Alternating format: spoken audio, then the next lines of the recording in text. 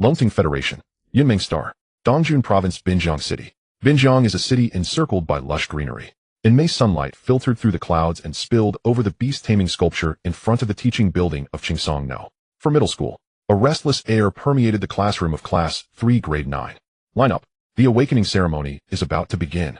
The homeroom teacher Bai Yong's sonorous voice echoed out, startling several gray-feathered sparrows perched on the wall into flight. More than 30 students 14 or 15 years old jostled one another as they filed out to line up, their faces filled with expectation and unease. Bai Yong pushed up the black-framed glasses on his nose, the lenses reflecting the harsh sunlight. Remember this. His voice suddenly dropped, carrying a rare gravity. Do not casually reveal the talent you obtain from awakening your beast-taming codex. You wouldn't want your gift to be stripped away someday by people with special abilities, would you? Held by Don't Be So Alarmist. A voice that could only belong to Zhang Quan rang out from the back of the line. Some of us might not even awaken a beast-taming codex at all. Talking about stripping talents now is a bit premature, isn't it? You're jumping the gun. Ha ha, Zhang Quan, who are you hinting at?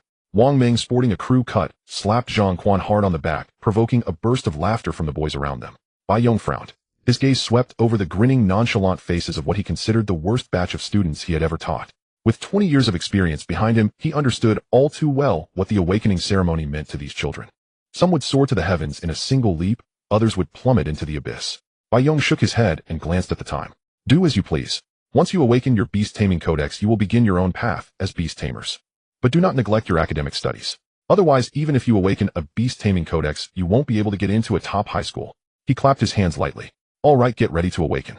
Lin Xiaomon began awakening. At the mentor's call, a thin, small-statured girl, visibly nervous, walked toward and into the pitch-black metal door. Beyond the door lay a sealed chamber known as the awakening room. It was said that ancient arrays were inscribed with incapable of rousing the slumbering beast-taming codex hidden in a person's body. There were 3 awakening rooms. One by one, the students entered in turn. The awakening ceremony was absolutely confidential. Each person had to complete it alone, and even surveillance equipment was forbidden. This was mandated by federal law. The talent information of beast tamers had to be kept in strict secrecy. Bai Yong's warning had not been mere scaremongering. In the past, many prodigiously gifted beast tamers had their extraordinary abilities forcibly seized through special means before they ever had the chance to grow. Some emerged with faces flushed with joy, an ancient-looking codex floating beside them. Others came out with reddened eyes and empty hands. Success or failure was plain at a glance. I told you I could do it.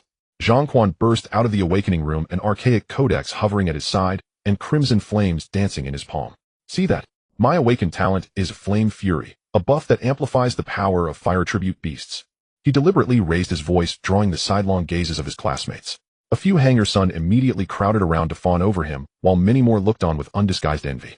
Bai Yong's face darkened, his fists clenching so tightly his knuckles cracked. Zhang Quan, you idiot, fit for a museum display, he muttered through gritted teeth. Everything I just said went in one ear and out the other. Bai Yong rubbed his temples in anguish.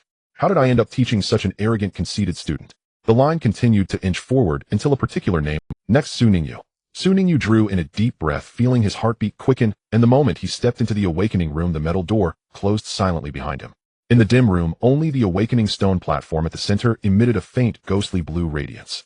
A tingling ran through Su Ningyu's fingertips, whether from nerves or from the strange energy saturating the air, he could not tell. He walked up to the awakening stone platform and laid both hands upon the stone. 15 years had passed since he came to this world. Memories from his previous life surged up like a tide. Never in his wildest dreams had Su Ningyu imagined that after logging in one ordinary time, he would actually cross over into the world of the game, Shinsho Shulia, and become an orphan whose parents had both died. What a pity about that whale of a pay-to-win account I built up with its dual talents and fully unlocked ultimate beasts of the Godhood sequence. Regret pricked at him, yet Su Ningyu's fighting spirit flared anew. Even without those cheats, with his understanding of the game, he could still carve out a path straight to the heavens. The next instant, the stone platform erupted with a blinding light, and Su Ningyu felt something within him being summoned awake. A searing power surged from his heart through his limbs and bones, as though some long-dormant shackle had been violently torn apart. The awakening had succeeded.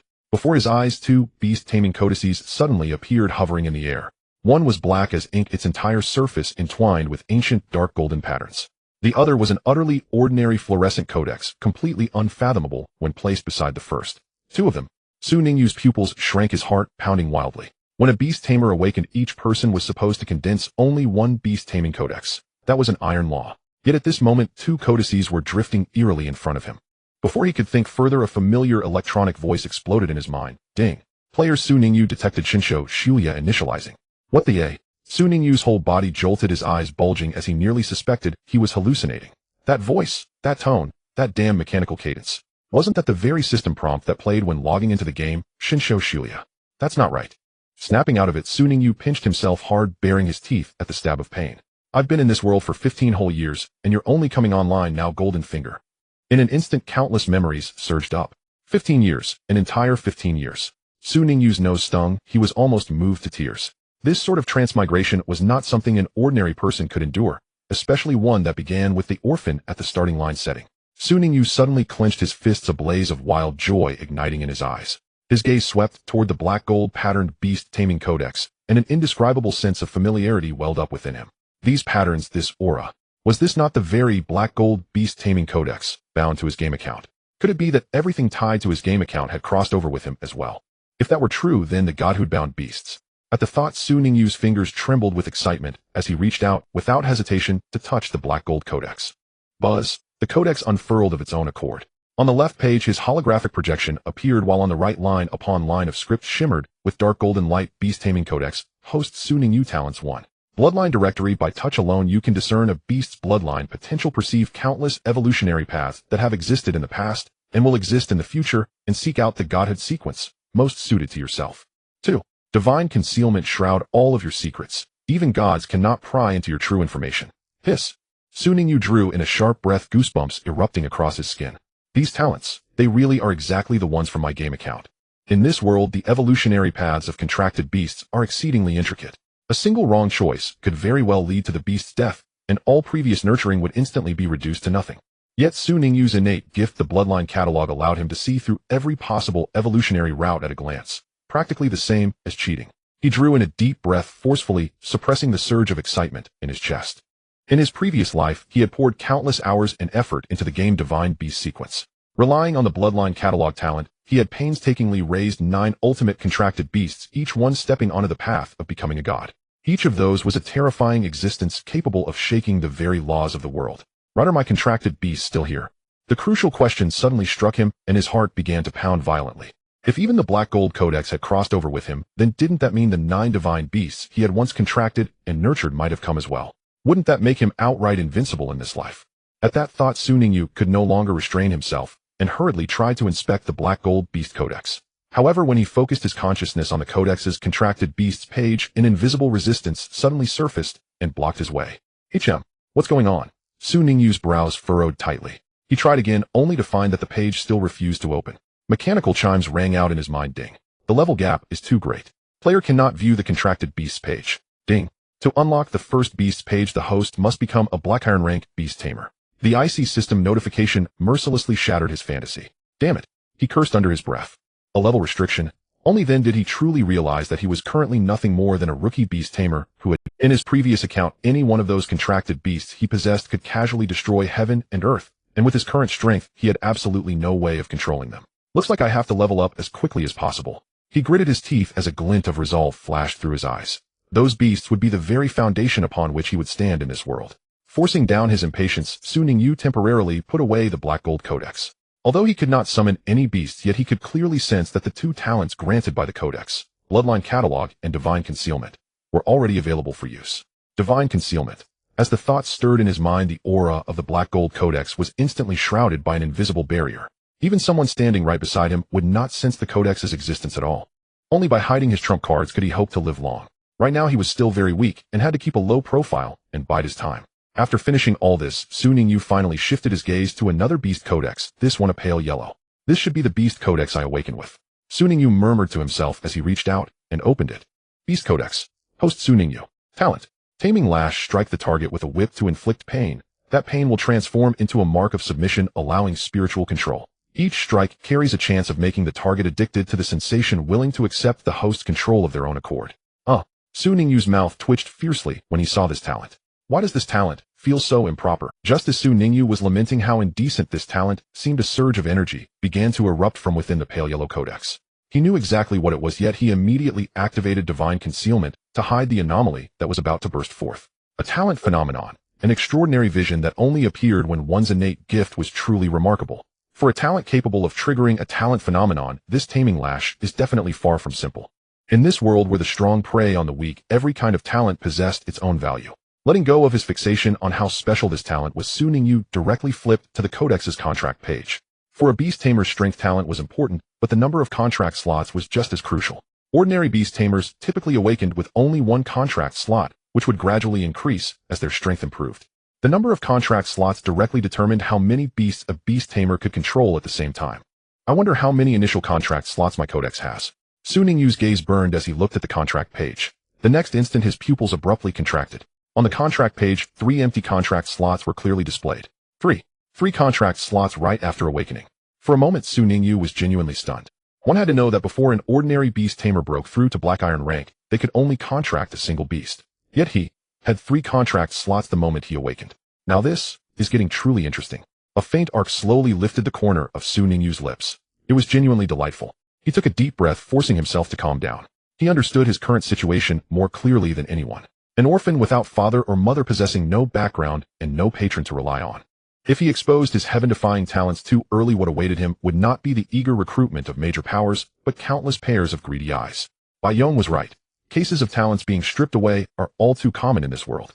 The world was never short of geniuses, but how many could truly reach the summit along the way? A dead genius was no genius at all. With that thought, he unhesitatingly activated the divine concealment talent, hiding 2 of the contract slots and leaving only 1 visible. Good. Next I need to contract my first beast, and then get into a top-tier Beast Tamer high school. Su Ningyu quietly set his goal in his heart. Su Ningyu, your awakening is over. Please exit the awakening chamber at once. An impatient shout from his instructor sounded from outside the door. Clearly his prolonged stay inside had already drawn attention. Su Ningyu composed his expression and pushed the door open. Tisk tisk, Su Ningyu, staying in there for so long. Don't tell me you failed to awaken a Beast Codex and were hiding inside to cry. No sooner had he stepped out than that grating voice of Zhang Quan drifted over. The somewhat dim-witted youth stood with arms folded, a gloating smile on his face, flanked by several hangers-on. Su Ningyu lifted his eyes and gave him a single glance, then chose not to respond. Zhang Quan's hostility toward him had been festering for a long time. Though an orphan, Su Ningyu's outstanding looks and the memories of his previous life allowed him to consistently win teachers' favor with his excellent grades and steady demeanor. Even many girls regarded him differently. This drove the well-off Zhang Quan to the brink of jealousy. To Su Ningyu it was baffling. Why was this guy jealous of him at all? If anything, it was already generous of Su Ningyu not to be jealous of him. He was simply too young to truly appreciate just how advantageous it was to have a capable father. Seeing Su Ningyu linger so long in the awakening chamber, Zhang Quan immediately concluded that this model student had finally hit rock bottom. Naturally, he had to kick a man when he was down. What's wrong? Did I hit the mark? Seeing Su Ningyu stay silent, Zhang Quan grew even more pleased with himself and deliberately raised his voice. Looks like our handsome Su Ningyu didn't even awaken the most basic Beast Codex. A low murmur rippled through the crowd at once, and many people cast him looks filled with either sympathy or schadenfreude. Bai Yong frowned, just about to speak up, when he saw Su Ningyu slowly raise his hand. A pale yellow Beast Codex appeared out of thin air, quietly hovering above his palm. The entire corridor fell silent in an instant. The smile on Zhang Quan's face froze rigid. Sorry to disappoint you, Su Ningyu said blandly. I stayed inside so long only because I was considering what type of initial beast I should contract.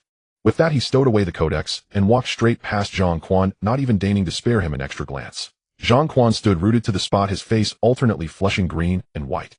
He glared daggers at Su Ningyu's departing back and curled his lip. Su Ningyu, you bastard. Clearly you awakened a Beast Codex, yet you still look like a dead fish. What are you pretending for? Humph, with a talent as powerful as mine, I'll be the one who ends up number 1 in class. Just you wait and see.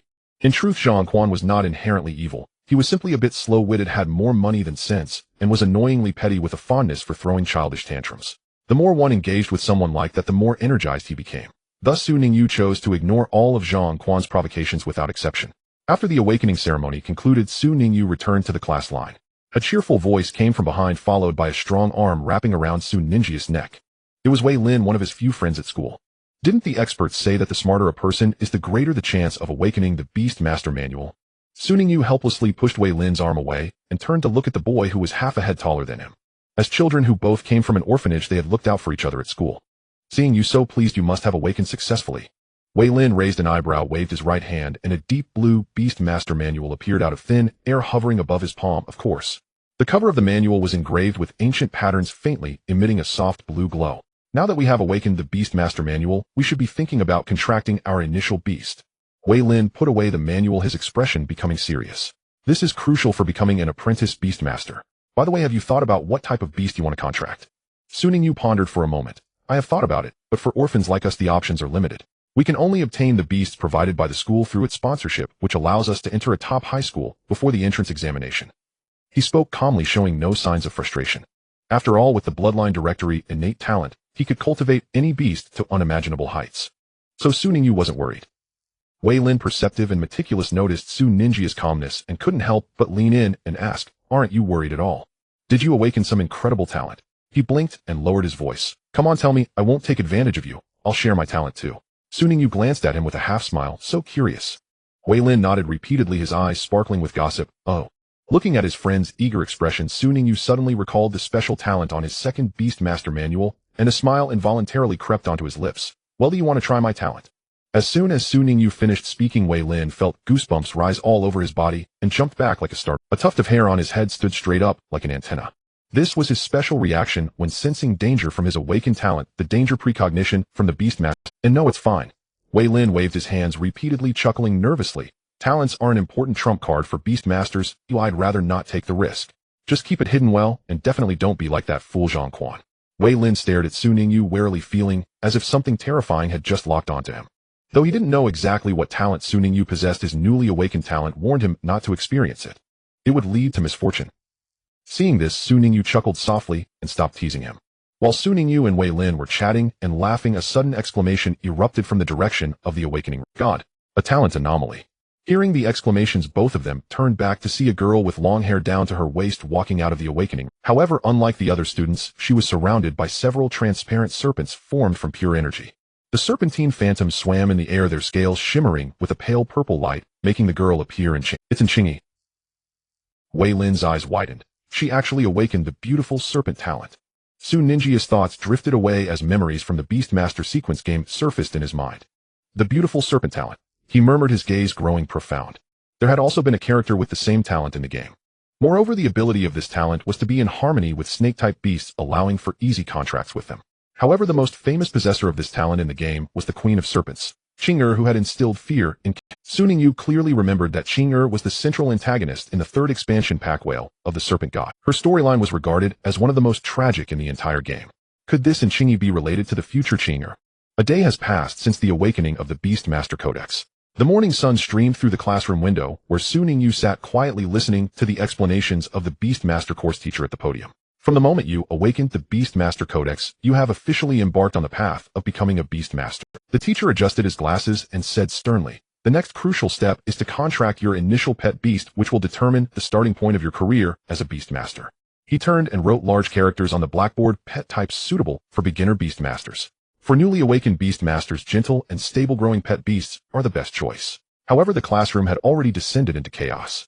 A few students in the front row were still listening attentively, while those in the middle had begun to doze off, and the back row was chattering loudly, completely ignoring the teacher's increasingly displeased expression. "My dad has already arranged everything for me," Zhang Quan boasted with a smug expression. "My first pet beast is going to be the little fire dog, and my family has even hired a beast cultivator who specializes in the Flame Sun sequence." A chorus of envious gasps erupted around him. "The little fire dog? Is that for real? I heard that the little fire dog has discovered 2 new evolutionary paths, causing the price of the initial little fire dog to skyrocket. I heard that a quality little fire dog pup is at least $1 million now." "Zhang Quan, your dad isn't trying to get you to follow the Flame Sun sequence evolution path, is he?" a boy asked enviously. Zhang Quan proudly raised his chin. "Of course. When you have resources, you should make the best use of them." He deliberately raised his voice, unlike some people who can only wait for the school's handouts of free pet beasts. As he said this, he cast a pointed glance at the front row where Su Ningyu sat. The teacher at the podium could no longer tolerate it, and slammed his hand down on the podium. "Enough." The classroom instantly fell silent. "Since some students believe they know everything, Zhang Quan, stand up," the teacher said coldly. "Then why not answer a question? What is the scientific name of the little fire dog when it evolves to the 3rd stage in the Flame Sun sequence? And what problems are most likely to occur at this stage?" "Zhang Quan. Yes, it is the fiery dog, and the problems that can occur at this stage are..." Zhang Quan's face turned red, stammering and unable to answer. The teacher glared at Zhang Quan, then called out Su Ninjia's name. "Su Ningyu, it's your turn to answer." "That would be energy runaway." Su Ningyu replied, and all eyes turned to the speaker. He did not lift his head, continuing to flip through the basic pet beast illustrated handbook in his hands. He then added casually, "The Flame Sun sequence as the Solar God sequence belongs to a high attack and high burst path, but its energy is overly chaotic. If a Beast Master's spiritual power is not strong enough, the little fire dog evolving to the 3rd stage, the fiery dog, can easily go out of control. After Su Ningyu finished speaking, the teacher's expression brightened. Very well answered. It seems some students have done their homework. Zhang Quan's face immediately turned extremely ugly. Su Ningyu closed the book, a slight smile playing at the corners of his mouth. After Zhang Quan sat down, he could only seethe in anger. After class, as Zhang Quan walked past Su Ningyi's desk, he bumped into it with his backside, knocking it askew. Su Ningyu, this idiot. His backside is so big that he can bump into the desk in such a wide aisle. Wei Lin cursed as she helped Su Ningyu pick up his books. Zhang Quan, I'm not far away yet. Su Ningyu shook his head and remained silent. Just then the class teacher Bai Yong strode into the classroom, tapping the podium. Quiet. Students who have chosen the school's sponsored pet beasts, get ready to go to the school's beast garden this afternoon to select your initial pet beasts. The announcement caused an uproar in the classroom. What kind of pet beasts do you think the school has prepared this year? Probably the usual ones, silkworm babies, hopping rabbits, and such. Wei Lin nudged Su Ningyu with her elbow. Have you decided what you want to contract yet? Su Ningyu nodded, a glint of excitement flashing in his eyes. As a senior employee working at the school's beast garden, he knew more about the situation of each pet beast there than anyone else. Wei Lin suddenly realized, her eyes widening. Wait, you're not saying you've been preparing for the contract all along, and that's why you specifically took a job at the beast garden, are you? Su Ningyu rubbed his nose, not denying it. Before awakening the Black Gold Codex, he indeed spent a lot of time studying each pet beast in the beast garden. Every day after school, he would secretly record their habits, food intake, and growth status. This not only relates to the upcoming high school entrance exam, but also determines whether he can enter a top high school. You? Wei Lin shook her head in amazement. You really are deep and scheming. Su Ningyu chuckled lightly. Now that he had the bloodline directory talent, he indeed did not feel as anxious as before. Even the most ordinary pet beasts could turn miraculous in his hands, but years of habit still kept him cautious. Su Ningyu countered Wei Lin. Do you have a goal yet? Wei Lin shrugged. With our kind of conditions, what options do we have? He scratched his head. But I prefer water attribute pet beasts, at least they suit my personality. Plus I yearn for ocean adventures which could lead me to the deep sea sequence of the sea god. Su Ningyu nodded. It's good to have preferences. The two tacitly chose not to say more. Before long it was afternoon, and the students who had chosen the school's sponsored pet beasts gathered at the school's beast garden. As a long-term employee here, Su Ningyu was so familiar with every inch of the land that he could walk around with his eyes closed. At this moment, he stood calmly in line, his gaze sweeping over the 5 large enclosures arranged neatly in front of him. Teacher Bai Yong and the person in charge of the beast garden were already waiting there. Quiet. Bai Yong clapped his hands. This time the school has prepared 5 types of pet beasts, namely silkworm babies, bellflowers, bubble frogs, hopping rabbits, and sand dune mice. As soon as these 5 names were announced, a wave of lamentation erupted from the line. No way. Even a common item like the silkworm baby can become a student's pet beast. TSK tisk, what can we do? After all, the silkworm baby has too many pet beast sequences to choose from, and you can even create your own sequence. This way you can also become famous in one battle. Haha, I believe your nonsense. Last year at least there were armored turtles to choose from. It's over. How can I compete with those rich kids using these pet beasts? How can I get into a top high school? Wei Lin sighed and shook her head. Looks like I can only pick one from the bubble. He turned to Su Ningyu. Now that we've come this far, you should at least tell me which one you're going to choose. Su Ningyu's gaze fell on the second enclosure. Their dozens of white, round, fluffy flowers floated gently, swaying in the breeze, producing a crisp, dingling sound as they moved. They were the pet beast bellflower. Bellflower, he said softly. Bellflower. Wei Lin exclaimed, her eyes wide. I thought you would choose the hopping rabbit. Indeed, among these 5 pet beasts, the hopping rabbit, with its excellent jumping ability and aggression, is the most popular choice among common students. Su Ningyu did not offer an explanation. Bai Yong cleared his throat.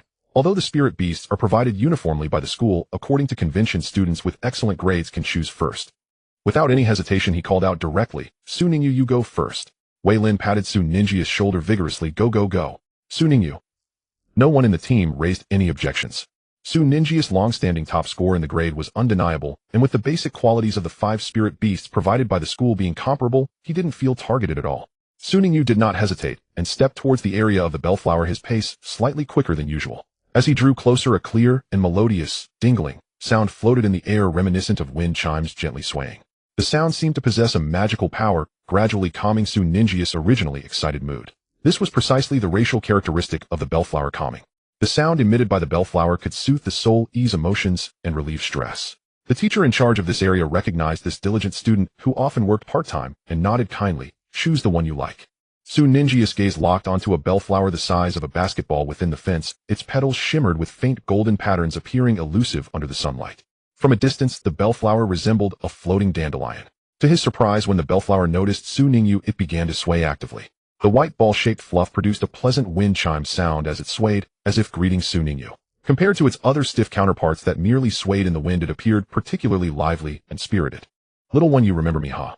Su Ningyu crouched down and gently stroked the body of the bellflower. Upon touching the bellflower, Su Ninjia's palm felt as if it had sunk into a ball of fluff. During his time in the Spirit Beast Garden, Su Ningyu had established quite a friendship with this bellflower. The bellflower affectionately rubbed against his finger. Su Ningyu smiled slightly and summoned the pale, yellow Spirit Beast Handbook. The cover, shimmering in pale yellow, automatically flipped to a blank contract page. "Let's form a contract," Su Ningyu said softly, gathering a strand of spiritual power at his fingertips. "I promise to show you a broader world." Without any hesitation, the entire plant of the bellflower suddenly burst forth with dazzling light. In the brilliance it swirled and coiled, ultimately transforming into a stream of golden light, merging into Su Ninjia's Spirit Beast Handbook. At the moment the contract was completed, Su Ninjia's Spirit Beast Handbook radiated a gentle glow. On the contract page, a vividly lifelike image of a bellflower slowly emerged. Spirit Beast Bellflower attribute grass strength black iron 1-star talent calming the sound produced can soothe the soul, ease emotions, and relieve stress. Potential black iron the strongest can break through to bronze 1-star skills 1. Sleep powder releases pollen with hypnotic effects. Proficiency beginner 2. Healing bell emits special sound waves to promote wound healing. Proficiency beginner 3. Phantom clone creates a fleeting illusion to confuse enemies. Proficiency beginner. Just as Su Ningyu was carefully inspecting the contract information, a familiar system notification chimed in his mind. Ding. Congratulations player, on your first contract with a Spirit Beast. Rewards have been issued to your item inventory. 1. Spirit Beast Master Training Manual 1. Records efficient cultivation methods for Spirit Beast Masters. 2. Spirit Beast Awakening Potion 1. Can enhance Spirit Beast potential. 3. Beam Skill Book 1. Basic attack skill of the light attribute. As expected, a glint of light flashed in Su Ninjia's eyes. Since even the game system had followed him, the reward mechanism in the game should also remain. These rewards were the starter pack for players contracting their first Spirit Beast. Contract successful. He discreetly stored the handbook, while his heart surged with waves. These 3 items were extremely valuable at the early stage of the game, especially that bottle of Awakening Potion. In today's market, potions or rare materials that enhance Spirit Beast potential sell for at least 1,000,000 alliance coins or are non-existent. With these I can quickly narrow the gap between myself and those aristocratic children. Su Ningyu calculated to himself, the corners of his mouth slightly lifting. Returning to the team, Wei Lin noticed the change in Su Ninjia's expression and leaned over to ask softly, "How was it? Did the contract go smoothly?" Su Ningyu nodded lightly, patting the handbook. "Very smoothly." Just as Wei Lin was about to ask about his feelings, the teacher's voice interrupted them. "Next, Wei Lin." Watching his friend walk toward the bubble frog area, Su Ninjia's attention returned to the system rewards. The system rewards were all stored in another black gold handbook of his. When a Spirit Beast Master's strength reaches the golden level, they can carve out space in the Spirit Beast Handbook for storage. Stronger masters might even be able to carve out a world within the Spirit Beast Handbook. In his past life in the game, his strength had already reached the peak existence, so space would certainly be available. However, at present the space was pitifully small, and all the various items he had previously stored inside had disappeared. He focused his mind and began to check. 1. Spirit Beast Master Training Manual Starry Sky, Breathing Method 2. Spirit Beast Awakening Potion and used 3. Beam Skill Book can be learned by Spirit Beasts. They'll study it carefully when I go back tonight. Su Ningyu silently decided. The most important thing now was to establish a closer relationship with the bellflower. He summoned the bellflower which floated beside him. Su Ningyu lightly touched the bellflower with his fingertip, his mind shifting as he activated the Bloodline directory. In an instant his consciousness was pulled into a wondrous space where countless flickering points of light appeared before him, each representing a possible evolutionary direction. Bloodline Directory Bellflower. The first to unfold was the well-known evolutionary path. Forest Goddess Green Spirit Sequence. The evolutionary route. First sequence Bellflower Cluster requires strength to reach black iron 9 stars and absorb high-grade grass attribute energy stones. Second sequence Healing Lily of the Valley requires strength of bronze 9 stars and the proficiency of the Healing Bell skill to reach perfection. Ninth sequence Harp Sound Lily Fairy requires baptism from the elemental dragon, Spring Devour Rainbow Butterfly Wings, and comprehend the laws of nature. As expected, Su Ninjia's eyes flashed with brilliance. The Lily of the Valley Green Spirit Sequence is the only existing evolutionary sequence, and the highest discoverer of the sequence has only explored up to the 6th sequence of the Lily of the Valley King. No one has reached the later stages at all. Following the steps of the Green Spirit Sequence, I can let it evolve and reach the end of this path. But as his mind turned, 4 completely different evolutionary routes unfolded sequentially. Sun God Flame Sun Sequence. First sequence Sunlight Flower requires mastery of beam and spark skills, evolves at noon when reaching black iron 9 stars. Ninth sequence Glorious Flower Princess must meet strength requirements, devour sun essence, and comprehend the laws of light and fire. Moon Goddess Fairy Sequence. First sequence Moonlight Flower requires learning moonlight, an enchanting voice, evolves on the night of the full moon. Ninth sequence Illusion Moonflower Princess requires absorption of moonlight essence. Comprehend the laws of the illusion moon. Abyss God Abyss Sequence First sequence Dark Night Lily of the Valley must evolve in the Shadow Realm. Devour Shadow Crystals. Ninth sequence Abyss Songstress must fall into the Abyss Rift. Comprehend the truth of darkness. For completely different paths to godhood. Su Ninjia's breath quicken slightly. Ordinary bellflowers only have this Forest God Green Spirit Sequence evolutionary route, yet he astonishingly had 4 in the Bloodline directory. And all of them were undiscovered until now. How could this not excite Su Ningyu? The bellflower seemed to sense its master's excitement, gently swaying and emitting a pleasant ringing sound. Su Ningyu came back to his senses. It seems my choice was not wrong. He gently caressed the petals and whispered, however, I still need to plan which path to take. Just as he was deep in thought, Wei Lin's voice came from behind. Hey, what are you daydreaming about? I just finished my contract. Su Ningyu quickly collected his thoughts and turned around to see Wei Lin holding a fully blue bubble frog. At this moment, the cute yet awkward blue frog was puffing its cheeks and blowing bubbles. Not bad, Su Ningyu laughed. He simultaneously decided to thoroughly study how to maximize the 4 evolution paths of the bellflower tonight. After all, in this world, a complete divine sequence means infinite possibilities. Su Ningyu had finished his contract with the beast and did not linger there, but returned to his dormitory. He pondered his upcoming plans. Su Ningyu felt that he had already become a trainee beast master. As the contract ceremony completed, a surge of power from the bellflower would feed back into Su Ninjia's body. This also allowed Su Ningyu to successfully enter the ranks of trainee beast masters, and his senses became much sharper.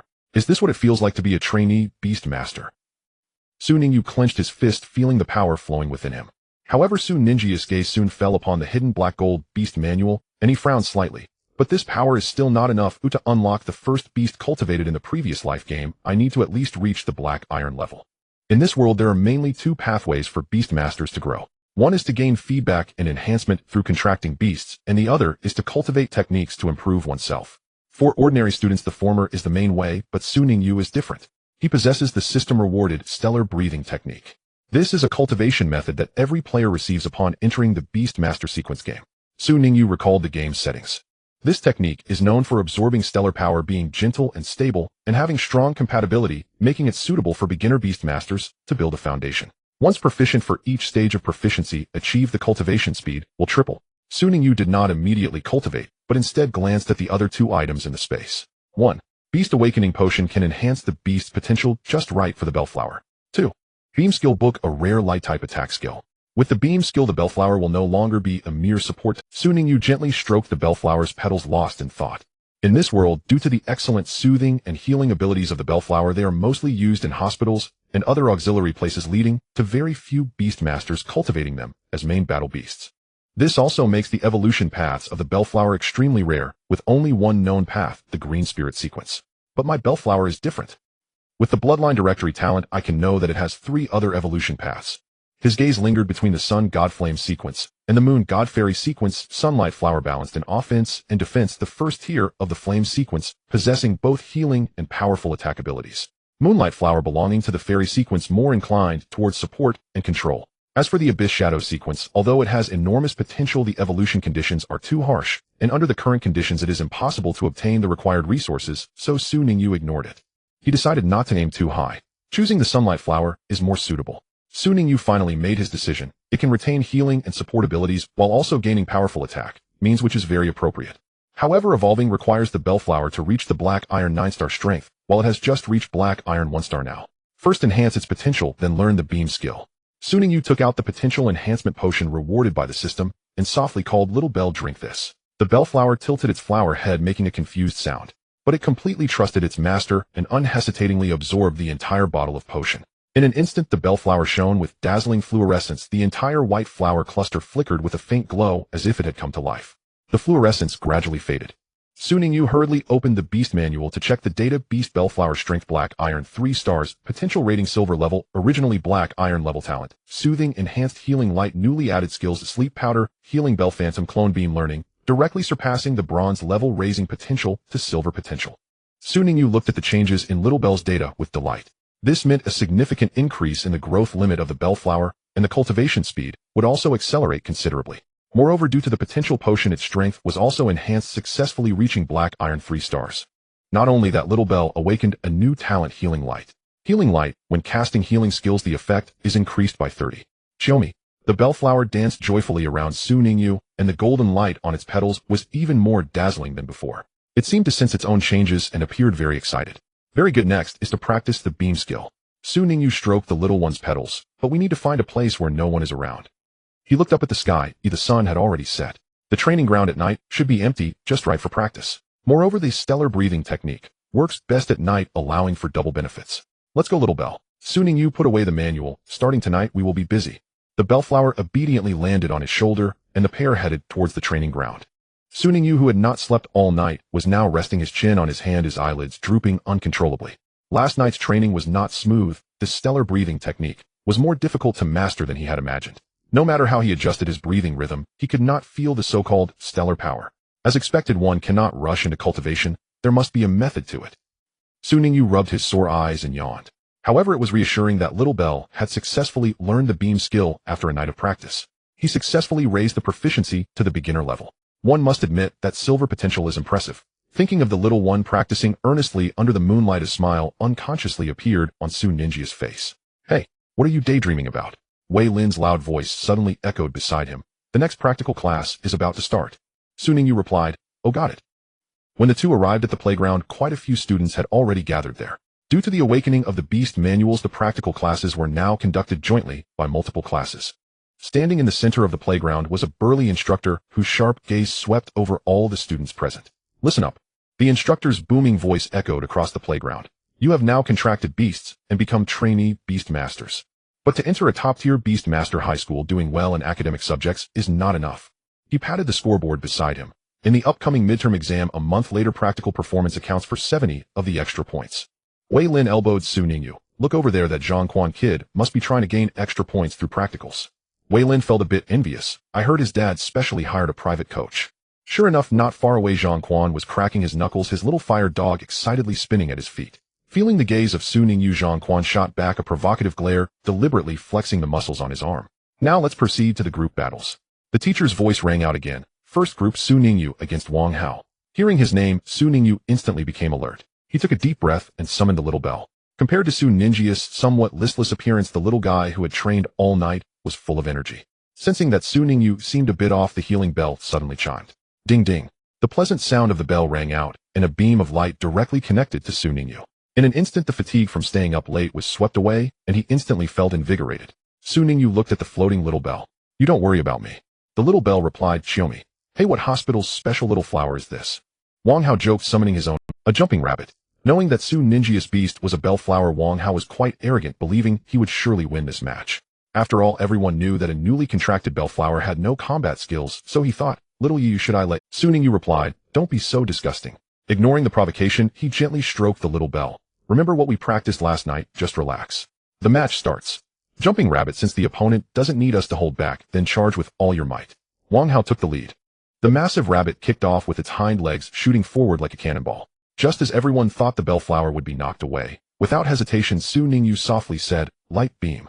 The bellflower's body suddenly burst forth with dazzling white light, then condensed into a scorching beam of light, accurately hitting the jumping rabbit, who could not evade in midair. Bang! The jumping rabbit fell to the ground, smoke wafting from its body. The entire venue was silent. Everyone stared wide-eyed, unable to believe what they were witnessing. Was this still the bellflower they knew? The one that should only assist unexpectedly unleashed a light-type attack skill? This is impossible. Wang Hao stuttered. How could a bellflower have an attack skill? Su Ningyu did not explain, simply calmly recalling the little bell, which was now shimmering in the sunlight. Some students began to discuss. Has this bellflower mutated? It actually possesses light-type skills. I really envy Su Ningyu for picking up a mutated bellflower. Yeah, Su Ningyu really is lucky. Zhongquan said with a scoff, absolutely refusing to admit that he had just envied Su Ningyu. The winner is Su Ningyu. The teacher's voice broke the silence. Next group, prepare. As he stepped down, Wei Lin grabbed Su Ningyu and said, come on, confess. What's up with your bellflower? Su Ningyu merely smiled. Though he had defeated his opponent in seconds, most believed it was merely due to the little bell's light beam skill. However, as a newly contracted beast, everyone's strength was at Black Iron 1 star, while Su Ninja's little bell was at Black Iron 3 stars. On the other side, everyone imagined Su Ningyu had lucked out by contracting a mutated bellflower. Even the combat teacher felt Su Ningyu was fortunate, though it wasn't something particularly rare. Every year, some lucky individuals contracted mutated beasts when forming their bonds. The lessons continued. After the battle, Su Ningyu dodged the inquiries of other students. He brought the little bell to a secluded corner of the training ground. Little bell, we need to become even stronger. Su Ningyu gazed earnestly at the little bell. Chiomi, The bellflower chirped in response, gently rubbing against his finger. At this moment, Su Ningyu was very clear about his goals. To enroll in a top beast-taming high school and rapidly enhance his strength. Based on his memories from his past life's game, there was still a long time before the official plot of Beast Taming Sequence began. Before that, he needed to become as strong as possible. Once the new era of beast taming begins. Su Ningyu gazed at the azure sky, his eyes deep. Various crises and opportunities will come one after another. He remembered that turning point in the game known as the Great Awakening era. The ancient secret realms resurfacing, spatial rifts opening, and legendary divine beasts awakening. The entire world would undergo earth-shattering changes. To survive in the future's currents, one must possess sufficient strength. But speaking of which, Su Ningyu suddenly displayed a look of yearning. Since we've arrived in the interstellar era, how can we not visit other planets? The Yunming star, where Su Ningyu was located, was not the Earth of his past life. Instead, it was one of the planets belonging to the Longting Alliance star system.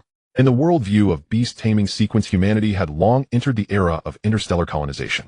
Different planets were inhabited by various rare and exotic beasts, and some planets were entirely ruled by powerful wild beasts. The little bell seemed to sense its master's aspirations, joyfully shaking and emitting a clear ringing sound. Alright, let's set a small goal first. Su Ningyu collected his thoughts. 1. Cultivate the bellflower to black iron 4 stars within a week. 2. Fully master the star breathing method. 3. Prepare in advance for the evolution into the sunlight flower. Su Ningyu had the little bell practice the skill phantom doppelganger to improve its proficiency. Meanwhile, he tried to cultivate once again. This time he slowed down the pace, no longer rushing for success, but carefully feeling the flow of spiritual power within. Gradually, a cool energy began to circulate through his meridians. Unlike the stagnation of last night, this time the spiritual energy flowed exceptionally smoothly. I succeeded. Su Ningyu exclaimed in delight. Indeed, some things cannot be rushed, or else the results will be counterproductive. Just as Su Ningyu was feeling happy. While Su Ningyu was focused on training, a sudden burst of exclamations erupted from the other end of the playground. Following the sound, he discovered that standing on the battle stage were Zhang Quan and Enqingyi, the girl who awakened the beautiful serpent talent. The commotion was caused by the beast summoned by Enqingyi. A small snake entirely emerald green like jade with scales shimmering like crystals under the sun and a diamond-shaped emerald stone on its forehead. Emerald Song Snake. Su Ningyi's pupils constricted, instinctively stopping his training. This beast was not something an ordinary student could obtain. Each one had at least silver tier potential, making it a rare breed. What was even more frightening was their talent Emerald, which could gradually crystallize the bodies of the poisoned, making them fragile and easy to shatter like glass. Crystal Snake.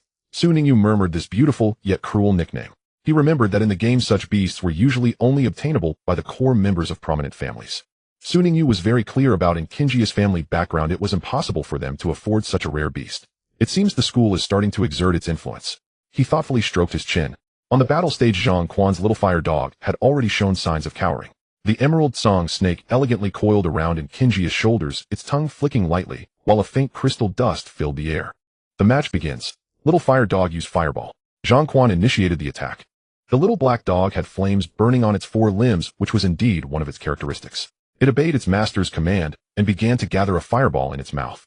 However, the Bite Song Snake was quicker. It flashed its body, leaving a trail of shimmering light on the ground, and directly circled behind the little fire dog. With a gentle flick of its tail, several small crystalline scales shot into the little fire dog's body. This was the formal skill scale shot. The struck little fire dog suddenly froze in place as the hit area began to slowly crystallize. This was the Bite Song Snake's innate talent Emerald Poison. Yield now, Enqingyi said softly. If this drags on without treatment, the little fire dog may suffer permanent damage. Zhang Quan's face turned ashen, but seeing his beloved dog in pain, he gritted his teeth and raised his hand to concede. Medical personnel rushed onto the stage using a special antidote to treat the little fire dog. The winner is Enqingyi, the referee announced. A wave of applause and murmurs erupted from the audience. Su Ningyu also noticed that the principal and several school leaders had been watching Enqingyi's battle from a distance, wearing satisfied smiles. It seems my guess was correct. The Bite Song Snake was indeed prepared by the school for Enqingyi, Su Ningyu thought, withdrawing his gaze. The school is indeed focusing on nurturing her. But to say I'm envious. Not really. Su Ningyu glanced at his little bell beside him, a slight smile forming on. Although his beast was not impressive at the moment, it had its own Bloodline Catalogue, and little bell possessed boundless potential. More importantly, he had knowledge of the game and system support that no one else knew. Although this system occasionally disconnected. Wei Lin approached him holding her blue bubble frog, which was puffing its cheeks in a proud manner. She had just finished a battle against the sand dune mouse. Though their strengths were comparable, she ultimately secured victory through the water attribute's advantage over the ground attribute. Hey, did you see Enqingyi's battle? Wei Lin leaned in, lowering her voice. Her initial beast is actually a bite. That's just too exaggerated. The bubble frog in her arms also croaked a couple of times, seemingly agreeing with its owner. Su Ningyu nodded and continued to help Little Belle with its flower petals, saying, I saw it really is strong. I heard it was specially prepared by the school for her. Wei Lin looked around mysteriously. It said that the school plans to fully nurture her to get into the top-notch Beichin High School in Dongjun. Upon hearing the name Beichin High School, Su Ningyu paused slightly in his actions. This school is quite famous among beast-taming high schools across the Yunming Star. Not only does it have strong faculty resources, but it also controls access to several rare secret realms. Indeed enviable, Su Ningyu chuckled lightly, gently stroking Little Belle. But don't tell me you don't want to get into Beichin. Wei Lin was taken aback for a moment, and then burst into laughter. Ha, you make it sound like getting into Beichin is as easy as eating or drinking. He exaggeratedly waved his arms. Even if you can score full marks in academics, the practical assessment at Beichin accounts for 70 of the total score. Just think about us common beast tamers. His words suddenly halted as he noticed the bell flower on Su Ninjia's shoulder was faintly glowing. Though the light was weak, it carried an indescribable sense of mystery. Wait. Wei Lin squinted her eyes. Is your bellflower a bit different from before? Su Ningyu smiled without answering, continuing to stroke Little Belle.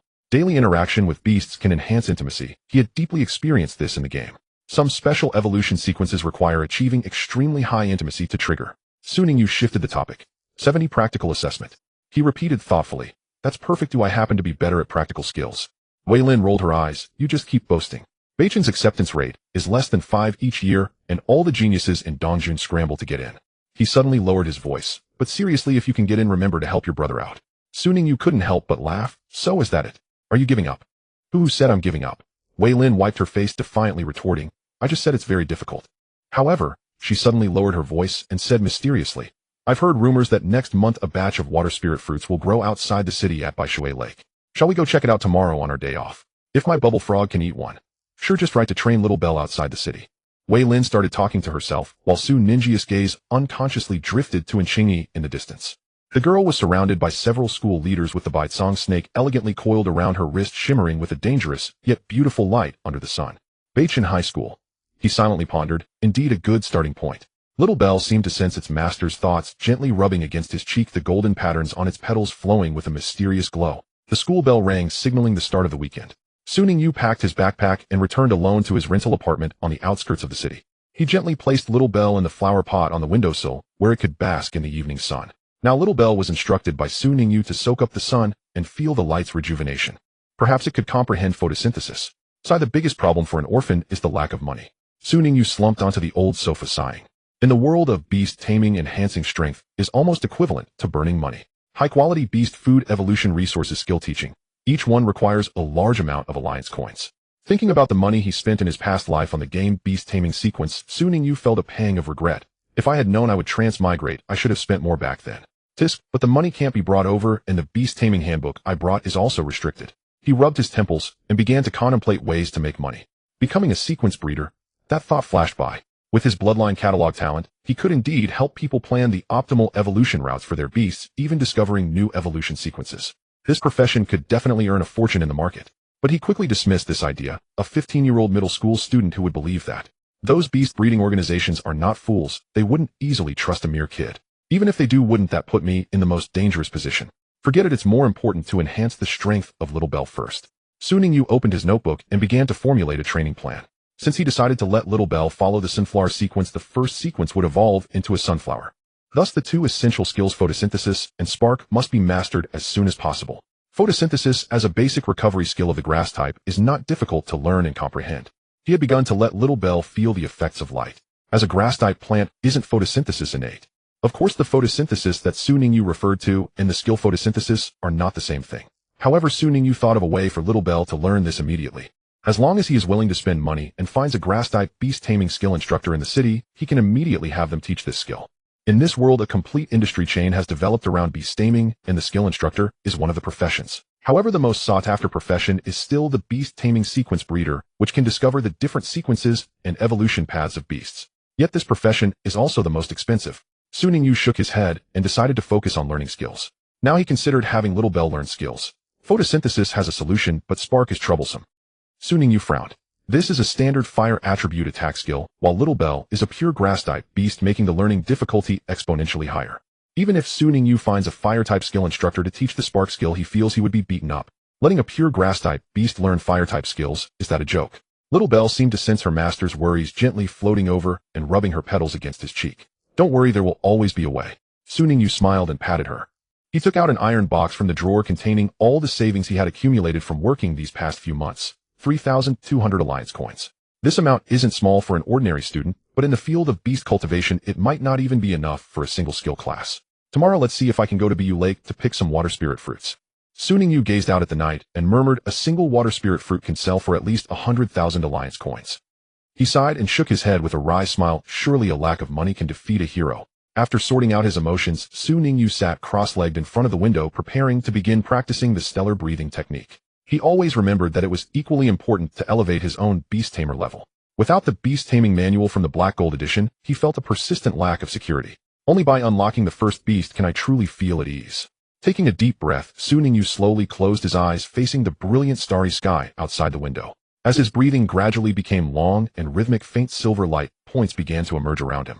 These star-like spiritual energies slowly seeped into his skin, flowing through his meridians. The stellar breathing technique finally began to show effects. Meanwhile, the once droopy little Belle was preparing to rest.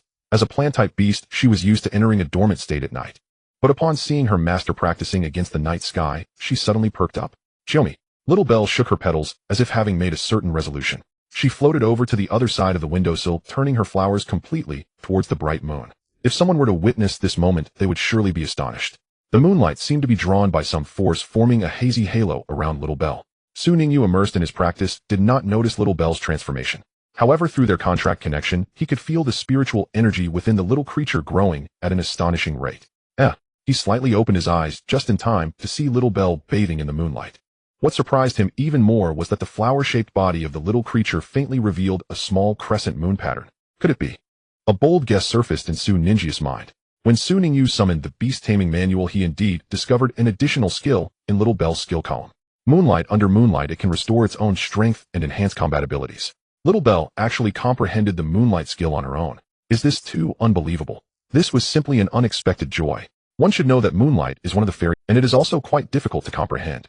Although he had already decided to let Little Belle follow the sunflower sequence, having an additional powerful skill is always beneficial. Could it be due to the enhancement potion? He looked thoughtfully at Little Belle. It seems that the effect of that potion is more powerful than he imagined.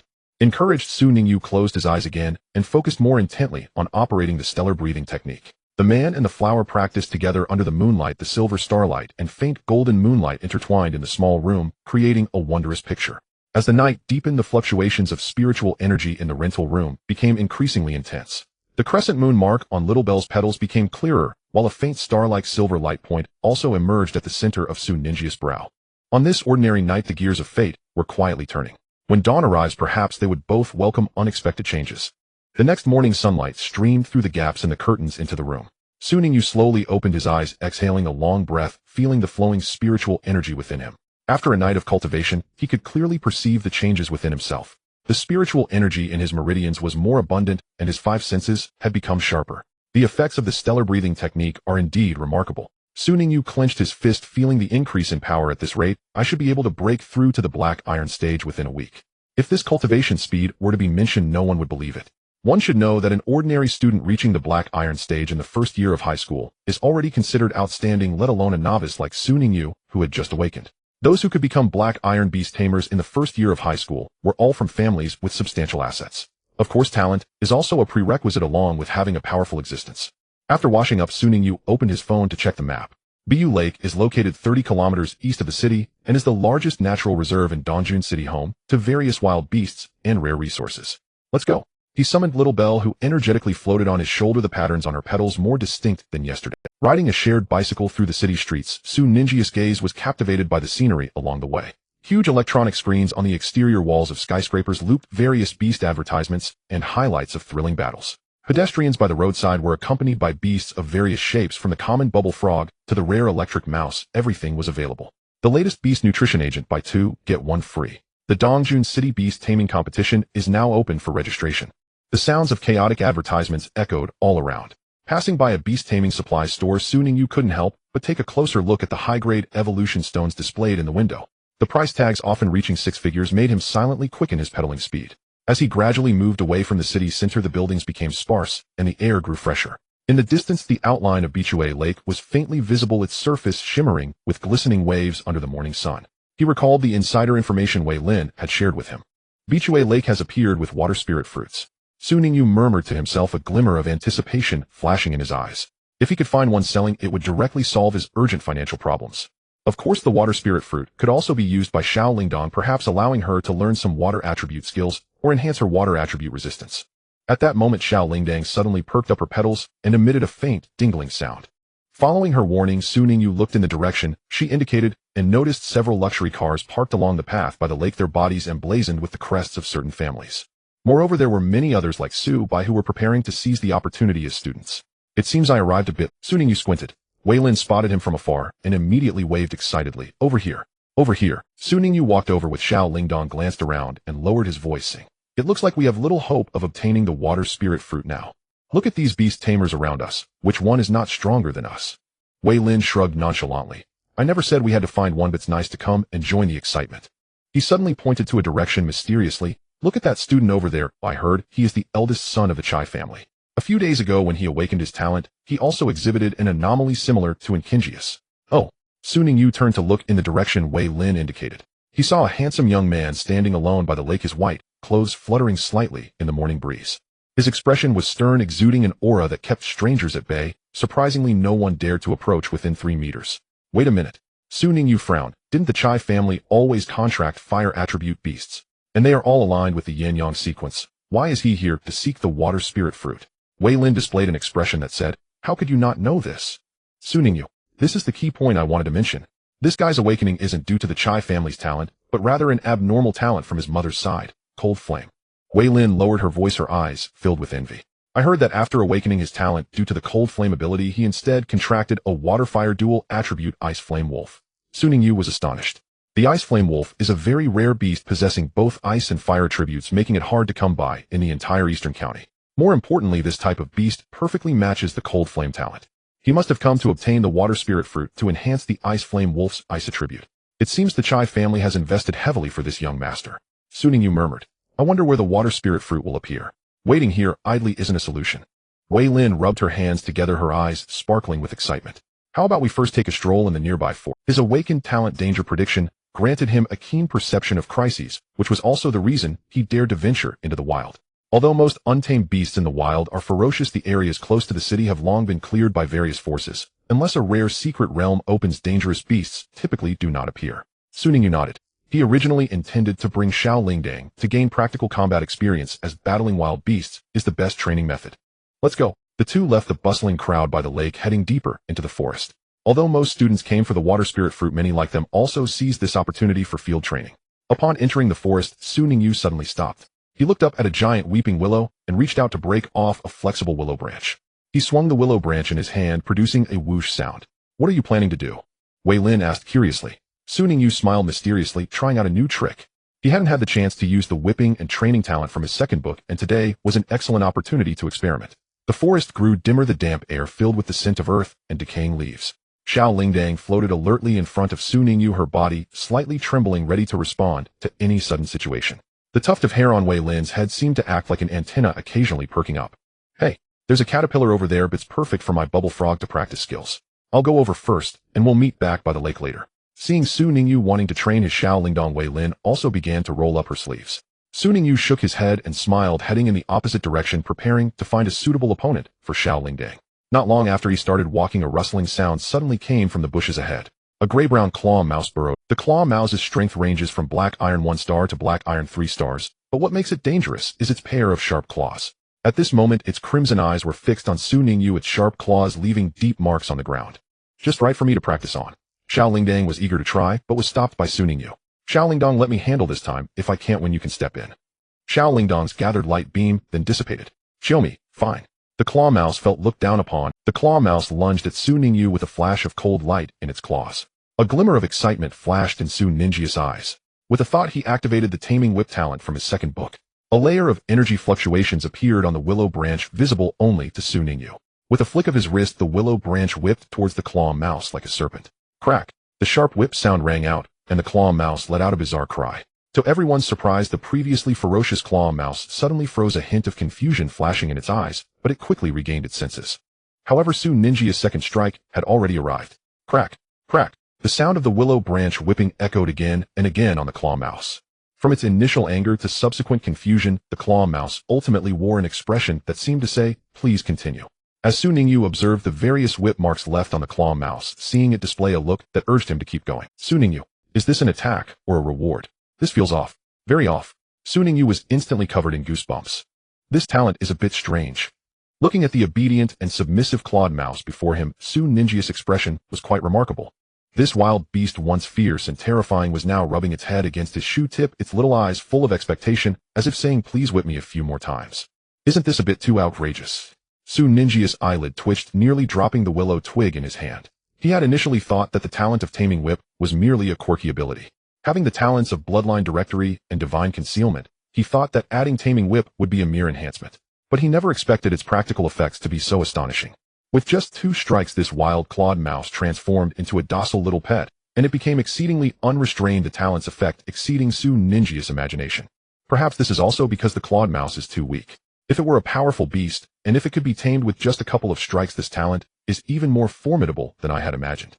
But is that even possible? The clawed mouse, seeing Su Ningyu hesitate to act, anxiously spun in circles, and even presented its back looking for a whipping. "Clawed mouse, please continue to whip me." Su Ningyu. Little Bell floated nearby, its petals slightly trembling, seemingly trying hard not to laugh. Wei Lin, who had just instructed the bubble frog to deal with the silkworm, was initially quite happy, but upon witnessing this scene, he was utterly dumbfounded. Especially the sight of the clawed mouse begging to be whipped left him speechless.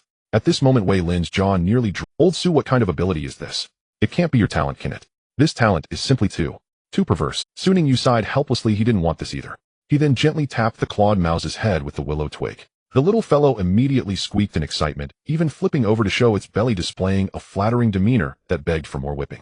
"I originally just wanted to test the talent, but I never expected it to work this way with beasts." Su Ningyu rubbed his forehead. "Now I'm even more curious about the talent's effect on humans." As soon as Su Ninjia's words fell, Wei Lin noticed the look in his friend's eyes. He immediately stiffened, retreating 3 big steps, hands guarding his chest. "Brothers are brothers, but don't use me for experiments." A scene immediately flashed in Wei Lin's mind. Su Ningyu using a whip on him while he had a pleading expression, asking Su Ningyu to be rougher. That image was simply too beautiful to think about. "All my mind is so dirty, someone help me." Wei Lin, whoever wants to be Su Ninjia's enemy, is simply blessed. His talent is simply a born pervert. The bubble frog in Wei Lin's arms felt like it couldn't breathe. "Bubble frog master, your embrace is too tight." "Slap. What are you thinking?" Su Ninjia's cold voice came. He felt as if Wei Lin had distorted his image. Wei Lin replied, "Nothing. Ahem, let's deal with the problem at hand first." Su Ningyu quickly changed the topic. Perhaps the clawed mouse's cries for whipping gradually attracted the surrounding group of clawed mice. Although the first one was very obedient, the remaining dozen or so still eyed him warily. "Little Bell, prepare the light beam." Su Ningyu commanded, as he also needed to train Little Bell's combat talents. Although everyone saw Little Bell as a support, every support has a heart for offense. His own Little Bell was not an exception. Su Ningyu simultaneously swung the willow twig, striking another attacking clawed mouse. Slap. The talent activated. The same scene unfolded again. The clawed mouse that got hit instantly became docile, evidently controlled by the taming whip. It even began to intimidate other mice for Su Ningyu. "This," Wei Lin watched in astonishment, "your talent is simply a nemesis of beasts. Anyone who misbehaves gets whipped." Soon, with the cooperation of the taming whip talent and Little Bell's light beam, the threat of the mouse group was easily resolved. What was even more exaggerated was that now 5 or 6 clawed mice had become Su Ninjia's followers, scampering behind. "Let's go continue deeper to see." Su Ningyu flicked the willow twig, and several clawed mice immediately approached eagerly. "With them leading the way, we might find some good things." Wei Lin watched this scene, unable to help but murmur, "I now think your talent is far more terrifying than Kinji's beautiful snake talent." Su Ningyu smiled, without saying a word, his gaze turning towards the depths of the forest. He vaguely felt that this outdoor trip might yield unexpected gains, and this seemingly frivolous talent of taming whip might very well become his trump card in the future. "Wei Lin, if you want to act alone, then let's separate here." Seeing the eager look in his friend's eyes, Su Ningyu knew he wanted to train the bubble frog alone. "All right." Wei Lin readily agreed, taking the bubble frog down another path. Both of them tacitly decided not to focus on searching for the water spirit fruit. That thing is too rare. Rather than waste time searching, it's better to make good use of this outdoor training opportunity. After watching Wei Lin leave, Su Ningyu turned to the floating Little Bell. "Now it's time to train you well." He opened the Beast Master's manual and carefully checked Little Bell's current skill list. 1. Sleep Powder Control Skill. Healing Bell Recovery Skill 3. Phantom Clone Evasion Skill 4. Light Beam Only Attack Skill 5. Moonlight Recovery Skill. As the only attack method you currently possess, Light Beam must have its proficiency improved. This way it can hit the target more quickly and accurately. Su Ningyu said seriously. Little Bell squeaked, "Chew me." But just attacking with light in battle isn't enough. Evasion is equally important. As he spoke, he waved the willow twig in his hand. The dozen or so clawed mice controlled by the talent immediately lined up ready to go. It seems this talent really is an educational artifact. Su Ninjia's lips curled upward. He discovered another use of the taming whip talent. Not only could it make them obedient, but it also allowed them to cooperate willingly with him and Little Bell in combat training. Su Ningyu held the willow twig, a smile forming at the corner of his mouth. Little Bell suddenly sensed an unprecedented aura emanating from its master. It was a mix of sternness and anticipation. Little Bell, are you ready? Su Ningyu raised the willow twig, his eyes sharp as a knife. The upcoming training will not. Su Ninjia's gaze gradually sharpened and his entire demeanor transformed as if he had become a strict instructor. Little Bell floated midair, suddenly feeling the petals tightening. Why did Master's gaze become so terrifying? But it wouldn't give up. Are you ready to take my strikes? Su Ningyu's lips curled into a dangerous arc as the willow twig snapped against the ground. Chiu me. Little Bell quickly assumed a battle stance. It suddenly realized that when its usually gentle master entered training mode, he was like a completely different person. Seeing that the Little Bell was ready, Su Ningyu looked towards the line of clawed rats on the other side. He raised a willow branch and gently waved it towards the group of clawed rats, saying, "Listen up, from now on you are to attack the Little Bell with all your might. But be mindful of the limits." He added, "Those who perform well will be rewarded." As he spoke, Su Ningyu waved the willow branch. The nature of the reward was self-evident. The clawed rats perked up immediately at Su Ninjia's words, their eyes sparkling with excitement. "Clawed rat, I love being whipped. I want to be whipped." They then all turned to look at the Little Bell floating in midair. Little Bell. A sense of being targeted by a pervert. The Little Bell suddenly felt a chill down its back and turned to see its master's terrifying expression of "prepare to receive my discipline," causing its petals to tremble slightly. But before the Little Bell could react, Su Ningyu commanded, "Begin training." The first clawed rat lunged at the Little Bell, its sharp claws glinting coldly. The Little Bell hurriedly dodged while a beam of golden light gathered in its flower core. Light beam. The golden energy beam struck the clawed rat accurately, but its power was clearly insufficient, merely causing the rat to pause briefly. Not enough power. Do it again. Su Ningyu admonished, sternly cracking the willow branch in the air. The Little Bell trembled and immediately focused its mind. This time it charged for longer, and the beam it shot out was significantly thicker, sending the lunging clawed rat flying back several meters. Very good, but too slow. Su Ningyu continued to spur. In actual combat, enemies won't give you such a long build-up time. The battle continued with several clawed rats attacking, while the Little Bell used its shadow clone to evade. Thus, under Su Ninjia's discipline and the clawed rats' cooperation, the Little Bell's light beam and shadow clone skills were progressing at a visible rate. The light beam skill improved from initially requiring 3 seconds to charge to nearly instant activation. What could only cause minor burns now had the power to kill a clawed rat in one hit. The shadow clone skill also increased from 2 clones to 3. Take a 5-minute break. After training for an hour, Su Ningyu finally called a halt. The Little Bell, utterly exhausted, landed on his shoulder, its petals drooping a bit. However, Su Ningyu could sense that through this intense practical training, the little one had significantly improved its skill mastery. Next, practice combining shadow clones with the light beam. However, at this moment, due to prolonged use of skills, the Little Bell's internal spiritual energy had been completely depleted. Su Ningyu took out the energy nutrient solution he had prepared in advance to replenish the Little Bell's energy. Seeing the Little Bell finish it in one gulp, Su Ningyu felt a twinge of heartache, as the cost of the nutrient solution was quite high. However, the effect of the nutrient solution was remarkable. After one bottle, the Little Bell was full of energy again. Su Ningyu began to explain battle techniques and strategies to the Little Bell. Remember, in battle, create illusions to confuse your opponent, then launch a surprise attack.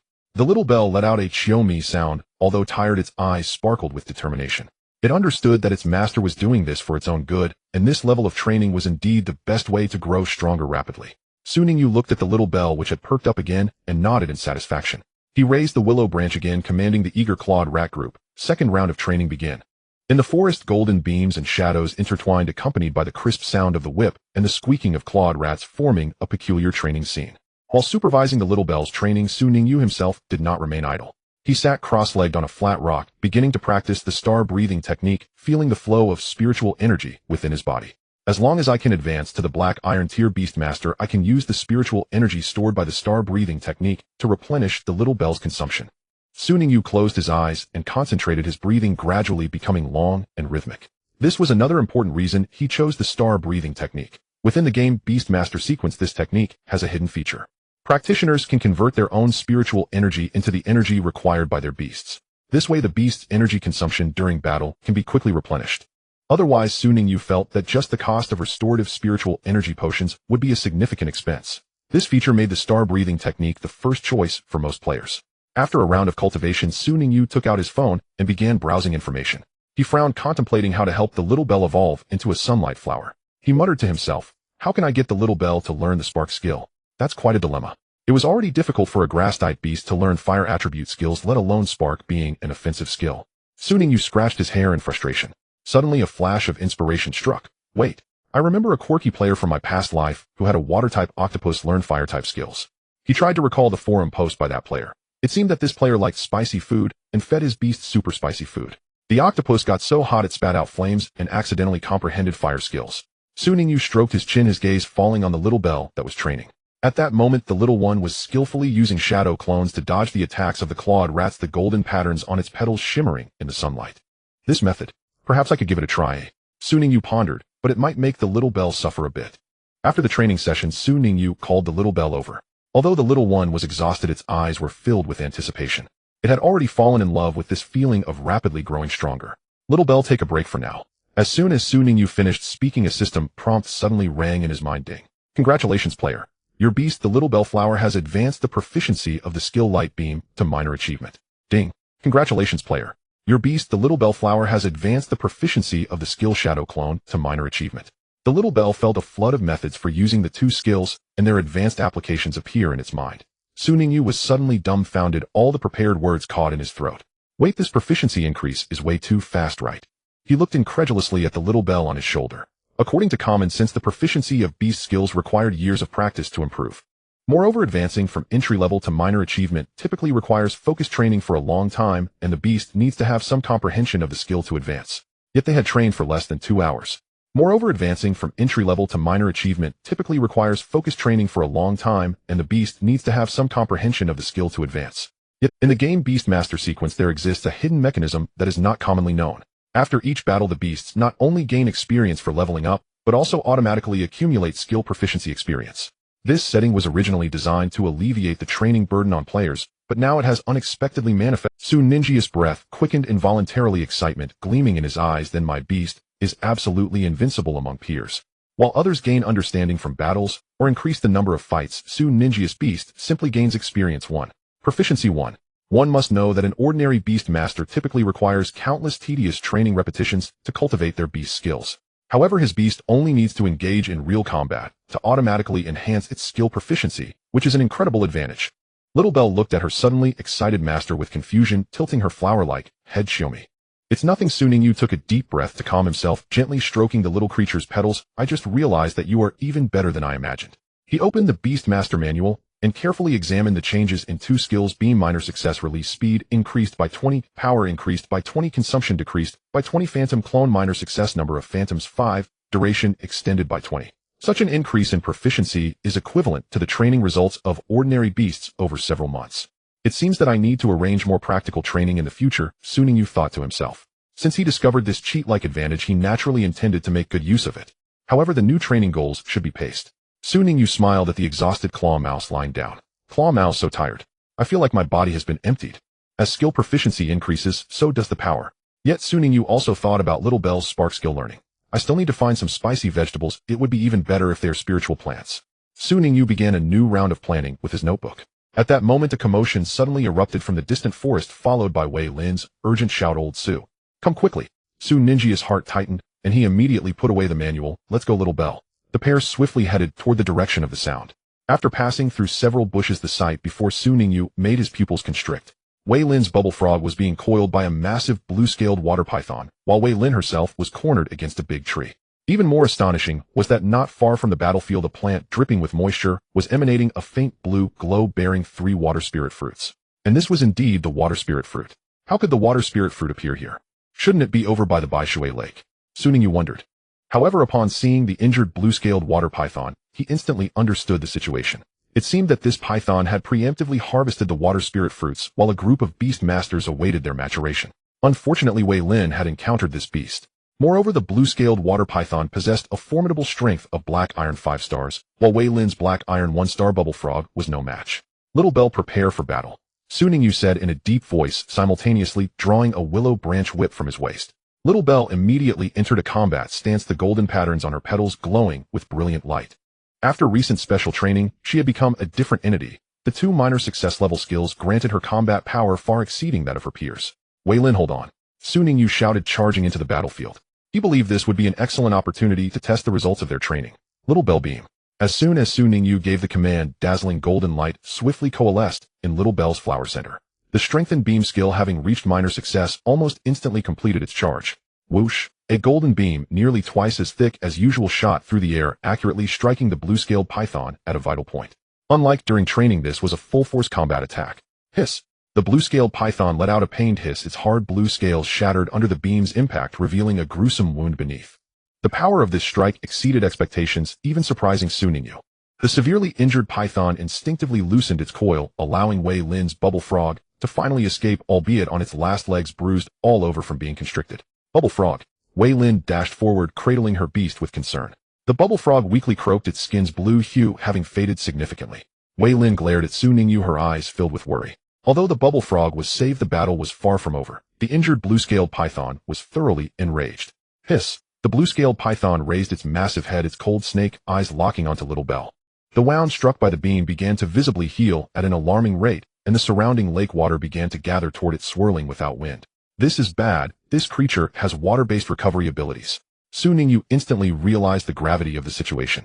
Near a water source, water-type beast's recovery power would be significantly enhanced. Little Bell Phantom Clone. Little Bell swiftly shook her body, instantly creating 3 identical phantoms, the 4 bell flowers spreading out in a fan shape. This was the enhanced effect of minor success level Phantom Clone. Not only did the number increase, but the duration of the phantoms was also greatly extended. The blue-scaled python could not distinguish between the real and the fake for a moment, angrily thrashing its tail and sending a wave crashing toward all the bellflowers. The 3 phantoms were instantly shattered, but the real Little Bell had already taken this opportunity to soar to a safe height. Now is the time. Beam. Boom, boom, boom. The beams continuously struck the python's wounds, causing it to writhe in agony as the beam skill's effects took hold. However, due to Little Bell's strength being only at Black Iron 3 stars, and the blue-scaled python at Black Iron 5 stars, this series of attacks did not conclude the battle. Well done. Su Ningyu clenched his fists, but he knew it was still not enough to defeat this powerful wild beast. Sure enough, the python quickly regained its composure and suddenly shot out a high-pressure water arrow. Be careful. Little Bell hurriedly dodged, but was still grazed on the petals by the water arrow, causing her to sway slightly. Water-type skills inflict extra damage on grass-type beasts, and this strike left Little Bell significantly injured. Heal Bell. Su Ningyu immediately commanded. Little Bell endured the pain, shaking her body and producing a melodious chime. A pale green healing light enveloped her, and her wounds began to slowly mend. The battle situation became stalemated. Su Ninjia's mind raced, searching for a way to break the deadlock. However, at that moment, the blue-scaled python fixed its gaze on Su Ningyu. As the cold serpent eyes of the blue-scaled water python locked onto him, Su Ningyu felt the hairs on his body stand on end. The massive serpent's body was gathering energy, and the blue patterns on its scales grew increasingly bright, evidently about to complete its skill. Su Ningyu, be careful. It's going to attack you. Wei Lin shouted anxiously from a distance. In this critical moment, a glint of ruthlessness flashed in Su Ninjia's eyes. He suddenly raised the willow branch in his hand, fully activating his talent, the taming whip. Whoosh! Whoosh! 2 sounds of breaking air rang out as the willow branch struck precisely at the blue-scaled water python's vital spot. A shocking scene unfolded. As it felt pain, the fierce, giant python suddenly froze and placed the effect of the taming whip taking hold. The fury in the giant python's eyes gradually faded, replaced by a strange clarity. Blue-scaled water python, what is happening? It hurts. Why do I feel compelled to listen to him? However, Su Ningyu paid no heed to the python's thoughts. He only wanted it. Now's the moment, Little Bell. Maximum power beam. Su Ningyu shouted sharply, seizing this fleeting opportunity. Little Bell understood immediately. The golden light within the flower's core surged wildly, drawing in the light elements from the surrounding air. The beam skill, enhanced to a minor degree, was pushed to its utmost limit at this moment. Boom! A golden beam several times thicker than usual shot out, aimed directly at the blue-scaled water python. In this life-and-death moment, the giant python suddenly struggled under the special condition, breaking free from the control of the talent. Hiss! It jerked its head to evade, but it was too late.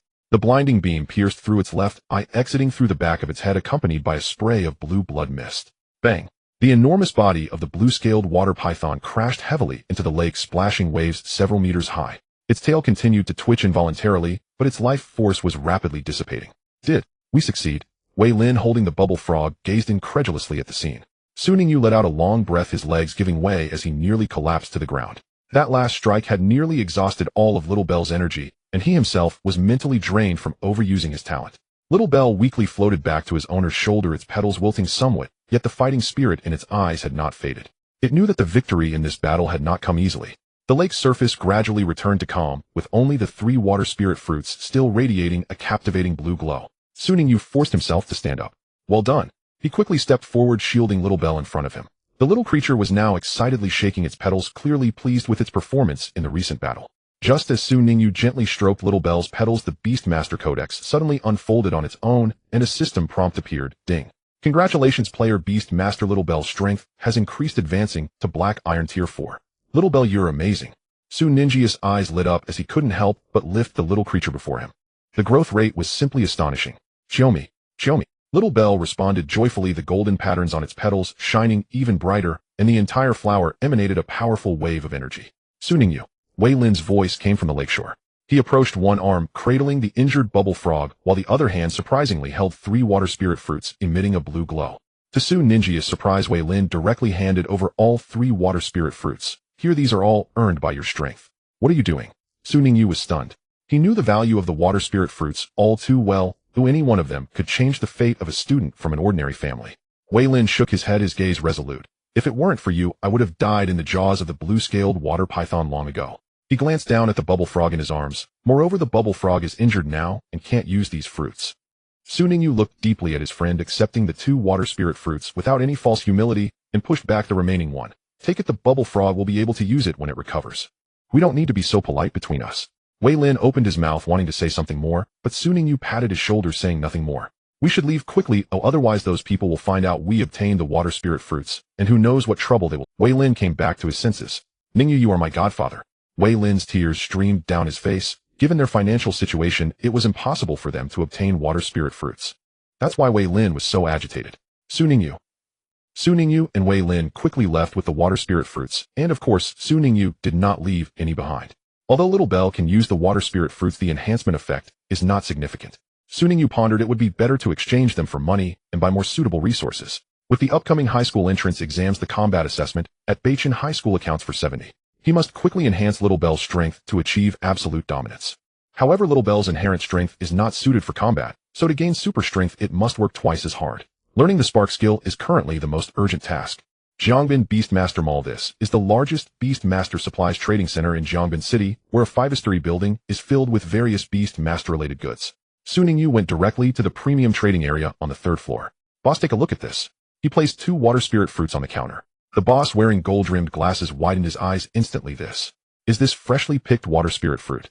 He carefully picked one up and examined it closely, full of energy and of superior quality. After a brief negotiation, the boss offered a price that surprised Ningyu. 1 million alliance coins. He'll take. This price, far exceeding the market value, brought delight to Ningyi's heart. It seemed the boss was knowledgeable, recognizing that freshly picked water spirit fruits held greater value. After completing the transaction, Ningyu immediately began his purchasing spree.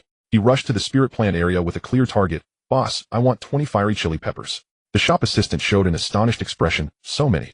These are incredibly spicy, and most beast masters don't like to eat them. I know that's exactly what I want. Ningyu insisted.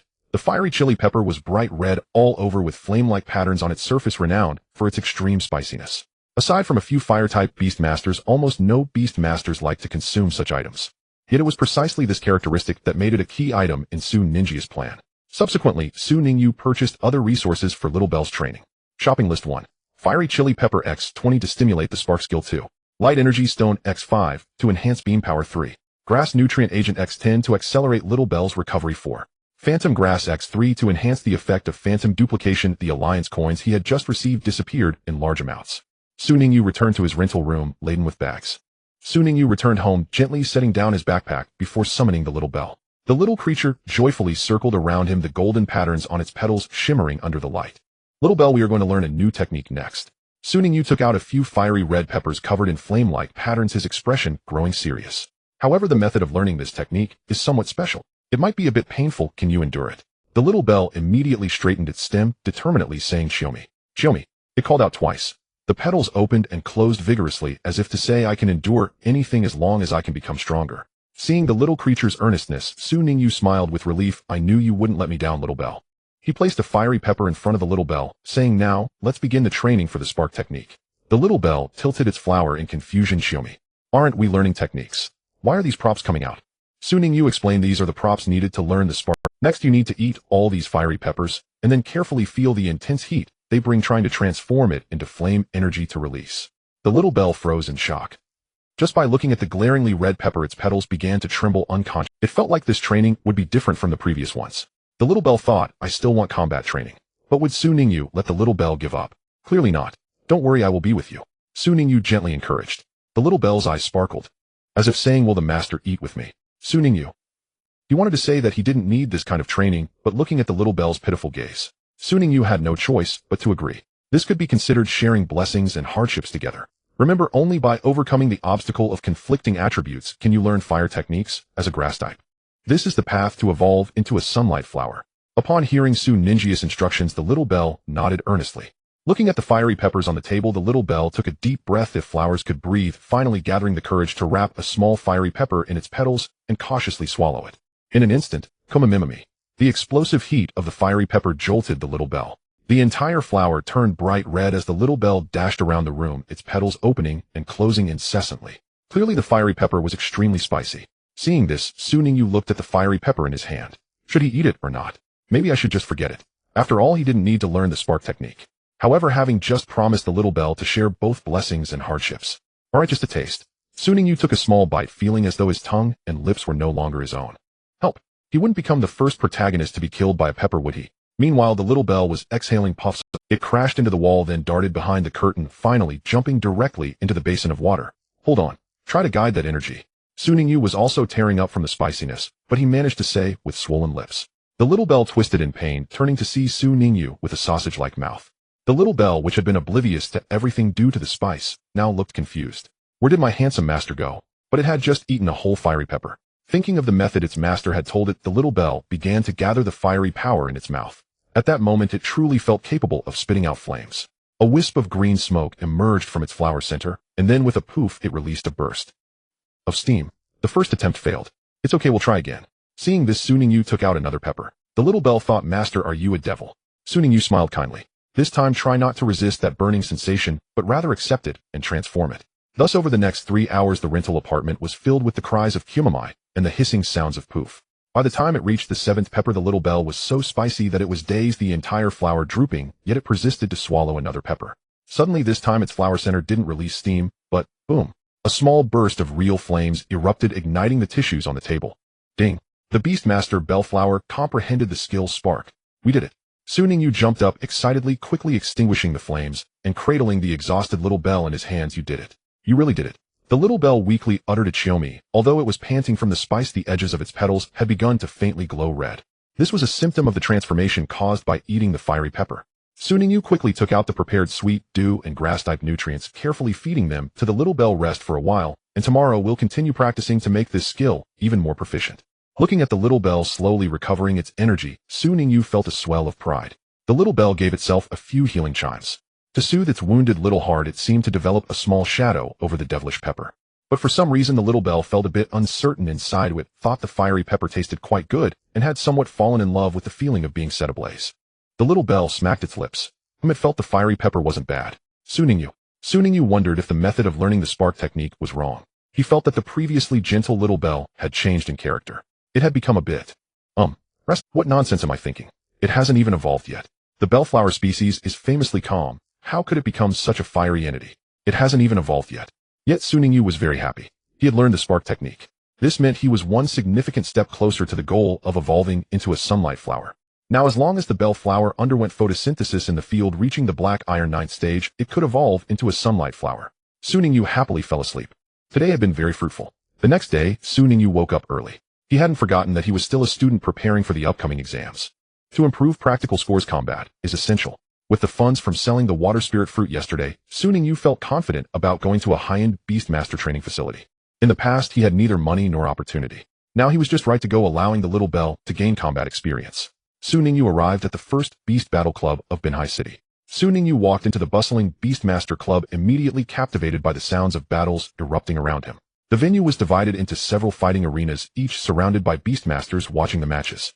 Most of the arenas featured newly awakened apprentice Beastmasters competing against each other, their beasts still in the initial stages, resulting in somewhat immature combat scenes. The bubbles produced by the bubble frog floated softly, while the charges of the jumping rabbit frequently missed their targets, resembling a clash of novices. Suddenly, a crisp sound of collision came from the central arena. Su Ningyu turned to look only to see a small fire dog entirely red and black skillfully dodging the flying kicks of the jumping rabbit, occasionally seizing the opportunity to bite back. Little fire dog bite the opponent hard. Defeat them, shouted a familiar voice with excitement. The little fire dog yapped cutely a couple of times, yet surprisingly exuded a powerful aura. It was evident that this little fire dog was a newly born creature, small, but very lively. Looking towards the two fighters in the arena, one was a club employee and the other was an acquaintance. Su Ningyu raised an eyebrow, realizing that the owner of the little fire dog was his classmate Zhang Quan. At this moment, Zhang Quan's face was flushed, his hands gesturing as he commanded, just like that little fire dog, bite the opponent's ear. In the arena, the little fire dog performed a beautiful role, evading the jumping rabbit's kick. Avoiding the opponent's attack, it suddenly accelerated and accurately bit the long ears of the jumping rabbit. The jumping rabbit yelped in pain, frantically shaking its head to break free, but the little fire dog held on tightly, its short legs firmly planted on the ground. Well done. Zhang Quan jumped up excitedly. Little fire dog maintained this position and used spark. The little fire dog, upon hearing this, did not release its grip, but took a deep breath and then, puff, a small cluster of flames shot out from its mouth. Although not very powerful, it singed the face of the jumping rabbit just right. The jumping rabbit immediately panicked, jumping around and slapping at the sparks on its face, inadvertently stepping off the arena. The winner is Zhang Quan, the referee announced loudly. Applause erupted from the audience. Zhang Quan proudly picked up the little fire dog, locking eyes with Su Ningyu in the crowd. Seeing Su Ningyu, Zhang Quan was taken aback. After all, the expenses at this club were not something Su Ningyu could afford. Oh, isn't this our class's genius? Zhang Quan approached with the little fire dog in his arms, his tone teasing. What's wrong? Do you want to have a match too? He grinned at Su Ningyu while holding his little fire dog. Su Ningyu thought, are you the dog, or is the little fire dog the dog? He smiled slightly. Your little fire dog is trained. This sincere compliment left Zhang Quan at a loss for words. He had expected Su Ningyu to respond coldly as usual, but was surprised by the praise. Of course, Zhang Quan stammered. My little fire dog was bought by my dad for $1 million from a professional breeding facility with pure bloodlines. It's definitely not something your bellflower can compare to. Su Ningyi's gaze fell on the little fire dog, which was curiously staring at the dashing young man, even more so than its own owner. As a little female dog, it had always showcased its characteristics. The little fire dog was somewhat puzzled, but had no choice. After all, Zhang Quan had given it too much. This beast was indeed quite talented, but Zhang Quan's commanding style was too rough, completely wasting its potential. How about a match? Zhang Quan proposed, eyes glimmering with fighting spirit, perfect for testing your bellflower's power. The surrounding spectators eagerly awaited Su Ningyi's response. Su Ningyu pondered for a moment and nodded gently. Sure, just let little bellflower stretch its legs. Immediately, the little bellflower on his shoulder perked up, the golden patterns on its petals shimmering. After this period of special training, the little one had longed for a real battle to test its results. Su Ningyu had come to this club to spend money for training, and now someone foolish with money had invited him. How could Su Ningyu refuse? Zhang Quan smirked. So, is that how you see me? Su Ningyu will have my little fire dog take care of your bellflower, so don't get too proud. Zhang Quan shook his head proudly, and the little fire dog barked twice in agreement, looking confident in its victory. Well, as long as you're happy, Su Ningyu replied calmly, casually petting little bellflower on his shoulder. Zhang Quan, seeing Su Ningyi's calm demeanor, an unexplainable rage surged within him. He gritted his teeth, thinking, wait until my little fire dog turns your pathetic flower to ash, then let's see how calm you can be. The two stood firm in the arena. Zhang Quan's little fire dog barked at the floating bellflower, filled with provocation. Little bellflower elegantly responded with a gentle chummy, its petals swaying lightly, unaffected by the opponent's arrogant demeanor. Meanwhile, in the VIP viewing room on the second floor of the club owner was conversing with a middle-aged man and his, "Oh, your son is fighting again." The owner sipped his tea, teasingly saying, "If it were me, I'd advise him to tone it down. If it weren't for you being his father, I bet he would have been bagged and taken away long ago," replied the middle-aged man. Zhang Jintian, chairman of the Zhang Group, chuckled lightly. Xiao Quan is doing great like this. He's just as flamboyant. His gaze softened. As long as he doesn't do anything too excessive, I can give him everything he wants. This is also his. The owner sighed upon hearing this, choosing not to say more. Let's just watch Xiao Quan's battle. Zhang Jintian turned his attention back to the arena, but he should be fighting against his classmate. Bellflower. Looks like Xiao Quan is going to win again. On the arena, the referee announced loudly, battle rules: if one side's beast loses the ability to fight or leaves the arena, they lose. Prepare, begin. Little fire dog, let's take them out in one go. Fire spark attack. Zhang Quan not only did he command the little fire dog to use fire spark, but Zhang Quan also utilized his talent Flame Fury to enhance the fire-based skills of his little fire dog. The little fire dog immediately opened its mouth and sprayed a stream of flames.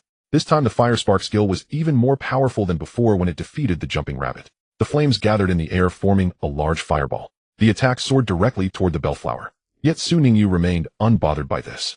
He calmly commanded, Phantom Clone. Little bellflower simply swayed gently, instantly creating 3 clones, easily dodging this round of attack. What? Zhang Quan's eyes widened. Su Ningyu calmly observed the situation on the arena. Zhang Quan's little fire dog indeed possessed good qualities with its glossy fur and agile movements, clearly a product of careful nurturing. Meanwhile, the enhanced and specially trained Little Bell had already reached the Black Iron 4th stage, one level higher than its opponent, despite the undeniable fact that grass types are restrained by fire types. However, after learning the skill spark, Little Bell's sensitivity to fire attribute energy became extraordinarily keen. At this moment, it floated gracefully in the air, effortlessly dodging the repeated attacks of the little fire dog. Little fire dog, keep attacking, Zhang Quan shouted impatiently. He turned to Su Ningyu.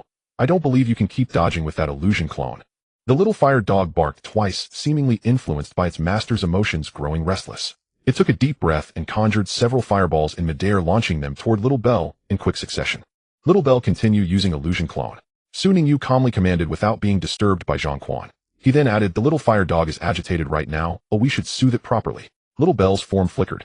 In an instant it split into 4 illusions, easily dodging all the fireballs. This only made Zhang Quan more furious, his fists clenched tightly. Damn it! Zhang Quan gritted his teeth, preparing to give new orders. Just then Little Bell suddenly emitted a soft and ethereal chime, its sound flowing like a clear spring akin to a gentle spring breeze. This sound seemed to carry a magical power, causing the originally irritable little fire dog to suddenly calm down. It was the innate ability soothing of the bellflower. The fighting spirit in the little fire dog's eyes gradually faded, replaced by a peaceful expression. It even unconsciously wagged its tail, letting out a comfortable woo-woo sound, as if enjoying the wonderful music. Zhang Quan was dumbfounded. Little fire dog, what are you doing? We're in the middle of a battle, attack quickly. But the little fire dog was entirely immersed in the soothing sound, even starting to roll on the ground, exposing its belly in a display of enjoyment. In the observation room, Zhang Jintian sat up in surprise. Soothing talent. This bellflower's talent is surprisingly proficient, capable of calming a beast's fighting spirit like this. The club owner also expressed his astonishment. I didn't expect the soothing talent could be used like this in actual combat. Zhang, it seems your son has met his match this time. On the arena, Su Ningyu smiled slightly. Now's the time, Little Bell, in the battle with a beam of light. Little Bell immediately stopped chiming, gathering dazzling golden light in its flower core. A beam of light accurately struck the little fire dog, which was still enjoying the soothing effect, sending it flying out of the arena. The match is over, the referee announced loudly. The victor is Su Ningyu. The audience fell into silence, all stunned by this unexpected outcome. Who would have thought that a seemingly fragile bellflower could so skillfully use its soothing talent to turn the tide of battle? Zhang Quan stood frozen, his face shifting between shades of green and white. He never expected that his contracted little fire dog, which was supposed to enhance fire attribute attack power, would lose to a hospital specialty flower. Su Ningyu approached the edge of the arena. Beast battles are not just a contest of strength and skill, but also a clash of wisdom and strategy. Su Jinjing paused for a moment, fearing that Zhang Quan might mistakenly think he was mocking him, and added, your little fire dog is great, but you need to understand it better. After saying this, he turned and walked down the arena, leaving Zhang Quan deep in thought. After a moment of contemplation, Zhang Quan gritted his teeth. I've said so much, yet I still lost to you. Damn it. Su Ningyu, I will not let this go. Su Ningyu. Meanwhile, Zhang Jintian in the observation room wore a meaningful smile, an interesting child. Zhang Quan clearly refused to accept defeat, and wanted to stop Su Ningyu for another match. Wait. I was careless just now, let's compete again. Su Ningyu waved his hand without looking back. You should first take care of your little fire dog, its front paw is injured. Don't get too smug. Zhang Quan shouted angrily, my little fire dog will definitely defeat your bellflower next time. Su Ningyu casually nodded. Yet he was internally calculating his upcoming training plan. He didn't come to the club to feud with the young master. Enhancing his strength was the priority. Just as he was about to leave, 2 middle-aged men in well-tailored suits approached. One of them was recognized by Su Ningyu. It was Zhang Quan's father, Zhang Jintian, whom he had met several times at school parent meetings, a stern-looking businessman. Upon seeing his father, Zhang Quan immediately wilted, clearly frustrated that his earlier defeat had been witnessed. Zhang Yongheng, the club owner, smiled and looked at Su Ningyu. This student, you didn't come to our club just to watch, did you? Su Ningyu was somewhat surprised, not expecting that the man standing with Zhang Jintian was the club owner. He politely replied, yes, I am looking for a suitable opponent to train my beasts. Zhang Yongheng stroked his chin deep in thought. I saw your battle just now. It's rare to have such combat awareness right after becoming a beast master. He then shifted the topic. However, the general staff at our club might not meet your expectations, and you can't afford the price for high-level trainers. This statement was blunt yet pinpointed. Su Ningyu indeed noticed that the level of ordinary trainers was quite average, while the price list for high-level trainers was daunting. 5,000 alliance coins for 1 hour. Zhang Jintian suddenly spoke up. Student, are you interested in taking a temporary job? He gestured toward the arena. Be the exclusive trainer for my son. How about 2,000 per match? Zhang Quan immediately protested, Dad. I don't want him as a trainer. Shut up. Zhang Jintian silenced his son with a glance, and continued speaking to Su Ningyu. Of course, if you can help my son's little fire dog reach the Black Iron 5th stage within a month, there will be a bonus. Su Ningyu quickly calculated in his mind. This offer was quite generous. Moreover, given Zhang Quan's strength, he could definitely serve as a practical training partner to enhance Little Bell's combat capability and improve other skills proficiency. More importantly, I accept. Su Ningyu nodded. However, I have one condition. After each battle, I want to use the club's training facilities for an hour. Zhang Yongheng laughed heartily, of course. He extended his hand. Welcome to Eternal Beastmaster Club. I am the owner, Zhang Yongheng. When Su Ningyu shook hands, he noticed that Zhang Yongheng had thick calluses on his hands, marks left from long-term use of beast equipment. It seemed that this owner was not as simple as he appeared. Zhang Quan on the side was so angry he was stomping his feet, but dared not oppose his father's decision. He could only glare fiercely at Su Ningyu as if saying, "You just wait." However, Su Ningyu remained unfazed, instead showing a meaningful smile.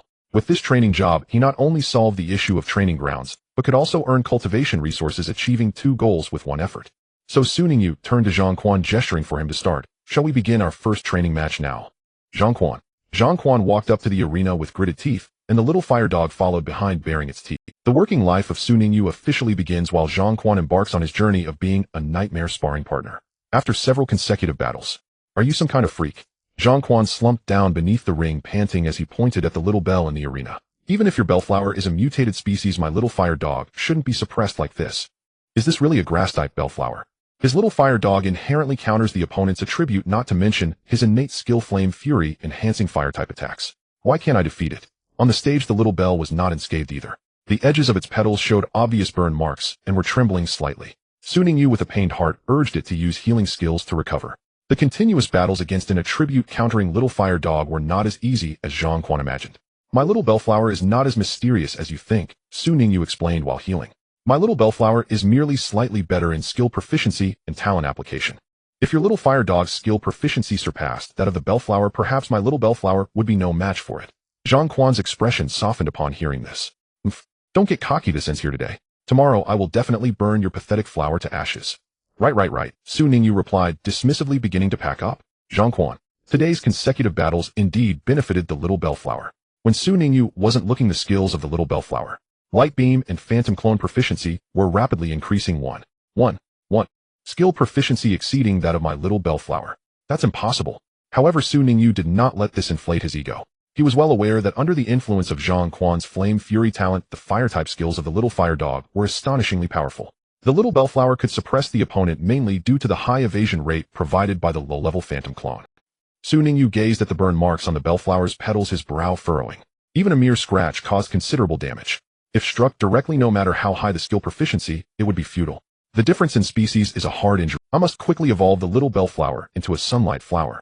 The sunlight flower, as the first tier of the Flame Sun series, not only gains dual fire and grass attributes, but also significantly enhances resistance to fire-type skills. When facing the little fire dog again, and even more beastmasters that counter grass attributes, it will be completely different. Let's go, little bellflower. Su Ningyu gathered his thoughts. Tonight we will practice the spark skill. The little bellflower, though weak, responded firmly with a soft mew. It knew that today's victory was hard-earned, and that the road to becoming truly strong was long. As they exited the club, the sky had darkened. Su Ningyu glanced back at the brightly lit training ground, determined to complete the evolution before the midterm exam. Not only to gain admission to Beichin High School, but also to possess sufficient self-defense in this perilous world. The streetlights stretched his shadow long. Behind him, at the second-floor window of the club, Zhang Yongheng and Zhang Zhintian stood side by side, watching the boy's departing figure. This kid's bellflower is quite extraordinary, Zhang Yongheng pondered. Zhang Zhintian nodded. That's why we let Xiao Quan interact with him more. Flowers in a greenhouse need to experience some wind and rain to truly grow. They exchanged smiles. The next morning, Su Ningyu arrived at school as usual. Shortly after sitting down, Wei Lin excitedly rushed over. In her arms was a noticeably revitalized bubble frog. Su Ningyu, look. My bubble frog's power has increased. Su Ningyu set down the Beginner Beastmaster Series training manual in his hands and looked up at his friend. Did you feed it the water spirit fruit? Yes. Wei Lin nodded vigorously. With the boost from this water spirit fruit, I feel my little lawn can absolutely break through to the Black Iron Tier 4 before the midterm exam. Hope sparkled in his eyes. This way I will also have confidence in getting into Beichin High School. Su Ningyu nodded in agreement, then lowered his head to continue studying the problems. The knowledge involved in the Beastmaster training exam is quite complex, ranging from beast physiology to evolution material science to skill inheritance patterns. Each topic requires in-depth understanding. The comprehensive problems for the Beginner Beastmaster Series trainer. Wei Lin leaned in to take a look, exclaiming in surprise, You aren't planning to take the Beginner Trainer Qualification exam, are you? Su Ningyu neither nodded nor shook his head, but Wei Lin, familiar with his character, immediately understood. This guy would silently work hard once he decided to do something. The series trainer exam isn't that easy, Wei Lin warned. Just the theoretical knowledge exam can eliminate 90 of candidates, let alone the practical assessments that follow. I know, Su Ningyu calmly turned a page. But in the future the funds needed to cultivate Beastmasters will increase, and relying solely on the school's support is simply inadequate. He paused. If I can obtain the trainer qualification, at least I can take on some basic commissions to earn cultivation funds. This was of course just an outward excuse. More importantly, Su Ningyu needed to pave a reasonable path for the sunlight flower he was about to cultivate. When the bellflower evolves into an unprecedented new form in the series, he as a trainer can provide a reasonable explanation for this miracle. Otherwise, many troubles would definitely arise later. And the premise that he is a Beastmaster trainer wouldn't seem so astonishing. Of course, earning money is indeed a realistic need. You really do think far ahead, Wei Lin remarked. I'm just hoping to get into a decent Beastmaster high school, and you're already considering future career plans. There's no choice, Su Ningyu smiled wryly. Who told me I have no background or support? His gaze inadvertently drifted outside the window. At that moment, the homeroom teacher Bayong walked into the classroom with a serious expression announcing, "Students, please pay attention, there will be a citywide mock exam next week. This exam not only relates to the midterm, but more importantly, the top 3 scores will gain special admission qualifications to Beichin High School." The classroom erupted in excitement. Wei Lin quickly asked the homeroom teacher for exam details. Special admission qualifications for Beichin High School. This meant that as long as they performed outstandingly in the special admission assessment, even with slightly lower midterm scores, they could still be admitted. Su Ninjia's eyes lit up. This was an excellent opportunity for him. As long as he could achieve good results in the mock exam and gain special admission qualifications, he would have more time and energy to prepare for the evolution of the little bellflower. Go for it, he softly said to the little bellflower. The little creature gently swayed in the manual, as if responding to its master's expectations. The sunlight outside was shining even brighter. Su Ningyu knew that his opportunities were appearing one by one, and all he had to do was firmly seize each one. As they talked, Wei Lin suddenly lowered her voice. The mock exam should be a field combat assessment. Su Ninjia's eyes flickered. This was indeed good news. Field combat not only can elevate the little bellflower's level, but also allow it to accumulate more battle experience needed for evolution. The bellflower has been progressing rapidly lately. The practical assessment should be no problem. The class bell rang, and the teacher entered the classroom to begin explaining the strategies for beast battles. Su Ningyu listened attentively, while taking notes in the blank spaces of his textbook. However, his notes were entirely focused on how to utilize the talent of whip and training in outdoor combat applications and cultivation. Moreover, Su Ningyu discovered that his whip and training talent had a special effect during cultivation. If someone misbehaved, he could simply give them a lash. After school, Su Ningyu quickly crossed the bustling streets, almost running back home. He pushed open the door to his room and tossed his backpack onto the desk. He didn't even pause to drink a sip of water before spreading out a thick stack of review materials. There's not much time left, he thought, taking a deep breath as his gaze fell on the calendar on the wall. Only a few days remained until the citywide middle school joint examination. Among all the middle schools in Binjiang City, those truly talented individuals and powerful families were beyond the reach of an ordinary person like him. To surpass them, he would need to practice even harder.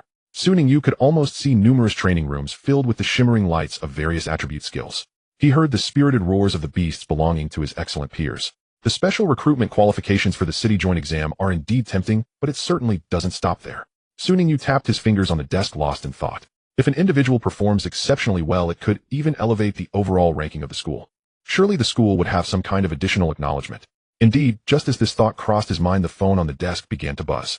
In the class group chat, the homeroom teacher Bayong issued a notification that took everyone's breath away. Bayong, the school has just issued an incentive notification in this citywide joint exam. If any student places in the top 10 for individual total scores, the school will reward them with a premium grade beast-specific nutrient solution, 1 per week, continuously supplied until the high school entrance exam ends. The group chat erupted instantly.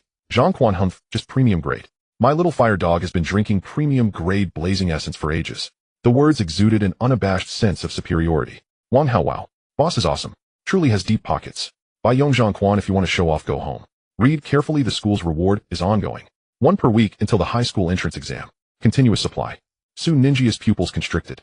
The premium grade nutrient solution is quite expensive. The school has truly put in significant effort this time.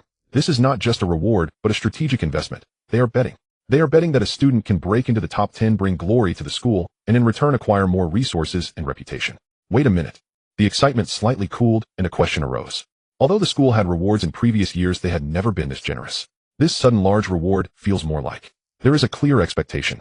The name and Xingyi almost immediately jumped into his mind. The girl who always wore a calm expression and her rare and her unique talent, beautiful serpent. If the school believes there is anyone capable of consistently breaking into the top ranks in Xingyi, is undoubtedly the most likely candidate. This reward might just be for her, or perhaps a catalyst tailored for the top seeds including her. A sense of pressure quietly seeped in, but was soon replaced by a more burning competitive spirit.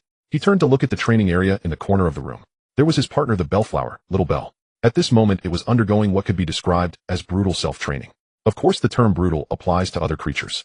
A fat frog, ribbit.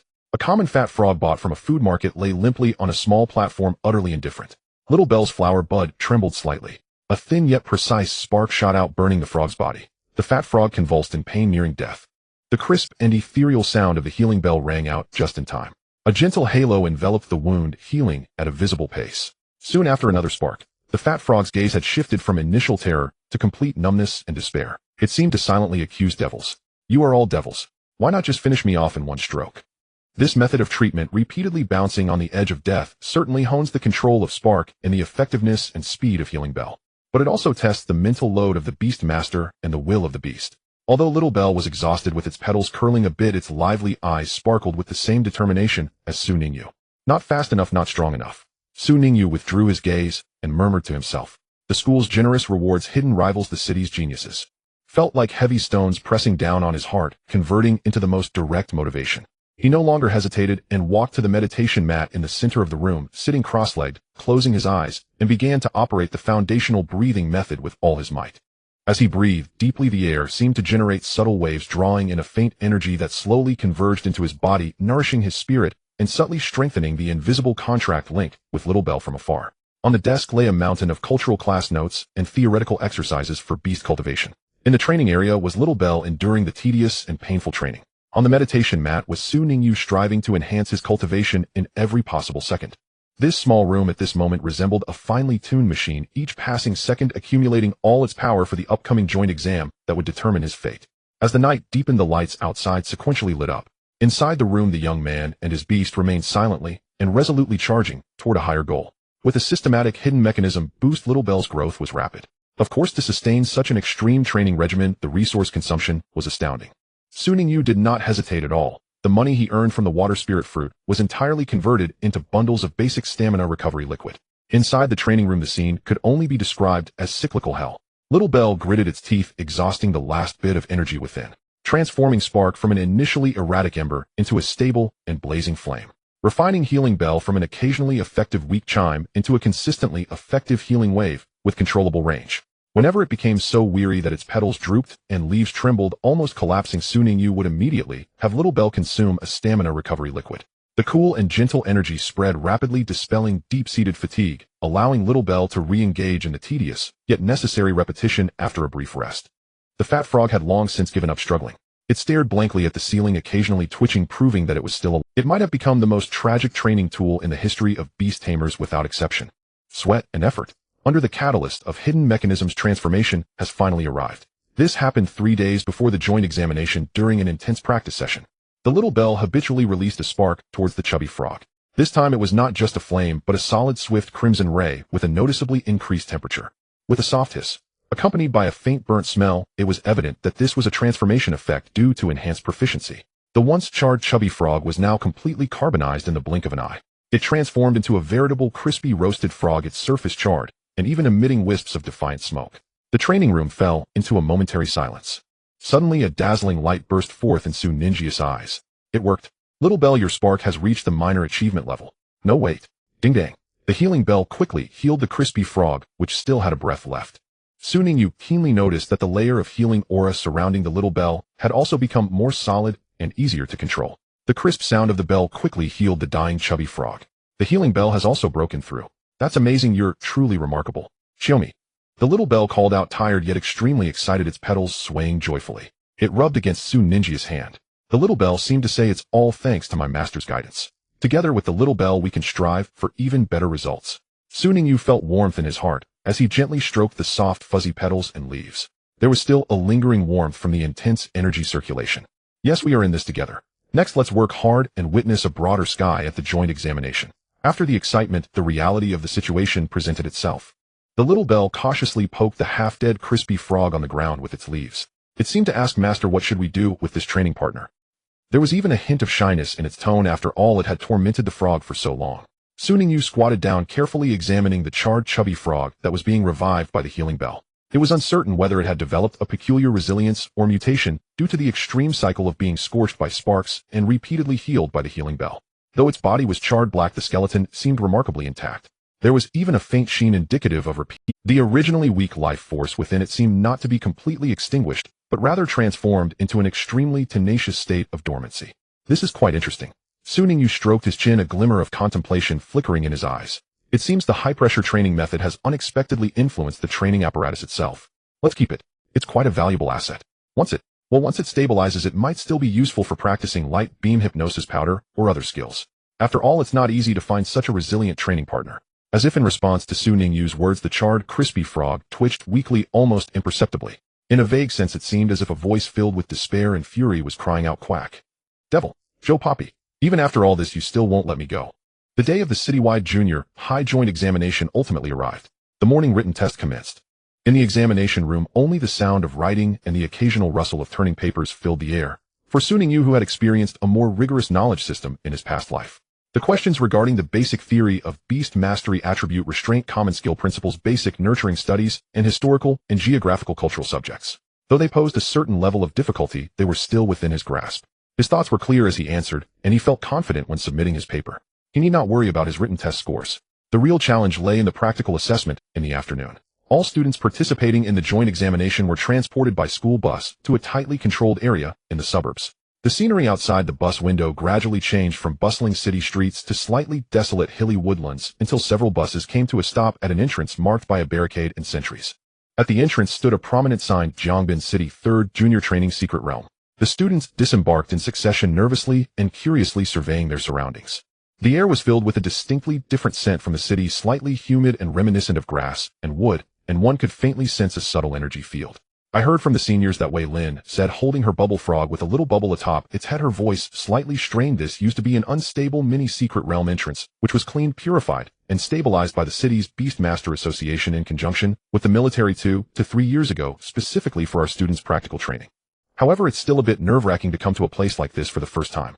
Seeing the bubble frog in Wei Lin's arms, Su Ningyu couldn't help but think of his own white-skinned frog, which had yes, that's right, it should be called white-skin now.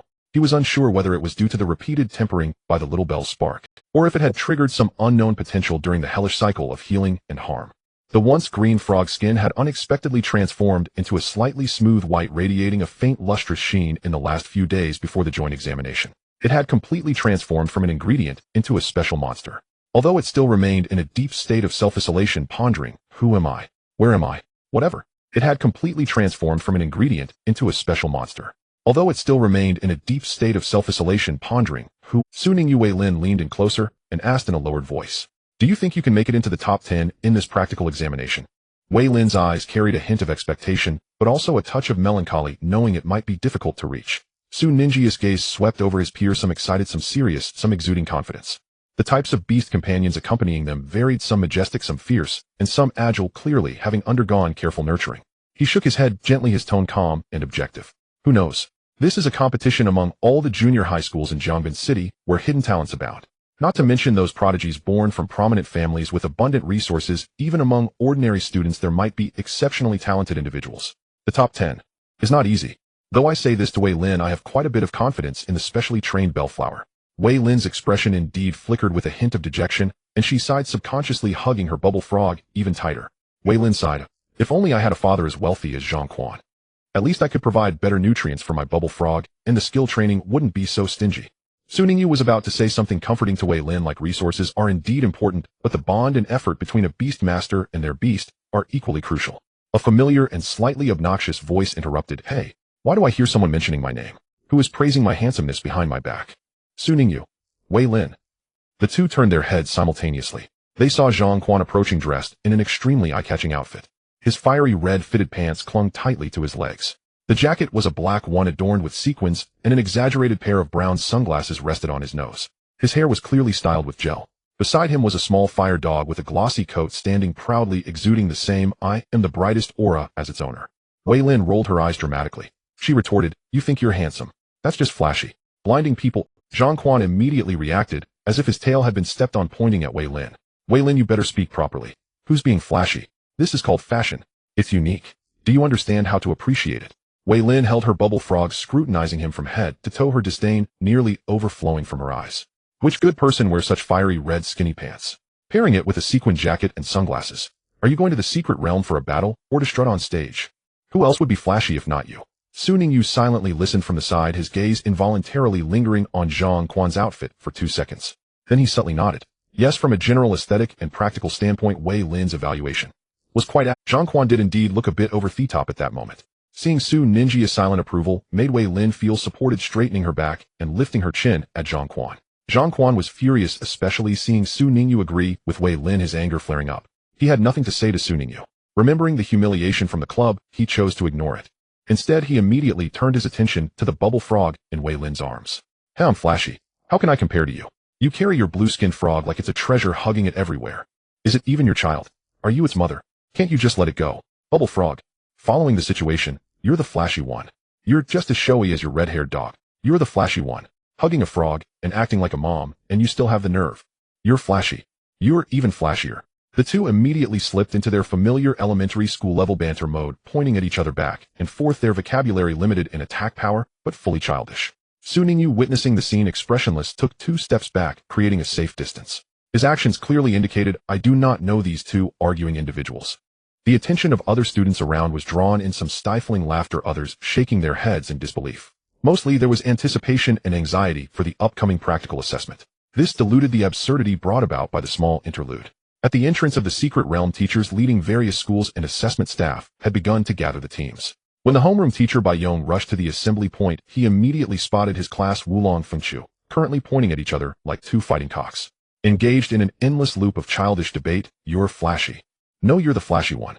Many students from other classes and schools had gathered around, their gazes filled with curiosity, mockery, and a sense of, are these two here to entertain us?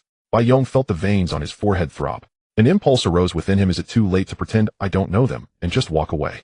He took a deep breath, trying to suppress the thought of stuffing these two back under the school bus. The assessment was imminent, and he was the lead teacher. What could he do? He could only put on a stern face, using a tone 3 points harsher than usual, nearly shouting, Class 1 of the 3rd year, assemble. Immediately. Right now. This shout had an excellent effect. Wei Lin and Zhang Quan, like ducks with their necks pinched, instantly fell silent, exchanging a glare, before sheepishly returning to their class lineup. Bai Yong looked at their ridiculous appearance, feeling utterly exhausted, muttering under his breath, truly embarrassing enough to be seen in the citywide joint examination. He rubbed his temples and began counting heads, explaining the precautions after entering the secret realm and the basic rules for the practical assessment. Once assembled and waiting for group divisions to enter the secret realm, Su Ningyu finally had the time to carefully observe the competitors from other schools. His gaze swept through the crowd, quickly settling on a youth at the front of Team 10 who was surrounded by several students. This person stood tall, his features cold, dressed in a well-fitted deep blue training suit. Even from a distance, one could sense a faint chilling aura that contrasted with the surrounding noise. At his feet lay a wolf-type beast, well-built and with a peculiar coat. Half of its fur was a crystalline silver blue, while the other half was a dark red resembling lava. It was the rare dual attribute beast, the Ice Flame Wolf. That's Chai Bohuai from Team 10. Su Ningyu silently thought, his expression growing serious. The eldest son of the Chai family. Not only is his family background illustrious, but he is also said to possess the cold flame talent, perfectly compatible with the Ice Flame Wolf. This guy is definitely a formidable opponent. Meanwhile, Zhang Quan and Wei Lin also stopped arguing. Zhang Quan followed Su Ningyi's gaze towards Chai Bohuai, clicking his tongue. I heard that his Ice Flame Wolf has already firmly reached the Black Iron 5th rank, and might even be on the verge of this. Wei Lin, holding her bubble frog, sighed at this news, her tone filled with realistic helplessness. Indeed, the dividing line between people is sometimes predetermined from the amniotic fluid. It is already challenging for me to support a bubble frog and provide basic training, and compared to Chai Bohuai, a scion of endless resources, the gap is like a chasm. Zhang Quan opened his mouth to refute or say something comforting, but found himself at a loss for words. He came from a well-off family, and the nutrition liquid used by his small fire dog was of excellent quality, making it hard for him to truly understand Wei Lin's anxiety and sense of powerlessness due to resource scarcity. All he could do was awkwardly scratch his nose and change the subject. By the way, speaking of seed contestants, I heard our school is betting on Ningyu this time. According to insider news, the school firmly believes she can at least break into the top 10 or even higher. Su Ningyi's gaze turned to the other side, looking at Ningyu. Ningyu was softly chatting with a few girls, her face adorned with a gentle smile, slightly different from her usual. Beside Ningyu, a small snake, entirely jade green and shimmering, with a healthy luster coiled quietly around her wrist. It was her tame beast, the bite song snake. She does possess a formidable bite song snake. Su Ningyu commented softly, not overlooking this potential powerful opponent. Zhang Quan seemed to recall some painful memories. Turning to Su Ningyu, his tone was complex. Hey, don't just talk about others. Su Ningyu, do you think you can make it into the top? He had his own experiences. His little fire dog had reached the Black Iron 4th stage due to resources. Yet during practice with Su Ningyu at the club, he faced repeated setbacks against that seemingly delicate bellflower. Not only was that flower annoyingly healing, but its attacks also grew increasingly cunning. Not to mention its bizarre resilience bouncing back and growing stronger with every encounter. Zhang Quan felt that he and his little fire dog were becoming the best sharpening stone for Su Ningyu and the little bellflower. Thinking of this, Zhang Quan's heart cried out, Dad, it seems that I've unwittingly become a stepping stone for someone else to reach greater heights. In response to Zhang Quan's inquiry, Su Ningyu did not answer immediately. He glanced at the little bellflower resting quietly on his shoulder, its petals slightly closing, as if conserving energy. Then he surveyed the impressive opponents and their tamed beasts around him. The results of extreme training. Just the day before, his little bellflower had leveled up again, now reaching the Black Iron 5th stage. Meanwhile, he himself was also approaching the rank of a Black Iron Beast Master due to his breathing technique. After a moment, he withdrew his gaze, his tone calm, yet filled with an undeniable determination. Let's strive to make it into the top 10. There were no grandiose words, no exaggerated promises, just a statement of a goal and the resolution to achieve it. Zhang Quan and Wei Lin turned their heads simultaneously, silently staring at him. Their gazes were incredibly complex, hinting at a thought of, is this guy being too calm? In the citywide joint examination filled with talented individuals, the phrase make it into the top 10 uttered from Su Ninjia's lips seemed to carry a heavy weight, as if it were a matter of course. The light curtain at the entrance of the secret realm began to ripple rhythmically, and the staff's announcement rang out. The assessment is about to officially begin. All candidates, please get ready. Class teacher Bai Yong stood in front of the class for the last time. His gaze swept over the children who were about to step into the combat secret realm. He suppressed the speechlessness arising from Zhang Quan's fiery battle robe. Clearing his throat, his tone was a rare mix of seriousness and warmth. Although this is a joint examination, and the assessment secret realm has been thoroughly cleaned and controlled by the authorities, making it relatively safe, you must remember you are merely apprentice beast masters. The wild and secret realms, even this training-oriented secret realm, have never been an absolutely safe playground. Accidents and dangers always lurk, and the mortality rate persists every year. His gaze lingered on several students who were usually more reckless, especially on Zhang Quan, who was subconsciously adjusting his shiny jacket collar. He continued, if you encounter dangers beyond your capacity to handle, or if your tamed beast is severely injured, do not hesitate to retreat immediately or activate the distress signal. Your scores are important, but your lives and the lives of your partners are even more important. Zhang Quan felt Bai Yong's gaze and slightly shrank his neck. However, looking at his spirited little fire dog, he straightened his chest, clearly not taking this warning too seriously. Seeing this, Bai Yong's forehead twitched with a vein, silently thinking, forget it, people have to hit walls themselves to. Hopefully this lesson won't be too harsh. Let me emphasize the examination rules once again. Bai Yong raised his voice. Points will be earned by defeating or effectively repelling the wild beasts released and spawned in the secret realm. Points vary for different types and strengths of tamed beasts. Your performance in combat and tactical application will also be recorded by hidden monitoring devices as auxiliary references for scoring. He scanned the room, observing the young faces that were either tense, excited, or pretending to be calm before finally waving his hand. Everything that needs to be said has been said. Oh, check your gear and distress wristbands. Once ready, follow the instructions to your respective entrance passages. Remember, once inside, the teleportation is random, and ensure your safety first before thinking about earning points. Wish you all good luck. Attention all candidates. The practical part of the joint examination begins now. Please enter the designated passage in order. The massive announcement echoed through the assembly area with an undeniable sense of formality. Each school had its designated entrance. Su Ningyu followed the crowd, stepping into the blue light membrane passage belonging to Qingsong Middle School. A slight dizziness and a sense of spatial distortion struck him, and as the ground stabilized beneath his feet, he found himself in a dense forest. Tall trees blocked out the sun, and beneath his feet was a soft layer of humus mingled with the scent of grass and damp earth. The surroundings were exceptionally quiet, with only the rustling of leaves in the wind and faint birdsong in the distance. Indeed, within his field of vision, there was not a soul in sight. Random teleportation landing as a lone wolf. Without a hint of hesitation, Su Ninjia's mind focused, and the tamed beast space opened. With a flash of light, the bellflower, Little Bell, floated gracefully out, landing on his shoulder before vigilantly hovering up, its faint green healing aura gently rippling, two emerald leaves rotating like radar, its petals folding into a battle-ready posture. Show me, Master, there's something nearby. The Little Bell conveyed a clear, yet slightly tense thought through their bond. Su Ninjia's brow immediately furrowed, his gaze sharpening as he scanned the dim forest around. Detected danger. Which direction? This was not good news. He had barely landed and was already bumping into wild beasts. His luck couldn't be that unfortunate, could it? The Little Bell's leaves pointed towards a particularly dense thicket to the front left, where the silence felt somewhat deliberate.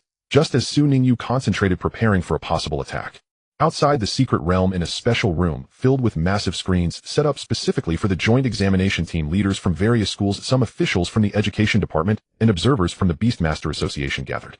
On the largest screen in the center, several leaderboards were rapidly refreshing and generating. The left side displayed school-specific leaderboards showing real-time scores and approximate rankings of students from that school. On the right was the crucial real-time total points leaderboard for the citywide joint examination, clearly displaying the results of all candidates. Less than a minute into the assessment, most students' scores were still 0. Suddenly, at the very bottom of the total points leaderboard, 2 names almost simultaneously had their numbers jump from 0 to 5.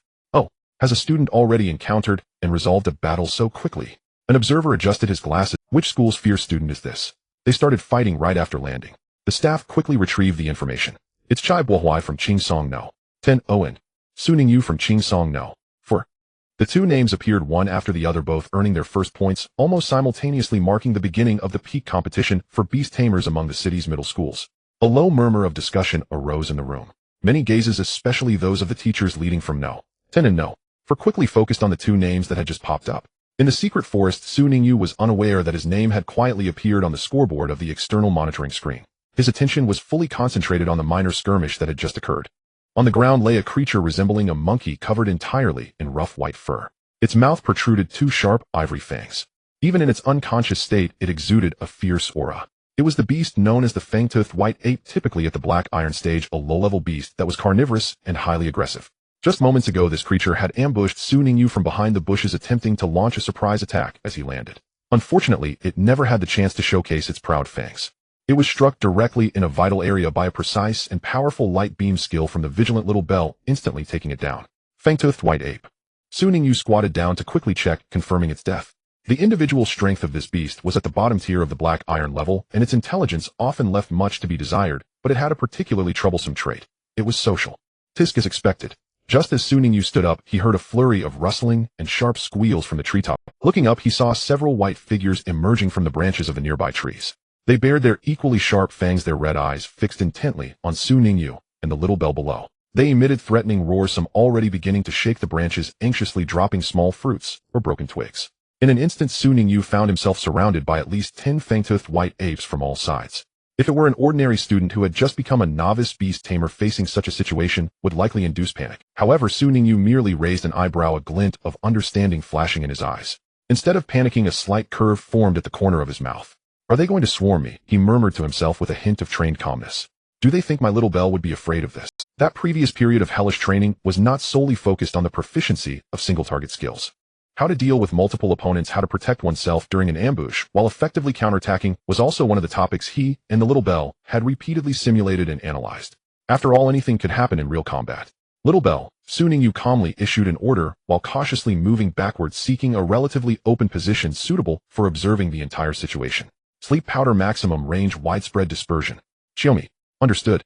The little bell responded crisply, its petite body nimbly ascending to hover above the center of the group of white apes. Its flower bud began to spin rapidly, resembling a miniature silver storm core. As it spun, countless extremely fine, glimmering silver-white powder particles were released.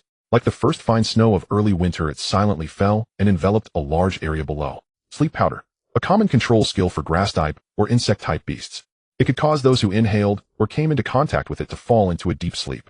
The wave of sleep powder released by the little bell had a wide range and high concentration, clearly demonstrating a considerable proficiency. Su Ningyu had long since held his breath and retreated to the edge of the powder's dispersion area. He did not want to experience the effects of his own beast skill.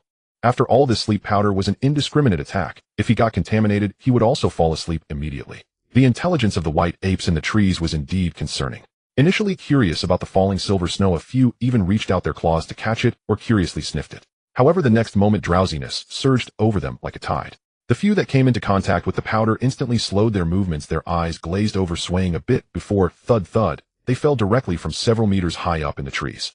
They landed on the thick layer of fallen leaves, sinking into a deep sleep while emitting soft snoring sounds. The other white apes, seeing this, began to panic and screech in alarm. Finally realizing that this beautiful silver powder was no friend, they frantically tried to escape. Some desperately slapped at the powder that might have settled on them, while others sought to hide higher up or behind denser foliage. However, the position where the little bell hovered and the range in which the powder dispersed had been calculated, and with the relatively slow air movement in the forest, many white apes ultimately could not fully evade it. One after another, more white apes fell victim, their eyelids drooping, struggling for a moment before crashing down like dumplings from the trees. In an instant, several white apes lay sprawled across the forest clearing sound asleep, creating quite a comical scene. Of course, there were some fang-toothed white apes that managed to evade, but they were ultimately taken down by a wave of the little bell's light beam skill. Looking at this result, Su Ningyu shook his head, slightly feeling a bit sentimental. The intelligence of this fang-toothed white ape tribe is indeed concerning. They are impulsive and overly curious. However, nothing in this world is absolute. He recalled the powerful beings in the beast-taming hierarchy that were cultivated by someone. The ancient series of beast gods. If they could evolve to the silver tier and become demonic tooth baboon, they would be incredibly intelligent, cunning, and ferocious, a powerful partner that many beast tamers dream of having, possessing both combat power and wisdom. It's a pity. Su Ningyu glanced at the corpse on the ground. The materials required to evolve into the ancient series of demonic tooth baboons are not only rare, but also extremely costly, with a low success rate. The investment-to-return ratio is too unbalanced, so very few people would choose to contract a fang-toothed white ape as their primary training partner. At most, they would catch them for research or use them as low-level labor. The battle ended swiftly. Su Ningyu raised his wrist to check the special watch provided by the school, which was connected to the secret realms point system. The numbers on the dial had already changed. A good start. A fang-toothed white ape is worth 1 point. No, although the individual points are low, the quantity makes up for it. In just a few minutes, Su Ningyu earned a total of 11. He did not waste any time and continued on his journey. Let's go, Xiaolingdang. There's quite a commotion here that might attract other things, or other candidates. Su Ningyu called out. He had just left for a short while. In the depths of the dense forest, it seemed that other gazes were directed toward the area that had just experienced a brief disturbance. In the external monitoring room, the score representing Su Ningyu quietly jumped from 11 to 12, then slowly changed to 13. His ranking began to steadily and discreetly rise on the overall leaderboard. Su Ningyu did not linger at the original spot for too long. He was well aware that remaining stationary or staying too long in the secret realm could bring unexpected risks. With Xiaolingdang, Su Ningyu began to actively search for other suitable wild beasts to practice against and earn points along a relatively safe path. Although the Fangyao white ape is numerous and earns points quickly, their individual strength is too weak and their combat style is also monotonous. Su Ningyu cautiously weaved through the forest. He contemplated in this practical examination of the joint entrance exam. While results are undoubtedly important, it is also a rare and relatively safe opportunity for training. One should not only pursue efficiency in earning points, but also take this chance to challenge different opponents and train Xiaolingdang's ability to handle various situations. With such thoughts in mind, Su Ningyu intentionally avoided another area where the distant cries of the white apes were faintly heard, turning instead to explore other directions. Before long, he found himself in a clearing where a relatively flat expanse of grassland covered in low grass and scattered shrubs appeared before him. He was not alone on this journey. Occasionally, he could catch a glimpse of other candidates cautiously moving through the forest or hear faint sounds of skills clashing from afar. Those were candidates from other schools. According to regulations during the practical assessments in middle school, especially in large-scale joint entrance exams, mutual attacks among candidates are strictly prohibited. Everyone had just awakened their Beast Mastery Compendium to ensure relative fairness and safety, allowing them to focus their energy on battling wild beasts. Therefore, even when they occasionally encountered each other, they merely exchanged wary glances, confirming that neither party had any intention of attacking before silently choosing their own directions to leave, to avoid unnecessary conflicts or attracting more trouble. While carefully searching at the edge of the grassland, Su Ninjia's gaze was drawn to a patch of golden brilliance. It was a type of low-growing plant with slender stems topped by vibrant flowers that resembled miniature suns. The petals displayed a dazzling golden hue, while the center of the flower radiated a soft, yet persistent glow. Sunflower. Su Ninjia's eyes lit up as he recognized this not uncommon, yet rather special spiritual plant. The sunflower is a type of non-aggressive plant that cannot directly enhance the attributes of beasts. Its greatest feature is its ability to efficiently absorb energy from sunlight and convert it into soft thermal energy stored within its petals. By nightfall, this stored energy would slowly be released, allowing the flowers to emit a continuous glow much like natural little night lights. Thus, even though it does not have nourishing effects for specific attribute beasts like the water spirit fruit, its unique aesthetic and practicality often lead it to be cultivated as an ornamental or auxiliary lighting plant. Su Ningyu approached quickly, carefully observing these little suns swaying gently in the breeze. Watching the stable and warm glow at the center of their flower heads, a thought that he had previously overlooked suddenly became clear. Right? Why didn't I think of this sooner? Su Ningyu lightly slapped his forehead, a mix of annoyance and excitement flashing across his face. He had been worrying about how to help Xiaolingdang quickly grasp the key skill of photosynthesis. Every day he had Xiaolingdang observe the sun, hoping that she could comprehend the skill of photosynthesis, just like she learned the moonlight skill. However, comprehending the moonlight skill itself had an element of luck, let alone mastering the skill of photosynthesis. This skill is one of the core prerequisites for Lingdangwa to evolve into Sunlight Flower. Conventional teaching methods yield slow results, while photosynthesis is essentially a life process that efficiently absorbs, converts, and stores light energy. These sunflowers before him, with their innate ability to store light energy and emit warmth, were the most natural and vivid demonstration of photosynthesis. Although there are differences in the energy circulation systems between spiritual plants and beasts, the basic principles of absorbing and converting light energy are the same. In this regard, the sunflower is indeed an expert-level existence. Moreover, since Lingdangguo itself is a beast of plant attributes, learning may be relatively easier. Xiao Lingdang, come over and take a look, Su Ningyu called out. Xiao Lingdang floated over curiously. The petals gently touched a nearby sunflower, immediately sensing a warm and pure energy. Show me. Master, do you want me to learn how these flowers absorb sunlight to master photosynthesis? Xiao Lingdang was quite intelligent and immediately understood Su Ninjia's intention. As a beast of plant attributes, it inherently possessed an affinity for light attributes and was exceptionally sensitive to light energy. At this moment, in close proximity to the sunflower, a vague sense of understanding began to surface in its heart. Su Ningyu nodded affirmatively, his gaze earnest. Currently, we have no better shortcut to evolve into a sunlight flower besides needing to elevate your strength to the peak of the Black Iron 9th stage. Another hard requirement is mastering the photosynthesis skill. This skill not only allows you to quickly recover your stamina in sunny environments, but also serves as the foundation for mastering stronger light-based skills and further enhancing your life level. These sunflowers are the best teachers. Su Ningyu no longer hesitated. He cautiously began to collect some sunflower. He was not greedily uprooting them all, but selectively picking some that were in good condition and had full halos, while leaving enough plants to ensure this small colony could continue to thrive. Xiao Lingdang extended its leaves, gently cradling a sunflower that was handed over, feeling the stable and flowing light and heat energy within, along with the silent, breathing rhythm. It raised its head and the petals slightly unfurled, conveying a determined and positive sentiment. Show me. I understand, Master. I will observe carefully and strive to learn. This is my path of evolution, and I will definitely master photosynthesis. Looking at Xiao Lingdang holding the sunflower and its adorable posture of seriously studying, Su Ningyu felt a surge of warmth and confidence in his heart. He reached out his hand, gently stroking Xiao Lingdang's smooth and warm petals, his voice gentle, yet filled with strength. I know you will. Let's work hard together. Su Ningyu was very pleased that he could find a way for Xiao Lingdang to learn photosynthesis during the joint entrance exam. On Su Ninjia's side, he said, Little Bell, let's take a break. After several hours of searching and battling, it was not only a drain on the stamina and energy of the beast. It was also a significant test of the mental focus required of a beast master. Upon hearing Su Ninjia's command, the vigilant Little Bell softly chimed. Exhausted petals gathered slightly, floating down onto their master's shoulder, snuggling against Su Ninjia's neck. Relying solely on fighting spirit and the little stamina left won't last long. Su Ningyu leaned against a large tree and took out a few wild fruits he had casually collected during the journey. The joint examination and future-related tests. Students are not allowed to bring any medicines or weapons out, otherwise it will be considered cheating. However, recovery items found within the secret realm are perfectly fine. One of the berries in Su Ninjia's hand was common in the secret realm. It was juicy and slightly sweet. Although it contained no special energy, it could slightly replenish stamina. Su Ningyu carefully wiped it clean and handed it to Little Bell. Little Bell nibbled at it, conveying feelings of satisfaction and relaxation.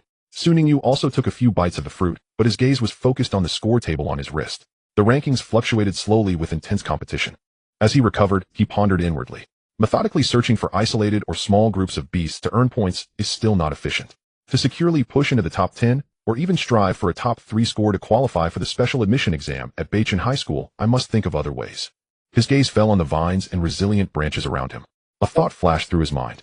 I can't just command Little Bell. Although Little Bell is the main fighting force, the Beast Master himself can also play unexpected roles in survival and assisting in battles. With this in mind, he stood up and selected several branches that were of moderate thickness and good flexibility, starting to get busy. His fingers skillfully wove and tied them.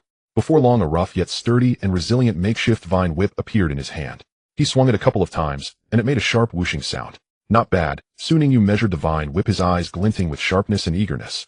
It's time for my talent. I can't always let Little Bell take the lead. I need to find ways to share the pressure and create opportunities. Just as he completed the vine whip, he was deep in thought about how to integrate it into upcoming tactical maneuvers. A piercing and terrified female scream suddenly pierced the temporary silence from the dense forest not far to the left. Su Ningyu immediately tensed up, directing his gaze toward the source of the sound. Little Bell also instantly entered a state of alert, flying up from his shoulder to hover in front of Su Ningyu, a faint green halo glowing softly. Was a candidate in danger? Or was it some special situation? Su Ningyu tightened his grip on the vine whip. Without a moment's hesitation, he lowered his body and stealthily advanced toward the direction of the scream. On Sun Zuowai's side, she was filled with anger. She hated her own naivety for easily believing the proposal of her two so-called good sisters in the same class. Because her beast was a bellflower adept in healing and control, while her good sister's beasts were more inclined towards defense and close combat. The three of them initially discussed collaboration, complementing each other's strengths to achieve better results and safety during the joint examination. Everything went smoothly at first. They cooperated to deal with several waves of low-level beasts, steadily increasing their points. However, when they accidentally ventured near a dark cave, they startled 3 black iron level 3 poison spike bats, resting inside, and everything changed. These bats were not only fast, but also attacked with paralyzing toxins. They could also flap their wings to emit disorienting sound waves and slicing wind blades, making them extremely troublesome. Faced with this sudden danger, Sun Zhuowei never expected that the sounds behind her were not the shining skills of reinforcements. Instead, it was the hurried footsteps retreating and a low yet clear voice saying, "Run." Let her bellflower hold them off. The two so-called sisters turned and ran without hesitation, leaving her alone along with her bellflower to face 3 ferocious poison spike bats. "It's just a joint exam. How could you set me up like this?" Sun Zhuowei muttered through clenched teeth, tears welling in her eyes. But more than that was the fury of betrayal. Just you wait. Reality didn't allow her to be overly indignant. The 3 poison spike bats emitted sharp cries, turning into 3 purple-black shadows rushing towards her with a foul wind. Sun Zhuowei could only command her Piao Piao, desperately using the healing bell to maintain her state, while trying to create an escape opportunity with sleep powder. Piao Piao used sleep powder at maximum range. Let's see if we can put them to sleep. The silver powder scattered in the dim forest. However, the leading poison bat flapped its wings, crossing 2 sharp micro-wind blades, easily blowing the dispersed powder away. The silver powder could not get close at all. Damn it. I knew it wouldn't work. Sun Zhuowei's heart sank. The poison spike bats were exceptionally sensitive to airflow, making it hard for such a small area control skill to take effect. What to do? Fight back. Although Piao Piao had good healing abilities, its attack power was weak. Facing 3 fast toxic bats that could harass from a distance, there was no chance of winning. Could it be that she had to press the rescue bracelet and give up on this joint examination? She was unwilling. Fear, anxiety, and the dizzying effects of rapidly depleting stamina intertwined. She commanded Piao Piao to awkwardly dodge the diving attacks and random wind blades of the poison spike bats. However, misfortune never comes alone. In her extreme tension and distraction, she completely failed to notice the gnarled roots beneath her feet. Oh! A cry of pain escaped her lips as Sun Zhuowei was violently tripped and fell to the ground. A sharp pain shot through her ankle, and she tumbled forward. Piao Piao screamed, trying to catch her, but it was futile. The 3 poison spike bats circled in the air, their crimson eyes locking onto their fallen prey, emitting even more excited screeches. They dove down rapidly. Their sharp claws glinted in the light. Despair engulfed Sun Zhuowei in an instant. Just at that critical moment, a green shadow shot out from the side bushes like a bolt of lightning. It struck precisely at the fastest poison spike bat. Although it was not a skill, it had considerable strength accompanied by a whistling wind. The bat stumbled, its attack trajectory deviated. Immediately after, a gentle yet firm healing bell sound, a soft green light enveloped Sun Zhuowei, alleviating the intense pain in her ankle by more than half. Sun Zhuowei looked up in astonishment, seeing a handsome young man in a Qing Song Xizhong uniform, holding a makeshift yet practical vine whip, his calm gaze standing between her and the poison spike bats. "Classmate, can you still move?" The young man did not turn around, his voice clear and steady. Ningyu let Sun Zhuowei rise. He turned, his gaze firmly locked onto the 3 figures hovering in the air, emitting a dangerous aura. The poisonous spike bats. A typical black iron tier 3 beast with dual attributes of poison and wind. They are small in size with a wingspan of about half a meter and a dark purple body. The patterns of venom glands are faintly visible on their wing membranes. Their small fangs glimmer with a ghostly blue light, clearly coated with potent venom. They fly silently, able to glide using air currents, exhibiting speed and agility. They can also flap their wings to create cutting wind blades, making them quite a troublesome opponent for novice beast tamers in the beast taming world. Poison and ghost attribute beasts are typically sternly warned against, or even forbidden to be contracted and raised by mentors. The reason is simple: the energy from these 2 attributes often carries strong corrosive negative or elusive characteristics. They can easily backfire on the mind of the beast tamer, causing mental pollution, emotional instability, or even unless it is a family legacy with unique secret methods, resources, or mental training techniques that ensure a stable connection and suppression of their negative traits from the outset of the contract. Otherwise, very few beast tamers would choose them as initial partners right from the start. However, at this moment, Ningyu faced these 3 wild poisonous spike bats without a hint of fear or disgust. In fact, a barely perceptible joy flickered in his eyes. Poisonous spike bats. They're full of treasures, Ningyu thought to himself.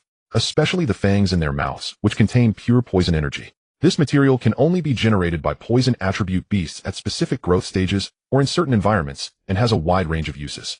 For some plant, insect, and even certain special attribute beasts, it is possible to absorb or harmonize the energy within the fangs through special methods. There is a chance to comprehend rare poison attribute skills, adding unexpected changes to tactical systems. At the same time, it is also an indispensable auxiliary material or catalyst in many beast evolution routes. Little Bell, soon Ninjia's voice was deep and clear, carrying a hint of a hunter's excitement. Do you see those 3 poisonous spike bats? They're good stuff, don't let them escape. Go for a quick resolution. Show me. Little Bell responded and flew in front of Su Ningyu, its petals slightly closing. At the center of the flower, pure light energy began to gather rapidly. Clearly understanding the meaning of quick resolution, it prepared to use a powerful attack skill. Beside them, Sun Zhuowei, still in shock, recognized that Su Ninjia's beast was also a bellflower. Her heart sank. Her own Piao Piao was also a bellflower. She was most acutely aware of how embarrassed she had been when chased by the poisonous spike bats. Though the bellflower had good healing and control abilities, its attack power was generally weak. Facing 3 fast poisonous black iron tier 3 poisonous spike bats, just being able to protect herself would be good enough, let alone solving the problem. Classmate, Sun Zhuowei's voice trembled, carrying a pleading tone. The opponents are 3 black iron tier 3 poisonous spike bats. My Piao Piao is also a bellflower. I know we can't win. They're too fast and poisonous. We should find a way to escape. She feared that this reckless classmate would put both of them at risk out of momentary bravado. Su Ningyu didn't even turn his head to look at her. He simply replied flatly, his tone calm, as though he weren't facing 3 ferocious wild beasts. Don't worry, it will be over soon. Upon hearing this, Sun Zhuowei's heart sank further, almost to despair. It would indeed be over soon, but it was likely that the poisonous spike bats would resolve us first. However, before her pessimistic thoughts could fully settle, the scene before her left her completely frozen. Sun Zhuowei's mouth opened unconsciously, her pupils suddenly constricting. She saw that the energy condensed at the flower center of the bellflower in front of Su Ningyu had already reached its peak. It was not the gentle healing light typical of bellflowers, but 3 extremely condensed, radiating an astonishingly sharp aura, pure white light spheres. Light beam triple shot. Su Ninjia's command was concise and powerful. Whoosh, whoosh, whoosh. 3 pure white beams of light shot out almost simultaneously. They flew so quickly that they left behind 3 fleeting afterimages in the air. The 3 poisonous spike bats, which had been circling and searching for an attack angle, seemed to sense the lethal threat and frantically tried to flap their wings to evade or release wind blades to interfere. But it was too late. The 3 beams of light were as precise as though calculated by the most sophisticated instruments, each locking onto the weaknesses of the 3 poisonous spike bats. Their chests. The beams penetrated their relatively fragile wing membranes and muscles without obstruction, directly entering their bodies. Squeak. 3 short and mournful cries rang out almost simultaneously. Immediately afterward, the 3 purple-black figures in the air suddenly froze. Then, like kites with their strings cut, they fell straight from the sky. With 3 dull thuds, they hit the ground, covered in fallen leaves, twitching a couple of times before completely falling silent. The edges of the wounds where the beams pierced through their bodies even bore slight scorch marks, yet there was little blood spilled. The high temperature of the beams instantly burned and sealed the wounds. Instant kill. Clean and neat without any hesitation. The 3 black iron tier 3 poisonous spike bats that had caused Sun Zhuowei and her Piao Piao to escape in embarrassment, nearly giving up on the examination. In front of Su Ningyu and Little Bell, they couldn't even withstand a single encounter before being directly annihilated. Sun Zhuowei was completely stunned, her mind blank. She could only stare blankly at the 3 corpses of the poisonous spike bats on the ground. Then in disbelief, she looked at the calm boy in front of her who had retracted his vine whip, and at the seemingly delicate bellflower beside him, its petals shimmering with light. How is this possible? She finally found her voice again, but it was filled with extreme shock and confusion. Your bellflower. How can it use the light beam skill at this stage? How can its power be so strong? Sun Zhuowei was truly astonished. However, Su Ningyu did not pay much attention to her shock. Instead, he began to process the bodies of the poisonous spike bats and collect materials. What are you doing? Sun Zhuowei, seeing this scene, was also somewhat taken aback. Her family was relatively wealthy and could contract a very good beast, but because she personally liked bellflowers, she chose to contract a bellflower. She was puzzled by Su Ninjia's collection of materials from the poison bats. You can leave to continue the assessment now. Su Ningyu was indifferent to the other party's opinion. Sun Zhuowei. My name is Sun Zhuowei. Thank you for your help, otherwise I would have been finished with this assessment right now. But are you really planning to follow me all the time? Su Ningyu looked at Sun Zhuowei. In truth, Su Ningyu didn't want to attract. Acting alone is more efficient and flexible. This girl had just experienced betrayal from her companion and danger. Her emotions were clearly still unstable. Following me might draw unnecessary attention or disrupt my pace. Sun Zhuowei was caught in Su Ninjia's words, and her face instantly flushed with embarrassment. She hastily retorted. Who said I wanted to follow you? I just happened to be going in that direction too. Sun Zhuowei tried hard to make herself seem justified, but the flickering gaze and her fingers twisted together. Su Ningyu non-committally muttered a sound of acknowledgement, too lazy to expose her clumsy excuse. Since she insisted, as long as it didn't affect her obtaining points and future plans, she could follow. Su Ningyu tightened her grip on the homemade vine whip and turned her gaze back to the deep forest ready to continue her exam. Sun Zhuowei silently followed a few steps behind her, eyes involuntarily tracking the tall figure ahead. Of course her attention wasn't on Su Ningyu. Instead it was on the bellflower that danced lightly by her side, shimmering among the petals. Why was there such a huge difference among bellflowers? Her own Piapiao's was also cute and quite competent in healing and controlling. But in terms of attack power, it could be said to be completely lacking. Though she knew when signing the contract that the bellflower wouldn't have attacking skills in the early stages, Su Ningyi's bellflower had just unleashed 3 beams of light that instantly defeated a poisonous bat. This completely refreshed Sun Zhuowei's understanding of the bellflower as a summoned beast. The skill, power, release, speed, and accuracy of that bellflower far exceeded her comprehension. Could it be a difference in talent? Or different nurturing methods? Sun Zhuowei couldn't help but mutter in her heart, her eyes filled with curiosity. Perhaps sensing her owner's subtle thought of other people's children, our better Piapiao's remained quietly in her arms. Having just expended quite a bit of energy, Piapiao's raised its somewhat fatigued petals and glanced at Sun Zhuowei with a hint of grievance. Sun Zhuowei, being looked at like this by her own summoned beast, she suddenly felt a bit guilty, and quickly reassured and explained, Piapiao's mommy doesn't think you're lacking. Definitely not. You are my most important partner. She paused, looking at Su Ningyi's figure ahead, and continued. The reason I'm following him is actually to learn. Look how powerful his bellflower is. He must have special nurturing methods. We can observe quietly, or find an opportunity to ask him. Perhaps we can also become stronger. This is for our shared future. Upon hearing about becoming stronger and learning instead of being found lacking, Piapiao's instantly perked up, its petals appearing more spirited. It looked toward the distant figure that displayed great prowess, a model for bellflowers. In its round eyes, stars of admiration filled up. It resembled a little fan seeing its idol. Additionally, a trace of grievance towards its owner's words dissipated, replaced by anticipation and motivation. Although their conversation was soft in the quiet forest, it seemed no different from plotting loudly to the perceptive Su Ningyu. After walking for a while in the moments of looking for the next prey, Su Ningyu suddenly stopped, turned around, and calmly looked at the somewhat taken aback Sun Zhuowei. I say, he cut to the chase, his tone tinged with helplessness. If you want to know my nurturing methods, it's not as simple as just following behind and taking a glance or asking a few questions to obtain it. Sun Zhuowei's face instantly turned red again, this time out of embarrassment and being exposed. She stiffened her neck, striving to maintain the last bit of stubbornness. I certainly know that. There's no such thing as a free lunch. But I can pay. Consultation fees. Tuition fees are fine. Paying. Su Ningyi's heart stirred. Thoughts raced through his mind. He was planning to apply for the Junior Nurturing Master qualification after the joint exam. This was not only to learn nurturing knowledge more systematically. It was also to open a path for himself to earn resources and funds. Sun Zhuowei was a ready-made, clear customer with apparent needs, and she seemed to come from a decent background. This seemed like a good target. He sized up Sun Zhuowei a few times. Perhaps this is the perfect opportunity to develop my first customer. This thought quickly took shape in Su Ningyi's mind. He didn't immediately agree or refuse, but took out paper and pen from his small bag and quickly wrote down a string of numbers. This is my contact information. Su Ningyu handed the note to the still somewhat dazed Sun Zhuowei. If after the joint exam you have any specific questions about nurturing bellflowers, or if you want more targeted consultation, you can contact me. Of course, as you mentioned, it's not free. After finishing these, Su Ningyu no longer delayed.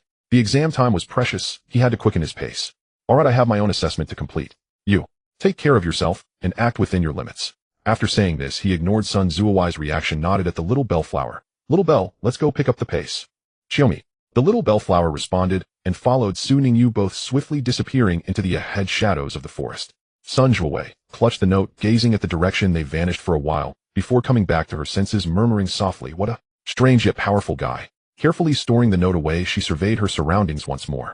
Without Su Ningyi's reassuring figure, all that remained was the rustling sound of the wind through the trees and the faint calls of unknown summoned beasts in the distance. The fear from being chased by the poisonous bats resurfaced. She looked down at Piapiao's in her arms and touched the emergency rescue bracelet on her wrist. Though the points weren't many, she still gained something. Continuing to venture alone was too risky. Forget it. Sun Zhuowei took a deep breath, her gaze becoming firm again, even carrying a hint of anger. Let this assessment end here. The most important thing is to go back and settle accounts with those two despicable people. She no longer hesitated and decisively pressed the button on the emergency rescue bracelet. A wave of gentle spatial fluctuations enveloped her. Light flashed, and only swirling fallen leaves remained at the original spot. Meanwhile, in another part of the forest, the true hunters were engaging in more efficient hunting for a higher ranking.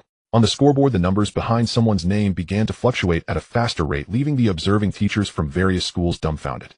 Su Ningyu used the talent whip and training to assist the little bellflower in battle. I said it, such battles are the most suitable for me and the little bellflower. Outside the secret realm, in the monitoring center, the massive leaderboard glowed before them, where the previously fluctuating numbers and rankings suddenly exhibited an unusual restlessness. Several teachers and observers who had been closely watching the rankings simultaneously fixed their gazes on a name that was rapidly climbing. Wait, the student named Su Ningyu. Is his rate of score increase a bit suspicious? A bespectacled observer was the first to voice the question. His fingers swiftly glided over the auxiliary control panel, pulling up Su Ningyu's score curve chart. Another teacher from the 10th middle school leaned and his brow furrowed. Su Ningyu, the one from Chingsong 4th middle school. I remember him. He scored the first point almost simultaneously with Chai Buahui shortly after the test began, which drew some attention. But after that his score growth was quite steady, and his ranking must have long fallen outside the top 100, right? Why the sudden? Before he could finish the ranking number representing, Su Ningyu jumped slightly before the eyes of the ranking 100-192. Wow. He jumped 9 places at once, someone exclaimed. But this was just the beginning. Almost in the next second the number refreshed again, ranking 92-88. Immediately 88 became, then 78, 73, 68. The numbers behind the score rolled upward at an astonishing. Each increment far surpassed the accumulation during his previous steady period. What? How is this being done? No, look at his score growth rhythm, it's almost continuous. It jumps every few seconds, and the increments are quite even. This doesn't seem like combat. It seems more like a planned harvest. A more experienced observer caught on. Harvest. A novice beast master harvesting in a black iron level secret realm. How did he manage that? Isn't his beast a bellflower? Bellflowers belong to the healing category of beasts. Even if his bellflower has attacking skills, it shouldn't be able to withstand such intense and sustained combat, right? Confusion and discussions spread throughout the room. Many teachers from other schools also noticed this rising name and began whispering among themselves. A student from Chingsong 4th middle school. I hadn't heard of this figure before. Bai Yong naturally noticed this exhilaration. He stared intently at the familiar name and the rocket-like rise in ranking on the screen. His eyes widened, and he instinctively swallowed, feeling a mix of surprise and disbelief. My goodness. Su Ningyu, what exactly have you done in the secret realm? Did you disturb a beast tribe's nest? Inside the secret realm, Su Ningyu's actions began. The crisp and rhythmic sound of the whip echoed in a relatively open space among the forest. Accompanying this were a mix of sounds filled with pain, excitement, and some strange cries. Su Ningyu held the whip he had woven himself. He moved nimbly among a group of strangely behaving fangtooth white apes. He swung the whip. Remarkably, after being struck by the whip, those originally of concerning intelligence and volatile temperament fangtooth white apes, initially yelping in pain from the whip, their eyes soon began to exhibit wisdom. Their frenzy and hostility rapidly dissipated, replaced by obedience. This strange talent recognized by Su Ningyu displayed astonishing effects at this moment. Not only could it induce a strong sense of submission in the targets suffering from the strikes, but it could also establish a twisted yet effective reward mechanism during the ongoing control. For these fangtooth white apes, being whipped seemed to become a confirmation of status. The harder they were whipped, the more obedient they became. Su Ningyu felt that the style of this talent was a bit off, but it was indeed effective. Yes, just like that lineup, no mess. He continued to rhythmically swing the whip, maintaining control over this group of about 20 white apes, while giving concise commands and gestures. Be obedient, go ahead, and scout the path. If you encounter other beasts, charge in and deal with them. Those who perform well will get rewarded with a whip treat. Upon hearing the order, some of the white apes' eyes brightened, emitting excited woo sounds, clearly treating being whipped as the highest reward. Su Ningyu's mouth twitched slightly as he quickly suppressed the absurd feeling in his heart. He directed this temporarily assembled, oddly styled, white ape army to advance deeper into the secret realm. This was his strategy, and also the secret behind his rocket-like rise and scores, utilizing the talent of whipping and training to subdue a large number of weak fangtooth white ape tribes, turning them into fearless vanguards and cannon fodder. He himself remained relatively safe in the rear with the little bell. The little bell's task was no longer to attack, but to serve as an efficient support and logistics. When the white apes engaged in chaotic battles with other wild beasts in the front, the little bell accurately unleashed the healing bell to restore the injured white apes, maintaining their combat effectiveness, simultaneously seizing the opportunity to supplement with spark or beam shot, completing the harvesting of low health or troublesome targets. Thus, Su Ningyu hardly needed to let the little bell bear the primary combat consumption. This greatly conserved energy and stamina. The white ape group, leveraging their numerical advantage and suicidal style, could quickly push through small groups of wild beasts encountered. The efficiency was astonishingly high. Encountering scattered beasts, the white apes would swarm, scratching and biting, quickly resolving the situation. Encountering small groups of beasts, the white apes would charge and entangle, while the little bell provided healing and precise, finishing blows from behind, swiftly crushing them. Even when facing some tougher little elites at black rank 5 or 6. Under the relentless assault of the white apes and the little bell's ranged support, they could also be taken down relatively quickly. Scores just like that grew rapidly like a rolling snowball. Su Ningyu only needed to coordinate and command from the rear, occasionally swinging the whip to motivate some white apes that began to slack, or using the vine whip to assist in driving and guiding the ape group. Indeed, using talent effectively in the right place is the greatest advantage. Su Ningyu watched as the score on his wrist display jumped once more, feeling calm and unperturbed inside. He glanced at the unusually active white apes caught between fighting and waiting to be whipped, and the little bell nearby, who although not attacking remained vigilant, executing every command with precision. There's still half a day left in the assessment. Based on this efficiency, the top 10 should be secure. He gazed toward the deeper part of the secret realm where there might be stronger opponents, also implying higher scores. Perhaps I can try to push for an even higher position. He swung the vine whip, issuing orders as he led his white ape legion and loyal companion forward. Meanwhile, outside the secret realm, the ranking of Su Ningyu continued to rise steadily, drawing more and more attention. On Su Ninjia's side, everything was orderly, or rather the scene was rather bizarre. The white ape legion that had been tamed by Su Ningyu was steadily advancing. The sound of the whips slicing through the air, the excited woo-woo sounds of the white apes, and the shrieks and skill clashes of the wild beasts being ambushed. All these sounds intertwined to create a unique battlefield symphony. Su Ninjia's points were steadily and rapidly increasing. He even began to have leisure to think. Should he try to find and tame more groups of white apes? Or perhaps look for other easily controllable abundant low level to further expand the scale? However, he soon noticed something unusual. The surrounding forest seemed overly lively due to the excessive number of tamed Yaochi white apes. On Wei Lin's side, he had just gone through a rather arduous battle. His bubble frog was bombarding a earth source pig covered in thick mud armor, skilled at manipulating earth and stone. The crystalline bubbles shot out continuously like cannonballs, exploding into patches of moisture on the earth source pig's hard mud armor. Some of the mud armor was softened and peeled away, revealing the relatively vulnerable skin underneath, causing the earth source pig to wail in pain. Exactly. Just like that. Bubble Frog put in more effort and take down this fat pig. Wei Lin clenched his fists, cheering for his partner. He watched as the earth source pig began to retreat under the bubble barrage. Attempting to wriggle its plump body into the bushes, Wei Lin immediately ordered, "Don't let it escape. Chase it." The bubble frog puffed up its cheeks, preparing to launch a new wave of pursuit. At that moment, Wei Lin suddenly felt a tightness in his scalp. A stray lock of hair on his head stood up abruptly. With a chill ran up his spine.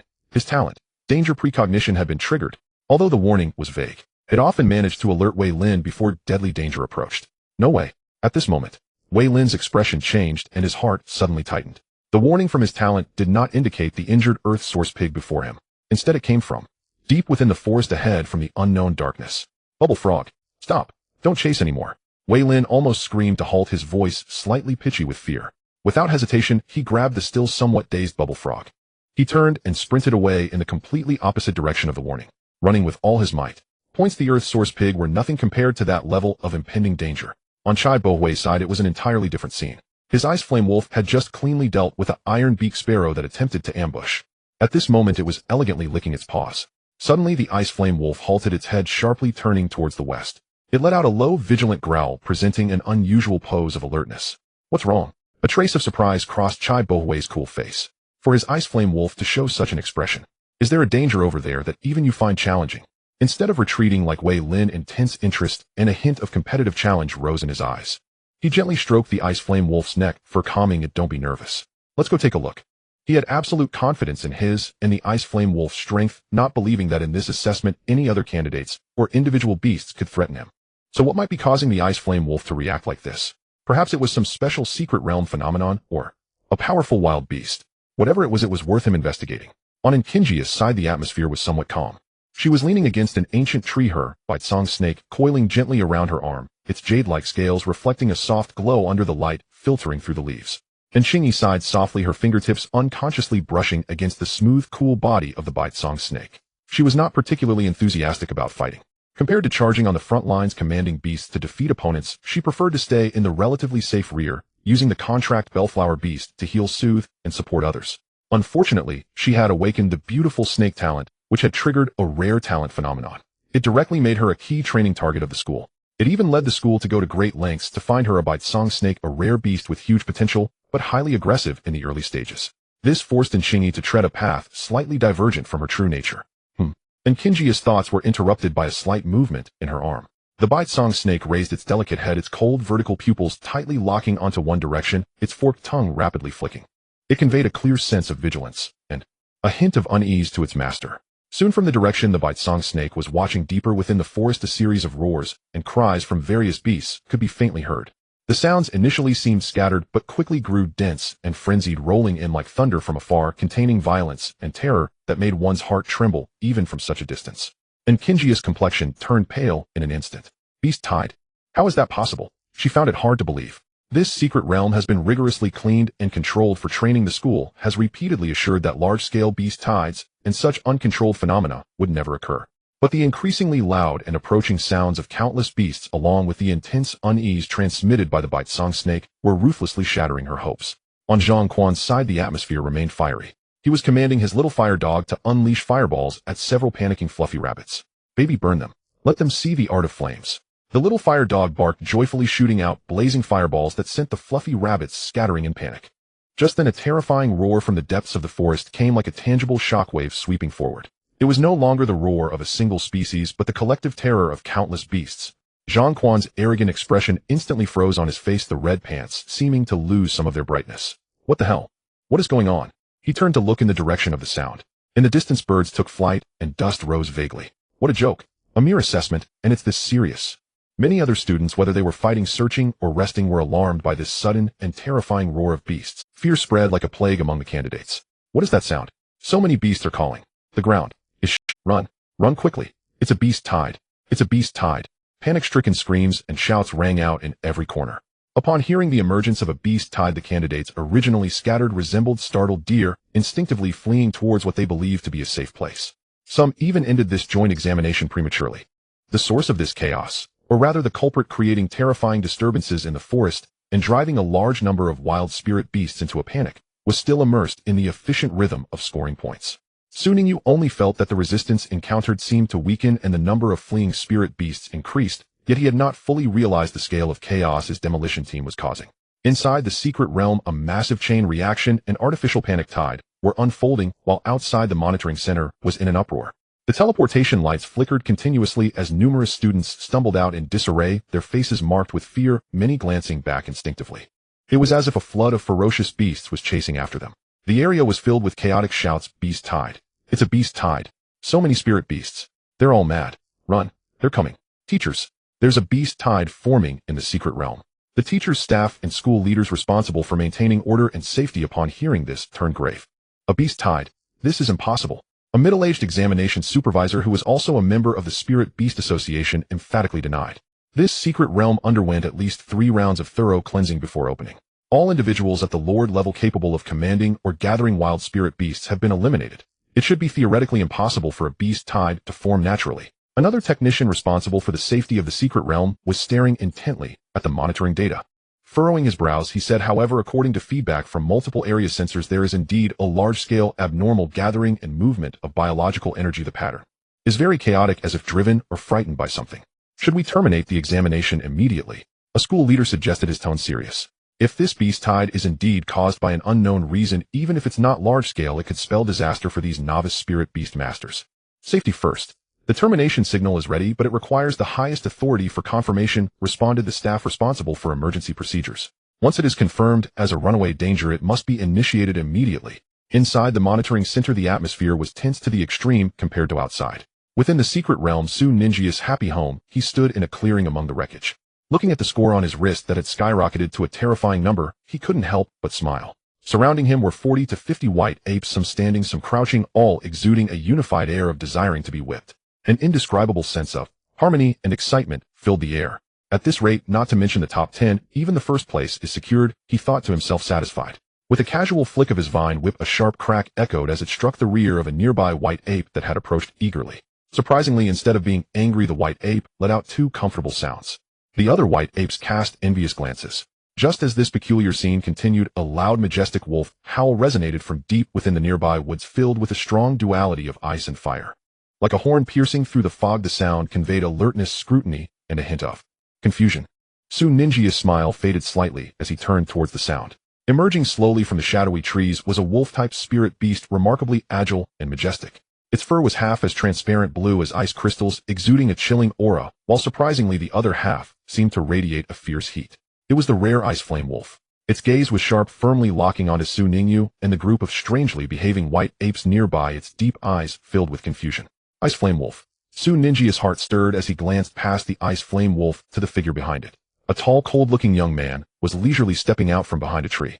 It was none other than the eldest son of the Chai family, Chai Bo-wai. The indifference usually present on his face was now replaced by extreme surprise and bewilderment.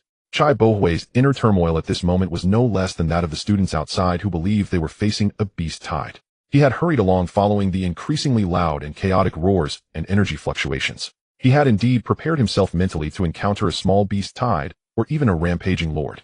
The battle intent of the Ice Flame Wolf had been ignited, and he himself longed for a fierce battle to test his strength. He had even thought it through. If he truly could not win, he could rely on the life-saving means provided by his family and the emergency call bracelet to escape without worry. But what was happening in front of him? There were indeed a pack of white apes, and their numbers were not small. They had gathered together, forming a certain beast tide posture. This could barely explain the chaos in the secret realm. But why were these white apes, which should be aggressive and irritable, either lying down pouting or eagerly surrounding the boy wearing the uniform of the 4th middle school? Most absurdly, the boy was holding a whip made of willow branches. Moments ago he had struck one, and that struck white ape had not resisted, appearing quite obedient. The other white apes not only did not attack, but seemed to have an implicit sense of eager competition. Chai Bohui felt that the spirit beast knowledge and worldview he had built up over the years were being challenged, like images of esoteric knowledge about high-level mental control, special contract secrets, and ancient beast-taming rituals flashed rapidly through his mind. Yet none could fully correspond to the absurd and strange scene before him. This had transcended the realm of combat or examination, entering a field of some entirely incomprehensible performance art. He opened his mouth, swallowing hard. The lines he had prepared, such as "Are you the source of the disturbance?" or "Fight me," were stuck in his throat, unable to be uttered. After a long pause, Chai Bohui managed to stammer out 2 words that he wanted to ask. What is going on here? He wanted to clarify this bizarre situation, but felt at a loss on how to ask. Could it be that you caused the beast tide? At that moment, as if to add fuel to the already awkward atmosphere, a white ape, seemingly impatient, noticed that Su Ninjia's attention was diverted by the unexpected guest and had yet to resume its actions. It even took the initiative to nudge its body against Su Ninjia's leg, deliberately turning its back to him, looking back with its not-so-intelligent eyes filled with a sense of urgency. "Hurry up, it's my turn." Chai Bohui felt that the iceberg facade he had meticulously maintained seemed to be cracking. The scene before him was too shocking, causing even this well-traveled scion of the Chai family to feel dizzy and powerless. He silently and slowly averted his gaze, feeling that if he continued to look, his sanity might not hold out. Chai Bohui cleared his throat with difficulty.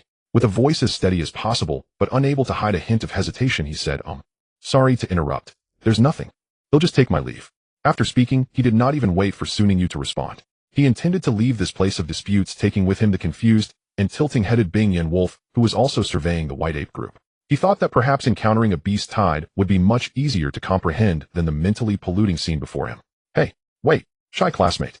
Su Ningyu finally reacted from the overwhelmingly awkward situation, hurriedly calling out to him, his face showing an uncommon hint of embarrassment. Let me explain. What you saw might not be the whole story." Su Ningyu waved the vine whip in his hand, trying to clarify the situation.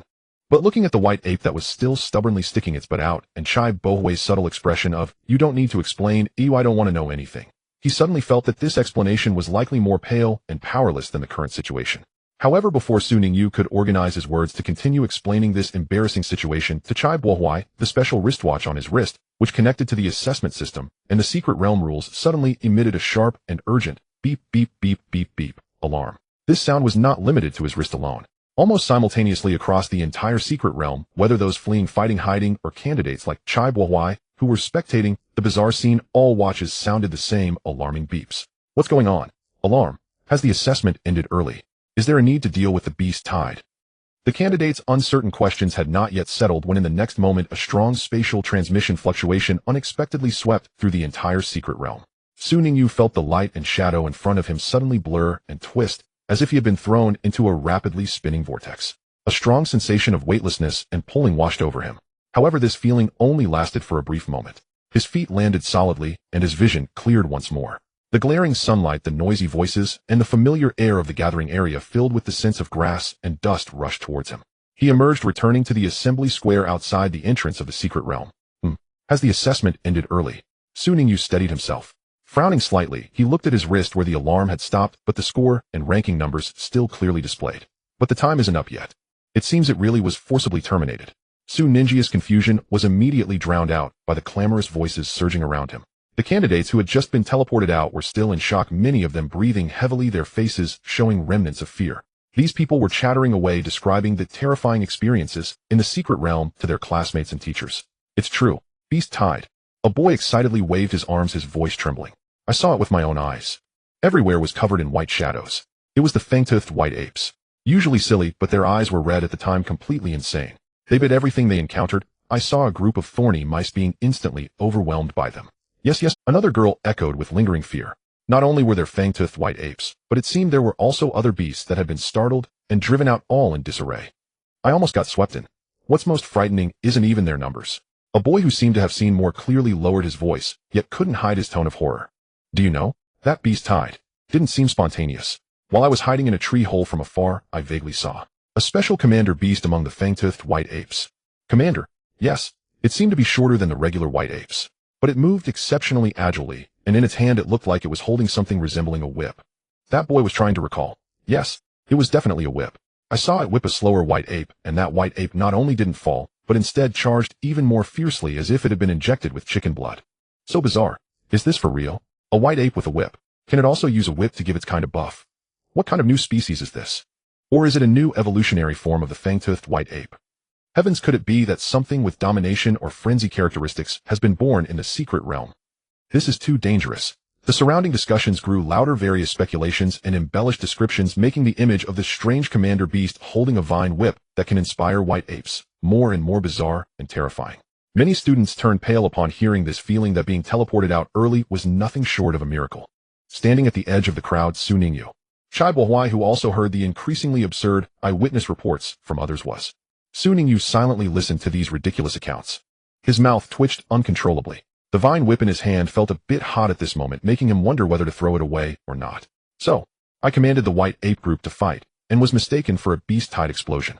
And I myself was taken as some kind of mutated vicious white ape leader that uses tools. Ningyu felt speechless, sensing that the misunderstanding was quite significant and seemingly becoming more convoluted. Chai Bohuai, who had also been teleported out and was standing not far from him, naturally heard the surrounding discussions.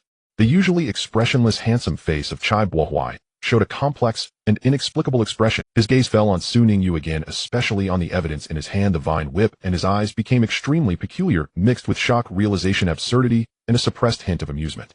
So that's how it is. Chai Bohuai instantly pieced together the cause and effect. There was no mutated white ape leader. It was clearly this guy with the whip, who he didn't know what method he used had controlled the fang-toothed white ape group. Then, he used the whip to inspire them to fight. The so-called beast tide was merely a man-made score farming operation, controlling and driving low-intelligence wild beasts. Such a large-scale and efficient operation, and even using pain to stimulate their fighting will. Chai Bohuai's heart stirred. This is no ordinary talent. Who is this person who has emerged from others? He no longer regarded Ningyu as an ordinary candidate, but truly placed him in a position that required careful observation and consideration. His gaze sharpened as he began to look around for anyone who might know Ningyu, wanting to gather more information. At that moment, an excited and trembling shout echoed, Ningyu. The head teacher Bai Yong pushed through the crowd, his face radiating with uncontrollable excitement and a rosy glow. He rushed to Ningyu in a flurry of steps, his hands forcefully patting on his shoulders, his voice slightly raised. Good lad, you've truly given me a huge surprise. No, you've scared everyone to death. He grabbed Ninju's wrist without hesitation. He thrust the score sheet with its numbers and rankings in front of him, nearly shouting, Do you see? First place. You're in first place. First place with a massive score gap. Nearly double the second place. Bai Yong's voice was like a boulder thrown into a calm lake, instantly attracting the attention of everyone around. No wonder he was so excited. After all, the top scorer of the joint exam came from his class. Who wouldn't be excited in this situation? However, the head teacher's shout drew countless gazes. These gazes were all focused on Ningyu, along with his dazzling score and the No. 1 ranking. Is he really first? That student from the 4th high, a classmate from the 10th high beside Chai Bohuai, let out an incredulous whisper. His gaze flickered between the distant Ningyu and the glaring Ningyu Chingsong 4th high at the top of the score, as if trying to confirm that he wasn't seeing things. Chai Bohuai, however, showed little surprise. He merely squinted slightly, deeply imprinting the name Ningyu and the image of his slightly helpless yet handsome face in his mind. So it's Ningyu from the 4th high, eh? Chai Bohuai murmured to himself, his cool tone carrying a hint of rivalry. He'll remember you. Soon as the dual focus of the Beast Tide incident and the top of the score list, Ningyu was invited to a temporary inquiry room by several stern-looking invigilators and association staff. His little bell on his shoulder was also requested to be left outside under Bai Yong's supervision. This commotion prompted whispers among many onlooking students. Inside the inquiry room, facing the probing gazes of several examiners and questions regarding how he achieved such abnormally high scores and whether he discovered any anomalies in the secret realm. Ningyu knew he couldn't hide the truth, so he decided to be frank.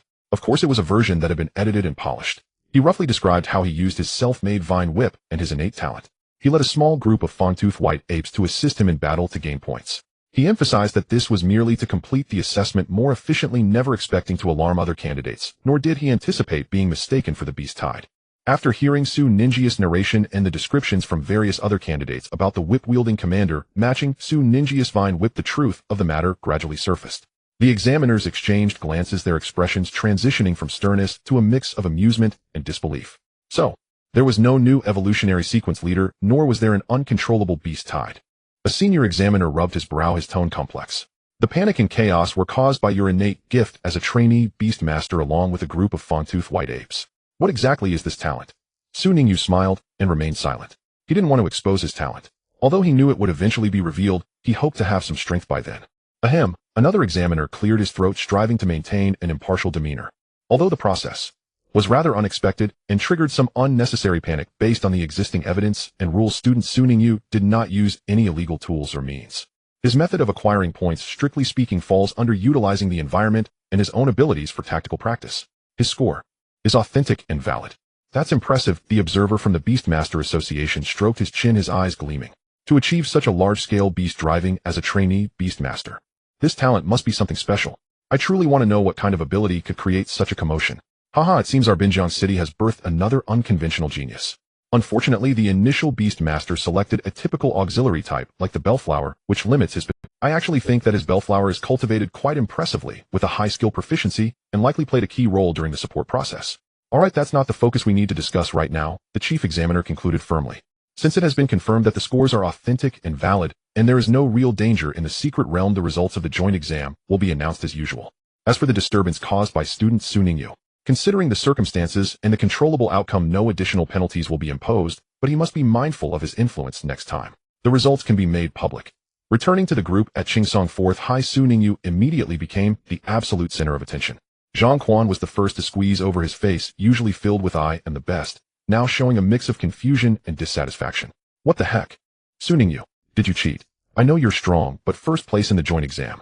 And by such a huge margin. How am I supposed to live with this? He punched Su Ningyu on the shoulder and then lowered his voice, filled with curiosity. Also, the assessment ended early, and the outside rumors about the Beast Tide, were they really caused by you? What's your connection with that white ape leader holding the whip? Su Ningyu felt a headache at the mere mention of Beast Tide, and he expressionlessly pushed Zhang Quan's face away, sternly declaring, "Don't believe rumors, don't spread rumors." The early end of the assessment was an official decision. As for the Beast Tide, it simply did not happen. Everything is based on the official reports.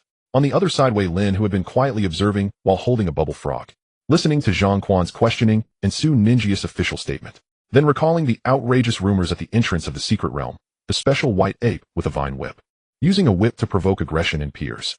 Suddenly a flash of inspiration struck him. He remembered Su Ninjia's damn strange talent.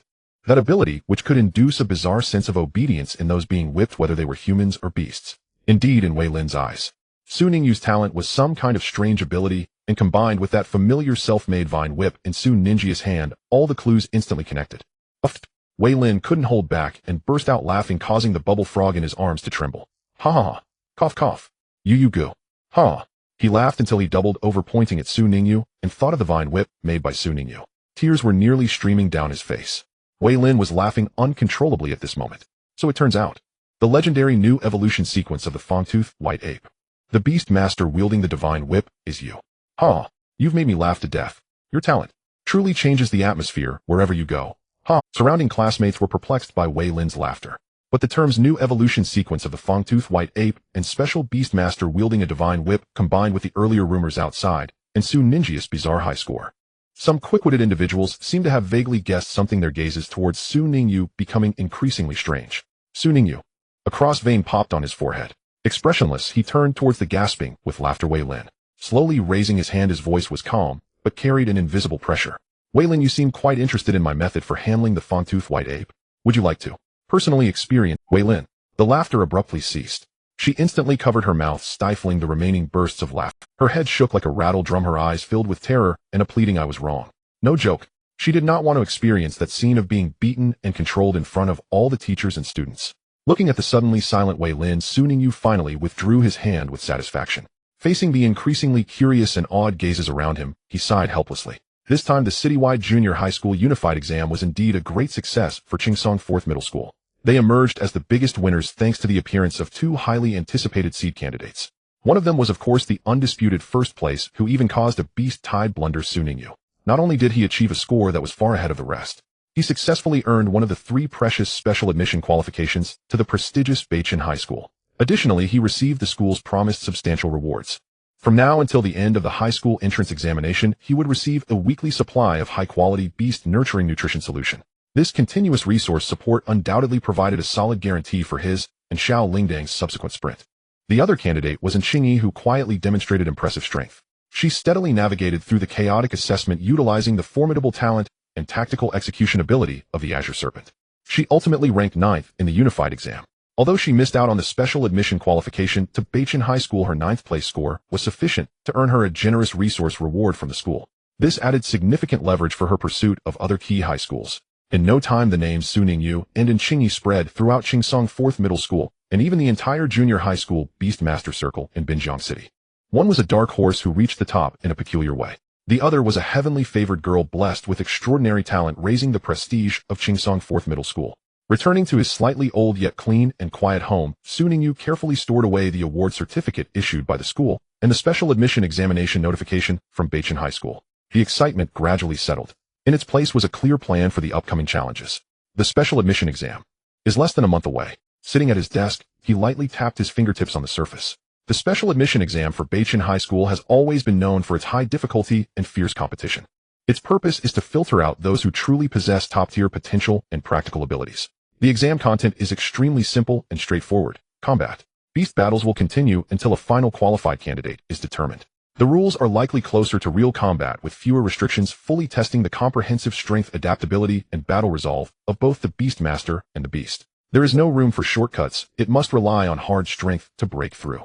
Su Ningyi's gaze. Next, in addition to continuing to improve Xiao Lingdang's rank, the deepening of skill proficiency, further development of tactics and preparation for various attribute opponents. All need to be expedited. I thought of those 3 pairs of venomous fangs, and perhaps I could study them to see if they could add some variation to Xiao Lingdang's tactical system. Ding dong. Just then the phone placed beside the desk suddenly lit up, accompanied by a crisp message notification sound. Su Ningyu picked up his phone, unlocked the screen, and found a new friend request. The applicant's nickname was Weifeng with clear remarks stating Sun Zhuwei. Sun Zhuwei. Su Ningyu immediately recalled the girl from the secret realm who was abandoned by her companions, awkwardly fleeing while holding the Lingdang flower and then blushingly wanting to ask for cultivation methods. She was also a beast master of the Lingdang flower and had clearly expressed her willingness to pay for consultation. A potential client and possibly a quality client with stable needs. Su Ningyi's thoughts shifted, and without hesitation he tapped to accept the friend's request. Almost the moment the friendship was successfully established. On the other side, a flurry of messages came pouring in. The speed was so fast it was as if they had already been edited in the dialog box, just waiting for the send button to be released. Weifeng Sun Zhuwei, no way. Is it really you, the first in the unified exam? Su Ningyu. Shocked emoji. Weifeng Sun Zhuwei, how did you achieve that? That score is so terrifying. Dog head emoji. Weifeng Sun Zhuwei, of course. First, I must congratulate the Great One for being first in the exam. Fireworks emoji, so amazing. The messages were filled with surprise, curiosity, and undisguised excitement. One could almost imagine the wide-eyed expression of the sender through the screen. Su Ningyu watched the flooding messages, a slight smile appearing on his lips as he typed 2 words on the screen: you, thank you. Then he set his phone aside and reopened his analysis notes on the historical combat records of the special admission exams at Beichin High School. Su Ningyu immersed himself in the thoughts of preparing for the next steps. Meanwhile, in a spacious bedroom of a high-end villa in another part of the city, Sun Zhuwei was wearing soft cartoon pajamas, lying ungracefully on her bed covered with velvet sheets. Her feet were swinging aimlessly in the air. She held her phone with both hands, her eyes fixed on the screen, waiting for a reply from the first in the unified exam, who had just accepted her friend request. It's approved. It's approved. She cheered softly and immediately sent out a series of messages she had already prepared. After sending, she rested her chin on her crossed arms. Her eyes sparkled as she stared at the dialogue box, her heart racing. There was both admiration for the Great One and anticipation for successfully seeking advice. Mixed in was a hint of nervousness that she didn't even notice. How will he reply? Will he share his experience? Or will he say to pay first? Sun Zhuwei's mind flashed through various possibilities, even starting to ponder how to naturally and politely continue the conversation while also introducing the topic of cultivating bellflower. Time passed by second. 1 minute, 3 minutes, 5 minutes. In the chat box, apart from her own series of messages and the other party's succinct "thank you," no new bubbles appeared. The bedroom was quiet, with only the faint sound of the central air conditioning running. Sun Zhuwei's expression of anticipation and excitement gradually stiffened, turning into confusion, and finally her lips drooped slightly. So, is that it, eh? She blinked in disbelief, bringing her phone closer, and then further away, even exiting and re-entering the chat interface. Still only those lonely 2 words, thank you.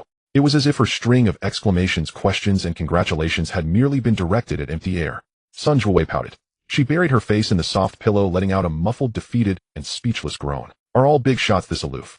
She turned over and stared at the luxurious crystal chandelier on the ceiling. Yet an image of the boy in the secret realm holding a vine whip, calm and commanding, involuntarily surfaced in her mind. Forget it. She took a deep breath, picked up her phone again, and clicked on Su Ninjia's avatar. A simple starry background image.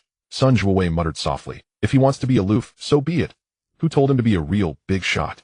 As for the cultivation consultation, she would find another opportunity to ask formally another day. She cradled her phone in her arms, gazing at the neon lights of the city outside. In her heart, the impression of the peer named Su Ningyu, apart from the original gratitude and curiosity, added a layer of mystery and inaccessibility. The halo of being first in the joint entrance exam made him appear even more dazzling. For most people, the end of the joint exam and the subsequent vacation was a time for relaxation and adjustment. But for Su Ningyu, it was the last and most valuable sprint phase before the special recruitment exam for Beichin High School. Time became exceptionally tight, yet the goal was strikingly clear. The top priority was to help Little Bell overcome the key prerequisite skill for evolution, photosynthesis. Su Ningyu carefully placed the sunflowers he brought back from the secret realm on the sunlit windowsill. The halos in their flower discs resembled miniature suns, continuously emitting gentle and stable light and heat energy. Little Bell observed them closely. Su Ningyu pointed at the sunflowers. It's not just about seeing them glow. You need to feel how they breathe, how they capture, absorb, transform, and store the omnipresent light into usable life energy. This is different from mobilizing energy within your body when you release skills. It is a more fundamental, continuous way of energy circulation that resonates with nature. Little Bell floated beside the sunflowers, its petals gently unfurling, the light green healing halo intertwining with the golden halo of the sunflowers. It was earnest, filled with focus and a hint of confusion before realization. It extended its leaves, cautiously touching the stems and petals of the sunflowers, feeling the unique rhythm of energy and attempting to mimic the distinct breathing pace. Though progress was slow, Su Ningyu could feel that Little Bell's sensitivity and control over light energy were quietly improving through this daily observation and imitation.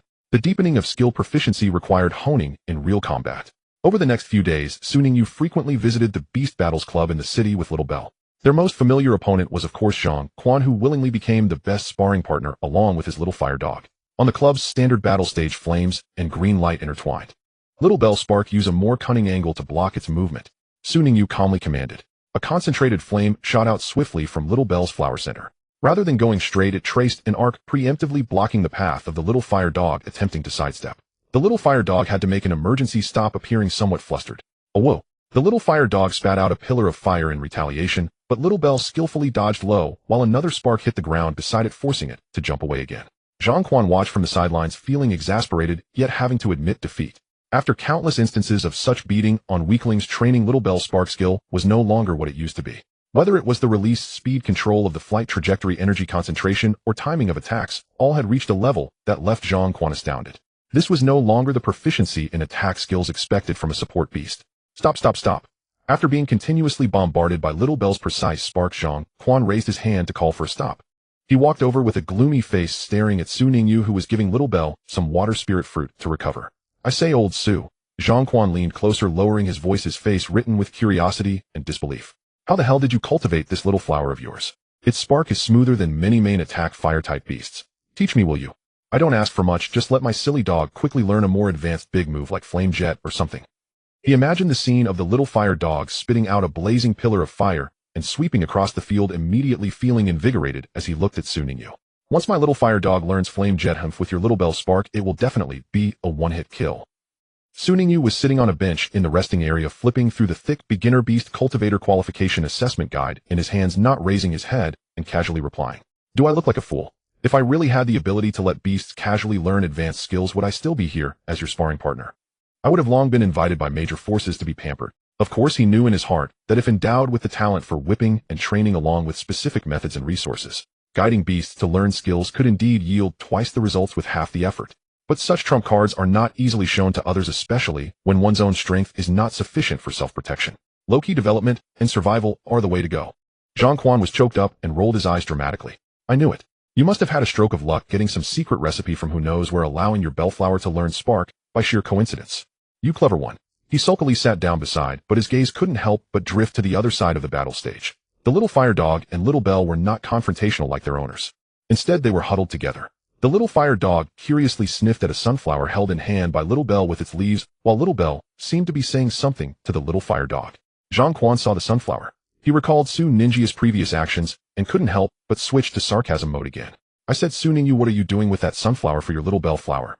This thing is useless except as a night light at night, purely ornamental with no practical use. Do you really expect to rely on this to learn skills? Su Ningyu closed the documents in his hand, too lazy to argue with this fool. I already said it's to assist in learning the skill photosynthesis. Zhang Quan burst out laughing, pointing at Su Ningyu, laughing uncontrollably. Huh, I think you've gone a bit crazy from reading too much. You think just holding a flower can learn skills? Then I guess if you hold a book on breeding you'll wake up as a breeding master. You won't even need to take the breeding qualification exam in 2 days. If anyone believes your nonsense, that would be a disservice to others and a disaster for the Beast Master world. He laughed heartily, his spittle nearly splattering on Su Ninjia's face. However, the next moment his laughter stopped. Woof! The little fire dog suddenly let out a surprised low bark. Zhang Quan instinctively turned to look. In the next moment the smile on his face instantly froze. His eyes widened like copper bells, and his mouth opened unconsciously as if a fist could fit inside. He saw at the edge of the dual platform the little bell, holding the sunflower, seemingly communicating with the little fire dog. Its entire body suddenly radiated a layer of soft and pure pale golden fluorescence from within. The light was not glaring, but exceptionally clear, full of vibrant life, as if it actively absorbed and transformed the surrounding light, then gently released it. What was even more shocking was that the halo emitted by the sunflower held by the little bell appeared dim in comparison to this layer of pale golden fluorescence, like fireflies next to the bright moon. A peculiar wave of energy began to quietly spread from the little bell, centered on it a rhythm of light energy, being efficiently absorbed, transformed, and perfectly integrated with its own life force. Su Ningyu also heard the system's prompt. His little bell successfully comprehended the skill photosynthesis. Zhang Quan's jaw dropped to the ground, his brain blank, leaving only a few words frantically flashing. Photosynthesis. Oh my, your bell flower really learned it.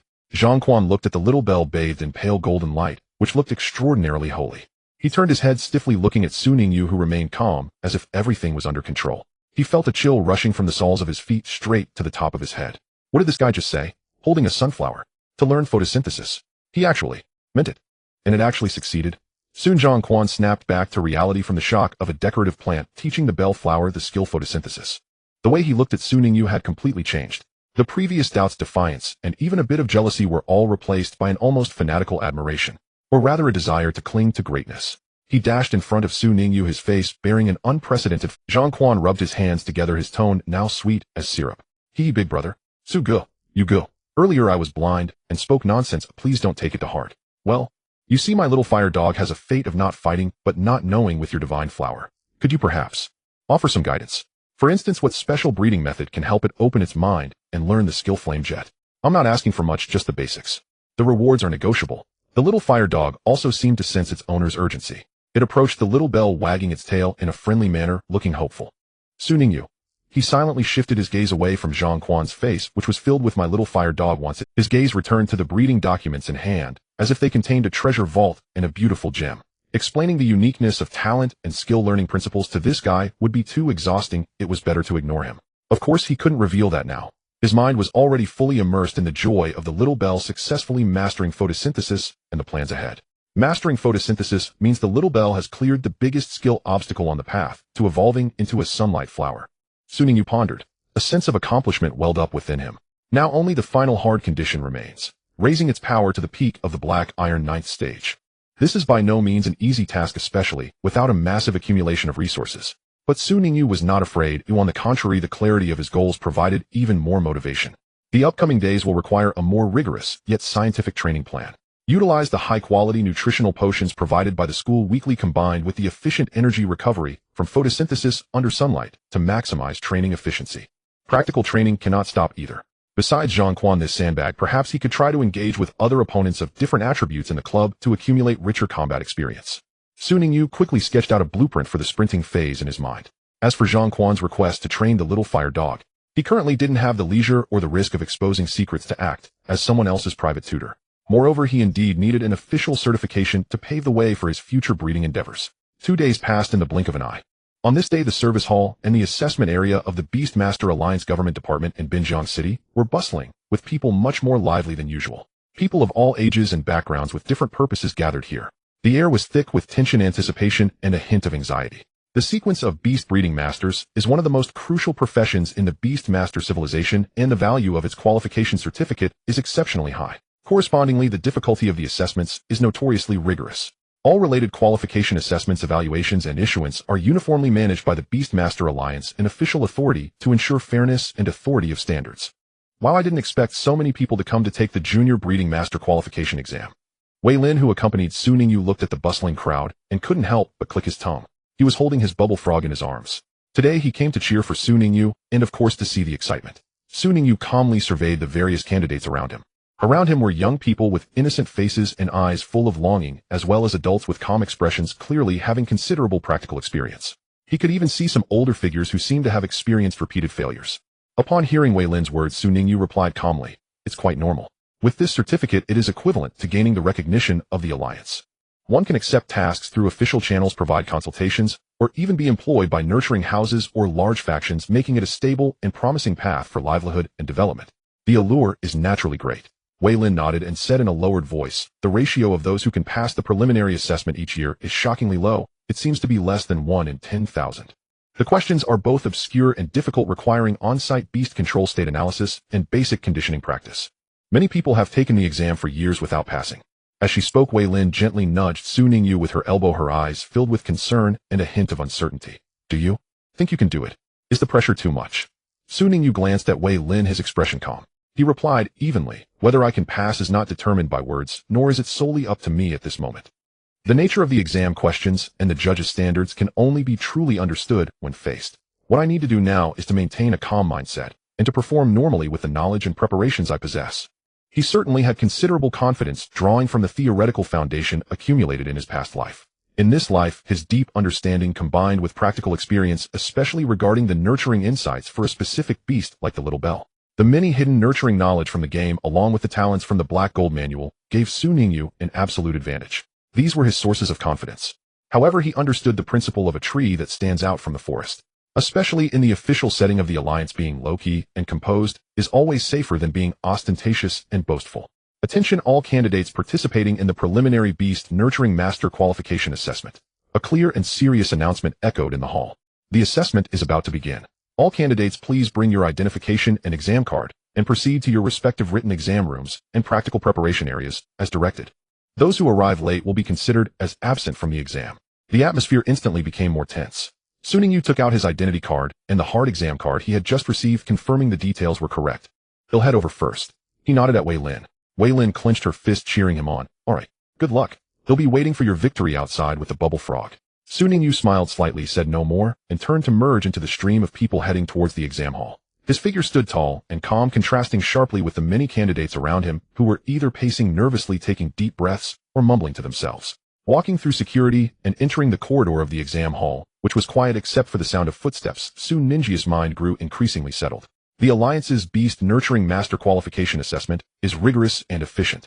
It is primarily divided into 2 core parts aimed at comprehensively testing the candidate's true levels. This is the cornerstone of the assessment. It aims to verify whether a prospective breeder possesses a solid theoretical foundation. There are also many directions for sequential breeders. For instance, systematic professional knowledge, rigorous logical thinking, and a comprehensive understanding of various fields, such as the physiology, psychology, and energy systems of beasts, common skills, evolution, routes, nutrition, and basic pathology. The scope of the exam questions is extremely broad. It covers everything from basic concept differentiation to complex case analysis. From energy formula derivations to the properties and compatibility taboos of specific materials, nothing is left out. If one has not undergone systematic learning and extensive accumulation in their mind, relying solely on half-understanding or streetwise experience to pass the written test is simply wishful thinking. Because of this stage often eliminates more than 2/3 of the candidates, leaving them with no opportunity to practice. It is even more challenging a true test of skill. The examiner will provide a beast to be tamed. Candidates must conduct a basic status assessment within the allotted time, analyzing its existing strengths and weaknesses. Based on this, they must devise a scientific, rational, and feasible cultivation direction and specific recommendation plan for the next stage. This not only requires candidates to have a solid theoretical foundation, but also tests their observation skills, analytical judgment, adaptability in the moment, and the ability to translate theoretical knowledge into practical application. If a candidate successfully cultivates a special sequence beast directly, their score is guaranteed, and they have passed. Many candidates with rich theoretical knowledge often falter at this stage, unable to connect their theories with the living beasts before them. or their proposals may be impractical, merely theoretical, leading to elimination. The atmosphere in the written examination room is solemn, filled only with the sound of pens scratching across paper and the occasional rustling of exam papers. Ningyu quickly skimmed through the exam paper upon receiving it. The questions indeed covered a wide range with a considerable level of difficulty. Some questions even involved quite obscure knowledge points. However, for someone like him, who had comprehensive knowledge of the Beast Taming Sequence from his past life, and who had systematically organized and reinforced this knowledge within the context of the beast taming world in this life, many of these questions felt familiar, and his thought process for answering them was clear. The written exam poses no difficulty. Ningyu silently concluded a calm judgment based on thorough preparation rather than arrogance. He no longer hesitated, picking up his pen and beginning to answer with composure. The multiple choice and true-false questions required almost no pause, while the fill-in-the-blank and definitions came effortlessly. When it came to the later short-answer questions and comprehensive case analyses, he thought briefly before writing down clear and precise answers, citing accurate theories with a rigorous derivation process, and proposing suggestions that balanced practicality and foresight. With his pen flowing swiftly, Ningyu completed all the questions in less than half of the allotted time and quickly reviewed his answers. He raised his head, stretching his somewhat stiff neck, and glanced around. The other candidates in the exam room were mostly still deeply immersed in the sea of questions. Some frowned tightly, biting their pens in deep thought. Others sweated at their temples, continuously calculating on their scrap paper. There were also those staring blankly at a particularly difficult question, their expressions filled with despair. Clearly, this written exam paper was not friendly to the majority. Ninju's early completion was like a small stone tossed into a calm lake. Although the action was minimal, it immediately drew the attention of several nearby candidates. They first glanced in surprise at the clock on the wall, confirming that there was still time, and then their gazes collectively focused on the exam paper that Ningyu had already closed. Has this person finished so quickly? A boy with thick glasses murmured to his companion, his tone filled with disbelief. He must have just scribbled something right, or came just to experience this, having no real intention to try. His companion replied with a smirk, carrying a subtle mindset of, if I can't do it, surely no one else can. He doesn't look very old. He probably just came to have some fun or to put on a show. If he can't even pass the written exam, there's no way he'll manage the practical one. Another voice from a different direction joined in, tinged with a hint of jealousy. A subtle stir arose in the examination hall due to Ninju's early submission of his paper. Although everyone lowered their voices, the gathered murmurs were nonetheless noticeable. Silence. Maintain the discipline of the examination hall. The invigilator was a stern-looking middle-aged woman. She frowned and raised her voice to admonish. She was not surprised by the early submissions. There were always such individuals every year. She was also not worried about the leakage of exam questions. The Alliance utilized an intelligent question generation system, ensuring that each candidate's paper was randomly generated with almost no repetition, rendering copying or passing answers meaningless. Ningyu stood up, holding his exam paper and examination card, calmly walking towards the podium. The invigilator took his paper but did not grade it on the spot, as in traditional exams. She placed the paper neatly before a special beast on the podium. It was a peculiar-looking beast roughly the size of 2 fists, composed of many colorful geometrically shaped blocks. Upon seeing this beast, Ningyu thought of the Lego figurines from his past life. It had a round head and eyes that were 2 crystals shimmering with blue light. This was precisely the block beast, a relatively rare creature that typically evolved along a mechanical deity path. It was renowned for its powerful logical computation, pattern recognition, and information processing abilities. It was commonly used by the Alliance for expedited and fair grading of standardized exams. The eyes of the block beast emitted 2 thin beams of blue light, quickly scanning the paper. A barely audible sound akin to gears turning and energy flowing emanated from within it. The entire process lasted less than 10 seconds. The blue light converged. A green block representing a pass sprang up with a click from the top of the block beast. Simultaneously, its synthesized electronic voice echoed in a monotonous yet clear tone. Paper number XXXXX candidate, Ningyu, written assessment passed. Score assessment excellent. A hint of barely perceptible surprise crossed the invigilator's face, but she quickly regained her professional composure. She returned Ninju's examination card and instructed in an official tone, "You have passed the written assessment. Turn right upon exiting and follow the signs to the 3rd practical preparation room, where you will await your practical assessment arrangement. Do not delay." After saying this, she no longer paid attention to Ningyu. Her gaze returned to the other candidates in the examination hall, who were still scribbling away, maintaining order in the hall. Ningyu took his examination card, nodded slightly to the invigilator in acknowledgement, and then turned around. Under the complex gazes of surprise, envy, and lingering doubt from those behind him, he walked out of the written examination room calmly. Ninju's steps were steady and his heart held little turbulence. Passing the written assessment was merely the first step he had anticipated, just a ticket to enter the next, more rigorous trial. Ningyu felt little disturbance in his heart. He calmly followed the instructions to the designated area for the practical assessment. There was a row of independent rooms with electronic screens at their entrances displaying preparing or under assessment. In the public waiting area, he discovered that he was not the only candidate to finish the written assessment early. 3 others had arrived even earlier than him. One was an elderly gentleman with graying hair wearing reading glasses exuding a calm and cultured demeanor. At this moment, he was slowly sipping from a cup of water. The other 2 appeared to be college students in their early 20s. One male and one female. The male was flipping through a thick notebook, while the female nervously checked her toolbox. As Ningyu walked in, the gazes of all 3 fell upon him almost simultaneously. They all displayed a clear expression of surprise. After all, in comparison, Ningyu appeared far too young. His youthful face and the fact that he had already changed out of his school uniform did little to erase the air of a student about him. In the field of beast cultivation, which heavily relies on accumulated experience, practical knowledge, and depth of understanding, youth often signifies a lack of credentials, making one a natural underdog. However, their surprise was fleeting. A flicker of understanding crossed the old man's eyes, which then returned to indifference as he continued to drink his water, as if accustomed to various geniuses or self-important individuals. The college-age duo exchanged glances, seemingly engaging in silent communication. Another theoretical candidate. In their view, Ningyu was likely one of those who had an extraordinary memory, capable of reciting thick tomes verbatim, but might be utterly hopeless in practical skills and on-the-spot adaptability, the bookworm type of genius. The second round of practical assessment was precisely the Waterloo for such armchair strategists. Ningyu remained indifferent to their gazes and their silent judgments. He approached the electronic screen, confirmed his room number and status, and then pushed the door open, disappearing inside. The room was not large, but well-equipped, featuring an operating station, a materials rack, basic tools, and protective gear. Additionally, there was a transparent observation box for the temporary accommodation of beasts. The blackboard in front actually served as an electronic display, clearly showing the topic for this practical assessment. Please analyze the potential inclination of the provided beast and plan, prepare, and guide it through a controllable and clearly directed evolution cultivation on site. Ninju's gaze then shifted to the center of the room. There, within an observation box lined with soft sterile padding, lay a plump, entirely snow-white beast quietly wriggling. Caterpillar baby. Ningyu murmured softly, his eyes revealing no surprise. As expected, it's this beast. It was one of the most classic and unique representatives among insect-type beasts. The caterpillar baby was renowned for its extreme genetic plasticity and evolutionary diversity. Its combat power was extremely weak. Its life energy was also feeble. Yet its genetic sequence was exceptionally sensitive, easily influenced by the environment, nutrition, external energy, and even specific materials, leading to mutations that resulted in various insect-type beasts, with differing forms, attributes, and abilities. It could be said to be an excellent test of a cultivator's ability to judge a beast's potential material compatibility, mastery of evolutionary principles, and fine operational skills. Of course, a junior beast cultivator would not let all candidates leave empty-handed. On the side, the materials rack was neatly stocked with dozens of different materials. From common crystallized energies of insect and plant types to various mineral powders and special extracts. There were even some fresh leaves, flowers, and small insect specimens. With such a variety, it was sufficient to support multiple different directions for evolutionary attempts. The assessment requirement is to guide evolution, not to cultivate a special and unprecedented evolutionary sequence. This is fortunate in the midst of misfortune, as the difficulty is within a controllable range. Ningyu quickly assessed in his heart.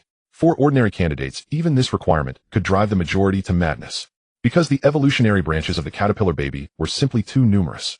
Choosing the wrong materials or improper operation could lead to evolution failure, or worse, the collapse of the caterpillar baby's genes. However, for him, this was precisely an excellent opportunity to leverage the advantages of his talent, the bloodline. Ningyu approached the observation box and gently opened the lid. The silkworm seemed to sense someone nearby and slightly raised its head. Its 2 small black eyes looked at Ningyu with a hint of confusion, yet showed no signs of fear. "Don't be afraid, little one," Ningyu said in a gentle tone. He then took out a specially designed, extremely fine blood collection needle and a small collection dish. "I need to take a small sample of your blood for a simple energy affinity test to see which type of material your body is more. This is beneficial for both of us." This explanation was intended for the silkworm, as well as the monitoring devices that surely existed in the room, providing a reasonable basis for Ninju's subsequent actions. Of course, Ningyu was taking blood to activate his own talent. He performed the blood collection from the silkworm delicately and precisely. The moment the blood dripped into the collection dish, Ninju's fingertip made the faintest contact with it. Bloodline directory talent silently activated. In an instant, Ninju's vision was flooded with countless flickering spectra and streams of textual information representing various evolutionary paths. It was as if he had opened a grand library directory, revealing all the genetic possibilities of this silkworm. The various evolutionary sequences belonging to the silkworm, both past and future. At the front of the directory was the vast and immense insect god swarm sequence. The numerous branches were nearly countless moths, butterflies. Each beast form varied greatly with abilities that differed widely, and the required evolutionary conditions were all over the place. Scrolling down, there were many beast forms under the forest goddess green spirit sequence. Most led to various bizarre insect species that coexisted with plants. They possessed abilities to control vines release pollen and even perform photosynthesis. Further down were some rarer or more obscure sequence branches involving light spirits, metals mined, and even mechanical attributes. Soon Ningia's gaze eventually settled on an entry that flickered with a faint, yet stable golden red light. Sun God Sequence, Flame Sun Sequence, First Sequence, Fire Moth, Attribute Insect, Fire Prerequisites for Evel. 1. Basic Strength Black Iron Tier 3-2. Core Material Fire Rock. 3. Guiding Agent Basic Flame Sun Inducer Formula unlocked requires 2 petals of Sun Flame Flower, 1 gram of red crystal powder, 10 milliliters of pure insect type energy liquid, and 3 drops of gentle energy stabilizer. 4. Supporting environment 2530 degrees Celsius low light environment. Success rate of evolution current individual adaptability 87. Note: this is a preliminary evolution form for the silkworm leaning towards the flame sun attribute, retaining some insect characteristics, and initially mastering the utilization of faint fire energy, laying the foundation for further evolution towards the high-tier sun god flame sun sequence or other firelight attribute sequences.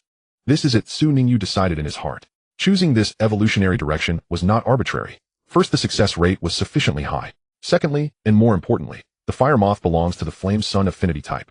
It shares a certain commonality and correlation with the sun god flame sun sequence that Little Bell will evolve into. Through this practical operation, he could accumulate a valuable official certification experience for guiding beast evolution.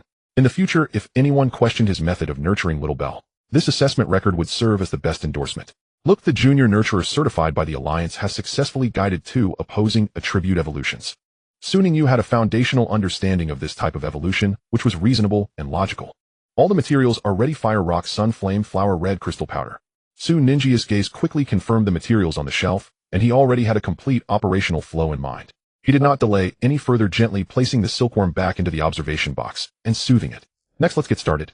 He washed his hands, put on protective gloves and goggles, and focused calmly. First, he accurately took the required fire rock from the material shelf. He carefully ground it into an extremely fine powder using a mortar and weighed out an adequate amount. Next, he processed the petals of the sun flame flower and extracted the juice. He measured the red crystal powder, mixed it with the insect-type energy liquid, and finally added the crucial stabilizer. His actions were orderly, precise, and stable, with each step adhering to strict norms and a profound understanding of the material properties. The room was filled only with the faint sounds of instruments clashing and his steady breathing. A process conducted under surveillance was being carried out compliantly and reasonably. Su Ningyu was diligently preparing the evolutionary aid liquid to evolve the silkworm into a fire moth. Meanwhile, in the monitoring room, several examiners were observing the situations in various practical assessment rooms through multiple high-definition screens.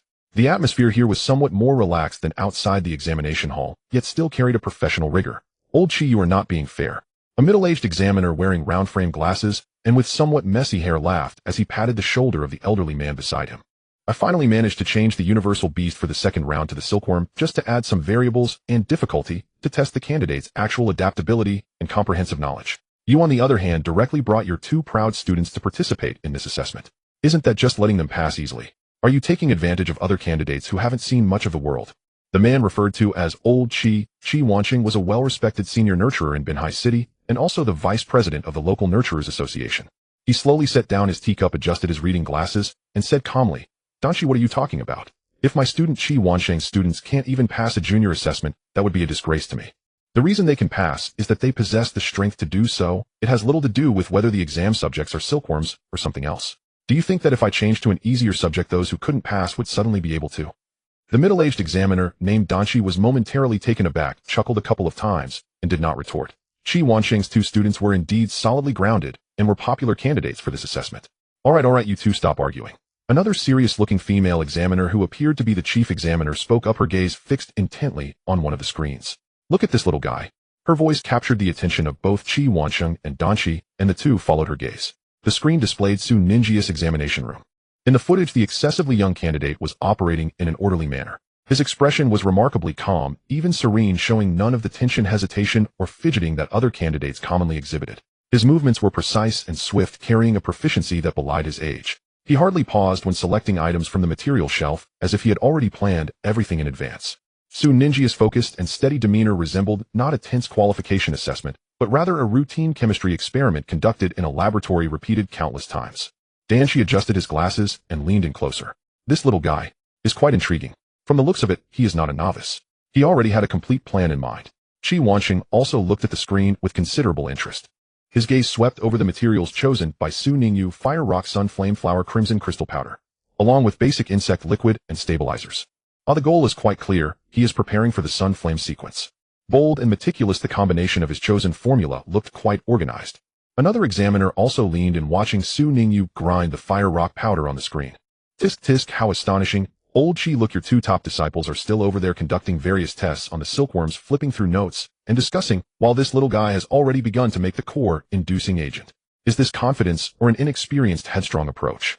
Chi Wanxing did not express anger at his student. On the contrary, his eyes gleamed with appreciation. Regardless of which it is, this determination and initiative are rare among young people. Moreover, look at his method of handling the materials. It is very standard, even somewhat old-fashioned and meticulous, not at all like a wild approach. The sun flame sequence. Is it the fire moth or the fire venom worm? Dan Shi stroked his chin, his tone becoming serious. The silkworm theoretically has this evolutionary branch, but successful cases in the sun flame sequence are extremely rare. The documented inducing conditions are quite stringent, and the success rate is widely acknowledged to be low. The formula combination this little guy chose does have a hint of ancient method modifications, but I wonder how effective it will be. His operations are quite steady, and his technique in blending the potion is also proficient. The examiners, all experienced cultivators, naturally understood the risks and difficulties involved, and their gazes towards Su Ningyu held more scrutiny and anticipation. Look, the evolution liquid is ready, the chief examiner whispered. On the screen, Su Ningyu had already filled the specially made feeding device with the prepared potion, which gleamed with a warm orange-red hue. Then he picked up the ground fire rock, slightly rough on the surface, and gently cradled the plump silkworm. Most of the silkworms sent here for assessment have some inherent deficiencies or are in poor condition, merely surviving until the assessment is already a struggle. Dan Shi watched as Su Ningyu gently soothed the silkworms, softly uttering a comforting word. They all understood that these beasts used for assessment were in a sense also seeking a potential opportunity for In the scene, Su Ningyu carefully placed the silkworm on the warm fire rock. The silkworm seemed to sense a peculiar energy draw and slightly raised its head. Su Ningyu brought the feeding device closer and softly said, "Come, drink this. Hold on, this is your chance to transform and be reborn." The silkworm did not hesitate. It understood this was an opportunity to change its fate. It obediently began to consume the orange-red potion. Its small body trembled slightly, as if striving to endure and absorb the surging energy within. After feeding, Su Ningyu took a step back, softly muttering to himself, "From here on, it will depend on you." The silkworm nodded and curled up on the fire rock. The silkworm that drank the potion then noticeably intensified its trembling. Its originally snow-white exterior began to flush with an abnormal red hue. It did not hesitate, and almost instinctively began to desperately spin silk on the fire rock beneath it. The silk was not the usual white, but bore a faint orange-red glow, spinning, wrapping, and casing. The speed was incredibly fast. In just a few minutes, an orange-red cocoon with a hint of heat rising from its surface, as if slowly burning from within, appeared on the fire rock, replacing the original position of the silkworm. It has entered the cocoon stage. In the monitoring room, several examiners held their breath, focusing intently. The cocooning is the most critical sign of the evolution of silkworm-type beasts, but cocooning is just the beginning. Whether it can successfully break free from the cocoon and transform into the intended form is the true test. The result of failure could very well be energy backlash, leading to the cocoon's destruction and the death of the worm. Now we can only wait and see if it succeeds or fails, Chi Wanxing said slowly, his gaze fixed intently on the orange-red cocoon. In the exam room, Su Ningyu had also retreated to a safe observation distance, his eyes unwaveringly fixed on the silkworm cocoon. His face still bore little expression. However, his slightly pursed lips and the occasional light tapping of his fingers on the console revealed that his heart was not as calm as it appeared. Time stretched at this moment, each second elongated by silent anticipation and underlying worry. Uncertain how long had passed, perhaps only a few minutes, but under the tense nerves it felt like several hours. Crack! A faint yet exceptionally clear sound came from the orange-red cocoon. Su Ninjia's pupils contracted, his body instinctively leaning forward. Suddenly, an unexpected change occurred. The surface of the orange-red cocoon spontaneously erupted into bright orange flames, without warning. Before Su Ninjia's surprise could fully materialize, an even more astonishing scene unfolded. From the center of the burning cocoon, a pair of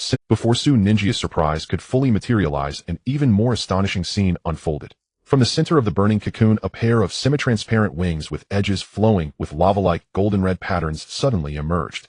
The wings flapped vigorously. Boom!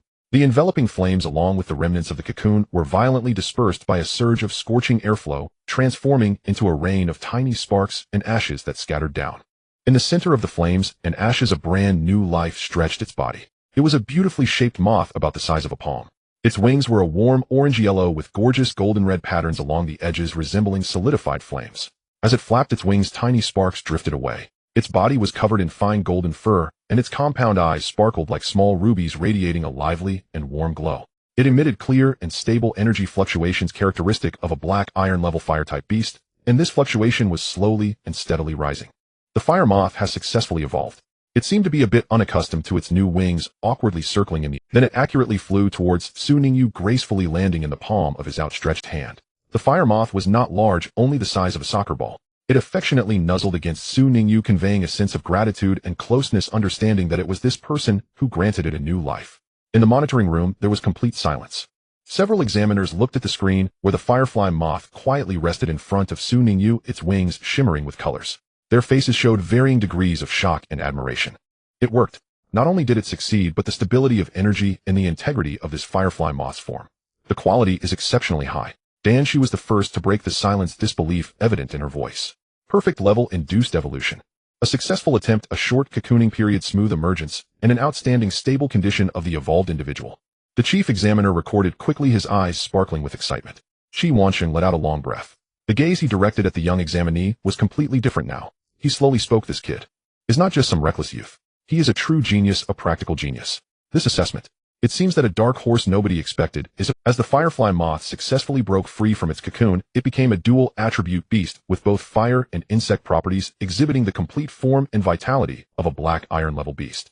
Su Ninjia's practical assessment for the second round was undoubtedly successful. He even received extra points due to the smooth evolution process and the excellent condition of the evolved individual, far exceeding the usual qualified standards. According to the examination regulations, the successfully induced evolutionary beast will be arranged by the Alliance for further use, either for research or to find suitable adopters. However, when Su Ningyu was ready to leave the examination room, the firefly moth, which had just completed its rebirth and was filled with gratitude and dependence towards him, flitted around him, reluctant to part. It emitted a soft, affectionate chirp, looking at the little life it had brought forth with its own guidance. A touch of softness filled Su Ninjia's heart. He extended a finger, and the firefly moth immediately perched, obediently rubbing its fluffy body against his fingertip. Go on, little one, you will have a new future. And I cannot provide you with a new beginning. Su Ningyu spoke softly, his tone gentle. He could not take it with him. Su Ninjia's first beast choice was the bellflower. This was a careful decision, combining his own talents, resource status, and future development path. Of course, Su Ningyu had no other options. But in the future, for subsequent contracted beast partners, Su Ningyu would undoubtedly be more prudent, choosing those that would complement the little bellflower and also possess sufficient potential to support his long-term goals. Although the firefly moth was adorable, it was not the core piece he had planned. Ultimately, under the guidance of the staff, the firefly moth was carefully taken to a special care area. Su Ningyu tidied his emotions, adjusted his appearance, and calmly walked out of the examination room. Next came the moment of waiting for the final results. All candidates who had completed 2 rounds of assessments were guided to a medium-sized tiered classroom to wait. Unlike the previous noise outside the written exam hall, the atmosphere here was heavy and oppressive, filled with tension and anticipation. When Su Ningyu entered, the classroom was empty. He chose a less conspicuous seat in the back row. His expression was calm, neither anxious from looking around nor restless from checking the time repeatedly. He simply waited quietly, as if digesting the details of the previous assessment, or perhaps just resting his mind. It wasn't long before the classroom door was pushed open. The first to enter were the 3 people he had seen in the rest area earlier. The old man, along with a pair of young adults who looked like university students. The 3 of them were evidently confident about completing their tasks early. When they saw Su Ningyu, the only one in the empty classroom, they were momentarily taken aback. Especially the young couple, who exchanged glances, and a hint of surprise flickered in their eyes. So soon out? Did they simply give up, or did they mess up and were asked to leave early? They exchanged a look and did not glance at Su Ningyu anymore. Each took a seat in the front row and began to speak softly, seemingly discussing the difficulties encountered during the assessment. Soon after, more candidates entered the classroom. Some wore tired expressions, yet had hopeful eyes, while others frowned and sighed in dismay. Some were still immersed in their recent operations, muttering to themselves. An hour passed, and the once empty tiered classroom gathered about 40 people, the air thick with various complex emotions. When it was confirmed that no one else would enter, the door at the front of the classroom opened again, and 3 middle-aged individuals in formal Alliance uniforms walked in, 2 of whom were the chief examiners, Dan, Shi, and Shi Wansheng, from the monitoring room. The other was a staff member responsible for administrative processes. The classroom, which had been buzzing with whispers, instantly fell silent, all eyes focused on them, hearts involuntarily racing. Dan, she cleared her throat, her gaze sweeping over the tense faces below, and with a clear voice announced, candidates, the XXX session of the Intermediate Beast Cultivator Qualification Assessment in Binjiang City has now concluded all segments. As soon as her words fell, a wave of suppressed commotion and murmurs erupted in the classroom. Some clasped their hands in silent prayer, others clenched their fists tightly, while others adjusted their seating restlessly. Su Ningyi's gaze also fell upon the thin document in Danzai's hand. He knew that what was written on it would determine who among these individuals could leap through the Dragon Gate today. The staff member beside Dan, she stepped forward and announced loudly, "Now Master Chi will read the names of the candidates who have passed the assessment and obtained the Intermediate Beast Cultivator Qualification Certificate. Candidates whose names are called, please step forward to receive your qualification certificate." Qi Wansheng took the list from Danzai's hand and walked steadily to the center of the podium. He adjusted his reading glasses, his expression serious, as his gaze slowly swept over the audience. At that moment, the tension in the classroom reached its peak. "God bless, I must pass this time. I've taken the exam 3 times already." A young man in his 20s covered his face with both hands, his voice trembling. "He 3 times. I've been at this for over a decade. I just hope this time it leads to some results."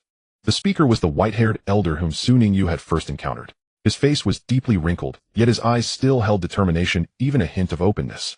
Fighting for over a decade, failing, yet persisting, this dedication moved Su Ningyu as well. Without a genuine love and belief in the beast cultivation career, it was hard to endure for so long. Qi Wansheng did not keep everyone waiting long. He unfolded the list, his steady voice clearly ringing in the silent classroom. The first name. All hearts raced to their throats. Su Ningyu. The moment this name was spoken, the classroom fell into a momentary stillness. Sitting in the back row, Su Ningyi's lips involuntarily curled into a slight smile, a look of relief and accomplishment shimmering in his eyes. "I did it. The Intermediate Beast Cultivator Qualification Certificate is in hand." This is not just a piece of paper. It is a stepping stone for him to acquire resources, build connections, and prove his own value. Upon learning the result, Su Ningyu rose calmly to his feet and strode toward the podium beneath a sudden cascade of astonished gazes. Meanwhile, the other examinees in the classroom, particularly those seasoned candidates who prided themselves on experience or had sat for the exam multiple times, watched stunned as this youth, evidently far younger than them, still bearing the unjaded air of a student, advanced with serene composure. Their faces betrayed unmistakable shock, bewilderment, and incredulity. "Him? First place? Surely there's been a mistake. So young, a freshly graduated high schooler. Is he the one who submitted his exam early? He actually passed. Could the list have been misread?" Whispers of disbelief rippled swiftly through the crowd. Even the pair of senior students, Qi Wansheng's protégés, gaped eyes wide with astonishment. They stared fixedly at Su Ningyu's retreating back, their earlier condescension utterly dissolved, replaced now by profound confusion and a flicker of awe. Su Ningyu remained impervious to the murmurs behind him. He approached the podium with steady grace and accepted from Dan Shi, a smiling examiner, the deep blue booklet embossed with the Alliance insignia, entitled Junior Beast Tamer Cultivator Certification. Its weight was substantial, its presence undeniable. Dan Shi, upon seeing Su Ningyu, sighed with genuine admiration. "Remarkable, lad. You've passed at such a tender age. Keep striving, and even the pinnacle of cultivation mastery may yet be within your reach." Dan Shi spoke sincerely. Su Ningyu replied, "Thank you. I will." Having secured his junior certification, he did not linger in the tiered lecture hall. For him, passing the examination was merely one calculated step in a meticulously orchestrated plan. With that milestone achieved, far more consequential objectives now beckoned. He walked steadily through the throng, some elated, others crestfallen, many still debating the results, and exited the examination zone without hesitation. What mattered most to Su Ningyu was leveraging the latent opportunities this certificate conferred. Simultaneously, he would redouble his efforts to elevate Xiao Lingdong's strength, preparing rigorously for Beichin High School's upcoming special recruitment exam. And beyond that, he intended to orchestrate her evolution into Sunlight Bloom before formally enrolling in high school. That transformation would mark a quantum leap in true combat capability. Emerging from the low-ceilinged, somber examination hall into the comparatively open public waiting area, Su Ningyu immediately spotted Wei Lin leaning idly against a pillar. Her fingers scrolled mechanically across her phone screen. She had clearly waited long enough to grow weary. He was about to call out to her when, "Su Ningyu, please wait a moment." A warm, unfamiliar male voice called out from behind. Su Ningyu paused mid-step and turned mildly surprised. The university-aged pair he'd glimpsed earlier, in both the waiting area and the examination room, were now hastening toward him, smiles bright and genuine. At the same time, Wei Lin noticed the commotion, tucked away her phone, and curiously drew nearer. Su Ningyu regarded the two before him with a measured, polite expression. "May I ask, how may I assist you?" Zhang Hengyu, the young man, spoke first, enthusiasm brimming in his tone. "Congratulations on your successful certification, Su Ningyu. We're here to invite you to join a specialized discussion group." As he spoke, he displayed his phone screen, a chat group named Binjiang Junior Cultivator Mutual Support Circle. Beside him, Song Xinyu added, her voice clear and articulate. "We're both undergraduate students in the cultivation department at Binjiang University. This group includes many current students and recent graduates holding junior certifications, as well as high-achieving high schoolers and even middle schoolers whose families possess cultivation resources. Members regularly exchange insights, occasionally post modest commissions, such as formulating specific reagents, diagnosing Beast Tamer companions' conditions, or offering short-term cultivation consultation. Zhang Hengyu resumed, his tone gently instructive. Now that you hold your certification, you've officially entered the field, but credentials alone won't immediately secure meaningful assignments. This group serves as an ideal launchpad. Its commissions are foundational, yet fairly compensated, allowing you to accumulate practical experience while earning supplementary funds for cultivation expenses. A subtle spark kindled in Su Ningyu's mind. This was indeed a valuable conduit. Yet he couldn't help but wonder why extend such an insider resource so openly to a stranger. They were mere acquaintances, perhaps even rivals. Zhang Hengyu, sensing Su Ningyu's hesitation, scratched his head sheepishly and admitted frankly, Su Ningyu, passing on your first attempt with an outstanding evaluation at such a young age speaks volumes about your potential. Call it strategic foresight, planting seeds of goodwill with a rising star. His grin was disarmingly earnest. Song Xinyu rolled her eyes lightly, then offered Su Ningyu a warmer, more sincere smile. Don't mind his jesting. Let me properly introduce ourselves. I'm Song Xinyu. He's Zhang Hengyu. Our mentor is Qi Wansheng, the very examiner who announced the results. Your performance during the practical assessment, especially guiding the silkworm larva to flawlessly evolve into a flame moth, left our mentor deeply impressed. He specifically instructed us to seek you out and engage in conversation. In his view, though young, you possess rock-solid fundamentals and crystalline clarity of thought, a truly promising cultivator. Mentoring you falls squarely within his pedagogical intent. Of course, we also genuinely wish to befriend a prodigious junior like yourself. So that was it. The crux lay not in pure generosity, but in a respected mentor's recognition and endorsement. This kindness reflected both elder stewardship and shrewd foresight, an investment in tomorrow's luminaries. Su Ningyu understood instantly. Such benevolence carried no hidden cost. It was purely advantageous. A humble smile graced his lips as he gave a slight respectful nod. I see. Thank you, senior brother Zhang and senior sister Song, for seeking me out. It is truly an honor to receive guidance from seniors such as yourselves. Wow. Before Zhang Hengyu or Song Xinyu could respond, Wei Lin, who had been listening intently beside them, let out a piercing, ear-splitting cry that instantly drew glances from across the hall. She lunged forward, eyes bulging, voice trembling with exhilaration. Su Ningyu, you actually passed. You earned the junior cultivator certification. Am I dreaming? Su Ningyu flinched, instinctively rubbing his ear and retorting dryly. Must you shout so loudly? I'm not deaf. And what on earth has gotten into you? Anyone would think you were the one who passed. Wei Lin wore an exasperated, you simply don't grasp the magnitude, expression, waving her arms emphatically. Good heavens. How could anyone not be ecstatic? A junior cultivator certification. Do you realize how arduous this exam is? How few succeed citywide each year? Were it me, I'd already be sprinting through the streets, broadcasting the news to every soul I meet. And yet, you stand here utterly unruffled.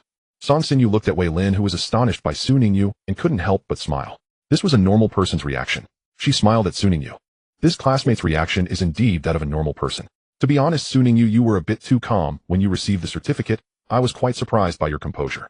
Zhang Hengyu nodded in agreement. When we received our certificates, although we had some psychological preparation from following the teacher for a long time, we were still very excited.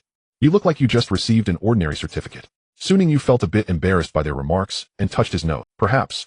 I was too focused on future arrangements and didn't have time to feel happy. Alright, I know you are a busy person with plans. Song Xinyu smiled and took out her phone. Come on, let's exchange contact information. I'll add you to the group. From now on, we can consider ourselves friends and colleagues. If you have any questions about breeding or encounter any difficulties, you can ask in the group or directly discuss with us. Although we may not be able to solve everything, it's always good to have more people to discuss with. Su Ningyu immediately took out his phone. Of course, I would love that. They exchanged contact information and were added to the lively mutual assistance circle group chat by Song Xinyu.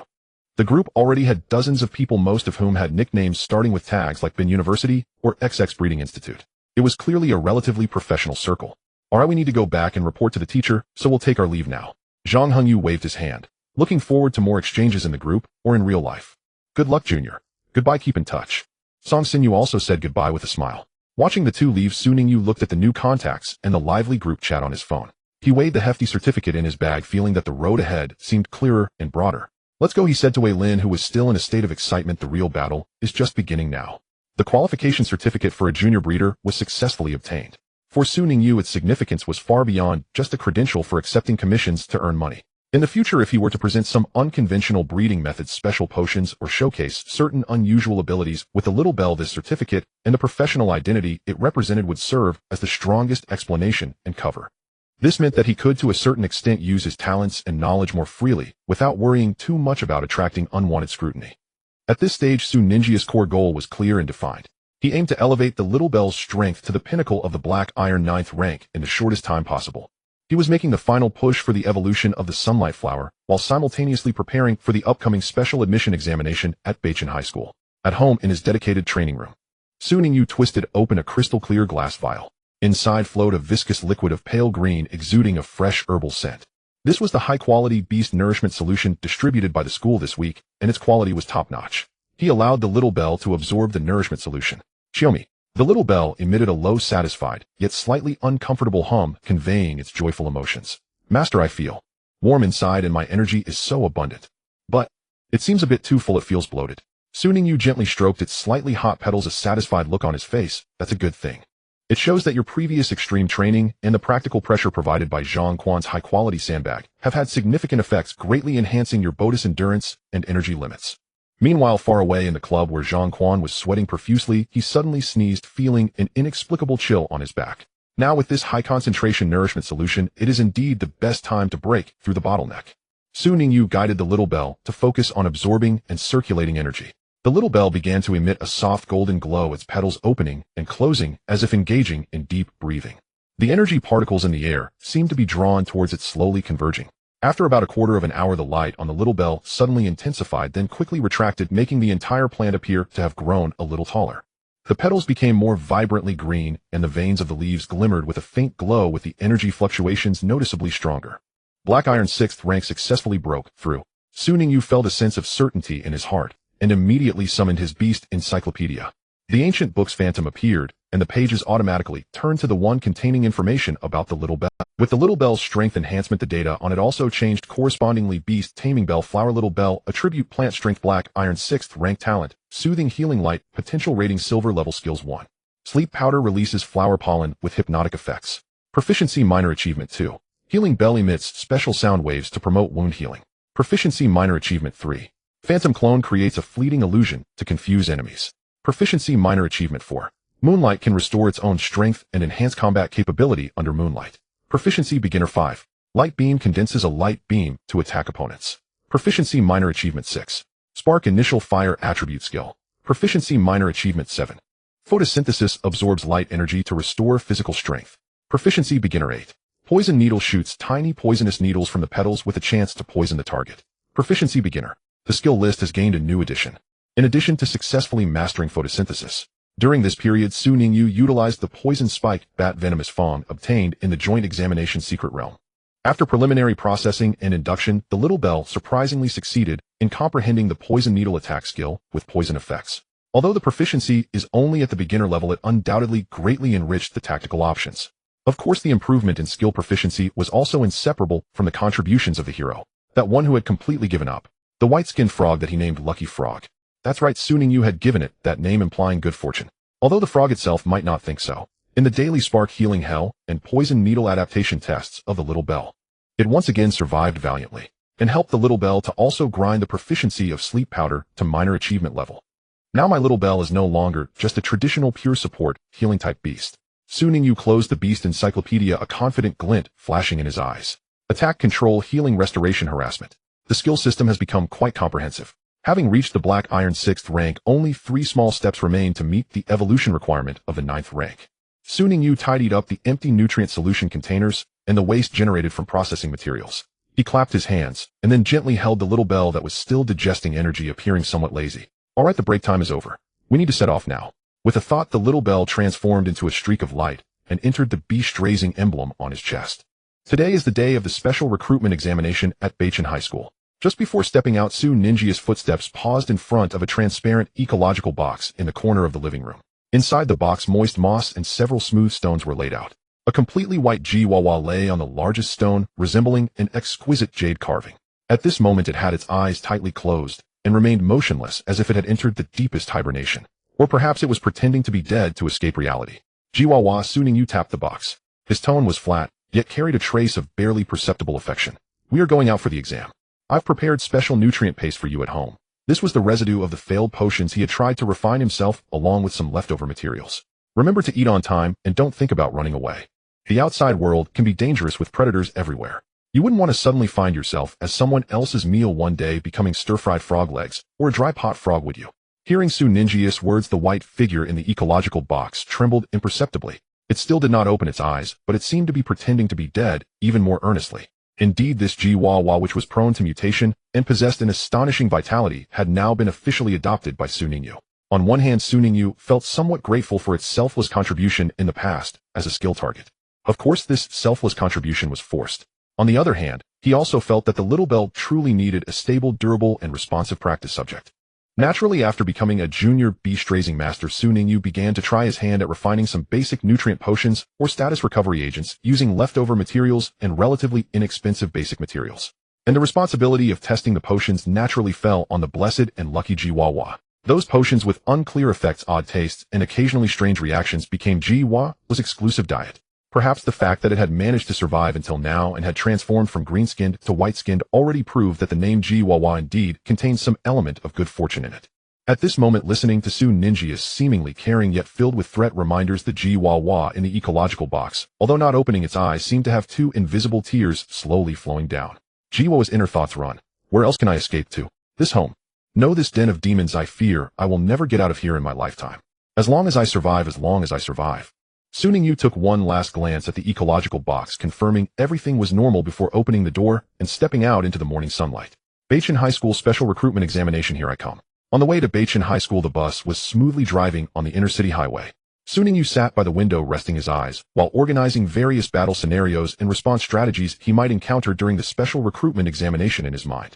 Ding-dong. A faint message notification sound came from his phone.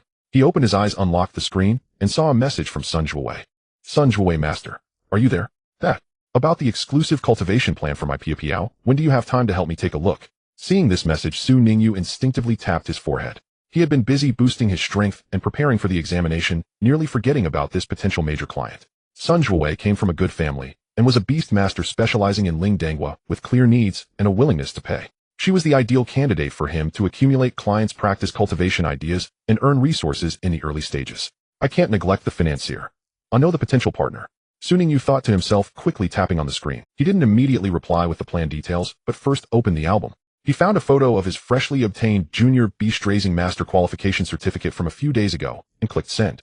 Following the photo, he attached a brief explanation. Su Ningyu image. Su Ningyu, sorry son classmate. I have been fully preparing for the Beast Raising Master and Beichin's special recruitment examination these past 2 days, busy to the point of not touching the ground.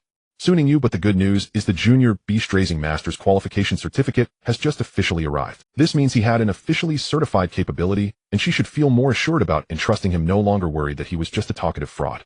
Meanwhile, at Sun Zhuowei's home, she was snuggled up on a comfortable sofa with her best friend Yuan Lily, eating snacks and browsing shopping websites discussing the newly released Beast accessories. When the phone notification sounded, Sun Zhuowei casually picked it up to take a look. In the next moment, she froze as if the pause button had been pressed, her eyes widening, and she forgot to chew the half piece of biscuit she just put in her mouth. My God, no way. She straightened her body, bringing the phone screen closer, as if to confirm that she wasn't seeing things. Junior Beast Raising Master Qualification Certificate. This guy, he actually passed the exam. It's only been a few days. What's wrong, Wei Wei? Are you seeing ghosts?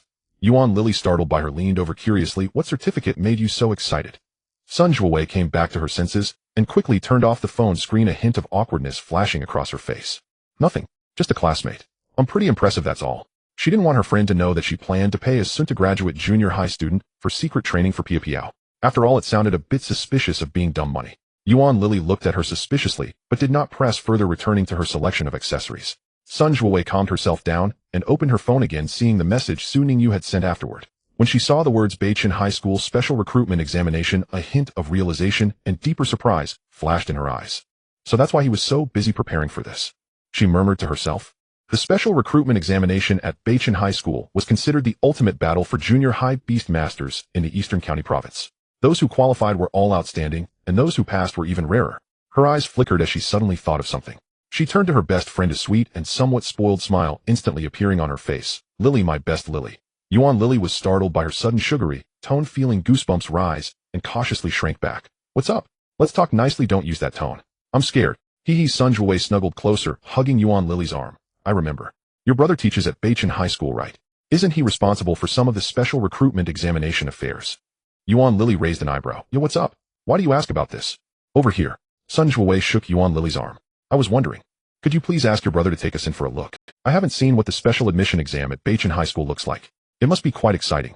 Please, please, pretty Lily. Yuan Lily was helpless against her persistence and sighed. Alright, I'm scared of you. Taking you to have a look is not impossible. My brother should be able to get us observation passes. But, she shifted her tone, staring into Sun Zuowai's eyes. You have to tell me honestly why you're suddenly so interested in Beichin's special admission exam. Don't try to fool me with just wanting to see the excitement. Well, I know a super talented classmate who's taking the special admission exam today. Sun Zuowei leaned closer to Yuan Lily's ear, lowering her voice half seriously. A super talented classmate. Is it a boy or a girl? Yuan Lily's curiosity was instantly piqued. Come on, just promise to take me. You'll find out when we go. Sun Zuowei teased. The two girls immediately huddled together, whispering and plotting. On the other side, Su Ningyu was completely unaware of Sun Zuowai's little drama. The vehicle he was on had already left the bustling city center, entering the wild road connecting Binhai City and the capital of Dongjun Province. The scenery outside the window changed from towering skyscrapers to rolling hills and dense forests. Occasionally large flying beasts could be seen soaring in the distance, while armored patrols moved on the ground. Fortunately, as one of the core planets of the Alliance, Yunmeng Star maintained decent public order and security. Main transport routes were regularly cleared, making them relatively safe. In some remote and developing star systems or border areas, such wild journeys could be much less peaceful, with encounters of wild beast packs or even pirate attacks not being uncommon. After 2 hours of bumps, the bus finally slowly entered the capital of Dongjun Province. Half an hour later, a grand and spacious building complex appeared at the end of his sight. Beichin High School, here we are. Even before getting off the bus, Su Ningyu could feel the unique atmosphere that this top-tier institution exuded. The streets surrounding the school were clean and wide-lined with various shops related to beast taming. There were exquisitely decorated beast equipment stores, energy cube workshops filled with enticing aromas, skill training halls with striking signage, and even shops specializing in rare beast food materials. Among them, the one that caught Su Ningyi's eye was a large beast egg specialty store. Through the bright windows, he could see various beast eggs of different colors and patterns displayed in temperature-controlled cabinets. Next to them were detailed introductions of species and potential analyses with prices that were naturally astonishing. The second beast. A fleeting thought crossed Su Ningyi's mind, but he quickly suppressed it. Still, it's better not to think about it for now. Resources and energy are limited. I must first cultivate Shaoling to its utmost, ensuring its successful evolution. Once I enter high school and establish a solid foothold, I can consider contracting a second partner and forming a complementary battle formation later on. He retracted his gaze, adjusted his collar, and took the specially issued notification letter representing his qualification, following the flow of people toward the impressive entrance of Beichin High School. After strict identity verification and security checks, he stepped into this campus that countless beast taming students dream of. The campus was lush with greenery, with a blend of ancient and modern architectural styles, and he could faintly sense the active energy particles in the air, indicating the presence of a large energy gathering or training assistance formation. Following the directions, he arrived at a massive outdoor stadium. This was the gathering point for the special admission exam. With an hour left before the official exam began, several hundred elite youths from all over the province had already gathered. They were either chatting quietly in small groups. An invisible pressure of competition and heightened combat spirit filled the air. Su Ningyu scanned the area, found the general zone for candidates, and walked over. He did not actively engage in conversation. He simply found a relatively quiet corner to silently observe his future. At the same time, he mentally reviewed every skill and potential tactical combination he might use with Shaoling one last time. On the command platform to one side of the stadium, Yuan Sheng adjusted the collar of his crisp teacher's uniform and took a deep breath. As a seasoned teacher at Beichin High School and the deputy examiner and combat instructor for this special admission exam, he was supposed to be calm and composed, but at this moment his palms felt slightly damp. His friend and colleague Liao, noticing this, couldn't help but nudge him with his elbow and teasingly whispered, "Hey Lao Yuan, when are you going to change this habit? The kids down there aren't even nervous yet. Why are you, the instructor, getting anxious first? If someone didn't know better, they'd think you were the one going up to compete." Yuan Sheng adjusted his gold-rimmed glasses, forcing a smile, his voice tinged with helplessness. "There's nothing I can do, it's just my nature. Every time I think about how these kids might miss out on Beichin due to a poor performance, I just hope everyone can show their best side." He was by nature gentle and had a strong sense of responsibility. He particularly valued the cultivation of young juniors, and every time an important assessment came around, he was often more anxious than the person being evaluated. Liao shook his head and patted his shoulder. All right, take it easy. We aren't the main examiners, we don't have to score or evaluate. Our task is simply to maintain order during the combat and ensure that the exam proceeds smoothly, while also keeping an eye out for any particularly outstanding talents. Don't put too much pressure on yourself. Yuan Sheng took a deep breath, nodded, and his eyes regained their determination. You're right. All right, let's get ready to start. In the candidate gathering area of the stadium, Su Ningyi's gaze was like the most precise scanner. He quietly observed the future competitors around him. Most of the faces around him wore the youthful vigor and eagerness typical of their age. Of course, there were also a few with calm expressions and sharp gazes. They were clearly seasoned individuals who had experienced considerable practical combat, unfortunately due to exam discipline and the need to avoid premature exposure. At this moment, no one had summoned their beasts, making it difficult to accurately assess each person's strength and beast characteristics based solely on appearance and aura. "You're here too." A voice as cool as a flowing spring broke through Su Ninjia's observations. He turned and saw a familiar figure. Chase family Chibuahua, still wearing that aloof demeanor that kept others at bay, but at this moment he was accompanied by another person. "Chibuahua." Su Ningyu nodded in acknowledgement. However, an embarrassing scene flashed through his mind. Last time in the secret realm, when the other party witnessed him training the White Ape group. Feeling slightly awkward inside, but maintaining his calm outward demeanor. Beside Chibuahua stood another person who introduced himself as Song Qingwei. The youth beside Chibuahua appeared to be more cheerful. With a warm smile on his face, he extended his hand and introduced himself, Song Qingwei. "Su Ningyu." Su Ningyu shook his hand. "I know you." Song Qingwei maintained his smile. "You topped the joint examination of the Binjiang City Junior High School. Your name is well known." He paused, his smile seemingly deepening, but a hint of inquiry and subtle resentment crept into his tone. "However, I am quite curious. Your initial spirit beast is a bellflower, right? How did such a support type manage to dominate and take first place in the joint examination?" "I've pondered it for a long time and still can't figure it out." Su Ningyu keenly caught the barely perceivable resentment and gritted teeth in his tone. "What did I do to provoke him?" Chibuahua spoke up lightly, explaining, "You don't need to pay attention to this guy. Originally, if it weren't for your appearance based on their school's results, Song Qingwei and his childhood sweetheart had a great chance of taking second and third place in the joint examination. As it turned out, you unexpectedly rose to take first place, causing his childhood sweetheart to ultimately rank fourth and miss the qualification for Beichen's special recruitment." His tone was flat, as if stating an objective fact. Song Qingwei immediately made an exaggerated display of grief and indignation. He accused Su Ningyu, saying, "So strictly speaking, you Su Ningyu are the culprit behind the failure of our plan. From now on you shall be my lifelong rival." Though he said this, there was no real hostility in Song Qingwei's eyes. Instead, it resembled the excitement and eagerness of finding an interesting opponent. Su Ningyu chuckled silently. "I see, then it's my fault for unintentionally disrupting your plans."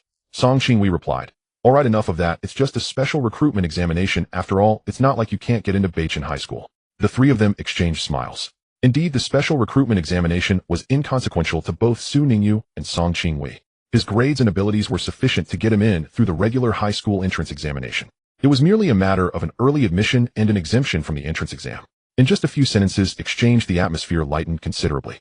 Although Chibuahua spoke little, he was evidently impressed by Su Ninjia's strength and that unique spirit beast control technique. Song Qingwei seemed to tease, but was actually curious about Su Ningyu, this unexpectedly formidable opponent. "By the way, let me give you a heads up," Song Qingwei said, putting away his jokes and becoming serious. "You should understand that the special recruitment examination of Beichen is very straightforward and brutal. It consists of arena battles. In such a confined space, unknown with relatively strict rules, your unusual talent may be hard to showcase, and the attributes of the bellflower may be at a disadvantage in direct confrontation." Chibuahua slightly nodded, acknowledging Song Qingwei's statement. Facing the two's implicit reminders, Su Ninjia's lips curled up and a glimmer of confidence sparkled in his eyes. "Thank you for the reminder. However, my little bellflower is not the traditional delicate support spirit beast that can only hide behind others." "Oh." Song Qingwei raised an eyebrow, his interest piqued. "Then I shall wait and see." A trace of anticipation also flickered in Chibuahua's deep eyes. At that moment, the voice of instructor Yuanxing, slightly stern, yet full of vigor, echoed through the loudspeaker. "All candidates participating in the Beichen High School Special Recruitment Examination, please pay attention. The examination is about to begin. Please everyone follow the instructions to gather in the designated area, verify your identities, and prepare for the first round of battle draws. Repeating, the examination is about to begin." The voice resonated throughout the entire sports field, instantly drowning out all other noises. The previously tense atmosphere in the air suddenly became even more solemn. Su Ningyu, Chibuahua, and Song Qingwei simultaneously ceased their laughter. Su Ninjia's gaze shifted towards the several large arenas that had been cleared in the center of the sports field, marked with clear boundary runes, his eyes sharp as a blade. "Looks like the battle is about to begin," he murmured to himself. At the drawing area, Su Ningyu reached into a sealed box and pulled out a small ball, twisting it open to retrieve the slip of paper inside.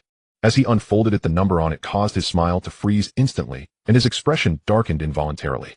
"First round, first group, no. 1. This luck is simply an excessive good start." At this moment, instructor Yuanxing's voice resonated through the loudspeaker, clear and steady. "The two candidates who drew the number 1, please proceed to Arena 1 to prepare for the first battle." Several onlookers began to scan the area, searching for the lucky one. Chibuahua and Song Qingwei also looked at Su Ningyu, curiously asking, "What number did you draw?" Su Ningyu slowly raised his head, a wry smile on his face, silently displaying the conspicuous one sign in his hand to the two. Chaibuowai, Song Qinghui. Both of their faces displayed an expression of disbelief, as if to say your luck is truly unmatched. Among nearly 200 elite candidates, it was his turn first in the initial round. The odds of winning were akin to winning the lottery. Well, a good start is still a good start. Song Qinghui patted his shoulder, half comforting, half teasing. Just right, let's see how your not-so-delicate bellflower responds to the opening act. Chaibuowai also slightly nodded. Be cautious. I'm up. Su Ningyu took a deep breath, casting aside distractions. His gaze sharpened and became calm again. He handed the number sign to the staff for registration, then walked towards the spotlighted Arena 1 located at the center of the... As he stepped onto the arena paved with a special material etched with shock absorption and energy isolation runes, his opponent also approached. Upon seeing his opponent, Su Ningyu raised an eyebrow, barely noticeable. Before him stood a robust youth nearly 2 meters tall, with a broad frame akin to a muscular tower, dark-skinned, exuding an overwhelming sense of oppression. If he didn't know he was indeed a candidate, Su Ningyu would have doubted whether he was disguised as a sports teacher. Goodness, what a physique. Is he a beast master or a fighter? Below the stage, candidates murmured. Instructor Yuanxing personally approached the edge of Arena 1 to serve as the referee, emphasizing the importance of the first match. He scanned the two, speaking in a deep voice. The rules for the first round of the special recruitment examination are very simple. The winner advances to the next round, and the loser is directly eliminated. Skills recorded in the Beastmaster's manual may be used, but there should be no intentional attacks on the Beastmaster themselves, nor the use of banned drugs or disposable items. If one side's spirit beast loses its combat ability, or if the Beastmaster concedes, that side is deemed to have lost. Understood. Understood. Shi Chang's voice boomed. Understood, Su Ningyu replied steadily. Both sides introduce yourselves. Instructor Yuanxing gestured. The burly man grinned widely, revealing a set of white teeth, and announced, My surname is Shi Chang. Su Ningyu. Instructor Yuanxing nodded, stepping back and raising his right hand. Prepare for battle. Su Ningyu and Shi Chang both solemnly focused. A flash of light glinted from their chests. The ancient Beastmaster's manual's phantom unfolded before them, its pages turning of their own accord. In the next moment, 2 beams of summoning light illuminated the arena. In the next instant, 2 summoning lights flared upon the arena platform. Before Shi Chang, a massive earth-yellow wild boar, nearly the size of a calf, crashed down with a thunderous impact. Its body was armored in thick rock-like plates fused seamlessly together. 2 curved tusks gleamed with a tawny brown luster, hot breath steamed from its flared nostrils, and its stout hooves struck the platform with deep resonant thuds. It was none other than the famed defensive spirit beast, the Tiyuan boar. Judging by its colossal frame and the dense palpable fluctuations of earth elemental energy, it had clearly been meticulously cultivated. Its strength no less than iron rank 5, perhaps even brushing against the threshold of rank 6. Before Su Ningyu, the summoning light dissipated to reveal a floating emerald green flower, delicate bell-shaped petals shimmering with a soft ethereal glow. The Lingdang flower.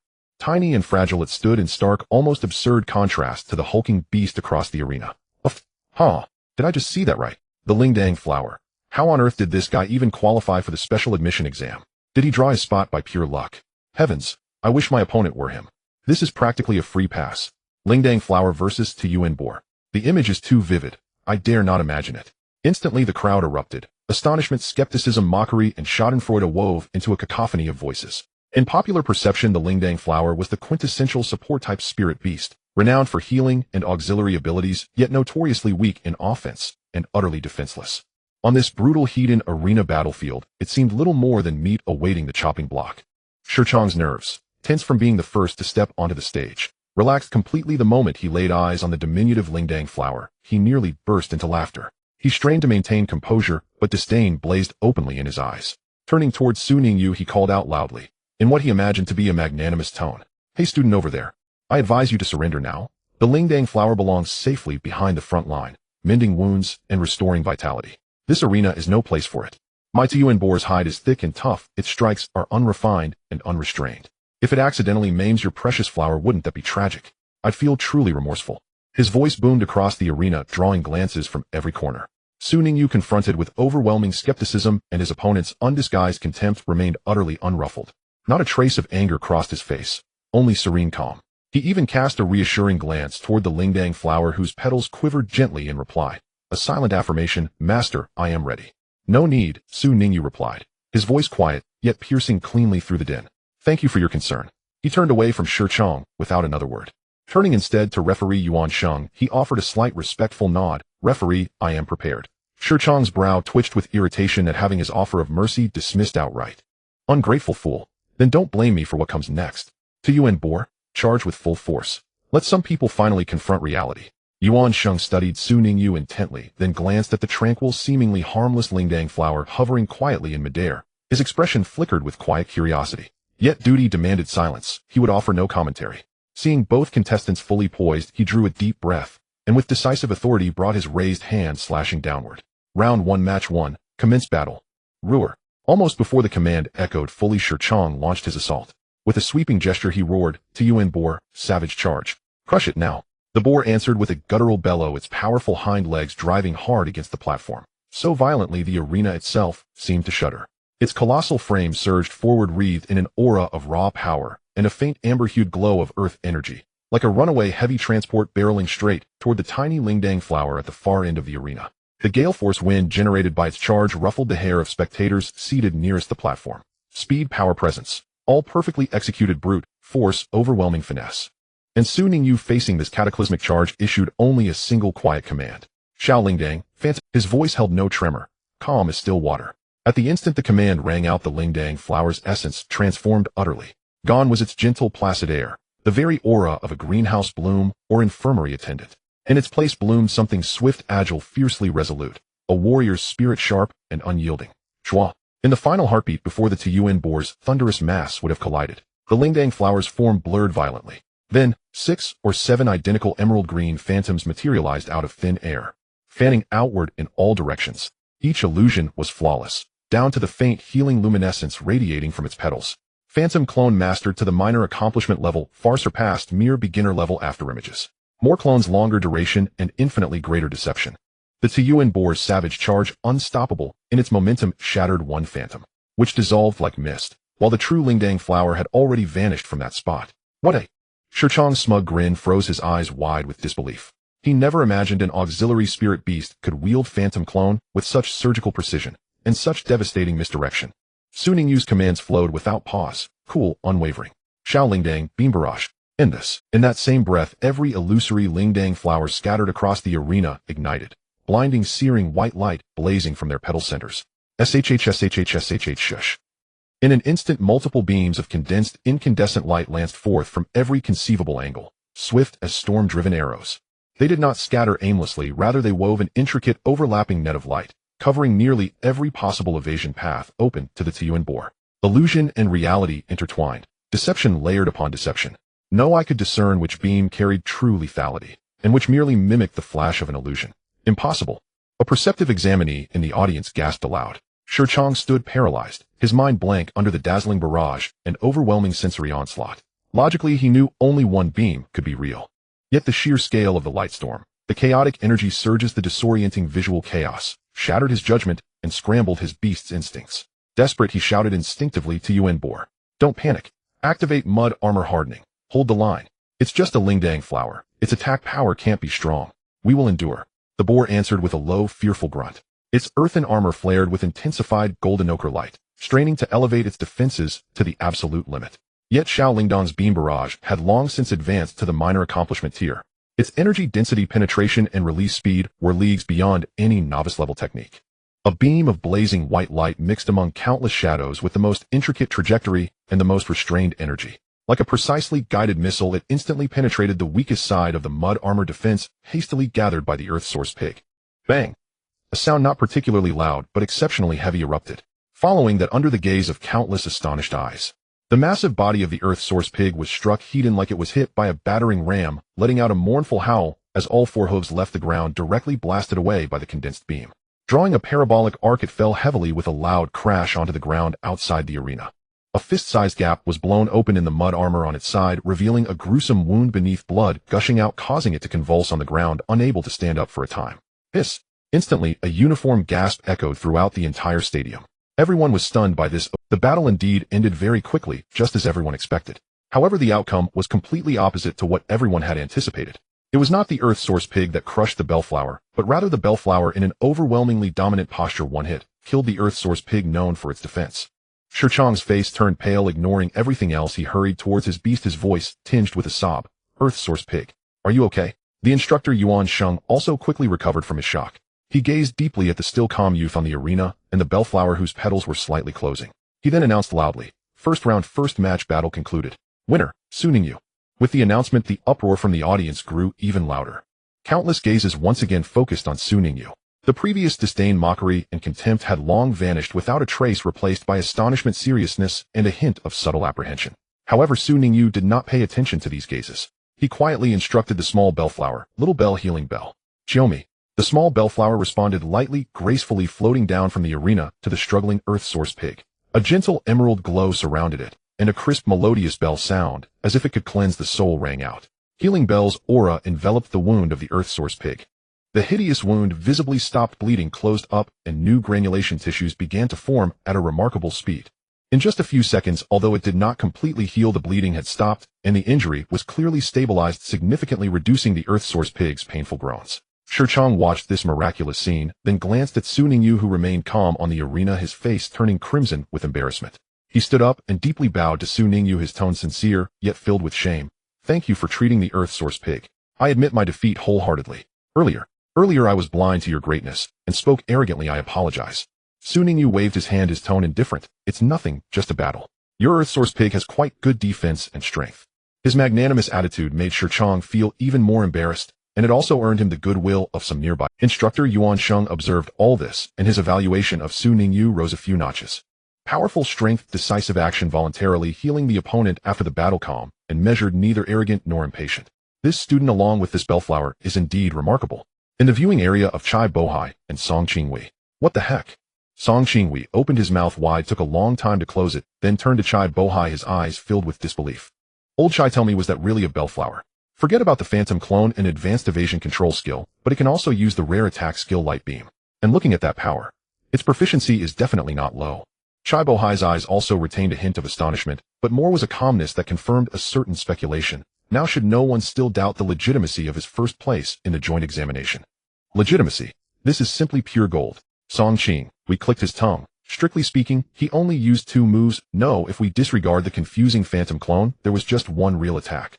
One move that instantly defeated the earth source pig, which was primarily defensive. This bellflower has been trained to. Simply defies logic. How can a support beast be so powerful? However, Chai Bohai shook his head, his gaze sharp. "No, you overlooked one point. It has not deviated from its essence. Did you notice its final healing bell? The speed and effect of that healing were somewhat frightening. This bellflower's healing ability is probably more terrifying than its attacking ability. It was just overshadowed by its attacking prowess." Upon Chai Bohai's reminder, Song Qingwei suddenly reacted, his expression becoming more serious. "Right? I was so shocked by its ability to defeat the earth source pig.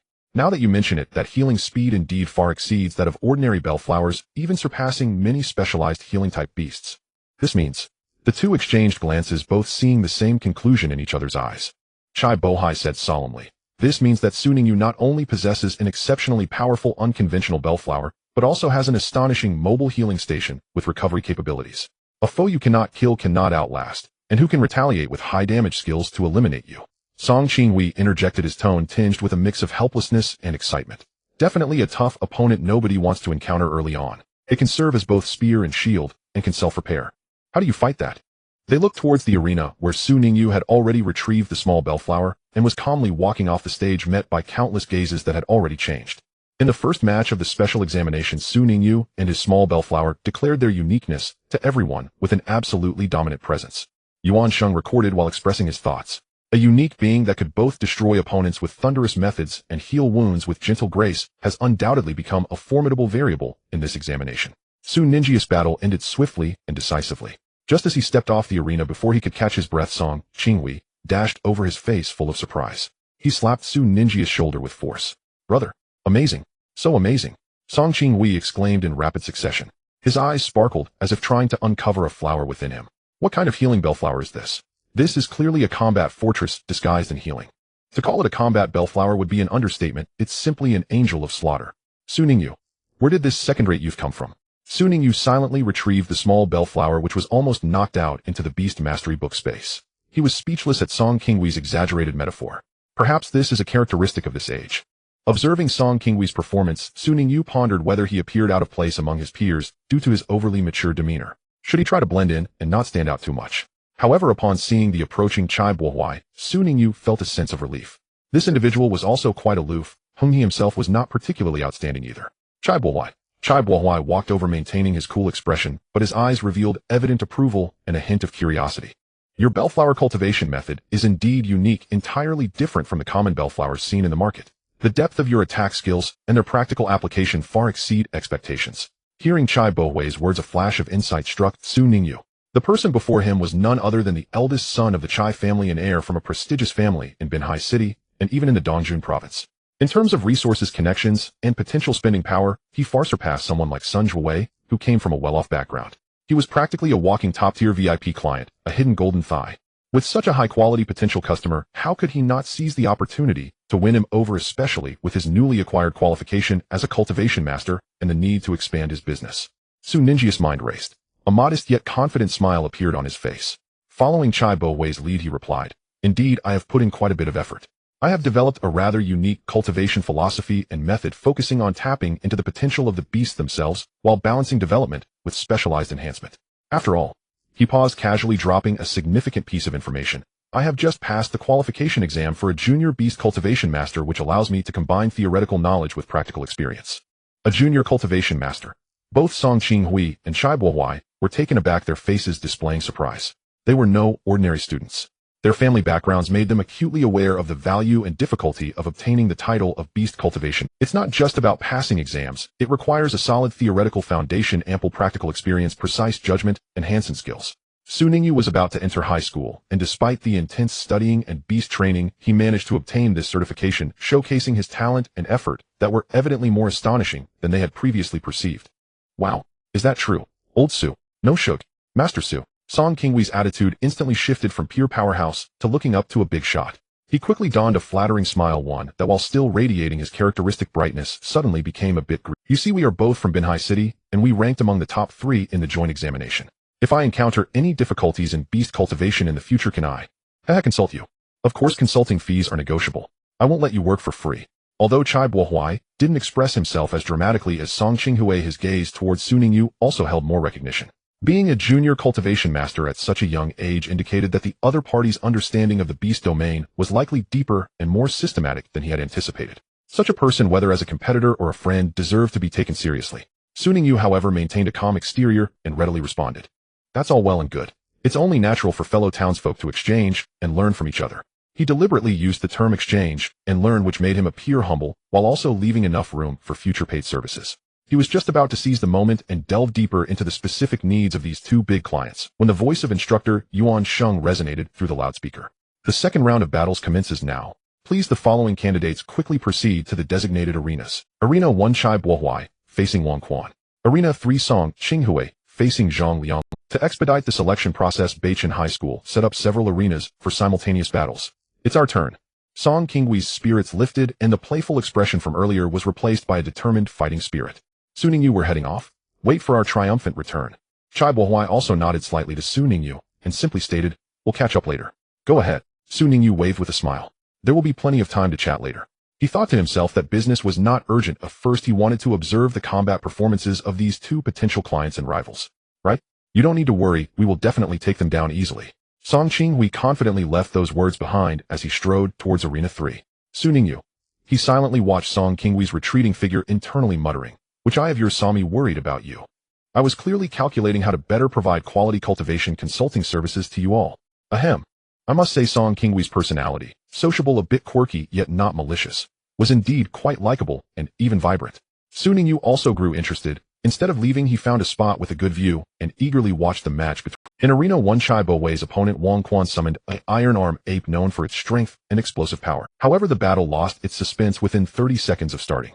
Chai Bohui's Ice Flame Wolf didn't even need to use its signature talent Cold Flame. Just relying on its far superior speed and precise timing coupled with alternating quick strikes from Frost Claw and Flame Fang, it easily tore through the Iron Arm Ape's defenses, forcing it to the edge of the arena, and a final precise fireball knocked it off the platform.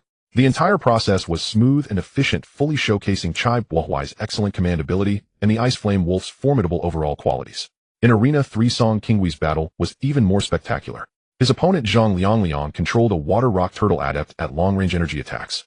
However, the beast summoned by Song Qinghui caught Su Ningyi's eye. It was a sleek blue-green elongated creature with streamlined feathers and an incredibly sharp gaze known as a swift-winged sparrow. This type of beast is renowned for its extreme speed and aerial maneuverability. As soon as the battle began, the swift-winged sparrow transformed into a blue-green flash of lightning. Its speed was so great that it left afterimages in the air, making it nearly impossible for the clumsy water rock turtle to lock onto a target with its water arrow attacks. The swift wind sparrow took advantage of its speed to launch wind blade ambushes from tricky angles, wearing down its opponent. Finally, seizing an opportunity, a charged raging storm sent the water rock turtle tumbling, concluding the battle. Song Qinghui's tactical approach was clear, fully utilizing the swift wind sparrow's speed advantage to secure a clean and impressive victory. Both of them advanced to the next round without any doubt. The battles were proceeding with intense fervor. A round of fierce clashes unfolded across several arenas. Flames collided with ice. Skills intertwined with one another. The roaring energies intertwined with the cries of beasts, painting a heated and passionate scene. Constantly, candidates left the arena with expressions of reluctance or regret. Meanwhile, new victors stood tall, waiting for the next challenge. When instructor Yuan Sheng announced the end of the third round, the once bustling arena had considerably emptied. Only the final 20 stood in the center under the watchful eyes of the crowd and the examiners. They were the elite, having fought their way through nearly 200 contenders, each bearing varying degrees of battle intent and fatigue, yet their gazes were sharper and brighter. Su Ningyu, Chai Bohai, and Song Qinghui were undoubtedly among them. With their formidable strength and unique strategies, they had steadily secured their places as advancing candidates. Instructors Yuan Sheng and Li Yao approached the 20 final candidates. Looking at the young, promising faces, Yuan Sheng took a deep breath, as if having made a certain resolution. Clearing his throat, he scanned each person, his voice resonating through the microphone with an unusual seriousness. First of all, congratulations to all of you for successfully entering the final stage. You have proven your exceptional strength in conventional battles and are qualified to receive special admission to Beichin High School. As his words fell, many candidates displayed relieved or joyful smiles. However, Yuan Sheng's next words instantly froze their smiles. But Yuan Sheng paused, his tone growing graver. There is one last special assessment for this special admission to Beichin High School. This assessment will determine your final ratings, resource allocations, and whether you qualify for the SEED program's evaluation list. The final assessment is. Yuan Sheng and Li Yao exchanged glances and simultaneously announced the wheel battle. A wheel battle. This is too difficult, right? The first one to go will be at a disadvantage. The earlier you go on stage, the greater the stamina consumption, yet the opponents you face are more complete. Doesn't this mean we will exhaust our last bit of strength? The 20 candidates below erupted in chaos, their faces filled with shock and concern. They understood the rules of the wheel battle. This meant that the first person to go on stage would face the successive challenges of all remaining contestants. This was the ultimate test of endurance, strength, tactical reserves, and willpower. Even with exceptional strength, one could easily be overwhelmed by opponents waiting to exploit the wheel strategy. The later one goes on stage, the greater the advantage, only needing to defeat the already exhausted previous champion. This was not merely a contest of strength, but also a battle of courage, strategy, and luck. Who would dare to be the first bird to bear the greatest pressure and risk? In the distance, several elders stood leaning against the railing, keenly observing the activity within the arena below. Among them was an elderly man with a sharp gaze, the current principal of Beichin High School, Chen Baiming. He was accompanied by several senior school officials and teachers. Old Chen, who do you think will have the courage to stand up first among this proud group of young ones and take the lead in this will battle? Asked an elder dressed in a Zhongshan suit, stroking his beard. Principal Chen Baiming chuckled, a sly glint flashing in his eyes. Who knows? Human hearts are difficult to gauge, especially those of the young. A serious-looking female teacher interjected. Principal, isn't your expectation a bit too high? The special admission exam is precisely to provide an opportunity for students who may not excel in overall scores, but possess outstanding talent in beast combat. With this in mind, Chen Baiming waved his hand, interrupting her concerns, his gaze shifting towards the distant skyline, his tone growing solemn. Is it too high an expectation? I believe it's still not high enough. You all know that there is less than a year until the next World High School Beast Competition. That is the stage for the world's top beast masters, a window for us in Beichin, and even the entire Dongjun province and the Alliance to showcase our strength and cultivation results. What we need are not just qualified students. We require monsters capable of bearing the banner and shining brightly on the world stage, true geniuses. These children are still too immature, far from the competition. It's a matter for the upper grades. But what I value is potential, is character. Regular battles reveal skills and strength, but do not show a heart willing to take the lead and bear responsibility. The heart of a strong person that erupts in adversity. The wheel battle is merely a small pressure test. I want to see who will still dare to stand up first in the face of obviously unfavorable situations, who can maintain resilience amidst continuous consumption, and who can demonstrate exceptional tactical wisdom and willpower.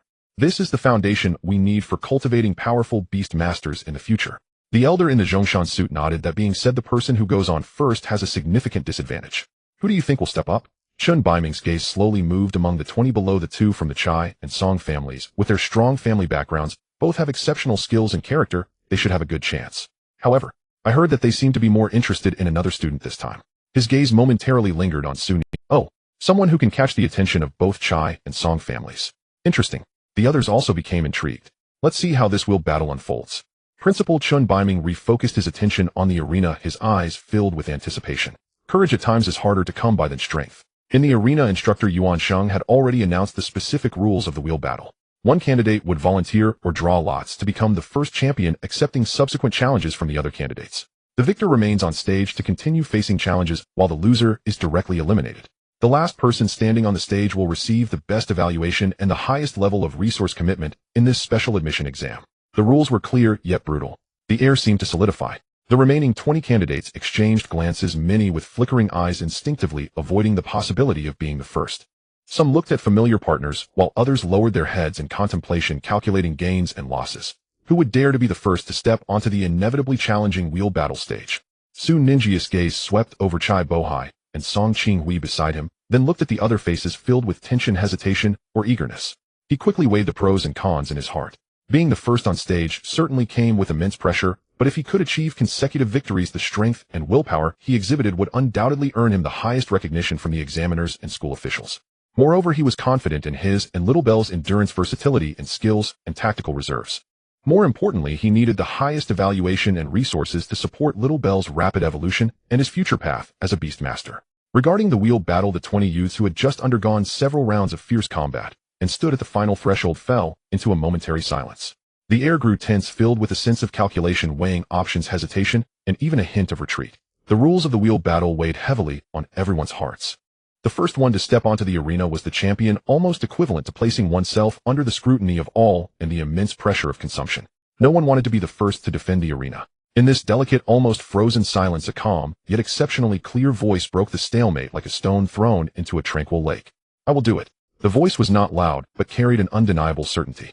Everyone turned their gaze towards the source, seeing Su Ningyu take a step forward, his expression calm. He looked at instructor Yuan Sheng and confirmed once more, "Instructor, I will be the first champion." There were no grand declarations, no indecision, as if he was merely fulfilling a decision long made. He had indeed thought this through long ago. The transformation and growth of beast taming inherently involved countless battles and trials. This wheel battle, though fraught with risks, was also an excellent trial ground. He wanted to see where the limits of his little bellflower lay amidst the continuous challenges. How long could its skill connections, tactical adaptations, and the resilient fighting spirit he had cultivated endure? Wow, so cool. Beside him, Song Qinghui immediately exclaimed in exaggerated admiration, his eyes sparkling as he looked at Su Ninjia's back, elbowing Chai Bohai beside him. "Bohai, did you see? This is called taking responsibility. This is called courage. Don't you think Su Ningyu is handsome?" Chai Bohai glanced at him expressionlessly, his tone cold. "Can you even call me Bohai? Don't make me slap you, or just speak properly." "All right." Song Qinghui immediately shrank his neck, appearing obedient, yet his gaze remained fixed on Su Ningyu stepping onto the arena, his tone becoming a bit serious. "But seriously, this guy is really special. Do you really think he is an orphan? Just looking at his temperament and strength, it's hard to believe." Previously, when he took down Shi Chong with the Earth Source Pig, in an instant the strength exhibited by that bellflower must have already reached the 6th tier of Black Iron, right? Your Ice Flame Wolf has just stabilized at the peak of the 6th tier, right? Chai Bohai nodded slightly, not denying. His bellflower's energy, refinement, and skill control are indeed extraordinary. There must be unique training methods we are unaware of. "I guess so too." Song Qinghui crossed his arms, appearing thoughtful. Moreover, his talent likely leans towards nurturing enhancement or accelerated skill comprehension. Such talent, especially in the early stages, provides tremendous advantages for the cultivation of a single beast, yielding quick results and a satisfying experience. He paused, his tone carrying a hint of regret, as well as rational analysis. However, such talents often lead one towards becoming a beast nurturing master with a ceiling not as high as those focused on rules, elemental resonance, or directly enhancing the combat talents of beast tamers themselves. The future path may heavily depend on specific beasts and a continuous influx of substantial resources. Of course, being able to overwhelm others in the early stages is already quite remarkable. Speaking of talent, Song Qinghui suddenly recalled something. "By the way, I heard that Qingsong No. 4 High School is promoting and nurturing a girl named Qingyi whose talent is the beauty serpent. She exhibited a rare talent anomaly upon awakening. The school has invested most of its resources and expectations in her." Chai Bohui's gaze flickered. "I have heard a little. Coupled with the anomaly, she is indeed worthy of significant investment. But don't you find it strange?" Song Qinghui frowned. With such a high-profile promotion of Qingyi almost branding her as a genius, aren't they afraid of being targeted by certain organizations with special interests or motives? "I've heard that in other stars where order isn't as stable, and even in some dark corners of our Yunmeng star, there are specific individuals who abduct and capture those who have awakened rare or powerful talents, but have yet to grow. Chai Bohai turned to look at Song Qinghui, his eyes sharp. What? Has the Crosstar criminal group your father is responsible for capturing moved to Dongjun province? Song Qinghui shook his head, his expression turning serious. The old man keeps things tight-lipped. He won't share the specifics of the operation. But he mentioned recently that things have been unstable in several other star systems, with several cases of talent holders going missing with methods that are very professional, suspected to be organized. He also reminded me to be careful when going out. He waved his hand, seemingly wanting to dispel the heavy atmosphere brought by this topic. Forget it, let's not talk about that. Our Yunmeng star has a strong law enforcement force, so those malevolent entities dare not be too rampant. Look, someone is about to challenge Su Ningyu. Chai Bohai also returned his thoughts and directed his gaze back to the arena. Indeed, after Su Ningyu clearly expressed his intention to become the champion, the brief silence was shattered. Perhaps feeling that even the strongest bellflower has its inherent shortcomings, or perhaps recognizing the immense prestige that comes with being the first to defeat the champion, soon a candidate could no longer restrain themselves and raise their hand. A girl with a high ponytail, bright eyes, and an indomitable spirit leaped onto the arena. The badge on her chest indicated she came from another strong school. Su Jin. The girl's voice was crisp. Please advise. Coincidentally, she turned out to be a relative of Su Ningyu. Su Ningyu also nodded slightly in return. Su Ningyu, please. On either side of the arena, an invisible fighting spirit began to rise. Meanwhile, at the edge of the stadium, on the observation platform high above, Sun Zhuowei pulled Yuan Lily, managing to mix into this area with an excellent view thanks to Yuan Lily's. They had just arrived not long before witnessing the beginning of the wheel battle. Wow, what a coincidence. He just stepped onto the stage. Sun Zhuowei immediately spotted the familiar figure in the center of the arena and excitedly shook Yuan Lily's. Yuan Lily followed her gaze and saw a handsome, calm-looking youth standing on the arena with what appeared to be a delicate green flower floating beside him. She raised an eyebrow, her tone carrying a hint of scrutiny. Is this the super impressive classmate you mentioned? Beast Taming or Bellflower? Wei, are you sure you're not mistaken? Oh, Lily, don't just look at the surface. Sun Zhuowei urgently defended. His Bellflower is completely different from others. It's exceptionally powerful. And he just received his Junior Nurturer qualification certificate. Super impressive. Junior Nurturer? At such a young age. Yuan Lily was genuinely surprised this time, her gaze towards Su Ningyu becoming more serious. On the arena, instructor Yuan Sheng confirmed both sides were ready and waved his arm. The first match of the wheel battle, Su Ningyu versus Su Jin, begin. Su Ninjia's gaze fell upon the girl opposite him, Su Jin. At the same time, he quickly glanced at her summoned beast. It was a mantis, entirely emerald green with a slender and agile form, its arms resembling two long sharp scythes. The summoned beast, Scythe Mantis. This is a typical insect-type summoned beast renowned for its speed, as swift as the wind and blades sharp enough to cut through steel.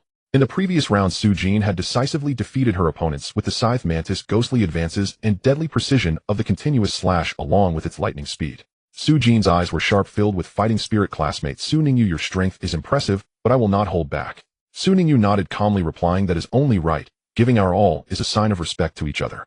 The battle began. Scythe Mantis used continuous slash. Su Jin struck first with a concise and forceful. The emerald green mantis' eyes flashed with a cold light, and its scythe-like arms were instantly covered with a layer of sharp white light. Its form blurred, almost becoming a green afterimage. It dashed towards the small bell in the center of the arena at an astonishing speed, its sides crossing to create a deadly cutting trajectory. Little Bell used Phantom Clone. Su Ningyu remained calm in response. The small bell's form shook and dozens of phantoms appeared, attempting to confuse the opponent and buy time and space.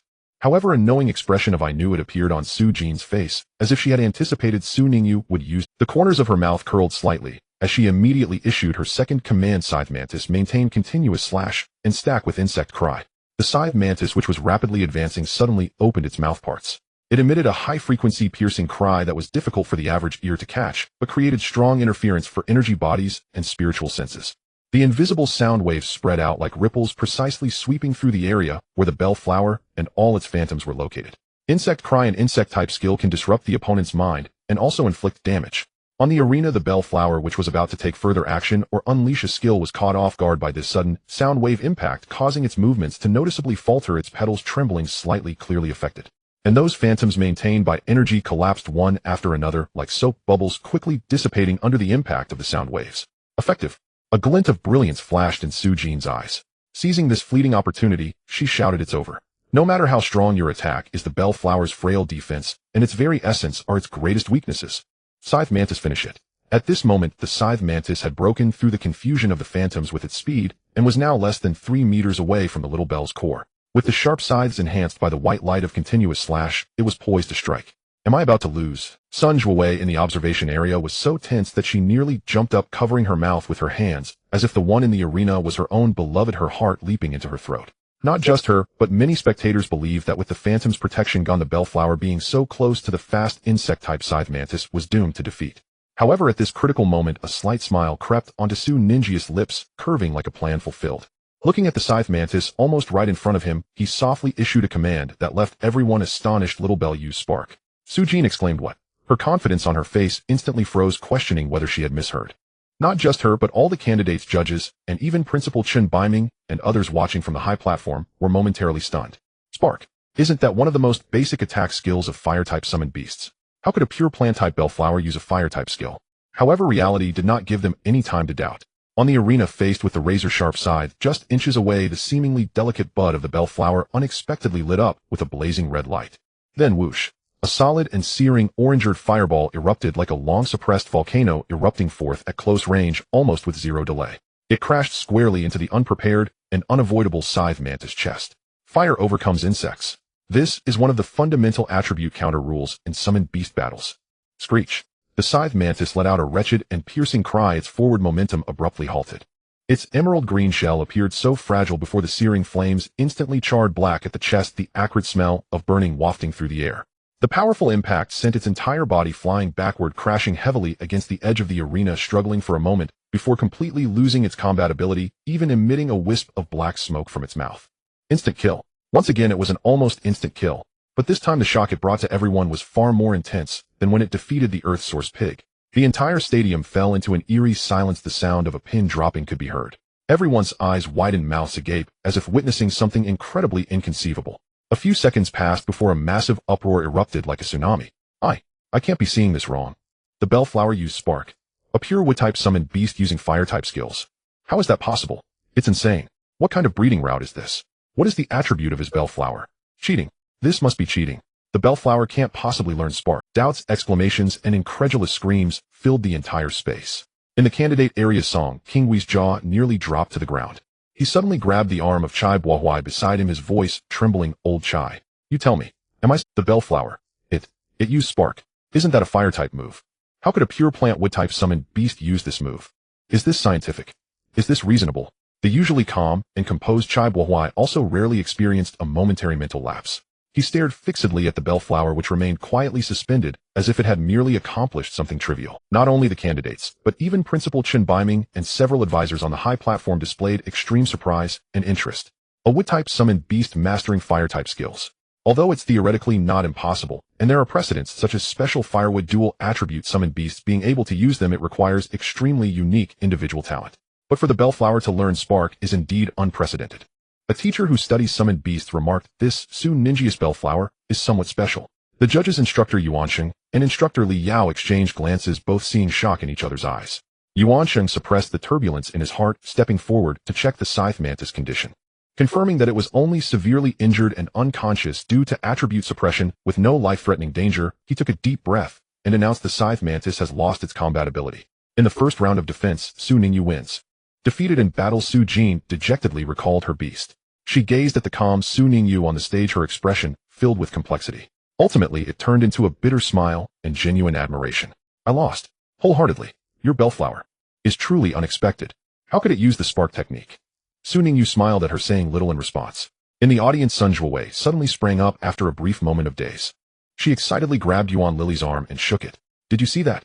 Lily, did you see that? Spark. He actually taught the Bellflower how to use spark. It's truly incredible. Oh my, how is this possible? I want to teach this move to my Piao Piao too.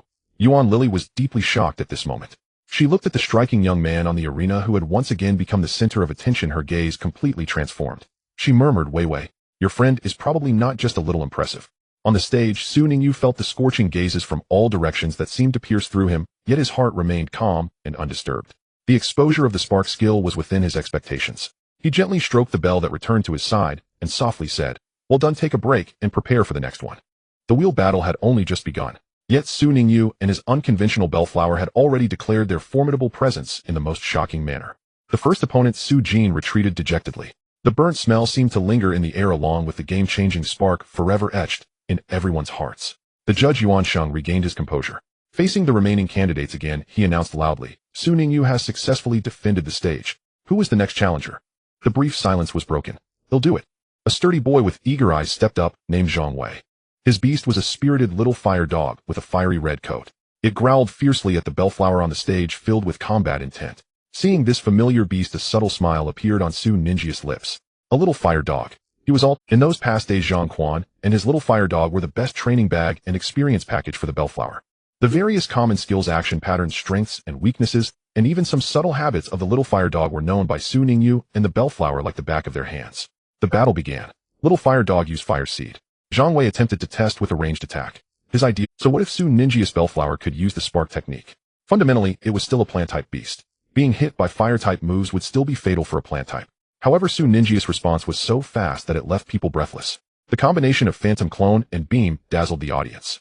The little bell's figure swayed, creating several phantoms to confuse the vision, while its true form had already predicted the little fire dog's movement trajectory.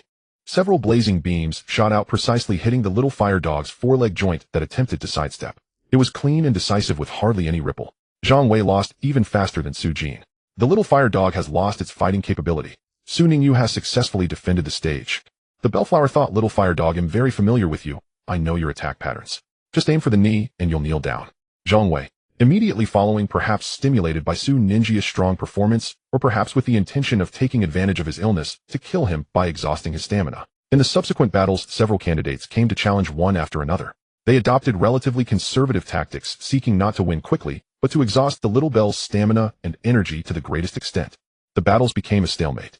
The little bell, relying on the agility of phantom clone, the range suppression from beam and spark, and the disruption from sleep powder, successfully countered the opponent's attacks and achieved victory. However, after continuous battles, especially due to frequently using the high-consumption beam to quickly resolve opponents, the little bell's stamina and energy reserves visibly decreased. The edges of the petals looked a bit wilted, and its hovering height had also lowered somewhat. This bellflower, after battling for so long, defeating 6 or 7 opponents of the same level, or even stronger, it could still maintain a certain fighting capability, which is truly incredible. On the high platform, a director of academic affairs standing next to Principal Chun Baiming couldn't help but exclaim. Another staff member holding a tablet quickly reviewing data looked up and reported, Principal, all battle records of Su Ningyu have been verified. His strength, tactics, and willpower far exceeded the special recruitment standards. Especially the training method of this bellflower was exceptionally outstanding. Without a doubt it can pass, and is extremely excellent. Principal Chun Baiming slightly nodded, his gaze deeply fixed on the slightly fatigued, yet still standing straight young man on the stage, his appreciation growing. He whispered a few words into the communicator. Below the stage, instructor Yuan Sheng received the instructions in his earpiece. He nodded and looked at Su Ningyu, preparing to announce that this outstanding young man could retire successfully. Student Su Ningyu, your performance in the wheel battle was outstanding and has fully proven your strength. After the committee's discussion, your final assessment has passed, and you can. Wait.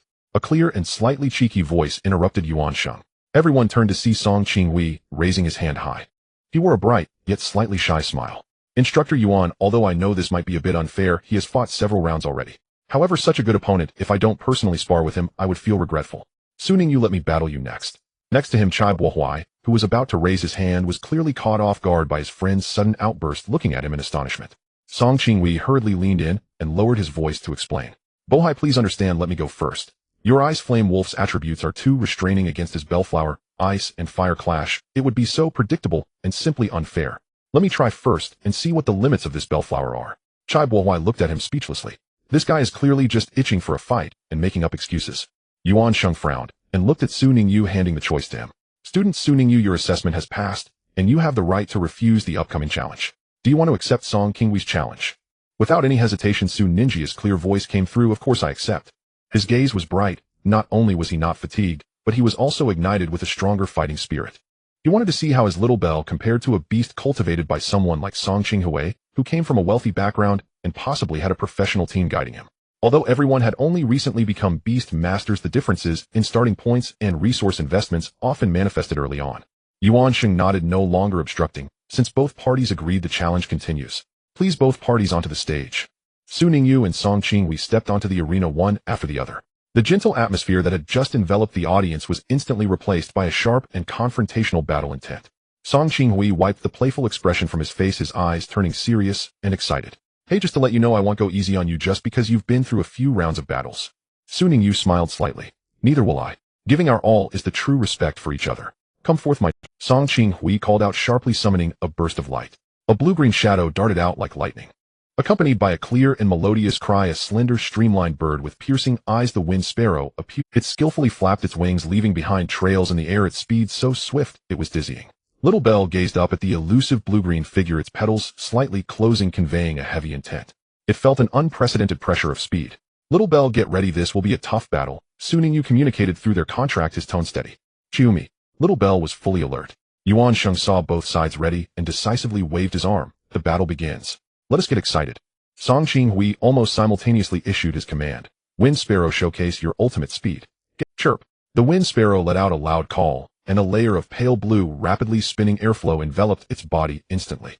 Its speed was already extraordinary, and with the enhancement of this airflow it soared to new heights.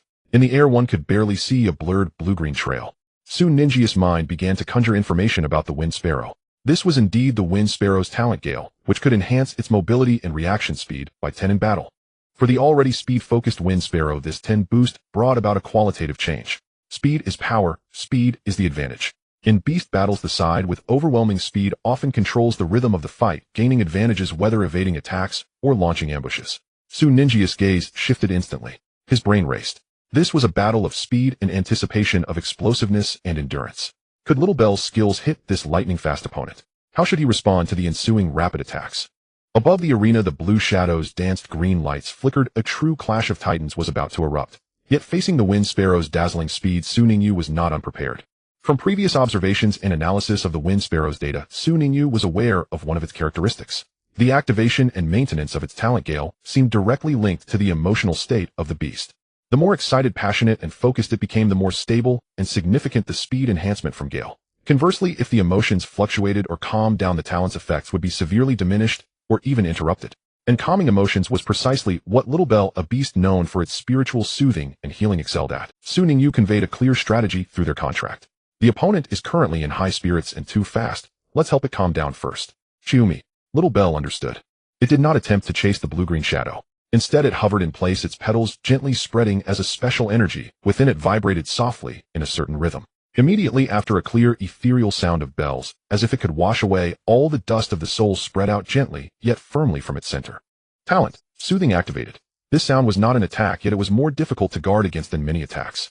It directly affected the mental and emotional level. Like a clear spring flowing over a hot sandy beach, like a gentle breeze brushing over tightly strung piano. In the sky, the Wind Sparrow, which was spiraling at super speed thanks to the talent gale and its fervent battle intent, suddenly showed a barely perceptible lag in its movements. The clear sound of the bells seemed to penetrate deep into its consciousness, soothing its boiling blood from battle, its taut nerves, and the excitement brought on by fully activating its talent.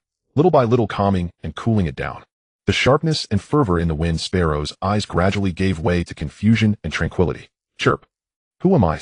Its speed involuntarily slowed down, and the pale blue airflow surrounding it began to become unstable, then slowly dissipated. Where am I?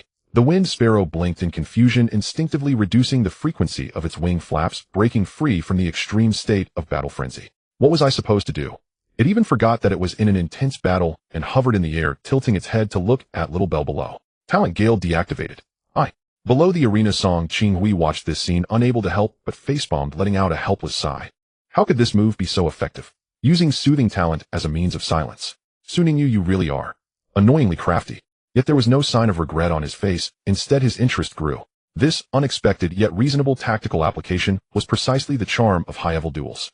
On the other side, Sun Juwei watched with wide eyes, as though a new world had opened before her. Oh my! The soothing talent of the bellflower can be used like this, eh?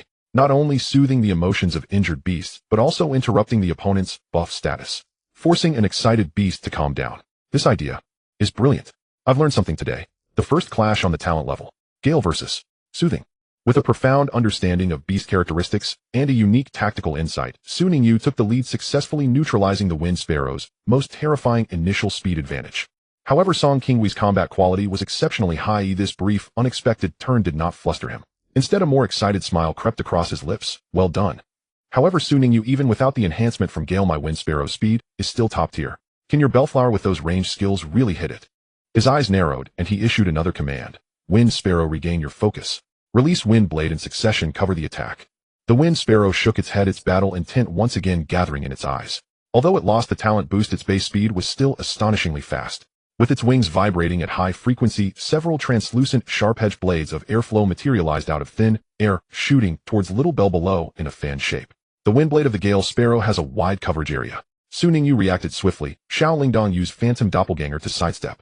A flash of light appeared at the center of Xiao Lingdang's flower bud. At the same time her figure swayed, leaving several phantoms in place, while her true self drifted to the side and back, avoiding the edge of the wind blade's coverage. Beam! Bang! Bang! The beam collided with the wind blade, producing a faint explosive sound. However, many wind blades still tore through the Phantom Doppelganger, yet the main body of Xiao Lingdang remained unharmed.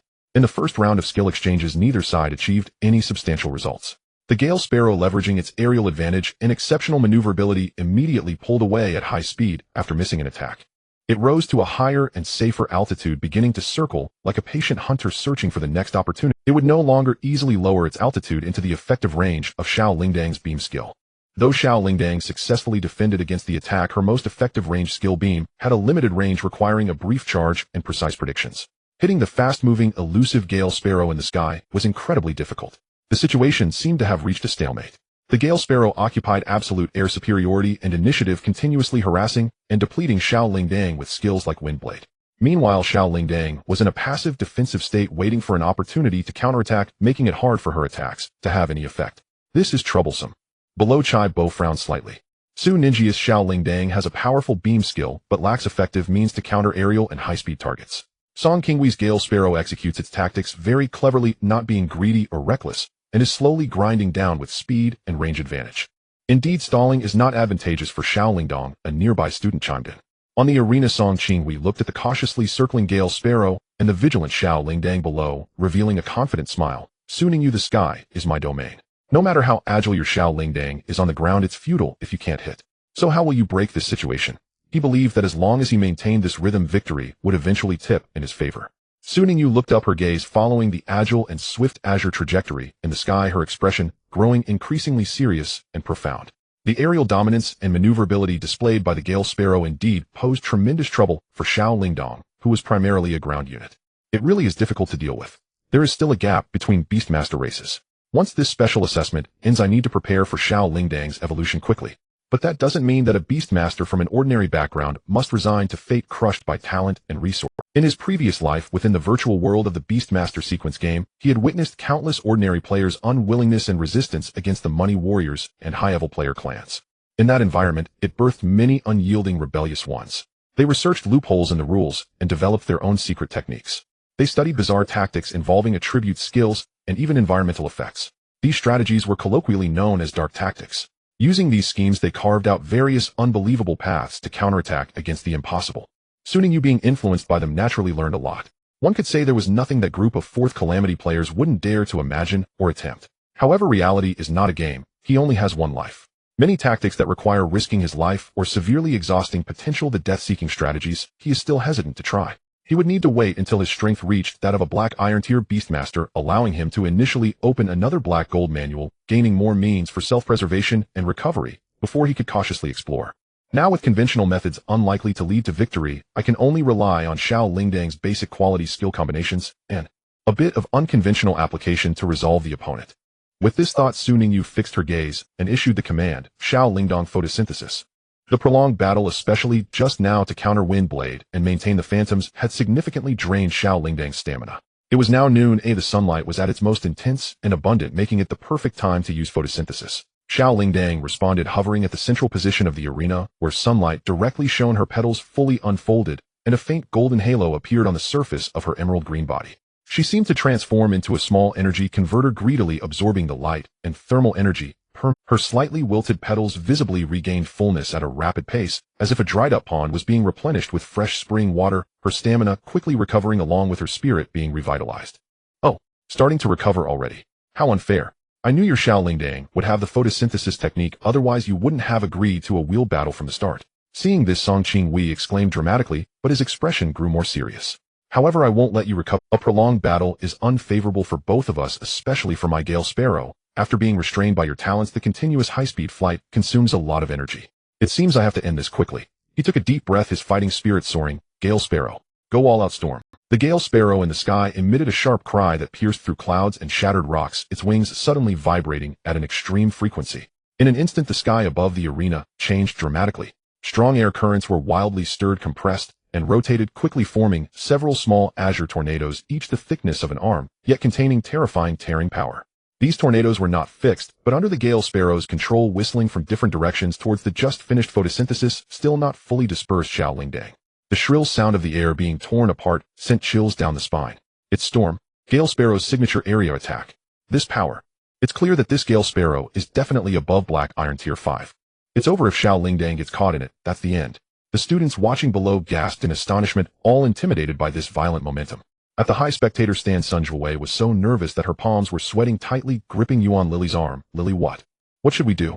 Yuan Lily's expression was also quite serious at this moment. Suspended next to her was a fist-sized, completely silver-white metallic sphere, its surface adorned with intricate patterns. Beastmaster Steel Star. This was a rare mechanical beast possessing extremely strong calculation and analytical abilities. The single eye of Steel Star flickered with a faint light directed towards the arena. The analysis from Steel Star's observation ability shows, Yuan Lily said in a deep voice. Song Qingwei's Gale Sparrow's strength is confirmed to be Black Iron Tier 6. And Su Ninjia's Xiaolingdang is also Black Iron Tier 6. Both are Tier 6. Sun Zhuwei was taken aback, then hope ignited in her. Then there's still a chance. Watching the battle on the arena, Yuan Lily slowly shook her head. The difference in both the species and tactics of the two beasts is too obvious. The Bellflower lacks effective means of aerial attack, encountering high-speed area skills. Caught in the grip of the storm, given its defensive capabilities, the outcome looks grim. Unless this Bellflower truly manifests some unknown special ability, Song Qingwei's chances of victory are at least over 60%. Sun Zhuwei wanted to argue, but her gaze was fixed on the arena as the battle situation underwent a dramatic change in the blink of an eye. Just as several small tornadoes were about to close in and completely engulf the small Bellflower, Su Ninjia's voice, calm to the point of being cold, pierced through the howling wind, clearly ringing out. Little Bellflower, do not resist the storm. Follow its force and utilize the Euro tactics.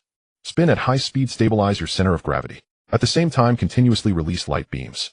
Hearing Su Ninjia's command, everyone was filled with confusion. What? Euro tactics? What kind of tactic is that? Everyone was stunned by this unheard-of instruction. On the arena, the little Bellflower, which was about to be swallowed by the tornado, not only did not attempt to escape or resist, but instead folded some of its petals. It adjusted its shape to become more streamlined, then actively gave up most of its resistance, beginning to spin in place at an astonishing speed, following the rotation direction of the nearest tornado. It was like a green top thrown into a vortex, spinning rapidly with the very force of the storm. This frenzied spinning not only somewhat negated the tearing force of the storm, but also stabilized its relative position within the violent airflow. Then an even more jaw-dropping scene unfolded. The little Bellflower, spinning rapidly, did not allow the intense white light gathering at its center to dissipate due to the rotation. On the contrary, due to the centripetal force and kinetic energy produced by the high-speed spinning, it became more solid and sharp. It no longer pursued static precision aiming, but rather pushed the release frequency of the light beam skill to its limit. The Bellflower controlled its energy output, transforming it into a series of spiraling, outward-shooting beams of intense white light as it rotated. Light beam skill, originally a high-damage skill meant for single-target elimination, under the enhancement of the Euro tactics, surprisingly became a continuously active spiral light whip, covering a wide area. SCZZ. The spiral beams lashed out furiously, colliding and annihilating with the violent azure wind blades, creating a cacophony of cutting and explosive sounds. The crafty spiral light whip pierced through the relatively weak connection points of the storm, tracing an eerie arc as if guided by some unseen force. It precisely struck the Gale Sparrow, which was slightly hindered in its altitude and trajectory due to its full effort to maintain the storm. Chirp. The Gale Sparrow let out a painful cry, its relatively fragile wings grazed by the spiral light whip, leaving a charred scar, breaking its balance, and the gathered storm skill suddenly collapsed due to energy backlash and interrupted control. As the wind ceased and the smoke cleared slightly, the crowd saw the little Bellflower slowly stop spinning, its petal edges somewhat damaged, and its breathing rapid, but still hovering steadily. On the other side, the Gale Sparrow wobbled as it fell from a low altitude, crashing heavily at the edge of the arena, struggling to get up, but unable to fight on due to its injured wings and energy backlash. The entire arena fell into a deathly silence. Everyone was stunned by this astonishing reversal and the incomprehensible tactical breakthrough. Song Qingwei's smile froze, completely replaced by shock and a hint of confusion. He had envisioned many outcomes, but never imagined that his strongest area attack would be countered heat-in by the opponent using an unheard-of Euro spiral light whip. At the referee's seat, instructor Yuan Sheng also regained his senses. He looked deeply at the boy who had created a miracle on the arena, took a deep breath, and announced in an exceptionally clear and solemn voice, "The victor, Su Ningyu." As the announcement echoed, a brief silence was followed by a surge of gasps, admiration, and incredulous discussions. Euro tactics. What kind of celestial operation is this? Self-created technique? Or some kind of secret skill? The Bellflower. Really defeated the Gale Sparrow. Or in this manner. So cool. Godsu. From today on you are my idol. Sun Zhuwei jumped up excitedly, hugging Yuan Lily beside her. He won. He won. Lily, did you see that? The spiral light whip. It's amazing. Yuan Lily also stared blankly at the arena, and after a moment, she slowly exhaled, looking at Sun Zhuwei with a complicated expression. Wei, your friend is simply a tactical genius. This method of countering is unheard of. On the arena, Su Ningyu walked to the little bellflower, gently stroking its slightly damaged petals, his eyes filled with pride and satisfaction. The little bellflower affectionately nuzzled his fingers. He looked up and said to the somewhat dazed Song Qinghui, "Thank you for the match, classmate Song. Your Gale Sparrow is very strong. Ooh, I learned a lot from it." Song Qinghui smiled wryly, recalling his injured Gale Sparrow, his tone sincere. "I lost, and I admit it willingly. I've noted your move. Next time I won't lose to you easily." With the fall of the Gale Sparrow, Su Ninjia's legendary will defense officially came to an end. From being the first to stand on the arena to consecutively defeating 6 or 7 formidable opponents, including Su Jin and Song Qinghui, the strength, tactical intelligence, and the unconventional bellflower he displayed had thoroughly conquered the examiners and all the spectators. The outcome was self-evident. He had successfully passed the special exam for Beichen High School. This meant that he would not have to participate in the subsequent citywide unified examination and had already secured a valuable spot at Beichen High School.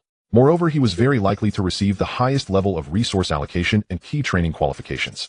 Incredible. So amazing. As soon as the assessment ended, Song Qinghui rushed over, first his face showing no trace of defeat, but rather filled with an eager thirst for knowledge and curiosity. He circled Su Ningyu, looking him up and down, as if examining some rare species. "Quick, tell me, how did you cultivate those peculiar combat methods? Especially that Euro spiral light whip, it's simply unheard of. And the spark, how did a plant-type bellflower learn fire skills? This defies logic." Although Chai Bohui did not speak, he stood beside them, his eyes fixed on Su Ningyu, clearly filled with the same questions and curiosity. Faced with the barrage of questions from the two, what could Su Ningyu say? Should he directly reveal, "Sorry, I have a cheat, and my mind is filled with the bizarre tactics of countless gamers"? He could only show a helpless smile, using a catch-all excuse to deflect. "Well, perhaps it's because I am a beast cultivator. One must have some unique insights and attempts of their own right." Song Qinghui and Chai Bohu both fell silent, their faces displaying an expression of disbelief, as if to say, "I don't believe you at all." Although a junior cultivator is impressive, that is only within the realm of beast tamers. Could a cultivator really develop such absurd self-created tactics? This was clearly just a perfunctory excuse. With the outcome already decided, Su Ningyu had no desire to linger on the scene. Passing the special recruitment was just the first step. Next, he needed to use his vacation to sprint forward and quickly elevate the strength of Xiao Lingdang to the peak of Black Iron 9. This would prepare him thoroughly for the crucial evolution of the Sunlight Flower. Time was tight, and every minute and second could not be wasted. "Let's go." Song Qinghui, being outgoing and action-oriented, threw an arm around Su Ninjia's shoulder.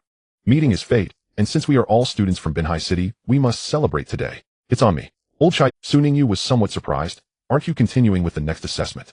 Song Qinghui chuckled and lowered his voice, wearing an expression that implied, "You know what I mean. As for our assessment, it's merely a formality to showcase our strength. Our families and schools have long communicated about this, and it's a done deal. But your performance in this match truly opened our eyes, and this meal is a must."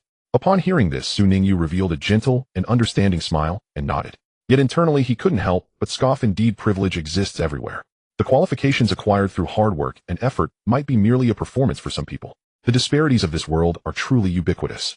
Song Qinghui seemed to catch the subtle emotions that flashed across his smile and pointed at his face, exclaiming, "Hey, Su Ningyu, what's wrong with your smile? Does it feel like you're cursing internally?" Su Ningyu remained unperturbed, just an illusion. Meanwhile, instructor Yuan Sheng observed the group of young people together without intervening. The backgrounds and strengths of Song Qinghui and Chai Bohu had already been assessed by the school. Just as Su Ningyu was preparing to leave the sports field with them, two figures blocked their path. "Hey, congratulations to you all. You passed the assessment successfully." A crisp female voice rang out, filled with heartfelt congratulations. Su Ningyu looked up and saw Sun Zhuwei standing before him with a smile, accompanied by a girl with neat short hair, exuding an aura of competence and curiosity. "Sun Zhuwei, what are you doing here?" Su Ningyu was a bit surprised. "Of course it's for you." The short-haired girl beside Sun Zhuwei spoke first, her tone bright, her gaze sweeping over Su Ningyu, then looking at Song Qinghui and Chai Bohu beside him, finally landing on Song Qinghui with a sly smile.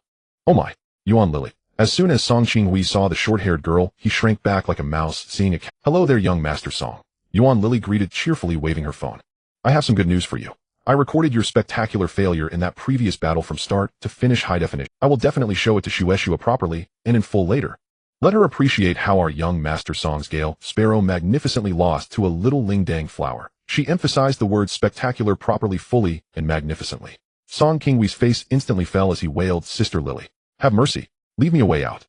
Yuan Lily then turned to Su Ningyu, putting aside the jokes, and said seriously, "Oh Su Ningyu, hello. I am Yuan Lily, a friend of Sun Zhuowei. What I said earlier was not to belittle your Lingdang flower, it was purely because this guy is usually too arrogant, and such a rare opportunity must be used to tease him a bit."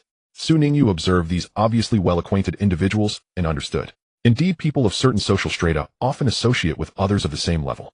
Sun Zhuowei being close friends with someone like Yuan Lily must indicate that her family background is not simple. "It's nothing, I understand," Su Ningyu replied politely.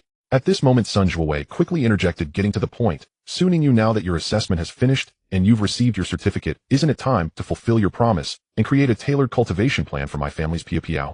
I've been waiting for a long time." She looked at Su Ningyu eagerly, her expression conveying, "If you don't act soon, I'll start." Su Ningyu nodded, "Of course I'll start working on it in the next couple of days." Chai Bohu, seeing the situation, timely extended an invitation, his voice as cold and concise as ever yet sincere. "Since everyone knows each other, how about we have lunch together? It can be a celebration and also facilitate communication." Song Qinghui immediately echoed, "Yes, yes, yes. Let's go together. The more the merrier.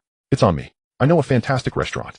Sun Zhuowei looked at Yuan Lily, who shrugged, "I have no objections." Soon they arrived at a tastefully decorated quiet restaurant.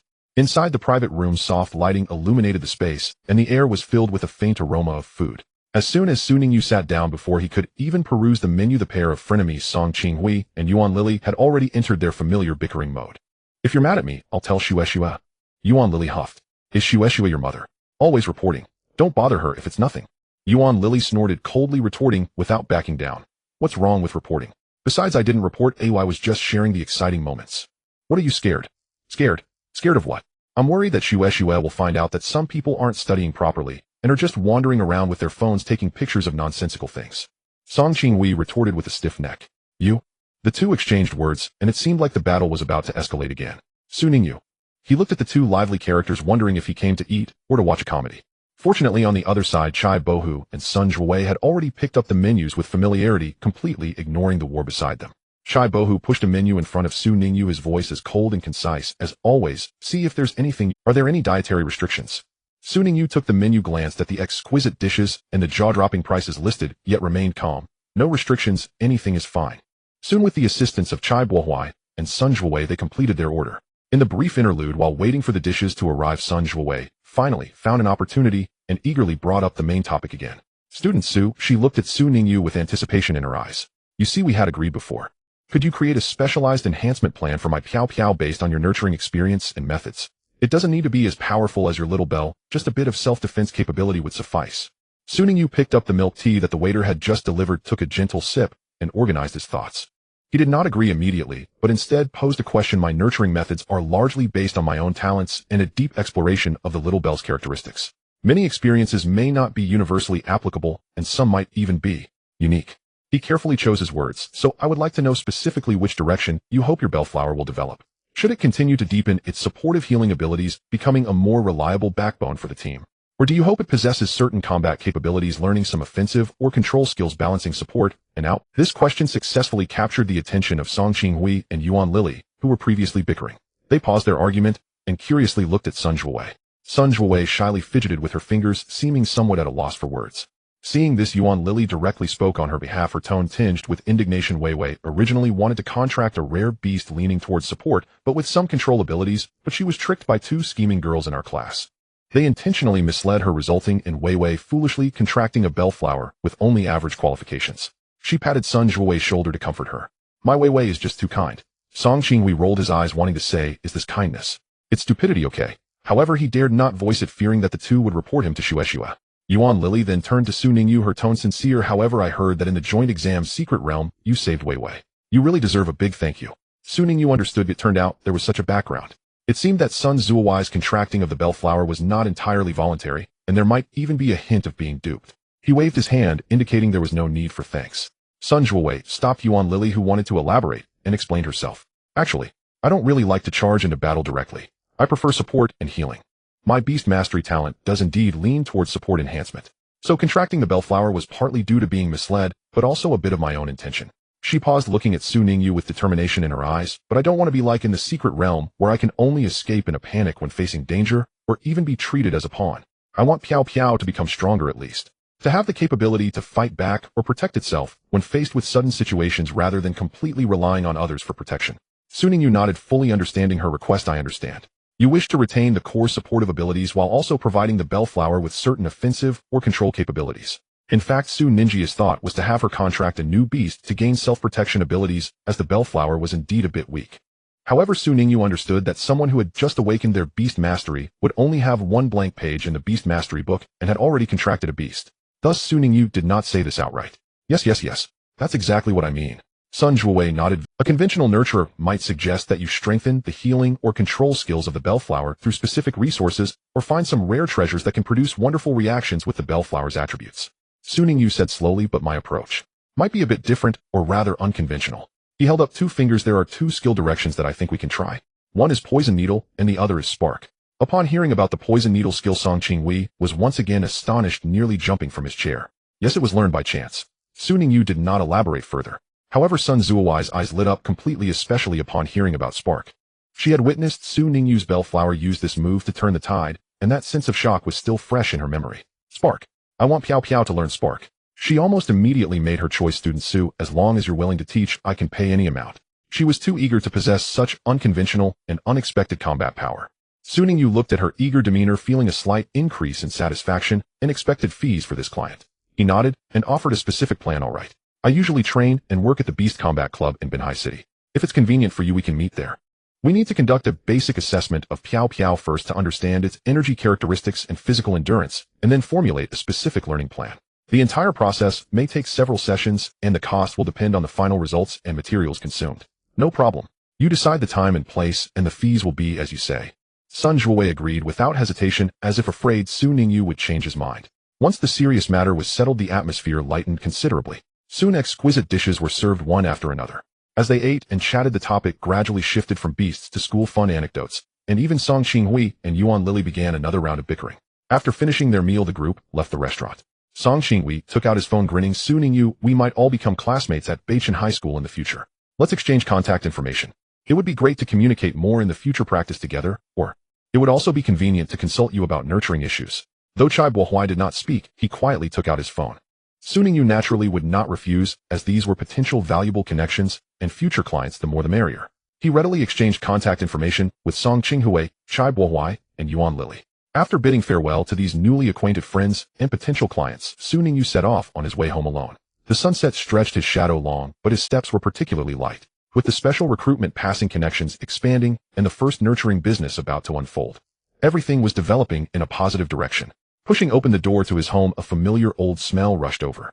Click. The faint sound of the door opened. In the corner of the living room, the ecological box housed a once sprawled out, seemingly in an eternal state of slumber, the translucent, white grimoire, which suddenly trembled vigorously. In the next second, it moved with a speed completely at odds with its lazy appearance. With a swift motion, it flipped over and sat rigidly on the largest pebble.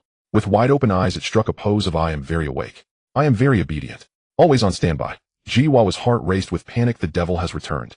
My brief and beautiful time of lying flat has come to an end.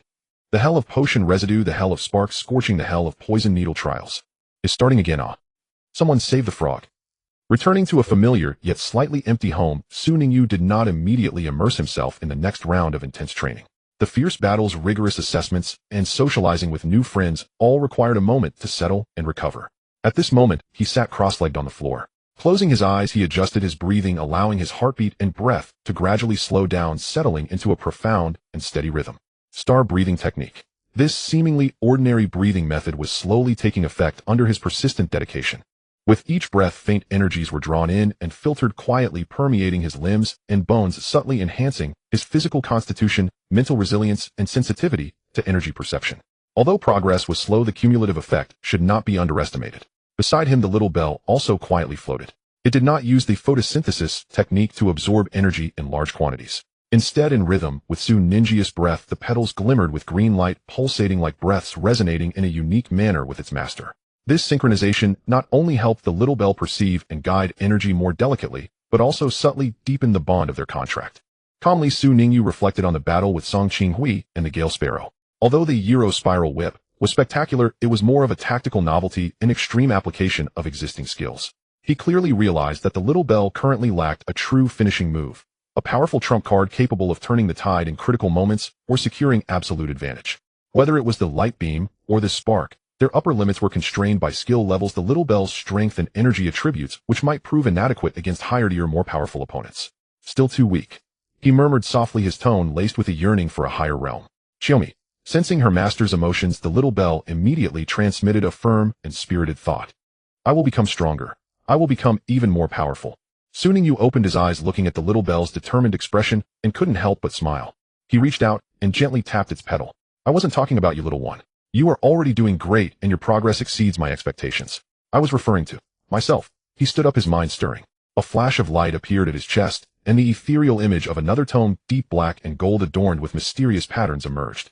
This black gold tome was different from the one recording the little bell. It was thicker and exuded a more obscure aura. Soon Ningyu attempted to browse it with his mental energy, but the beast taming pages seemed sealed by invisible chains, not budging an inch.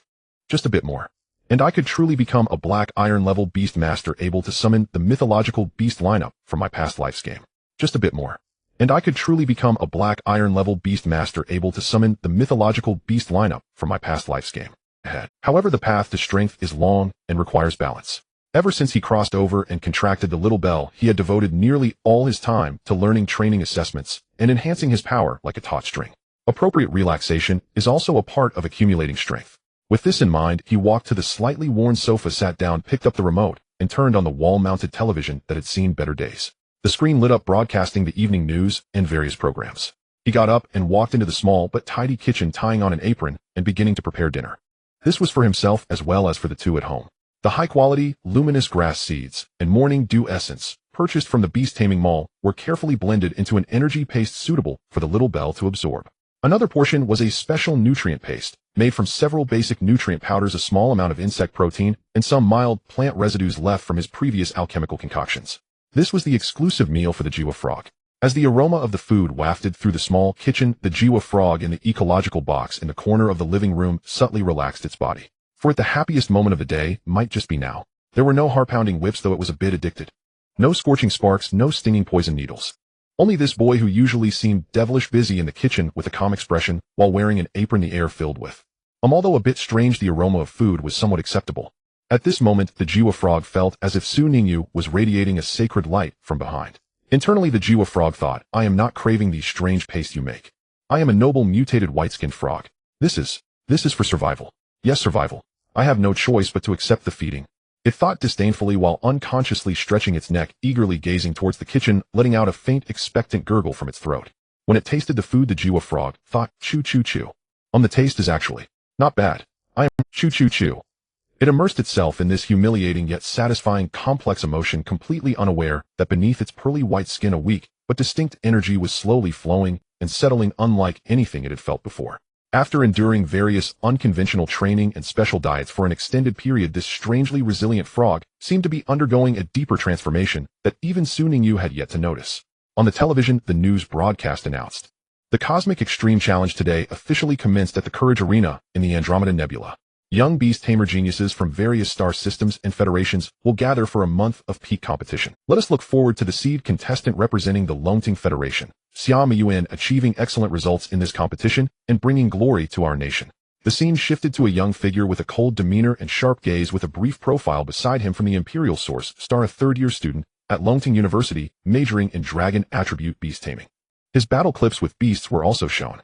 In the footage, a giant dragon sword exuding overwhelming dragon might and various powerful dragon skills were astonishing, with commentary highlighting that his main beast lineup was almost entirely directed towards the top-tier lineup, Dragon God Ascending Dragon lineup. Timlong Sequence. Su Ningyu walked out with the prepared food, casting a glance at the television, a flicker of longing and emotion crossing his eyes. It's truly enviable. The dragon attribute beast master symbolizes strength, rarity, and nobility, pointing directly to the top evolution sequence of the dragon god. That is the ultimate partner that countless beast masters dream of. But soon he shook his head, withdrawing his gaze from those dazzling and distant images. The Imperial Source Star, Longting University, the Cosmic Extreme Challenge. All of these are too far away. He placed the specially made energy paste beside the little bell. He poured another bowl of nutrient paste into the feeding bowl of the Jiwa frog. At the moment, what he needed to do was to feed himself and his partner, and then fulfill his promise to the client. After finishing a simple dinner and tidying up, Su Ningyu changed into clean training clothes and stored the little bell back in the treasure space. Let's go, it's time to work. He glanced at the Jiwa frog in the ecological box, reservedly nibbling at the paste with a pleasant expression, the corners of his mouth subtly curving up, then turned and stepped out, merging into the night of the city. Destination, Beast Battle Club. Sun Zhuowei and her bellflower Piao Piao were still waiting for his enhancement, and Su Ningyu himself would continuously validate and refine his cultivation philosophy through repeated teaching and practice, steadily progressing towards stronger goals. He arrived at the familiar Beast Battle Club and greeted the front desk familiarly. Su Ningyu walked straight towards the special training room that had been reserved long ago. The owner Zhang Yongheng was already considered an acquaintance, knowing that Su Ningyu occasionally took on private jobs, and was pleased with this use of the training room for teaching as long as it did not affect normal operations. Pushing open the heavy soundproof door of the training room, the spacious interior was softly lit, and the environmental simulation system could adjust different basic scenes. The walls and floors were covered with energy-absorbing materials suitable for various training and experiments. Sun Zhuowei was indeed already waiting inside. She was wearing a refreshing white dress today. Wearing a delicate wide-brimmed sun hat on the brim, her bellflower Piao Piao was quietly lying, the emerald petals contrasting with the white hat, as if it were a carefully coordinated fashion accessory. It was completely unrecognizable as a beast about to undergo devilish training. "Su classmate, over here." Seeing Su Ningyu come in, Sun Zhuowei's eyes brightened as she waved her hand. "You're here so early." Su Ningyu glanced at the time. There were still 20 minutes until the agreed-upon time. "Of course, I want Piao Piao to become stronger as soon as possible." Sun Zhuowei's tone was filled with anticipation. Piao Piao really wants to learn new skills quickly. Piao Piao floated down from the brim, landing on Sun Zhuowei's shoulder, looking at Su Ningyu with curiosity and a hint of reverence. This beast master, who could make her kind so powerful. "Then let's not chat idly. Let's get started directly." Su Ningyu nodded, entering work mode with efficiency as he placed the bulging backpack he had been carrying on the operation table beside the training room. With a sound, he unzipped it and began to pull out items. Sun Zhuowei curiously leaned over to look. "Su classmate, these are." Su Ningyu did not raise his head, deftly arranging several items with a professional smile curling on his lips. "Of course, these are teaching tools, or rather special keys, to help your Piao Piao understand and master the skills of Poison Needle and Spark." Sun Zhuowei's gaze landed on the items. Several dried red peppers wrinkled on the surface, emitting a pungent spicy aroma even from a distance. And two elongated sharp objects that glimmered with a faint blue-purple sheen at their tips, evoking thoughts of venom. Teeth. Is this a firecracker pepper? Or an enhanced version? Sun Zhuowei recognized that type of pepper. And those teeth? Could they be from a poison spike? Exactly, they are the teeth from the poison spike bat that attacked you last time, the common poisonous fangs of the poison spike bat. Su Ningyu confirmed her guess, picking up a poisonous fang to inspect under the light. The toxic energy contained in the poisonous fangs and the intense fire attribute energy in the firecracker pepper are excellent mediums to guide plant-type beasts to perceive and initially simulate the two foreign energies of poison and fire. Of course, the process might be a bit stimulating. Watching Su Ningyu's calm smile tinged with a hint of scientific exploration.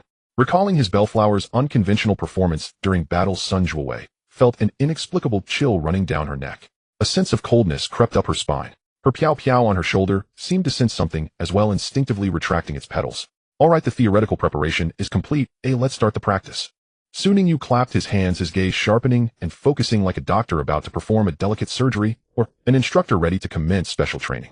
Sun Zhuowei was surprised to find that Su Ningyu, entering the teaching state, underwent a subtle transformation in temperament. The previous gentleness and indifference faded away, replaced by an almost cold, calm focus, and an undeniable sense of control, as if he could see through every detail. If Jiwa Frog were present at that moment, it would probably perform an act of playing dead right away, and internally scream, "The devil has descended. The devil coach is online. Training begins." First try, Su Ningyu did not let Piao Piao directly eat the entire firecracker pepper. Clearly noticing that Sun Zhuowei's Piao Piao was rather delicate, he instead cut off a small piece of the pepper skin. He used a blender with some special food to grind it into a paste. Then he let Piao Piao taste it. Hiss! Almost the moment she tasted it, Piao Piao jolted as if stung by a needle, the entire flower quivering. The edges of the petals began to redden at a visible rate, rapidly spreading as if scalded. A scorching, stinging, and oddly tingling sensation coursed through Piao Piao's entire consciousness. Whoa, what a strange feeling. As time passed, Piao Piao had learned for over an hour following Su Ninjia's teaching method, and at that moment her little mouth had swollen to look like a sausage. Throughout the continuous process, she had not felt the fire energy Su Ningyu had mentioned. She looked to her master for help. Piao Piao couldn't help but convey her painful thoughts, looking at her master for rescue. Sun Zhuowei watched in distress, hesitant to speak, her face paling. Su classmate. Is this? Piao Piao looks like she's in so much discomfort. Is this really a necessary condition for learning skills? At this moment, Sun Zhuowei looked at her precious pet as it turned from vibrant green to flushed with embarrassment, her heart clutching with concern. Su Ningyu was intently observing the energy reactions and changes in its body. This time he did not simply and rudely stuff a fiery chili pepper down its throat like he did with his little bell. Instead, he fed it gradually, though it was clear that Sun Zuowai's Pia was quite fragile. Just a tiny fiery chili made it so uncomfortable. Su Ningyu recorded the data, his voice steady. This is beast masters of the plant type naturally have weak or even repulsive perceptions of fire attributes and must undergo intense stimulation to forcibly open their sensory pathways to such energy. The fiery chili pepper is the key to opening that pathway. The fiery chili will not cause any substantial harm. You've eaten chili before, so you should understand the sensation. Moreover, the fiery chili can simulate the most basic sensations of heat and release. What Pia needs to do is remember this feeling, attempt to understand the operational mode of this energy, and mobilize its own energy to mimic and transform it. Rest assured, the fiery chili is under my strict control within a safe range. Despite saying this, seeing Pia's pitiful state of who am I, where am I, and why is it so painful, Sun Zuowei couldn't help but speak up. How about we call it a day? Learning new skills cannot be rushed, and Pia also needs time to digest and adapt. Upon hearing this, Su Ningyu paused his movements and looked up. The moment his gaze shifted from Pia to Sun Zuowei, the cold, focused expression on his face, akin to a precise instrument, faded away like a receding tide. He returned to his usual gentle, even slightly shy smile, his demeanor instantly relaxing. You're right, after all, it's not my beast that must learn the spark technique immediately. Su Ningyu spoke in a gentle tone tinged with apology. Guiding a new skill indeed requires a gradual approach, especially for such a cross-attribute attempt. Let's stop here for today, allowing Pia to rest well and feel the residual energy from earlier. Next time we can try to guide it in mimicking and outputting this sensation of heat on an energy level. As he spoke, he began to systematically tidy up the teaching tools on the table. His movements were gentle, his expression calm, as if the cold instructor from earlier had never existed. However, on the training platform, Pia, just recovering from the spicy hell, trembled violently upon seeing the familiar gentle smile on Su Ninjia's face. A devil. Is that man's smile a switch? Why do I feel that something even more terrifying will happen when I see? Pia fearfully shrank back into Sun Zuowei's arms, only daring to sneak a glance at the seemingly harmless young. Sun Zuowei also noticed Pia's abnormal behavior and quickly soothed it, while internally gaining a deeper understanding of Su Ninjia's professionalism and his speed of changing expressions. This classmate Su, in beast training, he truly possesses an obsession and unique methods that ordinary people cannot fathom. So, classmate Su, shall we arrange another time next time? Sun Zuowei asked cautiously, holding the still. Of course, feel free to contact me at any time. Su Ningyu nodded with a smile, as if everything that just happened was merely an ordinary teaching attempt. However, that smile appeared to Pia like a big bad wolf, saying to a little white rabbit, see you tomorrow. Stepping out of the heavy doors of the Beastmaster Battle Club, the outside world had transformed. The city's neon lights flickered with enchanting colors. Yet the relatively quiet street where the club was located had become desolate, with only a few dim streetlights providing limited illumination. Most shops had closed, leaving the street feeling somewhat empty. Is it already this late? Sun Zuowei took out her phone to check the time, the numbers on the screen slightly surprising her. She had unknowingly trained for so long. She held the still somewhat listless Pia in her arms. Su Ningyu took a deep breath of the cool night air and looked up at the deep night sky with a few sparse stars barely visible. He showed no signs of fatigue on his face. Instead, there was an eagerness at night. When the moonlight is at its peak, it's the perfect time to practice the moonlight skill and engage in nighttime adaptive training. As he spoke, his mind stirred, and the little bell transformed into a green light floating out from the Beastmaster's manual. Unlike the vibrant green during the day under the night sky and streetlights, the edges of the little bell's petals seemed to flow with a faint, almost imperceptible pink glow. This was a manifestation of the resonance between its internal energy and the moonlight, as well as a sign that the moonlight skill was taking effect, helping it slowly restore strength at night and slightly enhance perception. Seeing this scene, Sun Zuowei couldn't help but twitch her lips. Moonlight. How does this little guy's bellflower possess such a skill? However, Sun Zuowei did not inquire further. Su Ninjia's obsession with beast training seemed to reach a madness level, seizing every opportunity for training, even on the way home.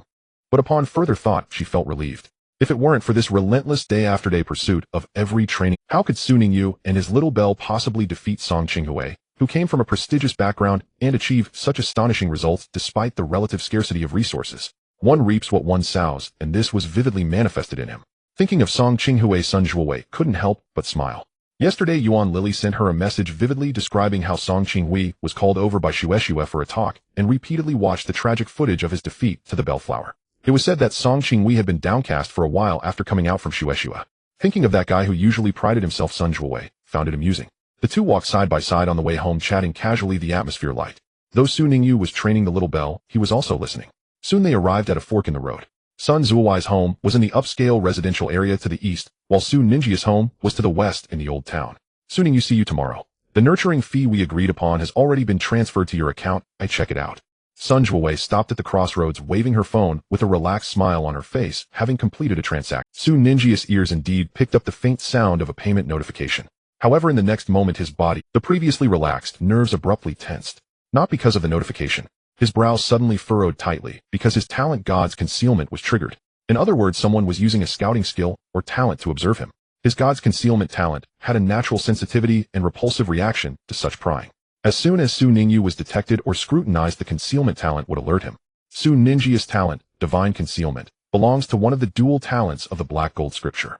Its effect is incredibly powerful. Divine concealment hides all of one's secrets. Even gods cannot pry into your true information. Su Ningyu had already concealed all of his information, so once someone pried, the divine concealment talent would be triggered, allowing him to know if someone was probing into him. Su Ningyi's expression did not reveal that he had already sensed the abnormality. Instead, he quickly utilized the keen perception cultivated through the stellar breathing method. He felt the air's energy that had been flowing naturally around him. In a certain direction there appeared a minuscule yet malicious distortion and concentration.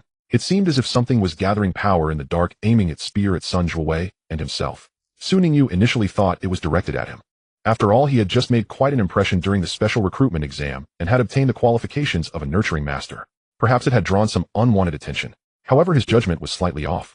In the shadows on the other side of the street, two men in inconspicuous black coats with brims pulled low were hiding in the corners of a trash can and a wall. One was tall and thin, holding a compass-like device that flickered with dim light, while the other was stout, with a "Boss, are we really going to do this? I heard that this girl's stepfather has quite a bit of influence in Dongjun province. He's not someone to be trifled with," the stout man said hesitantly in a low voice. The tall thin man, referred to as the boss, coldly stared at the two closely positioned light spots on the device's voice hoarse. "Don't forget we've already been paid, so we must get the job done. Let's talk. Our task is to kidnap the target and take her to the designated location. Nothing else matters as someone will handle the follow-up. But what about that kid beside her? If we kidnap the target Sun Zhuowei, that kid will definitely call the police immediately or try to play the hero and chase after her." The stout man pointed at the light spot representing Su Ningyu on the device. The tall man's eyes flashed with a cold light, his tone devoid of any emotion. "Eliminate any obstacles directly. I have already used the sensing compass to check both our newly awakened apprentice beast masters with weak spiritual energy fluctuations, and their beasts aren't that strong. A swift resolution is quite manageable." The stout man seemed convinced and nodded, a fierce light flickering in his eyes. "All right, then let's move." At the intersection, Sun Zhuowei had just finished saying her goodbyes and was about to turn and bid farewell to Su Ningyu. In the next instant, Su Ningyu realized that the hidden person had already acted. He immediately stepped in front of her, muscles tensing up as he shouted, "Be careful." Sun Zhuowei had no idea what was happening. Before Su Ningyi's voice had even faded, a sharp tearing sound, a dull, almost indistinguishable gray-black energy spike, like a venomous snake emerging from its den, shot out from the shadows of a nearby advertisement board. Its speed was astonishing, directly targeting Sun Zhuowei. Not Su Ningyu, but Sun Zhuowei. The opponent's target had been her from the very beginning, and Su Ningyu had clearly overestimated himself. Sun Zhuowei had no time to react. She only saw a blurred shadow rushing toward her, screaming in fright and instinctively clutching the plush toy in her arms. In this moment of crisis, Su Ningyu was already on high alert. The moment the tearing sound rang out, he reacted. He did not attempt to block the fast and concentrated energy spike. Instead, he stretched out his left hand, grabbing Sun Zhuowei's arm with all his strength, yanking her back toward himself and simultaneously to the side and rear away from the direction of the energy spike. The gray-black energy spike grazed the hem of Sun Zhuowei's flowing skirt and the outer side of Su Ningyi's arm. It embedded itself into the pavement where they had just stood, producing a muffled thud, leaving a scorched mark of corrosion. That was close. Had it not been for Su Ningyi's keen perception and timely response, this strike might have succeeded. The tall man stepped out of the shadows, holding the compass, looking at the two who were unscathed, yet slightly disheveled, especially the boy who had suddenly intervened, his eyes flashing with surprise and killing intent. "You actually avoided it. Quick reaction, kid," the stout man sneered, stepping forward. As the two men appeared, a completely black-clawed beast with glimmering fangs, the Shadow Claw Cat, silently emerged from the shadow at the tall man's feet, emitting a low and threatening hiss. Su Ningyi's gaze quickly scanned the two black-clad men before finally fixing on the beast at the feet of the tall man. It was a cat-like beast that wasn't too large but exuded a distinctly dangerous aura. Its body was pitch black, its fur flowing like shadows, with only the tips of its claws glinting with a metallic dark sheen. Its amber vertical pupils glimmered with the cold light of a predator in the night, and its tail flicked restlessly. Beast Shadow Claw Cat. Su Ningyi's heart raced with alarm. This was a beast famous for its stealth speed and lethal claw strikes. Although it was also of the Black Iron rank, its racial potential and combat style were far more dangerous than the Earth Source Pig or the Scythe Mantis he had encountered before. Moreover, judging by its size and the density of its energy, it was likely already at the pinnacle of the Black Iron tier. The tall man, seeing Su Ningyu recognize the Shadow Claw Cat, let out a disdainful sneer. Kid, you've got good eyesight. You managed to dodge my Shadow Claw Cat's surprise attack. Your reaction is indeed quick. Unfortunately, this is where it ends. His eyes filled with killing intent. Without any hesitation, he directly commanded, Shadow Claw Cat, get rid of this troublesome kid first. Shadow Claw. Meow. The Shadow Claw Cat let out a short and sharp hiss, its figure instantly becoming blurry, as if merging with the surrounding shadows. In the next moment it lunged at Su Ningyu's face, leaving behind several dark claw shadows that tore through the air. Its speed was astonishing, leaving only an afterimage on the retina. Facing it heated, Little Bell stood almost no chance. Little Bell. Su Ningyu had already made a decision the moment the order was given. He did not let Little Bell confront or defend against the Shadow Claw Cat's attack, but issued what seemed to be an unrelated command with his thoughts. Fortunately, Little Bell had been summoned earlier, otherwise if he had waited until now to summon it during a crisis, there would have been no opportunity left. Ding-ling-a-ling. The clear, ethereal sound of the bell seemed to cleanse the soul.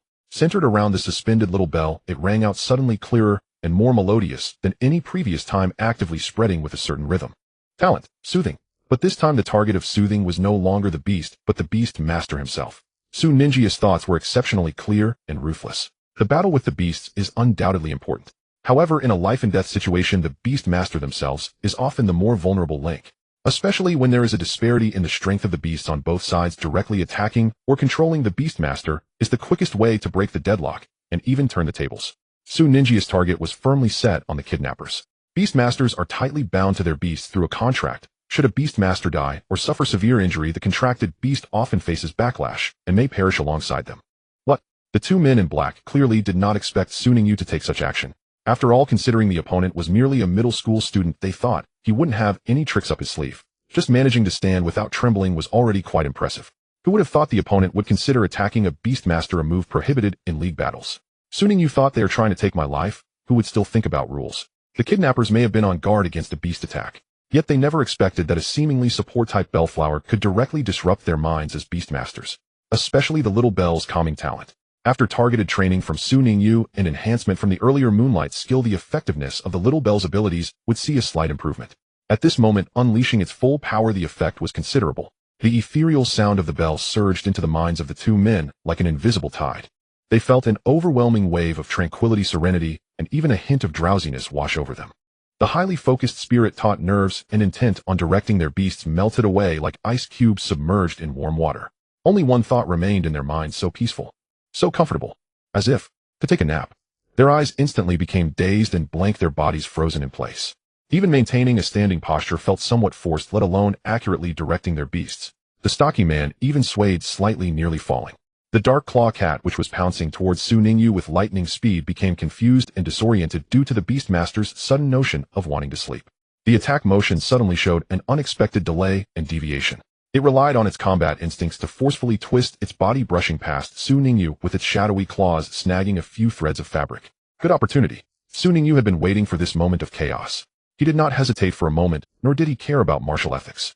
Taking advantage of the moment when the Dark Claw Cat's attack missed due to its Beastmaster's distraction, he exerted force with his feet and charged towards the two men in black, who were caught in sage time, like an arrow released from a bow. He aimed for the vulnerable parts of the man that could induce extreme pain and temporarily incapacitate him. Su Ningyu did not hesitate and unleashed his full strength. Bang! Bang! Two muffled yet exceptionally clear sounds akin to the cracking of an eggshell resonated sharply on the silent street. Su Ninjia's precise and powerful kicks struck the vital areas between the legs of the two men in black. Ugh! Ow! The two cries mingled with excruciating pain, shock, and utter collapse, almost echoed simultaneously. The two men in black rolled their eyes back. They even skipped the entire process of waking up from the calming state. Directly clutching their groins, they resembled two boiled shrimp, their bodies bending into a bizarre arc, collapsing onto the ground. The extreme pain rendered them completely unconscious. Their happiness for the rest of their lives might have been completely shattered by Su Ninjia's two kicks. Just as the Dark Claw Cat steadied itself, it turned to see its two masters collapsed in such a tragic and undignified position, its amber eyes filled with disbelief. Meow, meow, meow. What just happened? My great masters. Why suddenly clutch their groins and roll their eyes?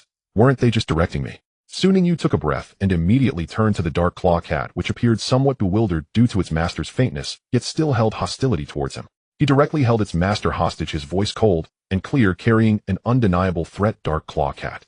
Stop right now. Look clearly. Your master is in my hands now. If you don't want them to die here, behave yourself. The Dark Claw Cat, it did hesitate. The constraints and instincts of the Beastmaster contract made it unable to completely ignore its master's safety. Although its master seemed merely unconscious, it dared not act recklessly. It anxiously paced in place, emitting low, threatening growls, yet truly did not launch another attack. An attack that was originally marked by a vast disparity in strength and rife with danger was momentarily brought under control by Su Ninjia's unexpected, precise, and ruthless maneuvers.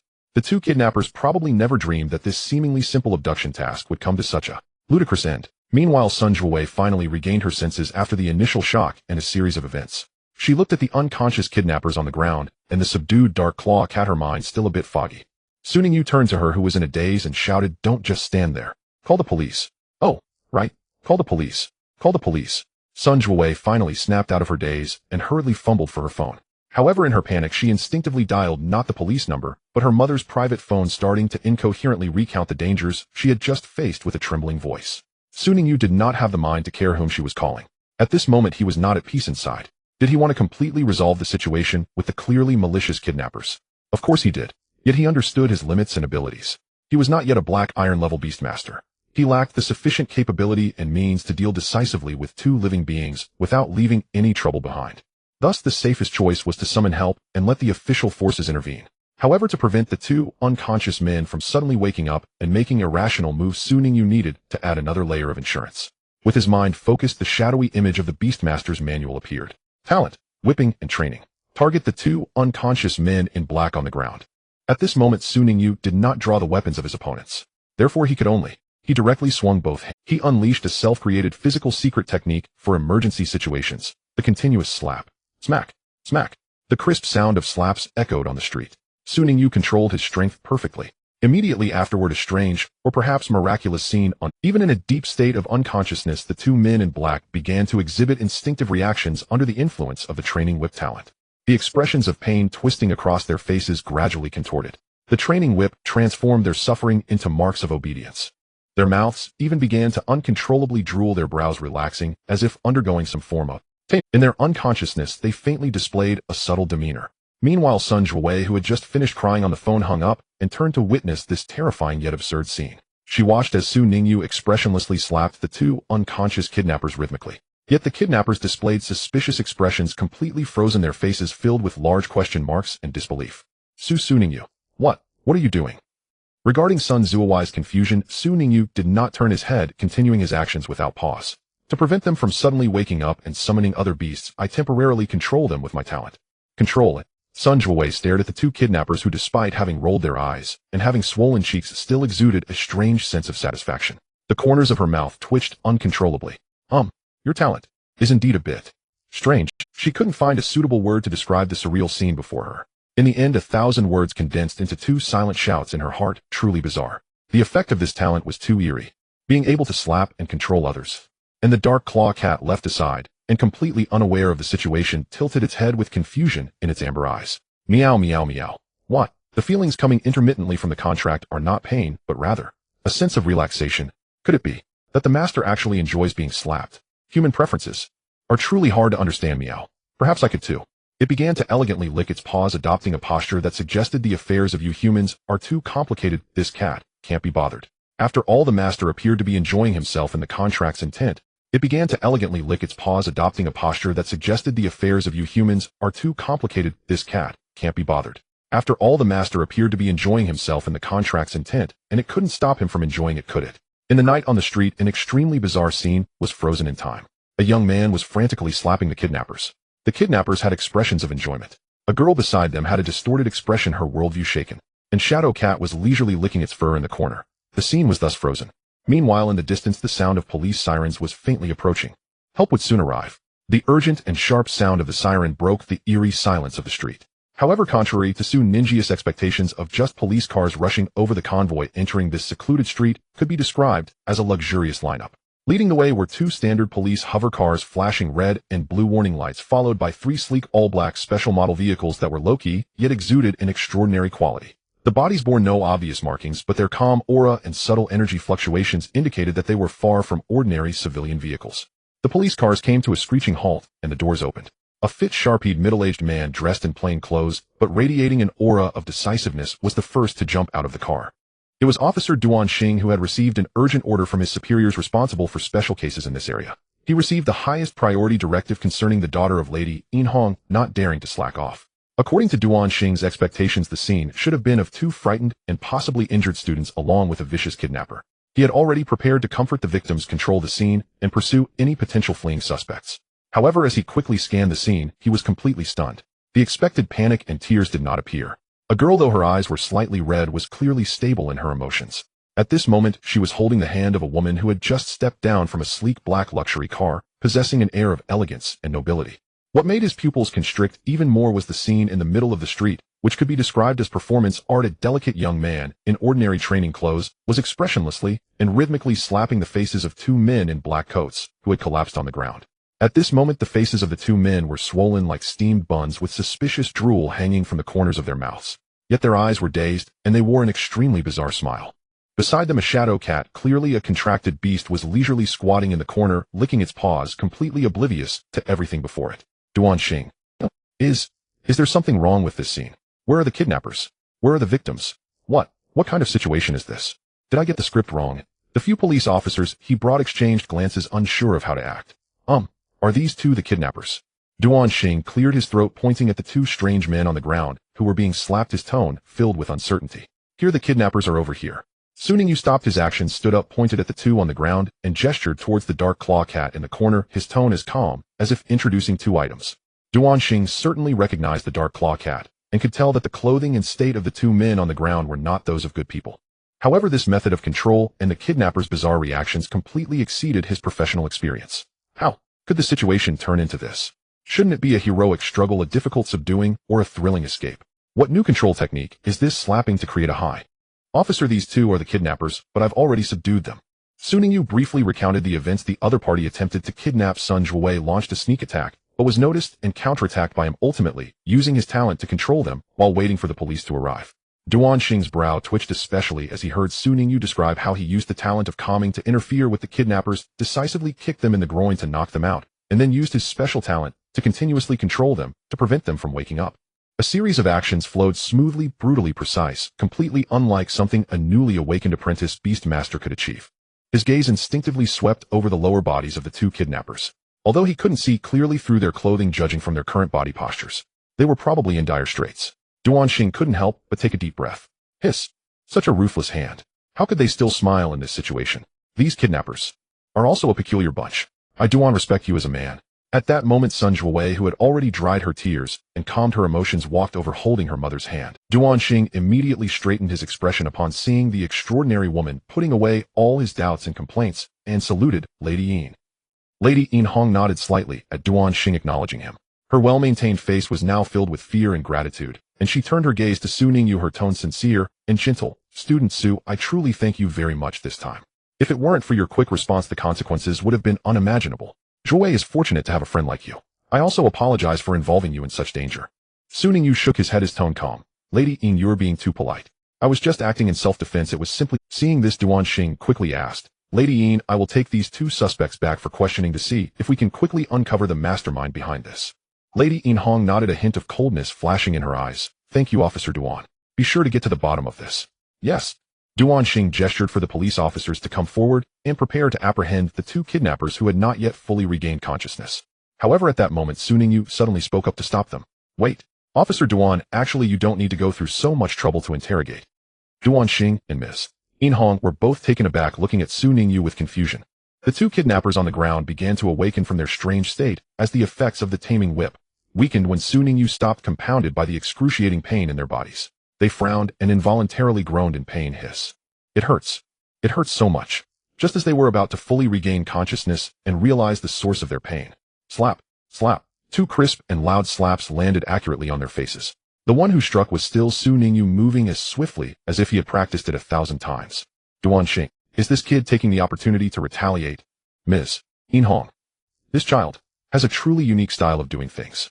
However, the next scene completely overturned their understanding. The two kidnappers, instead of crying out in pain or anger from the slaps, had their expressions of pain replaced instantly by a more obsequious smile, even appearing somewhat obedient. They struggled to lift their heads to look at Ningyu, their eyes glazed as if waiting for the next strike. Ningyu looked down at them from above, his tone calm, as if engaging in the most ordinary of QA. Tell me who sent you. Duan Xing nearly laughed out loud, thinking this young man was a bit naive. Was interrogation really that simple? These guys who dared to kidnap Ms. Ain's daughter were undoubtedly trained desperados or professional thugs. How could they be expected to confess just from a couple of slaps? Even severe torture might not be effective. But reality is often more bizarre than imagination. Upon hearing Su Ningyi's question, the two kidnappers with strange smiles on their faces almost answered in unison, their voices slightly muffled due to their swollen cheeks, yet the names were unusually clear. It's Mississippi Park Siyuan. And Miss Wang Yali. They paid us. They told us to kidnap Sun Zhuowei. The moment those two names were spoken, Sun Zhuowei, standing beside Ms. Inhong, trembled violently. The color drained from her face, her eyes filled with disbelief and immense shock as she murmured, Park Siyuan. Wang Yali. How could it be them? These two names might be unfamiliar to Su Ningyu, but to Sun Zhuowei and Ms. Inhong they were anything but strange. The two were intricately connected to Sun Zhuowei. Officer Duan Xing was also stunned. He did not expect to obtain critical information so easily, without even a proper interrogation. He looked at Su Ningyu, then at the two kidnappers who seemed bewitched on the ground, his assessment of this young man rising to an what kind of method did this guy use? Su Ningyu, however, appeared unfazed, as if he had merely accomplished a trivial task. He understood. The effect of the taming whip would be maximized when the body was subjected to intense pain, and with appropriate slaps or strikes, extracting simple information was not difficult. He turned to Duan Xing and said, Officer Duan, the rest is up to you. However, before Duan Xing could recover from the shock of obtaining crucial information so effortlessly, the two kidnappers who had just confessed continued to speak in a way that left his jaw on the ground. The two swollen-faced kidnappers with dazed expressions after providing the two names did not stop there. Instead, they eagerly craned their necks, almost pleadingly, with a tone that was both obsequious and somewhat whiny towards Su Ningyu, saying, I've said everything, please reward me. Please give me a few more hits, just the right amount. Yes, just a few more, I beg you. As they spoke, they instinctively leaned their swollen faces towards Su Ningyu. Su Ningyu, oh no, have I overused my talent and turned these two into fools? Su Ningyu could clearly feel the unusual atmosphere around him. Everyone's gaze fell on Su Ningyu. Duan Xing's expression changed from surprise to bewilderment and peculiarity. His mouth twitched. Ms. Inhong, with her vast experience, also flashed a complex expression in her eyes. Sun Zhuowei, still speechless. The air seemed to solidify, filled with an indescribable awkwardness and curiosity. Su Ningyu, this talent is ruining my reputation. His mind raced, and he put on a bright and sunny yet embarrassed smile. He hurriedly explained, trying to salvage his Don't misunderstand, their state is all due to my talent. The after effects of my talent are somewhat hard to explain. It can also be seen as a downside. Haha, officer, since the kidnappers have already revealed the mastermind, I really have nothing more to do with this. The rest is up to you professionals. Oh, I have other matters to attend to, so he'll take my leave now. Su Ningyu spoke, rapidly retreating as he did so. Duan Xing. He looked at Su Ningyi's awkward demeanor, then glanced at the two kidnappers, still gazing eagerly at Su Ningyu, as if waiting for their master to reward them. For a moment, he didn't know what emotion to feel. As an experienced officer, he had seen all sorts of bizarre beast-taming talents. But someone like Su Ningyu was a first. This wasn't simply control and interrogation, it felt like some kind of strange taming was taking place. Ms. Inhong also fell into silence at this moment. As someone in a position of power who had witnessed many bizarre things, this scene truly made her feel a sense of helplessness. This child's talent was excessively peculiar. Sun Zhuowei, on the other hand, looked as if she had known this would happen all along. However, Su Ningyi's abilities still brought her a significant visual and psychological shock. She then labeled Su Ningyu as someone not to be trifled with. However, after a brief moment of astonishment, Duan Xing, being an experienced officer, quickly grasped the key point. Surprise aside, the potential revealed by Su Ningyi's talent was extremely suitable for interrogation. It was practically a divine skill for extracting information. Just imagine, those stubborn and professionally trained felons and spies, when faced with Su Ningyi's talent, would either submit or choose to commit suicide. Duan Xing looked at the retreating Su Ningyu, his gaze turning fiery, as if he were looking at a rare treasure. This kid's talent has immeasurable strategic value. It must be reported and prioritized for training. Duan Xing took a deep breath. That Su student, your assistance has been highly effective. We may call on you for some written statements later, and we will contact you when the time comes. Su Ningyu nodded, then looked at Sun Zhuowei and said, I'm leaving now, goodbye. Dragging his slightly fatigued yet highly invigorated body back home, he closed the door, completely isolating himself from the chaos and crises of the outside world. Only at this moment did Su Ningyu truly let out a sigh of relief, with slight cold sweat trickled down his back, and his heart continued to beat violently, still slow to realize the danger had passed. That was too dangerous. He leaned back in his chair, recalling the thrilling scene from earlier. If it hadn't been for the keen sensitivity of the divine concealment talent, and if it weren't for the unique calming effect of the little bell's soothing ability. If he hadn't made the quick decision to choose the most direct and effective method of attack. If it hadn't been for the unexpected controlling effect of taming whip in that special situation. The consequences would have been unimaginable. Facing the clearly trained and possibly higher-ranked Shadow Claw Cat, there was almost no chance of winning in a direct confrontation. This victory was filled with luck and an unconventional approach. My strength is still insufficient. Su Ningyu clenched his fists with no trace of pride in his eyes, only a fervent desire for even greater power. The belief in becoming stronger has never been as resolute as it was at this moment. Shiomi. The little bell seemed to sense her master's lingering fear and unwillingness, gently landing on his knee, her petals drooping slightly, conveying feelings of guilt and self-blame. It is my incompetence that failed to protect my master. Su Ningyu reached out, gently stroking her slightly damaged petals, his tone firm yet warm. It's not your fault, little bell. You have done well enough. It is I as the Beast Master who is not strong enough. We both need to grow stronger together. Only by becoming powerful enough can we protect ourselves and each other. Shiomi. Yes, let's grow stronger together. The little bell felt her master's determination and perked up again, her petals unfurling, radiating an exuberant fighting spirit. In the corner of the living room, the ecological box housed the G-Frog lying flat and playing dead, sharply catching the scent of its ignited in the air. It slightly lifted its eyelids, stealing a glance at the almost tangible flames of fighting spirit emanating from the duo, and internally rang alarm bells. What's happening? Why do these two devils come back from their outing fired up like this, brimming with fighting spirit? No. Under this state, these devils will definitely train even harder. I don't want to become their fuel for burning fighting spirit. Despairing G-Frog buried its head in the moss, trying to escape the impending foreseen hellish training. In the following days, Su Ningyu almost entered a closed-door state. Class teacher Bai Yong was overjoyed to learn that he not only passed the special admission assessment for Beichin High School, but also possibly did so with an excellent evaluation, nearly setting off firecrackers in the office, showing no interest in anything else. He would have cherished Su Ningyu as a treasure. The only ones feeling disappointed were probably Wei Lin and Zhang Quan. Wei Lin lost a companion to chat with and occasionally seek gossip from, while Zhang Quan lost the best quality sparring bag, although he was the one being trained. But Su Ningyu was currently undistracted, pouring all his energy into self-improvement and nurturing the little bell. The high-quality nutrient solution provided by the school each week became a vital resource.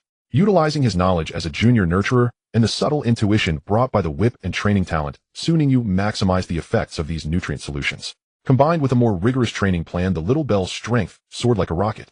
Black Iron Level 7. Black Iron Level 8. In a short time, the little bell ascended 2 levels firmly, standing at the threshold of Black Iron Level 8. Only one final crucial step remained to evolve into the Sunlight Flower, which required Black Iron Level 9. Meanwhile, under the daily refinement of the stellar breathing technique, Su Ninjia's mental strength accumulation reached an astonishing level. He could feel that his sea of consciousness was like a balloon being continuously inflated, its boundaries becoming clearer and approaching a critical point. On a tranquil night, the moonlight spilled into the room like water through the window. Su Ningyu sat cross-legged in the brightest spot of the moonlight, his eyes slightly closed, completely immersed in the profound rhythm of the stellar breathing technique. His breathing was long and profound, as if resonating with the stars above and the fallen moonlight. Within him, the torrent of mental strength surged and refined along specific paths, constantly battering against an invisible barrier. The little bell floated quietly beside him, her petals bathed in moonlight, as the moonlight skill naturally operated, providing subtle energy, nourishment, and mental comfort to her master. G-Frog was sprawled in the ecological box, snoring softly. Time passed second by second. Suddenly, Su Ninjia's breathing rhythm showed a subtle change, becoming more prolonged and vigorous.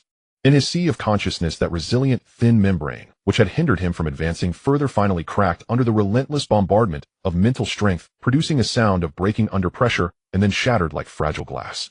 A cool and powerful new mental strength surged like a flood breaking through a dam, instantly sweeping through his limbs and deep consciousness. At that moment, his 5 senses became extraordinarily sharp. At the same time, a long-lost cold and mechanical notification tone rang out deep in his mind. Ding. Congratulations, player has successfully advanced to Black Iron Level Beast Master. Ding. Congratulations, player has received the Black Iron Level Promotion Treasure Chest. Yes. Su Ningyu suddenly opened his eyes, his gaze shining bright, his fatigue swept away, replaced by uncontrollable excitement and joy. Before he could carefully comprehend the changes brought by the promotion or check the system rewards, the mark of the Beastmaster Compendium on his chest lit up simultaneously. The ethereal images of 2 Beastmaster Compendiums automatically appeared. The mysterious Black Gold Compendium continued to hover silently, the patterns on the cover appearing slightly clearer, yet it remained closed with no signs of opening. However, the other ordinary Beastmaster Compendium, which recorded the information of the little bell, underwent noticeable changes. The cover of the compendium became more exquisite, automatically opening, radiating a soft and pure brilliance. On the pages, the blank page representing the contractable beast surprisingly added an extra page, along with the 2 pages previously hidden due to the divine concealment talent, which could not be detected by outsiders.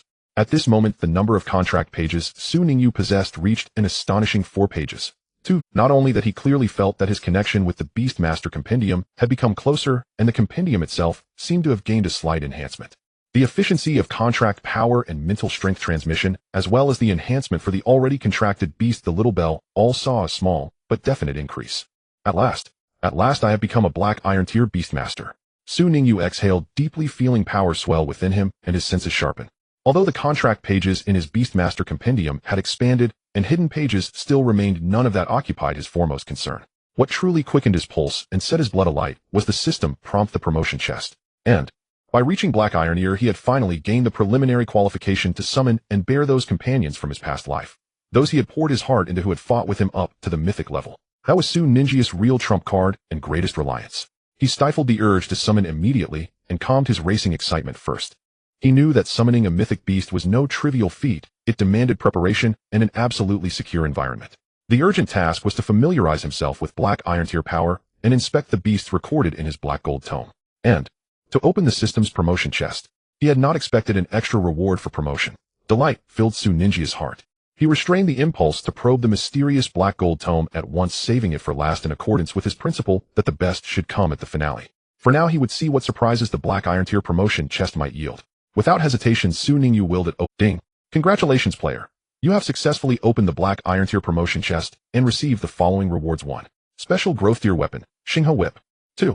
Special Item, Beast Modification Elixir. 3. Special Talent, Spirit Eye. 4. Knowledge Item, Beast Training Manual General Basics. The chest dissolved into motes of light, and clear information about the 4 items manifested before Su Ninjia's eyes.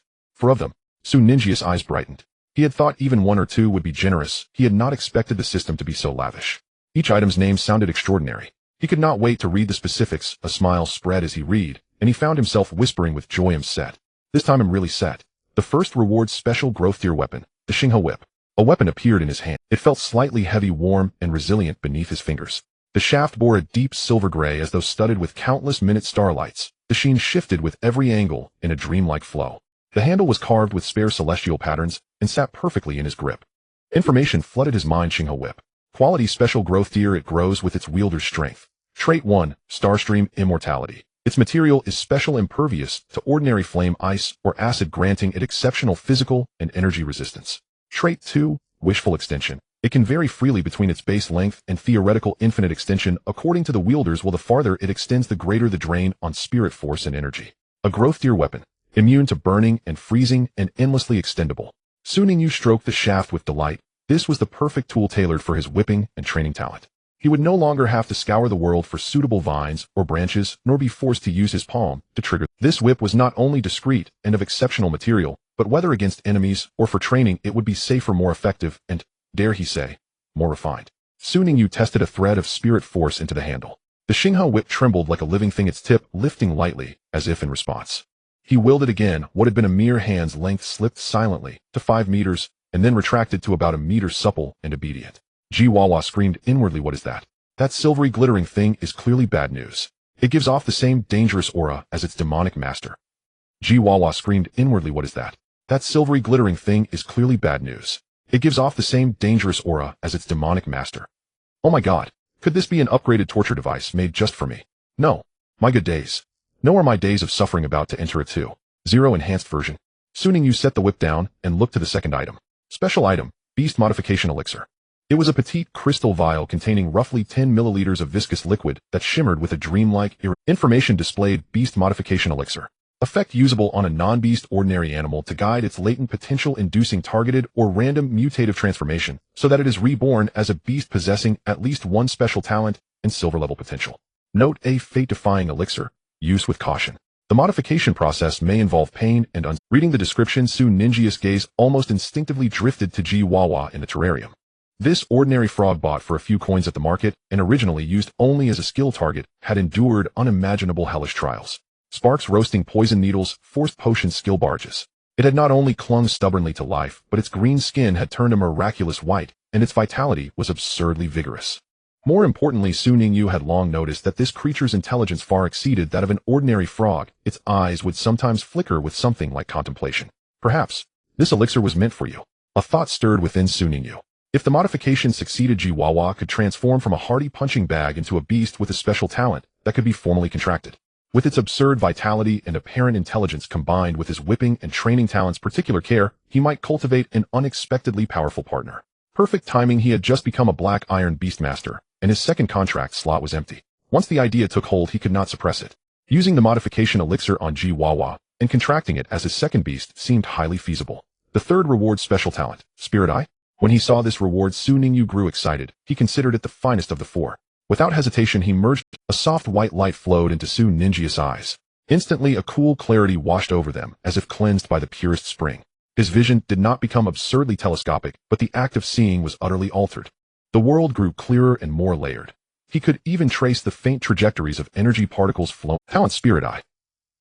Effect 1, Strength Insight. Enables approximate assessment of a Beast Tamer's companion's power level, possesses a moderate chance of piercing through concealment techniques. Effect 2, Weakness Perception. When focused, grants a chance to discern subtle vulnerabilities in the target's energy flow. I've just acquired a talent. Ningyu exclaimed with delight. Without hesitation, he immediately tested it, directing his gaze toward Xiao Lingdong, who was diligently undergoing nocturnal moonlight training.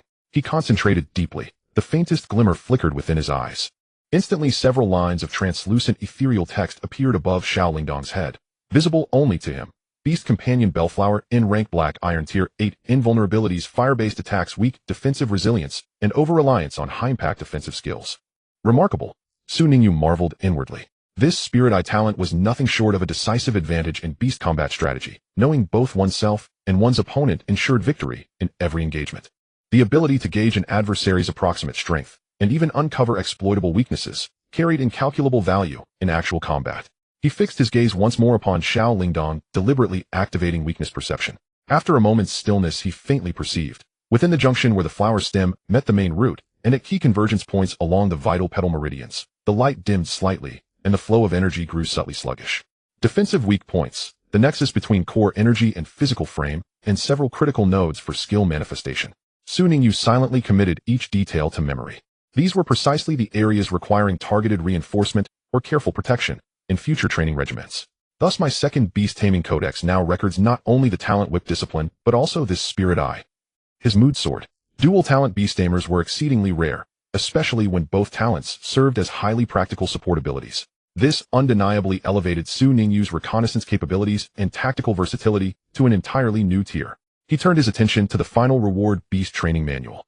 A thick leather-bound tome materialized before him, a spectral volume exuding ancient weathered gravitas. It systematically documented universal theories, methodologies, and cautions covering foundational physical conditioning, energy mastery, skill proficiency, enhancement, attribute cultivation, and coordinated combat training, spanning from Black Iron to Silver Tier. Though containing no world-shaking secret arts, its comprehensive structure and rigorous fundamentals perfectly compensated for Ningyu's lack of formal beast-taming pedagogy, empowering him to train with greater scientific precision and efficiency. The system has anticipated everything so thoroughly. Ningyu murmured in quiet awe. Weapon artifact talent knowledge. The four rewards collectively encompassed combat prowess, latent potential, auxiliary capacity, and theoretical foundation. Each offered profound, immediate improvement to his current circumstances. He tightened his grip on the Starriver whip, glanced at the trembling Gifford frog huddled inside the ecosystem tank, felt the cool clarity emanating from his eyes, and let the system's training doctrines flow seamlessly through his mind.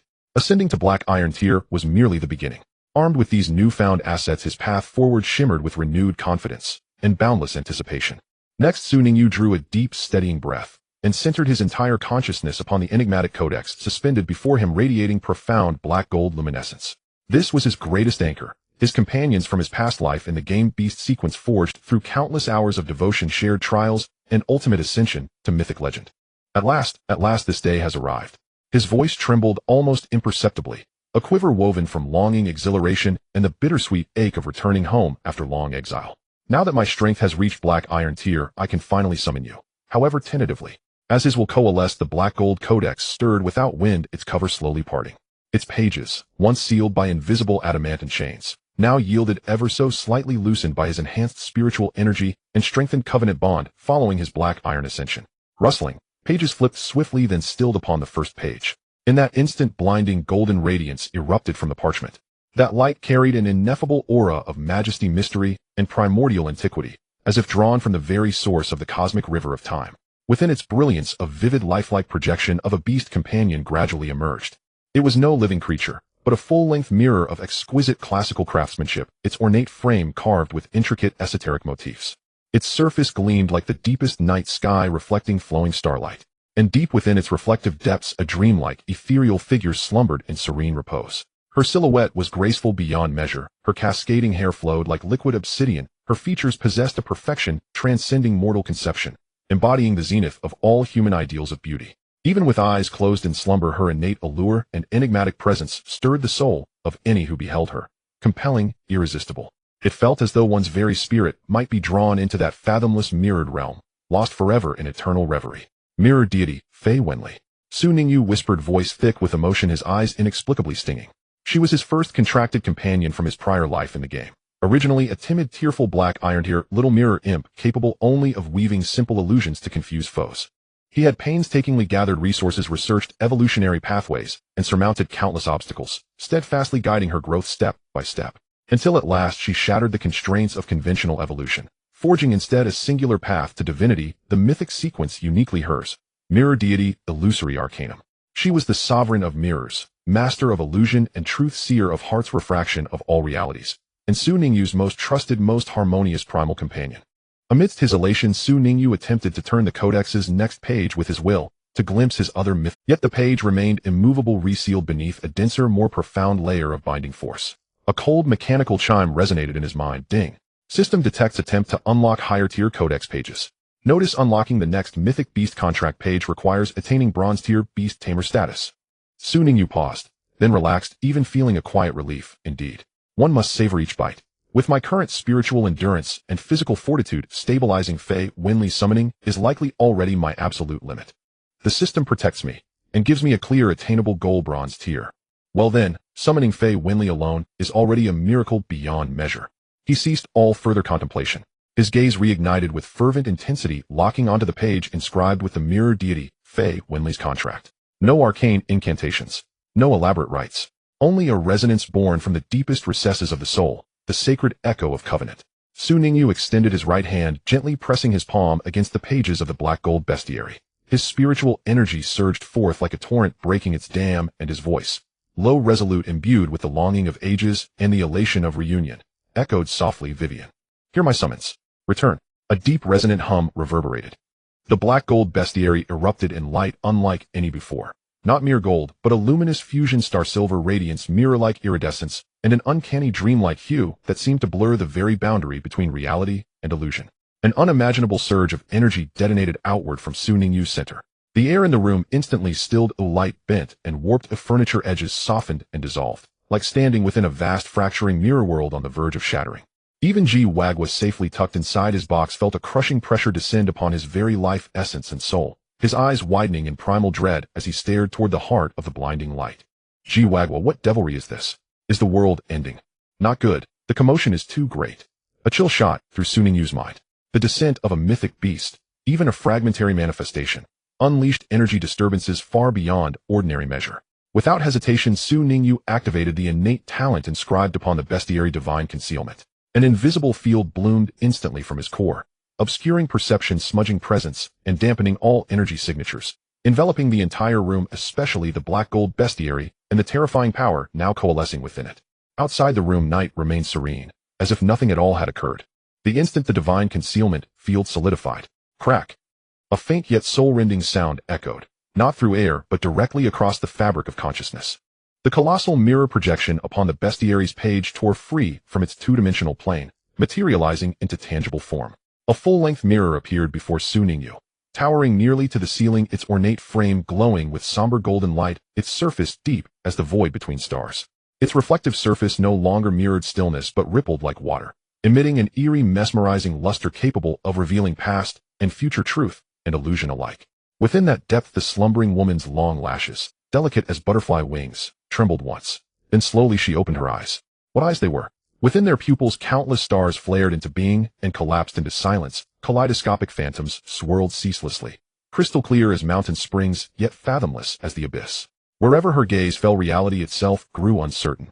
Light and shadow subtly bent to her silent will. At the precise moment Vivian opened her eyes, a ripple, intangible yet fundamental, emanated silently from the planet where Su Ningyu stood, touching the deepest laws of the cosmos. Its surpassed light speed transcended spatial dimensions, sweeping instantly across the entire stellar system, then farther still into the distant arms of the galaxy. Where it passed, there was no destruction, only absolute profound stillness.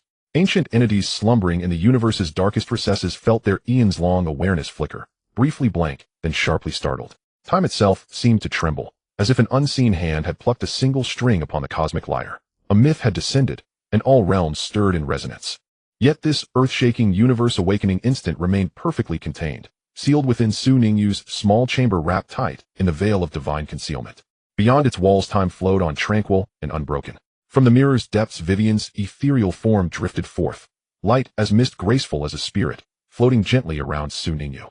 First came a soft haze of awakening, then dawning recognition, finally settling into pure boundless joy and tender devotion. She studied Su Ningyu, his youthful refined features, the quiet composure far beyond his years, and above all that familiar essence, etched so deeply into her soul it needed no name.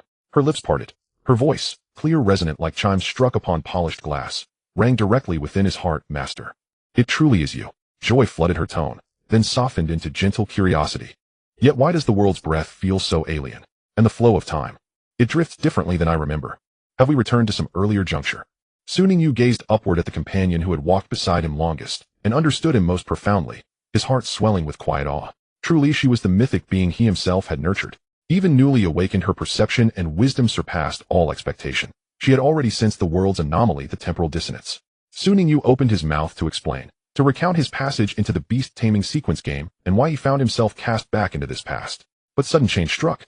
Vivian's spectral form circling him flickered, like a signal fading into static. Then her mature, breathtaking figure began shrinking, visibly rapidly, as if time reversed before his eye. Her ornate gown simplified, her height diminished, her elegant womanly features softened, giving way to a delicate cherubic face, still strikingly beautiful, framed by faint baby fat. In less than a heartbeat, the celestial mirror sovereign, whose splendor could eclipse stars, had transformed into a silver-haired, violet-eyed girl of 6 or 7 clad in a miniature court dress, blinking wide-eyed in bewilderment.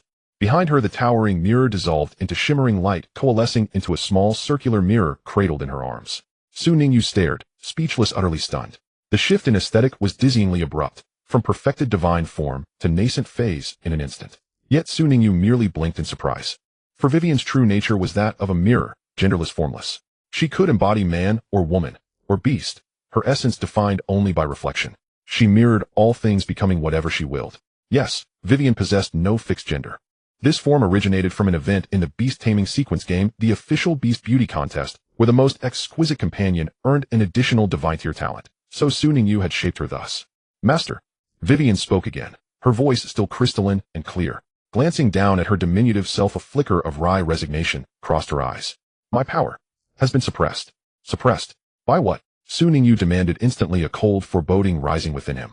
Vivian furrowed her tiny, elegant brow, probing inward. It is this world, or rather this space-time's fundamental law, that resists and constrains my full strength. My mythic sequence remains unassimilated into the world will of this realm, thus I am restrained. This suppression is immense, primal, guarding some foundational equilibrium. And, Vivian paused, meeting Su Ningyu's gaze with a faint, rueful smile. It also relates to your own. Our covenant binds us. Yet as you stand now at the black iron tier, your vessel cannot sustain the full descent of my mythic tier power. The bestiary's contract itself adjusts automatically, compressing my essence to the utmost limit permitted by both this era's laws and your capacity to bear it. Hearing that Fei Wenli's strength was suppressed, Su Ningyu felt a mix of understanding and a hint of helpless amusement. Indeed, opportunities do not simply fall from the sky. Even if they do, they may not be easy to digest. He immediately utilized the newly acquired talent of Lingmu, concentrating his mind on the little Fei Wenli. Of course, Fei Wenli was his summoned beast. Su Ningyu's use of the Lingmu talent was successful. If it were an enemy or another powerful summoned beast, the Lingmu would have failed. A glimmer passed through his eyes as several lines of information floated above the little Lola's head. Summoned beast, mirror god Fei Wenli, strength level, mythical 9th tier, source rank, deep seal, current manifested strength, silver 9th tier, as expected. Su Ningyu sighed, finding it both anticipated and somewhat disappointing. Fei Wenli's once earth-shattering mythic power, which commanded the world within the mirror, was now tightly sealed. What was revealed was only the strength of the silver 9th tier. I originally thought that summoning you would ensure safety in the future, but it seems I can't afford to be too reckless. I must continue to develop discreetly. Su Ningyu rubbed his temples and smiled wryly at the little Fei Wenli. The lowly Fei Wenli straightened her little chest and tried to appear reliable, speaking in a milky voice laced with undeniable confidence.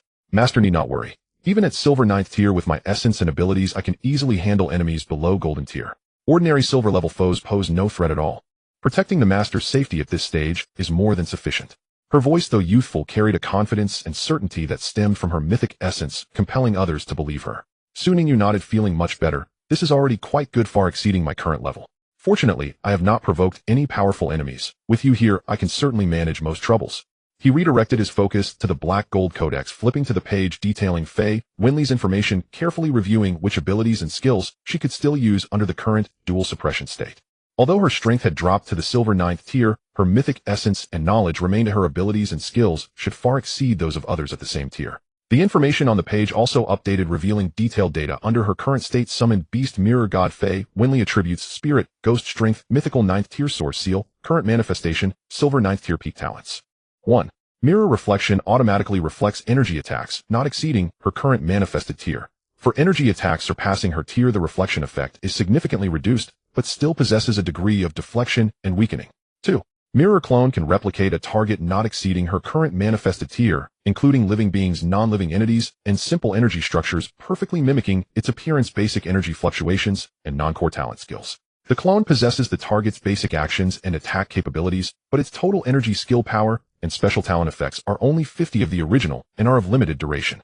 3. Mirror world can temporarily open a passage to a mirror world or connect two real mirror worlds using any mirror surface, such as a water mirror or smooth metal surface, allowing for teleportation through the mirror. 4. Elysium magic mirror of reflection can map the deeper desires within a target's heart, utilizing the mirror clone to replicate the target's fears. Potential rating: mythical skill list 1, mirror light, flash fires a beam of mirror light to attack enemies. 2. Illusion weaving creates small-scale realistic visual illusions. 3. Mirror shield coalesces mirror energy to form a defensive shield, providing extra resistance against energy attacks. More skills are temporarily sealed due to insufficient tier or energy. Looking at this lengthy list of abilities that can be deemed luxurious even in a suppressed state, especially the powerful and versatile talents. Su Ninjia's earlier disappointment completely evaporated, replaced by a profound sense of surprise, and with the strength of silver 9th tier combined with these unique talents and skills derived from her mythic essence, her actual combat power would far exceed that of an ordinary silver 9th tier summoned beast. That's enough. Completely sufficient. Su Ningyu smiled, looking at the little lowly Faye Winley, who was trying to strike a dignified pose while holding the mirror. Faye Winley, welcome back. From now on we shall fight side by side again. The little Faye Winley's large amethyst-like eyes curved into crescents upon hearing this. Though she tried hard to maintain the demeanor of a deity, the corners of her mouth couldn't help but lift, nodding vigorously. Master, please guide me well. This time I will protect you well. Though she had transformed into a lowly, and her powers were suppressed, the bond and trust that transcended time and space remained undiminished. Su Ningyu knew that with Faye Winley's addition, his future path would undoubtedly be more exciting and safer. It was time to start planning the next course of action. For example, should he use that bottle of summoned beast modification potion on Jiwawa? Jiwawa's perspective: initially, it was enjoying a rare moment of undisturbed time during the day. Jiwawa was comfortably sprawled out, ready to drift into a dream, filled with endless bowls of porridge, though the taste might be odd. However, an indescribable aura that made every cell in its body scream in terror suddenly descended. This was not physical pressure, it felt more like a suffocating sense of absolute disparity stemming from the essence of life and the soul. It was as if an ant had suddenly been thrown into a dragon's lair, unable even to look up. Jiwawa instantly switched from relaxed mode to extreme alert mode. Its entire froggy body stiffened, and its heart raced uncontrollably, almost leaping out of its throat. It used all its strength just to prevent itself from fainting on the spot. Demonic energy. No, it's more terrifying than demonic energy, older, more divine, strange. It's indescribable. In any case, it's an existence that must not be provoked. What on earth did this demon do? Why has such a terrifying presence suddenly appeared at home? Jiwawa's tiny eyes, the size of green beans, were filled with terror as it cautiously rotated its eyeballs, peering through the glass of the ecological box towards the source of the aura. There beside the demon youth stood a stunning beauty that appeared from the mirror. Silver hair, purple eyes, too exquisite to be real. But soon this stunning beauty transformed into a little lowly, yet the aura still filled Jiwawa with despair. The very aura that made its soul tremble emanated from her. It's over. One demon is already unbearable. Now there's an even scarier little demoness. Life as a frog is tough. What made it even more desperate was that after exchanging a few words with the little demoness, the demon youth's gaze turned towards Jiwawa. In his eyes there was scrutiny, assessment, and a hint of eagerness. Jiwawa, is my life in danger? Jiwawa screamed inwardly in sheer panic. His body recoiled uncontrollably, pressing tightly against the cold glass wall of the terrarium. Don't come any closer. Stay back. I just want to be a quiet mascot. Ah, no, a quiet ingredient. Su Ningyu's gaze settled once more upon the astonishingly resilient Peking sessafrog. He needed to verify something, whether this frog, unintentionally cultivated by him into something unusually extraordinary, was worthy of the precious beast taming transformation elixir. With a mere thought, his spiritual eye talent activated, a faint luminescence shimmered in his irises as he gazed upon Ji-Wawa inside the terrarium. Soon several lines of simple information hovered above the frog's head. Tamed beast. A white-skinned frog undergoing unknown mutation, and blessed with improbable fortune in power level insignificant, as expected. Su Ningyu murmured inwardly. Though Ji-Wawa's base species imposed strict limits on its potential, its preposterous vitality, extraordinary endurance, and apparent emergence of sentience all attested to its exceptional nature. Perhaps the beast-taming transformation elixir could forge a truly unique, tamed beast. Fei Winley curiously drew nearer, her amethyst eyes fixed on Ji-Wawa for several seconds before wrinkling her tiny nose in mild disdain. Master, what is this? It looks utterly vacant. Did you prepare it as new ingredients? Can we stew it? Ji-Wawa. Ni's entire body convulsed violently, his eyes rolled back. He nearly fainted outright. Stew. A demoness. Truly a demoness. More terrifying than any devil. Fei Winley, don't frighten it. Su Ningyu sighed helplessly, a wry smile tugging at his lips. It's no ingredient, though admittedly it began that way. Cough. In short, it may well become our future companion, if the transformation succeeds.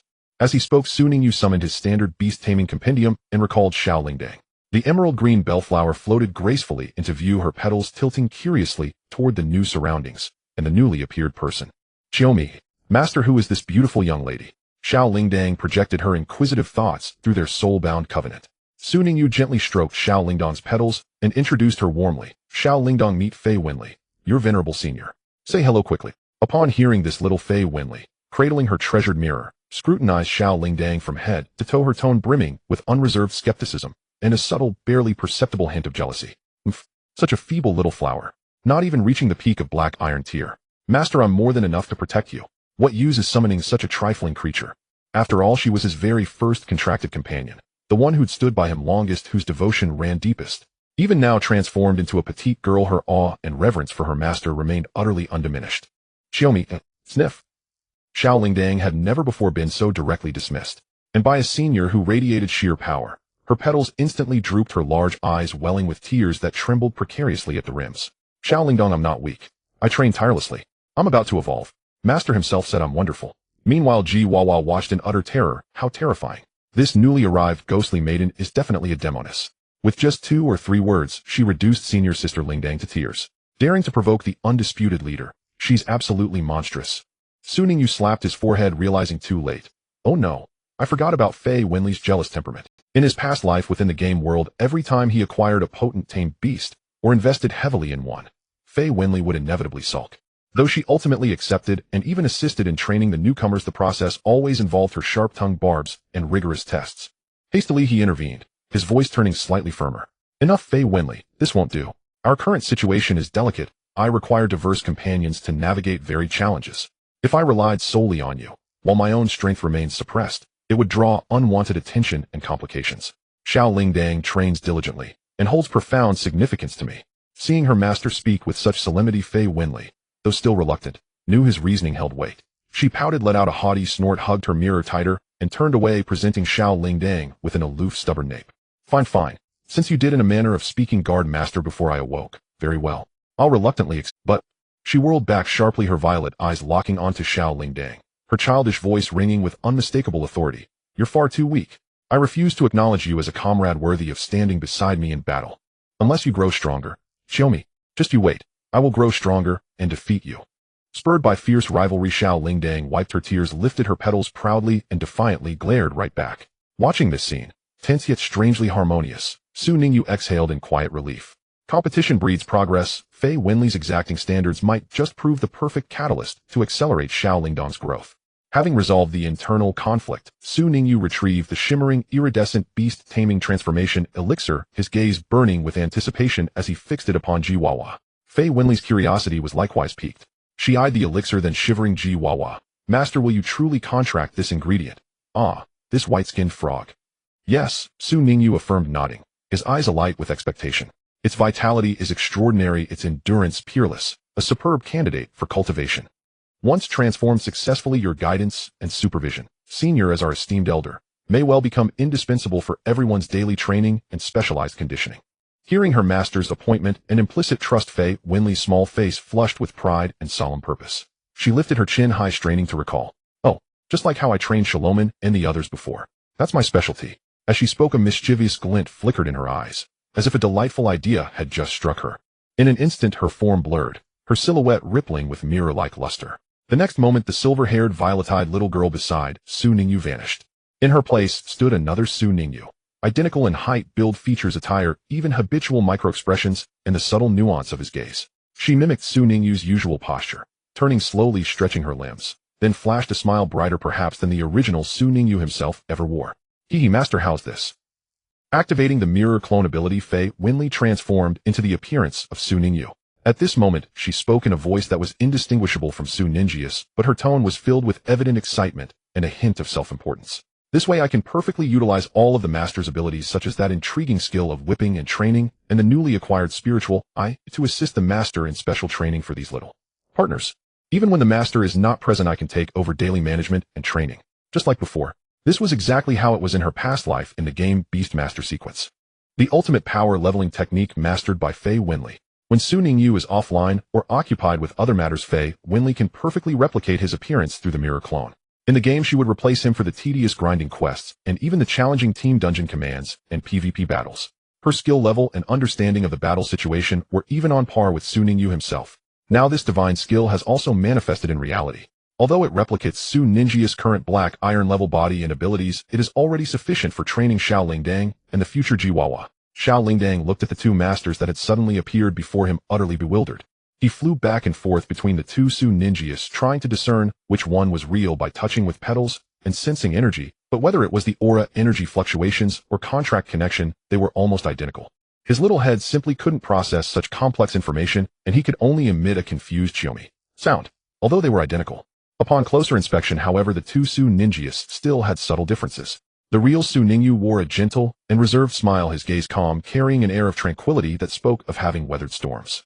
In contrast, the Su Ningyu transformed by Fei Winley, while similar in appearance, had an unintentional hint of her unique essence, mysterious, enchanting, and quirky, interwoven into her demeanor. Especially when smiling, her eyes sparkled as if they held tiny hooks. If she were to walk out, one would surely question whether Su Ningyu had awakened some strange attribute, or wonder why he appeared so exceptionally alluring today. Su Ningyu gazed at this clone that looked exactly like him. He then glanced at Fei Winley, who was eagerly awaiting praise, as well as the dazed Xiao Lingdang and the frightened Jiwawa, unable to help but chuckle while rubbing his forehead. With Fei Winley as this versatile power leveler and top-notch coach, coupled with the Suntober-formed Jiwawa, the dynamics of his little team were bound to veer increasingly towards the bizarre. Very well, Fei Winley. Su Ningyu finally nodded with a smile. Then I'll leave the special training to you from now on. Now let's tackle the first task of team building and give Jiwawa a transformative upgrade. He held the Beast Master transformation potion and walked step by step towards the ecological box. Inside the box, Jiwawa looked at the two devils approaching him simultaneously, his eyes filled with despair. Two devils at once. One devil is already terrifying enough. My frog life is completely doomed. Help me. Su Ningyu opened the top cover of the ecological box, not directly grabbing Jiwawa out, but instead leaning in closer, speaking in as gentle a tone as possible. Jiwawa, there is a whole new path before you. It all depends on whether you are willing to choose it. His voice sounded like a devil's whisper to Jiwawa. Jiwawa lifted his eyelids, glancing at the devil face close at hand, then casting a sidelong glance at the duplicate beside it, which exuded a similarly dangerous aura, but had a more eerie demeanor.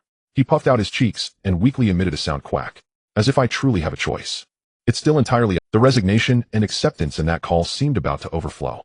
Beside him, Fei Winley, existing in the form of Su Ningyu, heard this ingredient, daring to speak to the master in such a tone. Although it was merely a subtle emotional expression, it still made her somewhat displeased. She immediately picked up the starlight whip, sparkling with starlight, that Su Ningyu had placed aside, lightly tapping it on the ground, producing a crisp crack sound. Coldly glancing at Jiwawa, the threat unmistakable. Jiwawa froze all over, instantly feeling a far stronger sense of crisis than the usual spark training or poison needle testing. That whip was clearly no ordinary item. A strike from that would likely not be as simple as just a bit of pain. It might truly send one's soul scattering. He immediately bobbed his head like a chick pecking at grains, his voice rising a few pitches. Quack. Quack quack. Agreed. I agree. I absolutely agree. Whatever the master says goes. Su Ningyu couldn't help but chuckle at Jiwawa's cowardly demeanor. As long as you agree, that's good. Then let's begin. He held the bottle of the shimmering Beast Master transformation potion in his hand, shaking it in front of Ji Wawa, the dreamy, colorful liquid rippling with emotion. Drink this. If you can successfully undergo transformation and gain the qualifications to become a Beast Master, I will formally contract you and make you one of us. But if you fail, he deliberately paused. Ji Wawa's heart leapt to his throat. Quack, what happens if I fail? Will I be reverted back to my original form and continue being a punching bag? Or, before Su Ningyu could continue, the Fei Wenli beside him with a face identical to Su Ninjia's, but a voice that exuded a chilling, enchanting quality, slowly interjected. If you fail, you will become my supplement, she said, a little frog brimming with survival instincts, having undergone unusual mutations with a soul that seems quite intriguing, holds considerable energy and spirituality. It would make for quite a nice nourishment, perhaps even making my mirror shine a bit brighter. Her voice was soft, but carried a chilling undertone. Ji Wawa, quack quack. Supplement. Nourishment. This witch wants to eat me. He immediately swore frantically in his heart, I will succeed. I will definitely hold on. Absolutely. I will never become the mirror polishing cloth for the witch. Fei Wenli. Su Ningyu glanced helplessly at his clone. Don't say such terrifying things while using my appearance. I, your master, always persuade with virtue, and I am not this cruel. Is that so? Fei Wenli tilted her head, displaying a naive and puzzled expression. But how do I remember that in the past the master's enemies privately referred to you as a tyrant? Su Ningyu maintained a gentle smile, though his gaze deepened slightly. That was merely slander and misunderstanding from the weak. I have always been the gentlest towards my companions, haven't I? Su Ninjia's gaze flickered over Ji Wawa with an ambiguous air. Ji Wawa's heart roared. Gentle. Your gentleness consists of fiery burns, poisonous needles, and potion drenching. Tyrant. Devil, these titles fail to capture your cruelty. It seemed to sense Ji Wawa's inner complaints. Su Ninjia's eyes locked onto it instantly, his smile becoming even more gentle. Ji Wawa, stop overthinking. It's time to take your medicine. He brought the bottle of potion closer. Ji Wawa stared at the bottle containing the shimmering liquid, its heartbeat uncontrollably accelerating, thumping against its chest. Instinctively it shrank back, wanting to escape this unknown fate. At that moment, a small bell that had been floating nearby gently landed on the edge of the ecological box. It looked at its trembling white companion inside, the green petals drooping slightly, conveying a sense of shared sympathy. Chiomi. Good luck, Ji Wawa. Hearing the small bell's blessing, Ji Wawa felt even more desolate. Even the bell sister, who had endured hellish training, said this. But it also knew that there was no turning back. Might as well fight for it. It gathered the last bit of courage, puffed up its chest, though Ji Wawa might not have much of a chest, and let out a tragic croak. Quack. I wish myself good luck too. After saying that, it no longer hesitated, lunging forward, opening its mouth and gulping down the viscous rainbow-colored jelly. The anticipated burning, agonizing, tearing sensation did not hit immediately. The potion melted instantly upon entry, bringing with it a strange, cool, and slightly sweet taste that slid down its throat. Ji Wawa even instinctively chewed a bit. A strange thought popped into its mind. Chew, chew, chew. Surprisingly, although what this devil gives always accompanies pain, the taste seems quite good. Last time's mush, and this time's jelly too. It continued to savor the taste while awaiting the fabled pain of transformation to descend. However, seconds passed, then dozens of seconds. Ji Wawa blinked, feeling that aside from a slight warmth and a bit of itchiness on its skin, there was no other discomfort. This little itch, compared to being scorched by the small bell sparks at close range or stabbed by poisonous needles, was practically negligible. Quack. Chew, chew, chew. Is this over? It seems. I feel nothing. This is way easier than the hellish training from Bell Sister. It looked up in confusion at the audience outside. Su Ningyu, Fei Wenli, and the small bell were all staring at it with an extremely strange gaze, as if witnessing something unbelievable. In their gaze was surprise, curiosity, disbelief, and a hint of anticipation. Ji Wawa felt a chill in its heart. Chew, chew, chew. What's wrong? Did I not make it? Or did the mutation fail? What's with those looks? The small bell couldn't help floating closer, gently tapping the glass of the ecological box with its leaves, conveying a clear thought. Ji Wawa, are you? You don't feel any pain. Not a bit of pain. Ji Wawa was even more confused. Quack. Not painful, just a little itchy. What's wrong? The small bell pointed to its body. Your body is shedding skin. Don't you feel it? Ji Wawa was taken aback, then looked down at its body. Upon seeing it, it was startled. It noticed that its originally smooth, milky white skin was now covered with a layer of translucent gelatinous membrane that it didn't know when it had formed. This layer of membrane was visibly thickening and hardening, its color gradually transitioning from clear to a dull grayish white, resembling a layer of plaster shell. What shocked it even more was that this shell was slowly peeling away from its surface, with fine cracks already appearing. Crack, crack. Soft cracking sounds emerged.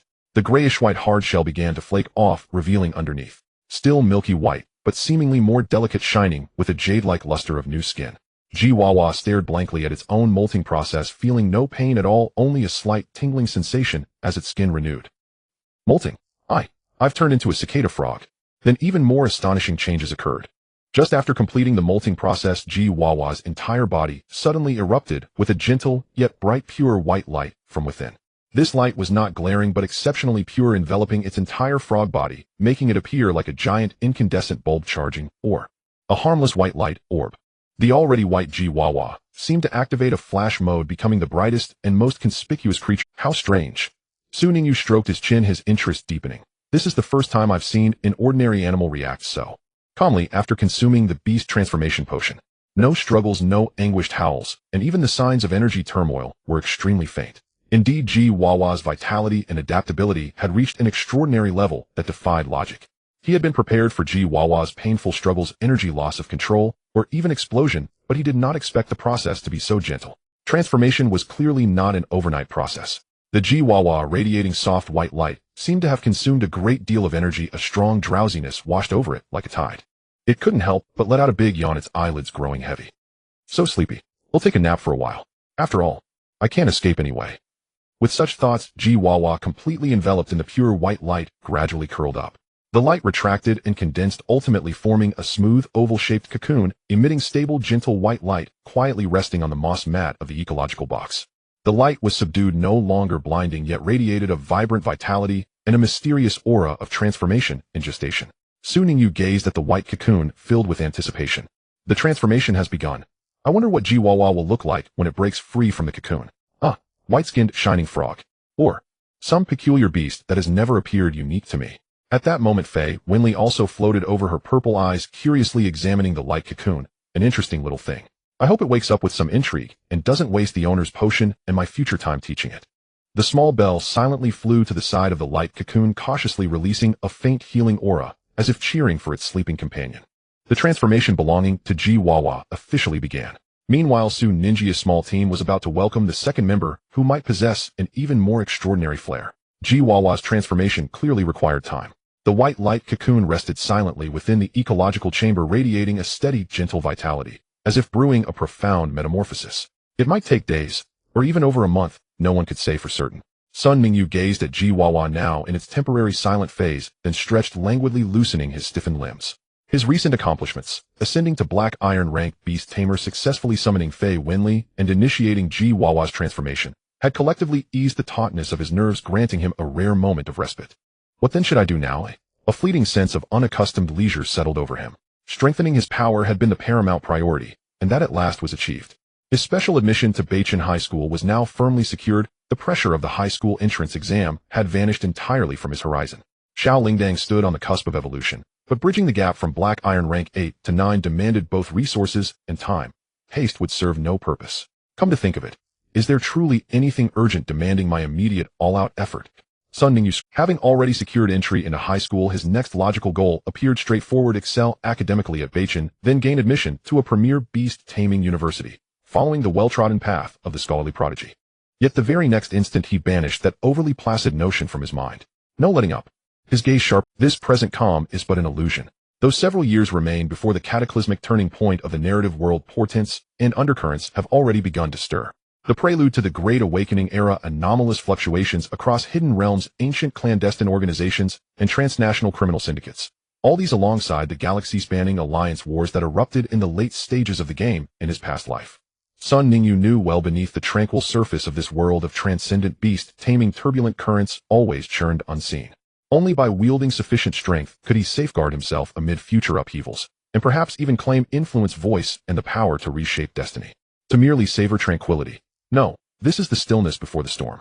Every moment must be seized to fortify strength and accumulate capital. Ningyu reaffirmed his resolve with quiet certainty. He walked to his bed and sank down, letting the soft mattress cradle him in long-awaited comfort. Only now did the accumulated fatigue from relentless training, examinations, and combat begin to surface. Xiao Lingdang drifted toward him, eager to nestle close. Fei Wenli clutched her mirror, her amethyst eyes gazing up at him with quiet, expectant longing. But Ningyu craved solitude, to empty his mind, to simply be. With a thought, 2 ethereal volumes of the beast-taming compendium materialized, their gentle luminescence enveloping Xiao Lingdang and Fei Wenli. Xiaomi, master. Puzzled, the 2 beasts shimmered into streaks of light and dissolved back into the compendium's boundless space. Fei Wenli seeming faintly disgruntled at her abrupt recall. Ningyu exhaled deeply, finally granted a precious sliver of undisturbed solitude. He reached for his phone resting on the nightstand, unlocked the screen, and prepared to scan for noteworthy updates, while simultaneously plotting his next concrete steps. First came the junior high-class group chat. Tapping the familiar icon revealed a cascade of unread messages, already exceeding 99. Homeroom teacher by Yang's explosive voice notes flooded the feed like rapid-fire machine gun bursts, each saturated with frustrated urgency. 3 days left. Just 3 days. Focus yourselves. Study diligently. Stop flooding the group with useless gaming guides and beast photos. Look at your abysmal mock exam scores. Homeroom teacher by Yong Zhongquan. I mean you. Zhongquan. Stop spamming videos of your little fire hound learning spark scatter every 5 minutes. If you don't get into a key high school, your father will beat you black and blue. Homeroom teacher by Yong Wei Lin. Wei Lin. Yes, your bubble frog is adorable, but it won't sit your written exams for you. Practical combat scores weigh heavily. Take it to the training grounds. Don't just cuddle it like a plush toy. In battle it must fight. Homeroom teacher by Yong all members. And you XXX. Snap to attention. Final sprint. Don't falter now. Between every line pulsed the palpable tension of pre-exam days, and the homeroom teacher's boundless restless concern.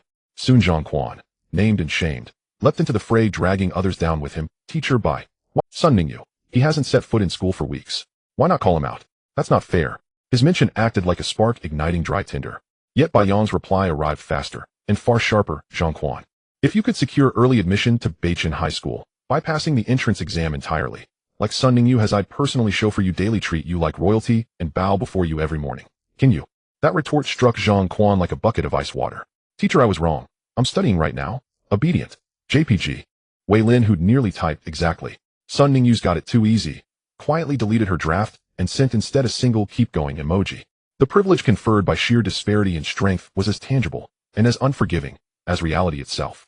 Sun Ningyu watched this familiar yet strangely distant classroom drama unfold, a faint smile lifting his lips. This was ordinary campus life, tense, bustling, thrumming with adolescent restlessness and the earnest hopes of teachers and parents alike. He, however, had already stepped onto another track, far ahead of the curve. With a quiet chuckle, he closed the class group and scrolled to another far quieter chat, the Binjiang Junior Beast Cultivator Mutual Aid Circle, added by Zhang Hengyu and Song Xinyu. This group usually remained subdued, mostly sharing resources, posing simple queries, or occasionally posting commission requests. Today, though, it buzzed with unprecedented fervor, messages flying in rapid succession. The catalyst was a member named Mechanical Ascension Xiao Duan, who had forwarded a news link with breathless excitement. Everyone, quick look. The Caesar Federation is stirring trouble again. Their latest breakthrough, published in the journal Frontiers of Beast Taming Science, claims they've engineered an entirely new evolutionary branch of the fire lizard through targeted gene editing and specialized resource induction. They've dubbed it the Infernal Winged Dragon and classified it within the rare Flying Dragon sequence, a deliberate appropriation of our Longting Federation's most revered lineage. What are they playing at? The post landed like a boulder in still water, immediately surfacing a host of previously silent members. Soon after the discussion began, a member with the nickname Grass Chicken becomes Phoenix, Meichin, spoke up. Her avatar was a selfie of her holding a grass chicken. At this moment, she raised a question. Grass Chicken becomes Phoenix, Meichin Xiaoduan, please don't get too excited. I have read the abstract of that paper and the released imaging data. What they referred to as the flame-winged dragon is at best a large lizard with 2 pairs of fleshy wings, an enlarged body, and the ability to breathe fire. In terms of shape, energy level, and dragon might characteristics, it is fundamentally not on the same conceptual level as our Dragon Rising Federation's orthodox Dragon Ascendant series. It's a typical case of hanging a sheep's head while selling dog meat, simply a publicity stunt to attract attention. What they have there can at most be called a flying 4-legged lizard. Mechanical Ascension Xiaoduan Meichin is right. But these guys from the Caesar Federation have some thick skin. With such publicity, the uninformed international opinion and ordinary citizens might really believe they have produced some remarkable dragon-type beasts. Isn't this indirectly belittling our Dragon Rising Federation's authority and legitimacy in the field of dragon? Moreover, I have heard that they are actively applying to the International Beast Taming Sequence Registration Committee to officially include this flame-winged dragon in the Dragon Ascendant series. Can we tolerate this? A passing pharmacist said it's merely an academic dispute and a political game. However, it must be mentioned that the Caesar Federation has indeed been quite aggressive in gene editing and biological modification technology. This time taking the fire source lizard as a subject, it is probably not just for the sake of a name. There may be deeper technical validations and military considerations behind it. Cultivating newbie Wang hiss. Listening to what you said makes it feel quite complicated. For us junior shrimp, it's better to honestly research how to improve our beast skill proficiency. The discussion in the group grew increasingly heated, escalating from technical analysis to international competition, and then from academic ethics to future trends. Soon Ningyu silently watched, not participating in the discussion, yet his heart was stirred. Caesar Federation. Flame-winged dragon. Controversy over the Dragon Ascendant series. He quietly repeated these keywords. In the Beast Taming Sequence documentary The Snake God's Lament, the antagonist Ching'er was captured by an evil organization from the Caesar Federation. This organization had produced horrendous experiments to create a special beast taming sequence. However, it was also the driving force behind the creation of the snake god Ching. The Caesar Federation, relying on its radical biotechnology, continuously attempts to create or modify powerful beast taming sequences challenging the beast systems dominated by traditional evolution. It seems that the wheels of change in the world are turning earlier than I anticipated. The superficial academic dispute may already be hiding turbulent undercurrents. Soon Ningyu closed the group, his gaze growing deeper. There can no longer be any slackness. This holiday, after the high school entrance examination, must be fully utilized. Not only must I complete the evolution of Xylingdang, but also quickly adapt to the power of the black iron level, waiting for the transformation results of Chihuahua perhaps. I should also actively seek and understand more information from the outside world to prepare for the impending waves of the coming era. A night passed without incident. The deep and tranquil sleep washed away the fatigue and tension of the past few days. When the first ray of morning light filtered through the curtain cracks and gently brushed across Su Ninji's eyelids, he naturally woke up. In the moment of awareness returning, a thought immediately surfaced. Right, how is Chihuahua doing? Su Ningyu quickly rolled out of bed and walked a few steps to the ecological box, directing his gaze inside. The oval light cocoon, emitting a stable and gentle white light, still lay quietly on the moss mat, and the intensity and frequency of its glow seemed unchanged compared to last night. Still in the process of transformation. It appears it won't be completed anytime soon. Su Ningyu observed carefully for a while, confirming that the light cocoon state was stable with no signs of energy surging or depletion, before feeling slightly relieved. Such transformations involving the essence of life are unpredictable in duration, and there's no use in being anxious. He turned and walked into the kitchen to prepare breakfast for himself. A simple fried egg, toasted bread, and a cup of hot milk. The aroma of the food gradually spread. After preparing his portion, he subtly summoned his two companions. With a flash of light, Xylingdang gracefully floated to a corner of the dining table, curiously sniffing the aroma of the food. As for Fei Wenli, upon her appearance, she transformed the huge ornate mirror behind her into a round mirror and hugged it. Her amethyst-like eyes glared at Su Ningyu. I can also protect the master and ensure the master's safety. Su Ningyu. Faced with the mirror spirit's question, he was momentarily at a loss for words, unsure how to explain his simple need for solitude. Fortunately, Xylingdang timely saved the day. It floated over to the ecological box, glanced at the light cocoon inside, then floated back beside Su Ningyu, transmitting a concerned thought. Xiaomi. Master, how is Chihuahua doing? Has it succeeded in the transformation? Su Ningyu took the opportunity to shift the topic. While pushing a special energy pace towards Xylingdang, he said it should be soon. I can sense the life fluctuations inside the light cocoon becoming increasingly active, and the energy is stabilizing, so the transformation may be nearing completion. It seemed to be a confirmation of his words. Crack. A faint yet exceptionally clear cracking sound suddenly echoed in the quiet living room. The source of the sound was indeed the ecological box. Su Ningyu, Fei Wenli, and Xylingdang's gazes instantly focused on it. They saw that a fine crack had appeared on the surface of the white light cocoon at some point. Immediately after, the crack rapidly spread and expanded like a spider's web. Crack, crack, crack. The cracking sounds continued to ring out, and the glossy surface began to peel off in patches, transforming into glimmering white light flakes that dissipated into the air. The light gradually receded and dissipated, revealing the new life that was wrapped inside. It was no longer the round, white, slightly silly white-skinned frog from before. What appeared on the moss mat was a special frog slightly larger than before, showcasing a smooth and lustrous color akin to warm jade. Its skin was smooth and delicate as if meticulously polished jade. Under the morning light, it exuded a soft. The most striking feature was the smooth and mysterious golden patterns that extended from its forehead to its back, and, like natural runes, they added an air of nobility and enigmatic charm to it. Chihuahua slowly opened its eyes. The originally ordinary black-eyed Chihuahua seemed to be enveloped by a faint golden glow at this moment. There was less confusion and fear in its gaze than before. It now possessed a hint of spirit and an almost imperceptible calmness, as if it could see through the world. Chihuahua blinked and looked down at its newly refreshed jade hands and feet. It raised its head to scan the surroundings, seeming somewhat unaccustomed. It opened its mouth, producing sounds that were no longer just simple quacks. Instead, it emitted a unique sound akin to the gentle clinking of jade. Quacking. Chihuahua thought, am I still alive? It feels so strange yet so comfortable. Su Ninji's eyes sparkled with insight as the talent of spirit I was activated, allowing him to gaze upon this reborn fortunate one. Several lines of information swiftly appeared above. Chihuahua Beastmaster, Lucky Frog, Strength, Black, Iron Level 3, Lucky Frog. Su Ningyu was momentarily taken aback. He quickly searched through all the beast mastery compendiums and breeding knowledge he possessed in his mind. Neither in the records of common, rare, nor even legendary beasts was there a name or description that matched this one. It seems that this is indeed a unique individual born from the effects of the potion combined with Chihuahua's innate traits. Su Ningyu realized, yet he felt no worry. The world of beast mastering is vast and boundless. New types of beasts are discovered or born through special means every day. As long as they are not the kind that cause a sensation upon appearance, usually they do not attract much attention. Unless this beast later demonstrates extraordinary potential or abilities, it would not attract the attention of researchers. Su Ningyu had already gleaned from the simple name Lucky Frog, and the light attribute perceived through Spirit Eye. He subtly guessed that the powers newly acquired by Jiwawa were likely anything but simple, possibly very interesting and practical. A gentle and sincere smile appeared on Su Ninja's face. He approached the ecological box, opened the lid, and reached out his hand towards the Lucky Frog. Jiwawa, how do you feel? You should be able to clearly sense how different you are from before, right? You have gained power and clearer thinking. He summoned the phantom of his beast mastery tome, its pages turning and emanating a soft glow of contract. Come become my official partner and contract with me. Together let us explore the broader world and become stronger together. At this moment, Jiwawa's consciousness was indeed somewhat chaotic. A torrent of information regarding its own abilities surged into its newly formed mind. Fortune comes evil Chihuahua mystic shell frogs cry light beam angel's kiss. A host of inexplicable yet seemingly powerful skills and talents left it feeling as if its frog brain was about to overheat. But amidst the chaos it felt an undeniable clarity deep within. It was this person before it who had given it new life, transforming it from an ordinary frog that could be eaten or played to death at any moment into what it had become now. Without Su Ningyu there would be no current Jiwawa. Gratitude, dependence, and a vague anticipation for the future. A blend of emotions intertwined.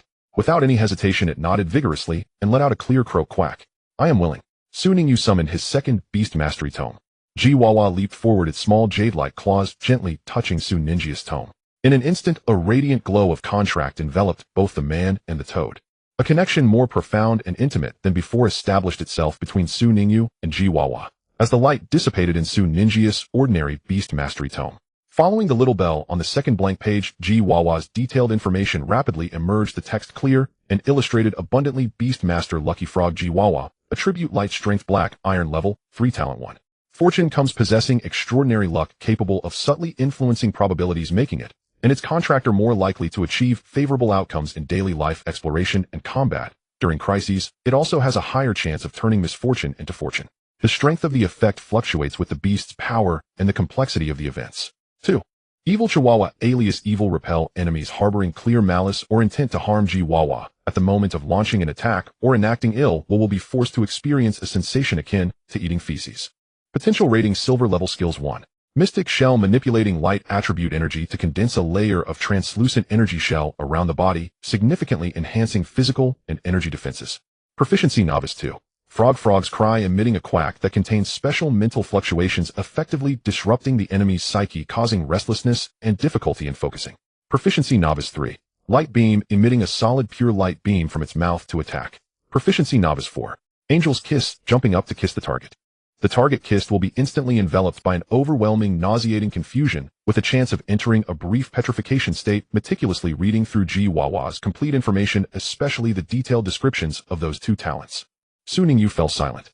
His expression transitioned from initial joy and curiosity to shock and astonishment. Finally it settled into an indescribable complexity, a blend of speechless laughter and striking gold. After several seconds, Su Ningyu slowly exhaled, murmuring softly, this evil Chihuahua talent. The effect description is terrifyingly formidable, forcing the enemy to continuously experience a sensation akin to eating feces. This is no longer just a mental attack. This is a form of torture on a soul level. Moreover, it comes with an evil radar and an automatic counterattack feature. If anyone harbors ill intentions toward Jiwawa in the future, wouldn't that lead to quite an interesting outcome? Combined with that mysterious fortune comes talent. Su Ningyu looked at the seemingly noble, mysterious, and harmless Jiwawa in the ecological box, and his gaze completely changed. This is far from an ordinary modified beast. This is clearly a walking halo of luck and a self-propagating source of spiritual pollution. Jiwawa seemed to sense its master's shock, proudly raising its chin, the golden patterns on its body seeming to shine even brighter. Quack! Did you see that? This frog now has status and abilities as a beast. Who dares treat me as a punching bag anymore? I know training must still be done, but my treatment must improve. Seeing the current Jiwawa, the little bell nearby floated over out of curiosity, gently touching Jiwawa with smooth back, with its petals conveying the thought of congratulations. Meanwhile, Faye Winley by the window had unknowingly turned around, her purple eyes thoughtfully surveying this new member, a playful smile creeping across her lips. So, it seems, quite an interesting little fellow. Such a unique combination of abilities. Master, your investment this time appears to yield unexpectedly high returns. Su Ningyu took a deep breath, suppressing the shock within, and a smile returned to his face. He stepped forward and gently patted Jiwa, was head. Welcome to officially join us, Jiwawa. From today on, you are our official partner. Your abilities are quite distinctive. Make sure to use them well, and of course do not use the talent of evil Chihuahua on our own. Jiwawa nodded vigorously, the talent awakening within, and it could control it. At this moment, the amber golden eyes were filled with anticipation for the new life and determination for the future. Quack. No problem, Master. I will make sure that all those with ill intentions towards us will taste the flavor of evil Chihuahua. Su Ningyu, future enemies, I hope you can bear this gift. Su Ninja's small team members 1 uniqueness 10,086. The journey ahead will surely be even more exciting and uniquely flavored. Since you have officially become my beast, the next priority is to formulate a strengthening plan. Su Ningyu withdrew his hand from Jiwa, was head, his tone becoming serious and strategic once again. Jiwawa, who had just been reveling in its new identity and powerful talent, dreaming of a beautiful future without the need to endure beatings, froze at this moment. Quack. So soon. I just broke out of my shell. Can't I first enjoy the leisurely time of a newly promoted beast and get familiar with my new body and abilities? Demon. Indeed a demon. Not even a moment to catch my breath. The little bell floated beside it, gently patting its ivory-white back with its emerald petals, conveying the experiences and encouragement of someone who has been through it. Show me, not fast. Cultivation should start early. That's how we can become stronger, so no one will dare to bully us. Jiwawa lifted its amber golden eyes, looking confusedly at this senior bullied. Who would bully us? Its gaze instinctively swept over the other two in the room. Fei Winley, who had fierce combat power, strange skills, and had once regarded it as ingredients. And the seemingly gentle one beside her, yet ruthless in methods, the devilish master Su Ningyu. Aren't you the one? Especially you, Master. Su Ningyu. Jiwawa internally lamented, but on the surface it could only strive to put on a look of I am looking forward to training. Su Ningyu ignored the inner turmoil of Jiwawa and had already entered strict teacher mode. The Star River Whip was itching to be wielded. Alright, enough chit-chat. Let me first see the evolution path and potential direction for you, Jiwawa. He extended his finger, gently touching Jiwawa's smooth forehead. At the same time, he silently invoked his talent, Bloodline Directory. In an instant, it was as if a door to a library connecting the source of life with infinite possibilities had opened.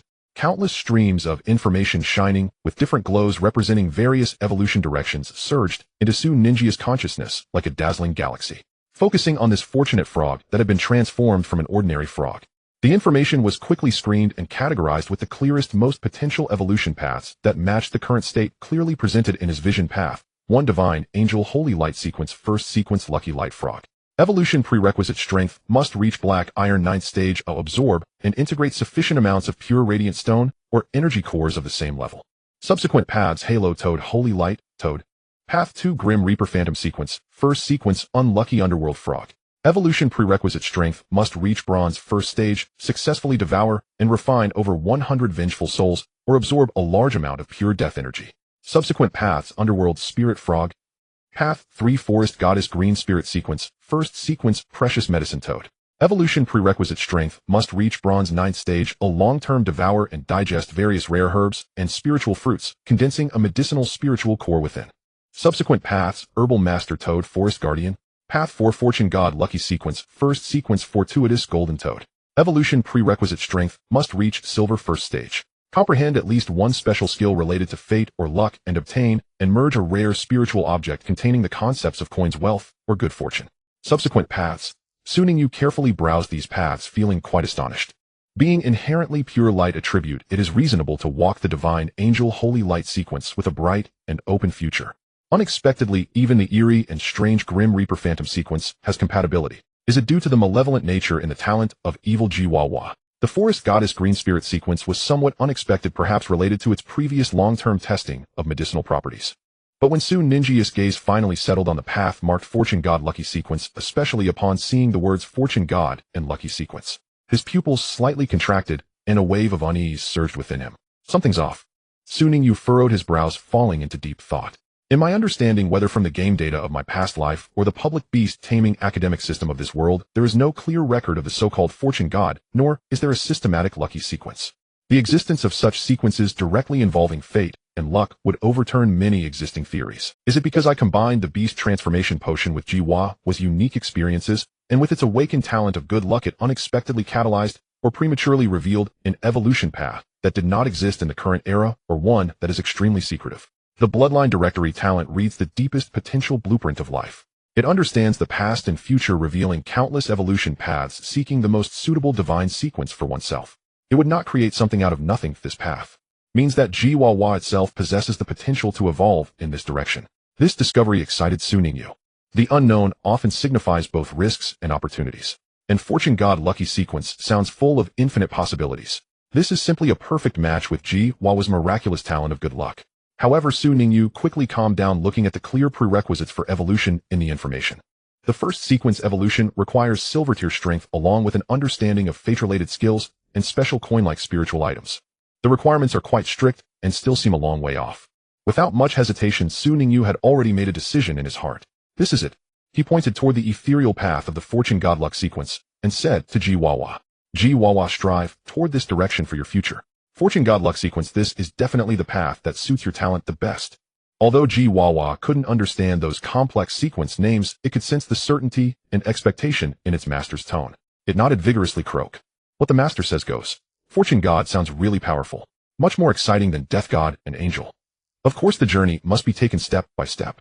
Su Ningyu retracted his finger, and the information flow of the Bloodline directory faded away. Right now you are only at the Black Iron 3rd tier, far from the Silver tier. The most important thing now is to keep your feet on the ground. First, increase your strength and practice your existing skills, especially to develop and utilize your good luck talent well. He patted Jiwawa on the head, his tone leaving no room for doubt. So the training plan starts immediately. Let's begin today with the spark adaptability training of the Little Bell and your beam aiming practice. Fei Wenli, please supervise this. Okay, master. A mischievous smile flashed in Fei Wenli's purple eyes. They'll make their training full of surprises. The Little Bell was full of fighting spirit. Chummy. Bring it on, Jiwawa. I knew it. The devil's training will never be absent. Come on, to become the Fortune God, to no longer be treated as a sandbag. Croak. The new training day officially commenced amidst chaos.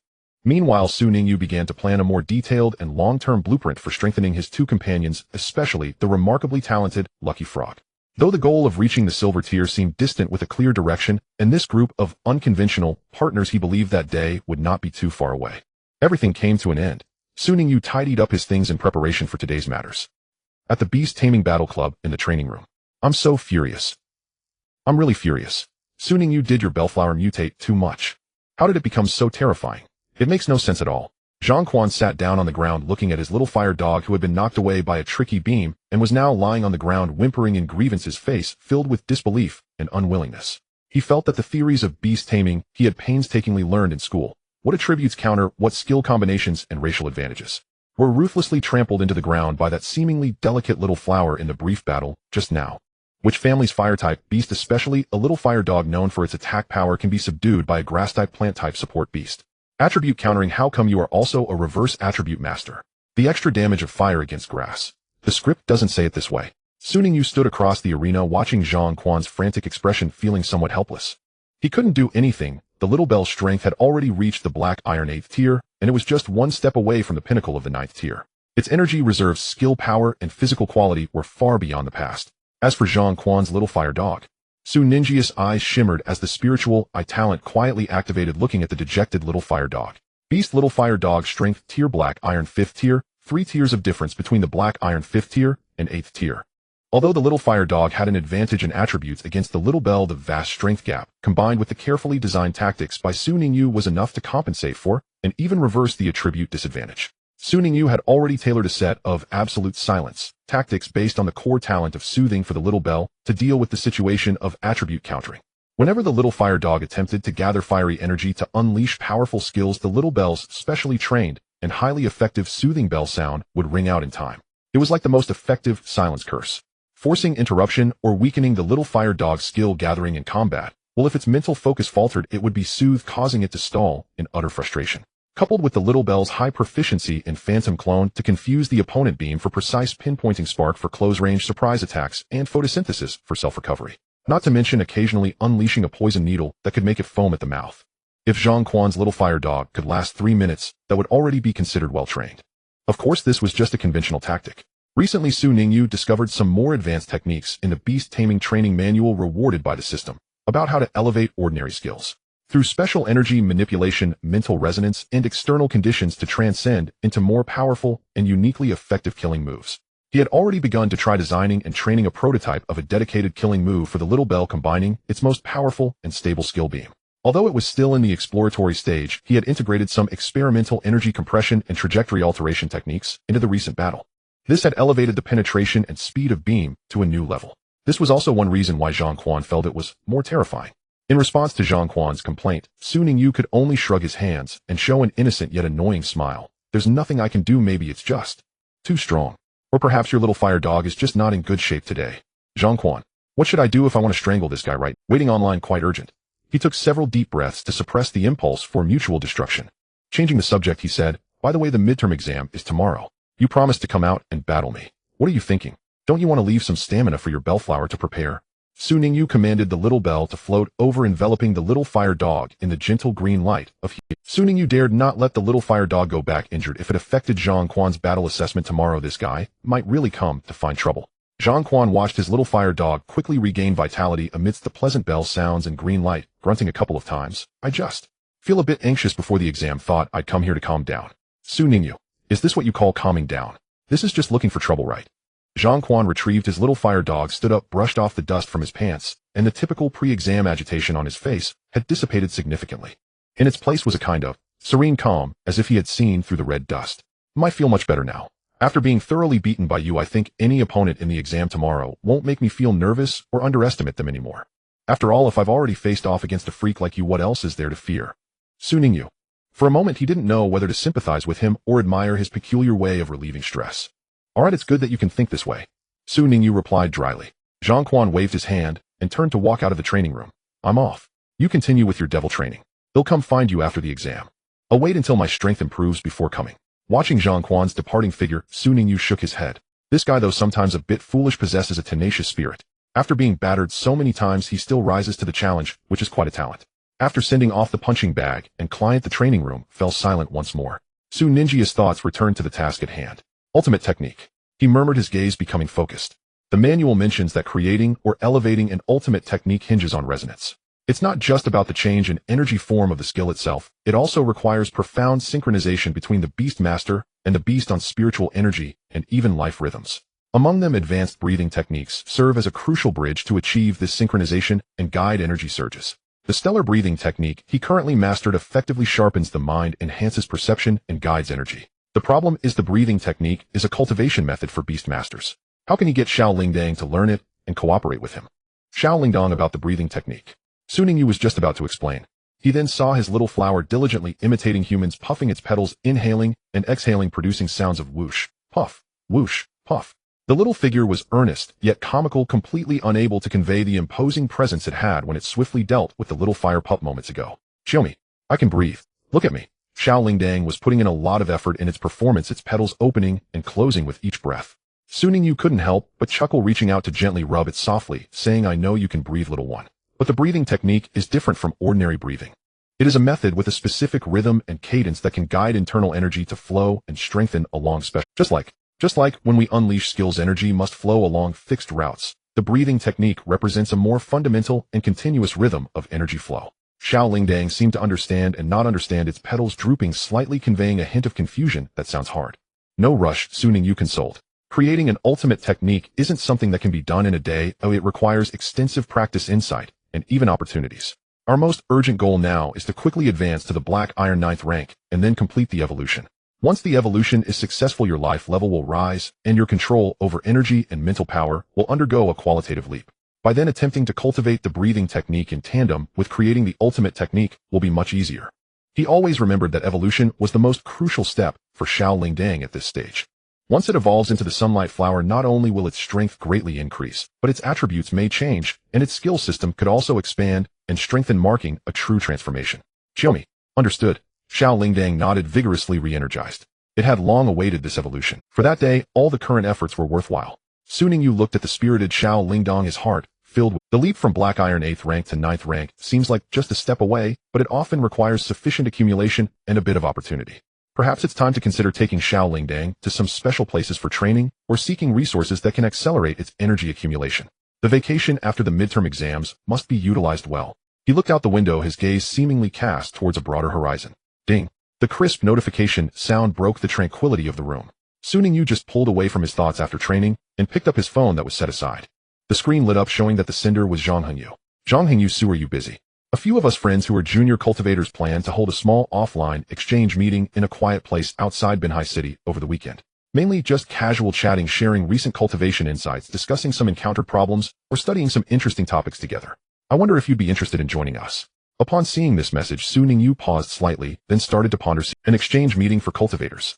Sounds like a good idea. Although he possessed gaming experience and hidden talents in this world's beast master cultivation system, he lacked many orthodox theories, cutting-edge dynamics, and the bizarre problems and solutions his peers encountered in practice. Reinventing the wheel is never as effective as the clash of ideas.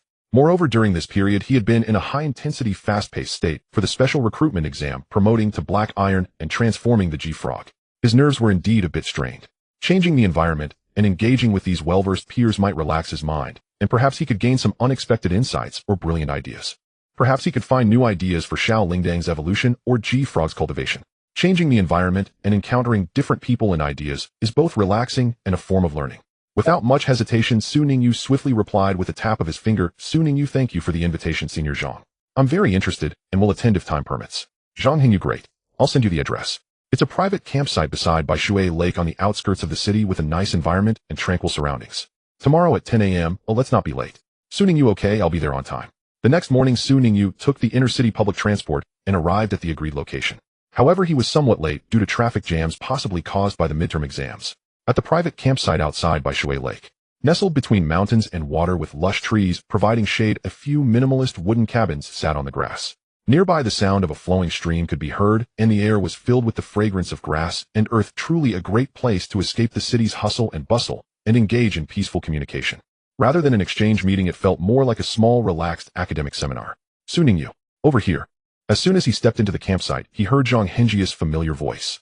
He saw him standing in front of the largest wooden cabin, waving at him. Standing next to him was the smiling Song Xinyu. Su Ningyu quickly walked over. Brother Zhang. Sister Yusin. Hey Su, welcome, welcome. Song Xinyu greeted warmly, sizing him up. You seem more energetic than a few days ago. Looks like you're in a good mood after passing the special recruitment.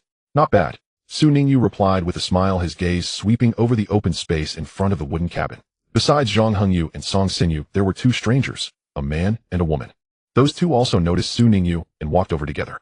The two approached. The young man appeared to be in his early 20s, wearing black-rimmed glasses and exuding a refined, scholarly air, his lips curved in a gentle, approachable smile. Yet what captured Su Ningyu's attention most was the spirit beast perched quietly on the young man's shoulder, a plump snow-white larva slowly undulating. Silkworm. A spark of recognition flickered in Su Ningyu's mind. This classic research-oriented spirit beast possessed near-limitless potential for genetic refinement. The bespectacled young man stepped forward and spoke first, his tone laced with curiosity. You must be Su Ningyu, the junior cultivator whom Zhang Hengyu mentioned earlier, the prodigy who passed the preliminary assessment with exceptional scores on his very first attempt. Su Ningyu had not expected Zhang Hengyu to speak of him so openly among friends. His expression remained calm and composed as he offered a modest smile. If there is only one Su Ningyu registered as a junior cultivator in Binjiang City, then it must be me. Haha, undoubtedly you. The young man chuckled and extended his hand. Allow me to introduce myself, Duan Long. I'm a few years your senior, specializing in insect-type spirit beasts. Feel free to call me Brother Long, if you don't mind. Brother Long, it's an honor, Su Ningyu replied, shaking his hand firmly. Brother Long. I'd say Brother Bug suits you better. A young woman beside him interjected at once. She appeared slightly younger than Duan Long, her neat chin-length bob framing bright sharp eyes that radiated both competence and candor. A man who spends every waking hour immersed in insects, cooing over them as my precious little bugs, calling them my darling heart, and dreaming of transforming caterpillars into dragons, dares to demand the title Brother Long. Duan Long flushed crimson and adjusted his glasses, flustered as he retorted, Mei Qin, what do you mean by spending time with bugs? I call it deep, dedicated research and cultivation of insect-type spirit beasts. And my precious little bugs expresses profound affection for my subjects. What do you know about it? Oh, Mei Qin drawled, rolling her eyes. Who in their right mind cradles a bristly fuzzy caterpillar and coos, darling, you're even more beautiful today. It makes my skin crawl. Son Jr., keep your distance from this fellow. He might infect you with his peculiar obsessions. A faint, almost imperceptible twitch tugged at the corner of Su Ningyu's mouth.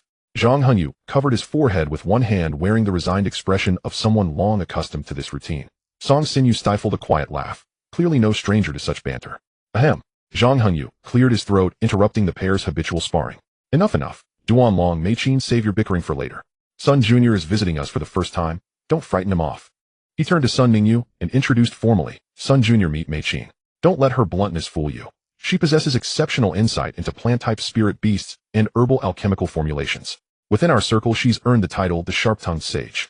Mei Qin gave Sun Ningyu a brief, courteous nod before shooting Duan Long a pointed glare. Did you hear that? Next time you ask me to formulate insect-specific induction agents, show some respect, or forget it entirely. Duan Long grumbled softly, too chastened to reply. Zhang Hingyu continued addressing Sun Ningyu warmly. Sun Jr., we invited you here for no ulterior motive. Just a small gathering of like-minded junior cultivators who regularly meet privately to exchange insights on challenges encountered during cultivation, newly observed phenomena, or even half-formed hypotheses. We inspire one another and grow together. Knowing you've only just entered this field and haven't yet built your own network, we thought it fitting to extend this invitation so you may join our discussions and learning. Please feel at ease. Treat this as nothing more than friendly conversation. A subtle warmth stirred within Sun Ningyu's chest. Such a community, bound not by ambition or utility, but by shared passion and intellectual curiosity, was precisely what he needed. He nodded earnestly in gratitude. Thank you, Brother Zhang, and all my seniors. It is truly an honor to learn from and exchange ideas with you. Oh please, no need for such formality. Duan Long, having swiftly recovered from his earlier ribbing, clapped his hands together eagerly. Now that everyone's here, let's stop standing around. Inside we go. I can't wait to hear how you guided that silkworm through its evolution into a flame moth during the assessment. And lately I've been attempting to steer silkworms toward the celestial dragon lineage, but I've hit a bottleneck. Your insights would be invaluable. The silkworm on his shoulder seemed to sense its master's excitement, lifting its head ever so slightly. Mei Qin couldn't resist another jab. See, 3 sentences, and already back to bugs. They exchanged knowing smiles, the atmosphere light and effortlessly harmonious. Sun Ningyu followed them into the wooden cottage, his anticipation mounting for this intimate and formal symposium. Perhaps here he would find precious inspiration, not only regarding Xiao Lingdong's evolution and Ji Fa's cultivation, but even concerning the elusive challenge of shared breathing technique. Indeed, the exchanges with Zhang Hengyu, Song Xinyu, Duan Long, and Mei Qin proved profoundly enriching for Sun. These young cultivators, rigorously trained, deeply experienced, opened for him new multifaceted dimensions of the spirit beast cultivator vocation. These young cultivators, rigorously trained, deeply experienced, opened for him new multifaceted dimensions of the spirit beast cultivator vocation. Official platform. Sun Ningyu listened surprised. Naturally, Zhang Hengyu replied with a knowing smile. The official platform serves the general public, prioritizing safety, standardization, and broad accessibility. But the truly lucrative, efficient, and relationship-building opportunities often arise through private channels, undefeatable assignments, so to speak. For instance, a noble family's heir requiring a bespoke cultivation regimen, an expedition team needing an on-call cultivator to manage emergent crises, or affluent collectors commissioning specialized potential development protocols for rare spirit beasts. Such requests rarely appear publicly. They circulate discreetly via referrals and trusted inner circles. He glanced at Sun Ningyu, his tone tinged with mild regret. Sun Jr., with your abilities, you'd likely have been inundated with offers by now, if not for your youth. Experience and age sometimes are the gatekeepers of trust. Duan Long nodded emphatically. Absolutely. At your age, we were still scrambling to pass the cultivator certification exam, or obsessively focused on nurturing our initial spirit beasts. We lacked both the capacity and credibility to take on external contracts. You've already surged far ahead of where we stood. Mei Qin's focus, however, leaned toward pragmatism. In truth, cultivating spirit beasts is merely one path to income. Crafting custom nourishments, formulating specialized elixirs, even developing targeted nutrient solutions. These are high-demand, technically demanding fields with substantial profit margins. When the topic of alchemical formulation and nutrient synthesis arose, Sun Ningyu, rarely displaying hesitation, adopted the humble, open posture of a true novice. Mentioning the concoction of potions, Su Ningyu possessed the talent of the Bloodline Directory, truly a heavenly eye, in judging the potential and guiding the evolution paths of beast taming. However, when it comes to the specifics of potion crafting, such as energy ratios and potion reactions, it is an area that requires strong practical skills. He was indeed just starting out, relying more on his past gaming experience and current exploration. To be honest, I am indeed a beginner. I have some theoretical knowledge, but lack practical experience. Su Ningyu. Upon hearing this, Mei Qin's eyes lit up slightly, and with a hint of pride she patted her chest. If you have any questions in this regard in the future, feel free to ask me. Among us, if it comes to potion crafting, nutrient solution preparation, or researching various cultivation byproducts, I, Mei Qin, would take second place. No one dares to say they are first. Song Xinyu smiled beside her, confirming, that's true. Mei Qin's talent and interest lie in this area. The bottles and jars she concocts sometimes have effects that surpass even high-end products on the market. It's just that the names and appearances, well, they're quite unique. Song Xinyu recalled a peculiar potion named Rainbow Candy Nutrient Solution that Mei Qin had prepared for her beast. Its effects were indeed remarkable, but the name and its bizarre fluorescent color left a strong impression. Su Ningyu nodded seriously. I understand. In order to better cultivate my own beasts and to have more dimensional abilities in the future, I indeed need to strengthen my studies on potions and nutrient solutions. Please guide me more in the future, Sister Mei Qin. Mei Qin beamed at being called Sister Mei Qin, and waved her hand generously, no problem. Just as the topic was about to be diverted by Mei Qin, Duanlong quickly interjected, slamming a densely written piece of paper on the table. Alright, let's not just discuss Mei Qin's potions. You all quickly help me take a look at my research plan. I finally managed to coax a diluted sample of ordinary Yalong species blood from my brother. I also went to great lengths to find a silkworm that shows exceptional affinity to dragon blood energy, with almost no rejection reaction. This is a once-in-a-lifetime opportunity. If I can cultivate this silkworm to evolve dragon-like characteristics, even if it's just a faint trace of dragon power or dragon scales stepping onto the starting point of the ascending dragon sequence, my name Duanlong would resonate in both the insect and dragon beast circles. It would definitely be 100 times better than those guys in the Caesar Federation who are fooling around with four-legged lizard. Hearing the keywords Caesar Federation and four-legged lizard, combined with the earlier discussions seen in the group chat, Ningyu instantly connected the dots. It turned out that the group member who was indignant about the flame-winged dragon of the Caesar Federation was none other than this bespectacled brother obsessed with insect transforming into dragon. Mei Qin bluntly poured cold water on him. You are simply daydreaming. The life forms and energy essences of insects and dragons are worlds apart. Transforming a silkworm into a dragon, even if it's just to carry a hint of dragon characteristics, the success rate is lower than winning the lottery. Don't waste the rewards and materials you just got from your brother. Did you forget the last experiment almost set the lab on fire? Duanlong held his head high, brimming with confidence. That was just a minor error in material ratios. This time will be different. I have consulted numerous ancient texts and modern research papers and conducted thorough simulations. It will definitely work. He pushed the paper towards everyone. Ningyu leaned in curiously to take a look. The title of the paper was striking: Preliminary Plan for Inducing Mutated Silkworms to Evolve into the Dragon Series of Ascending Dragons. Below were detailed steps and a materials list. Target: beast silkworm, current strength black, iron 9th rank. Target direction: initially stimulate dragon blood potential moving towards the ascending dragon sequence. Core materials list 1. 10 milliliters diluted Yalong species blood. 2. 5g of old dragon scales ground into powder. 3. 3g of refined flame crystal powder. 4. 2 drops of essence extracted from dragon's saliva grass. 5. 1 piece of high purity insect energy crystal. 6. Various stabilizers and harmonizers. There were also complex energy guidance ritual steps and risk assessment. After Zhang Hengyu, Song Xinyu, and Mei Qin finished reading this ambitious plan, they all showed varying degrees of helplessness and headache. They all knew Duanlong's obsession with insect transforming into dragon. But this plan looked like dancing on the edge of a knife. The success rate was almost negligible, yet the risks were extremely high, likely leading to the collapse and death of that precious dragon blood affinity silkworm's genes.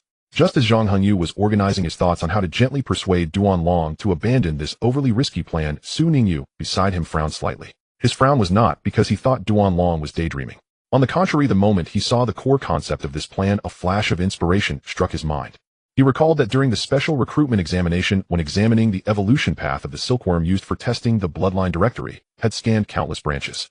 There indeed seemed to be a very obscure path pointing towards the ascending dragon sequence.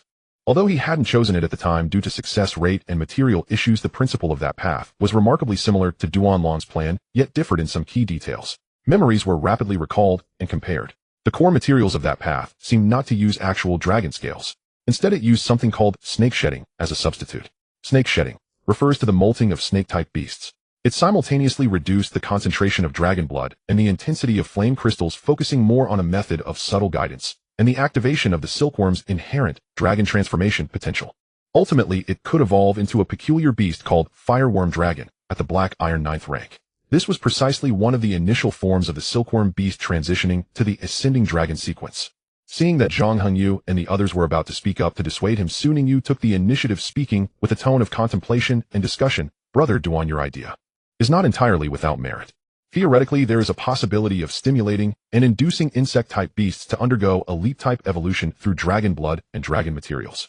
Duanlong's eyes instantly lit up upon hearing this, as if he had found a kindred spirit. Right. Su Shuedi, you also think it's feasible? I knew it. Zhang Hengyu quickly covered his face, lamenting. Duanlong, stop. Don't instill your bizarre and low success rate ideas into Su Shuedi. He is still a newcomer. Su Ningyu waved his hand, signaling Zhang Hengyu to be patient. He looked at Duanlong, pointing at the material list in the plan, and continued, however, Brother Duan, I feel that the material ratios and amounts you proposed might be a bit too intense. The actual dragon blood and dragon scale powder contain dragon energy that is far too overwhelming for a black iron ranked silkworm. Using them simultaneously is like throwing a small boat into both flames and an icy sea that could very well lead to the collapse of its gene chain in the short term. Perhaps We could consider an alternative approach using some relatively gentle materials that still embody the concept of dragons. At the same time, adjusting the energy guidance method from forced infusion to resonance guidance might increase the success rate a bit. Su Ningyu did not outright deny Duanlong's decision, but instead presented his views as a seeker and advisor. This not only gave Duanlong face, but also successfully shifted the topic to the modification and optimization of specific details of the plan. Upon hearing this, Duanlong not only did not get angry, but became even more excited, grabbing Su Ninjia's arm. Alternative materials. Junior brother Su, please elaborate. Do you have any good ideas? It was as if he saw a new glimmer of hope. Zhang Hengyu and the others, seeing this, temporarily held back their objections and curiously looked at Su Ningyu. Could it be that he also had unique insights on the obscure topic of insect transforming into dragon? Faced with Duanlong's gaze and the mixed expressions of concern and curiosity from Zhang Hengyu and the others, Su Ningyu decided to use examples to illustrate his thoughts. With a thought, he summoned a flash of light, and the green figure of a small bellflower floated gracefully beside him, with delicate healing auras swirling around its petals, appearing exquisite and gentle. In fact, I have also been trying and researching some approaches to cross-sequence and cross-attribute cultivation. Su Ningyu gently stroked the petals of the small bellflower and slowly began to speak. Previously, I guided the silkworm to evolve into the fire moth during the assessment, which is an example of making a silkworm that originally followed the insect sequence cross into a fire moth. Now I have a conception regarding cross-sequence cultivation targeting my bellflower. Hearing this, the four of them focused their gazes on the seemingly harmless bellflower. Duanlong adjusted his glasses, his eyes filled with amazement and a hint of excitement at finding a kindred spirit. Bellflower. Could it be? You wanted to take a cross-sequence path as well. You wouldn't be trying to evolve it into the soaring dragon sequence, would you? Would transforming into dragon. That's an interesting idea. Mei Qin shot a look at Duanlong as if he were foolish, then turned to Su Ningyu with a tone that carried a hint of persuasion. Junior brother Su, don't follow this guy's example. Not everyone is like him, constantly stirring up trouble with whimsical ideas that have a success rate of less than 1 in 10,000. If the bellflower follows the orthodox green spirit sequence for auxiliary enhancement, its future is bright. Don't let it change sequences to become a soaring dragon sequence, which has never been heard of. Su Ningyu shook his head, saying something that surprised the four present. It's not the soaring dragon sequence. My goal is to evolve it towards the flame sun sequence. The flame sun sequence. Zhang Hengyu and Song Xinyu exclaimed almost simultaneously. The relaxed expression on Zhang Hengjia's face vanished. Instead, a serious and grave look took its place. Junior brother Su, do you realize that the flame sun sequence typically belongs to the fire attribute beast taming path? Your bellflower is a plant of the grass and wood attributes, falling under the broad category of forest goddess green spirit sequence. Grass and fire inherently exist in a relationship of mutual restraint and energy rejection. Forcing the bellflower to align with the flame sun sequence is like throwing dry kindling directly into the heart of a blazing fire. With the slightest misstep, the evolutionary process could trigger a violent attribute conflict. At best, it will fail to evolve, and its potential will be damaged at worst. Your bellflower could die outright from the energy backlash. This is not an attempt, it's gambling, and the stakes are your initial partner.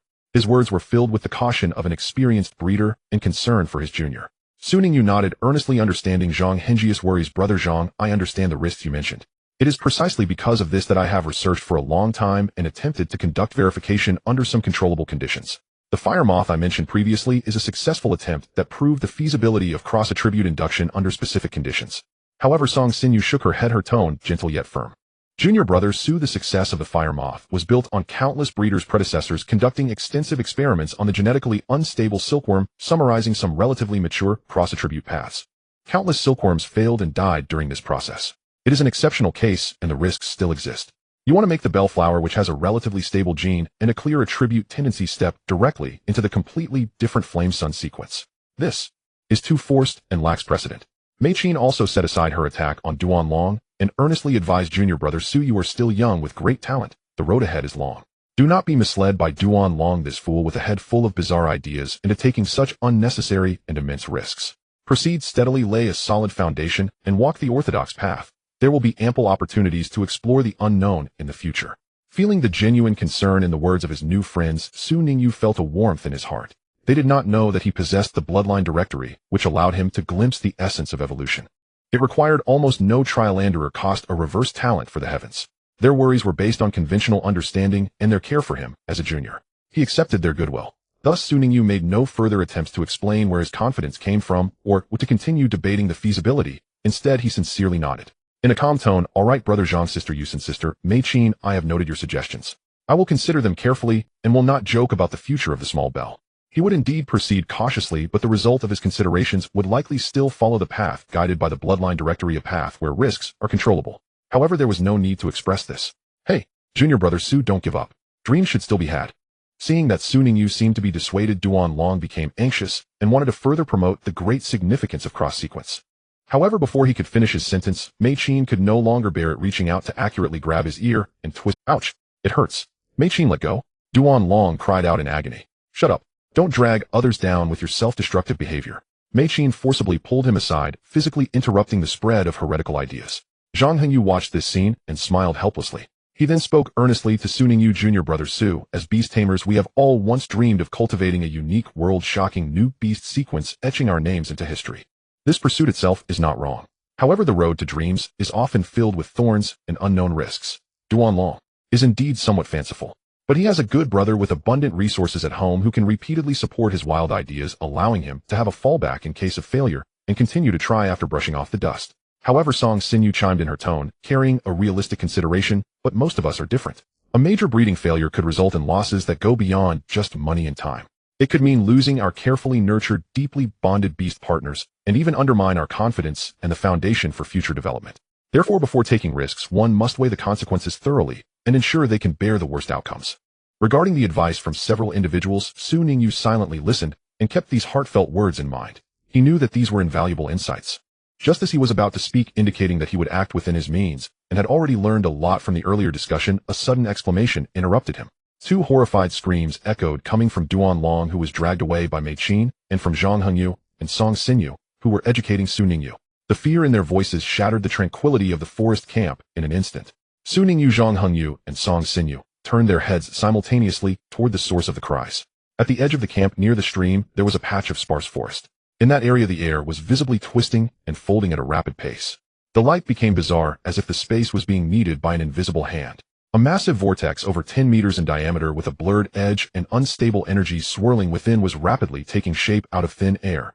From the center of the vortex, a low, ominous rumble and a strange wind that seemed to come from another world could be. The flowers, plants, and trees around the vortex were being pulled and deformed by an invisible force, with small stones and fallen leaves being directly sucked and disappearing without a trace.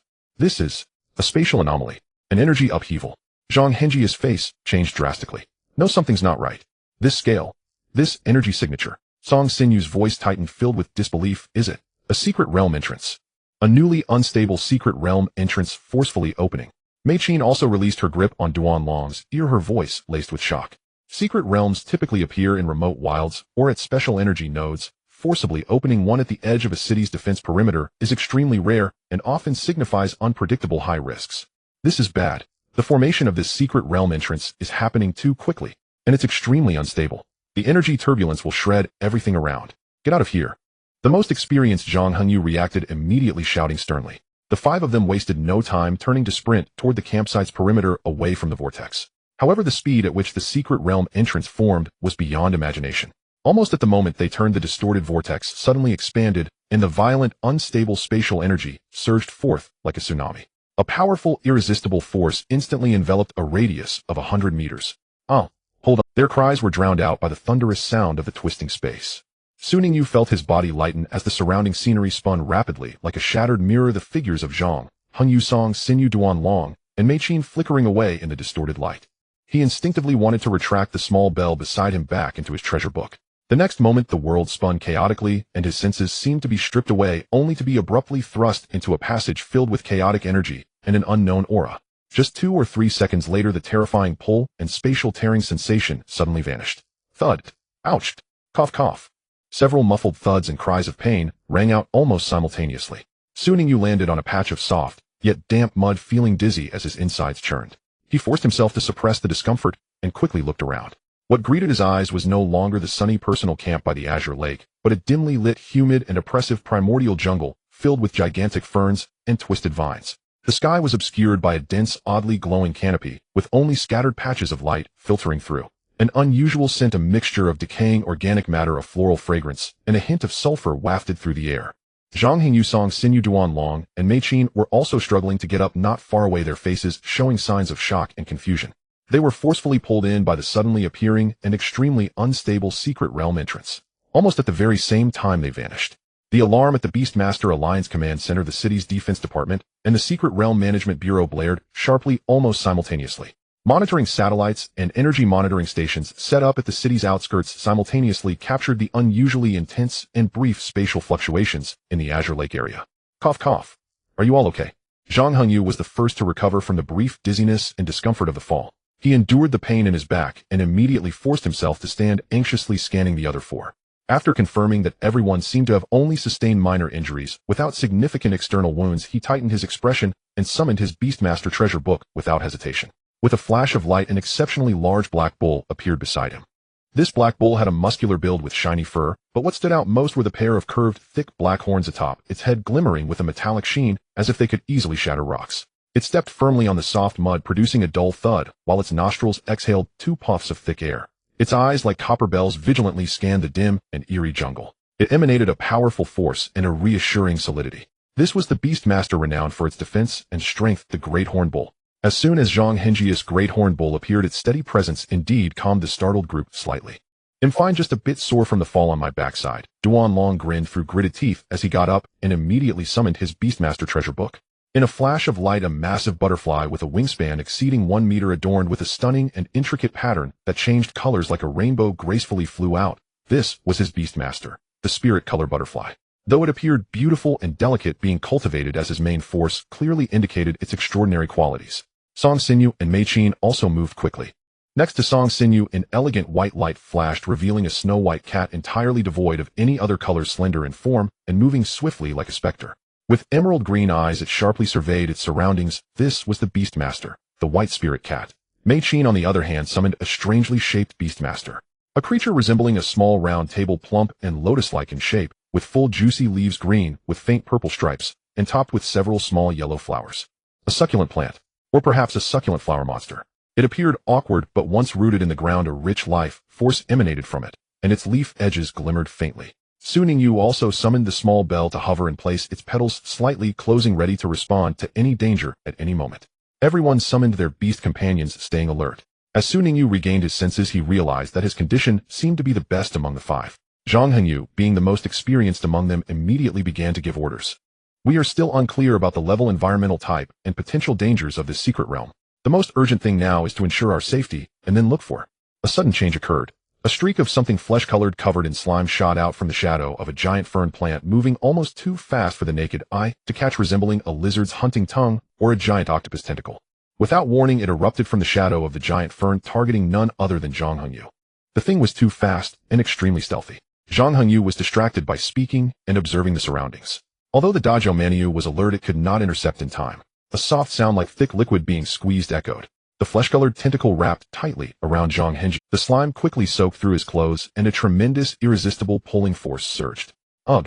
Zhang Hengyu managed only a brief gasp before being yanked violently from his spot, like an arrow released from a bow, rapidly dragged into the depths of the fern thicket. Everything happened in the blink of an eye. "Hengyu, brother Zhang, what the hell?" Song Xinyu, Mei Qin, and Duanlong watched in shock as Zhang Hengyu was whisked away. In an instant, their minds blank, followed by screams of horror.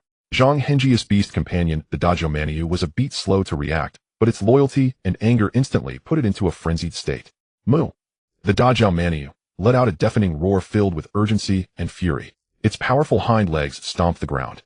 The ground was trampled into shallow pits. The massive creature unleashed an astonishing speed that belied its size, charging like an out-of-control heavy tank towards the direction where its master was taken. The heavy sound of its hooves echoed, breaking several vines in its path. "No, we must go save him." Song Xinyu was the first to react, her pretty face pale, but her gaze exceptionally determined. She quickly glanced at Duanlong next to her, then scanned Mei Qin and Su Ningyu, who were evidently weaker, and decisively declared, "Duanlong, come with me to chase. We must rescue Hengyu. Mei Qin, Su Jr., stay here, and don't move." Generally, near the entrance of a secret realm, once it stabilizes, there's a chance for unstable exits to reappear. If an exit appears, do not worry about anything, just rush out immediately and contact official rescue right away. Her arrangements were swift and clear, evidently considering the combat abilities and survival chances of the team members. Though Mei Qin was worried and her face was pale, her hands clenched tightly. She knew that she and her succulent flower monster were not good at direct combat or high-speed pursuits, and following them could likely become a burden. She nodded vigorously, her voice trembling. "Xinyu, you must be careful. You must come back safe." Song Xinyu then looked at Su Ningyu with deep apology and helplessness. "Su Jr., I'm really very sorry. I initially just wanted to invite you to discuss and learn, not expecting to pull you into such a dangerous situation. If we can get out safely. Her unspoken words conveyed evident guilt in her eyes. Su Ningyu shook his head, his tone calm, yet understanding. Song Senior, there's no need to apologize. The appearance of the secret realm is unpredictable. You all go save Brother Zhang quickly, don't mind us, but it seems relatively safe here for now. He refrained from saying any bravado like I'll help too. Because at the moment Zhang Hengyu was attacked, his talent Lingmu had instinctively scanned Duan Long's Link-Eye Butterfly and Song Sinyu's Bayou Cat. Beast Link-Eye Butterfly Strength Silver Tier 3, Beast Bayou Cat Strength Silver Tier 5 Silver Tier. Moreover, they were not low-level silver. His own little bell was only Black Iron Tier 8, and Jiwa Hua was even just Black Iron Tier 3. Although Fei Wenli was suppressed, anything below Gold Tier was not a concern. Su Ningyu did not intend to expose them unless there was a lethal or life-threatening situation. This was his trump card, not to be revealed lightly. Thus, the vast disparity in strength made him acutely aware that following them would not only be unhelpful, but could also distract Song Sinyu and Duan Long due to the need for protection, increasing the difficulty and risk of rescue. It was even possible that his weakness would make him a new target for attack, causing the situation to become even more chaotic. He recognized reality and refrained from unnecessary bravado. Not causing trouble for teammates executing a dangerous mission was the most responsible choice he could make at this moment. Go! Song Sinyu urged, no longer hesitating, and spoke sharply to Duan Long. Duan Long nodded heavily. The wings of the Link-Eye Butterfly fluttered, scattering a sprinkle of dreamy light powder as it quickly flew to Song Sinyu's side. The Bayou Cat darted out like a white ghost, leading the way. The two of them, along with their beasts, charged unhesitatingly into the massive thicket of ferns from which Zhang Hengyu and the Dajou Manyu had disappeared. Their figures were quickly swallowed by the dense, dimly lit jungle, leaving only the fading sound of hurried footsteps and the subtle glow of the Link-Eye Butterfly's wings. Left behind were Su Ningyu, Mei Qin, and their beast companions, the Little Bell and the succulent flower monster, with the air thick with tension, worry, and the aura of unknown dangers. Su Ningyu took a deep breath, forcing himself to calm down. His talent Lingmu operated at full capacity, vigilantly observing every inch of land and every leaf around. The Little Bell sensed its master's tension, its petals' healing glow subdued, replaced by a concentrated aura of readiness. Su Jr. Mei Qin's voice trembled. Are we just going to wait here? Yes. Su Ningyu nodded, his gaze sharp as he scanned the surroundings. Right now, ensuring that we do not become a new burden or target is the greatest help we can provide to them. Sister Mei Qin, have your succulent flower monster widen its alert range, paying attention to any underground or plant anomalies. We'll stand back to back, keeping an eye on the surroundings. He tightened his grip on the starry whip in his pocket, ready to respond to any potential attacks. At the same time, his mind raced, pondering what kind of beasts lurked within this secret realm and their strength. What beast had attacked Zhang Hengyu? Would Song Sinyu and the others be able to successfully rescue him? Su Ningyu remained vigilant, scanning the surroundings. The dim light and dense vegetation concealed potential deadly dangers with every rustle of the wind. He activated his talent Spiritual Eye to assess the area for any threats or beasts. A faint glow flickered in his eyes, and his vision became clearer. However, upon looking, Su Ninja's heart skipped a beat. In the special vision provided by the Spiritual Eye, he was sure. Beneath the seemingly ordinary trunks and branches, pale figures lurked, their colors starkly contrasting with the surrounding environment. These were creatures about the size of a basin, their skin smooth and pale, resembling the bodies of toads soaked in formalin for days. They lay quietly, their bulging white eyes unblinking, fixed intently on Su Ningyu and Mei Qin. Their tongues covered in fine barbs slightly protruded, poised to strike. Beast long-tongued frog, strength Black Iron Tier 6, Black Iron Tier 6. Moreover, there were not just one or two. A casual glance revealed at least 7 or 8 within his field of vision. They had clearly regarded Su Ningyu and Mei Qin as their prey, forming an implicit encirclement around them. Long-tongued frogs were not uncommon beasts. Renowned for their extraordinarily long, powerful tongues, what truly made them famous was their eerily white skin, often joked about as being whiter than a corpse left for 3 days. In the wild, this was a form of alternative camouflage, a deceptive disguise that could also be seen as playing dead. Meanwhile, the experienced Mei Qin, sensitive to vibrations from plants and the ground due to her succulent flower beast, sensed something was off. Her expression changed, and she immediately called out, Junior Su. Something's not right around us. There are beasts approaching. Quite a few. Quickly come to my side. Soon she also spotted the long-tongued frogs. Although she was not adept at proactive attacks, her main beast, the succulent flower beast, was not weak either. Spiritual Eye swept across, revealing information. Beast, succulent flower beast, strength, bronze, tier 7, bronze tier 7. That's a whole tier higher than the Little Bell. With it around, their defense and endurance in battle would be significantly enhanced. Without a moment's hesitation, Su Ningyu quickly retreated beside Mei Qin and the succulent flower beast. Sister, Mei Qin, my bellflower can assist in control. Mei Qin nodded, a glint of decisiveness in her eyes as she commanded the succulent flower beast needle shot, cover the front fan-shaped area, and drive away these long-tongued frogs. The stout body of the succulent flower beast suddenly sank down. Its roots rapidly burrowed into the soft soil, establishing a firmer connection with the earth. Immediately, countless hard spikes, shimmering with a cold light, grew from the seemingly harmless thick leaves, and whoosh whoosh whoosh. The sound of piercing air rang out in a concentrated flurry. Countless spikes shot forth like a torrential storm towards the area where the most long-tongued frogs lay in ambush. With a wide range and sufficient force, it was evidently aimed at disrupting the encirclement formation. At the same moment, the succulent flower beast launched its attack. Ninjia's command also clearly rang out. Little bell, soothing maximum range, target those long-tongued frogs. Show me.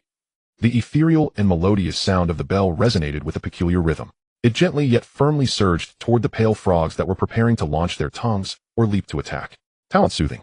These long-tongued frogs had low intelligence and primarily relied on predatory instincts and group cooperation. The potent soothing power of Little Bell honed through special training washed over their consciousness like an invisible. Due to their strength, the effect manifested quickly. The originally hostile and aggressive gazes visibly turned confused, dazed, and even somewhat lethargic. The tongues that had been poised to strike drooped limply, and the movements to leap into action abruptly ceased. It was as if they had forgotten what they were supposed to do, wishing only to lie down and take a comfortable nap. And at that moment, the dense needle shot from the succulent flower beast arrived. Puff, puff, puff. The spikes pierced through their bodies. Quack, quack, quack. The piercing croaks of the frogs shattered the silence of the forest. Many long-tongued frogs that had been affected by the soothing and were slow to react couldn't evade in time. They were directly pierced by the sharp needles through their pale skin, blood splattering, waking them from their daze into a frenzy of chaotic leaps and cries. In one round of attack, at least a dozen long-tongued frogs lost their combat effectiveness. The others were also startled and lightly injured, creating gaps in the encirclement. Beautiful. Mei Qin's eyes lit up, unable to suppress her admiration. Junior Su, your coordination is truly remarkable. The soothing ability of the bellflower has surprisingly produced such practical effects. It's simply a divine technique for group control, instantly disrupting their attack rhythm. However, Su Ningyu had no time to celebrate, as within the vision of the spiritual eye, more and denser pale energy points were surging from the shadows of the distant jungle. The croaks of the frogs echoed from all directions, growing closer. This isn't good. Mei Qin also heard the increased commotion, her expression darkening. How can there be so many long-tongued frogs in this secret realm? It seems they have stirred the entire clan. We can't stay here any longer. We'll be surrounded and exhausted. Let's go, Su Ningyu decisively declared. We'll head in the opposite direction from where senior sister Song and the others left and break through the encirclement first. Little Bell light beamed straight ahead, clear a path. A brilliant white light gathered at the center of Little Bell's flower, and a concentrated light beam shot forth, directly blasting away a long-tongued frog that had just peeked out from behind a tree, clearing a small path. The two did not dare to delay. The succulent flower beast quickly retracted its roots, protecting Mei Qin as they followed Su Ningyu and Little Bell in their escape. However, the number of long-tongued frogs far exceeded their expectations, and they seemed to have some simple form of command. Some flanked from the sides while more aggressively pursued from behind, and the flanks their pale figures leaping through the dim forest, creating an eerie sight. This isn't working, we can't shake them. Mei Qin gasped for breath. Although the succulent flower beast had strong defense, its movement speed was a weakness. Su Ningyu's eyes flashed with an idea. As he ran, he once again summoned the Beast Tamer's manual. In a flash of light, a small and exquisite figure smaller than the surrounding long-tongued frogs leapt forth. It was his new partner, contracted not long ago, Jiwawa. Jiwawa was summoned. Quack. Master, is it finally my turn to show off my skills? As soon as Jiwawa appeared, it sensed the tense atmosphere of battle. It was not afraid, instead it felt a surge of excitement. It jumped directly onto Su Ninjia's head, its amber golden eyes scanning the pursuing frog beasts behind them. A glint of disdain flashed in Jiwawa's eyes, a bunch of ugly dead white skins. They dare to chase my master and me. Su Ningyu quickly issued an order. Jiwawa listened carefully. Use the skill frog's raucous call on the group, chasing us the hardest. Attract their attention, and then immediately activate your evil Chihuahua talent. Su Ningyu wanted to test the effectiveness of this talent in real combat. Quack. Watch me. Jiwawa immediately turned around, puffed up its cheeks, and opened its mouth towards the pursuing long-tongued frogs. Quack, quack, quack, quack, quack.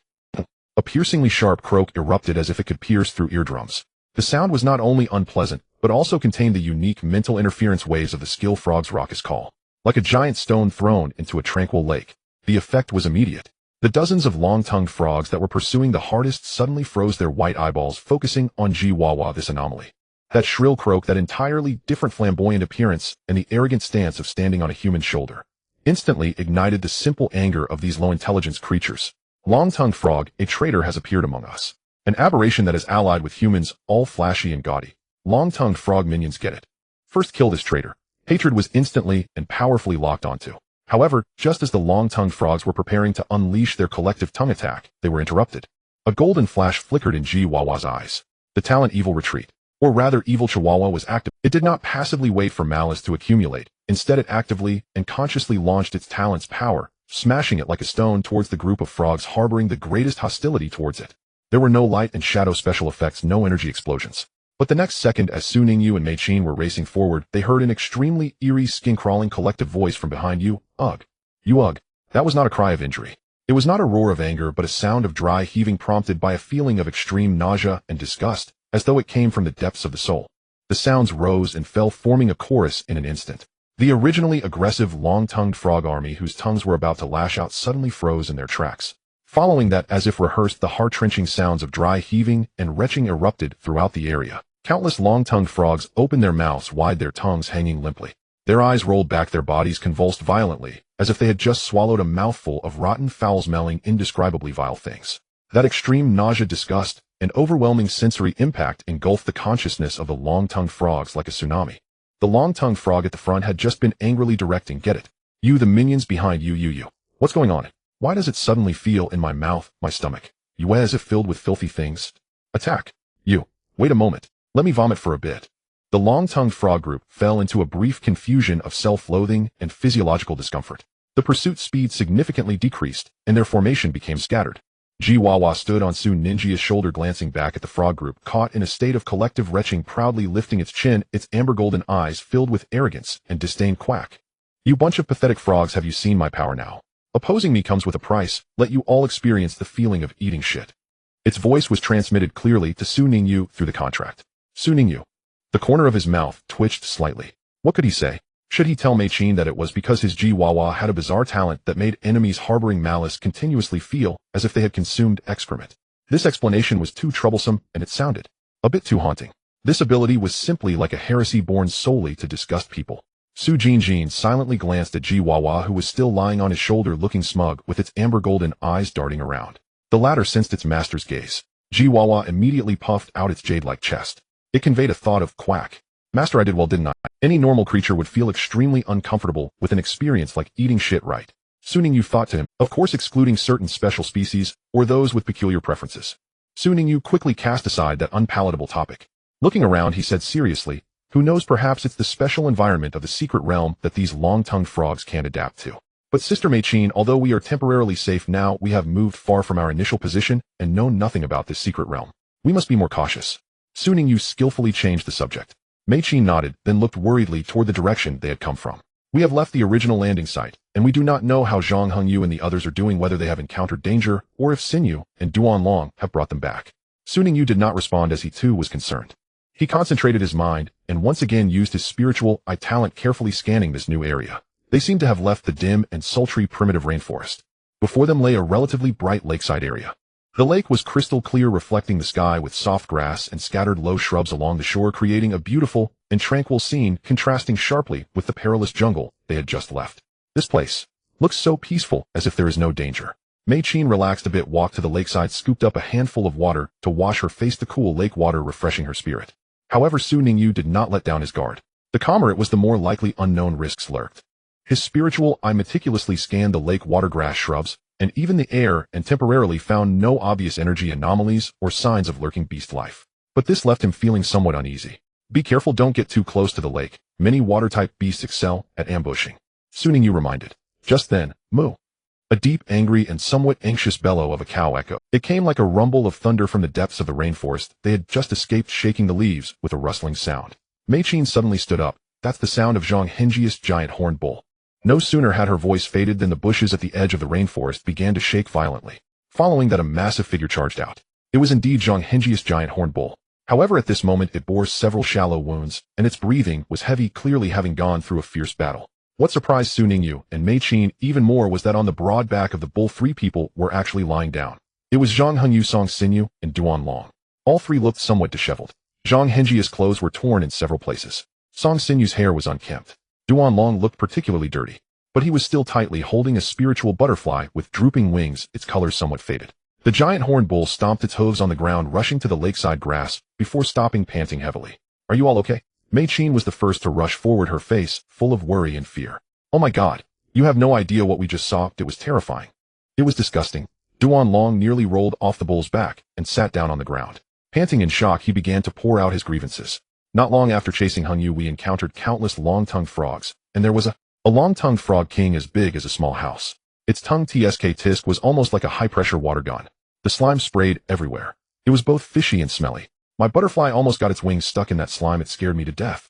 He gently stroked the spiritual butterfly in his arms. Don't be afraid, butterfly, it's okay, Brother Long is here. Su Ningyu. Butterfly. This name. Song Xinyu also jumped off the bull's back, tidying up her appearance. Although her face was somewhat pale, she remained relatively calm.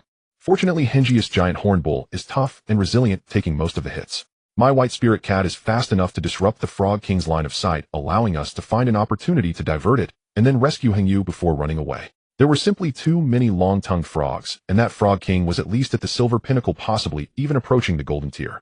It would not be wise to confront it heat-in. Zhang Hengyu was helped down from the bull by Song Xinyu. His waist was wrapped with tentacles, and his clothes were torn, revealing a frightening purplish red mark, but he was still relatively clear-headed. He smiled bitterly and said, "Thanks to you coming quickly, or I might really have been dragged off by those long-tongued frogs as reserve food." He then looked at Su Ningyu and Mei Qin. "It's good to see you are okay. This place seems temporarily safe." Mei Qin quickly nodded. "Yes, it seems very calm here. We just arrived and haven't discovered any danger yet." Su Ningyu, however, reminded, "Brother Zhang, your injury. Just superficial wounds, nothing serious." Zhang Hengyu waved his hand, then looked around with a frown. "Is this by the lake? I don't know which area of the secret realm this is. However, since there is no danger for the time being, let's rest here for a bit while waiting for rescue." The entrance of the secret realm was forcibly opened, and the Alliance must have noticed it. They will send someone over. Song Xinyu also agreed. "Yes, let's rest first. Everyone's beasts have expended quite a bit." Seeing the poor condition of Zhang Hengyu and the others, Su Ningyu spoke up. "Let Little Bell heal everyone a bit." "Xiaomi." Little Bell obediently floated forward, its petals spreading, and the clear and melodious sound of healing bell rang out. A soft and pure healing halo spread like ripples, enveloping the injured beasts and the few who were in poor condition. Wherever the halo passed, the small wounds on the beasts began to heal slowly, and the feeling of fatigue was somewhat alleviated. The burning pain from Zhang Hengji's waist also lessened significantly. "Junior Su, your bellflower's healing ability is truly outstanding." Zhang Hengyu, feeling the recovery of his body, sincerely praised. He had not been unfamiliar with the healing sound of the bellflower, but Su Ningyi's bellflower's healing ability was indeed quick and strong. Su Ningyi's little bellflower possessed another talent called Healing Light, so its healing effects were naturally exceptional. It was the strongest in healing rather than combat. Just as everyone relaxed a bit and began to treat their wounds, replenish their water, and discuss whether to hold their ground for rescue or try to explore for an exit, outside the secret realm in the Qingxi Valley area of Binjiang City, a strict security line had been established. Several vehicles bearing the logos of the Beastmaster Alliance and the Secret Realm Management Bureau were parked at the edge of the camp. Fully armed members of the emergency response team and professionals in research clothing were busy setting up instruments and clearing the scene. A middle-aged officer with a captain's badge and a serious expression was listening to a report from his subordinate. According to the analysis of the secret realm and the traces remaining on site, the entrance of the secret realm was located inside the private camp of King Xianju by the Baishui Lake. The opening process was brief, but the energy surge was intense, typical of an unstable secret realm. The entrance is currently completely closed, and the spatial coordinates cannot be locked for the time being. The camp registration information shows that there were 5 visitors who made reservations before the opening, and their identities have been confirmed: Zhang Hengyu, Song Xinyu, Duan Long, Mei Qin, Su Ningyu. All 5 disappeared at the moment the entrance opened, confirmed to have been drawn into the secret realm. Another technician added while holding a tablet, "Sir, based on the faint energy spectrum leaked at the moment of the entrance's opening, and the small number of beasts that have leaked from the secret realm into the edge of the real world, which we have captured or repelled, several types of beasts that have appeared from the secret realm have been discovered." The soldier reported the discovery. "Confirmed species of tamed beasts emerging from the rift in the secret realm, and promptly neutralized by our forces, fall into 2 primary categories: in long-tongued frogs ranging from black iron to bronze rank, operating in coordinated packs, excelling in ambush, and lightning-fast tongue strikes, their skin unervingly pallid. Vine vipers, predominantly bronze rank, masters of camouflage, mimicking creeping vines, launching instantaneous constriction attacks, laced with potent neurotoxins, apex predators of the rainforest. No evidence yet of higher rank or significantly more dangerous specimens flooding outward en masse, though their presence deep within the realm cannot be ruled out. An immediate search and rescue deployment is strongly advised." The officer stared at the images and dossiers of both creatures displayed on screen, his brow deeply furrowed. Long-tongued frogs, vine vipers. Neither is a creature to be taken lightly. 5 breeders, uneven in combat capability. The situation is dire. And prepare for insertion. Locate them without delay. Yet within the secret realm, Sun Ningyu and his 4 companions, having narrowly escaped the relentless pursuit of the long-tongued frogs. unexpectedly found themselves granted a brief reprieve. They gathered beside a crystalline yet eerily still lake, backs pressed against a relatively open clearing before them, the placid water, behind the rainforest they had just fled, a place still echoing with visceral dread. None relaxed their guard, but the tautness in their nerves could at last ease, just slightly. And awaiting rescue had become their most pragmatic course. For now no fresh danger emerged, and their attention gradually drifted, unbidden, toward this utterly alien landscape surrounding them. TCH, never imagined we'd witness a spontaneous realm descent. Induan Long adjusted his glasses, which had nearly slipped askew during their flight, muttering with lingering unease. Hasn't happened in Binjiang City for years, surely not since that uncontrolled incursion at the east suburb mine caverns.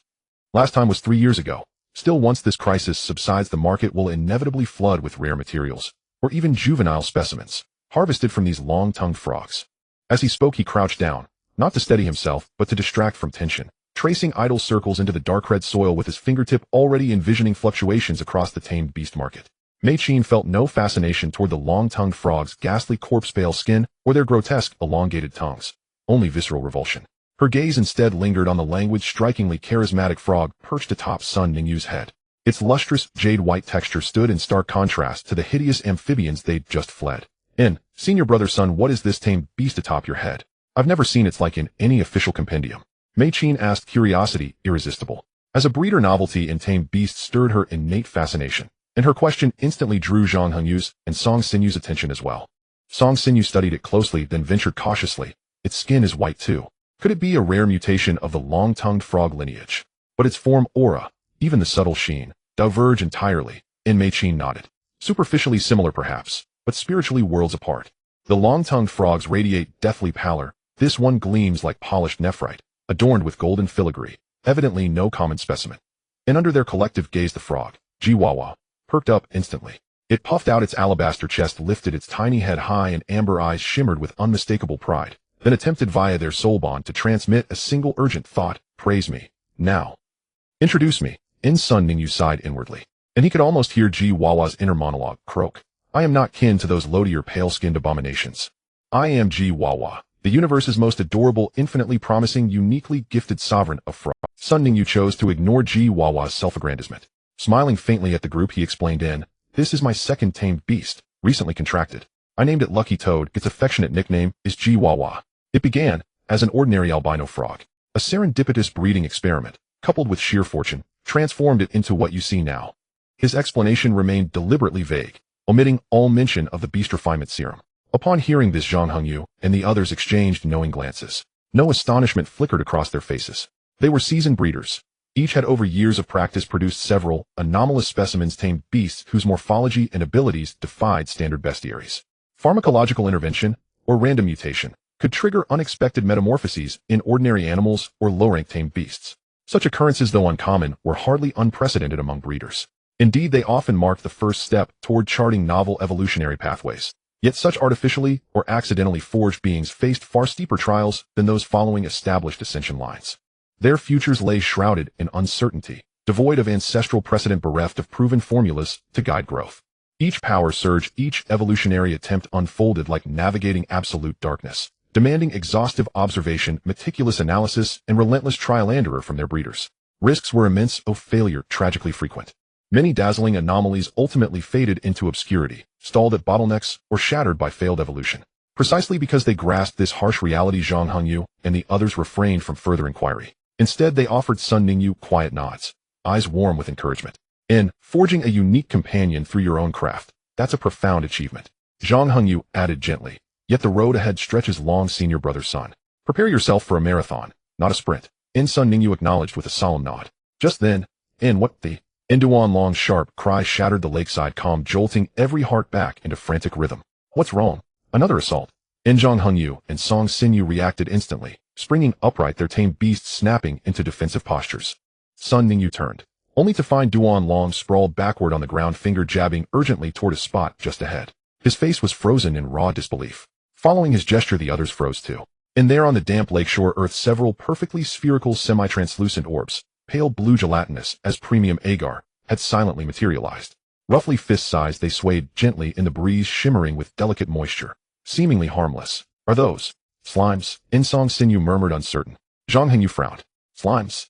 How could slimes appear here? Aren't they predominantly native to the lower-rank ecosystems of the Caesar Federation? He spotted slimes. A flicker of insight stirred within Sun Ningyu's mind as his spirit eye focused upon these sudden gelatinous apparitions. Tamed beast slime. Rank black iron tier 3. Indeed. Slimes. Sun Ningyu suddenly recalled their innate talent water assimilation. This ability allowed them to dissolve into water, rendering them impervious to physical attacks and perfectly concealed. Sun Ningyu instantly grasped why they had gone unnoticed before. These slimes had likely been lurking beneath the lake's surface all along, melding seamlessly with the water, their energy signatures and vital traces utterly masked by the aqueous medium. Only now had they emerged onto the shore, drawn perhaps by curiosity or some other impulse. Duanlong's startled reaction stemmed chiefly from sheer surprise. Regaining his composure, he sprang upright, brushed dust from his trousers, and edged closer for inspection. Wonder lit his face. Good heavens. They're truly slimes. Who would have imagined such creatures appearing within a secret realm of the Longting Federation? Their presence instantly dissolved the lingering tension and revulsion left by the earlier tongue-lashed frog. Instead, a subtle shift rippled through the cultivator's demeanor from defensive vigilance to professional fascination and scholarly curiosity. After all, slimes were exceedingly rare within Longting Federation territory. They were among the hallmark low-tier tamed beasts of the Caesar Federation star system. Much like the silkworm larvae, affectionately dubbed silkworm babies, of the Longting Federation, slimes bore unmistakable regional symbolism.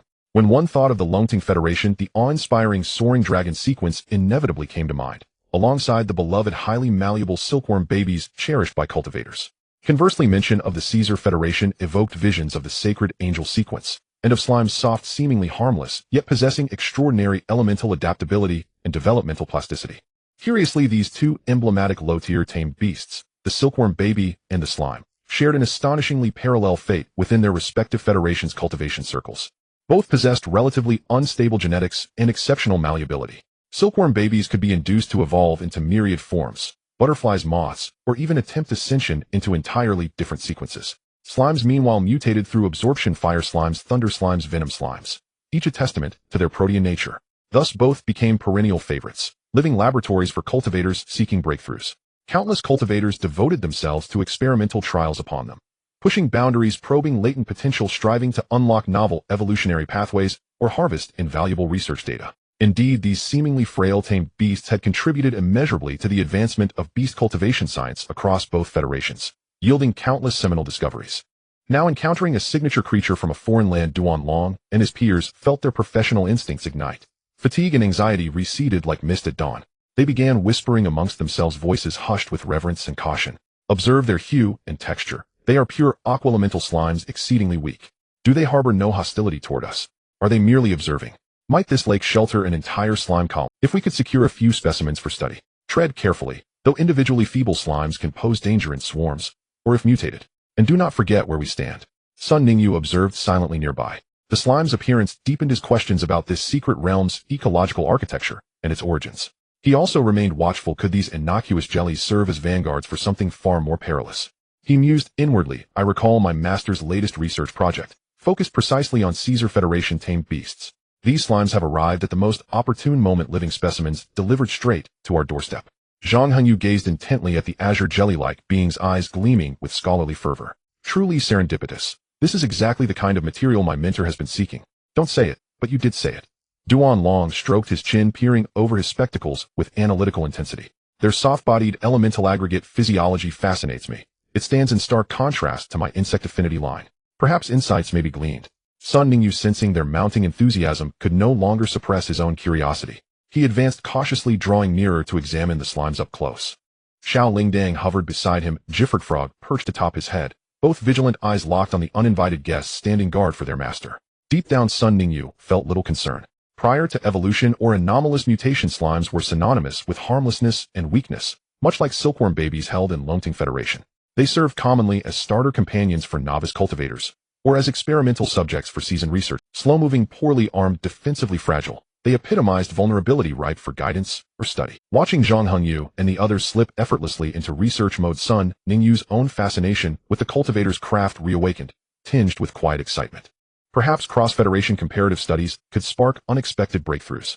Fleeting ideas already danced in his mind, leveraging slime traits for auxiliary training regimens or resource reclamation protocols. Jifford Frog, perched atop his head, keenly detected that familiar glint in its master's gaze. The thoughtful curiosity edged with something sharper, calculating. Its alabaster body shivered involuntarily. Alarm bells blared within its consciousness that look again, something's amiss. These wobbly blue jellies are doomed. As an elder, I offer 3 seconds of solemn silence. Xiao Lingdong, curious, gently tapped the nearest slime with a leaf. The creature quivered softly. No aggression, only gentle elasticity. Puzzled Xiao Lingdang turned towards Sun Ningyu. Chiomi. Master, what purpose do these soft things serve? They appear. Sun Ningyu smiled faintly and enumerated possibilities. Purpose. Abundant. They make ideal targets for honing precision in combat techniques. They serve as prime experimental subjects for novel tame beast research. Rumor has it certain slimes possess palatable flavor, rich in collagen, making them viable culinary ingredients. And should they possess the dissolution skill, they could even process waste generated during alchemical refinement or cultivation, among countless other applications. The slimes blinked. Gah. Though incomprehensible instinct screams, icy dread. Gifford Frog stared blankly, as expected, terrifyingly pragmatic. Master's mind remains as formidable and unsettling as ever. The few slimes initially driven by curiosity wanted to see what these bipedal creatures on the shore were all about. At this moment, despite their low intelligence, they instinctively sensed the malevolent gaze of humans upon them. Alarm bells rang in their simple minds. Danger. Run, dead legs. Although slimes have no legs, it was already too late to escape. Though present were only breeders, dealing with a few sluggish black iron-tear slimes was a piece of cake. Zhang Hengyu swiftly but gently covered one. Duan Long commanded the spirit color butterfly to sprinkle hypnotic phosphorus powder, leaving another one dazed. Song Sinyu's white jade cat gently brushed the third with a frost breath, temporarily freezing it. Mei Qin's succulent flower creature wrapped up the fourth with its vines. As for Su Ningyu, he simply reached out and gently pinched the nearest and most bouncy one. The slime wriggled futilely in his palm, feeling no malice, but unable to break free. In the blink of an eye, the 5 pitiful slimes were all caught, one in each hand. Typically, black iron-tear slimes possess only one core skill: dissolve. They can rapidly decompose and digest objects swallowed into their bodies. This skill makes them highly sought after biological cleaners in the cities of the Caesar Federation, efficiently handling waste. Of course, in combat, if someone were to be wholly swallowed or bitten and injected with digestive fluid, it would be quite troublesome. However, as long as one is careful not to be swallowed or entangled, these little creatures pose minimal threat. Not bad. Let's take them back for now. Su Ningyu weighed the cool, bouncy slime in his hand, feeling quite pleased. In the future, we won't have to worry about disposing of the waste generated from potion refining or breeding training. Jiwawa, you are temporarily liberated. Jiwawa, great. I'm free. Previously, Jiwawa was often used by Su Ningyu to test the side effects of potions, or to deal with some failed experimental products. Although he also gained something from it, like not being prone to poisoning, which was discovered during battles with Xiao Lingdang. Jiwawa was hit by Xiao Lingdang's poisonous needles dozens of times with a pitiable chance of poisoning. Of course, it could also be attributed to the effect of good luck. However, for Jiwawa, such experiences were far from pleasant. Upon hearing this, Jiwawa immediately jumped from Su Ninjia's head to the trembling little slime he had caught, looking at it with pity and conveying a thought in frog language. Ribbit. Did you hear that, little blue jelly? Cherish your current freedom and ignorance. Soon you will understand how short-lived this foolish time is being in my master's hands. What awaits you will be a life more hellish than being eaten. As a lucky frog, I will pray for you, wishing you good luck. The slime. I can't understand anything, but I feel even more scared.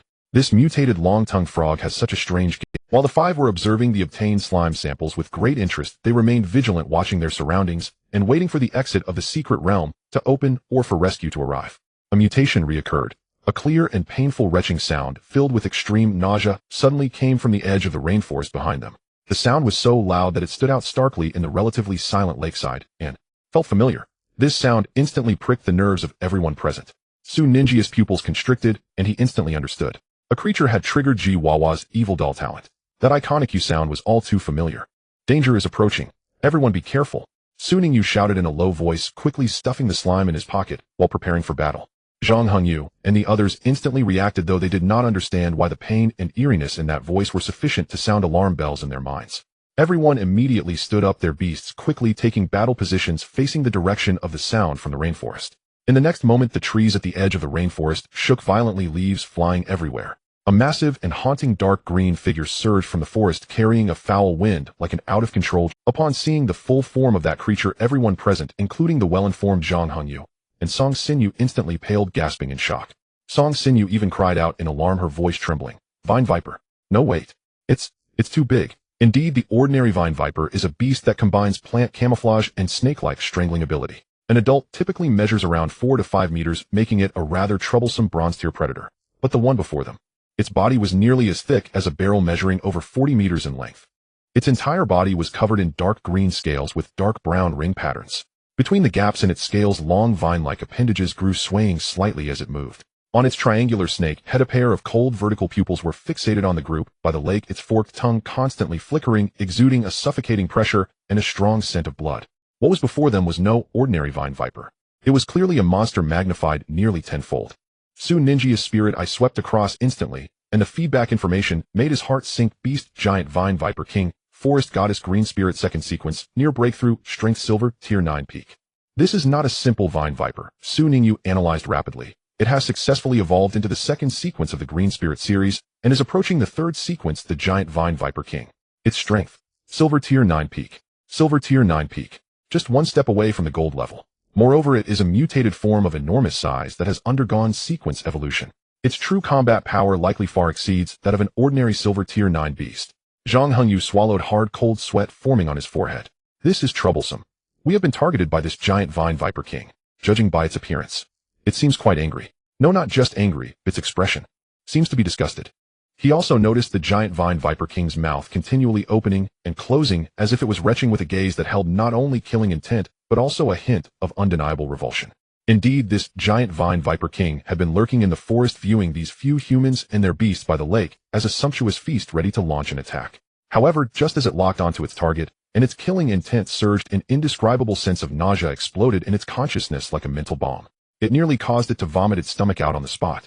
This sudden mental pollution thoroughly enraged it, directing all its fury towards this group of suspicious bipedal creatures. Giant Vine Viper King, despicable humans, you have successfully angered me. What should we do? Mei Qin's voice trembled, her face pale. The control effect of her succulent flower monster against such a predator was likely negligible. Song Xinyu gritted her teeth. Her white spirit cat arched its back, issuing a threatening low growl, but the size difference was simply too great. Duanlong's spiritual color butterfly also trembled.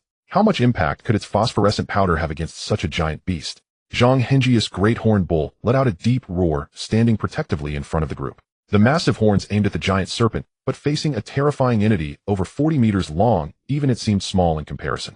Su Ninja's mind raced. Run. Where to run? The lake might be more dangerous. Who knows what lurks beneath the water? The rainforest was the opponent's home ground. The open area offered no cover. Looking around, aside from the lake behind and the giant serpent ahead, there was only the open lakeshore. He took a deep breath, his gaze growing resolute, and said solemnly, "It seems we have nowhere to hide. Prepare for battle." Indeed, there was no other choice but to fight. There was no retreat, no evasion. Faced with the pinnacle of the silver 9th rank, the massive giant vine viper king, fleeing would only expose their backs to this deadly predator, resulting in a quicker demise. White Spirit Cat Blizzard. Since they had to fight, Song Xinyu was the first to issue the command, her voice cold and decisive. The ice-type white spirit cat beside her had its pale blue pupils suddenly radiating with intense light, and cold air surrounded it. It elegantly raised its head and suddenly spat at the charging giant serpent. In an instant, a fierce blizzard mixed with countless sharp ice crystals howled out, covering the first half of the giant vine viper king's charging path. Wherever the ice and snow passed, the ground froze, and the temperature dropped sharply, aiming to slow the giant serpent's speed and inflict ice-type damage. Spiritual color butterfly tornado to combine with Sinyu's white spirit cat. Duanlong followed closely, his gaze sharp behind his glasses. His spiritual color butterfly, while known for its beauty, was far from a mere ornament. Among the many evolutionary sequences of insect-type moths, the spiritual color butterfly lineage also possessed remarkable potential and combat prowess. It should be noted that the reason the iconic beast of the Longting Federation, the silkworm baby, is so popular is not only due to its ease of research and versatile potential, but also because 1,000 years ago an extraordinarily talented beast master cultivated an ordinary silkworm baby to the legendary level, just one step away from the mythic realm. This achievement established the glorious mythical sequence unique to the silkworm baby lineage, and that beast master was revered as the butterfly fairy. Unfortunately, later on, due to the encirclement and wariness of other federations, the inheritance of the butterfly fairy was severed. Since then, no beast master has been able to cultivate the silkworm baby or its evolved forms to such heights. However, this does not prevent spiritual color butterflies of this kind from exhibiting powerful strength under appropriate. At this moment, Duanlong's spiritual color butterfly responded, its wings adorned with vibrant patterns flapping rapidly, and a strange energy wave spread out. In an instant, a small tornado with a diameter of over 3 meters and a height exceeding 10 meters formed beside the giant vine viper king. The tornado howled and spun, whipping up sandstones and fallen leaves from the ground. More critically, it accurately guided and amplified the blizzard unleashed by the white spirit cat. Ice and snow combined with the tornado. Whoosh, whoosh, whoosh. A larger, more violent blizzard tornado, filled with countless sharp ice blades, instantly took shape. It slammed into the massive body of the giant vine viper king, wrapping half of its body within. The ice crystals scraped against its scales, producing a piercing friction sound, while the extreme cold attempted to freeze the serpent's body, and the tornado's tearing force hindered its advance. Great! There's a chance. Mei-Chin couldn't help but exclaim in delight upon witnessing this scene. The giant Vine Viper King was restrained by ice-type attacks. With the attribute advantage combined with the combo technique, the effect seemed quite good. However, Zhang Hengyu and Su Ninjia's faces showed no signs of relaxation. Instead, they grew more solemn. Sure enough, hiss! A deafening, pain-filled, furious hiss erupted from within the ice and snow tornado. The massive dark green figure suddenly thrashed its dark green energy, surging violently across its surface, stubbornly resisting the cutting of the ice blades and the invasion of the low temperatures. In the next second, the giant Vine Viper King's resilient body, covered in tough scales, violently whipped, its tail causing the ice and snow tornado encircling it to explode. Ice shards flew and the wild wind dispersed. It broke through the blockade. Although it bore numerous fine scratches and frost, the murderous intent in its cold vertical pupils grew even fiercer. With the peak strength of the silver 9th rank coupled with its massive size and the robust life force brought by its evolutionary sequence, the combined strike of the white spirit cat and the spiritual color butterfly failed to inflict fatal damage. Great Horn Bull, brutal charge. Block it. Don't let it get close. Zhang Hengji's forehead glistened with sweat as he shouted. This was currently the only beast capable of withstanding the attack. Moo! The great horned bull let out a resolute roar. Its hooves pounded the ground fiercely. Like a battering ram, it lowered its head, aiming its massive, glimmering horns at the charging serpent's head, and charged forward. It aimed to buy time for its master and companions. Little Bell, focus on healing. Pay special attention to the great horned bull. Su Ningyu immediately instructed.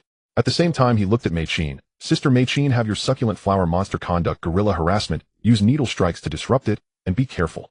Mei-Chin gritted her teeth and nodded, directing her succulent flower monster to maneuver to the side, continuously launching needle strike and spraying small areas of paralyzing toxic mist. The battle instantly reached a fever pitch. The great horned bull collided violently with the giant Vine Viper King. The horns clashed against the serpent's head, producing a deep, resounding sound.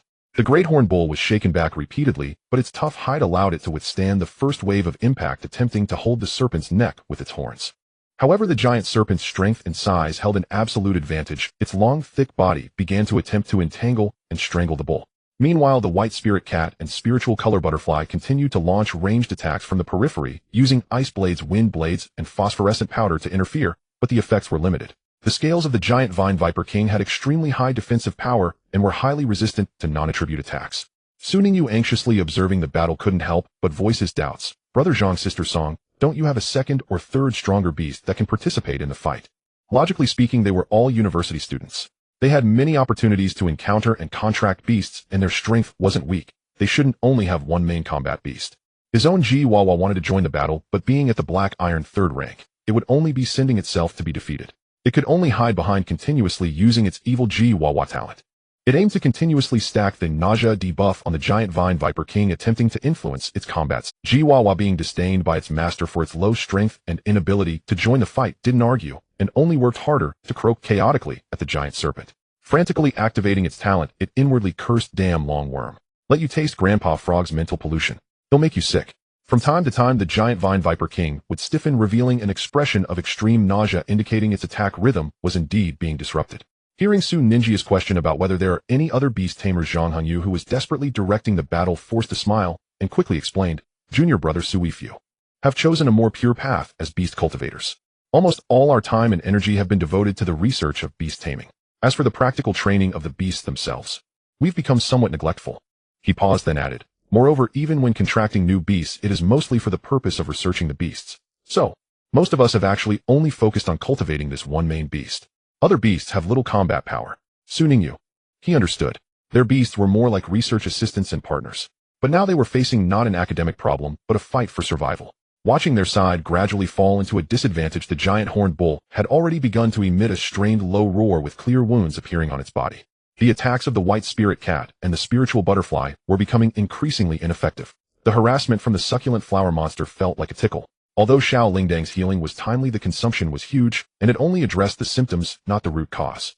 Su Ninjia's heart sank little by little. Then it's over. I wonder if the rescue team outside can arrive in time before we are swallowed by this giant snake. The giant Vine Viper King seemed to have sensed the fatigue and weakening resistance of its prey. A hint of cruel excitement flashed in its vertical pupils. Just as Su Ningyu hesitated about whether to take the risk of summoning the sealed Fey Wenli to deal with this terrifying giant Vine Viper King, an abnormal change occurred again. Whoosh! A sharp sound of breaking air rang out. Everyone only felt a flash of blue light before a thick, solid, terrifying stream of water shot out from the center of the lake. The water flow was not chaotic.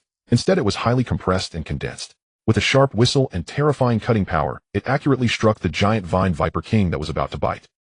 A sound of cutting that made one's teeth ache rang out. The giant vine viper king's tough dark green scales were easily sliced open before this condensing water flow, like a hot knife through butter. A deep, gaping wound several meters long and visible to the bone appeared instantly on its massive serpent body. Dark red serpent blood gushed out like a fountain. The giant vine viper king let out a wail of pain that was 10 times more tragic than when it was hit by the ice and snow vortex. The biting action was abruptly interrupted, and the enormous snake head suddenly twisted towards the direction of the lake, its cold vertical pupils filled with shock and disbelief. This sudden turn of events stunned Su Ningyu and the others as well. "What is that?" Zhang Hengyu exclaimed. Everyone instinctively looked towards the source of the attack. That clear lake. The once calm surface of the lake was now violently churning, as if it were boiling. Immediately after, an enormous light blue figure slowly rose from the water. It was a jelly-like creature magnified countless times like a small mountains, or rather an unimaginably large slime. It exhibited a deeper, purer light blue all over its translucent body, shimmering with a radiant glow, with energy seemingly flowing like a galaxy within. It had no fixed form, currently roughly resembling a gigantic hemispherical shape, but its surface was constantly writhing, changing into various outlines. The terrifying water flow cut earlier was clearly its handiwork. What the heck? What is going on? A slime. Duan Long's eyes widened. How did an even larger monster emerge from the lake? Su Ninjia's spirit eye immediately scanned over. Beast Slime King, strength silver 9th rank, the Slime King. There is actually a ruler of slimes hidden here. Su Ningyu gasped. Clearly this Slime King was the absolute ruler of this lake. The giant vine viper king had intruded into its territory, and the commotion from the earlier battle was seen as a serious provocation and destruction, thoroughly enraging this lord of the waters. Quick! Now is the time, let's get away from the battlefield. Zhang Hengyu reacted first, immediately calling for everyone. The others did not hesitate. They retreated at the fastest speed toward a direction away from the lake, and the giant snake stopping to observe only after retreating behind a relatively safe boulder. Oh my, are we finally temporarily safe? Duan Long sat down heavily on the ground, gasping for breath, looking at the standoff by the lake with lingering fears. He gently patted the exhausted spiritual butterfly. "My little darling, you've worked hard, scared out of your wits. When we get back, I'll treat you to the best nectar." Spiritual butterfly Mei Qian rolled her eyes at the side, saying sarcastically, "It seems like the one who bore the brunt against the giant snake was Brother Zhang's giant horned bull, right? Your butterfly. What was also quite useful." Mei Qian was saying half of it when she saw the spiritual butterfly looking at her with teary eyes. She could only change her words. Zhang Hengyi's expression relaxed a bit as he checked the injuries of the giant horned bull and said solemnly, "Don't. When two peak silver 9th rank monsters fight, whichever side wins could pose a new threat to us who are exhausted. Stay alert and be prepared to retreat at any time." Su Ningyu nodded in agreement, his gaze firmly fixed on the battlefield by the lake. At this moment on his shoulders stood Lingdangwa and Jiwawa on either side. The petals of the little Lingdang flower slightly opened, nervously watching the distant battle. Jiwawa raised its head, its amber eyes staring unblinkingly, as if filled with longing for the power of that massive slime and giant snake. Su Ningyu noticed the emotions of the two little ones and gently patted them, whispering, "No need to envy. As long as we work hard, one day you too can reach or even surpass that level of strength. Xiaomi, I will work hard. Quack, this frog will eventually be stronger than all of them." The two little ones, inspired, regained their determined expressions. By the lake the battle had already intensified. The giant vine viper king, severely injured by the surprise attack from the slime king, was furious, abandoning Su Ningyu and the others, turning all its wrath towards this blue jelly that dared to harm it. It spewed toxic mist, wildly thrashing its thick tail against the lake shore, trying to force the slime king out of the water. However, the slime king held a geographical advantage, most of its body concealed in the lake, moving freely. In the face of the giant snake's ferocious assaults, it continuously shot out condensed high-pressure water blades and powerful water cannons from the water, while also using the lake water to construct water prisons in an attempt to trap the giant snake.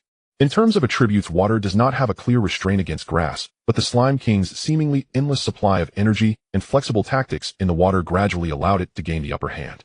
More crucially, the wound on the abdomen of the giant Vine Viper King was bleeding continuously, with its stamina rapidly depleting. Seeing that it could not break through, the giant Vine Viper King seemed to consider retreating, trying to escape the water prison back to the rainforest. But the Slime King clearly did not want to let this intruder go. At that moment, a shocking scene unfolded. The Slime King emitted a peculiar humming sound reminiscent of rippling. Immediately, countless blue jellies of various sizes suddenly emerged from the once tranquil lake surface. They were the ordinary water slimes that Su Ningyu and the others had seen earlier. There were so many, perhaps hundreds, or even thousands. These small slimes seemed to respond to the king's call, rapidly flowing towards the location of the Slime King. This Slime King actually possesses the skill of fusion. Song Xinyu gasped in astonishment, her eyes filled. The fusion skill is typically only comprehended by certain special elemental creatures or those with unique talents. The slime tribe is among the elite in this regard. Under the astonished gazes of the crowd, the hundreds of small slimes swiftly merged into the massive body of the Slime King, like rivers flowing back to the sea. The Slime King's body expanded at a visibly rapid pace. Its color deepened, and the internal energy surged at an alarming rate. A terrifying pressure far surpassing that of the silver rank spread outward as if it were tangible. The pressure left Su Ningyu and the others in the distance, gasping for breath. Golden rank. It has temporarily broken through to the golden rank due to the fusion skill. Although it was a temporary breakthrough achieved through merging with its kin. However, the might of gold is worlds apart from that of silver. The Slime King, having fused with a massive amount of its kin's power, now resembled a colossal blue water elemental. Facing the giant Vine Viper King, which intended to flee, it simply raised a part of its body. It formed a gigantic blue fist and sent a punch towards the direction of the snake's head. There was no sound, but an invisible force condensed to the extreme and containing terrifying water pressure and impact instantly traversed space and struck the giant Vine Viper King's head. Bang! A muffled sound. The giant Vine Viper King's enormous head along with a portion of its neck exploded as if struck heated by 10,000 tons of water pressure. Flesh and blood mixed with shattered bones, transforming into a cloud of blood mist. The massive serpent's body lost all strength, collapsing weakly to the ground, twitching a few times before falling silent. One strike. Just one strike. The giant Vine Viper King, which had just plunged them into despair, was killed in an instant by the Slime King, which had temporarily broken through to the golden rank. Shock. Unparalleled shock. Su Ningyu and the others were rendered speechless by the overwhelming display. However, before they could recover from their astonishment, clear shouts and hurried footsteps echoed from afar. Over there, life signals detected. Quick, stay alert and go take a look. Be careful of that large energy reaction near the lake. It was the official rescue team. They had finally found this place. Su Ningyu and the others instantly sighed in relief. They quickly followed the rescue team's instructions and were soon located and protected by a fully armed team of rescuers accompanied by professional beast tamers. Under the escort of the rescuers, they began to withdraw towards the entrance of the secret realm. Before leaving, Su Ningyu looked back at the lakeside with some regret. The massive corpse of the giant Vine Viper King lay there, and the Slime King, which had returned to its usual size, seemingly exhausted and sinking back to the lake's bottom. What a pity, Su Ningyu sighed inwardly. A peak silver rank beast must have condensed a high-quality energy core within it. If only Little Bell could absorb it, combined with its current accumulation, it might break through the Black Iron Rank 8 bottleneck and directly reach Black Iron Rank 9, fulfilling the evolution conditions. The energy core is an energy crystal that beasts condense within themselves after reaching a certain level of power, containing pure attribute energy and life essence, making it an excellent cultivation resource and evolution catalyst. But now their safety was the priority, and it was clear that they had no chance to collect the spoils. Soon they passed through the rainforest they came from, encountering some scattered beasts along the way, all of which were easily dealt with by the rescue team, and arrived at the entrance of the secret realm, which emitted unstable energy fluctuations. Crossing through the wave-like spatial barrier, familiar sights came back into view. By the azure lake, the outline of the Shiyu Linyuan camp appeared, along with flashing police lights and the fully prepared official personnel outside. Additionally, many reporters and onlookers who had rushed over upon hearing the news. Indeed, it had been years since a major event like the opening of a secret realm had occurred within the city limits. Instantly, it attracted the attention of the entire city. Indeed, it had been years since a major event like the opening of a secret realm had occurred within the city limits. Along with Zhang Hengyu and others who were also somewhat disheveled, they were quickly taken away from the scene to a temporary medical checkpoint. Before leaving, he heard the excited discussions from the crowd outside. Did you hear? They discovered slimes that only exist in the Caesar Federation in this secret realm. Is that true? Then this secret realm just became extremely valuable. There will definitely be many beast tamers and breeders who will rush to apply for entry and exploration. Perhaps we might discover the slime's evolution path or rare variants. TSK Tisk Binjiang City is going to be bustling this time. Su Ningyu understood in her heart. A secret realm featuring a foreign specialty beast would greatly increase its economic value. It could be anticipated that for a period of time to come, Binjiang City would become exceptionally lively. Various forces would swarm in. However, none of this intersected with Su Ningyu and the others after being rescued. You need to train well. It's because you are all so useless that the master encountered such great danger in the secret. In a soft-lit space where the boundaries seemed to be formed by flowing mercury, and the scenery carried a subtle sense of distortion, echoed a stern reprimand from a Su Ningyu. This voice resembled Su Ninjia's true self, but carried an additional coldness and undeniable dominance. This was the space that the mirror deity Fei Wenli had created using her mirror world talent. It was a small independent training space condensed within the mirror. The space was not too large but sufficient for them to mess around, and it could completely isolate external perception, preventing noise from escaping. At this moment in this mirror world was Su Ningyu. No, it should be said that it was Fei Wenli who had transformed into Su Ningyu. She was currently wielding the shimmering starlight whip and ruthlessly swinging it. Crack! The crisp and loud sound of the whip, accompanied by the residual starlight, accurately struck the back of the G-Frog, which was struggling to maintain the mystic armor skill. The talent Tame Whip Strike activated. Quack! G-Frog let out a short cry of pain. The faint golden energy armor on its body fluctuated violently, nearly collapsing. G-Wawa used the mystic armor skill to resist. Yet immediately a strange sensation traveled along the whip's tip, causing G-Wawa's will to waver. The feeling of being struck by the whip brought it both pain and a sense of confusion. G-Wawa inwardly wailed, "This is terrifying. Although I know that the being before me is my master, is this really how my master looks when angry? How frightening." Though training is usually tough, there's always been a smile. Now all that remains is this terrifying whip and a cold gaze. Life as a frog is hard. On the other side, Xiao Lingdang was also trembling. Yet it dared not slack off, dedicating all its effort to condensing its light beam. Xiao Lingdang was training for a finishing move. Although it knew that the being before it was a transformation of Fei Wenli, it still felt immense fear. It had never seen Master in such a frenzied and high-pressure state. Its heart was filled with fear and an indescribable motivation. It absolutely could not let Master down. Xiao Lingdang wanted to grow stronger. However, at that moment, while Fei Wenli crazily whipped the two beasts, the real Su Ningyu was sitting in another corner of the mirror world.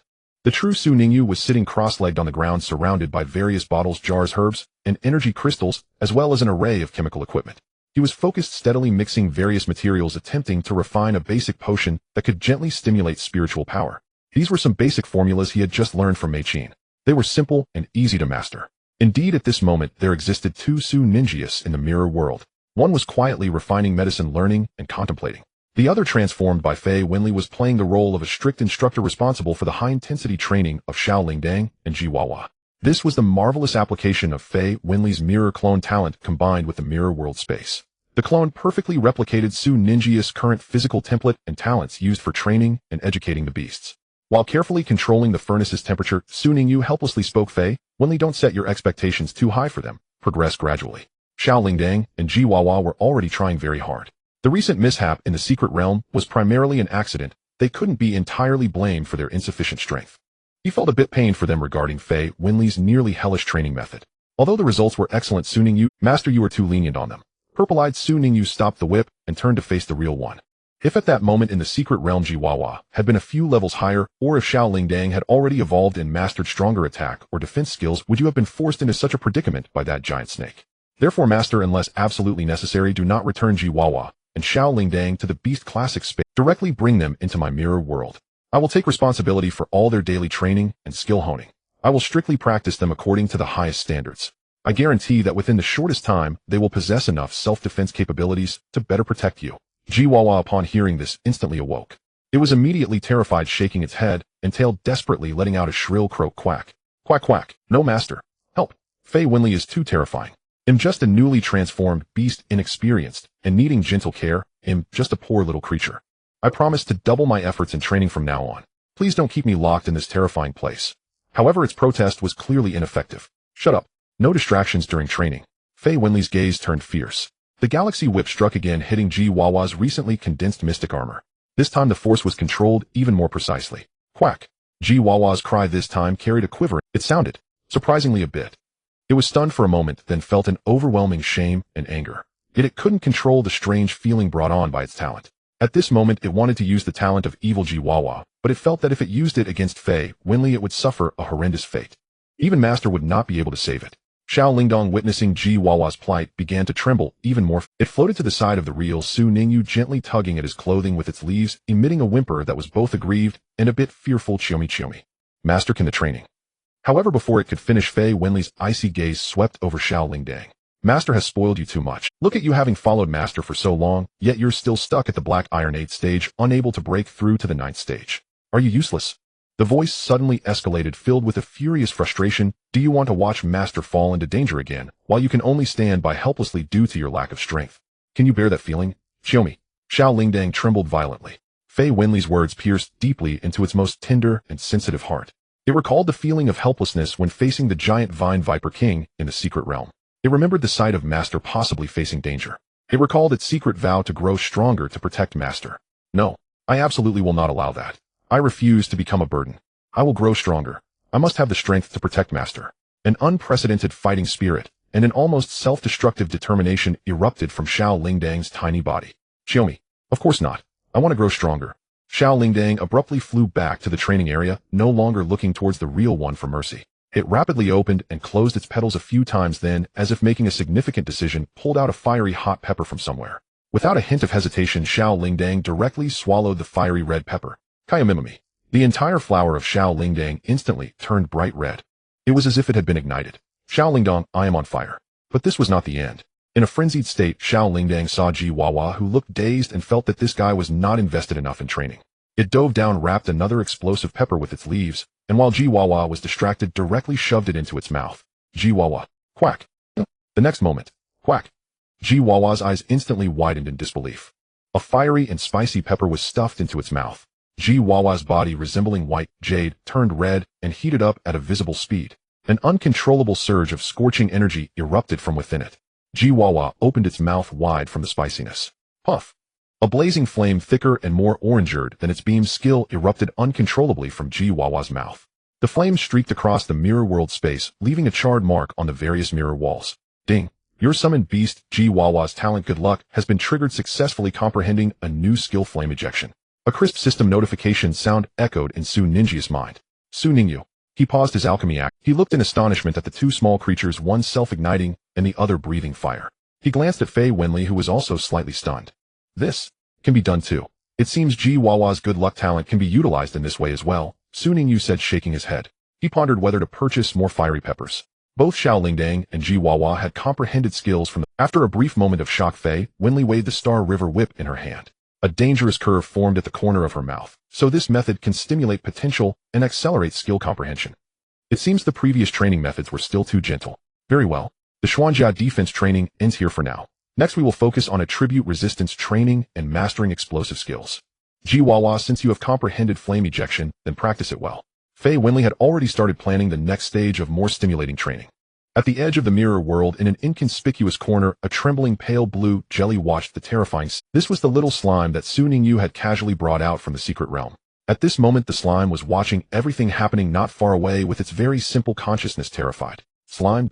In its simple thought process, only one thought was swirling madly: the outside world is so scary. The two bipedal beasts that look the same are devils. I want to go home. Back to the lake. Mommy, help, I've been kidnapped. The results of Fei Wenli's devilish training quickly manifested. The training time in the mirror world seemed to have been pressed on the fast-forward button. Under Fei Wenli's hellish urging, Xiao Lingdang's progress was visibly apparent, especially under its nearly self-torturous training. The energy accumulated within it finally reached a critical point. On this day, when Xiao Lingdang once again exhausted all its strength to compress a beam to the limit, almost turning it into a fine line that accurately hit the target, it felt a certain shackle within itself snap and quietly shatter. A purer and more massive energy surged forth like an erupting spring. In an instant it flowed through every petal and vein of its body. Its size slightly bloated. The patterns on its petals became clearer and brighter, radiating a faint moonlight-like sheen. The light at the center of the flower also became more substantial. The original sensation of being stuck at the black iron 8th level disappeared completely. In its place was a sense of fullness and smoothness, as if it could unleash even greater power at any moment. Ding! Congratulations, host. Your summoned beast, Xiao Lingdang's strength has increased. Current level black iron 9th level. The pleasant system notification sound rang out punctually in Su Ninju's mind. Su Ningyu, who was researching potions in a corner of the mirror world, looked up, his face revealing an uncontrollable joyful smile. Finally, it's the black iron 9th level. He put down the materials in his hands and quickly walked to the training area. Xiao Lingdang also felt the changes within itself. It let out a crisp and cheerful "Xiaomi" sound, lightly floating in front of Su Ningyu, its petals affectionately rubbing against his palm, conveying excitement and anticipation. Even Ji Wawa, who was undergoing inhumane training nearby, paused momentarily. Turning its head, it revealed a look of happiness for its partner, although it itself was exhausted like a dead dog. Fei Wenli also stopped wielding the whip in her hand. Ji Wawa secretly breathed a sigh of relief. Looking at the noticeably different aura of Xiao Lingdang after its breakthrough, a hint of satisfaction flashed in Fei Wenli's purple eyes, but it was quickly replaced by a stricter expectation. At least it didn't waste the master's resources or my training. However, this is just the beginning. The black iron 9th level is merely the minimum threshold for evolution. Su Ningyu ignored Fei Wenli's strict teacher demeanor. He gently stroked Xiao Lingdang's petals, feeling the surging energy within it filled with a sense of accomplishment. Finally, we can start preparing for evolution. This day I have waited too long for it, and Xiao Lingdong, you must have anticipated it for a long time as well. Xiaomi. Yes, very much looking forward to it. Xiao Lingdang nodded vigorously. Based on Su Ninjia's research and the guidance of the Bloodline Directory talent, the Sun God Yin-Yang sequence first sequence Sunlight Flower requires several key conditions to be met. 1. Strength Foundation Black Iron 9th level has been achieved. 2. Preceding skills Photosynthesis mastered Spark mastered. 3. Evolution timing The best time is at noon when the sunlight is most intense and pure, utilizing the supreme yang energy of heaven and earth to activate the accumulated flame potential within, completing the leap in life form. Su Ningyu looked at the time. It was already evening, clearly not a good time for evolution. Tomorrow at noon. A gleam of determination flickered in Su Ninjia's eyes as he made his decision. Xiao Lingdong, rest well today, adjust your state, and tune your body and energy to their best. Tomorrow we will witness the moment of miracle. Kimamai. Understood. Xiao Lingdang was full of fighting spirit. It had indeed waited too long for this day. Alright, today's special training ends here. Ji Wawa, you should also take a rest. Su Ningyu said to the exhausted Ji Wawa lying on the ground. Ji Wawa let out a weak quack and directly sprawled out. At that moment the phone screen placed aside lit up and emitted a light ding sound. He picked up the phone to see a text message from the homeroom teacher by Yo. The message was simple yet full of warmth. Teacher, by everyone, the high school entrance exam has ended. Regardless of the results, the teacher believes you all did your best. Relax, adjust your mindset, and embrace the new stage. Wishing you a pleasant holiday and a brilliant future in high school. Oh right, the high school entrance exam has ended. Su Ningyu suddenly realized he had been so immersed in cultivation and the secret realm events that he had almost forgotten about it. He immediately opened the middle school class group, which had already been flooded with various post-exam reflections, answers, and holiday plans. After some thought, he also sent a message, Su Ningyu wishing everyone to achieve their ideal results, a bright future, and a pleasant holiday. As soon as Su Ningyu sent the message, replies flooded in. Zhangquandam, the missing person has returned. After the exam, the class is organizing a gathering. The time and place are set, and you must come. Whoever doesn't come is a little dog. Su Ningyu, a gathering. If it is set for tomorrow, I might not be able to make it. My bellflower is at a critical stage, and I need to prepare for a breakthrough tomorrow. The day after is fine. Wei Lin, oh my big sister, you've already been accepted into Beichin High School, and you're still working so hard. Every day is either training or exams. Seeing you makes me feel out of place, as if I would be letting someone down if I don't work hard. Classmate, Wei Lin, you're not the only one who feels that way. Zhangquan, alright. Then it's the day after tomorrow. I'll send the location in the group, the Xingshan airship. Let's have an aerial tour. See you there. I'll cover all expenses. Who dares to bail? I will print out their embarrassing moments and stick them all over the school. Su Ningyu, you absolutely must come. Su Ningyu, okay, received. I will definitely be there.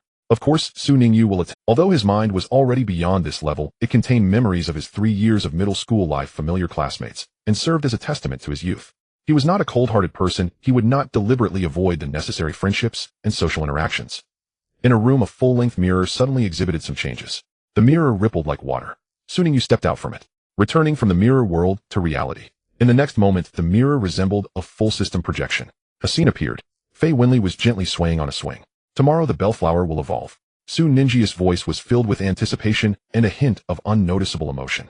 Having been accepted into Beichin High School and the bellflower completing its first evolution, the first stage goal that was set is about to be fully accomplished soon. However, this is just the beginning. Su Ningyu looked into the distance. So what should I do next? He fell into a brief thought. Once the bellflower successfully evolves into the sunflower, it will break the conventional green spirit sequence and cross into the flame sun sequence. A remarkable feat. This will definitely attract considerable attention and stir. However, I am a beast master and breeder. Su Ningyu quickly clarified his thoughts. As a breeder who successfully guides his beast to complete an unprecedented cross-sequence evolution, while this is astonishing, it is not entirely incomprehensible. At most, he would be crowned with the title of a genius. It would draw some admiration, research, and even recruitment. There would be a sensation, but it would remain within controllable limits, not touching upon certain deeper secrets. Su Ningyu had already thought of the subsequent steps. After evolution, I must immediately register the new form of Little Bell and the evolution path of the Flame Sun sequence with the Beastmaster Association and the Breeders Guild. Su Ninjia's eyes sparkled with keen insight. Under the regulations of the Cosmic Federation, when a Beastmaster or Breeder first discovers and confirms a brand new Beast evolution sequence, as long as they conduct official registration and certification, they can obtain a 1-year knowledge protection period. During this year, the relevant knowledge of this evolution path is protected. If other Beastmasters want to breed their beasts according to this path, they must pay the corresponding knowledge usage fee to the registrant. Just imagine how vast the Cosmic Federation is, with Beastmasters and breeders numbering in the hundreds of millions. Although the bellflower is not the rarest beast, its audience is extremely widespread. How many people yearn to make their bellflower stronger? How many breeders will flock to this brand new highly potential Flame Sun sequence? It is foreseeable that once the registration is successful in the following year, just from the knowledge licensing fees from all over the universe, it will be an extremely considerable and continuous source of income. This will be sufficient to support Su Ninja's subsequent in-depth research, purchase more precious resources, and cultivate more powerful beast companions. This is one of the reasons so many people aspire to become top beast breeders. Su Ningyu smiled slightly. Not only can I create miracles with my own hands, but I can also transform knowledge into wealth and influence, laying a solid foundation for the future path. With this anticipated income, he can plan the training of Jiwawa's lucky sequence more calmly. He can also accelerate his strength to prepare for unlocking other beasts. Even provide resource guarantees for obtaining stronger subsequent beast companions for himself and his team. Tomorrow's evolution is not just a leap in strength, it may also be the key to unlocking doors of wealth and opportunity. As night deepened, Su Ningyu stood quietly, his eyes bright, filled with clear plans and high aspirations for the future. Everything was steadily progressing towards the predetermined direction. The next day the sun shone brightly, and the sky was cloudless, making for an excellent day. Su Ningyu set out early. He chose not to approach the controversial area of the Bai Shui Lake secret realm, but instead went to the northern suburbs of Binjiang City, a relatively secluded and little-trodden hillside, clearing with ample sunlight. This place is far from the hustle and bustle with a wide view. The midday sun can shine down unobstructed, making it an ideal location for Little Bell's evolution. He walked along the path in the woods. On his shoulder, Jiwawa was particularly eye-catching. In the sky, wild or domesticated bird beasts occasionally flew by. Some predatory bird beasts had sharp gazes. When they saw the seemingly plump Jiwawa on Su Ninja, they instinctively revealed a desire to hunt, spiraling down to lower altitudes, seemingly preparing to dive. However, an odd scene occurred. These avian beasts had just locked onto their target, lowered to a certain height, and were ready to accelerate, when suddenly their bodies stiffened in unison. Immediately afterward, it was as if they had collectively contracted some strange illness, flapping their wings frantically in the air, emitting painful cries, and then, "Ugh! Ga! You!" The sounds of retching echoed through the air. Several raptor beasts, while retching clumsily, gained out. They fled without looking back, as if what lay below was not a delicacy, but some foul-smelling toxic gas bomb. He helplessly glanced at the Jiwawa on his shoulder. The little guy was proudly holding its head high, with a gleam of pride and a hint of mischievousness in its eyes. "All right, Jiwawa, settle down." Su Ningyu gently flicked its forehead below-key. Jiwawa gave a croak and shrank, but the mischievous glint in its eyes was not so easily dissipated. Su Ningyu sighed inwardly. After the hellish training and whipping from Fei Wenli during this period, Jiwawa's strength and skill proficiency had skyrocketed, advancing from Black Iron Level 3 to Black Iron Level 5. However, it seemed that his personality was also developing in some strange direction. No longer merely timid and mischievous, he had also developed a penchant for watching others make fools of themselves, especially the morbid enjoyment brought about by his own talent. Perhaps this is the price one must pay to grow stronger. Su Ningyu could only comfort himself this way. As long as core loyalty remains unchanged, having a few quirks isn't completely unacceptable. Never mind, I will guide him slowly in the future. Arriving at the designated clearing on the hillside, Su Ningyu glanced at the time. There was still a little while before noon. He took a deep breath, calming his emotions and casting aside all distractions. "Little Bell, get ready." With a flash of light, Little Bell floated out gracefully, landing in front of Su Ningyu. It seemed to sense the importance of today's events, its petals slightly closing, appearing solemn and expectant. This was because the core driving force for evolution was sunlight. Su Ningyu deliberately chose this day where the sun shone fiercely. As time passed and noon approached, the sunlight grew increasingly intense. Little Bell unconsciously activated the photosynthesis skill, actively absorbing the solar energy that pervaded the air. It began to emit a faint warm glow. This glow started as a weak fluorescence, but as the sun gradually rose higher, the light became brighter and more resplendent. Su Ningyu focused intently beside it. With the activation of the spiritual eye talent, he closely observed the changes in energy within Little Bell and its resonance with the external sunlight. Time passed minute by minute. As the sunlight fell vertically, it was noon. Now is the moment. Now, Little Bell, guide with all your might. Absorb the power of the sun. Show me. Little Bell emitted a clear, long cry, no longer suppressing itself. The power that had been accumulated within it exploded like a lit fuse. Buzz! The dazzling light erupted from Little Bell, as if it were a miniature sun, instantly enveloping it in a massive sphere of light, with a diameter exceeding 2 meters. The light sphere emitted astonishing heat and radiant energy, distorting the surrounding air due to the high temperature. Su Ningyu was forced to step back a few paces, squinting his eyes as he sensed the interior of the light sphere with his mental energy. The evolution had officially begun. However, crossing into a different sequence, particularly forcefully transitioning from the gentler green spirit sequence to the frenzied and fiery sun flame sequence, was by no means a smooth process. It was filled with unimaginable dangers and pain. Inside the light sphere, Little Bell felt as if its body was the originally gentle wood energy and meridians were now being violently impacted and transformed by the surging solar power and the erupting potential of the sun flame within. Every petal, every vein felt as if they were being placed in a furnace, sending forth heart-wrenching searing pain. Even more terrifying was the conflict of energies. A moment's carelessness could trigger an energy meltdown leading to a failed evolution, or even a collapse of the body turning to ashes. Xiaomi, it hurts. My body is about to burn up. Hold on. Little Bell, think of our goal. Think of the efforts you've put in these days. Su Ningyi's voice transmitted through their contract and mental connection acted like a calming pill echoing deep within Little Bell's consciousness. Xiaomi, I can do it. The master's nurturing my sweat, all my efforts are for this moment. I want to grow stronger. Little Bell's will erupted with astonishing resilience amidst the pain. The light sphere began to vibrate violently. The light flickered and the heat fluctuated, indicating an extremely unstable internal state. Su Ningyi's heart was in his throat, but he couldn't intervene. The evolution could only rely on the beast itself. He could only exert his utmost to maintain the auxiliary array and provide the most stable external environment support. Just as this deadlock continued amidst imminent danger, Xiaomi, a more resounding and determined cry came from within the light sphere. It was as if Little Bell was making a last-ditch effort. Immediately after, the light sphere underwent an astonishing transformation. The blazing flames were not ignited from the outside, but rather erupted from within the light sphere, accompanied by an even more intense radiance.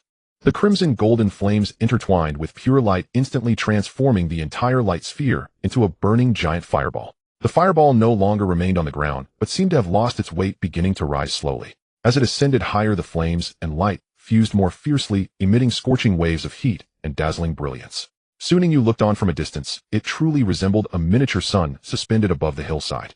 The grass and trees on the hillside were scorched to a slight yellow by the high temperature, the air distorted, and heat waves rolled. Su Ningyu held his breath, staring unblinkingly at the blazing little sun in the sky. Jiwawa also nervously clutched his collar. Success or failure hinged on this moment. Finally, boom. A sound that wasn't a loud bang, but seemed to resonate at the soul level echoed. The little sun in the air suddenly shrank inward and then exploded. Endless light and heat spread outward. Yet after reaching a certain range, it rapidly retracted and condensed. As the light dissipated and the flames receded, a completely new figure bathed in the remnants of a few glowing embers quietly hovered at the location where the fireball had just been. Su Ningyu focused intently, excitement showing on his face. That figure still resembled the outline of a flower, but its form was dramatically different from the previous bellflower. It presented a warm and bright pale golden hue. Not the cold hardness of metal, but as if forged from the petals were no longer the soft fuzzy flowers, but had transformed into a more extended shape with edges adorned with faint flame patterns resembling a sunflower. Layer upon layer, the center was denser, emitting light and heat like a miniature sun. The entire flower was 2 sizes larger than before, elegant and noble, hovering in the air, naturally emanating warmth, brightness, yet also a hint of majesty. The sunlight flower had successfully evolved. When that pale golden flower with edges swirling with flame patterns emerged from the burning light sphere. As it gracefully hovered in midair, the air seemed to quiet for a moment. The wind on the hillside also ceased, as if afraid to disturb this newborn miracle. Little Bell was filled with curiosity and delight about its new form. It gently rotated its flower disc, as if following the trajectory of the sun, but at this moment it itself was the light source. As it turned elegantly, tiny petals formed purely from flames like dandelions scattered by the wind softly fell from the edges of its layered petals. They quickly transformed into glowing embers in midair, dancing around it, like a circle of flowing fiery halos, breathtakingly beautiful. The Jiwawa was perched on Su Ningyi's shoulder, its eyes bulging wide, and its mouth forming an O shape, letting out a short and terrified croak, quack. Oh no, the little bell is on fire, will it get burned to death? It instinctively wanted to burrow into Su Ningyi's, yet it couldn't help but curiously peek out with half its head. Su Ningyu ignored Jiwawa's fuss, as the corners of his mouth were already unable to suppress a smile. It worked. He murmured softly, his voice filled with long-restrained excitement and relief. I have finally. He had waited a long time for this day. From a purely grass type, he had crossed the chasm of attributes and stepped into the realm of the Yangsun sequence. He had succeeded, and so had the little bell. Taking a deep breath, his eyes narrowed slightly. The spiritual eye talent activated instantly, scanning over the sunlight flower floating in the air. A translucent flow of information unfolded like a beam of light in his vision. Beast Master Sunlight Flower, Strength Bronze, Level 1, Bronze Level 1. Su Ningyi's heart skipped a beat. From Black Iron Level 9 to the current Bronze Level 1. This evolution of the little bell was not just a transformation in form, but a substantial leap in strength. It had crossed the final stage of the entire Black Iron realm, stabilizing directly at the Bronze level. And in the next moment after Su Ningyu finished checking, buzz, the space beside him rippled slightly, and the ordinary Beast Master manual bound to his soul surprisingly manifested without summons. The pages flipped automatically with a rustling sound, finally stopping at the contract page that belonged to the little bell. The flower bell pattern on the page was slowly and clearly changing. The outline reshaped, colors flowed, and finally froze into an image of an elegant sunflower burning with faint golden flames. Simultaneously, a warm and powerful energy flowed from the sunlight flower through the contract bond. This was the natural feedback to a beast master when a beast evolved and broke through a major realm. Especially from black iron to bronze, this was the first true leap in the level of life. The power of feedback was particularly evident. Soon Ningyu felt a warm current surge into his limbs and bones. Muscles, bones, blood, and even the tiniest cells were being strengthened and tempered under the wash of this power. His physical quality improved. He clenched his fist, clearly feeling the strength surging through his veins. It was an incredibly solid feeling. Soon Ningyu glanced down at his seemingly not very muscular arms. Silently estimating in his heart, now even without summoning the beast, relying solely on physical strength, it should not be difficult to punch through a black iron level 3 slime. The little slime, forgotten in the corner of the mirror world and struggling to adapt to its new environment, suddenly shivered for no apparent reason. It wriggled its body in confusion, completely unaware that it had just become someone's unit of strength measurement.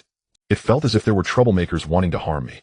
Soon Ningyu withdrew his thoughts and refocused on the fully evolved sunlight flower Little Bell. The information in the Beastmaster manual had been updated, and he concentrated to observe detailed data, emerging line by line. Beastmaster Sunlight Flower Little Bell, attribute Firegrass, strength bronze, level 1, talent soothing, healing, light, sunlight, potential rating silver, level new, skills 1. Blazing Flower Blade condenses fire energy into several rapidly spinning scorching petals, delivering continuous cutting attacks to the target. Proficiency beginner 2. Vine Whip, 2 sturdy whips containing fire attribute energy extend from the flower stem, capable of mid-range strikes, entanglement, and dragging. Proficiency beginner 2. Crimson Lotus Bloom, after charging, compresses a large amount of fire attribute energy to the center of the flower's core, then releases it all at once, blooming into a massive, devastating crimson lotus flame, dealing extremely high damage to targets within range. The cost is that it will also suffer considerable recoil damage. A new talent and 3 skills have been added. The attribute has increased from a single grass type to include fire attributes. The Blazing Flower Blade skill combines the burning of the fire type with the agility of the grass type, marking the first true area attack skill for the Little Bell. The Vine Whip skill, when proficient, can achieve more complex control. Soon Ninjia's gaze flickered subtly as he noticed the description of this skill, Vine Whip. Whipping. Good, very suitable for his talents. It can be combined with his own talents. And the last skill he comprehended, Crimson Lotus Bloom, is truly a sacrificial technique with great power as described. It should not be used lightly except in critical moments. The newly added talent. Talent Sunlight, in environments with direct sunlight, all attributes of the beast, attack, defense, speed, skill, power, etc., are increased by 20. The natural recovery speed of life energy and skill energy is increased by 20. This effect can be further enhanced at noon or in high-intensity sunlight environments. The Sunlight talent. Soon Ningyu carefully pondered the effects of this core talent. Under sunlight, all attributes are increased by 20, and recovery speed is also increased by 20. His eyes grew brighter. With the Sunlight talent combined with the active output abilities of Blazing Flower Blade and Vine Whip, as well as the supportive healing abilities of Soothing and Healing Light, the Little Bell had directly transformed from a pure support in the past to a versatile beast capable of offense, control, and healing. If it learned a defensive skill, it could become a fully capable beast. As long as there is sunlight, the Little Bell's combat power, endurance, and survival ability will reach a truly terrifying. Soon Ningyu quickly calculated strategies in his mind. Even if faced with attribute restraining or stronger opponents, if unable to defeat them, he could rely on high recovery and mobility to slowly wear them down, exhausting them to death. Looking at the Little Bell glowing with warm light, currently struggling to adapt to its new body and trying to control a spinning Blazing Flower Blade among its petals, Soon Ningyu sincerely praised, "Awesome. Little Bell, you did even better than I imagined." Hearing her master's praise, the Little Bell's entire flower plate brightened a few shades, and the flame petals surrounding it danced joyfully. It emitted a clear and powerful call conveying its current mood, "Master, I feel filled with strength. The sunlight seems to have become my partner. Every petal can feel the flames flowing. I can become even stronger." Gently it floated in front of Soon Ningyu, using a warm but not scalding petal to affectionately touch his cheek, as if being spoiled, yet also as if making a vow.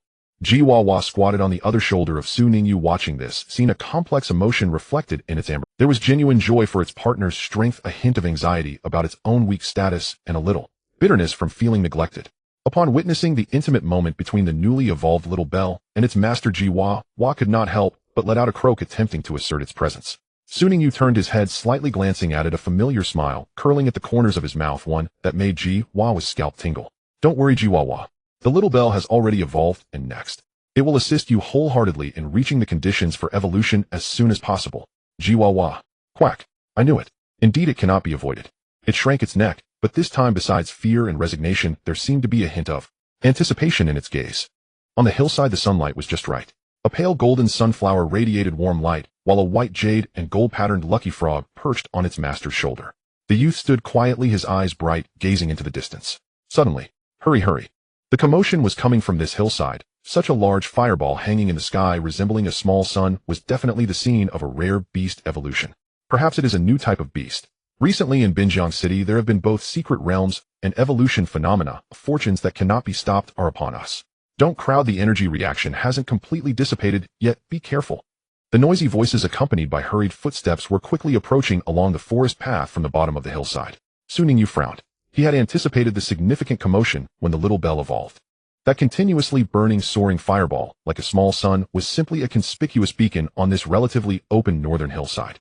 It would definitely attract nearby people. He just didn't expect them to arrive so quickly. It would be troublesome to be seen now. Ninju's mind raced. The new evolution form sunflower has not been registered.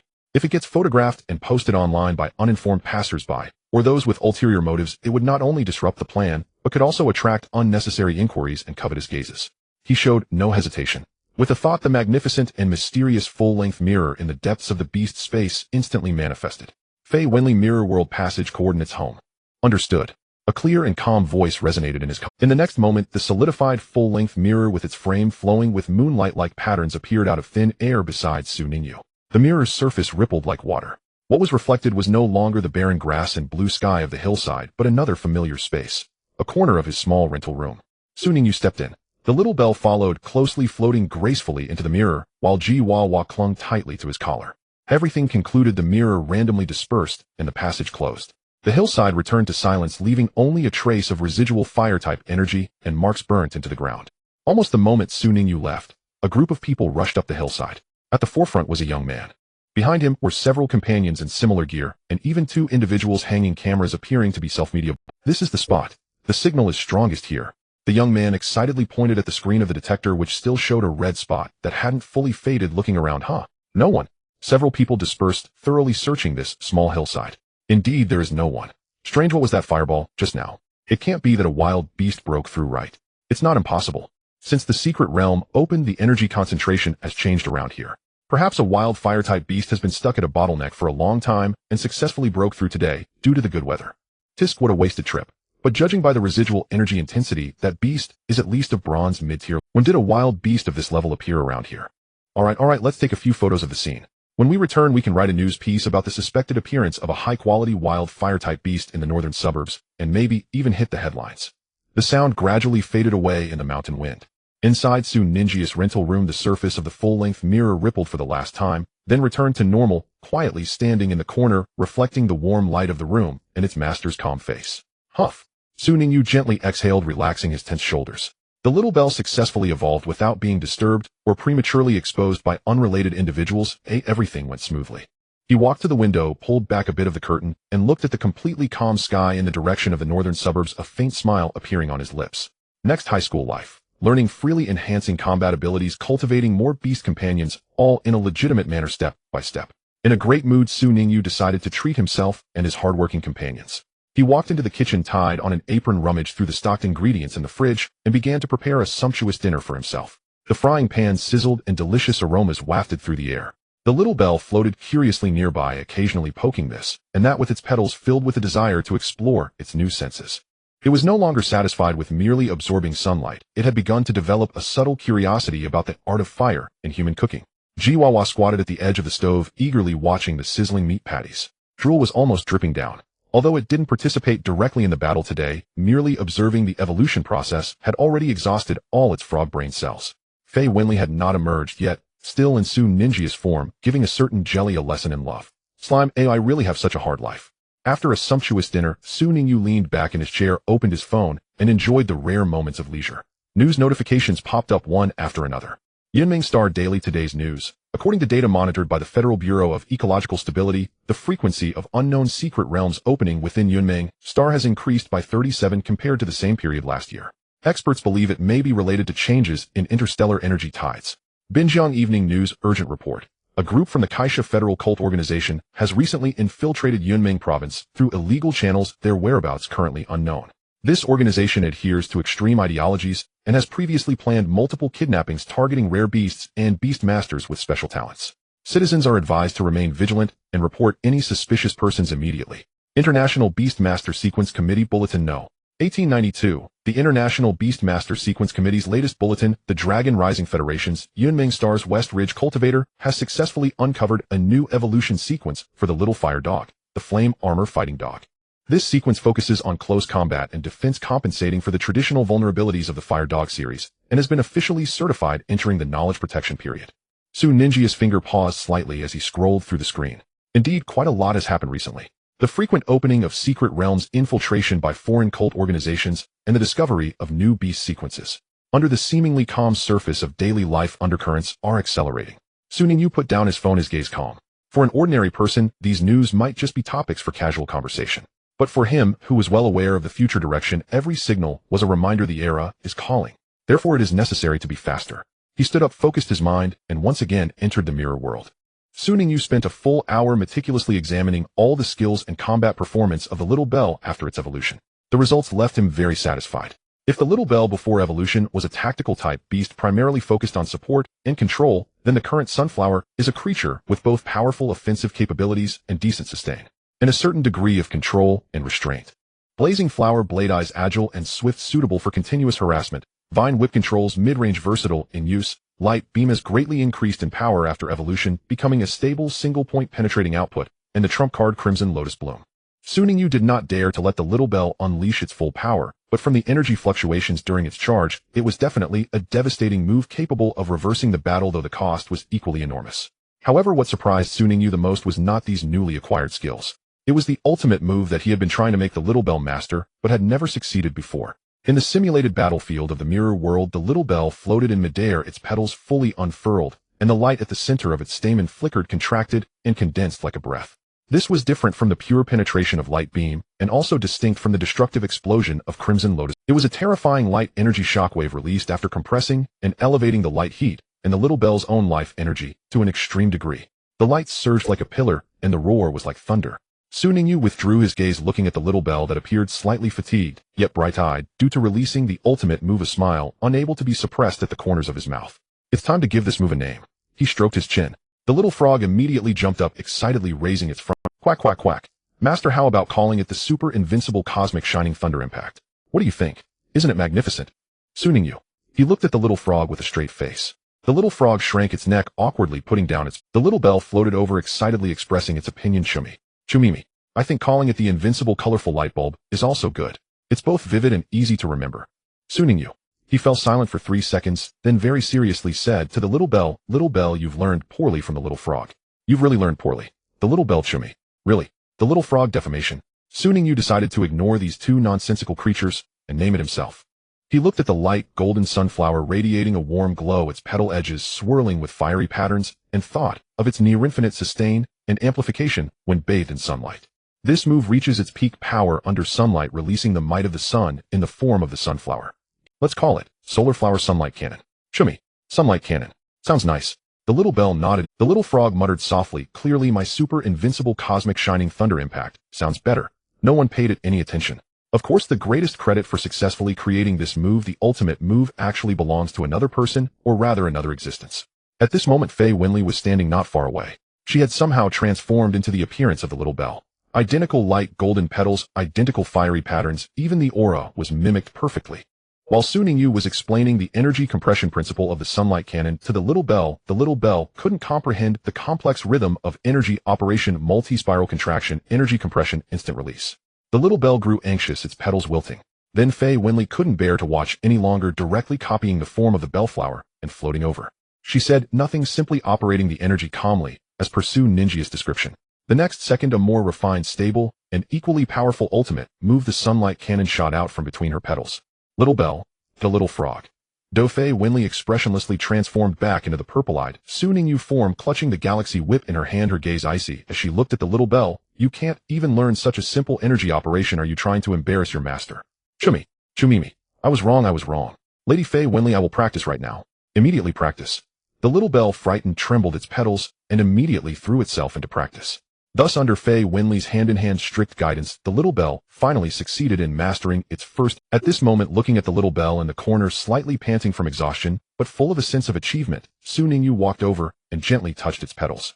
You worked hard, well done. The little bell let out a satisfied soft chummy. Just then the little frog who had been squatting nearby witnessing the whole process suddenly jumped up. It jumped in front of Su Ningyu holding its head high, its amber eyes burning with unprecedented fighting spirit, and a hint of anxiety, as if saying, if I don't strive now, I will be completely left behind. Quack. Master. With all its might it let out a ribbit that echoed throughout the mirror world. Quack. Quack, quack, quack, quack, quack. I want an ultimate move too. I want it. You can't be biased.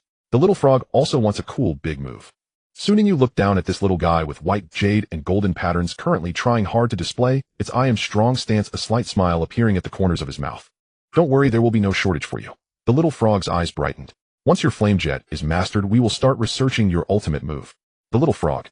It looked down at its occasionally misfiring flames, then glanced at the side, where the little bell had just mastered the ultimate move, basking in the healing light of the little bell to recover its strength. An unprecedented sense of urgency and mission ignited fiercely in its small chest.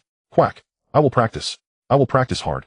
In a corner of the mirror world, the little slime, which had been completely forgotten, was trying hard to shrink itself into a puddle to reduce its presence. Silently and stealthily, it wriggled further into the deeper shadows. It felt that this world filled with madmen and overachievers was truly terrifying.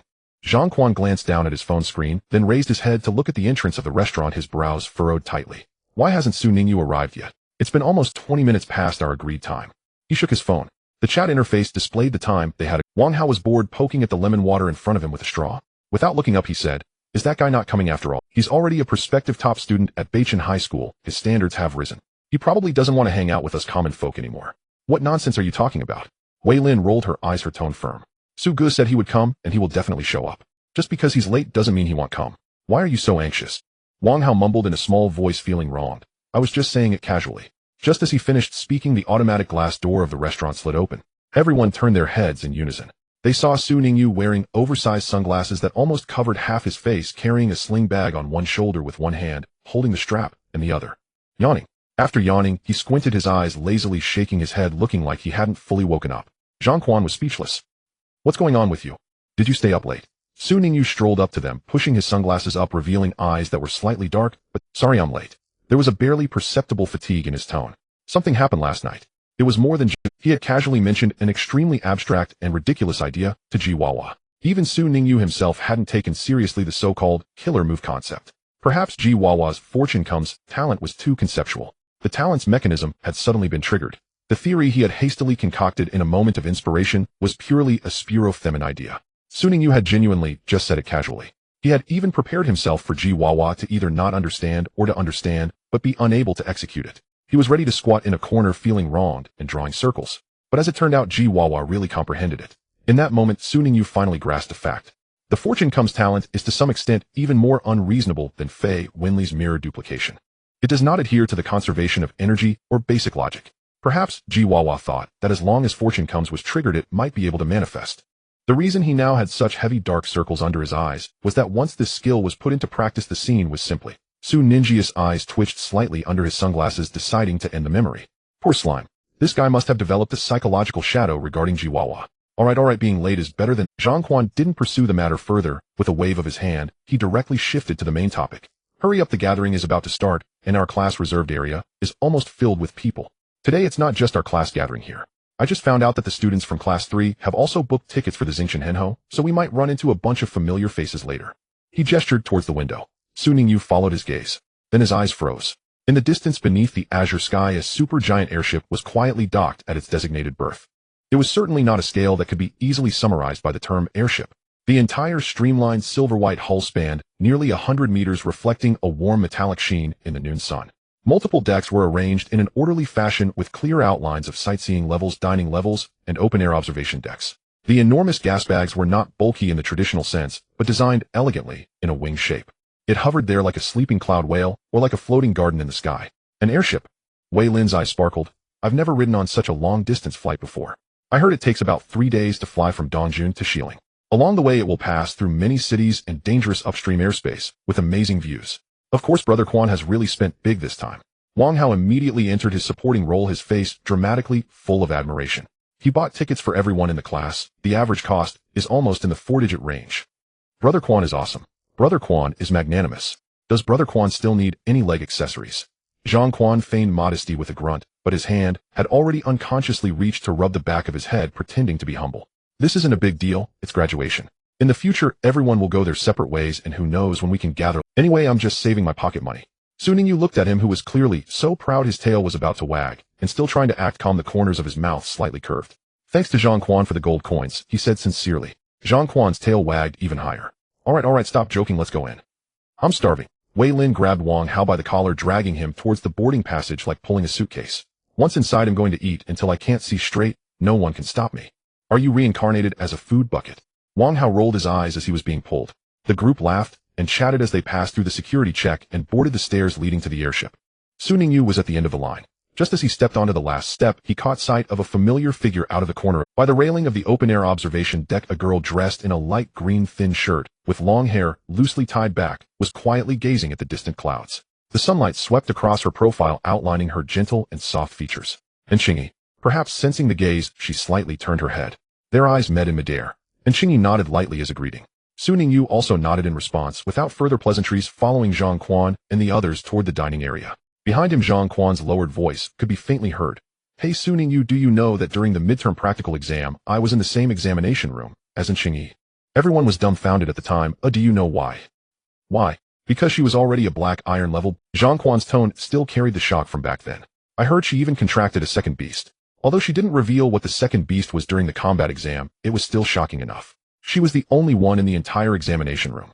The examiner looked at her several times. Su Ningyu paused for a moment. Is that so? He said. I really didn't know that. They boarded the airship, named Xingchen Henhou.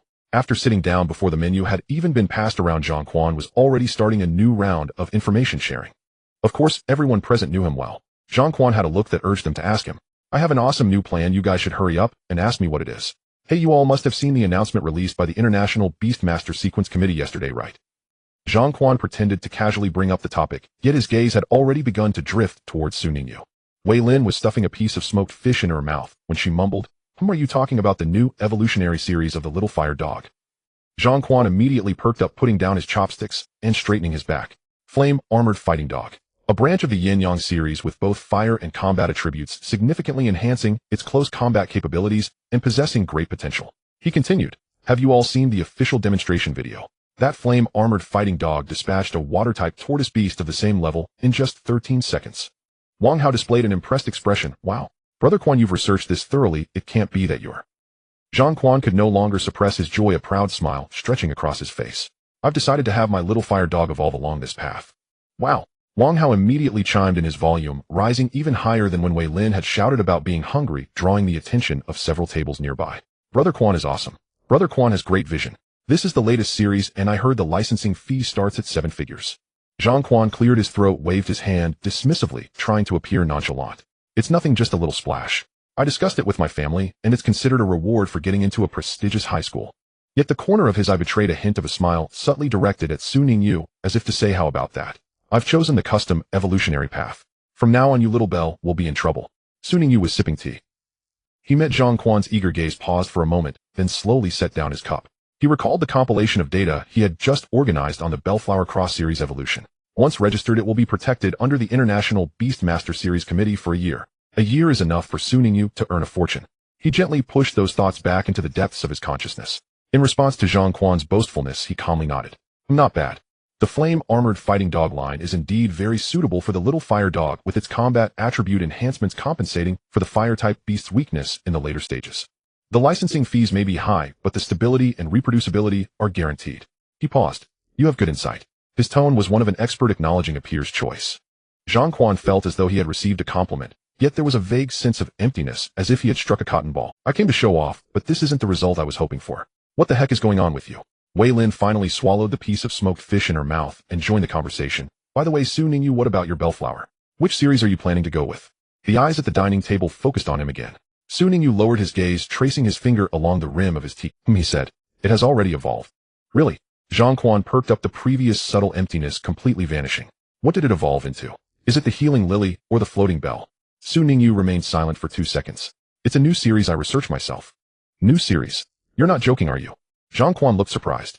Meanwhile, Wei Lin abruptly halted her eating. By the way, did I not mention that Su Ningyu successfully completed the assessment to become a junior beast cultivator? Now he is already a junior cultivator, so it's not impossible for him to research a new series. Zhang Quan oh huh. Wang Hao, what? Is this what other people's children are like? No, Suning, you tell the truth, are you cheating? Wang Hao looked shocked. Suning, you've hit the nail on the head. Zhang Quan, you really aren't lying. A series you researched yourself? Are you kidding me? Zhang Quan was genuinely, whether I lied or not you'll find out later. Suning Yu raised his teacup, concealing the faint curve at the corner of his mouth. Zhang Quan, what should I do? This guy is so pretentious, I want to hit him even though I can't. The airship shuddered gently as it slowly took off. Outside the window, the skyline of Binjiang City gradually shrank into a block-like silhouette. The clouds flowed past the porthole, dyed a warm golden color by the afternoon sun. Inside the dining cabin, the atmosphere of the graduation party gradually grew lively. Some began to cheer for Zhang Quan to demonstrate the skills of the little fire dog, while others wandered around taking photos with drinks in hand. Suning Yu sat by the window, sunlight streaming in at an angle. He slightly turned his head to gaze outside, as the airship glided slowly through the sea of clouds. Sunlight poured through the porthole, casting a warm glow over everything. The airship named Starship was indeed the top tourist airship on the route from Dongjun to Xiling. The interior facilities were nothing short of luxurious. The entertainment cabin had virtual battle stations, a panoramic immersive cinema, and a leisure area with an outdoor viewing deck, a bar, and a tea room. There was even a small beast communication corner for passengers to showcase and discuss their beasts. As soon as Zhang Quan and Wei Lin boarded, they felt like fish in water. Zhang Quan dragged Wang Hao straight to the virtual battle station, claiming he would let his little fire dog wreak havoc there were plenty of other passengers, and soon laughter, gasps, and excited chatter filled the air, making it as lively as a festival. Meanwhile, Su Ningyu just wanted to find a quiet place to catch up on some sleep, having been kept up until 3 in the morning by the bizarre ultimate move of Jiwawa. He had been yanked out of bed by Zhang Quan's relentless calls this morning, and felt as if his soul was about to detach from him. No matter how dazzling the virtual battle station in the entertainment cabin was, or how magnificent the views from the observation deck, where they couldn't compare to his current longing for a quiet corner. He greeted Zhang Quan and left the bustling cabin alone. Zhang Hengyu lowered his voice, because of the matters regarding the secret realm, as he gestured towards the other end of the corridor. Those slimes in the secret realm, species from the Caesar Federation, are incredibly rare on our side. Especially that Slime King. Although it wasn't captured in the end, just the ordinary slimes on the outskirts had already kept my mentor and some breeders excited, causing them to lose sleep for 3 days. So coincidentally, there is a beast breeding exchange meeting happening over in Xiling, and my mentor took me and Song Xinyu there to learn and exchange ideas. Su Ningyu nodded in realization. Qi Wansheng is Zhang Hengji's mentor, something he learned later from Duan Long. When he was taking the junior breeder certification exam, that elegant-looking middle-aged man with sharp eyes left a deep... What about you, Su Jr.? Zhang Hengyu retorted, his gaze scanning the empty corridor behind Su Ningyu. The midterm exams are over and the class is organizing a graduation trip. Su Ningyu briefly explained, the classmates are all over there having fun, I just came out to find a place to rest. Zhang Hengyu responded, rest. He threw an arm around Su Ninjia's shoulder, his smile carrying a hint of enthusiasm, as if to say, you can't escape, Junior. Rest? What rest? This is a great time, why sleep? Come on, let's go. Su Ningyu replied. Since you're here, Zhang Hengyu said, already pulling him towards the other end of the corridor. My mentor is discussing beast breeding with several colleagues in the exchange room, and they are all serious high-level breeders. As a breeder, this is a once-in-a-lifetime learning opportunity, far more meaningful than sleeping. In that moment, Su Ninjia's drowsiness vanished. His eyes brightened. Okay. Zhang Hengyu led Su Ningyu through several cabin doors, arriving at the entrance of a spacious private cabin much larger than a regular guest cabin. A sign reading conference use only do not disturb hung on the door. However, the faint sounds of conversation and occasional laughter from inside indicated that a discussion was taking place. Zhang Hengyu pushed the door open and entered. The cabin was elegantly arranged with several sofas forming a semicircle and snacks set on the coffee table in the middle. 4 to 5 people were sitting on the sofas, engaged in quiet conversation. At a glance, Su Ningyu spotted the familiar figure seated in the main seat. Qi Wansheng. At that moment, he was slightly turning his head, listening to an elderly man with white hair speaking beside him, occasionally nodding and interjecting a few words, his expression focused and calm. Teacher, Zhang Hengyu walked in, his tone respectful. I brought a familiar face with me. Qi Wansheng turned his head, his gaze landing on Su Ningyu behind Zhang Hengyu. A hint of surprise flashed in his eyes. Su Ningyu. He raised an eyebrow slightly, his tone carrying a hint of astonishment. You're here too. It was clear that Qi Wansheng remembered this Su Ningyu and his overly young face. Zhang Hengyu stepped forward, quickly explaining. Teacher Su Jr.'s class happened to be on a graduation trip on the starry ship. I just bumped into him outside and thought I'd bring him in to listen. You don't mind, do you? Before Qi Wansheng could speak, the elderly man with white hair had already smiled and said, Xiao Qi, is this your new student? He looks unfamiliar. No. Qi Wansheng shook his head, his gaze lingering on Su Ningyu for a moment. His tone carried a hint of significance. This is the youngest student to pass the junior breeder certification in Binjiang City this year. Upon hearing this, several pairs of eyes in the cabin turned towards Su Ningyu simultaneously. Some showed surprise, others scrutiny, and a bit of curiosity. Oh, the elderly man with white hair became interested. Qi Wanqing nodded his gaze towards Su Ningyu, carrying a hint of appreciation. When he took the junior breeder exam, his theoretical knowledge was solid, and his understanding of beast characteristics was very sharp. The key point is Xiao Su has many ideas regarding beast breeding. Qi Wanqing recalled the fire moth he had cultivated during Su Ninjia's assessment, a faint smile appearing at the corners of his mouth. He nodded towards an empty seat nearby. Since you're here, sit down and listen. Everyone present today are veterans in the breeding field. It's a rare opportunity to listen and observe. Zhang Hengyu was already giving Su Ningyu a look. Junior, sit down. What are you standing there for? Su Ningyu did not decline. He took a seat in the empty spot, calmly scanning the faces around him. The elderly man with white hair exuded a steady aura, his eyes sharp, clearly a veteran who had immersed himself in the breeding field for many years. Next to him sat a middle-aged man wearing gold-rimmed glasses, his fingers long and slender, evidently a practical breeder who often engaged in fine operations. Beside him was a woman who appeared slightly younger than Qi Wanqing, with a round face and a gentle smile, yet her gaze on Su Ningyu carried a professional scrutiny. As for Qi Wanqing himself at that moment, he lifted his teacup, gently taking a sip, then raised his gaze towards Su Ningyu. Since you're here, all the better. We are discussing a topic, the optimization space of the evolution path of the bellflower. Su Ninjia's brows slightly moved, barely perceptible. Qi Wanqing continued, speaking to the breeders present. Recently, the little fire dog has obtained a new evolution sequence called the Flame Armor Fighting Dog. This was cultivated by the breeders in Xiling, and after being verified, they have taken quite a few jabs at our breeders in the East District. Zhang Hengyu whispered to Su Ningyu, breeders from our East District and Xiling compete with each other. This time they made a new discovery with the little fire dog, which received official recognition, so they're a bit smug about it. Su Ningyu nodded. He didn't really know about these situations, but now he had learned a lot. Qi Wanqing stated, we cannot fall behind either. The bellflower, as one of the common beasts in the East District, has a very mature evolution path, but perhaps there are still new evolutionary possibilities. He set down his teacup, his gaze becoming focused. Have these paths really exhausted the potential of the bellflower to it, or is it that no one is trying to break through anymore? A moment of silence fell over the cabin. The elderly man with white hair stroked his beard thoughtfully. This question has been raised for several years. The middle-aged man in gold-rimmed glasses took over. The problem is that breakthroughs require costs. The breeding base of the bellflower is large, but there are few breeders willing to take the risk to try new paths. Success is great, but failure, that's a dual waste of time and resources. The round-faced woman nodded slightly. And we must also consider the reproducibility issue. Even if a few cases have successfully broken through, if they cannot form a stable and replicable path, then they are merely isolated instances and contribute no substantial value to the entire breeding system. The discussion deepened with several people exchanging words. Meanwhile, Su Ningyu sat quietly listening. His expression was calm, perhaps even overly so. Su Ningyu listened to the cultivators speak eloquently. However, if someone were to observe closely, they would notice that the fingers resting on his knees were unconsciously tapping lightly. This was his habitual action while pondering. Bellflower, evolution path, breaking conventions. These phrases were subtly resonating in his mind at this moment. He recalled the intertwining flames during the evolution of the little bell. He also remembered the compilation of evolution data he organized last night. Within it was a complete set of comparisons of various data before and after the little bell's evolution. The people here might not know that he had already led the bellflower down an unusual path. And now the experts standing at the forefront of the cultivation world were discussing precisely this issue. Su Ningyu raised his gaze, focusing on Qi Wanqing. He was still speaking with an absorbed and focused expression. Su Ningyu did not rush to speak. He did not hastily present his data and conclusions. He did not rush to say, my bellflower has already taken an unusual. If he were to interrupt them now, it might backfire. They might think Su Ningyu was overestimating himself, talking big at such a young. The prior admonitions from Zhang Hengyu and others still echoed in his ears. Su Ningyu quietly listened to their discussion, absorbing much of the knowledge contained within.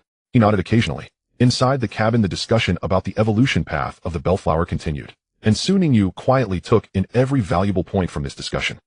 Meanwhile, in Binjiang City, a heavily guarded prison for criminals, Duan Xing stood at the entrance of an empty cell, his expression frighteningly grim. Inside the cell, the person who should have been imprisoned here, the one codenamed Black Cat, was nowhere to be found, a criminal possessing the talent of Scout's Eye. On the wall, a nearly 1 meter wide, perfectly round hole silently told a story. The edges of the hole were smooth as a mirror, not seeming to be violently broken, but rather quietly cut open by some precise cutting skill. Officer, a subordinate in an investigation bureau uniform, approached quickly, his expression equally grim. The one who took Black Cat was a recently emerged cult organization from the Caesar Federation, Truth Society. To take Black Cat, at least 3 members collaborated with clear divisions of labor and swift actions. From the residual energy fluctuations at the scene, it is very likely that a master skilled in spatial or cutting beast taming was involved. Duan Xing's fists gradually tightened. What is their target? Based on intelligence analysis, it is likely Black Cat's talent of Scout's Eye. The subordinate lowered his head, speaking quickly. Black Cat himself is not particularly strong, but his scout's eye has unique value in intelligence gathering and target locking. Duan Xing closed his eyes and took a deep breath. After a moment, he opened his eyes, a cold light flashing through them. A citywide manhunt. Well, I hope these criminals do not create further complications. Black Cat was the one who had attempted to kidnap Sun Zhuwei, subdued by Su Ningyu using his unique talent. In summary, I believe that the Bellflower has vast potential for further exploration. Guan He adjusted his glasses, the lenses reflecting the faint light of the data panel, his tone passionate. We cannot let those from Shilling surpass us. They managed to uncover the combat attribute of the Little Fire Dog's Flame Armor Hound series, which merely added a fighting attribute to the originally fragile Fire Dog, transforming it into a balanced warrior capable of both offense and defense. Why can't we in Dongjun also give the Bellflower new attributes? He paused, expressing his thoughts, for example adding a water attribute, or a ground attribute. Even if executed properly, is it possible to evolve it from a purely grass type into a grass poison type, or grass psychic? Lu Yu held a cup of hot tea, a gentle smile on her round face. However, after hearing Guan He's words, her gaze revealed a hint of helplessness. Old Guan, your idea is good, but the practical difficulty is too high. The genetic structure of the Bellflower is relatively stable.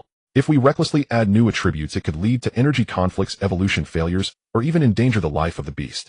That's why we need research and discussion. Guan He waved his hand dismissively. If Shilling can do it, why can't we? This time going to Shilling, I want to have a good chat with them, to look at their research data on the Flame Armor Hound. Not to mention that set of attribute fusion guidance methods must have some aspects we can learn from. Zhang Hengyu, sitting next to Su Ningyu, lowered his voice to introduce the identities of several seniors present during a lull in the discussion. Do you see that old man with white hair? He pointed his chin toward the main seat. Xiao Yixuan, 93 years old, president of the Dongjun Beast Cultivator Association. Don't be fooled by his age, he's sharper than us young ones. It is said that he discovered 3 new series in his youth, and many renowned cultivation institutions in Dongjun were established under his leadership. Su Ningyu followed his gaze. It was an elderly man with white hair and beard, a lean face, but with remarkably bright eyes. At that moment, he was tilting his head to listen to Lu Yu, occasionally nodding, his demeanor calm. The man with glasses, Zhang Hengyu, continued. Guan He, associate professor at Binjiang University's Beast Taming College, whose main focus is on attribute mutations and cross-attribute evolution. He has a bit of a temper, but he truly possesses great knowledge. The round-faced lady Lu Yu is a researcher at the Dongjun Beast Ecology Research Institute, specializing in the adaptive evolution of beasts to their environments. She appears gentle, but her words are incisive. Guan He never wins in arguments with her. Su Ningyu silently nodded, committing this information to memory. As Zhang Hengyu spoke, he suddenly perked up, catching Guan He's next words. Therefore, I believe that adding new attributes to the Bellflower is entirely feasible. This time we go to Shilling, we aim to prove that Dongjun's cultivators are no less than anyone else. Zhang Hengyu paused for a moment, then recalled something. He turned to Su Ningyu with a smirk, lowering his voice. So you know Guan's idea is quite similar to your previous impractical cultivation approach. He hesitated, remembering Duan Long's excited expression when he encountered a kindred spirit. He couldn't help but add, but seriously, I think your idea at the time was led astray by that guy Duan Long. Cross-series evolution, the Bellflower jumping from the Green Spirit series to another series. Isn't that too risky? Guan He with sharp ears turned to look at him as soon as he heard the term cross-series. Oh. Does this young student have similar thoughts? His gaze fell on Su Ningyu, his eyes filled with scrutiny and curiosity. What attributes do you want to add to your Bellflower? What series are you targeting? Su Ningyu met the eyes of several seniors, calmly stating, fire attribute. The target is the Yin-Yang series. As soon as his words fell, there was a moment of silence in the cabin. Guan He's eyes widened slightly, and his glasses almost slipped off. Lu Ye's hand holding the teacup froze in midair. Qi Wansheng's eyebrows raised slightly, barely noticeable. Upon hearing Su Ninjia's words, Elder Xiao Yixuan paused, his hand stroking his beard, then burst into hearty laughter. His laughter was robust and sincere. Ha ha ha, fascinating. Young people with boldness daring to think and act, that is commendable. However, his tone shifted gently as he gazed at Su Ningyu with warmth. For a Lingdang flower to transcend from the Green Spirit sequence into the Flaming Sun sequence is no trivial matter. Grass and fire, life and incineration. These elemental conflicts rank among the fiercest. One misstep, and your beast might perish mid-evolution. Guan He abruptly stood up, his face a mixture of shock and anger. This is reckless. Absolutely reckless. Though he also wished to create a cross-sequence beast, he understood well the grave dangers such leaps entailed. He strode over to Su Ningyu, looking down on him with a stern gaze. Do you comprehend the innate terror that grass element beasts harbor toward fire attributes? Do you realize the immense shock forcibly integrating fire attributes inflicts upon the Lingdang flower's energy cycle? You are gambling with your beast's very life. Zhang Hengyu hurriedly intervened. Teacher Guan, please calm down. We have already discussed the risks and difficulties with Su Ningyu. He is fully aware. Yet Guan He ignored him, eyes fixed on Su Ningyu, still wanting to speak. Then in the next moment, Su Ningyu astonished everyone with his words. I am not reckless. Because my Lingdang flower has already successfully evolved across sequences. As soon as Su Ningyu finished speaking, the atmosphere in the chamber seemed to freeze. Guan Yi's words caught in his throat. Lu Yu's teacup clattered onto the table. Shi Wansheng's eyes widened. Xiao Yixuan's hand stroking his beard came to a complete halt. Zhang Hengyu turned his head sharply, staring at Su Ningyu with a look that said, "Are you kidding me?" Zhang Hengyu's mind raced. Wait, what is this? Didn't you tell me before that the idea of adding fire attributes to the Lingdang flower and crossing into the Flaming Sun sequence was merely a conceptual direction? Didn't you wear an expression of cautious resolve, saying you understood the difficulties? How could it have evolved successfully? The Lingdang flower of the Green Spirit sequence has evolved into a beast of the Flaming Sun sequence. Zhang Hengyu's mind blanked for a full 3 seconds. Guan Yi was the first to recover, his voice shifting tone. You said what? Succeeded. Are you certain the Lingdang flower evolved from the Green Spirit to the Flaming Sun sequence? What form does it take now? What is its power level? Any side effects? Quickly summon it, and let us see. His rapid-fire questions replaced the earlier stern tone of, "You are being reckless." In their place was unrestrained excitement mingled with a subtle hint of disbelief. Lu Yu could not help but ask, "Young man, how did you accomplish this? This defies reason. We have studied cross-sequence evolutionary energy structures many times. The risks are immense, the guidance process extremely complex, and the success rate theoretically low. From what you say, you succeeded on your first attempt." Xiao Yixuan stood and approached Su Ningyu. His eyes, though aged, remained sharp and clear as they fixed intently upon him. "Child, are you serious? If what you say is true, this is no ordinary evolution. You have pioneered an entirely new evolutionary path." Shi Wansheng remained seated in the main chair, but his gaze had transformed utterly. He looked at Su Ningyu as if beholding a raw jade suddenly bursting forth with astonishing brilliance. Facing the gaze of the elders, Su Ningyu did not immediately reply. His mind subtly shifted. The bond of contract lightly touched within his consciousness. In the next moment, a beast contract manual was summoned. A unique beast materialized within the chamber, emitting a warm yet gentle glow. A pale golden sunflower quietly appeared beside Su Ningyu. Its petals unfurled like a magnificent canopy, edges shimmering with faint flame patterns. At its center, the flower's core seemed to harbor a miniature sun radiating soft and warm luminance. The entire blossom floated midair, exuding an aura both calming and solemn. Everyone gazed upon this beast. Its appearance no longer resembled the Lingdang flower. It was certainly not any beast they had known before. This was a brand new beast never recorded in any public compendium. Guan Yi stepped back. Lu Yu covered her mouth. Xiao Yixuan's eyes gleamed with astonishment. Shi Wansheng slowly parted his lips. Silence enveloped the chamber like death. Only the pale golden sunflower gently rotated its disc, letting out a familiar, yet clearer and more melodious call. "Shiomi, Master, do you call me?" Su Ningyu watched the elders' collective speechlessness and their burning gazes fixed on the little Lingdong, feeling an inexplicable urge to smile. "Originally, I planned to register this new sequence with the Breeders' Association after this journey," he added quietly. However, no one paid attention to his words. All eyes were riveted on the pale golden sunflower suspended in midair, radiating its warm glow. Behind his glasses, Guan Yi's eyes widened, as if he wanted to press them against the little Lingdong's petals. Lu Yu had already circled the little Lingdang halfway, murmuring formulas, as if reciting some equation. Though still seated, Shi Wansheng leaned forward slightly, his gaze sharp and piercing. The little Lingdang was startled by the scene, instinctively retracting its petals somewhat, emitting a cautious, "Shiomi" call. The light at its core flickered subtly. "Master, why do these people look so strange? Could they be some kind of perverts?"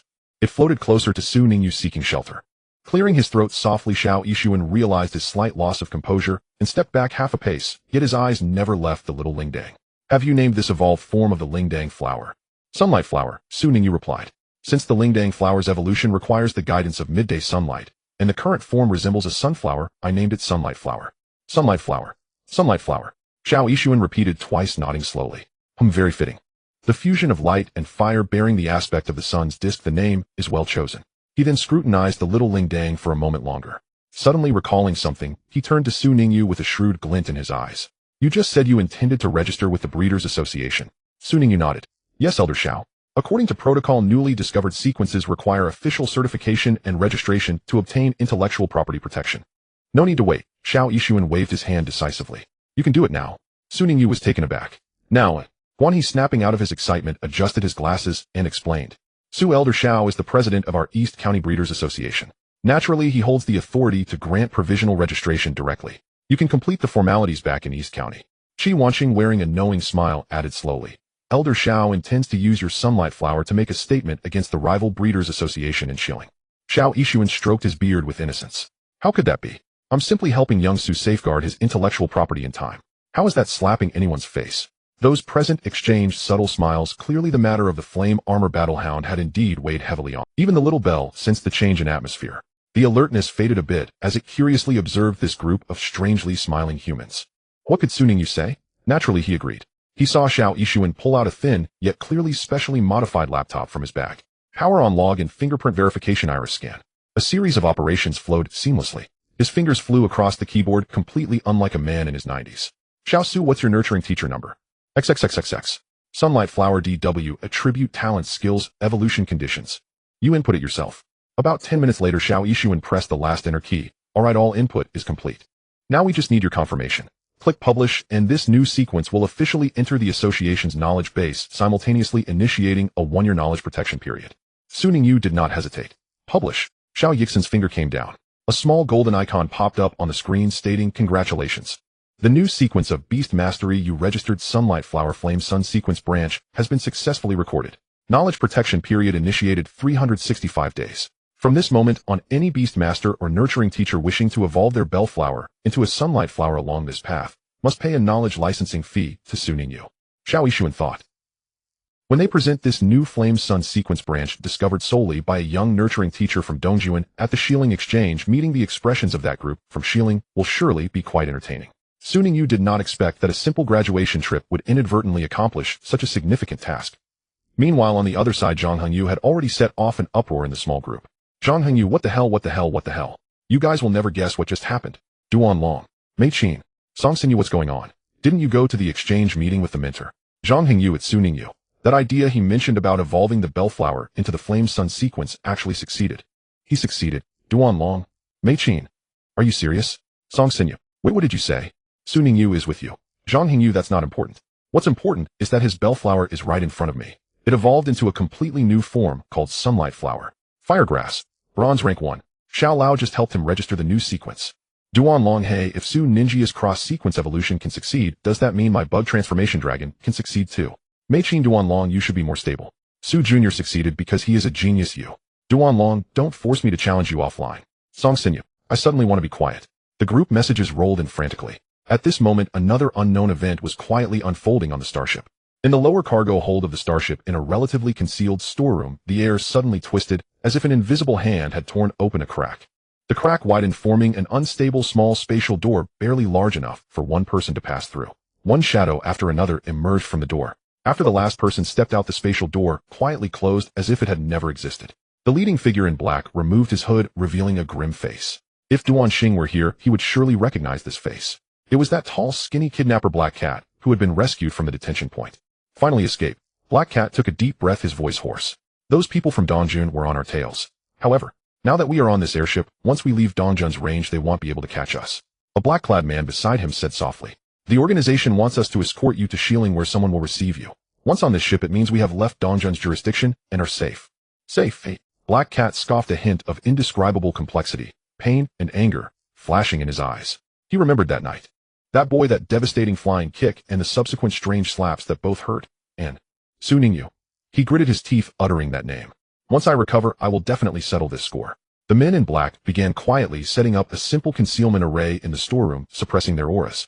Outside the window, the sea of clouds stretched endlessly. The starship carrying hundreds of passengers sailed smoothly toward Shilling. Some were immersed in the joy of the gathering. Some were excited about the birth of the new sequence. Others were plotting conspiracies in the shadows. Senior Zhang, can you please stop looking at me with that kind of gaze? Su Ningyu helplessly shifted a step to the side. Zhang Hengjia's head followed his movement slowly, turning his eyes unblinking, resembling an owl fixated on a mouse. I was just thinking, Zhang Hengyu said, his tone filled with sincere confusion. How exactly is your brain structured? Why don't I have a brain like yours? I study beast mastery, every day read papers and conduct experiments, yet I never thought about making a beast cross into the Flame Sun Sequence, let alone succeeded. Su Ningyu. He opened his mouth and then closed it again. What could he say? Should he say, Senior, don't follow my example, ooh, I have a cheat? Well, Su Ningyu pondered over his words, it might just be luck, and a bit of bold hypothesis. Zhang Hengyu nodded thoughtfully, bold hypothesis, bold verification. So we should learn from you, dare to think and act. No, Su Ningyu immediately interrupted. Absolutely not. My approach involves many coincidences, blind imitation is too risky. It's safer for you to take a steady route. What a joke. If Zhang Hengyu really learned from him, and let his beast attempt a cross-attribute evolution, if it failed, wouldn't he become a criminal? Zhang Hengyu wanted to say something more. Soon Ninjia's phone suddenly rang. He glanced at the caller ID Wei Lin. As soon as he answered, Wei Lin's urgent voice came through with background noise indicating a quarrel. Su Ge. This is bad. Zhang Quan got into a fight with someone. Su Ningyu. A few minutes later, Su Ningyu and Zhang Hengyu arrived at the scene. In a resting area located at the intersection of the ordinary and VIP levels of the starship, a crowd had already gathered. There were curious passengers and uniformed starship staff attempting to mediate. From the center of the crowd came Zhang Quan's vigorous curses along with another young man's sarcastic taunts. Su Ge finally arrived. As soon as Wei Lin saw Su Ningyu, she rushed over, her face filled with relief that someone capable of handling this trouble has finally arrived. What happened? Su Ningyu asked. Wei Lin quickly began to explain. Why did Zhang Quan get into a quarrel? The cause was so embarrassingly simple. As a luxurious airship, the Xingqian naturally maintained strict class divisions within. There were the standard deck, the business deck, and the VIP deck. Passengers in different cabins enjoyed access to different public areas. Although Zhang Quan had treated the whole class to the trip, he had bought his tickets carelessly. He had purchased standard tickets. That was the problem. Zhang Quan himself had not realized it. He and a few classmates tried to go up to the VIP viewing platform and were stopped. A staff explanation and a top-up would have sufficed. But at that moment, a few slickly dressed young men strode out of the VIP section. Seeing Zhang Quan and his friends halted, they immediately shifted into mockery. Oh, the bumpkins from the standard deck trying to sneak into the VIP area. Isn't that the nouveau riche who paid to take their whole class on a trip? New money is still new money. You can only afford the standard deck. If you have no money, don't pretend to be rich. It's embarrassing. Could Zhang Quan possibly swallow that? Zhang Quan, a true spoiled heir, had never been treated like that. He fired back on the spot. Words escalated, tempers flared, and before long fists were thrown. If not for the Xingqian's explicit rule forbidding beast combat aboard, otherwise the safety system would trigger, both sides would likely have summoned their spirit beasts and come to blows. Su Ningyu listened and first looked at Zhang Quan. Goodness! A dark bruise ringed his left eye. He had clearly been punched. Then Su Ningyu glanced at the youths who had provoked the fight, and froze slightly. They were visibly worse off. The young man leading them had at least 3 bloody marks on his face, whether from being scratched or from impact was unclear. A follower beside him clutched his nose, faint blood seeping through his fingers. Another limped badly, his leg had clearly been struck hard. Behind Zhang Quan stood a dozen classmates, each watching with predatory eyes, while the other side numbered only 4, no match at all. Zhang Quan insisted they would not be bullied. You nouveau rich brats. The leader, pressing a hand to his blood-streaked face, shouted in fury. Just wait. They'll have the Xingqian's officials throw you all off. Throw them out. Zhang Quan sneered, bruised as his eye was. His spirit remained unbowed. What, you think you're so great? Call someone then. Who's afraid of who? Su Ningyu remained silent. Even if he stepped in now, it seemed unlikely he could solve much. The atmosphere grew tense as several uniformed Xingqian crew members pushed through the crowd. At their head was a shrewd-faced man in his 40s, his badge reading Xingqian. Chief Purser. What's the matter? A staff member hurried up to whisper the situation. After listening, the chief purser's gaze swept across both groups, and his brow tightened slightly. On one side were the VIP guests, their exact backgrounds unknown, but anyone who could afford VIP tickets was either wealthy or well-born. On the other side stood a band of adolescents. Though they seemed ordinary, the bruised-eyed youth's clothing and bearing betrayed that he was no common boy. This is somewhat troublesome, the purser said. Both parties calmed down. According to Xingqian regulations, any public area conflict requires both sides to cooperate with an investigation. Please step this way. Before he could finish, the crowd of onlookers swelled. Among them a man in a mask and plain sweatshirt who had only been passing by to behold the commotion blended into the throng. But his casual glance froze. At the center of the gathering, the youth standing among a cluster of students, his expression at once resigned and composed. It was him. It was him. The face beneath the mask contorted. Haimeo, the kidnapper whose masculine pride had been shattered by a single kick, and who had been tormented nearly to ruin by a bizarre talent. Blood rushed to Haimeo's head in that instant. Su Ningyu, the very architect of his ruin. The man whose memory of that night still carved a disturbing shadow into his mind. His lifelong enemy. Haimeo's breath quickened, his fingers tightened involuntarily until his nails bit into flesh. He wanted to charge forward, but he restrained himself. The Xingqian has not yet left Dongjun airspace. If I act now, none of us can escape, Haimeo said, drawing a deep breath and forcing his eyes away. Right. He could not be hasty.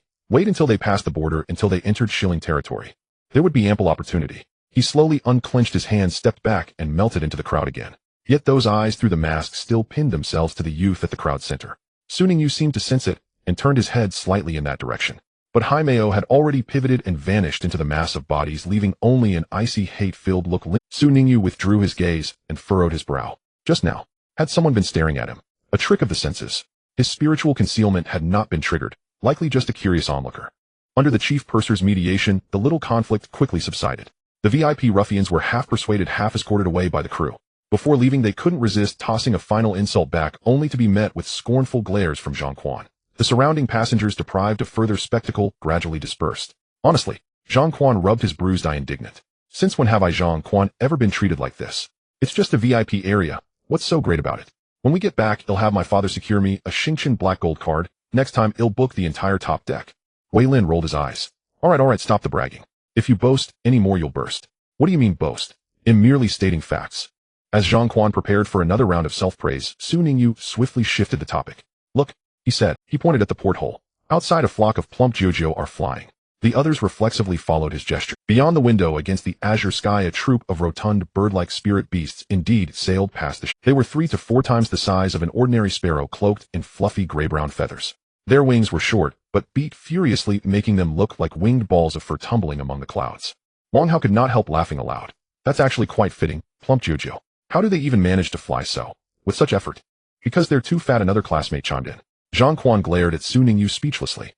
Your skill at changing the subject is a little too perfunctory, isn't it? Is that all? Is it? Su Ninjia's face remained unreadable. What I really meant to ask was this: if you later ascend to Black Iron rank as Beast Tamers, what would you contract as your second beast? That topic was clearly more alluring than the plump Jojo. Wei Lin's expression darkened with thought. He was silent for 2 seconds before replying, Brother Su, that's a bit of a distant question. I'm an orphan. What could I possibly contract? Maybe just a jujious snack like silkworm larvae. Raising one bubble frog has already exhausted me, or another beast, and I couldn't even afford proper meals. The classmates nearby all wore looks of sympathetic understanding. For a student from an ordinary household, even keeping a single spirit beast is a hardship. A second one is simply unimaginable. But Zhang Quan was different. His family possessed a fortune numbering in the hundreds of millions, so this was no issue at all. His attention shifted in an instant. The displeasure from a moment ago vanished like smoke. He even forgot that his eyes still stung and straightened his chest with renewed pride. My second spirit beast will of course be fire-aligned. My talent Huiyin Kuangnu Flame Fury greatly amplifies fire attributes. It is not to be trifled with. Wang Hao immediately chimed in. Quan Ji, you are glorious. If you bring me along. If I had a second beast, I'd contract one that can fly and hang with you. Sure. Soon the whole class erupted into lively discussion. Some wanted speed-type contracts, others wanted defensive ones. Some fantasized about contracting a rare spirit beast that was both handsome and powerful. In an instant, the gloom left by the earlier clash was thoroughly dispersed. Su Ningyu watched the chattering students with the faintest lift at the corner of his mouth. How wonderful youth is! The smallest thing can spark an argument, the slightest topic can bring joy. Zhang Hengyu stood beside him watching the boys and girls, and shook his head with a smile. Youth simply means boundless energy. Small quarrels, and they turn away and forget them. Su Ningyu glanced at him. Senior Zhang, you say that as if you are very old. Zhang Hengyu fell silent. He was only in his early 20s, yet a boy of 15 or 16 about to enter high school had just accused him of acting old, leaving him at a loss for words. They exchanged a smile and returned their gaze to the porthole. Outside, the scenery was changing at high speed. The Xingqian had already left the city skies and entered a vast expanse of wilderness. Beneath them stretched rolling emerald prairies dotted with lakes and winding rivers. Occasionally, entire herds of wild spirit beasts raced across the grasslands or circled in the skies. So beautiful, Su Ningyu murmured, moved from the heart. In a little while, we'll be flying to the border where the Qinglin grassland meets the Wanmu forest. To enjoy the view, the two of them moved to a better vantage point. Zhang Hengyu pointed toward a faint green horizon. There the variety of wild spirit beasts is greater. If luck favors you, you might see some rare ones. However, he paused. The Xingqian will ascend to a higher flight altitude. Wild beasts are more feral. There have been occasions when they treated a sky vessel as an intruder and attacked. So when flying into dense wild zones, we usually activate the energy barrier and raise our course. Su Ningyu nodded and fixed his gaze on the distance. Qinglin grassland. Wanmu forest. These place names stirred vague impressions in his memory. In his past life playing the game Yusho Shulia, he remembered doing tasks around these very locales. He could not recall the details, only that trouble tended to crop up along the way. He spoke half in jest, I hope we won't run into any sudden attacks. Zhang Hengyu was about to respond when boom. The entire Xingqian shuddered violently. An explosion-like roar came from somewhere deep within the hull. Outside the porthole, the Wunscom energy barrier flickered wildly. The ship lurched. Shouts filled the air. Su Ningyu grabbed the handrail, steadying himself as his pupils tightened. Zhang Hengyu's words stuck in his throat. The smile on his face froze into incredulous astonishment. They exchanged a look. Zhang Hengyu said, Junior Su, did you just speak something into being? Su Ningyu was speechless. He wanted to ask himself, am I the Jinx reincarnate? But now was hardly the time for such questions. What happened? Did the Xingqian come under attack? Not sure, but there is clearly danger. Boom.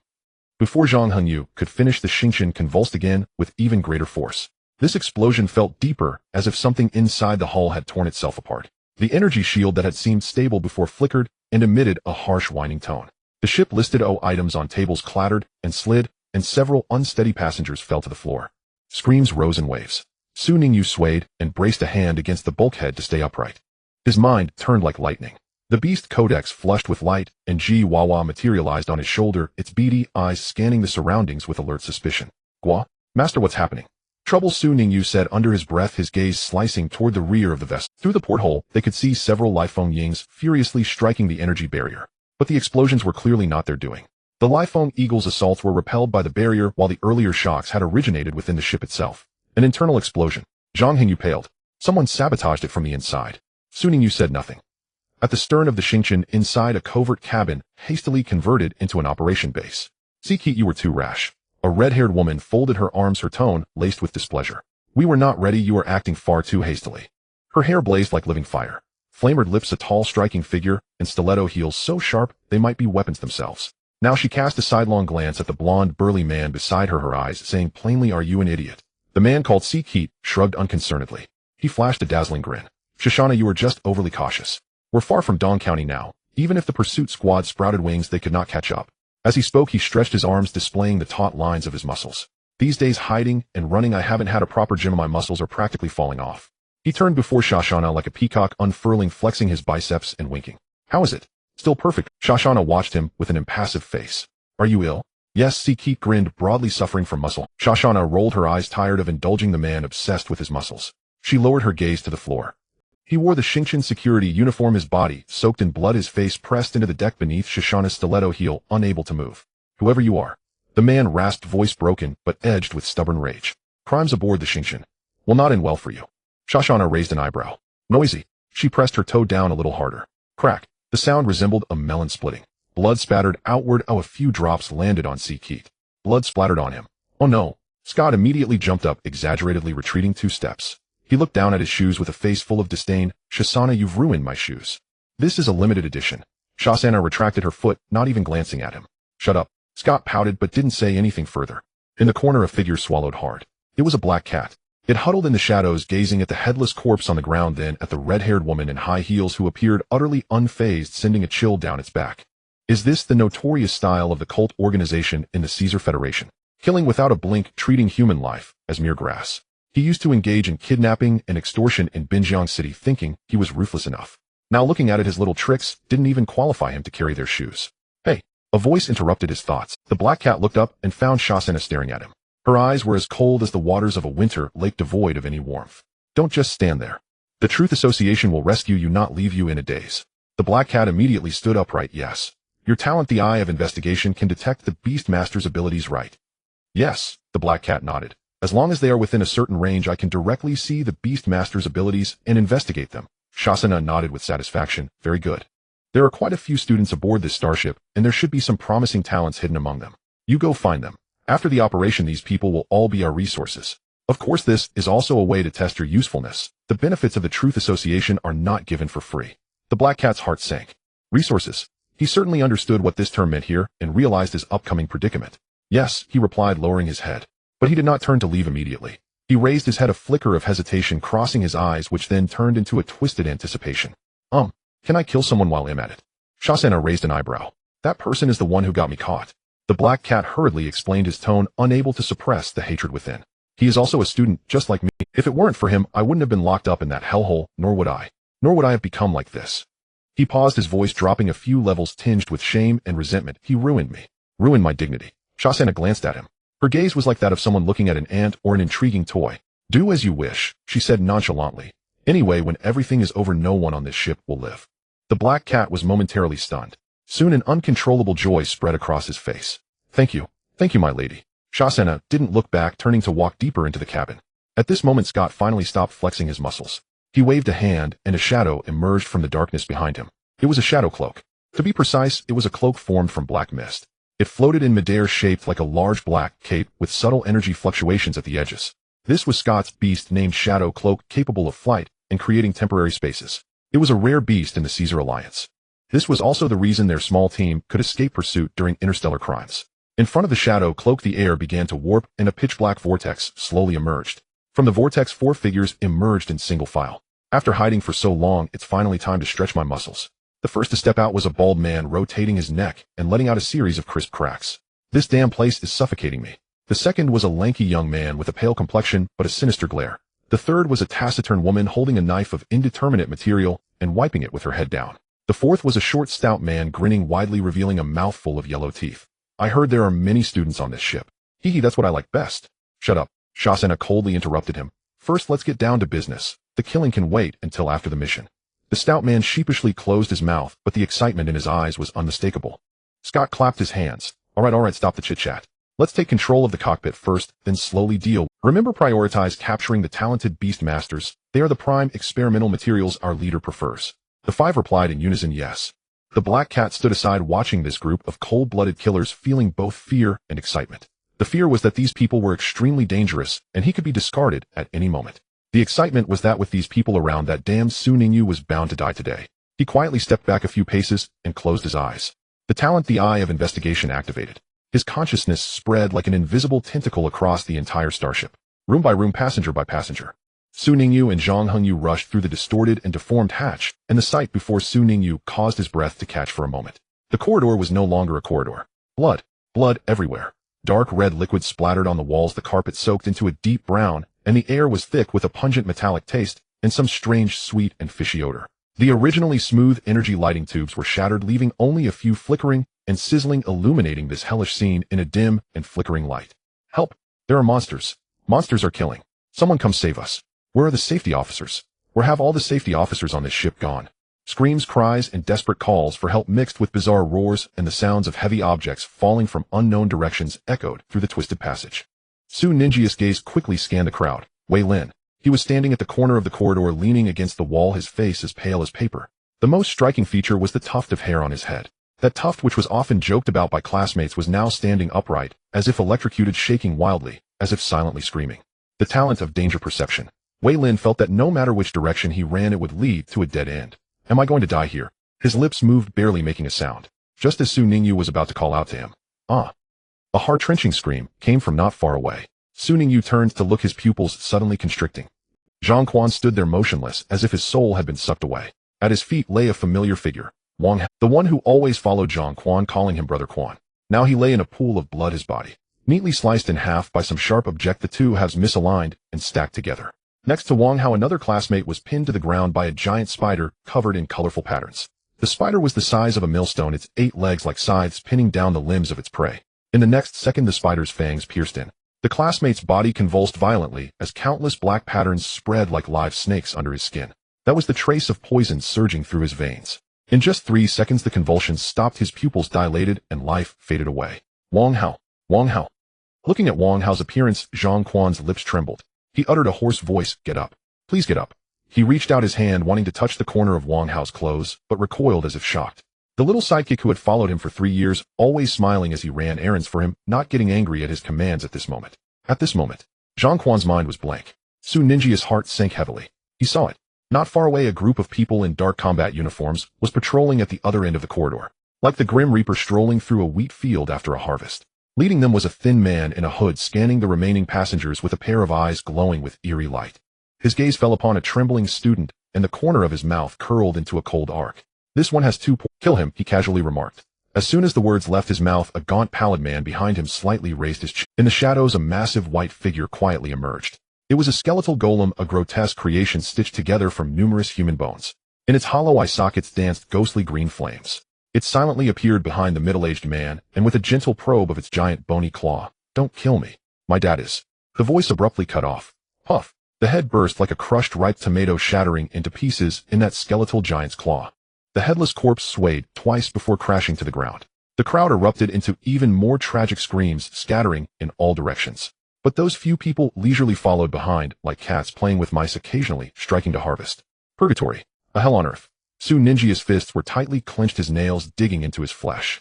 In his past life, he had witnessed countless scenes of slaughter in games, even personally orchestrating many. But those were all through a screen, mere data. At this moment, it was reality. The screams were real, and the scent of rust filled the air, piercing his nostrils. This was his first time facing the fragility of life so directly. "Zhang Quan, run!" Su Ningyu shouted. Zhang Quan awoke from his daze, stumbling back 2 steps, but was tripped by something and fell to the ground. Zhang Hengyu stood beside Su Ningyu, his body also trembling slightly. But his gaze was fixed on a particular emblem on those people's coats, an eye embedded in the center of an open book, its pupil reflecting a distorted starry sky. The Truth Society.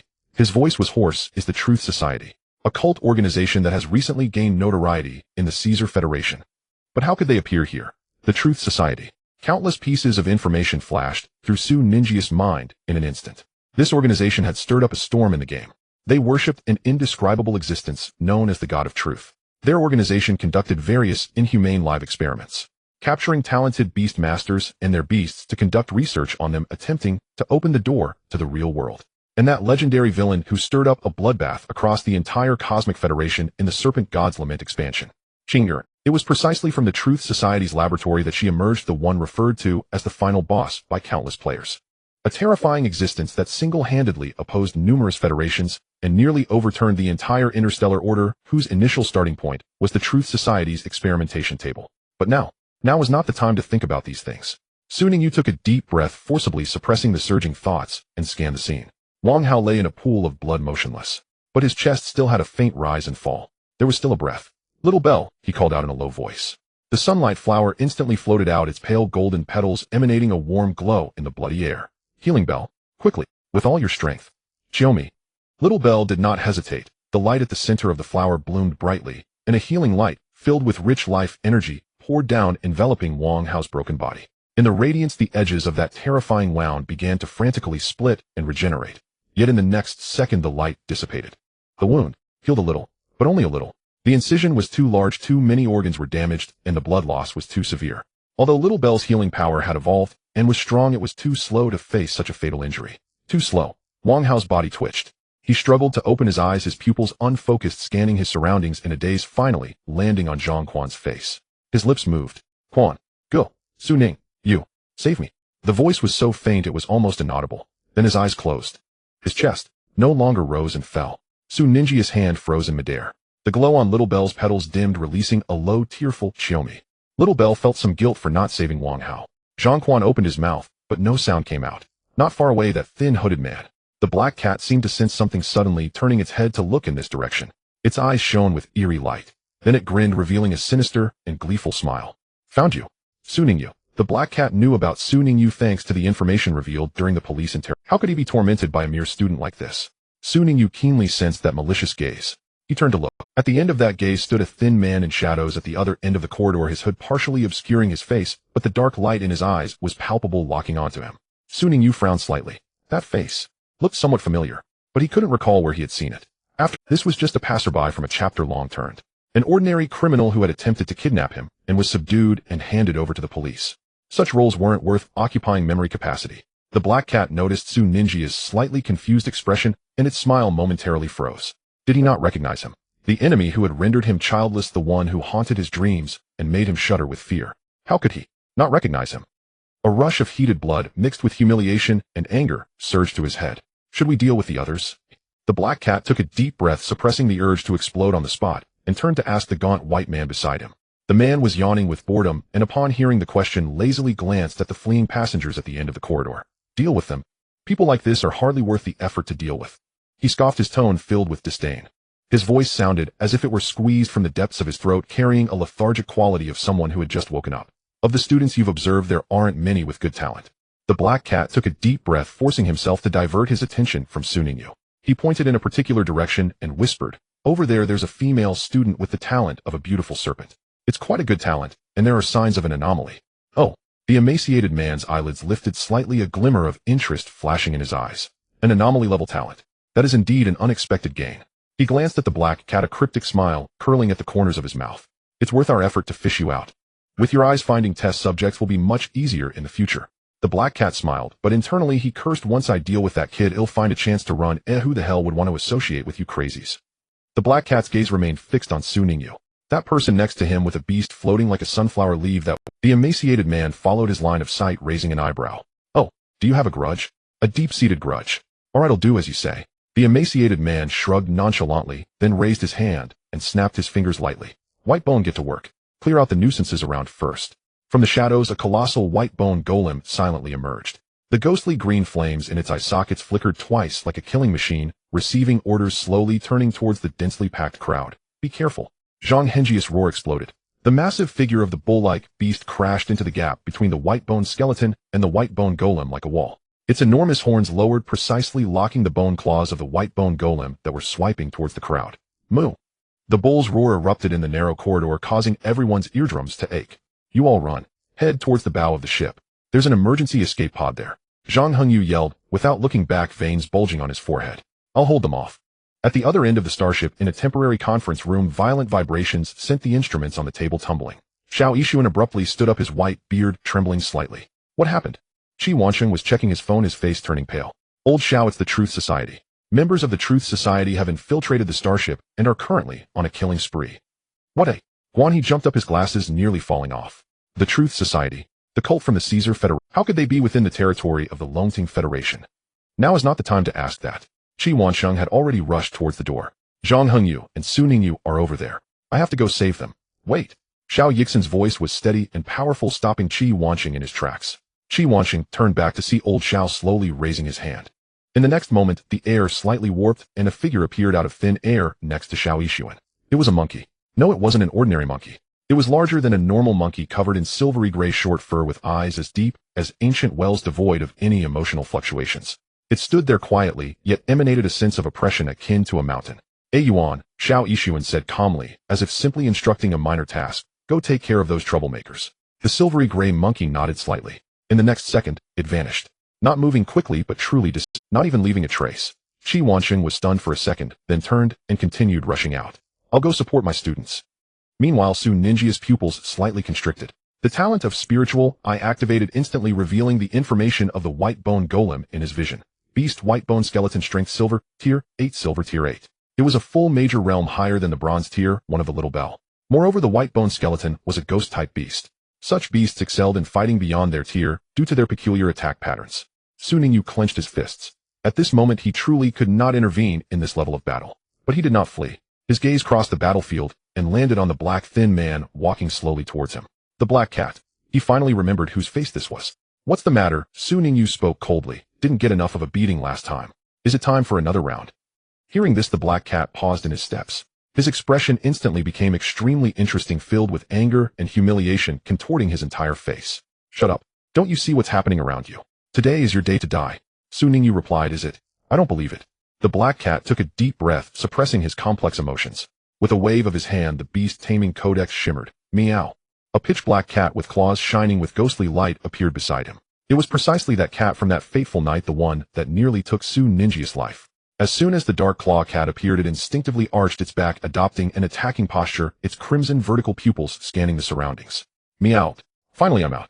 But when its gaze landed on Su Ningyu, the cat's body trembled. Dark claw cat, meow. Wait, this human looks familiar. It tilted its head, staring intently at Su Ningyu for 2 seconds before suddenly recalling something. Turning back to look at its master, the black cat, its eyes filled with complexity, confusion, and a subtle questioning of, are you sure? Dark claw cat, meow meow meow. Isn't this the person who made you scream and cry for a slap that night? Servant, are you sure you want to fight him? Do you want another slap? If you really want it, let me do it. The black cat. He understood his beast's gaze, a wave of shame rushing to his head. The black cat realized that his claw cat had become smarter after consuming the potions given by the Truth Society. But its cunning thoughts had increased as well, especially with the newly acquired talent, making the black cat anxious. Once this is over, I must find a new beast contract. Dark claw cat. Attack! He nearly roared his command. The dark claw cat licked its paw, lazily meowing as if saying, all right, since you insist on seeking punishment, this cat will play along. But just to be clear, if you end up crying like a child again, this cat might consider changing masters.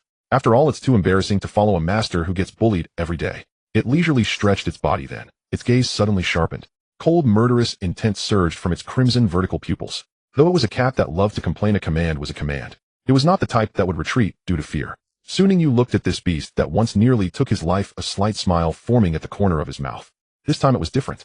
Beside him, the little bell. Sunlight flower slowly floated up, its pale golden petals gently unfolding, the light in the flower's center beginning to coalesce. On his shoulder, Jiwawa croaked, its amber eyes fixed intently on the dark claw cat across from it, its white jade-like body glowing faintly with golden light. Behind him, the aura of the mirror world rippled slightly. That was Fei, Winley asking, do you need me to intervene? Su Ningyu conveyed in his heart, get ready, there will be a chance for you to act. Su Ninjia's gaze quickly swept across the battlefield. Zhang Henjia's great horn bull was already covered in wounds.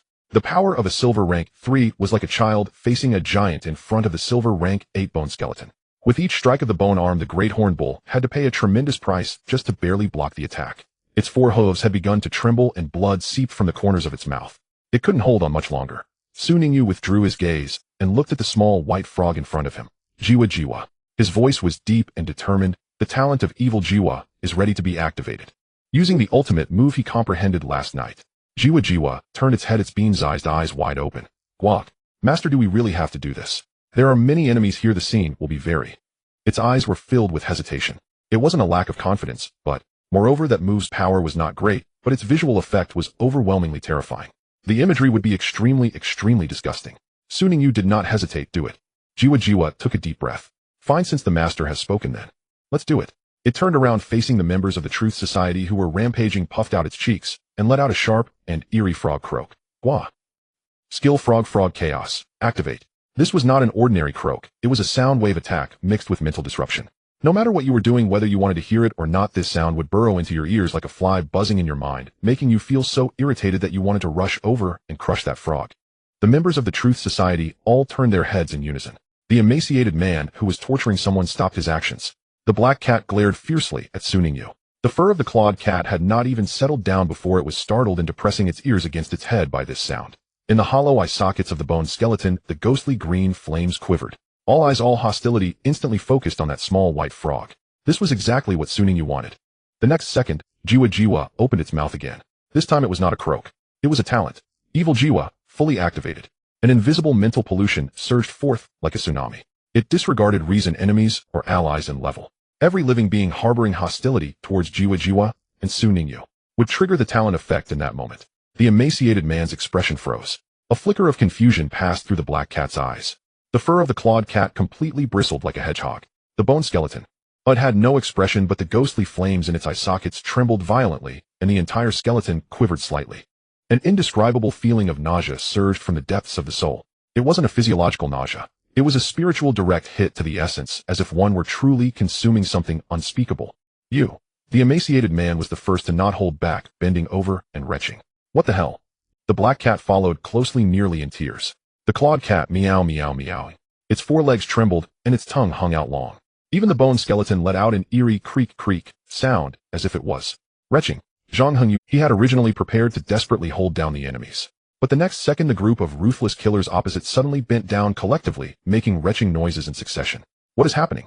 Are they collectively going crazy? He hadn't reacted yet when an even more terrifying scene occurred. Jiwa Jiwa opened its mouth again and let out a short and eerie croak. Gua? Watch my ultimate move, ultimate skill, spitting fragrance. True Xiang descends. This was inspired by Jiwa Jiwa in the mirror world from Su Ninjia's casual remark. Since it can make people feel like they are eating Xiang, can it really make them spit it out, of course, from the mouth? Originally a casual remark, who would have thought that Jiwa Jiwa's good luck comes talent inadvertently comprehended and became the ultimate skill. Its principle is simple. Evil Jiwa causes the target to experience mental pollution of eating, while True Xiang descends, turns this illusion into reality. The next second, oh, the emaciated man bent over and suddenly spewed out a stream of yellow-brown viscous liquid that emitted a terrible stench. What the hell, oh you? The black cat followed closely, spraying even more exaggeratedly than the emaciated man, its face smeared with tears and snot. The clawed cat meowing. The stuff it sprayed splattered all over itself, turning the entire cat into an indescribable color. Even the bone skeleton let out strange creak sounds, and then black, equally foul-smelling liquid began to flow from its hollow eye sockets and the gaps in its bones. For a moment, the entire resting area was filled with a stench. Zhang Henji's nose twitched. The next second his face turned green. What the hell? He almost couldn't stand covering his mouth and nose tightly. How much did they eat? Zhang Henji's nose just inhaled lightly. You. He also vomited. The great horn bull. You. The little bell had long floated to Su Ninjia's back, its petals tightly covering its face, making weak, chiomi sounds, unsure whether it was crying or vomiting. Only Jiwa Jiwa. It proudly perched on Su Ninjia's shoulder, its amber eyes filled with pride and arrogance. It resembled a general who had just won a battle. Guak. How's that? This is my ultimate killing move. Su Ningyu. Zhang Hengyu looked at Jiwa Jiwa, then he looked at Su Ningyu, his eyes filled with the question of, what kind of devil are you? Su Ningyu did not explain, because he was also about to be overwhelmed by the stench. But he held on tightly, seizing the moment when the group opposite was still vomiting crazily. In that instant when they lost their combat effectiveness, he grabbed the stunned Zhang Quan and pulled the equally dazed Wei Lin. Senior Zhang, hurry and go now. Zhang Hengyu jolted awake, coming back to his senses. He glanced at the group of Truth Society members still spitting out indescribable substances. He looked again at his battered great horned bull, gritted his teeth, recalled his beast, and turned to run. 5 people. Su Ningyu, Zhang Hengyu, Zhang Quan, Wei Lin, and Jiwa Jiwa, who clung tightly to Su Ninjia's shoulder. They ran wildly towards the other end of the passage. Behind them the sounds of retching continued, and the stench permeated the air. It was only after they had run a considerable distance that Zhang Hengyu dared to look back. That group was still vomiting. The bone skeleton and existence made only of bones could even spew out those indescribable substances, nearly falling apart in the process. He silently turned back and looked at the small white frog on Su Ninja's shoulder, which was currently licking its paws. Jiwa noticed his gaze raised its head and revealed an innocent smile. Zhang Hengyu shivered. He decided to keep a distance from this frog in the future. A very far distance. The mood of the black cat at this moment was complex and indescribable. Anger, certainly present. Humiliation, overflowing. Fear. That eerie white jade frog sent shivers deep within his soul. But more than that was an incomprehensible sense of collapse. After all, he was a bronze-level beast master, and he had mixed with the ruthless murderers of the Truth Society, thinking he would finally have his moment of vindication and revenge. And what was the result? He was made to publicly regurgitate by a frog. A literal projectile vomiting. What? What kind of ability is this? He staggered back, dry heaving with yellow remnants clinging to the corners of his mouth, his eyes glazed over, as if his very soul had been drained. Beside him stood a gaunt man. The one who controlled the skeletal remains, who fancied himself accustomed to life and death, and regarded everything with disdain. At this moment his face was as dark as a pot's bottom. Not just a description. It was truly dark. A darkness that seemed to seep from beneath his skin. He wiped his mouth in silence, his fingers trembling as though he had Parkinson's. The flames of anger burning in his eyes could have turned the entire starship to ashes. I will. Kill them. His voice squeezed through his teeth, each word punctuated with overwhelming killing, and I will chop them into meat paste. Feed it to my skeleton. No. Before turning them into paste, I will make them lick this. This stuff. Clean. He trembled as he stood up, just as he took a step. His foot slipped again. Bang. He fell once more into the pile. Ah! His wailing echoed throughout the cabin. Behind him the skeletal remains also stumbled to its feet. This silver-level 8-tier ghost-type beast had its ghostly fire in its eye sockets flickering wildly, brimming with shame. Yes, shame. A skeleton actually feeling shame. It had been humiliated by a blackarontier frog through some unfathomable ability. And the clawed cat. The clawed cat lay sprawled on the ground. Its tongue was lolling out, eyes rolled back, limbs twitching slightly. It was covered in filth, looking as though it had crawled out of hell. But its mind was clearer than ever. Meow. Why am I suffering because of this useless servant? It recalled the scene from moments ago. That white, seemingly harmless little frog just croaked a few times and made everyone, including itself, start to vomit uncontrollably. That feeling was worse than death. Meow. I quit. A glimmer of determination flashed in its eyes. These days, in order to enhance its master's strength, the Truth Society had fed it numerous experimental potions, claiming to awaken potential. Most of the effects were painful, but one particular potion granted it a special talent, breach of contract. The effect of this talent was simple yet defiant. It could forcibly nullify any contract without suffering any backlash. Whether it was a beast master contract or any form of soul binding, as long as it wished to break it could. The clawed cat had not intended to use this talent. After all, having been with the black cat for so long, despite its servant being somewhat useless and foolish and often provoking the wrong people, it still provided food and drink, so it was bearable. But now, it glanced at itself covered in indescribable substances. Then it looked at the black cat, still dry. Meow. Enough. It slowly stood up, ignoring the presence of the black cat, its gaze becoming clear and indifferent. In the next moment, its figure abruptly vanished. This was not ordinary speed, but a brief burst of power gained after using breach of contract to nullify the contract. It intended to use this burst to escape this hellish place, flee from these madmen and that terrifying white frog. The black cat had just wiped the grime from its face when it saw a white shadow dart past, racing deep into the path. It froze for a moment, then joy erupted on its face. It thought this was the enraged clawed cat seeking revenge, hunting down Su Ningyu. Good job, clawed cat. It was so excited that its voice cracked. Go kill that guy. Make him understand the consequences of offending me, the black cat. It waited to hear the clawed cat's pursuit, followed by Su Ninja's screams after being attacked. 1 second, 2 seconds, 3 seconds, nothing at all.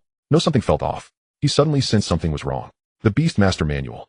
He instinctively probed into his consciousness. Then his expression froze. The contract link was severed between him and the clawed cat. That contract established since the clawed cat's birth, which had lasted for years, disappeared. It had completely vanished. Black cat, clawed cat, he murmured, disbelief lacing his voice. No response. Only the distant sound of a cat meowing faintly. Meow, meow, meow. In that cry there was unmistakably a sense of relief.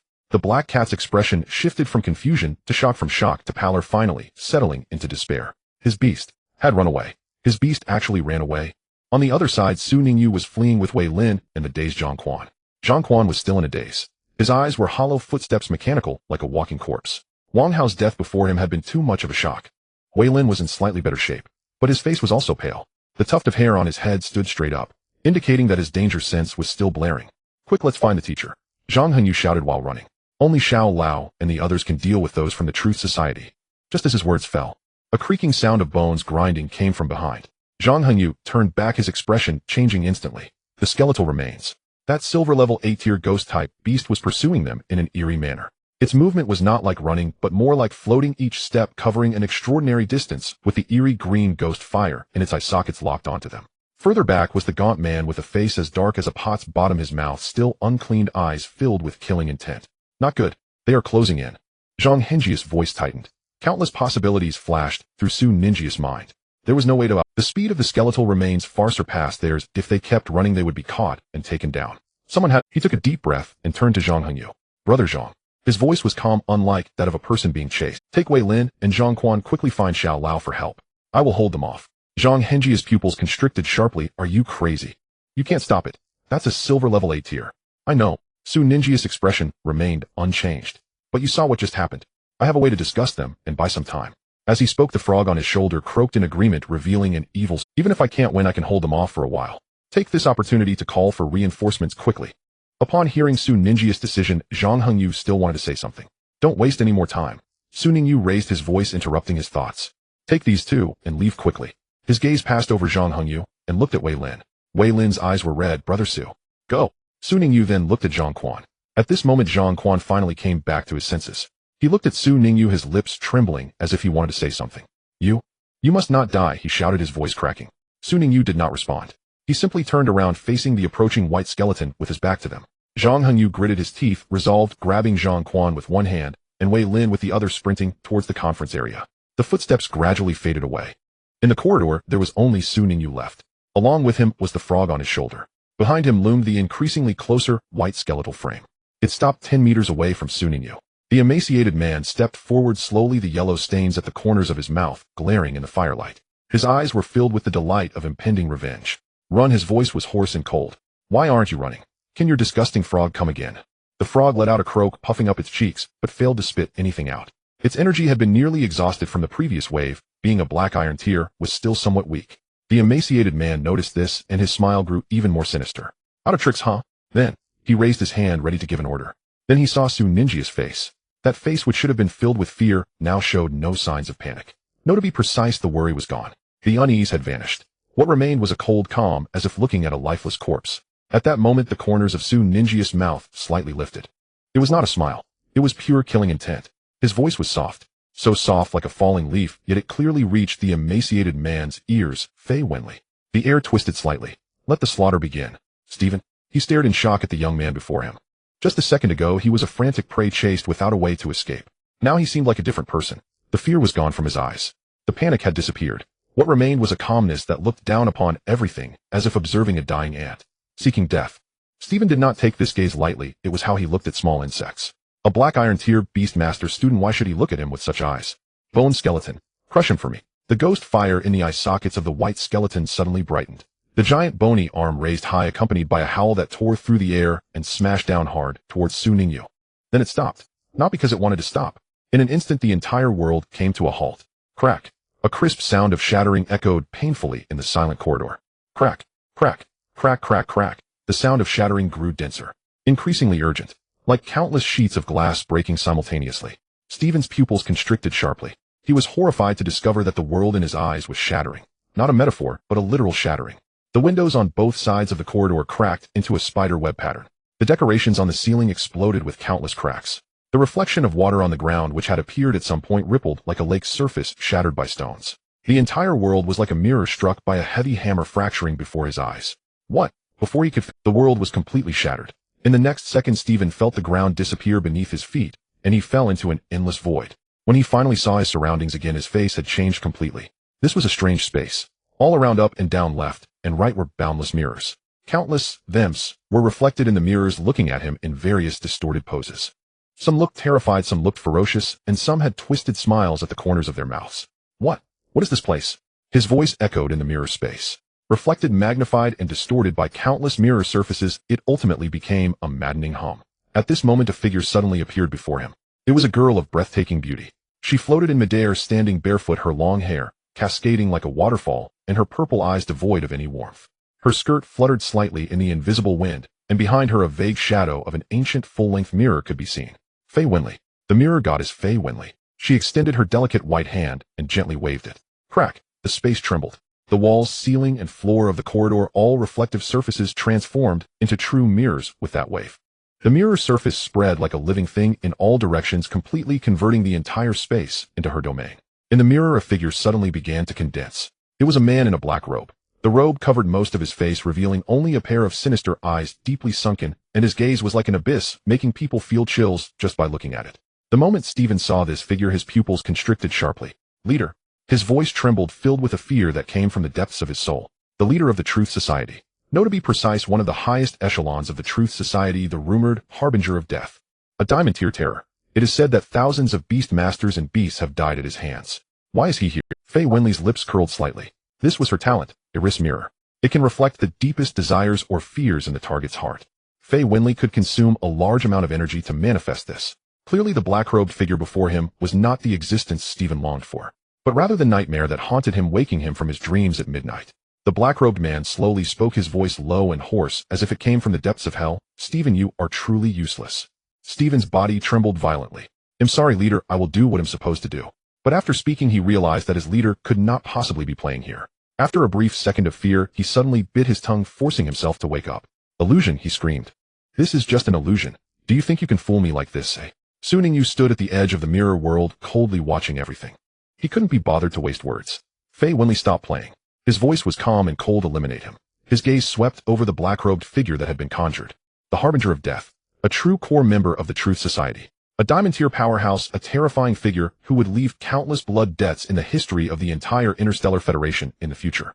But at this moment, the one conjured by Fei Wenli was merely a silver tier. Fei Wenli nodded slightly, hearing her master's command to continue her torment. The little bell's golden-red petals were burning with flames. Xiaomi. I'm here to help. The frog also jumped off Su Ninja's shoulder, puffing up its cheeks. Gua. I'm coming too. Fei Wenli glanced at Xiao Lingdang and the others. You are too obstructive. With a gentle wave, the two beast companions were instantly pushed to the edge of the battlefield by a soft, yet irresistible force. They landed steadily, completely unharmed, but could not rush in. Xiao Lingdang shouted, Xiaomi. Let me fight. Jiwawa croaked, Gua Gua. I want to output too. Fei Wenli ignored them. Her hands slowly rose. In the mirror world, countless mirrors simultaneously lit up. Each mirror began to condense light. The light grew brighter and more intense. The energy fluctuations became increasingly terrifying. The intensity of each beam of light surpassed Xiao Lingdang's strongest move, the sunflower cannon.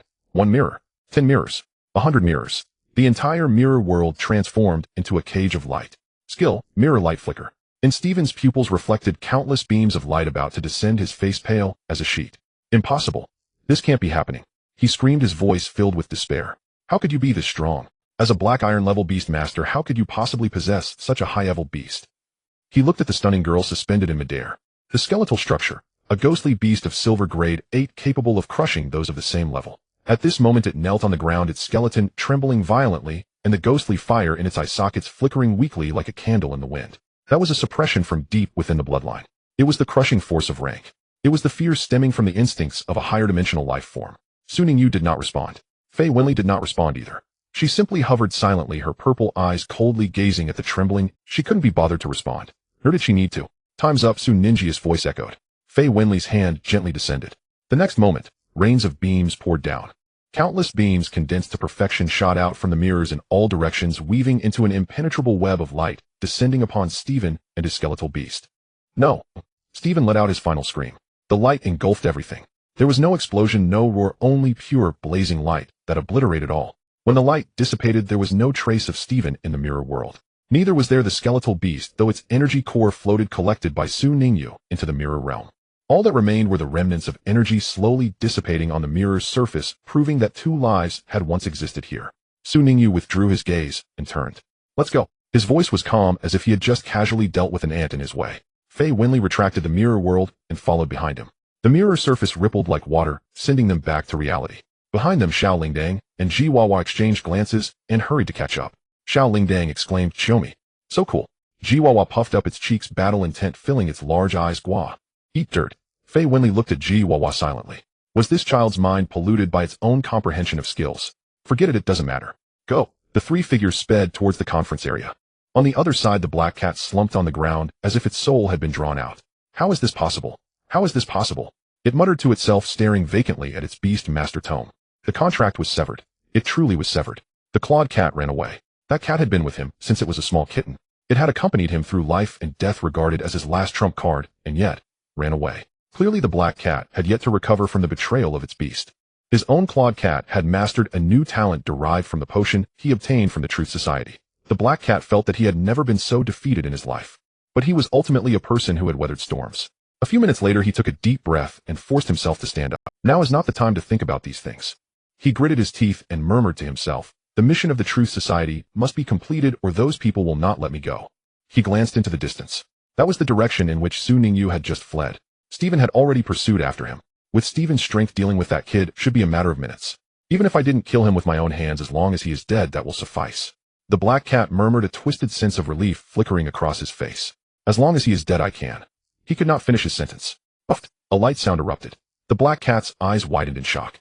He lowered his head and saw a crimson streak rapidly expanding on his neck. In the next second, blood gushed out like a fountain, staining the walls and floor in front of him. He opened his mouth to scream, but could only emit a wheeze. He tried to cover his neck, but his hands couldn't stop the blood from flowing. He wanted to turn around to see who it was, but his body was already beginning to weaken and there was no one around. Because the murderer was entirely absent from his perception. Su Ningyu stood behind him, coldly watching this person convulse and struggle in a pool of blood, ultimately succumbing to silence. The kitchen knife in his hand was still dripping with blood. It was just a plain kitchen knife he had casually picked up from some dining area, but it was enough. One stab wasn't enough. 2 stabs weren't enough. Su Ningyu stabbed the black cat's body again and again. With each stab he thought of the innocent people taken away on the starry ship, and the face of Wang Hao, which still bore a smile. Each stab carried the screams of those innocent passengers in their last moments. Until the black cat's body no longer moved. Until those eyes bulged wide open, staring blankly at the void. Only then did Su Ningyu stop his actions. He took a deep breath to calm his emotions and was about to turn to leave, when his gaze suddenly fell upon the black cat's unblinking eyes. At that moment those eyes were glimmering with a strange ghostly light. It wasn't the murkiness of a typical dead person's gaze, but rather a glossy sheen, as if still alive. Deep within the pupils there were faint mysterious patterns slowly swirling. It was as if remnants of a talent essence. Su Ninjia's heart stirred. He grasped a possibility. Could it be that he possesses the talent of Eye of Detection or Keen Eye? In the Beastmaster series game, there were evil organizations that illegally acquired talents. Some talents were directly plundered. Some were dropped upon killing. Because certain talents would condense on the corpse after such talents were quite rare, and the Eye of Detection was one of them. Eye of Detection could sense the talents of Beastmasters within a certain range. It could even see through a person's essence to a certain extent. Considering that the Black Cat had appeared with the Truth Society, it was likely that the Truth Society had gone to great lengths to rescue him from the detention center because of this. And now the Black Cat was dead, but his eyes. Su Ningyu did not hesitate. He bent down, and with a swift motion, he severed the 2 glowing eyeballs from their sockets. Blood flowed from the eye sockets, staining the Black Cat's unblinking face crimson. Yet those 2 eyeballs, after being removed, still emitted a faint glow, as if the power contained within them had not dissipated with their owner's death. Su Ningyu wrapped them in a clean handkerchief and took them away. Zhang Hengyu had almost exhausted all his strength, dragging Zhang Quan and Wei Lin into the conference area. The scene before him made him draw a sharp breath. This was no longer an ordinary battlefield. It was an upgraded version of hell. The once spacious deck of the starry ship now looked utterly unrecognizable. What was most shocking was the few figures confronting them outside. A completely golden monkey was currently floating, and it stood 3 meters tall, covered in golden fur that gleamed like metal, and with every breath substantial waves of energy radiated outward. Its eyes were like 2 small suns radiating brilliant golden light, fixed intently on the few disheveled figures below. The fighting ape, Xiao Yixin's beast. Golden Great. Zhang Hengyu only knew that old Xiao was very strong, but he had never seen him in action with his own. Now witnessing the scene of the giant ape casually smashing a member of the Truth Society's beast into pulp with a single punch, he finally understood why old Xiao had been able to hold the position of president of the East County Breeder Association for so many years. Damn it. Shoshana's red hair danced wildly in the energy storm, her fiery red lips pressed tightly together, her eyes filled with anger. She controlled a massive bird engulfed in flames, her beast the blazing sparrow entangled with the fighting ape. In the air the blazing sparrow should have had the advantage, and it was also at the peak of silver rank. But before the fighting ape, every collision sent feathers flying and cries echoing. Scott stood beside her, his muscular body covered in numerous wounds. The shadow cloak had long since shriveled into a ball, trembling in the corner. There were 3 or 4 members of the Truth Society by his side, but each wore a look of fear, clearly terrified by the fighting ape's onslaught. We can't stay here. Shoshana gritted her teeth and growled, this old man is too strong. We must retreat. This whole journey has been fraught with difficulties. Now they already had quite a few research materials along with the girl with the beauty serpent talent they captured and that special talent of the black cat. It's enough. If we delay any longer we'll all be finished here. As she spoke she planned to destroy the entire starry ship to buy herself time to escape using Scott's beast mastery to flee. Everyone prepare, Shoshana. Scott's voice suddenly sharpened, interrupting her retreat command. The life signs of Stephen and the black cat have disappeared. Shoshana's movements froze. She turned sharply, staring at Scott, disbelief etched in her eyes. The energy mark I left on them. Shattered. Shoshana's mind went blank. Stephen, the silver 8th tier killer controlling the bone skeleton, dead. The black cat, that precious gem with the rare talent of eye of detection, also dead. Who did this? Her voice was hoarse. Is there still a strong person on the ship? She scanned the battlefield. Xiao Yixuan. No, that old man had been here all along, never leaving. The security of the starry ship. A bunch of worthless fools, they had long been slaughtered. Who else could it be? But there was no other choice. She could only Shoshana no longer hesitated and issued a stern command.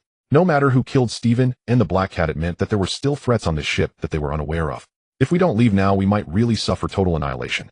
Thinking of running away, Xiao Yixin's aged voice rang out, carrying an undeniable authority. The battle ape let out a thunderous roar, and its fists smashed together with tremendous force. Boom! A circle of golden energy ripples erupted, sweeping across the entire battlefield like a tsunami. At that moment, teacher Zhang Henji's voice rang out. Qi Wanxing turned around to see his student along with two badly battered classmates stumbling towards him. Hengyu, are you alright? Qi Wanxing exclaimed, joyfully rushing to meet him. Zhang Hengyu gasped for breath, waving his hand. I'm fine. But what about Su Ningyu? Qi Wanxing asked. Zhang Henji's face turned pale instantly. He stayed behind to hold off that. Before he could finish, a figure slowly emerged from the corner of the corridor. Zhang Hengyu turned abruptly. Su Ningyu. He was almost brought to tears, rushing forward to give this audacious fellow a punch. You scared the hell out of me. I thought you. However, the Su Ningyu in front of him merely glanced at him without responding to his excitement. In those eyes there was a faint glimmer reminiscent of purple crystals. But Zhang Hengyu did not notice. He just let out a long breath, patting Su Ningyu's shoulder. That's great. You're alright. Really great. Su Ningyu nodded slightly, still silent. Then, as Zhang Hengyu looked on in shock, Su Ningyu walked straight towards the battlefield, heading towards those ordinary Truth Society members who were still resisting. Wait. Su Ningyu, what are you doing? Zhang Hengyu shouted. It's dangerous over there. Come back. But Su Ningyu did not look back. She, merely raised a hand. A whip shimmering with starlight appeared in her palm. The Galaxy Whip. Little Bell. A cold voice rang out. Healing chime, heal our own personnel. Prioritize those severely injured. Little Bell floated out, its pale golden petals unfurling, and a gentle healing light began to envelop the injured security personnel and passengers. Gigi Frog. A white jade frog leaped onto her shoulder. You really shouldn't fight. Fei Winley did not want any filth appearing in her territory. Gigi Frog, Gua. Are you discriminating? It widened its eyes, its cheeks puffed out, brimming with a sense of, I have to prove myself. Then it saw the Galaxy Whip gently swaying in Su Ningyu's hand. Gigi Frog. Gua. It silently shrank its neck and obediently squatted on its shoulder, motionless. Discrimination or not, it was better than getting beaten. Su Ningyu ignored it, holding the Galaxy Whip and striding toward the battlefield. Zhang Hengyu looked on in astonishment. Is this still the usually gentle and calm, composed Su Ningyu? Why does it feel like a completely different person? Then he witnessed an even more shocking scene. Su Ningyu raised a hand. The Galaxy Whip shot forth like a spirit snake from its hole, instantly extending to over 10 meters long. The whip tip shimmered with a dreamlike starlight, slicing through the air precisely. Smack. It struck hard against a member of the Truth Society's face. That individual was engaged in a struggle with the security personnel, completely unaware of the sudden appearance of this young boy. The whip struck his face, sending him flying directly into the wall, knocking him unconscious. Another Truth Society member, filled with rage and astonishment, instinctively tried to command his beast to retaliate. Smack. Another whip. It struck him on the back of the head. The man rolled his eyes and collapsed weakly to the ground. Zhang Hengyu. He rubbed his eyes, doubting whether he was hallucinating. Is this a beast or a beast master? Fei Winley transformed into her master's appearance. She herself was a mythical existence, although her power was suppressed to the 9th tier of silver. At this moment, she replicated her master's talent, and the effect was even more powerful than when Su Ningyu used it. Moreover, she did not attack the beasts, but specifically targeted the beast masters. Furthermore, each whip was terrifyingly accurate. Even stranger was that those members of the Truth Society who were struck bore expressions that were odd. Some gritted their teeth in pain, but in the next second within that grimace a hint of inexplicable smile flickered. Some were even shouting before fainting. Zhang Henji's mouth twitched. What is happening? Only Gigi Frog, squatting on Su Ningyu's shoulder, silently swallowed its saliva. It was most familiar with this feeling. The whip of Lady Fei Winley combined with her master's bizarre whipping talent. That sensation, those who understand. At this moment, those members of the Truth Society who were struck might be experiencing a state that was both painful. Gigi Frog looked at those enemies who were staggering, frothing at the mouth, some still wearing strange smiles, and silently lit a candle for them. Faye Winley was thoroughly enjoying this moment. However, perhaps the shock from Steven's sudden death was too great, or perhaps the fact that a golden-tier Beastmaster was hidden aboard the starship made Shasha realize that the situation was completely out of control. Her face was currently dark and terrifying, a glimmer of resolute determination flashing in her eyes. Blazing fire sparrow. Her deep voice rang out. The fiery giant bird that had been circling around her suddenly emitted a sharp cry. Its feathers ignited, instantly transforming into true flames, illuminating the entire starship. Directly destroy the starship. Shashana's voice was as cold as ice. Destroy it. Let's see if they're saving people or trying to pursue us. The blazing fire sparrow let out a long cry. In the next second, it spread its wings wide and terrifying flames began to gather around it. The light grew brighter and more intense, the air filled with a scorching aura, turning even the distant clouds crimson. A pillar of flame descended from the sky. It was not aimed at any enemy, but rather at the starship beneath their feet. Boom! A deafening explosion sounded. The flames consumed everything. The entire starship shook violently, massive cracks spreading from the center of the hull. The cabin walls were torn apart, the floor collapsed, and flames surged through the fissures in a frenzied manner. A fierce wind rushed in through the holes, howling like a ghostly whale. Not good. Qi Wancheng's face changed drastically. The starship is going to crash. Xiao Yixuan reacted the fastest. Battle ape. He shouted sharply, stop the pursuit, focus on rescue. The silver-gray ape instantly vanished from its spot. In the next second, it appeared in front of a collapsing cabin wall, both fists striking out, smashing the falling debris into powder, protecting a group of terrified passengers behind it. The members of the Truth Society have seized the opportunity to retreat. Scott's shadow cloak opened up a massive black vortex, instantly engulfing Shoshana Scott and the remaining members of the Truth Society. In the last moment of the vortex's contraction, several students, bound tightly, their eyes filled with despair, could be seen. They were the experimental materials captured by the Truth Society. Xiao Yixuan realized it was too late to save them. The vortex vanished. The members of the Truth Society disappeared with their spoils, leaving no trace. But no one had the time to pursue them, for the starship was plummeting rapidly from the sky. The enormous floating ship had lost power, its body tilting as it descended rapidly towards the ground. The howling winds and raging flames engulfed the scene. Countless passengers fell from the openings like dumplings, screaming and crying, tracing desperate arcs in the night sky. Some summoned their flying spirit beasts, desperately clinging to their master's clothes in an attempt to stabilize themselves. Others huddled together, eyes closed, waiting for death. Some were struck by splintered debris during the fall, blood bursting forth in the air. In the chaos, Su Ningyu silently exchanged places with Faye Winley. No one noticed. Faye Winley returned to the mirror world. A small bell anxiously circled around Su Ningyu, its petals fluttering rapidly. Chiomi, Kimamai, Master, it seems like I can't carry you to fly. Although it was a bronze-tier spirit beast and a dual element of fire and grass, it was ultimately still a flower. Flying relied on energy levitation with limited carrying capacity, unable to support the weight of a human. Ji Wawa squatted on Su Ninja's shoulder, its front paws tightly gripping his clothes, its bean-sized eyes filled with terror. Gua, gua gua, Master, frogs can't fly. Help. Su Ningyu remained calm. His gaze swiftly scanned the surroundings as his mind raced. But before he could think of a solution, help arrived. 3 pink beams of light illuminated simultaneously. Su Ningyu felt his body lighten, the speed of his descent suddenly slowing, as if cradled by invisible soft hands gently suspended in midair. He looked up. 3 identical foxes were floating in the air, their bodies covered in pale pink fur. Their fluffy tails gently swayed in the air, with the most eye-catching feature being the purple gems embedded in their foreheads radiating a soft glow. Spirit Beast Baoyunyanhu, a rare type of spirit beast with extraordinary abilities. It is said that only beast masters with exceptionally high spiritual power have a chance to contract them. To contract 3 at once is even rarer. Lu Yu stood on the ground not far away. With her hands slightly raised, the 3 Baoyunyanhu followed her command, releasing powerful mental energy. Those survivors who were falling were caught one by the invisible mental force. The speed of their descent slowed, ultimately landing softly, as if they were feathers. Elderly, children, women, men, beast masters, and ordinary passengers. None were left behind. Meanwhile, a clear crane call echoed through the sky. A giant crane entirely snow-white spread its wings and glided gracefully. With each flap of its wings, a gentle breeze was created, stabilizing those who were swaying in the wind and guiding them safely to the ground. Guan's spirit beast, the wind spirit crane. Elegant and powerful, without the battle from the Truth Society, Guanha and Lu Yu also joined forces to rescue the survivors. The two worked in perfect harmony, one controlled with mental force, the other guided by wind. Within a few short minutes, all the falling passengers were safely rescued. The moment Su Ninja's feet touched the ground, the 3 Baoyunyanhu simultaneously retracted their mental force, the pink little creatures landing lightly beside Lu Yu, nudging her hand, as if to take credit. Lu Yu smiled gently and patted their heads saying, "Well done." Guan's Baiyu Xinha also circled gracefully in the air slowly, descending folding its wings in a manner as elegant as a painting. Huff! Zhang Hengyu plopped down onto the ground, gasping for breath. "We survived. We survived." Wei Lin's spiky hair had completely flattened. He slumped on the ground, his eyes vacant, clearly still in shock from the earlier fall. Zhang Quan knelt on the ground, propping himself up with his hands trembling all over. Whether from fear, anger, or a combination of both, Xiao Yixuan slowly landed the martial ape, following behind him, its deep-set eyes scanning the surroundings. Only when confirming there was no further danger did it slightly relax its guard. Whether from fear, anger, or a combination of both, Xiao Yixuan slowly landed the martial ape, following behind him, its deep-set eyes scanning the surroundings. Only when thick smoke billowed upward, merging with the night. The air was filled with the smell of burning and a suffocating heaviness. In the open space near the crash site, people who had survived gathered in small groups. No one spoke, or rather no one could find the words to speak.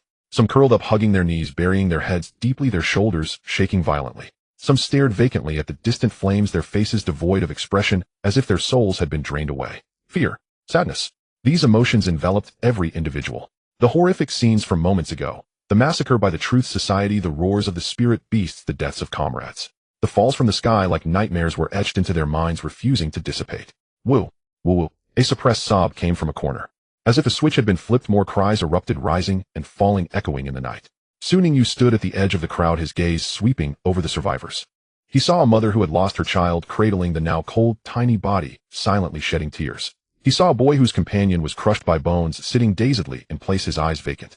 He looked at passengers covered in wounds, bleeding profusely, yet oblivious, their pain surpassing the physical realm, penetrating their souls. He took a deep breath. Little bell. A golden red light flashed, and the sunlight flower floated beside him, its petals emitting a warm glow in the night. Activate the calming talent. Su Ninjia's voice was calm and resolute. Then use the healing bell to prioritize treating those who are severely injured. Chiomi. The little bell did not hesitate. It slowly flew towards the center of the crowd, hovering in midair. The golden flower heart, resembling a solar core, began to glow. Not a fierce battle light, but a gentle warm glow like the sun on a spring day. The light spread out, enveloping the surrounding crowd. Calming talent activated. That invisible warm wave gently caressed the hearts of everyone like a mother's hand. The soothing chime of the small bell began. The survivors, deeply entrenched in fear, seemed to be supported by something no longer sinking further. The suppressed cries gradually became steadier. The hollow eyes of these people started to focus. It was still not enough. The small bell continued to rise, flying to the side of those who were most severely injured. Some had been torn by beasts, their wounds deep enough to see bone blood flowing incessantly. Others were struck by debris during their fall, covered in blood, their breaths faint. Some appeared uninjured on the outside, yet suffered severe internal injuries, blood continuously oozing from the corners of their mouths. The small bell lingered beside them. The healing chime began to ring. Ding! The clear sound, like a mountain spring, like the gentle ringing of wind chimes, echoed in the night sky. With each chime a soft light fell upon the wounds. Those grotesque wounds began to heal at a visibly rapid pace. The faint breaths grew steadier. The pale faces began to regain their color. The small bell floated like a tiny sun traversing through the darkness. It illuminated every injured person. It also brightened the deeply shadowed hearts. Wei Lin sat on the ground, tightly hugging the bubble frog he had just summoned. The little blue creature was still unaware of what had happened. It instinctively sensed its master's fear, rubbing its slippery skin against Wei Lin's face, making a glub-glub sound. Wei Lin buried his face in the bubble frog's body, his shoulders trembling slightly. He dared not recall the scene from earlier. The members of the Truth Society, the passengers who met a tragic end to splattered blood. But what he feared more was if it hadn't been for Su Ningyu, would he have already? He raised his head, looking at the golden red light weaving through the crowd. Was that the bellflower? No, that was not right. He had seen Su Ninjia's bellflower, and it definitely did not look like this. Like a small sun radiating a comforting warmth. Wei Lin suddenly remembered the words Su Ningyu had said earlier on the floating ship. My bellflower has evolved. At that time he thought it was a joke. Now he understood. It was not a joke. It was real. Moreover, the direction of its evolution was definitely not an ordinary path.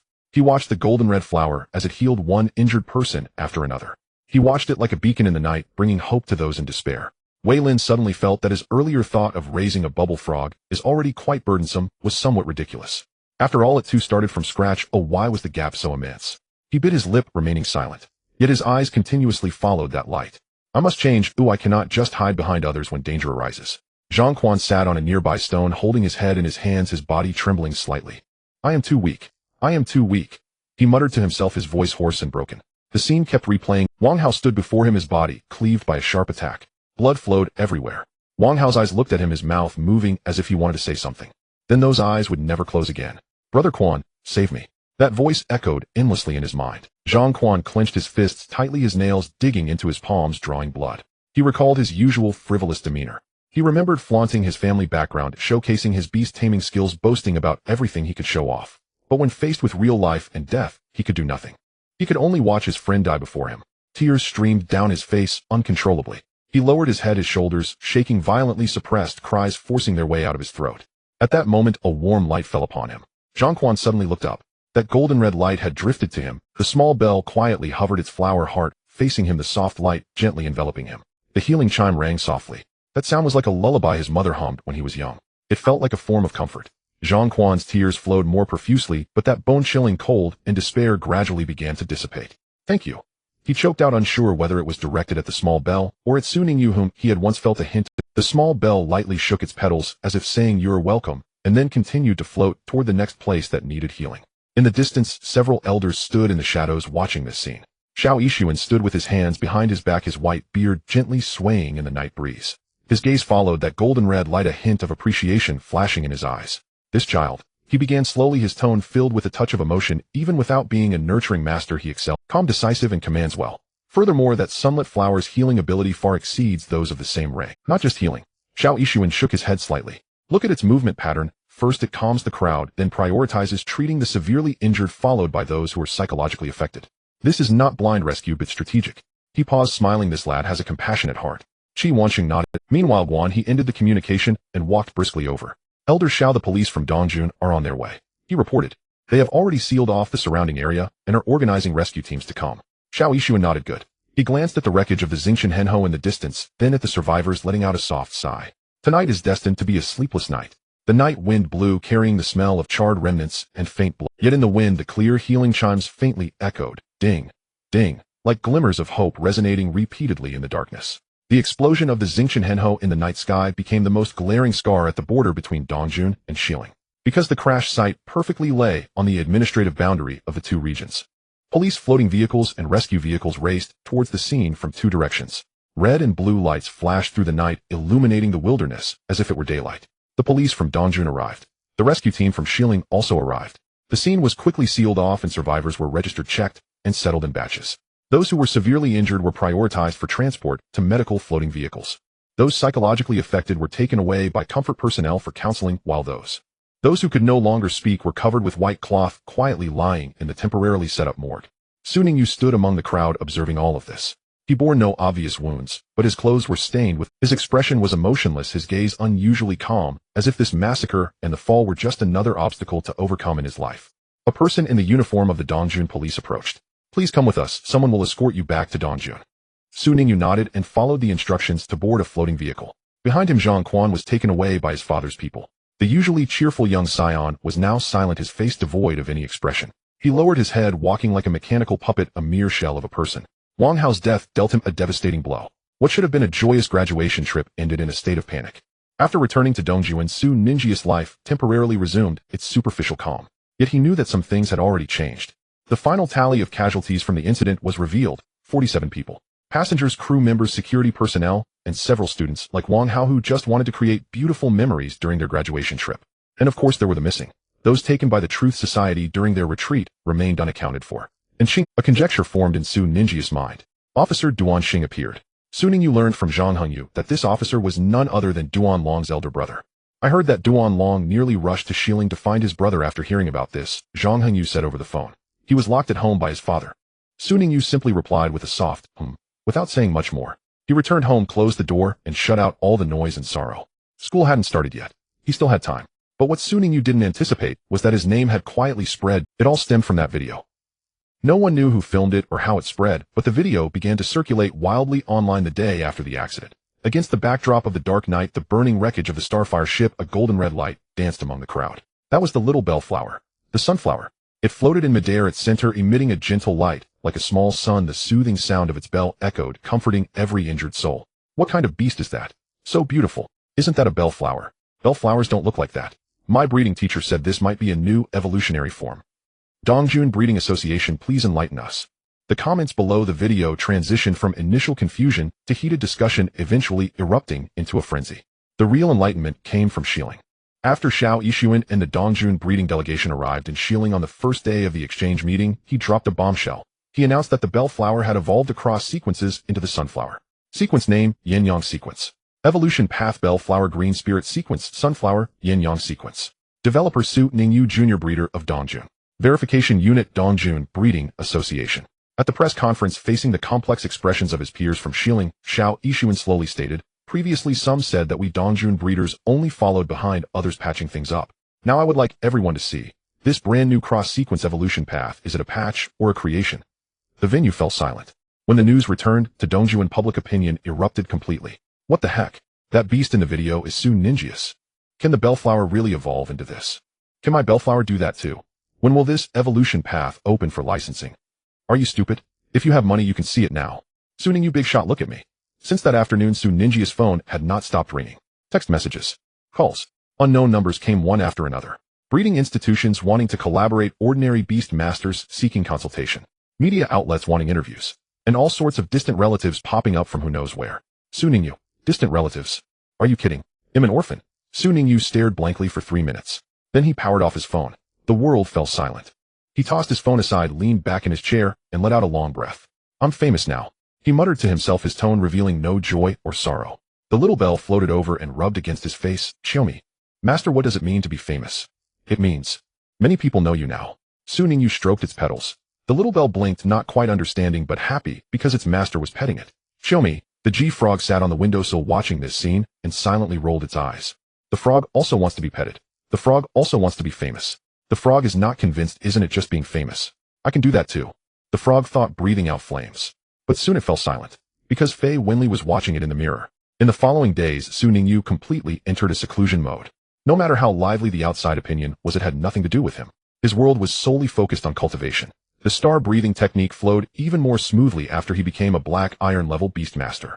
With every breath, faint starlight energy was drawn into his body, nourishing his muscles, bones, and meridians. He could feel his physical qualities steadily improving. Stronger, faster, and more enduring. Of course, he couldn't neglect the training of his beasts. The little bell, Sunflower, had stabilized at bronze level 1. Its skills needed further refinement, and its combat awareness had to be enhanced, especially for the skill Crimson Lotus Bloom, which required precise control. G-Frog was still at black iron level 5, but its talent Evil Chihuahua, combined with the newly comprehended ultimate move Spitting Fragrance, had become in some sense a psychological pollution nuclear weapon. Although that image, well, it was hard to describe, but its practicality was undeniable. Fei Winley continued to supervise the training in the mirror world. The sound of a whip, occasional screams mainly from G-Frog, and the little bell's efforts at practicing skills with its Chomi sounds became the daily routine of this small world. In the dead of night, Su Ningyu would occasionally stand by the window gazing at the lights outside. The universe is vast. There are many powerful beings. The Truth Society is just a beginning. His current strength is still far from enough. I must continue to grow stronger, he whispered. Outside the window the night was deep, but in the mirror world the brilliance persisted. The mirror world was not at peace. Distant cries echoed, magnified infinitely by countless reflections, sounding as though creatures were being tortured from all directions. Meow, meow, meow. A clawed cat curled up in a corner, its fur bristling like a hedgehog, its tail tucked between its legs, tearfully looking at the two devils in front of it. No, I'm really not a beastmaster's beast anymore. I'm a wild beast. Please don't hit me. Ah, it hurts. Its voice was piercing, sounding just like an ordinary cat with its tail stepped on. But no one paid it any mind. The small bell floated in midair with golden-red flames licking the edges of its petals. It looked down condescendingly at the black cat. Chihuahua squatted beside it, cheeks puffed out, and its bean-sized eyes sparkled with eagerness. The clawed cat dared not move, not even a twitch, because it had just witnessed the most terrifying scene of its life. Just moments ago, it successfully utilized its newly awakened talent for breach of contract to dissolve the pact with the black cat.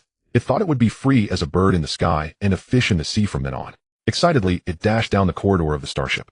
It fantasized about finding a reliable servant, or simply becoming a carefree wild beast, no longer having to endure the frustration caused by that useless one. Then it made a sharp turn, and fell into Fei Winley's mirror world. Coincidentally, it landed right at the edge of the— What did it see next? It saw the Silverdeer 8th grade beast master Stephen, who was pursuing this group of people along with his skeletal minion.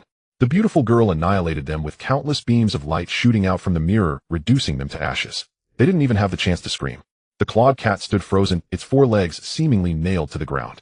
It wanted to escape, but it realized that the entire mirror world was the realm of that girl, and there was nowhere to flee. Then the girl cast a glance at it. Just a glance.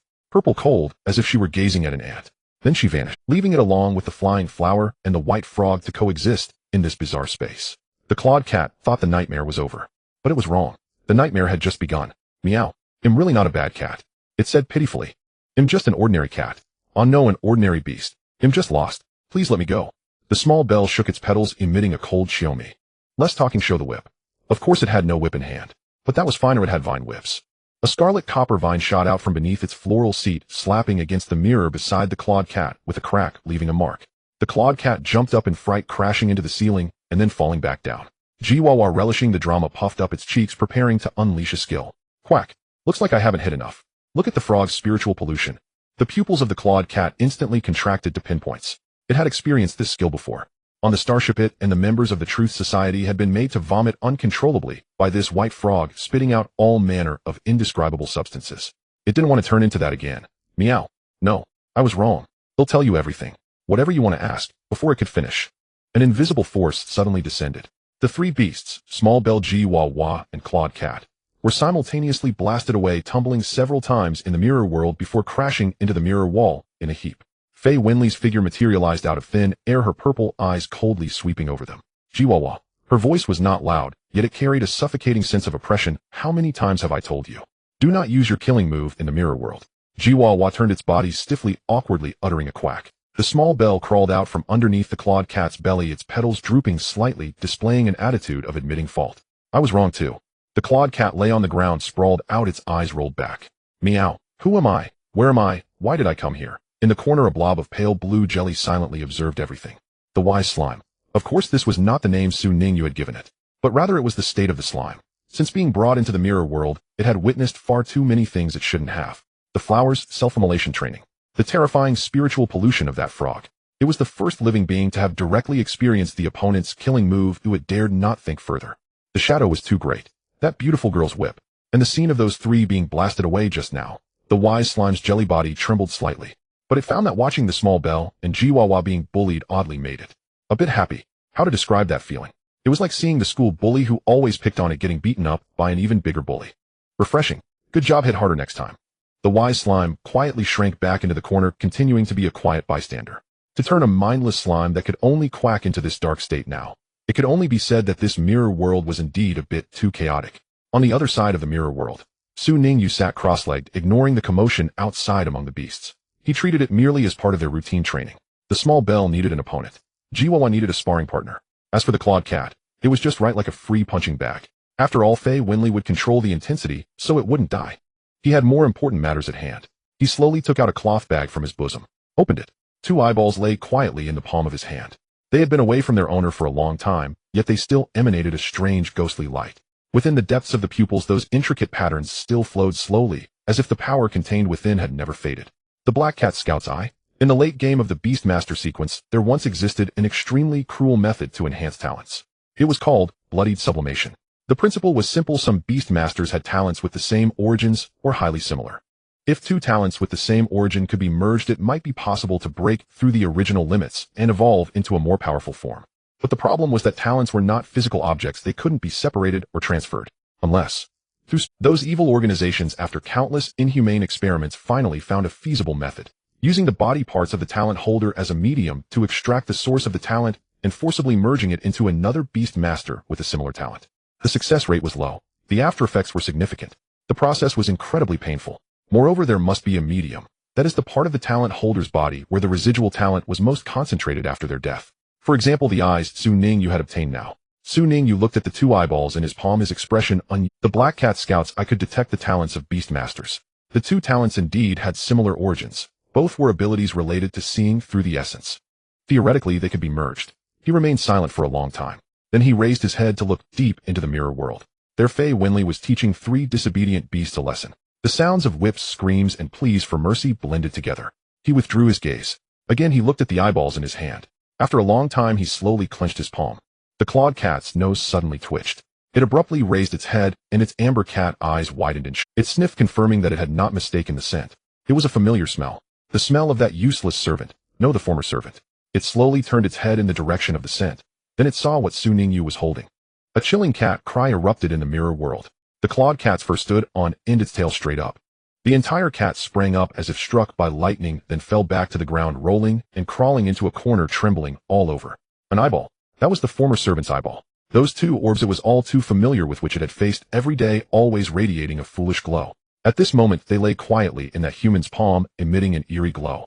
The clawed cat's mind went blank. It knew that the human had killed the former servant, but it never expected that the human had actually dug out the eyeball, and even held it in hand. What kind of operation was this? The clawed cat felt that after living for so many years, and having seen various perversions, it had never encountered something this extreme. "Be quiet, little kitty," a cold voice sounded. Faye Winley didn't even turn her head. The next moment the clawed cat's bristling fur, as if soothed by an invisible force, instantly lay flat. The clawed cat.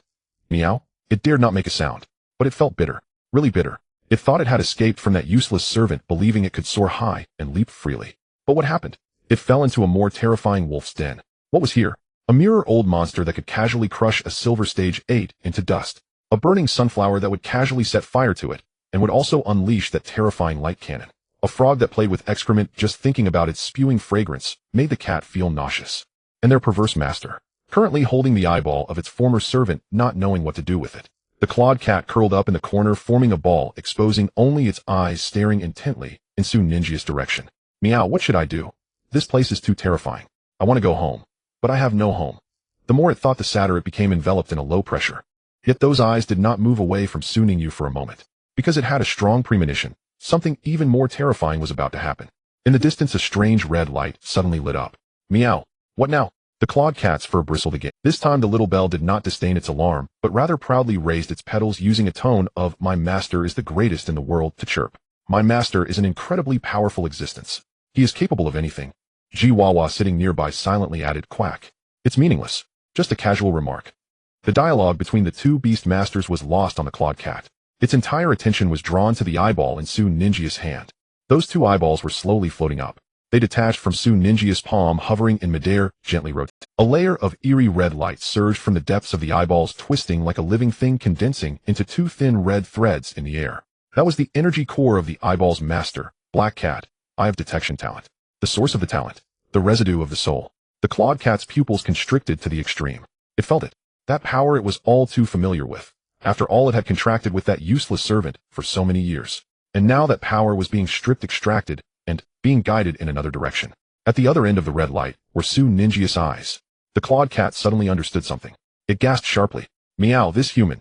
He wants. The red threads touched Su Ninja's eyelids. Then they burrowed in. In that instant, Su Ningyu let out a suppressed grunt. A violent piercing pain, as if 1,000 burning steel needles pierced into his eyes. That pain was not superficial, but a tearing sensation that erupted from the depths of the eyeballs, from the nerve endings, from the depths of the soul. He abruptly closed his eyes, his body trembling violently, veins bulging on his forehead, cold sweat instantly soaking his back. But he did not fall. He gritted his teeth, fists clenched, nails digging into his palms, drawing blood. He could feel a strange cold power forcibly merging into his eyes, entangling, colliding, and merging with his spiritual eye talent.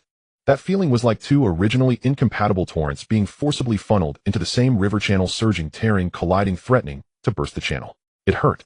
It hurt too much. It hurt to the point he wanted to scream, to shout, to roll, to give up. But he couldn't. This was the path of strength he chose. Bloodied sublimation.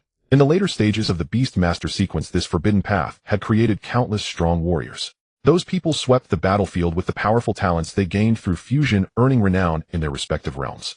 But later this path was explicitly banned by the authorities, because the process was too sinister. This secret technique, if not careful, would leave behind the influence of unknown entities during the fusion process. At best it would lead to drastic personality changes, at worst total insanity. Moreover, the original source of this path came from the Truth Society. Those madmen used countless lies for experiments to develop this cruel method of fusion. The villain Ching'er was created by fusing countless talents into a terrifying monster. Su Ningyu opened his eyes, gazing through the blurred blood color at the two still floating eyeballs. Bloodied sublimation. The Truth Society. He would use the enemy's methods to strengthen himself, becoming stronger without degradation. As for whether he would be affected by the unknown entities, he had Faye Winley. He had the mirror world. He had his own will. That was enough. The red light surged greatly. Su Ninja's eyes were now completely enveloped in a blood-colored glow. The light grew brighter and more intense, intertwining with the red energy, surging from the eyeball, forming a blood-colored beam that shot straight to the top of the mirror world. Another uncontrollable roar erupted, but his waist remained straight. The clawed cat sat in the corner, completely stunned by the scene before it. Meow. Is this human? Insane. The small bell floated in midair, its petals trembling slightly, but it did not approach to disturb. It believed in its master. Whatever the master intended to do, there must be a reason behind it. The frog rarely quieted down, its round eyes fixated on the blood-red pillar of light. Suddenly it felt that its own flowery words did not seem so terrifying anymore. Faye Winley stood quietly to the side, a complex emotion flashing through her purple eyes. She did not stop him, because she knew the master needed to grow stronger. And this path was one he chose himself. She merely raised her hand and waved it gently. In the mirror world, countless mirrors lit up simultaneously, wrapping the blood-red pillar layer by layer, isolating any possible leakage. Thus, no matter what happened, it would not affect the outside world, nor would it allow any unknown existence to take advantage. Within the bloodlight, Su Ninjia's eyes were undergoing some indescribable change. It was unknown how long had passed. The red light in the mirror world gradually dissipated. The two floating eyeballs had already turned to ashes, scattering with the wind as if they had never existed. A faint energy fluctuation lingered in the air, like the residual echoes of some ritual. Su Ningyu slowly opened his eyes. In that instant, the entire mirror world seemed to fall silent. The clawed cat in the corner suddenly shrank, its body, its tail clamped tightly. The petals of the small bell trembled slightly, emitting a soft shiomi sound. The frog rarely croaked, merely widening its round eyes to stare at its master. Faye Winley's lips curled slightly. Her eyes had completely changed at that moment. No longer those clear black eyes. Deep within the pupils, a faint blue light intertwined with a dark red glow, swirling and merging like brilliant stars falling into an abyss, or like a blood moon rising from the depths. The two kinds of light slowly rotated at the bottom of his eyes and tangled with each other, ultimately achieving a subtle balance. Pale purple. Those eyes turned pale purple. Not the kind of eerie purple, but a profound shade, as if it could see through all essence. Looking into those eyes would give one the illusion of being pierced through, as if all of one's secrets were laid bare. Su Ningyu blinked. In the next moment, those pale purple pupils returned divine concealment. It could not only hide one's form, but also conceal things one did not wish to be seen. He raised his hand, looking at his palm. In his vision, everything had changed. The original spirit eye talent could discern the strength and weaknesses of summoned beasts.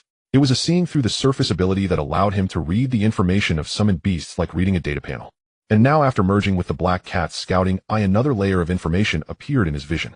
He could see not only the strength of the summoned beasts, but also the strength and talent of the beast masters. Su Ningyu raised an eyebrow. Interesting. That useless black cat possessed such strong talent, yet it was only used to find targets, kidnap, and engage in those unsavory activities.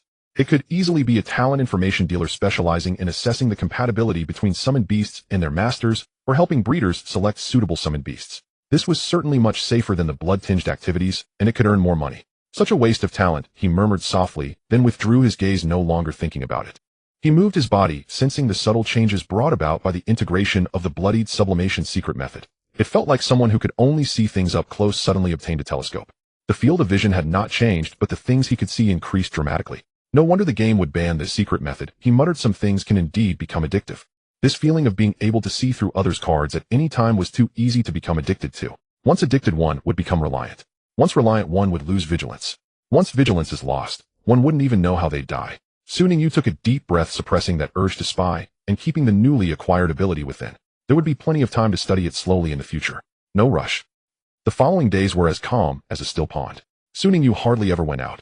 When the delivery arrived at his door, he opened it to retrieve it. Trash was left outside the door, collected by the cleaning staff.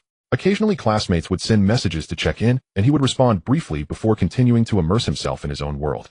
Training, cultivating, adapting to the merged talent, occasionally checking the news. The hunt for the Truth Society continued, but those people seemed to have evaporated, disappearing without a trace.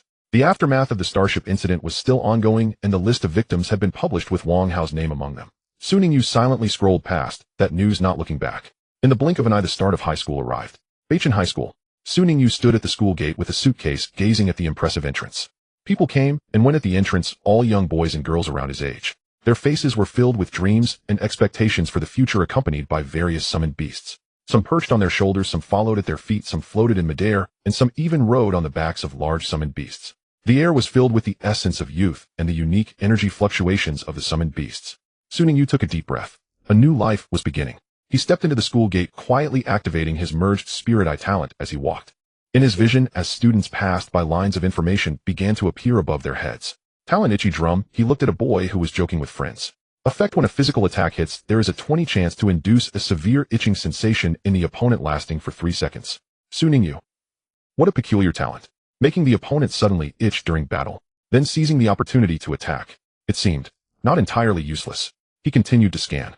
Talent: speedy legs, a girl running past him. Effect: increases summoned beast speed by 10. This is much more normal. Talent: iron stomach, a chubby guy munching on a chicken leg. Effect can digest any organic substance with a 30 resistance to toxins. This one seems a bit skewed too. Talent talkative, a boy who was rambling on. Effect while speaking there is a 5 chance to induce irritation in enemies affecting their spellcasting concentration. Su Ningyu silently shifted his gaze. The talents of this batch of students were indeed diverse and colorful. He walked while silently lamenting that useless black cat clearly possessing such strong talent, yet only using it for kidnapping activities. If he had simply been a talent information dealer helping others assess compatibility and find suitable summoned beasts, he might have already struck it rich. Why end up like that? Observing the unique talents of the surrounding students, it becomes clear that talent must be utilized properly. Even extraordinary abilities require exceptional methods. Lost in thought, a familiar voice suddenly called out from behind, "Hey, Su Ningyu." Su Ningyu turned around to see a handsome boy waving at him with a bright smile. Song Qingwei. His appearance reminded Su Ningyu of their battle during the special examination in Beichen. A slight smile crept onto Su Ninjia's lips.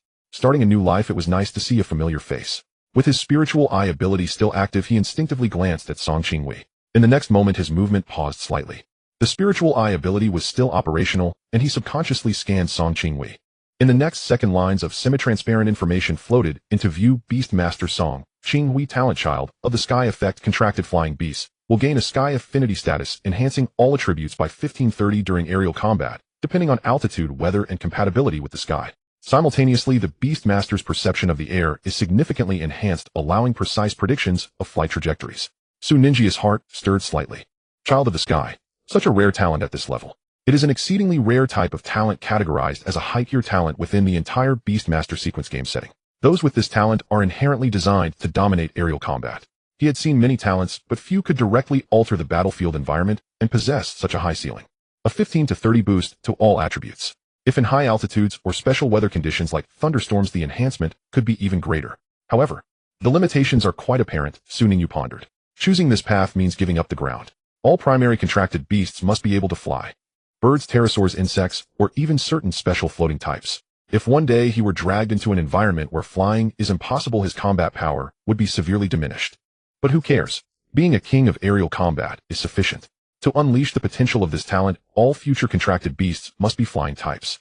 On the ground, he would be an ordinary beastmaster, but once airborne, his strength would be extraordinarily formidable. Su Ningyu withdrew his gaze, ready to greet him, but noticed a girl standing next to Song Qingwei. With long hair cascading down to her waist, exquisite and cold features, dressed in a simple white dress, she exuded a grace akin to the first snowfall of winter. She stood silently, her calm gaze sweeping over the crowd, as if everything around her was of no concern. Very aloof. That was Su Ninjia's first impression. He refrained from staring further. After all, it was impolite to gawk at someone upon first meeting. "Hey, long time no see, Su Ningyu." Song Qingwei strode forward, raising an eyebrow and smiling casually, his tone carrying a familiarity unique to acquaintances. "You've been quite popular lately. I see your name every day while scrolling through my phone at home." Su Ningyu chuckled. "I thought the hype would have died down by now. How could it possibly die down?" Song Qingwei exaggeratedly waved his hand. "You have no idea. The Beast Cultivator Association announced the new sequence for Sunlight Flower, and so many Bellflower Beastmasters went crazy.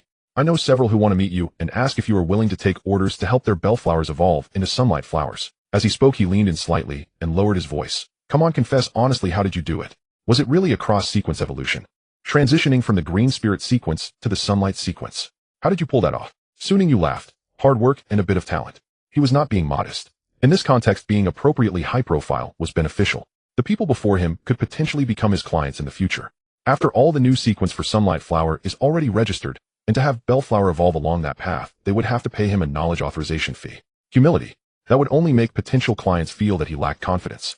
"Qinghui, aren't you going to introduce us?" A clear, cold voice rang out. The aloof girl beside Song Qingwei had a faint smile on her face, her gaze resting on Su Ningyu. "Ah, Xiaoxue," Song Qingwei slapped his forehead. "You should have heard of this person, Su Ningyu, the one who defeated me during the special exam." Upon hearing this, a hint of realization flashed in the girl's eyes. "I see." She looked at Su Ningyu, nodding slightly, her tone polite. "Hello, my name is Xiaoxue." Su Ningyu. Su Ningyu nodded in acknowledgement. "Xiaoxue, the surname Xiao?" Su Ninjia's heart fluttered as he recalled the president of the East County Beast Cultivator Association, Xiao Yixuan. Also surnamed Xiao. Was it a coincidence? Or was he overthinking? He didn't have time to ponder further. A vibrant voice called out from afar, "Hey, Xiaoxue, why didn't you wait for me?" A girl with a high ponytail came rushing towards them, her ponytail trailing behind her like a shadow in the wind. Yuan Lily. She was still her energetic self after a few months. She arrived next to Xiaoxue, panting and supporting herself on her knees, then looked up at Su Ningyu with bright eyes. "Ah, Su Ningyu, the famous one." "Su Ningyu. Of course. Yuan Lily straightened up and counted on her fingers. Bellflower Cross Sequence Evolution. Sunlight Flower. Old Xiao personally announced it. The healing video online went viral. If you're not famous, who is? As she spoke, she leaned in closer and lowered her voice. Hey, tell me secretly, when will the authorization for that evolution path be opened? Su Ningyu smiled and didn't respond. Yuan Lily was about to ask more when Xiao Shui gently tugged at her sleeve. Alright, don't block the entrance any longer, Xiao Shui said, scanning the crowd. Let's go in. Su Ningyu nodded in agreement. Yes, let's head in and see what the school is like. A group of them passed through the school gate and stepped into the campus of Beichen High School. The campus of Beichen High School was even larger than he had imagined. The wide main road was lined with energy trees. These special plants, capable of absorbing stray energy and purifying the air, made the entire campus atmosphere particularly refreshing. In the distance, several uniquely designed buildings could be seen, some resembling massive arenas, others like transparent cultivation chambers, and one tall tower piercing the clouds, the purpose of which was unclear. Students with contracted beasts were everywhere on the road. Some rode flying beasts soaring overhead, some leisurely strolled with terrestrial beasts, and others sat on the lawn with their beasts seemingly in discussion. Youth, passion, and beast mastery. This is Beichen. However, what awaited them was not a warm welcome ceremony, but rather a striking red notice on the announcement board. The notice reads, Freshman Orientation Joint Outdoor Survival Training Before Class Division. Su Ningyu stood in front of the bulletin board, quickly scanning the content. During the first week of school, new students will participate in a 3-day joint outdoor survival training. Location: Beichen High School's exclusive training area, Misty Forest. Format: random, complete designated tasks. Bringing food and water is prohibited. Survival must rely solely on outdoor resources and beast mastery.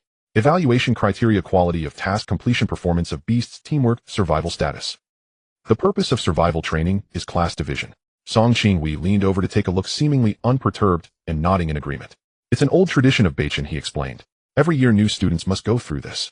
It is said to help new students adapt quickly to Beichen's pace, experience true outdoor survival, and also assess each individual's practical skills and teamwork. Of course, the main purpose is class selection. Yuan Lily gasped. What? 3 days of outdoor survival? And we can't even bring food. They'll starve to death. Xiao Shui glanced at her indifferently. You can have your beast help you find food. My beast can't find food. Then you'll have to go hungry. Shui, you're so heartless. Su Ningyu looked at the notice, a slight smile forming at the corners of his mouth. Outdoor survival. Interesting. Su Ningyu put away his communicator, scanning the few people around him. Song Qinghui, Xiao Shui, Yuan Lily. These few are already familiar faces of this year's Beichen students. Although he wasn't well acquainted with Xiao Shui and Yuan Lily, knowing them in advance is better than being clueless tomorrow. Survival training before class division, he asked. Song Qinghui nodded yes. It's a tradition at Beichen. New students undergo outdoor survival training during the first week, and class division is based on performance afterward. Ordinary class, elite class, special warfare class. 3 tiers with vastly different treatment. Special warfare class. Yuan Lily's eyes lit up. Is that the one with resource allocation and key training? Exactly, Song Qinghui chuckled, but getting into the special warfare class isn't easy. Last year, out of more than 300 students, only 20 made it into the special warfare class. As he spoke, he glanced at Su Ningyu, his eyes filled with a hint of expectation. But I believe you should be fine. Su Ningyu didn't downplay it, merely giving a faint smile. He truly wasn't worried. After the events of that night on the starship and the transformation stained with blood, his strength had far surpassed that of an ordinary freshman. While they were chatting, Yuan Lily suddenly looked around and questioned him. Where's your good buddy Chai Boy? Song Qinghui replied with an "oh," waving his hand. Oh, he's coming later. He said there are some family matters to attend to and might not make it until the survival training starts tomorrow. Song Qinghui continued, speaking of Chai Boy, what about your good friend Sun Zhuwei? Yuan Lily replied, oh, she probably won't be able to come to Beichun because of special circumstances, and her mother transferred her to a special school. Su Ningyu recalled the name Sun Zhuwei, thinking of his first client. Unfortunately, after a kidnapping incident, he had never seen her again. Xiao Shui stood quietly beside them, listening without saying a word. After chatting a bit more, they each parted ways, returning to their dorms to pack for the survival training tomorrow. Soon Su Ningyu saw a familiar figure. Su Ge. Wei Lin rushed over from the crowd. After a month apart, Wei Lin had changed a lot. It wasn't a change in appearance, she still looked vibrant. However, her eyes lacked some of the previous exuberance, replaced by an inexplicable calmness. The night on the starship had changed the fate of many. Wang Hao had died. Zhang Quan was gone. The survivors were no longer the people they used to be. Su Ningyu nodded, his tone calm. Now that we're in high school, we need to work hard. Of course. Wei Lin released her grip and nodded vigorously. I don't want to hold back anymore. As she spoke, she clenched her fists, a glimmer of determination flashing in her eyes. Su Ningyu glanced at her eyes and nodded slightly. Those who have experienced life and death tend to grow faster. Beichen High School is fully boarding. Su Ningyu followed the directions to find his dorm building. A 6-story building with light gray ceramic tiles on the exterior, looking simple and elegant. The dorm is a 4-person room, but each student has their own independent bedroom. The living room, bathroom, and a small kitchen are shared. The space is not large, but it has everything necessary. Su Ningyu pushed the door open, finding the living room empty. He chose the room by the window, placed his luggage inside, and began to tidy up. While organizing, the dorm door was pushed open again. A young boy walked in. He appeared to be around the same age as Su Ningyu, with a well-proportioned build, handsome features, and a neat short haircut. His face bore an excitement typical of someone new to the environment. His eyes scanned the dormitory as if he wanted to remember every corner. Upon seeing Su Ningyu, he immediately broke into a warm smile. Hello. He quickly walked over, extending his hand. I'm Lindong, a new student this year. We'll be roommates from now on.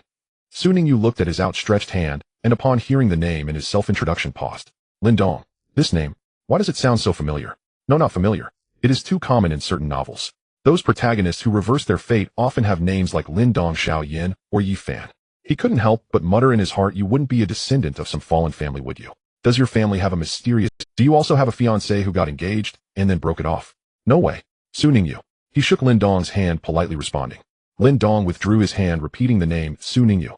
Su Ningyu. He frowned in thought, and suddenly that's why it sounded so familiar. You were the one who transformed the bellflower into sunflower, Su Ningyu. In that video online, your beast saved many people after the starship fell. Su Ningyu smiled, not denying it. Lindong's gaze towards him instantly changed, filled with admiration and... So you were that big shot. I thought you would be some aloof genius. I didn't expect you to be so approachable. Su Ningyu. You're flattering me. Not flattering. Lindong waved his hand, suddenly recalling something. By the way, Su, classmate, do you know who our other two roommates are? Su Ningyu looked at him in silence. Everyone has their own reasons for striving.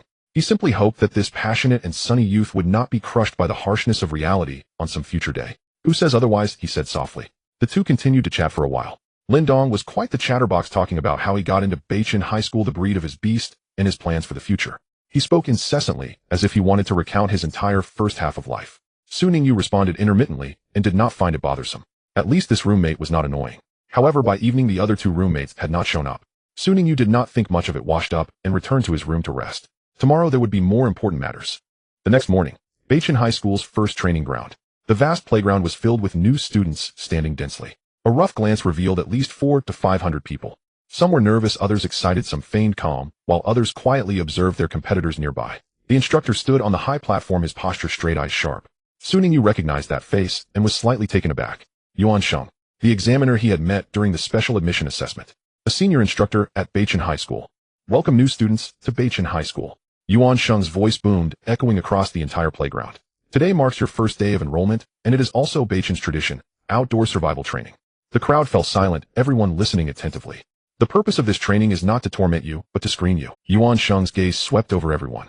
In 3 days deep within the Misty Forest, based on your survival performance, combat abilities, and teamwork, we will categorize you into different classes: ordinary class, elite class, and special operations class. The mention of the special operations class immediately sparked whispers in the crowd. If you want the best resources, the strongest opponents, and the fastest growth, then show me your full strength and prove it. After finishing, Yuan Sheng waved his hand. Now board the vehicles in order and head to the Misty Forest. The crowd began to surge. Su Ningyu and Lindong stood together, slowly moving forward with the line. Lindong rubbed his hands, a mix of nervousness and excitement. I heard that there were major issues with outdoor survival training at Beichin in the past. Once a secret realm suddenly opened and several students were trapped inside, almost causing an accident. I hope our cohort doesn't encounter any unexpected incidents. Su Ningyu paused his steps. He turned to look at Lindong.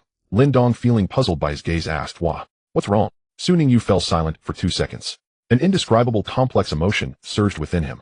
With a name like that, it sounded like a protagonist. Could he not casually set a flag? But could he just say such a thing? Su Ningyu could only take a deep breath and silently retract his gaze. It's nothing. Lindong scratched his head, not thinking too much, and continued to follow the line. Su Ningyu watched his back, silently praying, may this outdoor survival truly be just about survival. The group soon boarded the vehicle, heading to the Misty Forest. The scenery outside the window rapidly receded, the city's clamor gradually fading away, replaced by rolling mountains and increasingly dense mist. Su Ningyu leaned against his seat, quietly activating his lingmo. He wanted to see the strength and talent of his peers. The talent of one student appeared: talent night vision, vision unaffected in darkness. Another talent, wild affinity, easier to gain the favor of wild beasts. Yet another talent, endurance enhancement, increased endurance by 50. Various talents flashed before his eyes. Some useful, some not, some powerful, some lackluster. He observed quietly, mentally noting those worth paying attention to. Then, his gaze fell on Lindong beside him. The talent information that appeared made Su Ningyu's pupils constrict. Talent afflicted by misfortune, Passive effect increases the probability of encountering accidents by 300 for himself and friendly units within a radius of 10 meters. This talent can also attract special beasts. Su Ningyu. You are not a fake Lin Dong, you are the real protagonist. You must know that you are destined to encounter trouble, so you set a flag first. Sure enough, it would be strange if this outdoor survival didn't have some issues. Su Ningyu directly summoned his lucky frog to use its good fortune to counteract Lin Dong's misfortune. Misty Forest, the designated outdoor training ground for Beichen High School, located about 50 kilometers from the school. It is shrouded in a faint mist year-round with a complex terrain, dense vegetation, and a large population of wild beasts. From black iron rank to bronze rank, and even the occasional silver rank, it is an excellent place for training newcomers. Of course, it is also a place fraught with danger. The convoy stopped at the forest's edge. The new students disembarked in droves. Yuan Sheng stood at the front of the line, his gaze sweeping over this eager group of newcomers like an eagle. You will have 3 days of outdoor survival time. His voice was steady and powerful, clearly reaching every ear. The resources in the Misty Forest are abundant. Herbs, fruits, water sources. Whether you can find them and how much you find depends on your own abilities. He paused and raised his hand to point at the uniform wristwatch distributed to everyone. However, you also need not worry too much about your safety. Do you see this wristwatch? It is your distress signal. If you encounter dangers that you cannot handle, pressing the red button on it will summon teachers to rescue you. Someone murmured softly, "Isn't that equivalent to admitting defeat?" Yuan Sheng's ears twitched, and a meaningful smile appeared at the corner of his mouth. Exactly, pressing the distress signal means withdrawing from the training. Your outdoor survival will end here, and you will be directly eliminated. So whether to press it is up to you. Another round of whispers erupted from the crowd. All right, no more nonsense. Yuan Sheng waved his hand. You can choose to team up or go solo. The Misty Forest is right in front of you. The 3-day survival test now begins. As soon as he finished speaking, the crowd surged. Some students quickly found familiar partners, grouping together to discuss routes and divisions of labor once they entered the forest. Some students, however, hesitated, not at all, walking straight into the mist without looking back. Su Ningyu stood still, scanning the surrounding crowd. Lin Dong stood beside him, his lips moving as if he wanted to say something. He wanted to team up with Su Ningyu. After all, he was the first roommate he had known capable of cultivating the bellflower into a new evolutionary form and had experienced the grand spectacle of the starship. He was definitely a reliable teammate. But Lin Dong hesitated. Lin Dong looked down at his hands, and the figures of his 2 yet-to-appear roommates surfaced in his mind. He wondered if he was implicated because of his unique talent. He couldn't help but think so. After all, his talent was indeed quite special. Would teaming up with him bring any adverse effects to Su Ningyu? Once this thought emerged, it could not be suppressed. Gritting his teeth, he ultimately said nothing. Well, Su classmate'll go in first. Lin Dong waved at Su Ningyu, forcing a smile. Good luck. With that, he turned and quickly walked towards the forest, soon disappearing into the mist. Su Ningyu watched his retreating figure, raising an eyebrow. He felt that this boy was hiding something. But he didn't dwell on it. Everyone has their own secrets. There's no need to pry. He withdrew his gaze and glanced around. Most students had already entered the forest, and the rest were departing one after another.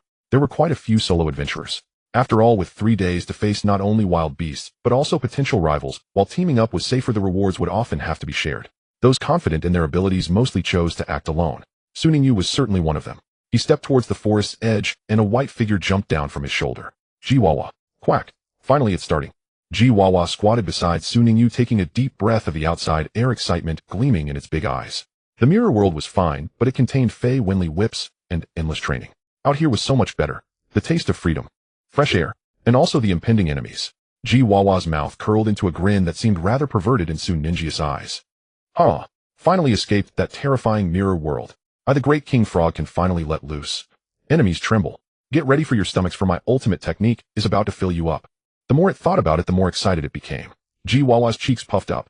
Presumably, it had already begun to envision the wild beasts being tortured to the brink of death by its fragrant breath. Su Ningyu paused in his steps. He turned to look at Jiwawa on his shoulder. In those big eyes there sparkled a kind of, how to say, not quite normal excitement. It was like a cat that had gone hungry for 3 days, suddenly spotting a mouse. It was like a chatterbox that had been holding back for a week, finally finding an audience. It was like perversion. Yes, it was perversion. Su Ningyu fell silent. He recalled the training scenes in the mirror world. Fei Winley's whip, Xiaoling's vine whip, and Jiwawa's pitiful cries. Could it be? This child had been abused so much that its psyche had twisted. Su Ningyu silently withdrew his gaze and sent a thought to Fei Winley. In the future, please lower the training intensity a bit, don't push Jiwawa too hard. Fei Winley's voice quickly resonated in his mind, tinged with confusion. Master, it has been improving rapidly lately, why not continue? Su Ningyu. Because it's almost perverted. Fei Winley fell silent for 2 seconds. Perverted? Yes, that kind of drooling excitement when it sees enemies. Fei Winley fell silent again. Then she calmly replied, Master, that is its battle instinct being awakened. A good thing. Su Ningyu. A good thing. You call this a good thing? He looked down at Jiwawa. Jiwawa, sensing its master's gaze, looked up and returned a nod. Quack, don't worry master, it'll do well. Su Ningyu. Alright then. After all, the enemies are not me. He took a deep breath, clearing his chaotic thoughts, and stepped into the misty forest. Behind him the mist slowly closed in, engulfing his figure. Inside the forest the mist swirled. Visibility was less than 20 meters, with a pale gray fog wall blocking the view layer by layer. The trees were tall and dense, their branches and leaves interwoven, blocking most sunlight, giving the entire forest a dark and tranquil appearance. Once the students entered the misty forest, they scattered like stones thrown into water. Some rushed deep into the forest, ambitiously seeking to seize the best resources. Some cautiously explored along the edges, intending to first understand the environment before going deeper. Others gathered in small groups, discussing their next route as they walked. Su Ningyu walked at his own pace. He had researched beforehand. Although the misty forest was fraught with danger, it was also a treasure trove. It was home to a plethora of materials suitable for alchemy. Starleaf grass, moonlight mushrooms, dewdrop flowers. All rare items with significant market value. Since he was here, he certainly couldn't return empty-handed. He indeed needed some basic materials to practice potion refining. He had learned some introductory knowledge from Mei Qin, but had never had the opportunity for extensive practice. This outdoor survival was a great opportunity. However, he wasn't arrogant enough to think this forest was absolutely safe. Thus, he summoned Jiwawa. Not for combat. Xiaoling had stronger combat capabilities, but for Jiwawa's talent, which could be considered a strategic weapon. Any target hostile to him would be immediately. You. A clear retching sound came from the bushes not. Su Ningyu paused, a slight smile forming on his lips. Here it comes. Jiwawa squatted on his shoulder, its amber eyes lighting up instantly. Quack. Oh, let this great lord see which lucky one will be the first to experience my talent. It leaned forward, peering in the direction of the bushes. Before him, a plump gray rabbit stumbled out from the bushes. It had a striking red horn atop its head, and at that moment it was retching while frantically rubbing its mouth with its forepaws as if it had just swallowed something indescribable. Beast drilling rabbit, strength black iron, level 4 talent. Digging, can move rapidly through soil and create holes in targets. The drilling rabbit, a beast fond of burrowing. Not only does it enjoy digging holes on the surface to make nests, but it also prefers to dig into its enemies. It is said that prey targeted by it often discovers several bloody holes in their bodies amid intense pain. And this fat rabbit would poke its head out from the holes, sporting a surprised grin. It is a beast with a perverse sense of humor. At that moment, this drilling rabbit was bent over, making retching sounds, clearly tortured by Jiwawa's talent. Yet its red eyes still glimmered with fierce light. It clearly had not abandoned the thought of attacking. Jiwawa looked at the fat rabbit, a slight grin appearing on its lips. Jiwawa did not hesitate. With a puff of air, it gathered a concentrated beam of light beam. In the next second, the white light shot out, precisely hitting the head of the burrowing rabbit. A muffled sound echoed. The burrowing rabbit did not even have time to react before its head exploded, its plump body swaying and then collapsing straight to the ground. One shot, one kill. There was no hesitation, no dallying, not even a chance for it to use its tunneling ability. Jiwawa withdrew its gaze, calmly licking its claws. Tunneling? Who can't do that? But the hole I make will directly blow your head apart. Su Ningyu glanced at Jiwawa. He stepped forward, crouching beside the body of the burrowing rabbit, drawing a small knife from his waist. The blade was sharp, gleaming with a cold light in the dim forest. He began to dissect. Although the burrowing rabbit had a strange and twisted taste, it had to be admitted that it possessed quite a few good items. The red horn on its head was a material for making certain potions, which could fetch a good price in the market. Its thick, soft fur could be used to craft protective gear for beast taming. As for the meat, Su Ningyu picked up a piece of pink rabbit meat with the tip of his knife. The meal he could make from it would be quite fragrant. Moreover, the meat was firm, promising a satisfying chew. He nodded in satisfaction, quickly dissecting the entire rabbit. The chunks of meat were cut into appropriate sizes and wrapped in broad leaves. He set aside the red horn. The fur was neatly stacked for future use. Then he stood up, his gaze sweeping around. Vines. He approached a robust vine plant, swiftly cutting off several flexible tendrils. With nimble fingers, he wove those tendrils into a simple, yet sturdy small basket. He placed the wrapped rabbit meat, red horn, and fur into the basket and lifted it to weigh it. Not bad, quite sturdy. Let's go, he said to Jiwawa. Jiwawa croaked and hopped back onto his shoulder. The duo continued on their way. Along the journey, he encountered several other students. Some were crouched on the ground, excitedly picking a type of glowing mushroom, with a companion keeping watch nearby. Some students were being chased by a low-tier beast running around the hills in disarray, but wore excited smiles on their faces. Others. Su Ningyu paused slightly. In a nearby clearing, a group of students sat in a circle, a picnic blanket spread out in the middle, chatting and taking photos. They laughed joyfully, treating this survival test like a wild vacation. Over here. Take a picture of me. Make sure to capture the mist behind for a mystical feel. Quick, I'm going to post this on my social media with the title Moments in the Misty Forest. Su Ningyu silently withdrew. He shook his head. They will soon realize how important food and water are in a place like this. Without food, when they can't find clean water and are chased by beasts on an empty stomach, they will understand. The survival test is no joke. He did not look any longer and continued on. Perhaps Jiwawa's good luck talent was in effect, for soon Ninja's luck was indeed quite good. After walking for about half an hour, he heard the faint sound of flowing water ahead. Following the sound, he quickly spotted a small stream. The water was clear and flowing with lush green plants lining the banks. The water's surface reflected mottled light, with a few small fish swimming leisurely. Soon Ningyu approached the stream, crouched down, and cupped his hands to scoop up some water, bringing it to his nose to sniff. There was no strange smell. He carefully observed the aquatic life. Those small fish swam happily, showing no sign. It can be drunk after boiling. He confirmed the safety of the water source. He stood up and looked around. The terrain here was relatively open with good visibility and no signs of large beasts nearby. Moreover, with a water source and vegetation, this spot was a good place to settle. He glanced at the sky. Although the mist still lingered overhead, he could vaguely see sunlight filtering through. It should be around noon. Let's rest here for a while, he muttered to himself. I haven't eaten since this morning, I'm starving. Mentioning this, soon Ningyu couldn't help but mentally complain about the school. They definitely didn't allow breakfast on purpose. It was to make the students feel hunger more quickly and enter into survival. Starting a fire and cooking is a technical task. Soon Ningyu summoned the little bell.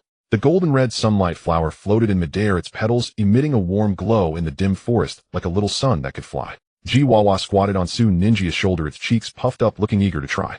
After all, it was a frog that could. Cooking meat is not something one can easily do right.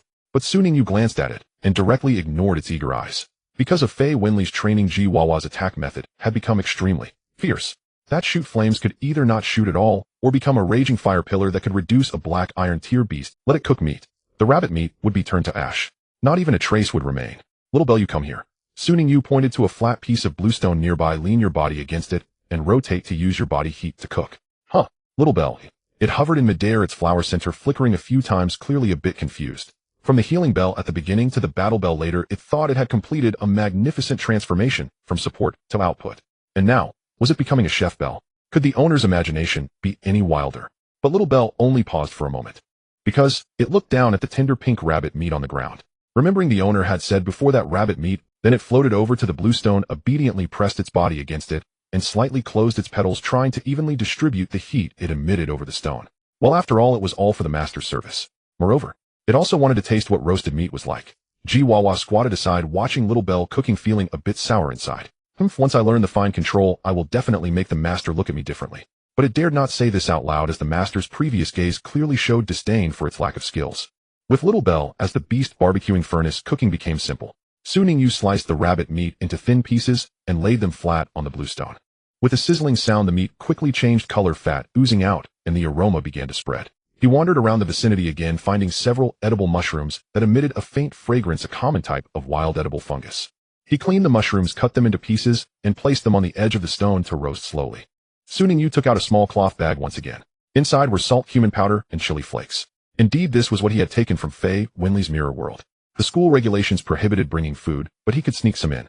Moreover, Fei Wenli's mirror world had become a spatial container for him. Soon Ningyu evenly sprinkled the seasonings over the rabbit meat and mushrooms. The aroma instantly intensified. The spicy fragrance of cumin, the heat of chili, and the salty freshness of salt mixed with the natural aroma of the rabbit meat and the delicate scent of the mushrooms spread throughout the misty forest. Soon Ningyu picked up a piece of roasted rabbit meat and put it into his mouth. His eyes instantly lit up. Crispy on the outside, tender on the inside. The meat was firm and juicy, the fat melting in his mouth, blending with the fragrance of the seasonings, delicious enough to make one want to swallow their tongue. Not bad, delicious. Soon Ningyu couldn't help but exclaim, if only there were some baked flatbread to go with it. Little Bell and Jiwawa could no longer contain themselves. Upon hearing their master say delicious, the two beasts immediately gathered around, their eyes fixed hungrily on the remaining roasted meat on the stone. Soon Ningyu smiled and divided a portion for each of them. Little Bell rolled a piece of meat with flower petals, and then the entire flower lit up. Chiomi, delicious. It excitedly spun around in the air before quickly drifting back, continuing to stare at the meat on the stone. As expected, I am a genius. I learn quickly. Jiwawa was much more direct, swallowing several pieces of meat in one bite, its cheeks puffed up like two small balls, eyes squinting with happiness. Quack. So delicious. It swallowed the meat in its mouth and suddenly had a brilliant idea. Master, we can stock up on this rabbit meat in the mirror world. After training, we can use roasted meat as a reward. Little Bell nodded eagerly at this suggestion. Yes. This will motivate training. Soon Ningyu looked at the excited beasts and nodded slightly. This idea was quite good. After tiring from training in the future, they could enjoy a barbecue in the wild, replenishing energy and rewarding them. However, there was one thing. He looked down at the remains of the burrowing rabbit on the ground and silently lit a stick of incense for this species in his heart. From today onward, the burrowing rabbit would likely become a permanent ingredient in the mirror world. Only the world where the burrowing rabbit was injured would suffice. Having eaten and drunk to his satisfaction, Su Ningyu tidied up and continued to explore deeper into the misty forest. The deeper he went, the denser the mist became, and the vegetation grew more lush. Occasionally rustling sounds emerged from the bushes, and he could catch glimpses of some low-tier beasts darting by. Su Ningyu did not take a detour. He approached directly. The starry river whip in his hand proved to be quite useful at this moment. This was his own talent, and after experiencing so many real battles and training, he had mastered it skillfully. When he encountered a beast that attacked actively, he swung the whip. The effect was well understood. It wasn't about killing them, but taming them to obey. Then those unfortunate beasts became free sparring partners for Jiwawa and Little Bell. Little Bell practiced the precision of the blazing flower blade on them. Jiwawa practiced the charged speed of beam on them. Once they were done, Su Ningyu would whip them away. Along the way, the sounds of wailing echoed. The captured beasts would probably never understand why they merely wanted to defend their territory, but ended up as punching bags for two little devils. As night fell, the mist took on a light orange hue in the sunset, glow the light in the forest dimming, and nocturnal beasts began to stir. Su Ningyu found a relatively safe spot beneath a rock wall, preparing to spend the night. He leaned against the rock wall, facing an open area for a good view. Little Bell floated beside him, emitting a warm light that provided illumination and a warning. Jiwawa perched on his shoulder, ears up, ready to activate its talent. In the dead of night, just as Su Ningyu was about to close his eyes to rest, a sudden fierce sound of battle echoed. Bubble frog. Water bubble. Quickly. A familiar voice pierced through the night, reaching Su Ningyu's ears. He opened his eyes. The voice belonged to none other than Wei Lin. Without hesitation, he immediately got up and followed the sound. As he passed through a thicket, the sight before him made him pause. Wei Lin was standing beneath a large tree, pale, but with a determined expression. His beast Bubble Frog stood in front of him, desperately blowing out water bubbles the size of soccer balls. And opposite them, a rather large green spider. It was brandishing its 8 sharp legs, emitting a piercing hiss. Green armored spider. Black iron 6th tier. Grass and insect dual attributes. As for Bubble Frog, Su Ningyu's eyes flashed with a faint purple light. Beast Bubble Frog, strength black iron 6th tier, same tier. But the attributes were restrained. Water against grass, the effect was poor. The skills and venom of the green armored spider, which had grass plant attributes, posed a deadly threat to Bubble Frog. No wonder Wei Lin was having such a hard time. But Su Ningyu did not act immediately. Because Wei Lin's gaze was not fear. It was contemplation. Bubble Frog, he suddenly shouted. Don't clash with it, Hedon. Use water bubble to surround it. Our attacks won't deal much damage, but we can definitely drown it. Bubble Frog croaked and suddenly shot out dozens of water bubbles. Not as an attack, but flying towards the green armored spider in all directions. The water bubbles floated in the air, growing in number layer upon layer. They surprisingly formed a translucent water prison around the green armored spider. The green armored spider waved its long legs, trying to break through the water bubbles. The bubbles were not tightly packed, a little force could break them, but once broken, the water flowed down and was quickly reformed into new bubbles by Bubble Frog. This cycle repeated. Gradually, the air around the green armored spider became thinner. It began to struggle, to hiss, to frantically attack the endless bubbles. But it was useless. The bubbles regenerated after breaking, and Bubble Frog's talent was to create bubbles quickly. Moreover, as the battle progressed, it became faster and more skilled at creating bubbles. Finally, the movements of the green armored spider grew slower and weaker. Its 8 long legs began to tremble, and its hissing sound became faint. In the end, it fell heavily to the ground, never to move again. Not killed, but drowned. Trapped by countless bubbles, Wei Lin sat down on the ground, breathing heavily, yet a victorious smile appeared on his face. We succeeded. Bubble Frog jumped to his side, making a gurgling sound, as if claiming credit. Wei Lin hugged it, tears of joy streaming down his face. Su Ningyu stood in the shadows watching this scene with a slight smile. Wei Lin had grown too. The crisp sound of applause echoed through the night. Wei Lin abruptly turned around, his body instinctively tensing up, while the Bubble Frog sprang from its weary state, puffing up its cheeks and aiming in the direction of the sound, only to be taken aback. Sugu. Su Ningyu stepped out from the shadows of the trees, a faint smile gracing his face. He sincerely praised what a brilliant idea to drown this green-armored spider using suffocation. Though his attributes were not favorable, and a heating clash would surely lead to defeat, you seized upon the opponent's weakness. No matter how formidable a beastmaster may be, they still need to breathe. Wei Lin finally relaxed completely, letting out a long breath, nearly collapsing to the ground. Sugu. He patted his chest, still shaken. I thought you were some wild beast or an enemy. After the incident with the starship, Wei Lin had developed a psychological shadow regarding figures suddenly appearing in the dark. Sorry. Su Ningyu nodded, but your reaction was quick and your vigilance is much higher than before. The two returned to the resting spot Su Ningyu had found earlier. Under the sturdy tree, the campfire was still burning. Next to it lay the prepared materials and several skewers of uneaten grilled mushrooms. Wei Lin plopped down beside the fire, and the Bubble Frog leaped onto his lap, closing its eyes wearily. Taking advantage of the firelight, Su Ningyu examined Wei Lin. He appeared clean. There were no visible signs of battle on him. His clothes were intact, and even his hair was neatly arranged. Clearly he had not faced many tough fights along the way. How did you end up deep in the misty forest? Su Ningyu inquired. Logically, the new students should have been active in the peripheral areas. After all, no one knew what dangers lurked deeper. Venturing in recklessly posed too great a risk. Wei Lin paused for a moment, then looked up, his gaze more resolute than ever. I want to become stronger. His voice was not loud, but very earnest. On the starship, I watched Wang Hao die before my eyes and saw our classmates being killed one by the Truth Society members. I was so scared that I froze, my mind blank, unable to help at all. He continued, if it weren't for you, Su Gu, if it weren't for Fei, if it weren't for you all, I might have died there too. Wei Lin lowered his head, his hands clutching the bubble frog tightly. I don't want to be like that again. I don't want to be in danger and just shrink in a corner trembling. So, I came deep into the misty forest to challenge myself. He lifted his head, adding, of course, I also know I will avoid any dangers that are clearly beyond my capabilities. I just want to push myself bit by bit to get used to fighting, to be able to think and act even when facing danger. Su Ningyu listened quietly. Then without a sound, he activated his spiritual eye. The merged spiritual eye not only allowed him to see the beasts, but also the talents of their masters. Lines of information floated into view. Beast Master Wei Lin talent danger prediction effect, while in a passive state, has a vague premonition of impending dangers manifested by the hair on his head standing up. When actively triggered, can briefly predict the trajectory of deadly attacks aimed at himself within 13 seconds. Su Ninjia's pupils slightly constricted. Danger prediction. Such a rare talent. No wonder Wei Lin sometimes had a tuft of hair standing up on his head. It turned out that his talent was wildly alerting him. If developed well, this talent could entirely evolve into a level of death intuition. At that tier, one could even sense murderous intent directed at themselves in advance, avoiding lethal attacks. A natural life-saving skill. Very good. Su Ningyu retracted his gaze and nodded. It's great that you can think this way. And your bubble frog has also grown a lot. He glanced at the bubble frog resting on Wei Lin's lap. Beast Bubble Frog Strength Black Iron Level 6 Talent Bubble rapidly produces bubbles Black Iron Level 6.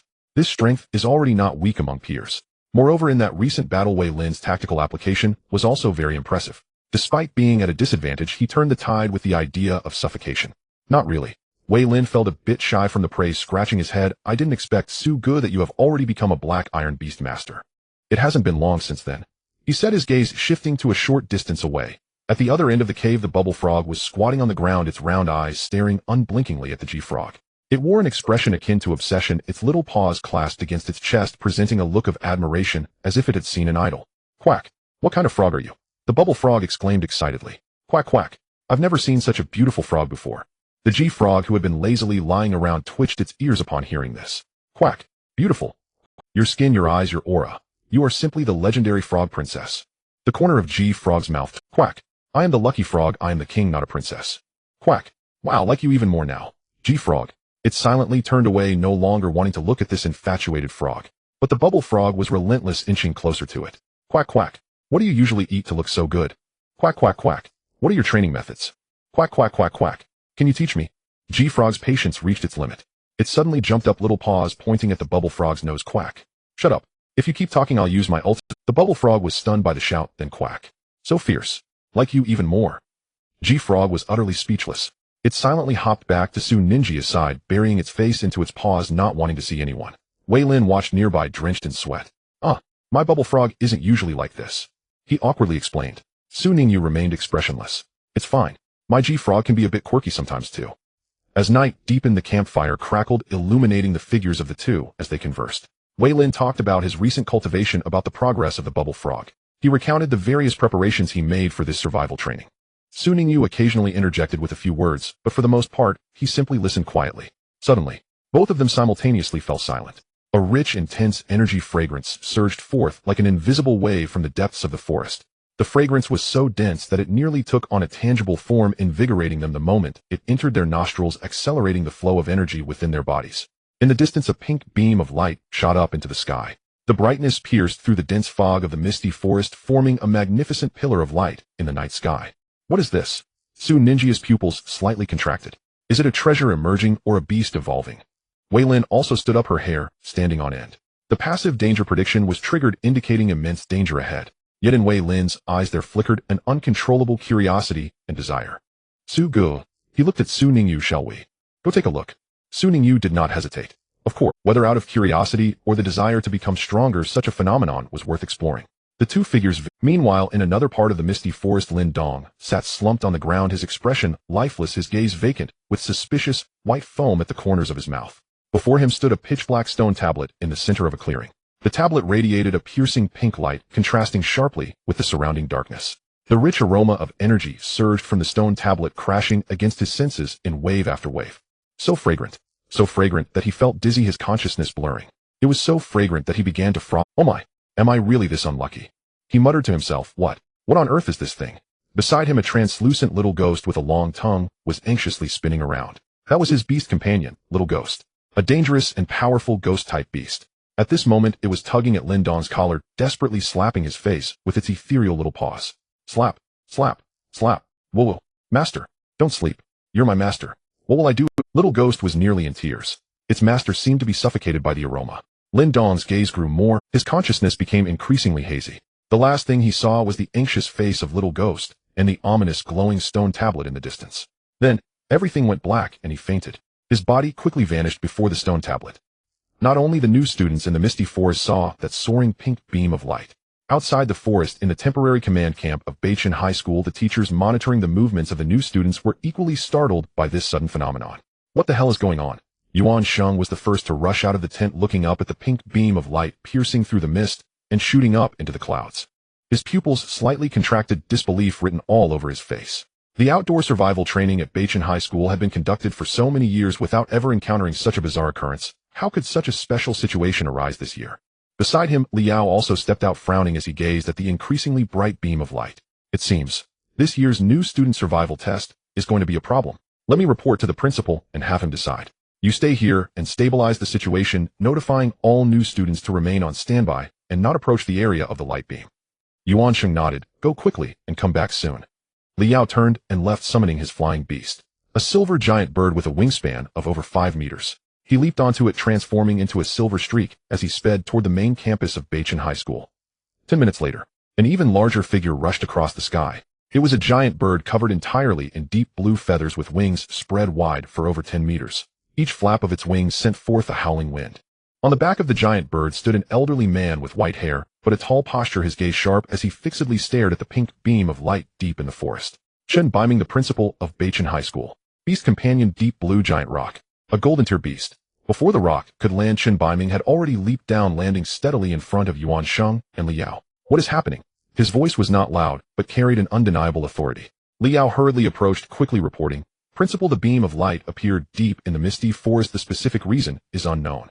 Yuan Sheng has already gone ahead to investigate. I have sent instructions through the wristwatch system to all new students, forbidding them from approaching, but... He paused, letting out a bitter smile. But you also know that at this age, the more you forbid students from doing something, the more they will want to do it. Chen Baiming, he certainly knew. At the age of 16 or 17, young boys and girls are at their most curious and least obedient. A notification to stay away would not only fail to stop them, but would likely provoke even more rebellious feelings. He looked toward the beam of light in the forest. These little rascals are probably already running toward it now. Principal, Liao tentatively asked, could this be a sign of a secret realm opening?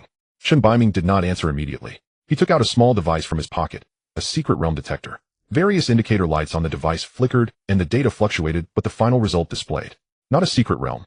Chen Baiming put away the device, his brow furrowed even tighter. The energy fluctuations are indeed intense, but there are no characteristics of spatial rifts.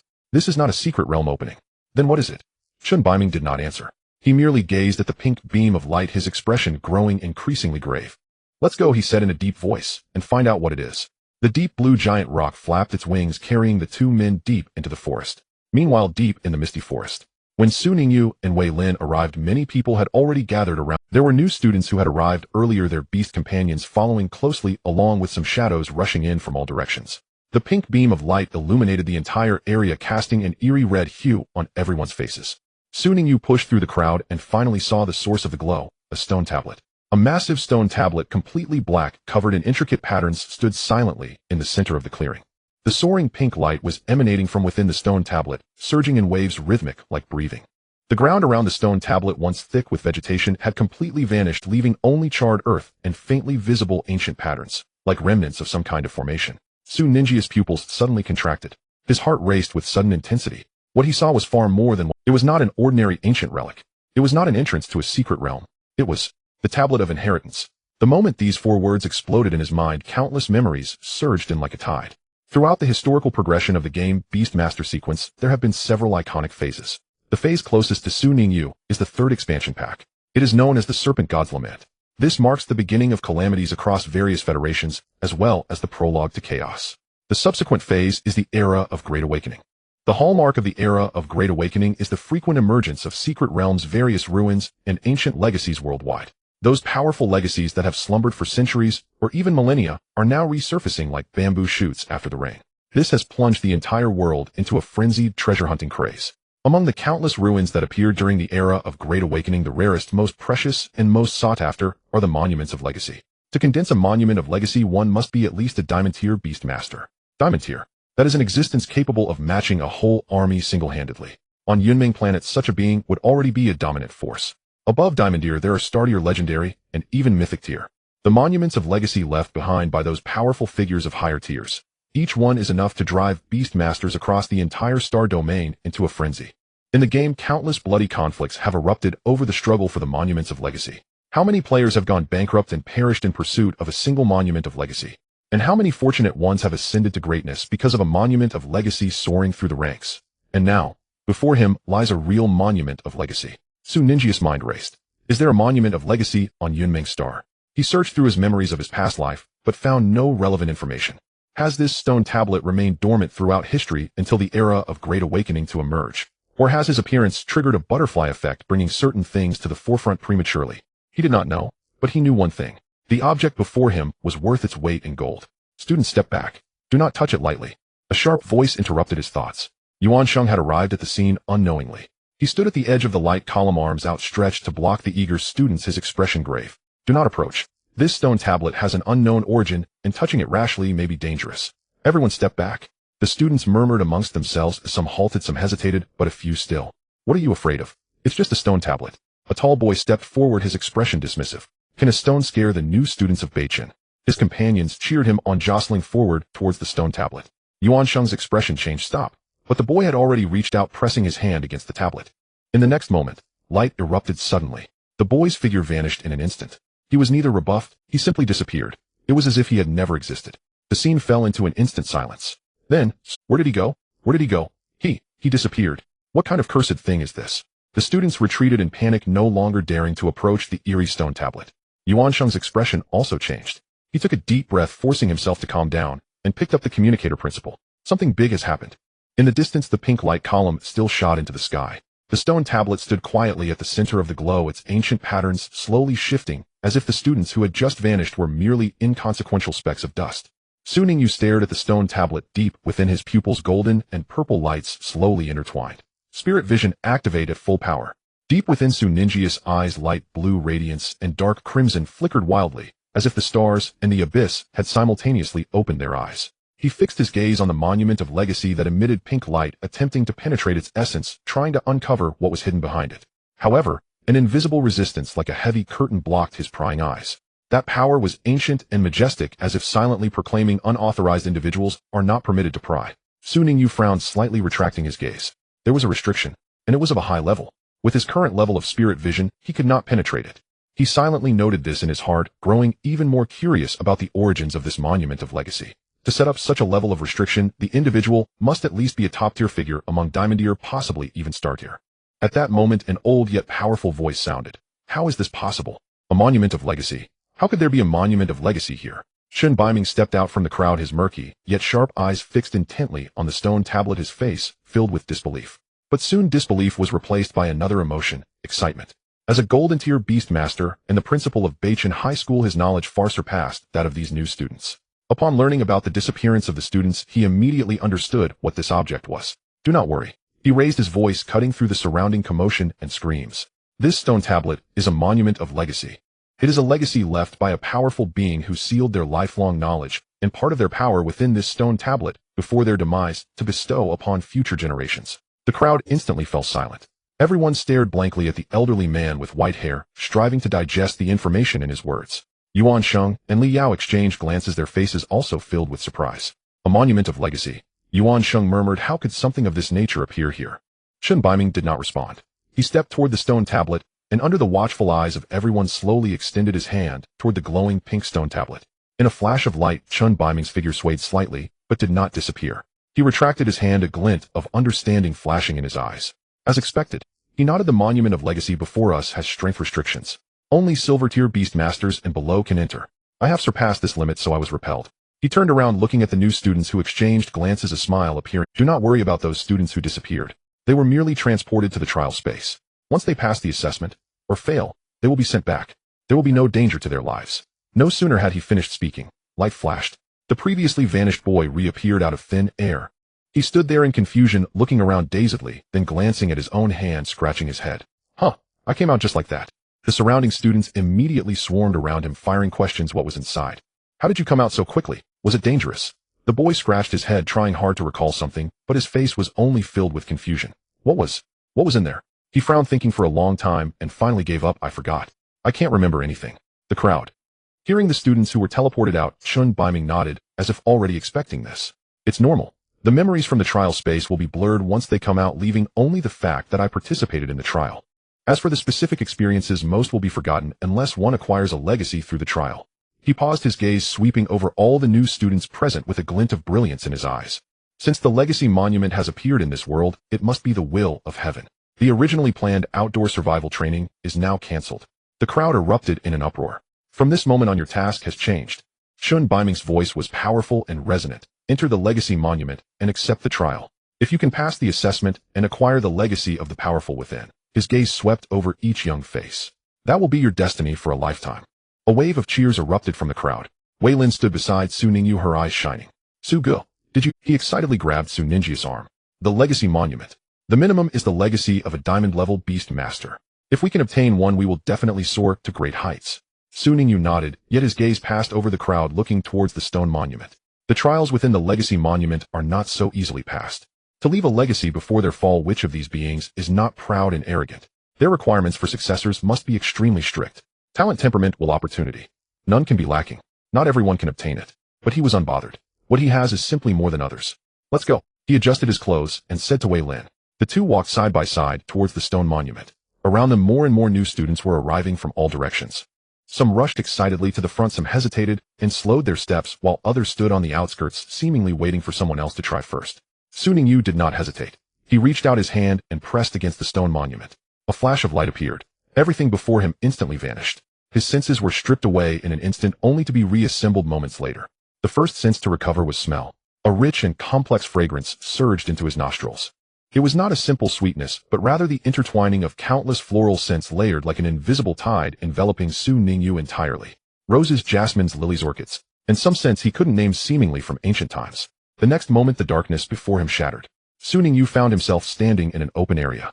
Beneath his feet was a stone floor as warm and smooth. Above him was a gray sky devoid of sun and clouds, only a uniform and gentle light cascading down. Surrounding him was an endless expanse with nothing but a gray-white horizon. There was no one. No other trial participants. Have we been separated? Su Ningyu murmured to himself, scanning. If this legacy monument teleports all trial participants to different independent spaces, then the powerful who left this legacy must at least be of star level. It might even be legendary. Star-level beings can manipulate spatial rules to a certain extent, creating independent trial spaces without any issue. And legendary. The legacy left by such beings is beyond measure. The next moment, an invisible pressure descended from the sky. The pressure was not violent, but heavy as a mountain, pressing down on Su Ninjia's shoulders, back, and soul, making it difficult for him to breathe. Yet he gritted his teeth, neither bending nor kneeling, simply standing still, enduring. The pressure lasted for 3 seconds before quietly dissipating. A transcendent voice echoed, seemingly coming from all directions at once, as if resonating directly in his mind. Trial participant, choose your opponent. As the words fell, 12 stone statues materialized in midair. They floated in the air, each over a person's height, gray-white and color-textured, like weathered rock from millennia. However, each displayed a completely different form. Some were dignified and solemn, like kings ruling over all. Others were grotesque and terrifying, as if nightmares from the abyss. Some were elegantly stretched, resembling a noble flying beast. Others curled into a ball, their specific forms indiscernible, exuding an eerie aura. Su Ninjia's spiritual eye activated instantly. A faint purple light flowed within his pupils, but the feedback was nothing but blank. It's been blocked. He was not surprised. Given the current level of his merged spiritual eye, it was normal not to see through. So, I need to choose one from these 12 statues as my opponent. His gaze scanned over the statues, quickly analyzing them. Form, temperament, possible attributes, possible combat styles. But ultimately the statues were just that. Statues lacking breath and energy fluctuations, revealing no substantial information. He'll pick one that seems easy to deal with. His gaze finally landed on one of the statues. It was a flower bud shaped. The huge flower bud was tightly closed with petals layered upon each other securely, enclosing the inside. From its appearance, it should be a plant-type beast. Plant type. Grass type. Regardless of whether it is in the green spirit sequence or other branches, plant types are usually relatively weak in the early stages, unless they are special mutated forms or high-level evolutions. Moreover, from the perspective of combat-style plant types are mostly adept at control and attrition, lacking explosive power. This one will do. Ningyu extended his hand, pointing at the flower bud statue. The ethereal voice echoed again. 100 flowers kill, 4th Beastmaster. Trial begins. 100 flowers kill, 4th Beastmaster.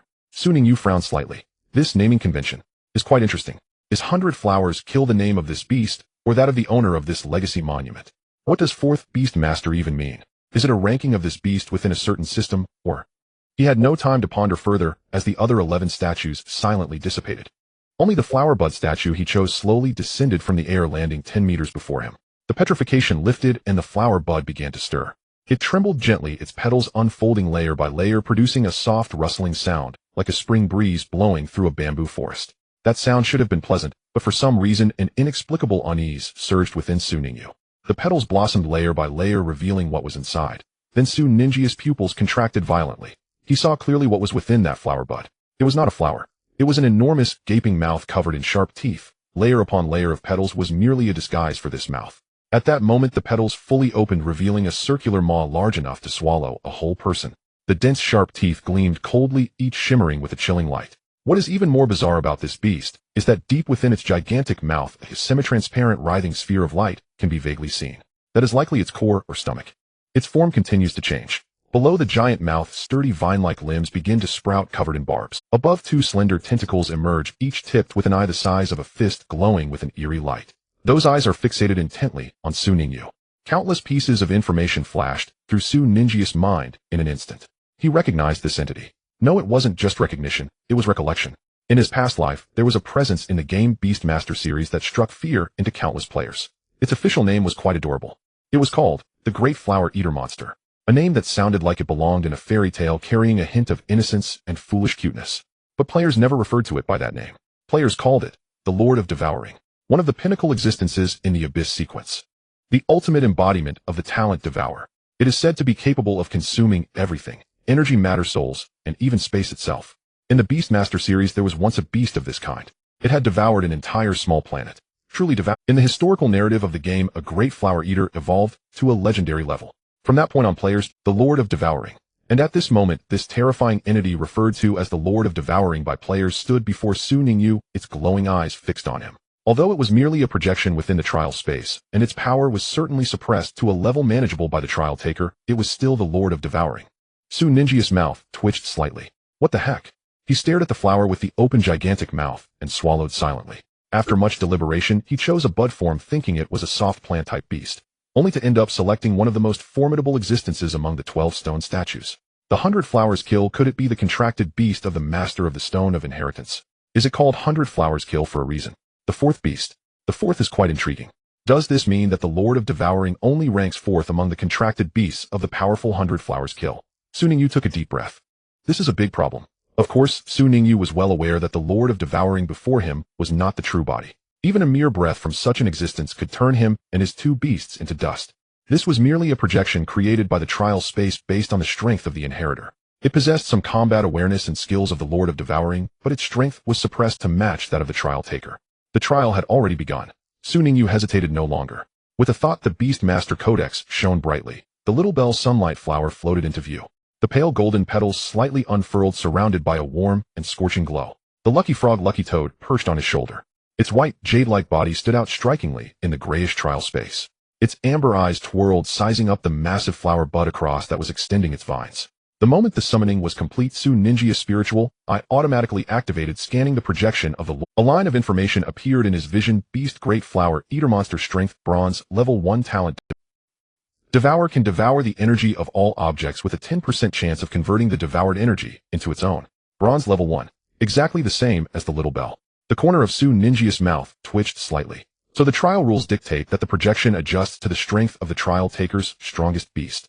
Does this mean that the Lord of Devouring before him, while its level has been suppressed to Bronze Level 1, still possesses the combat experience and skills of that existence that was nearly divine? Just like Vivian Lee. This is entirely a max-level powerhouse lacking the advantage of level, but still a powerhouse. Although sealed to silver level 9, what it should know it still knows. Levels can be suppressed, but consciousness and experience cannot. This is really... Su Ningyu took a deep breath. Yet he was not flustered. Because he had a trump card. Vivian Li was still in the mirror world. If it truly came to a point where the Little Bell and Lucky Frog could not handle it, he could let Vivian Li step in and reap the rewards. And right now it was the perfect opportunity to let the Little Bell and Lucky Frog train properly. Opportunities to fight the Lord of Devouring were not something everyone could have. Little Bell Lucky Frog, he said in a deep voice, fight seriously. This is a good opponent. Show me. Quack. Watch this. Just as the words fell, the Lord of Devouring across moved. The gigantic flower bud trembled violently. Countless thick vines erupted wildly from its base, spreading out in all directions like numerous green giant serpents. Where the vines passed, the ground was furrowed with deep trenches. Even more bizarrely, new flower buds began to grow wildly on those vines. One by one, fist-sized buds ready to bloom densely covered the vines. Then they all bloomed simultaneously. Poof, poof, poof, poof, poof. Countless small great flower eaters emerged from those buds, their mouths filled with tiny sharp teeth, all turning towards Su Ningyu and his beasts. In an instant, the entire arena was covered by hundreds and thousands of small great flower eaters. They piled on top of each other, densely packed, some writhing on the ground, some clinging to the vines, while others opened their mouths, making eerie hissing sounds. The scene was simply like a frame from a horror film. Lucky Frog's eyes lit up. Quack. A formidable move. But against me, Lucky Frog, your efforts are in vain. It took a deep breath, puffing out its cheeks. Evil Chihuahua unleashed with all its might. Invisible mental ripples radiated wildly from Lucky Frog, instantly enveloping the entire arena. The next moment, all those densely packed small great flower eaters froze in unison. Then, you hiss, you countless eerie retching sounds rose and fell. Those small great flower eaters opened their mouths one by one, retching frantically, some even rolling their eyes back, completely losing their combat ability. Fortunately, Xiao Chun did not care about experience at the moment. What he wanted were copper coins and sheer kill count. In fact, the less experience he gained, the better. As if trying to suppress something, Little Bell seized the opportunity. Xiaomi. Blazing flower blade. Countless burning petals shot out like a torrential rain. Each petal was sharp as a blade, blazing with a scorching glow, sweeping towards those small great flower eaters. Wherever the fiery petals passed, the small great devouring flowers barely had time to scream before being engulfed by flames, turning to ash. 1, 2, 10, 100, like a dance of flames sweeping across the entire battlefield. In the blink of an eye, the dense army of great devouring flowers was completely cleared away. Though the main body of the Devouring Lord was still retching, it struggled to fight back. But it couldn't open its mouth. The talent of Devour requires the mouth to be opened to activate. At this moment, it was influenced by the talent of Evil Chihuahua, and the extreme feeling of nausea made it dare not open its mouth, fearing that if it did, it would throw up. Quack. The G-Frog added another flame jet. A scorching pillar of fire shot straight at the main body of the Devouring Lord, scorching its writhing vines black and curling up. Quack. Behold my invincible flame jet of death. It was actually just a normal flame jet skill, but G-Frog insisted on giving it a flashy name. Little Bell was not to be outdone, unleashing a continuous barrage of light beams, forcing the main body of the Devouring Lord to retreat step by step.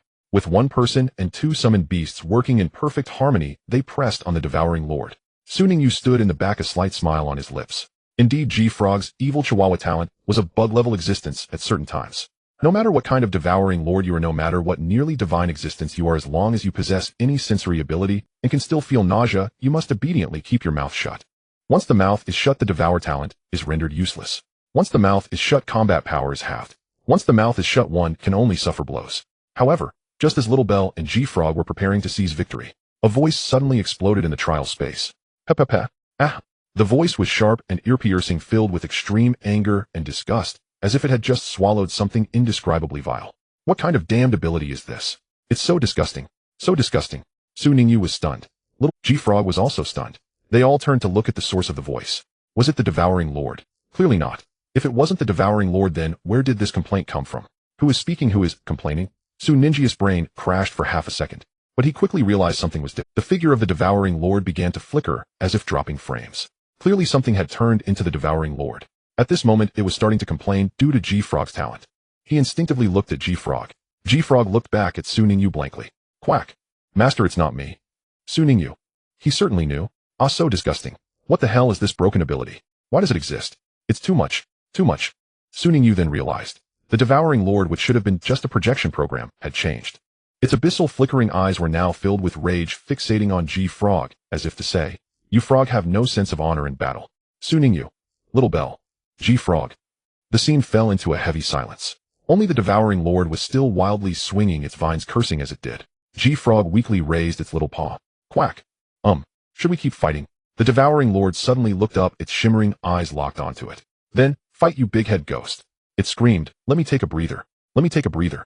It's too disgusting. I've never been this disgusted in my life. G-Frog silently shrank its neck. Su Ningyu frowned slightly at the devouring lord, whose demeanor had suddenly changed. Something's off. This guy's reaction is too vivid. Although the previous battle was brief, both the tactics and the response did not feel like a true devouring lord with self-awareness. But now it's different. This devouring lord seemed to have come to life. Especially after being nauseated by G-Frog's talent, its reaction was too real. Swinging vines, cursing, looking aggrieved. Would a projection act like this? Would a projection have emotions? Would a projection hold a grudge? Just as he was pondering this, an unusual fragrance began to rise from the surroundings. This fragrance was completely different from the floral scent he had smelled when he first entered the trial space. This time the fragrance carried a strange allure. The moment it entered his nostrils, Su Ningyu felt his mind slightly hazy, as if something was trying to erode his consciousness. He immediately held his breath, fully activating Spirit Eye. Then he saw the devouring lord opposite him. That massive flower bud, those dense vines, and countless small, great, devouring flowers were silently melting away under the scorching sun, transforming into glimmers of light, dissipating into the air. In its place there was a fox with a body of bright orange, swaying 9 fluffy tails behind it. It floated quietly in midair, its 9 tails gently swaying, each movement creating a dreamy halo. Its eyes were an enchanting scarlet. Within the depths of its pupils seemed to hide an endless abyss. The moment Su Ningyu met its gaze, he felt as if his consciousness was about to be drawn in. Demon God, the Calamity Fox. No, to be precise, it was a demigod. The Calamity Fox, the legendary 9-tailed fox, possessed the power to charm hearts and control disasters. In the game setting of Beast Tamer Sequence, it was just one step away from true mythical status. Yet it ultimately failed to take that step. So it was only a demigod. Moreover, this 9-tailed fox was quite special. It was a male fox. Still, even so, it was enough to strike terror into countless players. Su Ninjia's pupils slightly constricted. How could this guy be here? In his memory, the Calamity Fox's emergence should be many years later. And the location was the Imperial Source Star of the Dragon Soaring Federation. That was the main star of the Dragon Soaring Federation, light years away from Cloud Dream Star. How could it be here? Still in this inheritance monument. The scarlet eyes of the Calamity Fox were now curiously gazing at Su Ningyu. When it heard Su Ningyu call out its name, a hint of surprise flashed in its eyes. Oh. Its voice was lazy and enchanting, sliding past the eardrums like velvet. I didn't expect that after so many years there would still be someone who could call my name. It gently swayed its tail, its tone carrying a hint of playfulness. How many years have I been sealed here? 100 years? 200 years? Or even longer? It tilted its head, its scarlet eyes narrowing slightly. Could it be that Yunming and Bai Huasha, those wretched people, are still outside promoting me? Promoting my great deeds? The Calamity Fox shook its head to itself. No, it's impossible. Absolutely impossible. Its tone became resolute, laced with a hint of resentment.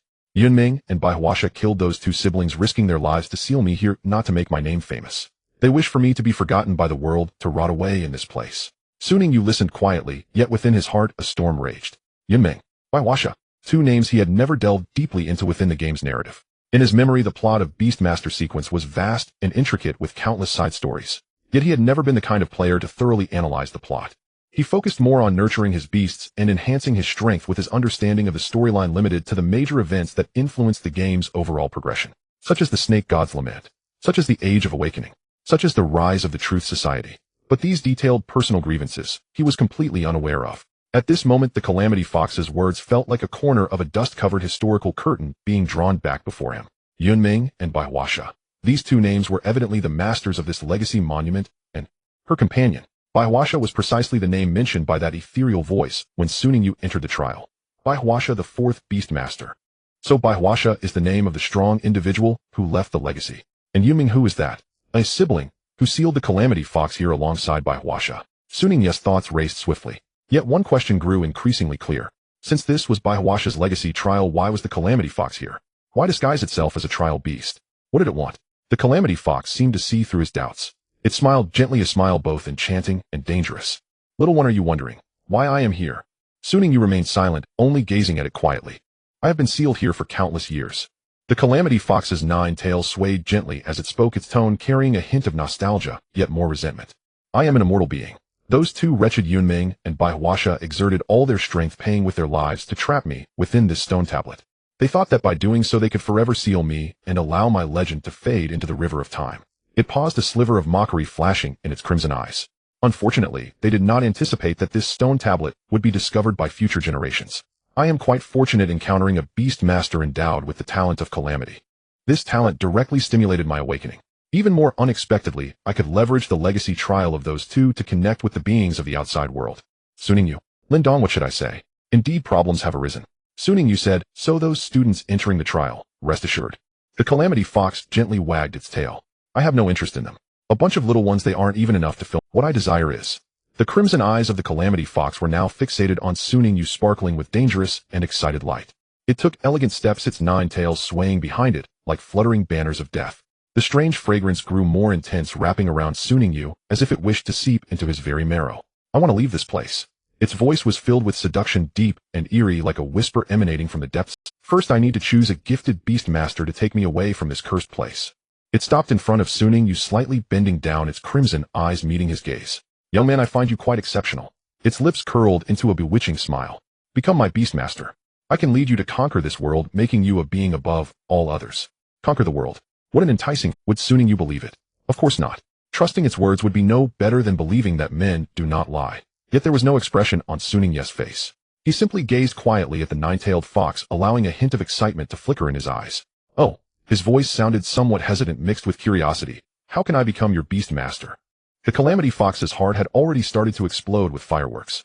Yes, got it. It laughed wildly in its heart, while maintaining its inscrutable and alluring facade on the surface. Indeed, young people are easy to deceive. The calamity fox felt a sense of satisfaction. Haha, if Baihuasha and Yunming knew that their descendant was this foolish, they would probably be enraged enough to rise from their graves. It cleared its throat, adopting a posture of I am thinking of you. Originally, I still needed to be selective. After all, only those with extraordinary talent can become my master. It paused, sweeping its gaze over Ningyu, then glancing at the frog perched on his shoulder and the little bell floating beside him. But you. I think you and your beasts have great potential. It took a step forward, its voice becoming increasingly enticing. Come, release your spirit, and let us sign a contract. From now on, we will unite our hearts and create great achievements. Release your spirit. Sign a contract. What beautiful words. Yet what the calamity fox thought was entirely a kid. Controlling spirits is my specialty. It sneered inwardly. A contract. Dream on. I, the 9-tailed calamity fox, am merely a step away from becoming a god. How could you, a mere black iron-level beast master, possibly contract with me? A hint of greed flashed in its eyes. Become my slave. As long as you let me find a good body and recover for a few years, I, the 9-tailed calamity fox, can once again descend into this world. It nearly laughed out loud. At that time, what Baihuasha, what Yunming, what Ceiling, let them all die. Keek. It thought about it, and actually laughed out loud. That laughter was eerie and strange, echoing in the empty space, paired with its enchanting fox face, creating an indescribable discord. Ningyu. No. You are at least an ancient monster that has lived for who knows how many years. Can you not have some cunning? Even if I am a fool, I can still sense that your laughter is off right. Moreover, to release my spirit. Am I such a fool? Ningyu scoffed inwardly. This calamity fox should be a being from before the era of Beast Master Interstellar. In that era, the relationship between beast masters and their beasts was still quite primitive, and many powerful beasts could indeed enslave beast masters by controlling their spirits. The disaster fox was likely completely unaware of how many years had passed outside. In the current beast master world, these tricks have long been written into textbooks. Every beast master is repeatedly warned upon entering the profession. Any contract that requires you to release your divine soul should raise 100 question marks. This old fox probably still doesn't realize that its tricks are outdated. Ningyu certainly does not want to be controlled. However, he did not directly refuse. A different voice suddenly echoed in his mind. Master. It was fake. Her voice remained cold, but carried a rare hint of excitement. Master. Let me deal with him. If I can absorb some of this fox's power, perhaps I won't need to worry about your strength limitations, and I can break through to the... Ningyu felt a stir in his heart. Fei Wenli's current strength was sealed at the Silver Ninth stage. If she could absorb the power of the disaster fox, although this guy is sealed here, his strength is definitely not weak. He asked in his heart, how confident are you? Fei Wenli fell silent for a second. Then her voice rang out again, carrying a faint yet incredibly confident tone. Since this inheritance monument has set restrictions only allowing silver-level beast masters to enter this inheritance space, it means they cannot deal with those above silver-level beasts. Moreover, this fox isn't even at the mythic level. Dealing with such a little fox, it's a piece of cake. The corners of Su Ninjia's mouth slightly lifted. With Fei Wenli's words, he felt reassured. He lifted his head to look at the disaster fox, which was still secretly pleased with itself. In its crimson eyes, excitement sparkled clearly, already seeing him as a piece of delicious prey. Ningyu remained silent.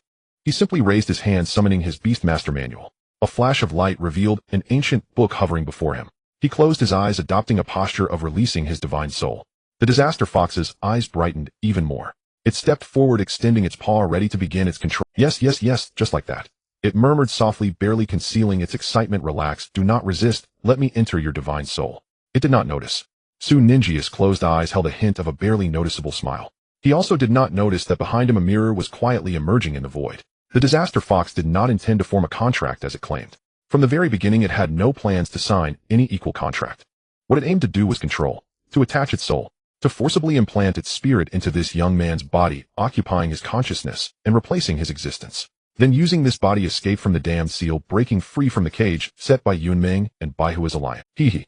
It laughed wildly in its heart, yet on the surface it maintained an elegant and noble demeanor, as if genuinely preparing for a solemn contract ceremony. Foolish human boy, do you think I would really contract with you?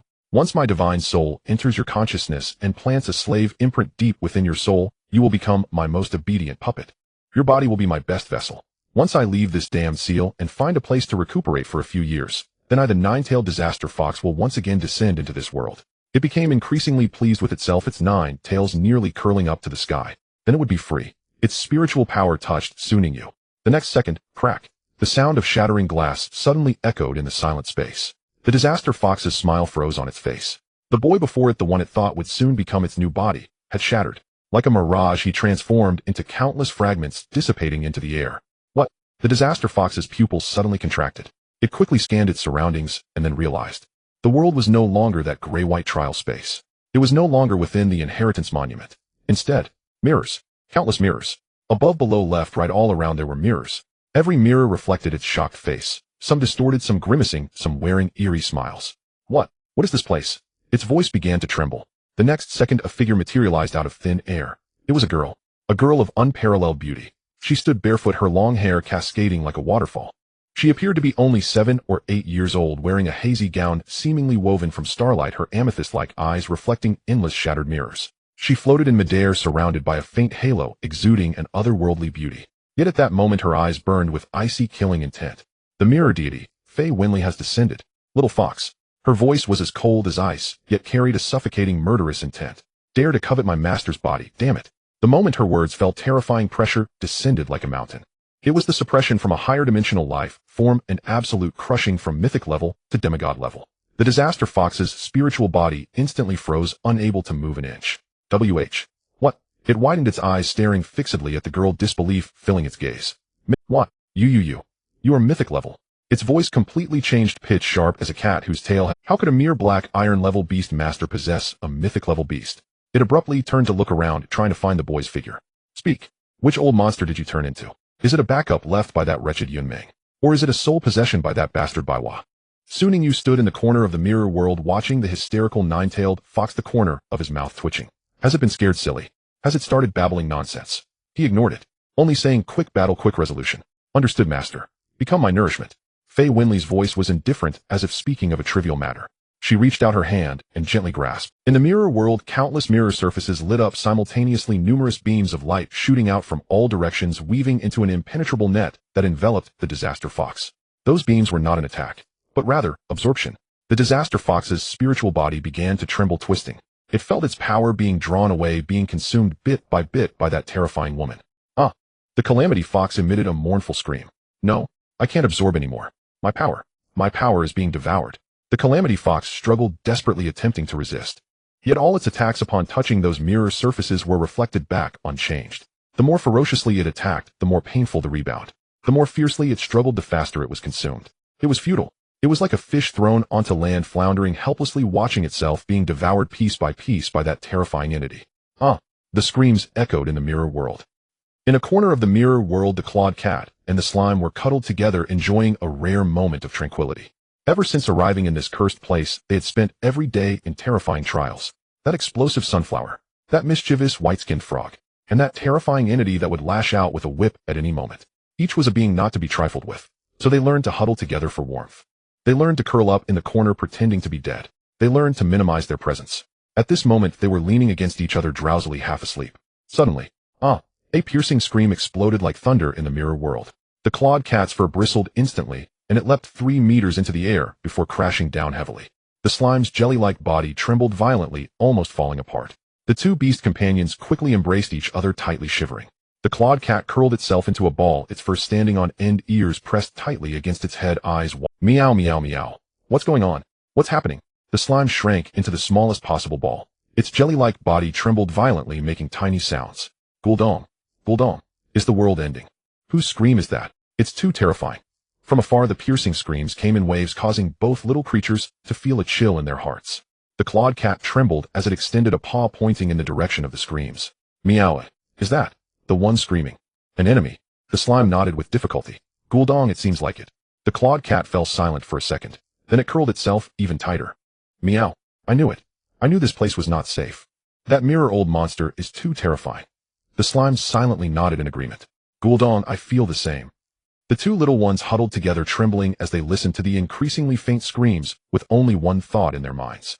That terrifying old monster was up to terrifying deeds again. The Calamity Fox had completely lost its previous arrogance. It lay limp in the void of the mirror world. 9 originally fluffy and magnificent tails were reduced to just one. Drooping weakly, it resembled a frostbitten dogtail grass. Its soul was so transparent it was on the verge of dissipating, its scarlet eyes filled with terror and despair. I was wrong. I truly was wrong. It wailed, its voice shrill like a cat, with its tail stepped on. Don't keep devouring my power. I can really acknowledge you as my master. Truly, not the kind of deception. Ningyu looked at it, his expression devoid of emotion. Trust. Could he trust it? The Calamity Fox's nature was evident from its name. Calamity, cunning chaos. This fox had lived for who knows how many years, having deceived more beings than Ningyu had encountered. Not a single word of its statement could be trusted. Fei Wenli clearly thought the same. She was even too lazy to respond, continuing to leisurely absorb the Calamity Fox's remaining power. However, the Calamity Fox did not lie about one thing. It indeed would not die. The immortal talent. This was the foundation for the Calamity Fox to become a demigod, and the reason it could survive amidst countless powerful beings trying to kill it. Perhaps it was because it could not be killed that Yun Ming and Baiwa decided to seal it. If it can't be killed, then it must be locked. Fei Wenli. Ningyu spoke up. Don't kill it, or this fellow will definitely escape using its talent. Fei Wenli nodded slightly. Understood, master. She actually couldn't kill it, but that didn't stop her from absorbing its power. In the mirror world, the devouring continued. Fei Wenli's aura began to rise. The bottleneck of the silver 9th tier was easily broken like fragile glass. Gold 1st tier. Gold 3rd tier. Gold 6th tier. Only when it reached gold 9th tier did that ascending aura slowly come to a halt. Fei Wenli opened her eyes, a hint of satisfaction flashing in her purple gaze. She was just one step away from breaking through. Meanwhile, the Calamity Fox had completely lost its demigod's prestige. Its 9 tails had dwindled to just one. Its entire soul shrunk, significantly resembling a dried corpse drained of its essence. It lay there weakly flicking the only remaining tail. It let out a feeble wail. You are bullying the fox too much. Ningyu ignored it. He suddenly thought of a problem. This fox could not be killed, but it knew his secrets. Fei Wenli's existence, the existence of the mirror world, and his hidden cards that could not be revealed to outsiders. This fellow had seen it all. How to deal with it? Fei Wenli sensed his thoughts, her voice resounding in his mind. Master, I can keep it sealed in the mirror world. Here it won't be able to stir up any waves. Ningyu nodded slightly. This is the only way. He turned to leave. The Calamity Fox panicked at those words. Wait, hold on. It struggled to rise, wildly shaking its only remaining tail. Great Beastmaster, I think we can have a good talk. Its voice was full of flattery, entirely different from the earlier one that had sought to enslave him as a demigod. You already have this. On this beautiful divine beast senior, I believe my abilities can be fully demonstrated. Contract with me. Let me clear all your enemies for you. Indeed, the Calamity Fox was utterly shameless. Morality. What is that? Can it be eaten? Ningyu. He silently watched the fox that had just plotted against him, now wearing a flattering expression, his heart unfazed. Seeing Ningyu unmoved, the Calamity Fox grew anxious. It began to roll. Yes, roll. That once instilled fear in countless powerful beings, the demigod-level Calamity Fox. At this moment in the mirror world, it rolled madly, its 9 tails well now, just one swinging back and forth, crying out in a wretched manner. Ah. I don't want to be sealed. It's too dark here. I'm so lonely. I don't want to be locked up. It rolled and howled, its voice as pitiful as an abandoned puppy. I'm still a child. I'm just a lively and cute little male fox. I only loved to cause trouble back then. And I was sealed here by Baiwa and Yun Ming. Ningyu. He looked at the fox rolling on the ground. A child that has lived for who knows how many, stirring up trouble, an act that could easily obliterate several nations. This performance is just too exaggerated. Fei Wenli coldly remarked, it's too degrading. My master would never contract with something of your caliber. The disaster fox stopped rolling abruptly, raising its head, a flicker of anger flashing in its eyes. What do you mean? It's allowed for him to contract with that disgusting frog with revolting talents, but not with me, a noble 9-tailed fox. Jiwawa was squatting in the corner, watching the show, suddenly being called out, looking up in confusion. Gua, what does it have to do with me? What's wrong with its abilities? Jiwawa is a noble lucky frog. Why is it being scolded? Fei Winley did not answer the Disaster Fox's question, merely casting it a faint glance. That gaze was like looking at a pile of garbage. The Disaster Fox was provoked by this gaze, but dared not explode. It could only continue to plead, I am currently in a soul state, this does not affect the contract. There are plenty of beast tamers in soul states. Fei Winley remained unmoved. My master will not contract with a half-damaged soul as a beast. The Disaster Fox. It opened its mouth to retort, but found it indeed had no grounds for rebuttal, because it truly is quite damaged. Su Ningyu couldn't be bothered to entangle with it any longer. You just stay here. He turned to leave. The Disaster Fox panicked. No, there must be a way. It frantically rolled its eyes and suddenly, its gaze landed in the distance. Their two beasts, one black and one blue, were curled up in a corner trembling. The Claw Cat and the Slime. Two unfortunate companions were huddled together watching the commotion when they suddenly felt a blazing gaze fall upon them. The Claw Cat's fur stood on end instantly. That feeling, it felt like being targeted by some terrifying existence. Meow meow meow. Don't see me, don't see me. It prayed frantically, shrinking itself into an even smaller ball. But the Disaster Fox's eyes grew brighter. It let out a strange laugh. Isn't this the best vessel? In the next moment, its figure transformed into a streak of light, shooting towards the Claw Cat. The Claw Cat's pupils instantly constricted to a pinpoint. Meow. It wanted to escape, but it was too late. The streak of light merged into its body. The Claw Cat's body froze in place, a flash of scarlet light flickering in its cat eyes. Then slowly it lowered its head, looking at its own paws. The corners of its mouth curled into a familiar cunning arc. GGG. The voice of the Disaster Fox came from the Claw Cat's mouth. This fox has returned. The development of events completely exceeded Su Ninju's expectations. He originally just wanted Fei Winley to confine the Disaster Fox in the mirror world and deal with this unruly fox slowly later. But what happened? This fellow directly charged into the Claw Cat's body. And the Claw Cat. Su Ningyu looked at the black cat in front of him, his expression complex. The Claw Cat stood there, its amber eyes flickering between eerie scarlet and its original amber. The whole cat was like a television, with poor signal wildly switching between two channels. Meow meow meow. Who is in my body? The Claw Cat's true consciousness came online first, horrified to discover an uninvited guest in its body. How is this possible? The voice of the Disaster Fox emerged from the same body, filled with disbelief. How does this little cat still have a soul? Your soul should have been devoured by me. It had clearly charged in, intending to seize the body. With its demigod-level soul strength, devouring the consciousness of a bronze-ranked kitten should have been a piece of cake. But what happened? Upon collision, it found that this little cat's soul was as hard as stone, not budging an inch. Meow meow meow. Get out of my body. The Claw Cat was furious. These days in the mirror world, it had been chased and beaten by the little bell, polluted by Ji Wawa's spirit and frightened into trembling by Fei Winley's gaze. It had endured.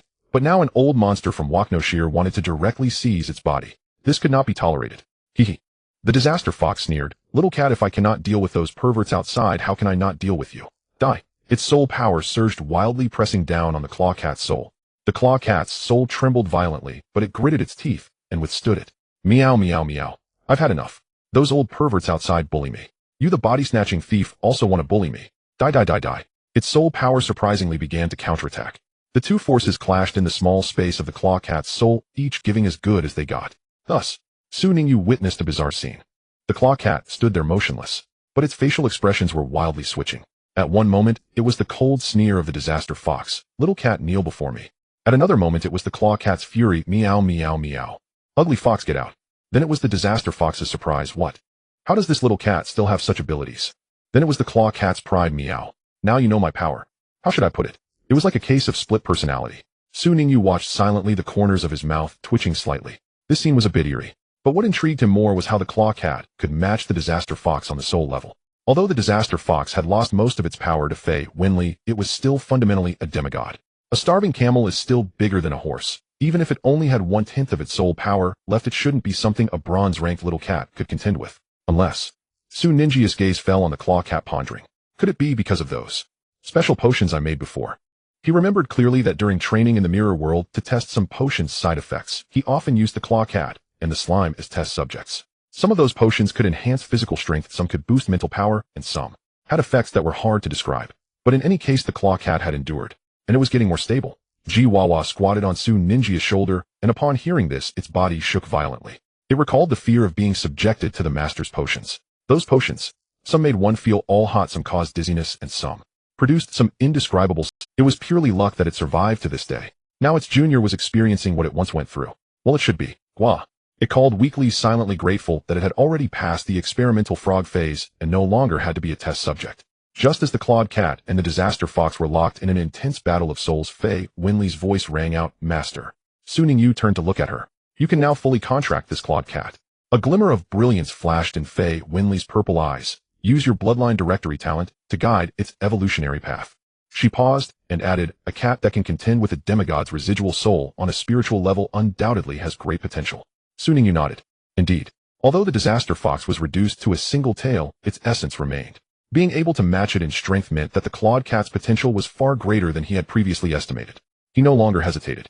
With a thought, the Beastmaster manual appeared. A light of contract directly enveloped the clawed cat. The two consciousnesses locked in fierce combat in the soul space were momentarily stunned.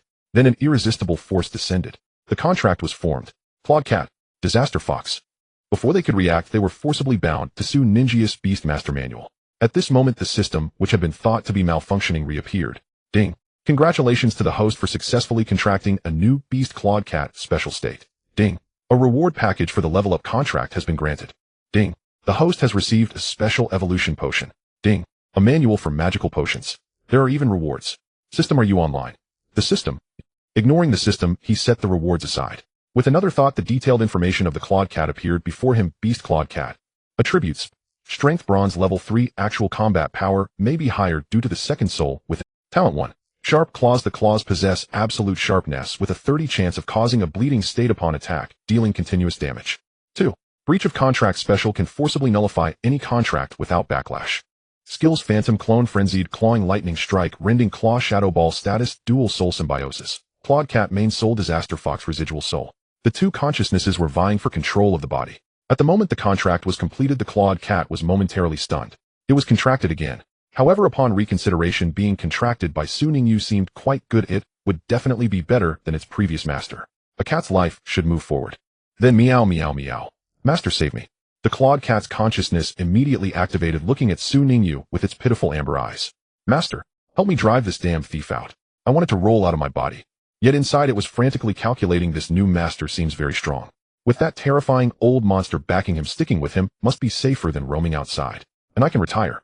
No more being chased. No more starving. No more being bullied by other beasts. Perfect. As for that old fox thief who wants to seize my body, with a master to rely on, let's see how arrogant you can be. In the next second, the consciousness of the disaster fox activated. What the hell? It was shocked to find that the body it occupied had been contracted. I have been contracted. I, a dignified demigod, have actually been contracted by a black iron level brat. But it quickly came to its senses. Wait, a contract is a contract. Since I am not his opponent right now, he'll pretend to obey for now. Once I at that time, the sky will be my limit. If I want to run, I will run. So it made a flattering expression with the Clawed Cat's face, looking at Su Ningyu with its fleeting crimson eyes. Master, please allow me to become your true beast. Its tone was obsequious and sincere. Please let me eliminate this useless little cat, and let me truly control this body. At that time I will definitely serve you wholeheartedly. The Clawed Cat's consciousness instantly exploded. Meow meow meow. You are the useless one. Your whole family is useless. The disaster fox scoffed. You little cat, are you worthy to compete with me? The two consciousnesses began to clash in the soul space once more. Su Ningyu watched this scene with an expressionless face. Then he faintly spoke. Hey. The two consciousnesses simultaneously paused and looked at him. You are both contracted to me. Su Ninjia's tone was calm and assured. Do you think I don't know what you're thinking? The Clawed Cat's consciousness stiffened. The disaster fox's consciousness also froze. The power of the contract was indeed mutual. The Beastmaster could sense the emotional fluctuations of their beasts, and the beasts could also sense the intentions of their Beastmaster. And the Clawed Cat's previous little scheme of sticking with the master for retirement, and the disaster fox's waiting to run once I recover, were now clearly laid out before Su Ningyu. The two consciousnesses fell silent at the same time. Clawed Cat, it's over, I've been found out. Disaster fox, damn it, I forgot about this. Su Ningyu was too lazy to waste words with them. The two beings bickering in his mind were increasingly theatrical. The Clawed Cat wanted retirement, while the disaster fox wanted to escape. Did they really think he was a mere pawn? Once they became his beasts, they would have to obediently endure the lash. With a thought, Su Ningyu summoned the two rewards from the system space. A special evolution potion. Su Ningyu looked at the pale golden potion in his hand, and then at the still in a split personality state Clawed Cat, pondering. The state of this cat was indeed quite special. An ordinary Clawed Cat of the bronze level. Yet within it resided a demigod level residual soul. Although its strength had been reduced to a single tail by Fei Winley, its essence remained. This state was like a drop of oil in a cup of water. Not fusion, merely coexistence. But if there was an appropriate catalyst, perhaps it could truly merge. Su Ningyu did not hesitate. He stepped forward, and in the terrified gaze of the Clawed Cat, pride opened its mouth, and directly poured the potion inside. Meow meow meow. Another terrifying potion. The clawed cat's pupils dilated suddenly. It recalled the days it had been treated as an experimental subject in the mirror world, those potions that made it feel hot all over, dizzy, and even produce strange sensations. Now here it was again. Clawed Cat Disaster Fox was also shocked. What is this? What did you make me drink? Before it could finish its sentence, the potion went down its throat. Both fell silent at the same time. The clawed cat's body stiffened, then softly collapsed to the ground. A layer of pale golden energy like a cocoon surged from its body, enveloping it completely. The energy slowly flowed, carrying an indescribable rhythm, as if undergoing some kind of deep reorganization. Jiwawa squatted on Su Ninja's shoulder, peering curiously at the light cocoon. Quack quack. Is it going to evolve? Shh. Su Ningyu nodded. It should be. A special evolution potion combined with this dual soul coexistence state. It might just catalyze something interesting. Su Ningyu glanced at the silent cocoon of light, then looked at the time. The evolution won't conclude anytime soon. He stood up. Let's leave first. After all, this is the mirror world, and with the clawed cat evolving here under the watch of Fei Winley, there shouldn't be any issues. But he still had important matters to attend to. The trial of the Stone of Inheritance had not yet concluded. Fei Winley, take me out. Fei Winley nodded gently and waved her small hand. A mirror appeared before Su Ningyu. He stepped in and vanished into the mirror world.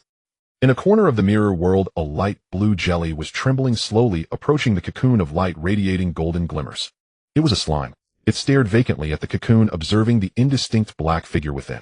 That black figure was once its companion, cuddling together for warmth, shivering in the corners, comforting each other. Now it was about to evolve. It was going to become stronger. Was it going to leave it behind? The jelly-like body of the slime quivered violently, bubbles beginning to form within. Goo, are you betraying me too? It emitted a faint sound filled with grievance and despair. Goo, traitor. It wanted to shout this, but all that came out was a weak goo. It curled up in the corner, gazing at the cocoon, feeling as if the sky had collapsed. How had it endured all these days? The little bell had chased it and hit it, and it bore with it. The mental pollution from Jiwawa made it nauseous, and it bore with it. Fei Winley's gaze frightened it to the core, yet it bore with it. Because it had the clawed cat. That black figure always huddled with it in the corner, sharing warmth and comfort. Now even the clawed cat was going to betray it. Goo. Was I too weak?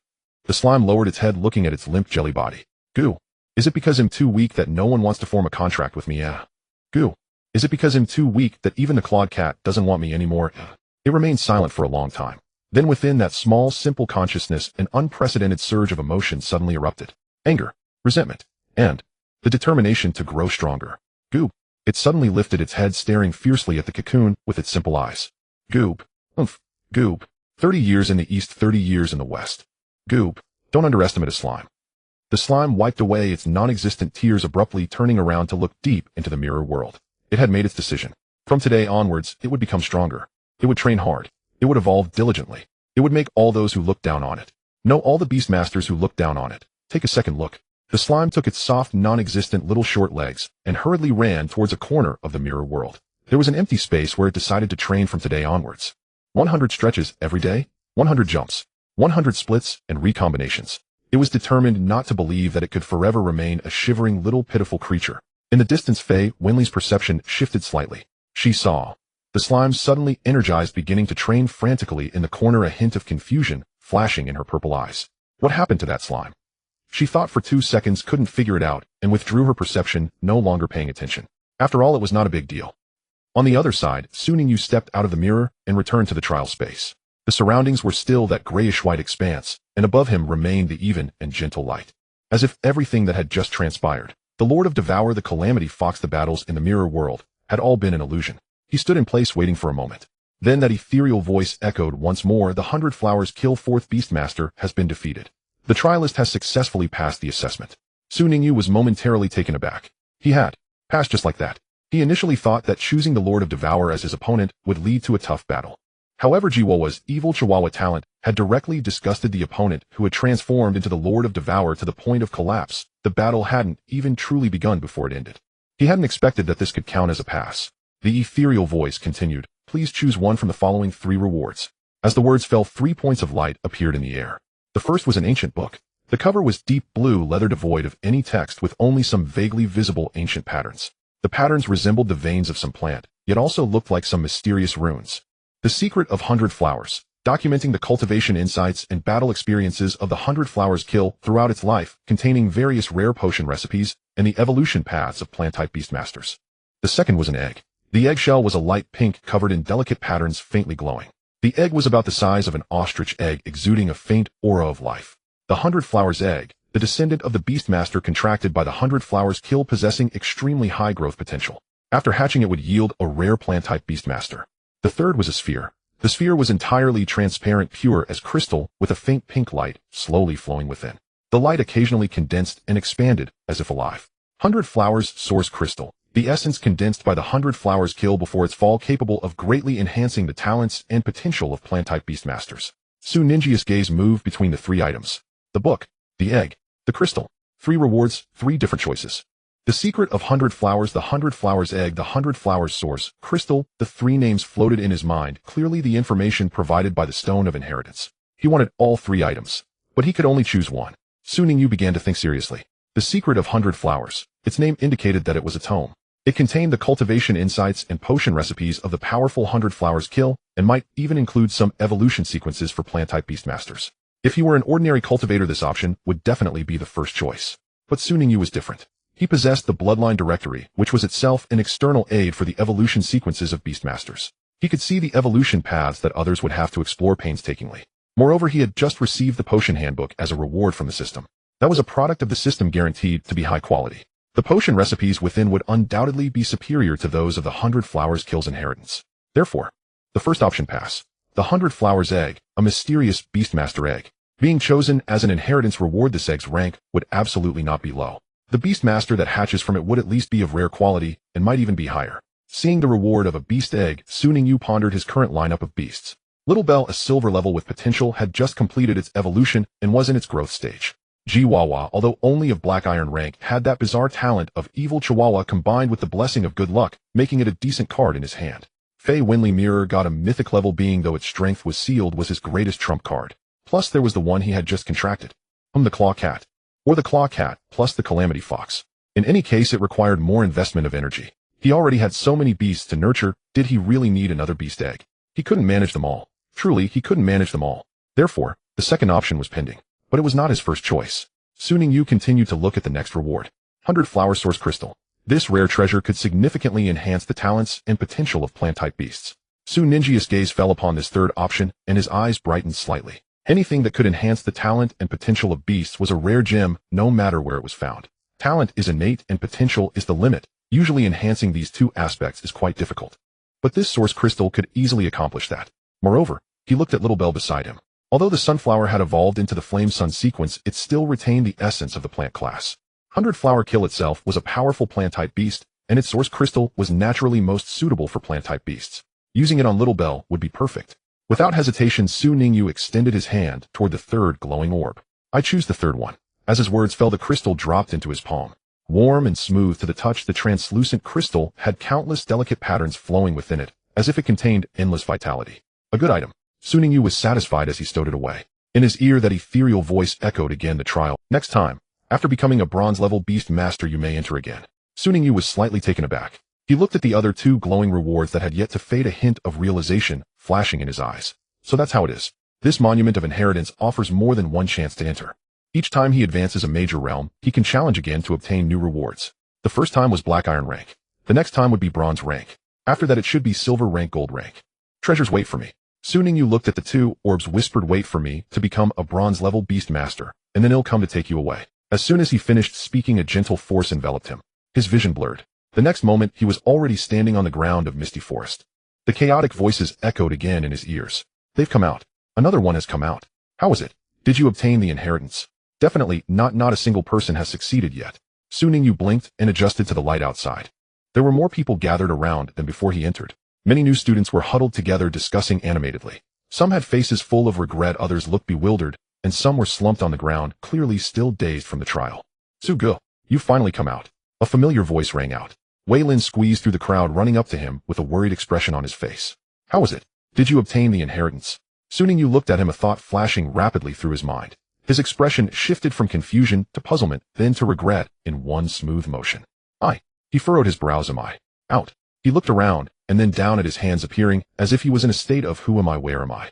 Wei Lin observed his demeanor, his expression of anticipation slowly turning into regret. He sighed. It seems Su Ge has failed as well. Wei Lin pointed at the other confused new students around them, and said, look, everyone who went in has not succeeded. Moreover, curiously, those who came out all claimed to not remember what happened inside, and had no idea what the trial was about. Su Ningyu raised an eyebrow. He thought for a moment he remembered everything clearly.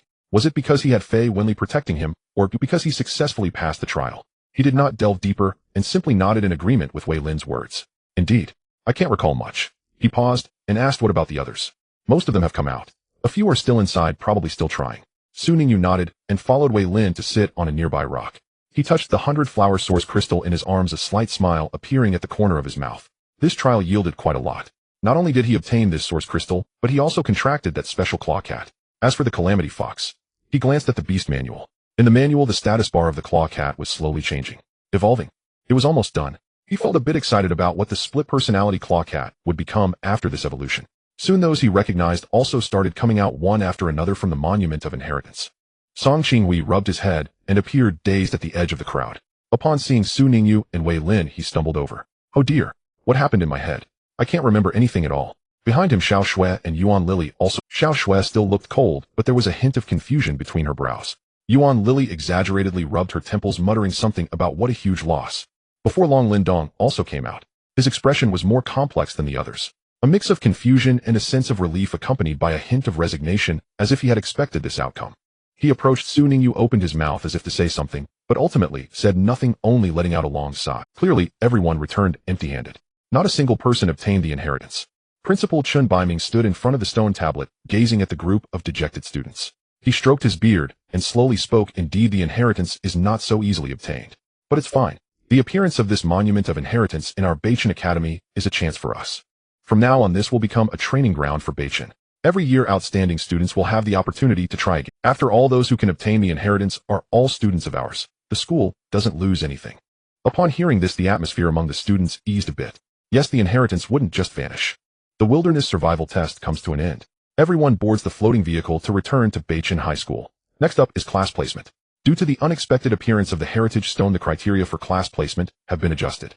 It takes into account admission scores, performance in wilderness survival, and whether one has ever accessed the heritage stone.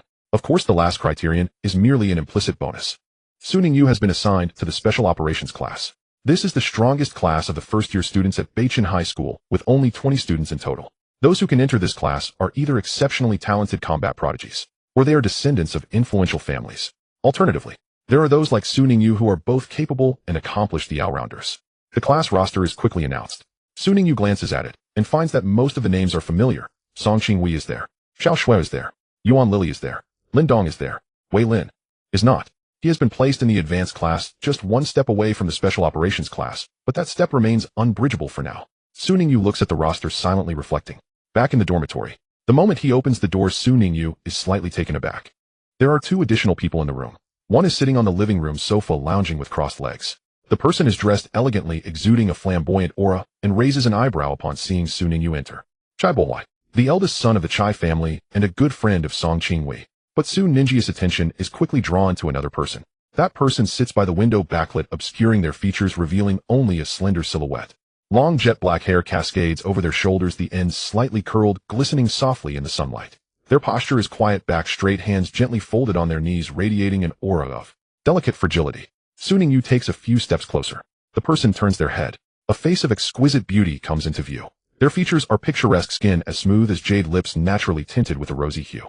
Those clear water-like eyes are gazing quietly at him. Su Ningyu halts in his tracks. He glances down at the dormitory number plate. 404, that's right. He raises his gaze to look at the person before him. With such beauty, such elegance, and those long locks, he almost thinks he has entered the wrong dormitory and mistakenly walked into the girls' dorm. Hello, the person speaks. Their voice is bright, carrying a hint of youthful warmth. It is a male voice. Su Ningyu silently breathes a sigh of relief. You are? He asks. The person nods slightly. Yes, I am Jiang Shanghua. I will be your roommate from now on. Su Ningyu nods and sits down opposite him. He can't help but glance at Jiang Shanghua's long hair again. Indeed, the only ones who can reside in the boys' dormitory must be boys. However, with such beauty, if he were to walk out and claim to be a girl, no one would doubt him. Chai Bohai sits nearby with crossed legs, watching this scene, and suddenly bursts into laughter. Ha ha, did you also mistake him for a girl? The first time I met him, I thought I had knocked on the wrong door. Jiang Shanghua casts a faint glance at him, remaining silent. Chai Bohai feels no embarrassment and continues, but you'll get used to it. Now our dormitory is complete. Lin Dong went to buy water, and he'll be back soon. As soon as he finishes speaking, the door swings open. Lin Dong walks in with several bottles of water, his eyes lighting up upon seeing Su Ningyu. Student Su, you're here too. That's great. He hands out the water to everyone and plops down on the sofa with a long sigh of relief. Finally, I can rest properly. I've been exhausted these past 2 days. Su Ningyu takes the water, leans back on the sofa, and looks at the 4 distinctly styled roommates. Chai Bohui from a powerful family, the extraordinarily beautiful Jiang Shanghua, the ominously unlucky Lin Dong, and himself. Special Operations Class Dormitory 404. The upcoming high school life should not be dull. The next day, the first class at Beichen High School. The classroom for the Special Operations class is on a separate floor, spacious and bright, equipped with complete facilities. 20 desks are neatly arranged and a large energy hologram hovers above the podium, currently displaying the words, "First lesson, meet the class teacher." The students gradually take their seats. Su Ningyu scans the classroom. Song Qinghui is whispering with Chai Bo. Xiao Shui sits quietly by the window. Yuan Lily is yawning on the desk, and Lin Dong nervously flips through some unknown materials. Then the door opens. A person walks in.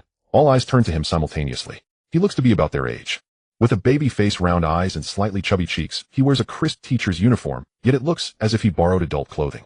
He walks to the podium, turns around, and scans the classroom.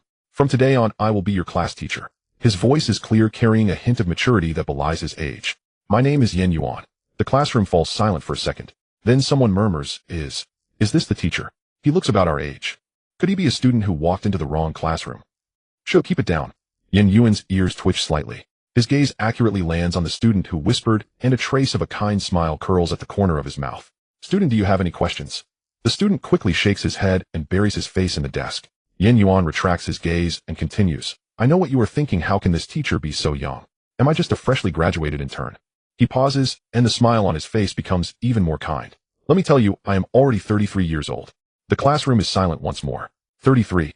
With that baby face, some might argue, he looks 23. Song Qinghui whispers to Su Ningyu, "I heard that teacher Yin is still single because of this baby face. He can't stand anyone flirting. It's his taboo." Su Ningyu responds, "Then you should be careful from now on." Glancing at Xiao Shui, Su Ningyu is not oblivious. He has already noticed the subtle dynamics between Song Qinghui and Xiao Shui. Song Qinghui, of course, the class teacher, is quite pitiful as well. Yen Yuan seems to have heard something and glances vaguely in Song Qinghui's direction. Song Qinghui immediately falls silent, sitting upright. Yen Yuan retracts his gaze, and his tone becomes serious. "From now on, for the next 3 years, I, Yen Yuan, will be your class teacher." His gaze sweeps across the 20 students present, each word clear and powerful. "You are the Special Operations class, the strongest class of the first year. I do not wish," he pauses, his voice growing somber, "for anyone during exams or future combat classes to commit any act that tarnishes the reputation of the Special Operations class. Do you understand?" The 20 students reply in unison, "Understood." Yen Yuan nods, the seriousness on his face slightly easing. "Very good." He turns and writes a few words on the blackboard. "First lesson, practical assessment." He turns back, a meaningful smile playing at the corners of his mouth. "Let me see just how strong you top freshmen really are." The atmosphere in the classroom instantly becomes tense. A practical combat assessment. Su Ningyu took the opportunity to gauge the strengths of his classmates. Homeroom teacher Yen Yuan led 20 students to the duel arena. This was Beichen High School's dedicated live combat training ground, an open expanse ringed by energy barriers capable of withstanding clashes up to the silver level. Just 20 people, perfect. Yen Yuan stood at the edge of the arena, arms folded, a playful smile softening his youthful face. "Pair up in twos and choose your opponents freely. Challenge whoever you like, I won't interfere." As his words fell, the students began to size one another up. Those who knew each other naturally clustered together. Xiao Shui and Yuan Lily exchanged a look and with tacit understanding stepped to one side. Obviously, they had long planned to spar. Song Qinghui's eyes swept the crowd and finally settled on Su Ningyu. His eyes lit up and he bared a wide grin at Su Ningyu. "I haven't forgotten that loss during the special recruitment. Well, fight again, and this time it'll pay you back twofold." Su Ningyu said nothing. "Well then, revenge." But before Song Qinghui could initiate the bout, another figure, Chai Bohui, strode over in long decisive steps, chin tilted, his gaze ablaze with undisguised martial intent. "Su Ningyu, fight me." Chai Bohui strode over in long decisive steps, chin tilted, his gaze ablaze with undisguised martial intent. "Su Ningyu, don't you know first come first served?" Chai snapped. "You cut in during the special recruitment. That time I never got to fight. This time it's my turn." Song Qinghui. Su Ningyu, for his part, did not mind who he faced. He was curious to see how much Song Qinghui's strength had grown in the month since they'd last met. He was also eager to trade blows with Chai Bohui to measure how formidable the Chai household's young master truly was. Chai, already impatient, shrugged Song Qinghui off. He waved his hand, the beast taming tome flashed. A Redan blue silhouette materialized beside him. It was a majestic wolf-type spirit beast, its pelt streaked in alternating bands of blue and red. Half red, half blue, it exuded an aura where faint cold and fire braided into one. Its eyes were ice blue, fixed on Su Ningyu with a keen glare as a low, menacing growl rumbled from its throat. Bingyan Wolf, Chai Bohui's spirit beast. Song Qinghui saw it and hopped madly in place. Chai Bohui, that's not honorable. Chai did not turn back. He waved a hand at him. Stand aside. Wait until I finish, then you can go up. Song Qinghui. He drew a deep breath and tried to steady himself, finally rolling his eyes in helpless resignation. Fine, take him. Then, he muttered, stepping back with arms folded, his gaze falling on Su Ningyu. I was curious anyway. Let's see how strong Su Ninjia's Reborn flower is. Su Ningyu did not hesitate. The beast taming tome flashed, and a small Lingdang flower drifted from the void to hover at his side. It stretched gently, the golden flames at the petal edges danced in the sunlight like a miniature sun. It floated serenely in midair, radiating a warm, searing light. Two spirit beasts faced one another, one to the left and one to the right, poised for battle. The students beside the arena erupted in commotion. Wow, so this is the special spirit beast Su Ningyu cultivated. The Reborn flower. So beautiful. Like a little sun. I heard this is a new form. Lingdang flower evolved across the yin-yang sequence. The whole Dongjun has been abuzz. How strong is it? Can you tell? Yuan Lily, standing beside Xiao Shui, stared at the Reborn flower with eyes aglow. It's really beautiful. I want one too. Xiao Shui nodded slightly, her gaze fixed on the Reborn flower, a faint gleam appearing in her eyes. Not weak at all, she said coolly, but with conviction. It's already bronze rank. Bronze. Yuan Lily gaped. It's only the first day of school, and Su Ningyu is already a bronze-tier beast tamer. Not him. Xiao Shui shook her head. It's his spirit beast that's reached bronze. He himself should still be black iron rank. That's still impressive, all right. Yuan Lily clicked her tongue. Most of our spirit beasts are only just black iron rank. Xiao Shui, what's your second spirit beast? Guess. Yuan Lily. Song Qinghui stood to the side, listening to his classmates, but unable to take his eyes off the Reborn flower in the arena. He recalled the day of the special recruitment test. Back then, Su Ningyu had used a Lingdang flower, an ordinary-looking, unevolved Lingdang flower. His own Jifeng sparrow, a flying-type spirit beast that should counter plant-type creatures, had in fact lost to that Lingdang flower. It had been defeated by a type it was meant to suppress. Defeated by a Lingdang flower of the same rank. That had been the first time in his life he felt the word defeat so acute, and now, the Lingdang flower had evolved into a more formidable Reborn flower. Song Qinghui inhaled slowly, a complex light flickering across his eyes. He felt a sudden relief that he was not the one fighting Su Ningyu today, but also a sting of resentment. The students' murmurs continued around them. My sister contracted a Lingdang flower, he'll have her evolve it into a Reborn. Dream on. That's a new sequence cultivated by Su Ningyu, it requires his authorization. Authorization or not, if we know him we might get a discount. Keep dreaming. Su Ningyu is incredible. We have such a young breeder in our class, maybe we can ask him for help in the future. In the arena, Chai Bohui paid those remarks no heed. His eyes locked on Su Ningyu. Su Ningyu, he said in a low voice, I will give my all. Su Ningyu nodded slightly. Naturally. A pale golden light flashed across his eyes. Lingmu's spirit eye he activated. Above Chai Bohui's head, information floated into view. Beast Tamer, Chai Bohui, Talent Lingyan. Cold Flame. Can cause flames to inflict frostburn of fire-type skills that hit have a chance to slow the target and deal lingering damage. Strength black iron rank, Beast Tamer. The Bingyan Wolf's information was also clearly visible. Spirit Beast, Bingyan Wolf strength, bronze, second tier, bronze, second tier. One tier higher than the little Lingdang's bronze, first tier. Su Ningyu withdrew his gaze, expression tranquil. One tier higher was of little consequence. Let the battle begin. Yin Yuan's voice rang out. Bingyan Wolf, pearl-linked fireball. Chai Bohui struck first. The Bingyan Wolf threw back its head in a long howl as flames and chills surged about its body. A blue-white fireball coalesced in its maw. No ordinary flame, but one fused with chase cold flame. Its temperature was bitterly low, yet it continued to burn. How a hit would not only scorch, but also inflict frostburn. The fireball of the ice flame wolf shot out fiercely. But this was just the beginning. As the first fireball was fired, the second one had already formed. The third, the fourth. The fireballs connected like a chain, launching one after another, madly pouring towards Xiao Lingdang. Those fireballs moved at an astonishing speed, their trajectories erratic due to Chai Bohui's talent of cold flame. Each one contained the destructive power of both ice and fire.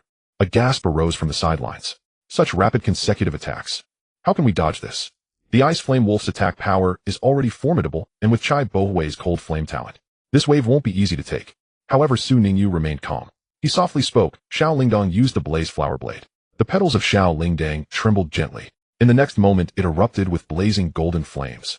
Countless flame petals shot out from its body, resembling a storm of fire sweeping towards the sky, full of fireballs. The fireballs collided with the flame blades in midair. Boom! The explosion sounds rang out continuously, flames scattering, painting the entire arena in a golden red hue.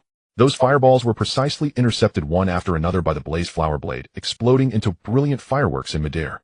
Not a single fireball was able to approach Xiao Lingdang. Chai Bohui's pupils constricted slightly. Were they all blocked? He gritted his teeth and issued another command.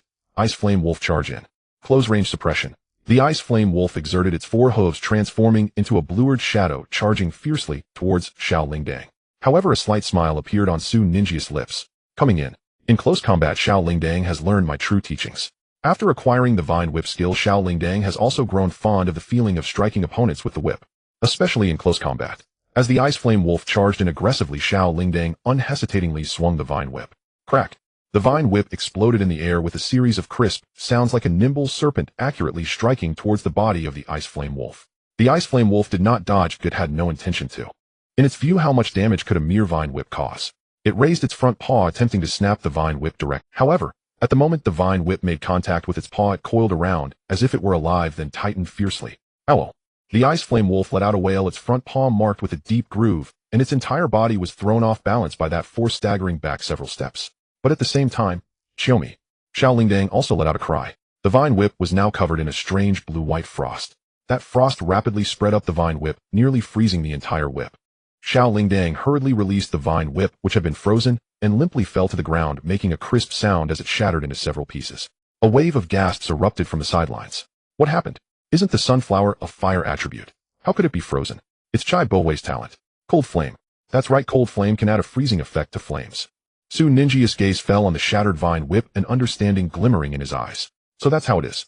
The Cold Flame talent not only adds freezing effects to flames, but also grants all the summoned beasts contracted by Chai Bohui the special effect of extreme cold burning on their attacks. The flames on the Ice Flame Wolf appeared to be burning, yet the temperature was extremely low. Anything that came into contact with it would be eroded by that strange chill. Although the Vine Whip of Xiao Lingdang was enhanced by the fire attribute, the whip itself was still made of plant material. The moment it came into contact with the Ice Flame Wolf, that chill spread through the Vine Whip, causing it to freeze and shatter. Cold Flame. Su Ningyu murmured, truly a talent that shouldn't be underestimated. Chai Bohui's lips curled slightly, a glint of pride flashing in his eyes. What do you think? My talent is quite impressive, right?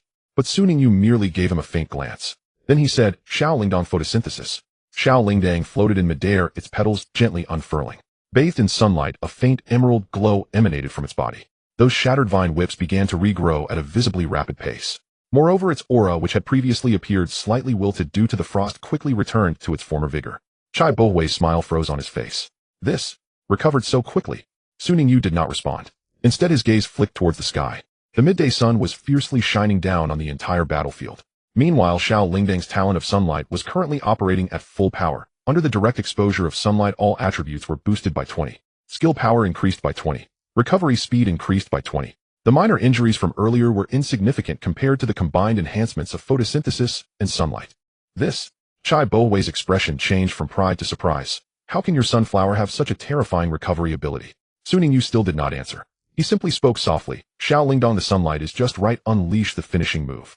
Xiao Lingdang's light wings suddenly spread wide.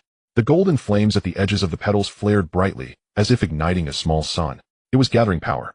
Chai Bohui's pupils constricted. Ice Flame Wolf. Quickly dodge. The Ice Flame Wolf exerted its hooves, attempting to flee. But it was already too late. Sun Wheel Flower, Sun Cannon. A concentrated golden beam, nearly solid, shot out from the center of Xiao Lingdang's flower core. That brilliance was dazzling and intense, carrying scorching heat, instantly crossing several meters to precisely strike the Ice Flame Wolf. Boom! The Ice Flame Wolf's body was struck as if hit by a heavy hammer, flying backwards, rolling several times on the ground before crashing against the energy barrier at the arena's edge, collapsing down. Smoke was still rising from its body. It struggled twice trying to stand. But Su Ningyu would not give it a chance to resist. Xiao Lingdang also knew that the battle was not over. Another finishing move. Ultimately, the Ice Flame Wolf lay powerless, letting out a low whine. It had lost. The surroundings fell silent. Then what the hell? The Ice Flame Wolf was taken down just like that. This sunflower is way too strong. Chai Bohui stood there stunned, looking at his fallen beast, speechless for a long time. Until Su Ninjia's voice rang out, Xiao Lingdang heal. Xiao Lingdang floated to the side of the Ice Flame Wolf, its petals gently swaying, a warm glow spreading out, enveloping the Ice Flame Wolf. The injuries on the Ice Flame Wolf healed at a visible speed. Only then did Chai Bohui come to his senses. He looked at Su Ningyu with a complex expression, then glanced at the sunflower that was healing his beast, letting out a long sigh. You? He walked over, his tone filled with helplessness. Is the evolved sunflower really that terrifying? He paused, recalling the battle from earlier. I used to think that if I fought you I would at least have a 70 chance of winning. Now, he let out a bitter laugh. I was defeated so easily by you. And I can feel that you still have many tricks up your sleeve. Regarding Chai Bohui's speculation, Su Ningyu raised an eyebrow slightly. You will eventually witness my hidden abilities in the future. Chai Bo glared at him. Your expression clearly suggests you're thinking, you plan to use your hidden abilities to torment me in the future. On the sidelines, Yuan Lily gasped in shock. What? Chai Bo lost so quickly. She turned to Song Qinghui, her eyes filled with a hint of sympathy. Hey, do you really think you can defeat Su Ningyu? Song Qinghui broke into a cold sweat. No. Did Su Ningyu cheat? He struggled to swallow his saliva. Before the bellflower evolved, it was strong, but at least it had weaknesses. Now that it has evolved into the sunlight flower, it can attack, defend, and heal. How are we supposed to compete? Unless it's a quick kill, otherwise with the healing ability of the sunlight flower, it can definitely wear the opponent down. He recalled how he had confidently claimed he would double the returns just moments ago, and now felt a pang of embarrassment. Fortunately, Chai Bo acted first. He silently rejoiced in his heart. The homeroom teacher Yin Yuan stood at the edge of the arena, arms crossed, a faint smile of satisfaction appearing on his baby face. He had a student with considerable talent. In his mind, he gave Su Ningyu a high score. Not only was his beast taming exceptional, but his combat awareness was also outstanding. Most importantly, after winning, he did not forget to let his beast heal the opponent. This kind of demeanor is rare among peers, worthy of cultivation. On the other side of the arena, Lin Dong stood alongside Jiang Shanghua. Lin Dong's eyes widened, his mouth. Our roommate is actually this strong. He turned to Jiang Shanghua, astonished. Did you see that? He almost took out Chai Bo-Hui's ice flame wolf in an instant. Jiang Shanghua nodded slightly, his gaze fixed on the golden figure in the arena. I saw it. His voice remained calm, yet a glint of intrigue flashed in his eyes. Interesting. The sunlight flower. Truly a marvelous beast. The battle continued. Other students began to pair off for combat. Su Ningyu did not leave. Instead, he stood by the side, continuing to observe his classmates' beasts and their fighting styles. The first to catch his eye was Lin Dong. That guy whose name sounded very protagonist-like was currently facing off against his opponent. His beast was a small translucent creature floating in midair, emanating a faint cold light. A ghost-type beast, Little Phantom. Su Ningyu raised an eyebrow slightly. Ghost-type beasts are relatively rare due to the difficulty of making contracts, high cultivation costs, and the significant risk of backfiring on the Beastmaster. However, once they mature, their bizarre attacking methods often catch opponents off guard. He glanced at Lin Dong's head. The talent cursed by misfortune was currently flickering. Lin Dong's opponent was a confident-looking boy whose beast was an enormous Earth Source Pig, a black iron level 9 beast known for its remarkable defense. The battle began. The Earth Source Pig roared as it charged at Lin Dong. Then, it suddenly slipped beneath its feet. This was not a normal slip. It had stepped on a round stone that seemed to have appeared from nowhere. The massive body lost its balance and crashed to the ground. Earth Source Pig. Its owner, Lin Dong. But halfway through its charge, it was suddenly startled by a worm that had burrowed up from the ground, instinctively taking 2 steps back. Earth Source Pig. But halfway through its charge, it was suddenly startled by a worm that had burrowed up from the ground, instinctively taking 2 steps back. Earth Source Pig. Its owner. Why are you so jumpy? Lin Dong. How about we call it a day? The boy gritted his teeth. No way. Let's go again. For the third charge this time, there were finally no surprises. But just as the Earth Source Pig was about to reach Lin Dong, a stone that flew in from nowhere accurately struck the Beastmaster's forehead. The Beastmaster, dazed, shook his head and sat down heavily. The crowd was already in stitches. The boy completely lost his composure. What the hell is this? Why is there always an accident? Lin Dong stood innocently in place, shrugging his shoulders. I don't know. But he was fully aware. This was his talent, cursed by misfortune. Only this time it was not he who was unlucky. It was his opponent. Su Ningyu stood at the side watching this scene, with a slight twitch at the corner of his mouth. Cursed by misfortune, a name that lives up to its reputation. He silently reminded himself in the future, when battling Lin Dong, he must be cautious. No, he should let Ji Wawa deal with this misfortune contender. Soon Su Ningyu gained a clear understanding of most of his classmates' beasts through this practical combat drill. Xiao Shue's beast caught his attention first. It was a golden fox, smaller than an ordinary fox, but surrounded by fine electric lights, leaving a trail of afterimages with every movement. Lightning Fox. Bronze level 1 lightning type. Its speed was astonishing. Yuan Lily's mechanical type beast Steel Star was a round metallic ball capable of transforming into various attack forms. In terms of defense, Steel Star was akin to a fortress. Ordinary attacks could not leave even a scratch on it. However, against the Lightning Fox, it was no match at all, because it couldn't hit it. The Lightning Fox zipped around Steel Star like a streak of silver lightning, each pause unleashing a lightning attack. Steel Star's cumbersome body simply could not keep up with its speed, passively enduring the blows, its metallic shell charred black from the lightning strikes. In the end, Yuan Lily decisively conceded. No more, no more. She huffed, recalling Steel Star. Your fox is... Who can hit something that fast? Xiao Xuen nodded slightly, a faint smile appearing at the corner of her mouth. Thank you for the match.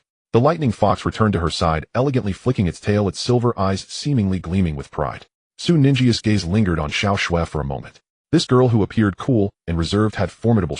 Besides Xiao Xue, there were 2 other individuals in the class that particularly intrigued Su Ningyu. The first was a girl named Hualian. She appeared delicate and weak, speaking softly, and had a look that made one instinctively want to protect her. Yet her beast astonished everyone. Dancing Rose, plant type bronze level 1. It was a wholly purple rose, the edges of its petals glowing with a dark light, and its vines were covered in fine sharp thorns. But less than 10 seconds into the fight, the rock armor turtle collapsed. Not due to injury, but because it was poisoned. Everyone thought this would be a prolonged battle. But less than 10 seconds into the fight, the rock armor turtle collapsed. Not due to injury, but because it was poisoned. The vines of Dancing Rose brushed against the shell of the rock armor turtle, and those seemingly inconspicuous thorns released deadly toxins upon contact. The defense that the rock armor turtle prided itself on was rendered utterly ineffective against such invisible attacks. Its owner, utterly confused, recalled the beast, still not understanding how he had lost. The crowd erupted in an uproar. Other students watched the battle involving Hualien. Using poison. Isn't that too insidious? What do you mean insidious? It's called strategy, understand? Someone refuted. Hualien retracted her Dancing Rose, wearing an innocent smile, and slightly bowed to her opponent. Thank you for the match. That smile was as pure as a little white flower. Yet everyone's gaze towards her changed. Ningyu silently labeled her in his mind. On the surface, a little white flower, inside a black heart lotus. The second thing that piqued his curiosity was his roommate, Jiang Shanghua. The boy with long black hair and looks that could easily confuse one's gender was now standing in the center of the battle arena. Opposite him stood a burly boy who looked very capable of fighting. His beast was a first-tier bronze iron-armored rhinoceros known for its impact. Then Jiang Shanghua summoned his beast. The surroundings suddenly fell silent. Because that beast was unlike any species commonly found in the Longting Federation. It was a soldier covered in silver armor. Yes, this was the beast, an armored soldier. About the height of an adult, it wore intricately designed full armor with a helmet that obscured most of its face, leaving only a pair of calm eyes visible. It held a short sword in one hand, a small round shield hanging from its waist, standing quietly next to Jiang Shanghua, like a statue. But that aura rendered everyone speechless. Armored soldier. Song Qinghui's voice broke the silence. A rare Angel Series light-type beast from the Caesar Federation. How did Jiang Shanghua get such a rare beast? Everyone exchanged glances. A rare beast from the Caesar Federation appeared in a high school in the Longting Federation. Was this reasonable? But the battle had already begun. The iron-armored rhinoceros roared and charged at the armored soldier, its massive body resembling a moving hill shaking the ground with every step. The armored soldier remained motionless. Just as the iron-armored rhinoceros was about to collide with it, it vanished. It wasn't a dodge, it truly disappeared. In the next moment, it appeared behind the iron-armored rhinoceros. The short sword swung out. A silver light streaked by. A deep wound appeared on the side of the iron-armored rhinoceros. The iron-armored rhinoceros cried out in pain and turned wildly, but the armored soldier vanished again, reappearing to strike with the short sword once more. Its speed was not fast, but each movement precisely landed in the visual blind spots of the iron-armored rhinoceros. Each attack hit the target perfectly. The charge of the iron-armored rhinoceros seemed like child's play in front of it. In less than a minute, the iron-armored rhinoceros collapsed. The armored soldier sheathed its sword and returned to Jiang Shanghua's side, still in a statue-like posture. The surroundings fell into dead silence. Then, wow, this is too cool. Are the beasts from the Caesar Federation this strong? It's not the beast that's strong, it's Jiang Shanghua's command that's impressive. This close combat ability is terrifying. Su Ningyu's gaze fell on Jiang Shanghua. That boy with waist-length hair and stunning looks was calmly retracting his beast, as if the overwhelming victory just now was merely a trivial matter. He sensed Su Ningyu's gaze and slightly turned his head, meeting his eyes. Their gazes intertwined. Jiang Shanghua nodded gently as a form of greeting. Su Ningyu nodded in response. It seemed that none of his roommates were simple characters. He thought silently. Class teacher Yin Yuan stood at the side watching the practical assessment nearing its conclusion, nodding in satisfaction. The 20 students in the class were all strong. Some even exceeded his expectations. All right. He clapped his hands, gaining everyone's attention. The practical assessment is now over. I have a general idea of everyone's strength. He paused, his gaze sweeping over the 20 people present. Next, you need to work hard to improve your strength. Because, he deliberately elongated his voice. The triannual 100 Schools League battle is about to begin. The arena fell silent instantly. Then 100 Schools League. Song Qinghui was the first to jump up, his eyes wide. Teacher, will we become the main Yin Yuan glanced at him, a meaningful smile playing at the corners of his mouth. If you can defeat a member of the school team, you can become a main member.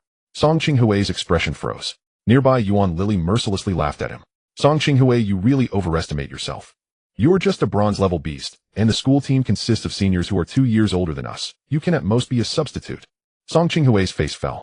Can't you leave me some face? Yuan Lily rolled her eyes. Face is earned by oneself, not given by others. Su Ningyu stood by listening to their conversation, his gaze flickering slightly. The 100 Schools League battle. That was the highest-level campus competition in Yunming Star, gathering the top high school beast masters from across the star. Those who shone on that stage were all the elites from various schools. And now, He had the opportunity to stand on that. This was indeed a nice goal. He thought silently. It could not only motivate him to become stronger, but also allow him to witness more powerful individuals. Quite good. He raised his head to look at the distant sky. Life at Beichen High School was beginning. Beichen High School's course schedule was tight and fulfilling theory classes in the morning, practical training in the afternoon, and free time in the evening for students to cultivate or rest. Ningyu had already grasped the rhythm, here learning, training, and improving in a structured manner each day. That morning it was the course, Interstellar Beast Compendium. The teacher at the podium was a middle-aged man wearing gold-rimmed glasses with a steady voice and moderate pace, explaining the special beasts from other federations. The next beast to be introduced comes from the Sun and Moon Federation, and its name is quite interesting, Weather Little Cloud. The teacher pressed a button on the remote, and an image appeared on the projection screen. It was a creature that looked like cotton candy. Entirely white, fluffy, and soft, its shape resembled a cloud. A small cloud with eyes, a mouth, and the ability to float around. Its edges shimmered with a faint colorful halo, appearing harmless, and even a bit cute. The students below were immediately so cute. Like cotton candy. I want to hug it. The teacher smiled, gesturing for everyone to be quiet before continuing the explanation. Weather Little Cloud is a rare spirit-type beast. Its biggest feature is that it can change its form according to the... He switched to another image. In the image, the same little cloud had turned gray-black with electric sparks flickering at its edges. In sunny weather, it takes on a sunny cloud form classified as light-type, excelling in healing and support. He switched again. It became semi-transparent, its edges rippling with water patterns. In rainy weather, it turns into a rain cloud form classified as water-type, excelling in control and area damage. Switching to yet another image, it turned gray-white, surrounded by ice crystals. In snowy weather, it becomes a snow cloud form classified as ice-type, excelling in slowing and freezing. The teacher turned around, looking at the attentive students below. Different weather, different forms, different attributes. What does this mean? You should all understand without me elaborating further. The teacher paused and added, in battles, attribute advantages are one of the key factors that determine victory or defeat. And the Weather Little Cloud, being a beast that adapts to different weather, can gain various attribute advantages in different conditions. This ability makes it extremely valuable in the Beastmaster community. A murmur arose from the audience. However, precisely because of this, the teacher's tone turned serious. The Weather Little Cloud is not only being frantically captured by Beastmasters of the Sun and Moon Federation, but also attracts the attention of Beastmasters from other federations. He sighed. Excessive hunting combined with the unique reproductive method of the Weather Little Cloud, which is different from normal beasts, has led to a drastic decline in their numbers. They are a type of spirit beast born from the energy of heaven and earth, and cannot be bred artificially. This has resulted in their numbers plummeting. The image on the screen switched to a statistical chart. The curve steadily declined, finally stopping at a shocking number. Today, the Weather Little Cloud is already on the brink of extinction. The classroom fell silent for a moment. Ningyu looked down at the beast on the page that resembled a cotton candy. It was indeed very beautiful, but to only focus on its beauty would be a grave mistake. The Weather Little Cloud is hunted to the brink of extinction not only because it can change its form to adapt to various weather conditions. The more important reason is its evolutionary form. The teacher continued, the evolution of the Weather Little Cloud is its most miraculous aspect. When it accumulates enough power and completes its evolution in specific extreme weather conditions, its form will stabilize, turning into a singular attribute. But its strength becomes extraordinarily terrifying. Several new images appeared on the screen. The first was a massive black cloud crackling with lightning inside, connected to countless bolts of lightning below. Thunder God Cloud, evolved under stormy weather. It possesses the destructive power of thunder and lightning, and when fully unleashed can create a storm that engulfs an entire city. The second image showed a swirling gray-black cloud with a tornado reaching down to the ground. Hurricane Cloud, evolved under typhoon conditions. It is a sky-flying type capable of generating extremely destructive tornadoes moving at high speed, making it very difficult to capture. The third image depicted a cloud radiating icy blue light with snowflakes falling around it. Blizzard Cloud, evolved under blizzard conditions. It is of the ice attribute, and everything in its path will be frozen. The teacher turned off the projector and looked at the students below. Thunder God Cloud, Hurricane Cloud, Blizzard Cloud. These are all powerful entities that can be described as natural disasters. Therefore, even though the Weather Little Cloud is on the brink of extinction, there are still those willing to go to great lengths to capture them. Whispers arose once more in the classroom. Song Qingwei leaned on his desk, staring at the adorable little cloud in the book, his eyes filled with longing. Oh, Weather Little Cloud. His voice was drawn out, filled with envy and desire. I really want to have one. Ningyu glanced at him deep in thought. The Weather Little Cloud's versatile attributes combined with Song Qingwei's talent of Sky Child. It truly seemed to fit perfectly. If Song Qingwei could contract a Weather Little Cloud, and then evolve it into Thunder God Cloud or Hurricane Cloud under suitable weather, then its combat power. He wanted to say something. But at that moment, a familiar voice whispered in his ear. Master. It was Fei Wenli. Her voice resonated directly in Su Ninjia's consciousness, carrying a hint of something strange. The evolution of the Claw Cat is complete. Su Ninjia's spirit lifted. A week had passed. After the claw cat swallowed that special evolution potion, it had been sleeping in the mirror world wrapped in a faint golden cocoon. He would take time each day to check on it, but the cocoon remained still.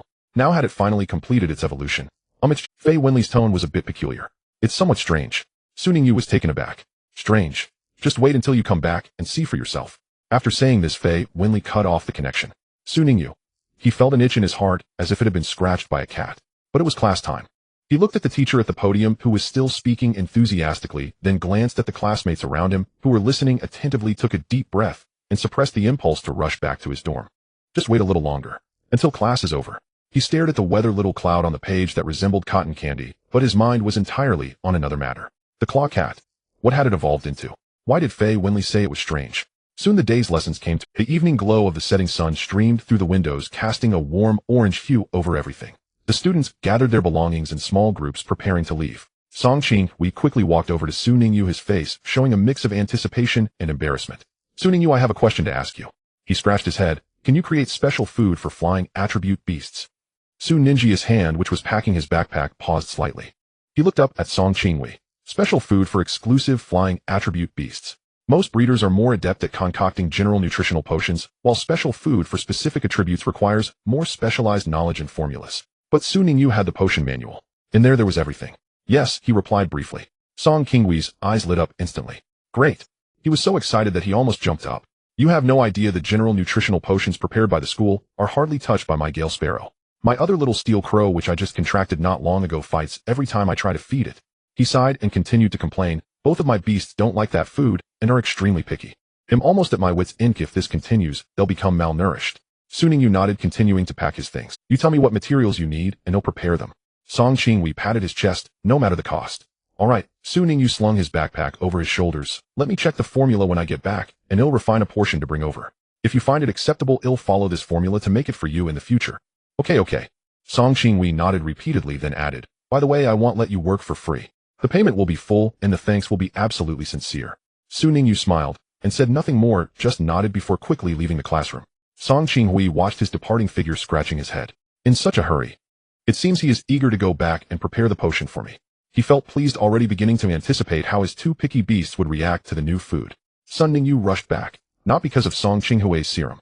He strode swiftly to the dormitory and pushed open the door to room 404. The other three had already returned. Chai Bohui sat sprawled on the sofa, legs crossed, scrolling absently through his phone. Glancing up as Sun Ningyu entered, he offered a casual greeting. Oh, back already. Meanwhile, Lin Dong sat in the far corner of the living room, poring over some documents. He lifted his gaze briefly and nodded. Jiang Shanghua sat by the window, bathed in the amber glow of the setting sun. His raven black hair shimmered softly in the fading light. He gazed silently outward, seemingly unaware or unconcerned that anyone had returned. Sun Ningyu said nothing. He walked straight into his room and activated his veil of divinity talent, shrouding every trace of his presence. No one could perceive or intrude. The moment the door clicked shut, his eyes fell upon the full-length mirror standing quietly in the corner. Its surface rippled like still water. He stepped forward and stepped into it. The mirror realm. A familiar silvery radiance bathed the world. Vivian stood a short distance away, her long hair stirring without wind, her violet eyes holding an expression both enigmatic and layered. Master, you've arrived. Sun Ningyu hurried to her side. What's happening? He asked. Why did you say the evolved claw cat was strange? Vivian's expression grew even more nuanced. She paused for a breath, gathering her thoughts, then raised a hand pointing deep into the mirror realm. Master, see for yourself. Hardly had the words left her lips when fierce combat erupted. Sun Ningyu followed the sound, and his pupils contracted slightly. In the distance, three figures clashed violently, though more precisely two were besieging a single opponent. Xiao Lingdang hovered midair, petals fully unfurled, golden flames blazing fiercely along their edges. She unleashed blazing petal blades relentlessly, countless incandescent petals raining down like a fiery storm. Intermittently, she deployed her ultimate technique. Ji Wawa crouched low on the ground, cheeks puffed out as he fired beam after searing beam from his laser beam ability. His tiny face was utterly focused. This was no half-hearted effort. And their adversary was a cat. A sleek obsidian black feline, slightly larger than ordinary cats, its streamlined body coiled with latent power. Most striking was its tail, two slender serpentine appendages swaying gently behind it, each motion trailing faint afterimages. At the center of its forehead gleamed a crimson crescent moon, a vivid blood-red sigil stark against its jet-black fur as if branded upon its brow. And its eyes, one sapphire blue, the other molten gold. Its left eye deep and glacial, its right blazing and radiant.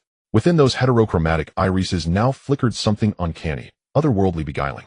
It stood perfectly still, effortlessly evading Xiao Lingdong's infernal petals and Ji Wawa's searing beams alike. Its movements ghost-like, precise, each step slipping through gaps in the assault with preternatural grace. Occasionally it swiped a paw. One slash scattered a cluster of flaming petals. Another deflected a laser beam mid-flight, sent it veering harmlessly aside. From start to finish, it never truly counterattacked. It merely played, like a seasoned feline indulging two exuberant kittens. Sun Ningyu froze. This is the evolved claw cat. His voice carried disbelief. Vivian gave a quiet, "It has reached bronze rank 6. Bronze rank 6, 5 tiers above Xiao Lingdang. No wonder even their combined assault proved futile." Yet what puzzled Sun Ningyu was this Ji Wawa clearly seethed with fury. So why remained the evolved clawcat wholly unaffected by Ji Wawa's innate talent? Far off, those heterochromatic eyes seemed to sense his presence, and turned, locking onto him. Left glacial blue, right molten gold. That gaze held feline languor, vulpine cunning, and something else indefinable, yet deeply eerie. It tilted its head ever so slightly.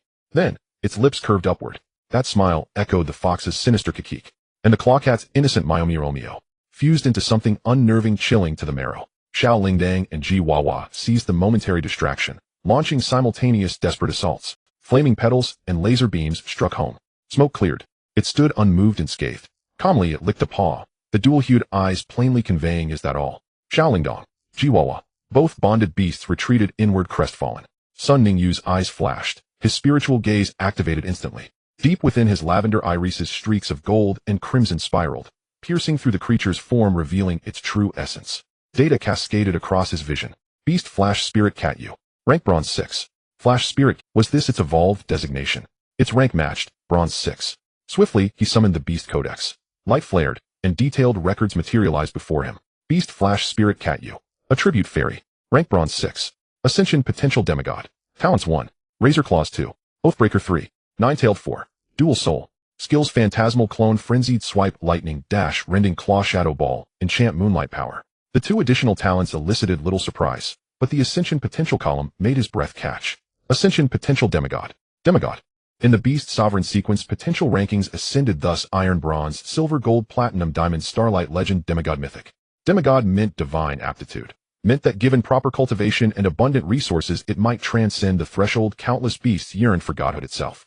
And this cat you had begun as nothing more than an ordinary clawcat, fed haphazard serums by the Truth Sect, then bound by that inept black cat, a creature utterly unremarkable. Now its potential was demigod. Sun Ningyu's gaze lingered on the distant feline, still toying with Xiao Lingdang and Ji Wawa, and a thought crystallized: did it drain the Cataclysm Fox dry? That venerable demigod-level fox, stripped of 90% of its power by Vivian, had fled with only a wisp of its soul, possessing the clawcat, inadvertently merging the two into this monstrous fusion, its potential soaring to demigod. The Cataclysm Fox had sacrificed its entire legacy, its lifelong cultivation, to become the clawcat's stepping stone. Sun Ningyu felt just for an instant a flicker of pity for the fox. His eyes traced the lines again. Razor Claws and Oathbreaker belonged to the original clawcat. Nine-tailed and Dual Soul, clearly inherited from the Cataclysm Fox.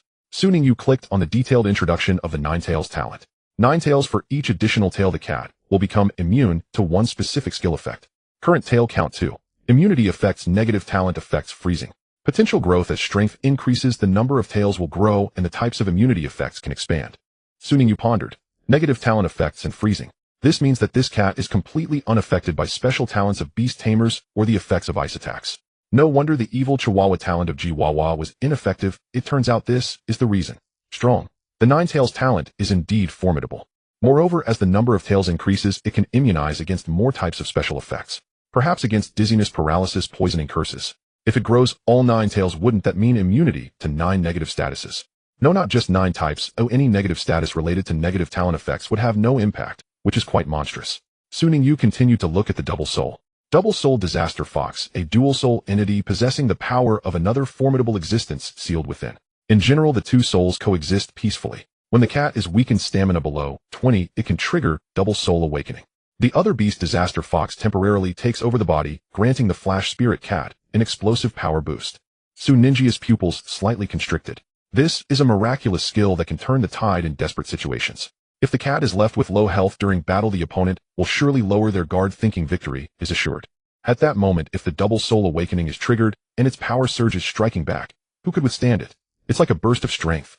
Moreover, the one taking over the body is the Disaster Fox. That old fox who has lived for hundreds of years has combat experience and cunning far beyond ordinary beasts. Allowing it to control the body, the combat power unleashed would definitely exceed mere surface data. Ningyu retracted his gaze from the beast manual, focusing instead on the cat that was still playing with the little bell. At this moment, it was gently pushing aside the fiery petals of the little bell with one tail, while effortlessly swatting away Chihuahua's beam with the other tail, its posture exuding ease, as if to say, "Is this all you've got? Want some more?" The little bell was already so tired that its petals drooped. Chihuahua's cheeks were bulging. The two beasts exchanged glances, seeing the word despair reflected in each other's eyes. Then the cat suddenly stopped its movements. It turned its head, its mismatched eyes directly gazing at Ningyu. The left eye was icy blue, while the right eye was golden yellow. In that gaze there was the laziness of a cat, the cunning of a fox, and a hint of pride. As if saying, "Master, do you see how impressive I am?" Ningyu was silent for a moment. Then he slowly spoke, "Come here." The cat tilted its head, seemingly contemplating. 2 seconds later it strutted over with elegant cat steps, slowly approaching, Ningyu looking up at him with its mismatched eyes. Ningyu squatted down and reached out to pat its head. The fur was very soft and smooth. The cat squinted its eyes, emitting a comfortable purr from its throat. Yet in those eyes a mischievous glint still sparkled. Ningyu knew that this cat was not the type to obediently listen. Within its body resided an old fox. "From now on I will call you Erway Second Tail," he said. The cat tilted its head. In its mismatched eyes it clearly expressed Erway. "So perfunctory. Don't like it. That's fair. If it grows more tails it can't be called Erway anymore. Then how about Machio Colball? It fits well with its pitch black fur." The flash spirit cat, also known as Machio. Meow meow meow, not as good as Erway. But unable to refute it, merely flicked its 2 tails lightly. In the distance the little bell and Chihuahua watched this scene simultaneously, letting out sighs of relief. "Finally it's over. I'm exhausted." The 2 beasts collapsed on the ground motionless. Ningyu shifted his gaze to the 2 beasts that were still self-isolating not far away. The little bell floated in midair, and the golden flames at the petal edges were somewhat dim. Clearly they had just suffered a severe beating from Machio. Chihuahua squatted on the ground, its cheeks round and puffed, wearing an expression of "I'm not satisfied, but there's nothing I can do about it. You all need to work harder." Ningyu spoke, his tone calm, yet urging. "Machio is now much stronger than you." The little bell raised its head, its flower center trembling slightly. "Chiomi, I will work hard." Its petals stretched forcefully, as if to prove its determination to its master. Chihuahua jumped up as well, its little paws on its hips, looking determined. "Guak guak. Humph. I won't let Machio be too pleased. I'll level up soon." Just as the words fell, Chihuahua's body suddenly froze. It lowered its head, glancing at its little paws, and felt the energy flowing within. Gua. In the next moment, a faint glow spread from its body. That light was very shallow, fleeting, yet Chihuahua's aura indeed rose. Black iron level 6, black iron level 7. Chihuahua was stunned for a second. Then its mouth curved up wildly, its cheeks puffed even higher, and its little eyes were filled with pride. It slowly turned its head, casting a disdainful look at the little bell. Then it looked at Machio. The expression in its eyes clearly said, "Do you see this? You see it right. This king is that impressive. Saying I'll level up, and I level up. What are you bronze-tiered beasts worth? Just wait, I will soon catch up with you." The little bell looked at it, yawning. "Chiomi. Oh, that's impressive." Then it turned its head back to continue restoring its state, completely unfazed by Chihuahua's level up. Machio rolled its eyes in exasperation. It licked its paws, its 2 tails lazily swaying behind, with its mismatched eyes clearly expressing black iron level 7. "Is that it?" It couldn't even be bothered to give Chihuahua a glance, simply lying down to take a nap. Chihuahua's smile froze on its face. It looked at the little bell, then at Machio, and finally turned to Ningyu. "Gua. Master, they are bullying me." Ningyu silently averted his gaze, pretending he didn't see. Fei Wenli. Ningyu turned to look at the figure with silver hair and purple eyes. "These 3 will continue to be under your training from now on." Fei Wenli nodded slightly, a faint smile curving at the corners of her lips. That smile was gentle, elegant, and flawless. However, in the eyes of the 3 beasts it sent shivers down their spines. The smile of a devil. "Rest assured, master." Fei Wenli's voice was soft, yet carried an undeniable assurance. "Leave it to me. I will diligently urge them to become your strongest support." The little bell's flames flickered. Chihuahua's cheeks deflated. Mikey's tail stiffened. The 3 beasts exchanged glances, seeing the same emotion in each other's eyes. "It's over. Hell is about to begin again." Ningyu ignored their flirtatious glances. He walked to the side, sat cross-legged, and took out the ancient and heavy potion manual. As the pages opened, a faint golden light flowed out from the words. He had promised Song Qinghui to help him refine special food for fly-type spirit beasts. But before that he needed to study the formula, and by the way, see if there were any potions suitable for his own spirit beast. Little Bell, Jifrig, and Colball each required a tailor-made nutritional potion to enhance their strength more rapidly. As he flipped through the pages, marvelous potion formulas came into view. The potions recorded in the manual were even more astonishing than he had imagined. Spirit Awakening Potion. He softly read the title of one page. After consumption, it could significantly enhance a spirit beast's mental power. It had a strong strengthening effect on psychic-type spirit beasts and caused no side effects. Ninjia's eyes brightened slightly. Psychic-type spirit beasts were relatively rare, but the effects of this potion were indeed remarkable. If he could obtain a psychic-type spirit beast, this spirit awakening potion would be an excellent aid. Although Little Bell was primarily a firegrass type, its calming talent was related to mental power. If he could enhance it with the spirit awakening potion, it might elevate its mental control abilities to a new level. He continued flipping. The next page revealed even more peculiar potions. Wisdom Enhancement Potion. It allowed spirit beast masters to think rapidly for a short time, greatly enhancing their learning ability with perfect recall and the ability to draw inferences. However, after the effect wore off, the spirit beast master would feel extreme mental fatigue. Is this a buff potion? Su Ningyu was somewhat surprised. The potion manual not only contained formulas for enhancing spirit beasts, but also for enhancing the spirit beast masters themselves. He continued flipping through, discovering that there were many such potions. Brute Force Potion significantly enhances a spirit beast's strength for a short time, suitable for close combat. Invisibility Potion, Giant Power Potion, Swift Movement Potion, Iron Skin Potion. There was even a transformation potion that could temporarily change a spirit beast into another form, for a short time impervious to blades and guns. Invisibility Potion, Giant Power Potion, Swift Movement Potion, Iron Skin Potion. There was even a transformation potion that could temporarily change a spirit beast into another form. Su Ningyu was dazzled by the plethora of options. If these were used in battle, it would be like cheating. But Suni calmed down. The materials for making these potions were not simple. Those rare herbs, special minerals, and even materials from certain high-level spirit beasts were not something he could easily obtain at this moment. It's better not to aim too high. He flipped back to find the category for nutritional potions. Flipping to the chapter on nutritional potions, the content suddenly felt much more accessible. The formulas for various nutritional liquids and special foods for different attribute spirit beasts mostly required common materials that could be purchased on the market. Only the ratios and refining techniques were particular. Su Ningyu quickly browsed and soon found the food potion formula for fly-type spirit beasts. Below were dozens of formulas listed, densely ranging from basic to advanced. Let's start with a simple one to practice. Nutritional meal for Swiftwind Sparrow. Materials: Wine Bell Grass, Cloud Fruit, Green Feather Leaf.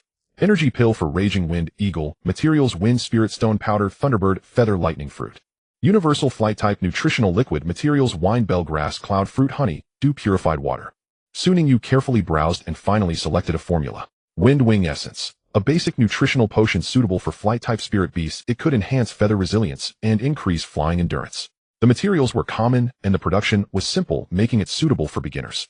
He noted down the list of required materials: Green Wind Grass 3, Spiritual Feather Powder 5G, Purified Water 200 milliliters, Honey 10 milliliters. All were common materials and should not be hard to find. Su Ningyu closed the manual and stood up. Fei Winley, I'm going out for a bit. Fei Winley nodded. Be careful, master. Su Ningyu turned and stepped into the mirror, disappearing within. In the mirror world, three spirit beasts looked at each other. Little Bell floated in midair, its petals trembling slightly. Chiomi, the master is gone. Jifric squatted on the ground, its cheeks puffing up and down. Quack, the devil is still here. Coalball lay on the ground, its two tails swaying gently. It glanced at the distant figure with silver hair and purple eyes, then at the corner where the slime was diligently training, and finally at the two shivering companions. Suddenly it felt like it had fallen into a deep pit. Meow. This life is unbearable. In the distance, Fei Winley turned around, her smile still gentle. All right, little ones. Her voice was soft, yet it sent shivers down the spines of the three spirit beasts. With the master gone, we must train harder. Come, let's begin. The three spirit beasts. Soon the mirror world echoed with cries of distress. Of course it was Jifroc's. Back in his dorm room, he picked up his coat, preparing to go out. Just as he opened the door, he saw Lin Dong squatting in the living room, looking utterly disheartened as he hugged his little ghost. The little ghost was trying to wake him from his emo state by patting his face with its ethereal little paws. Lin Dong. Su Ningyu raised an eyebrow. What happened? I just went to the cafeteria for a meal.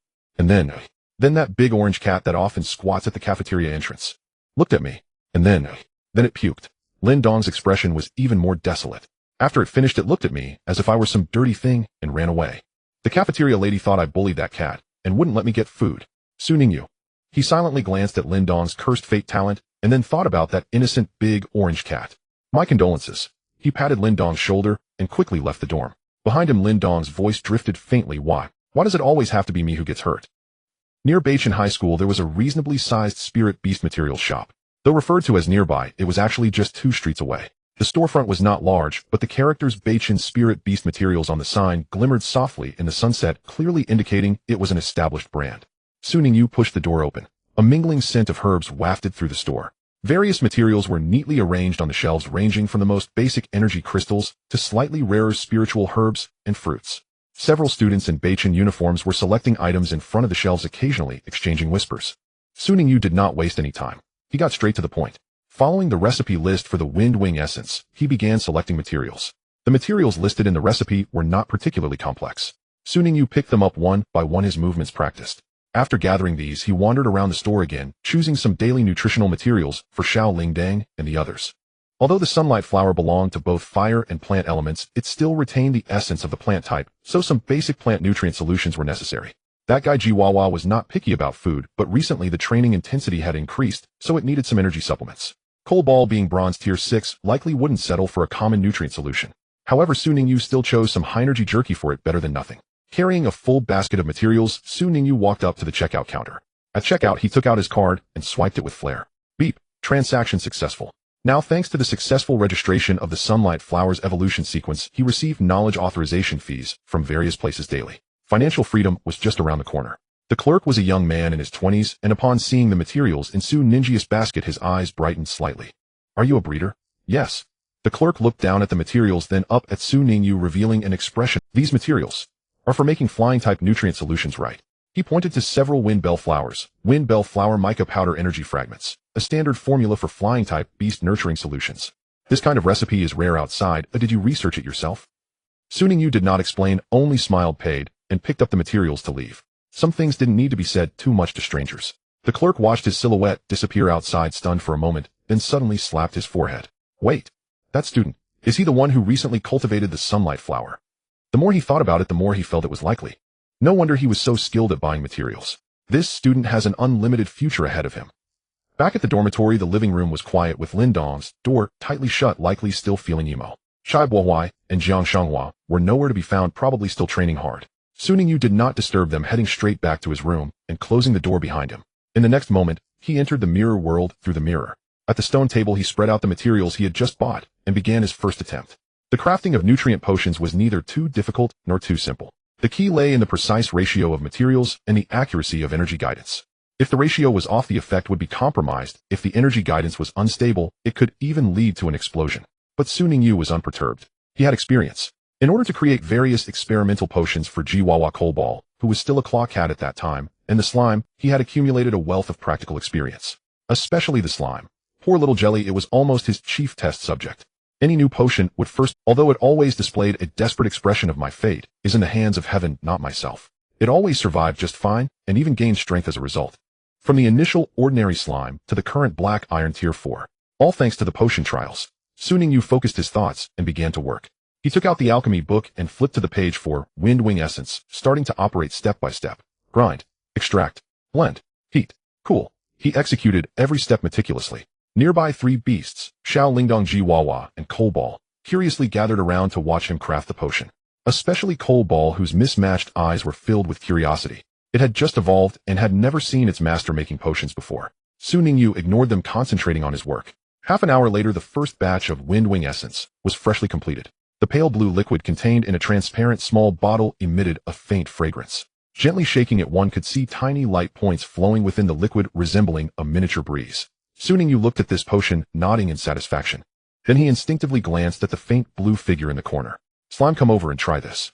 The slime curled up in the corner, and trying to minimize its presence suddenly stiffened. What is meant to come will come. It slowly moved to the stone table, as if walking to its death. It looked at the pale blue potion with its simple eyes. But this time its mindset had changed. I can't resist. Then I might as well enjoy it. After all, these potions can make me stronger. It opened its mouth and swallowed the entire bottle of potion. Chomp chomp chomp. The slime's body glowed slightly, then it blinked.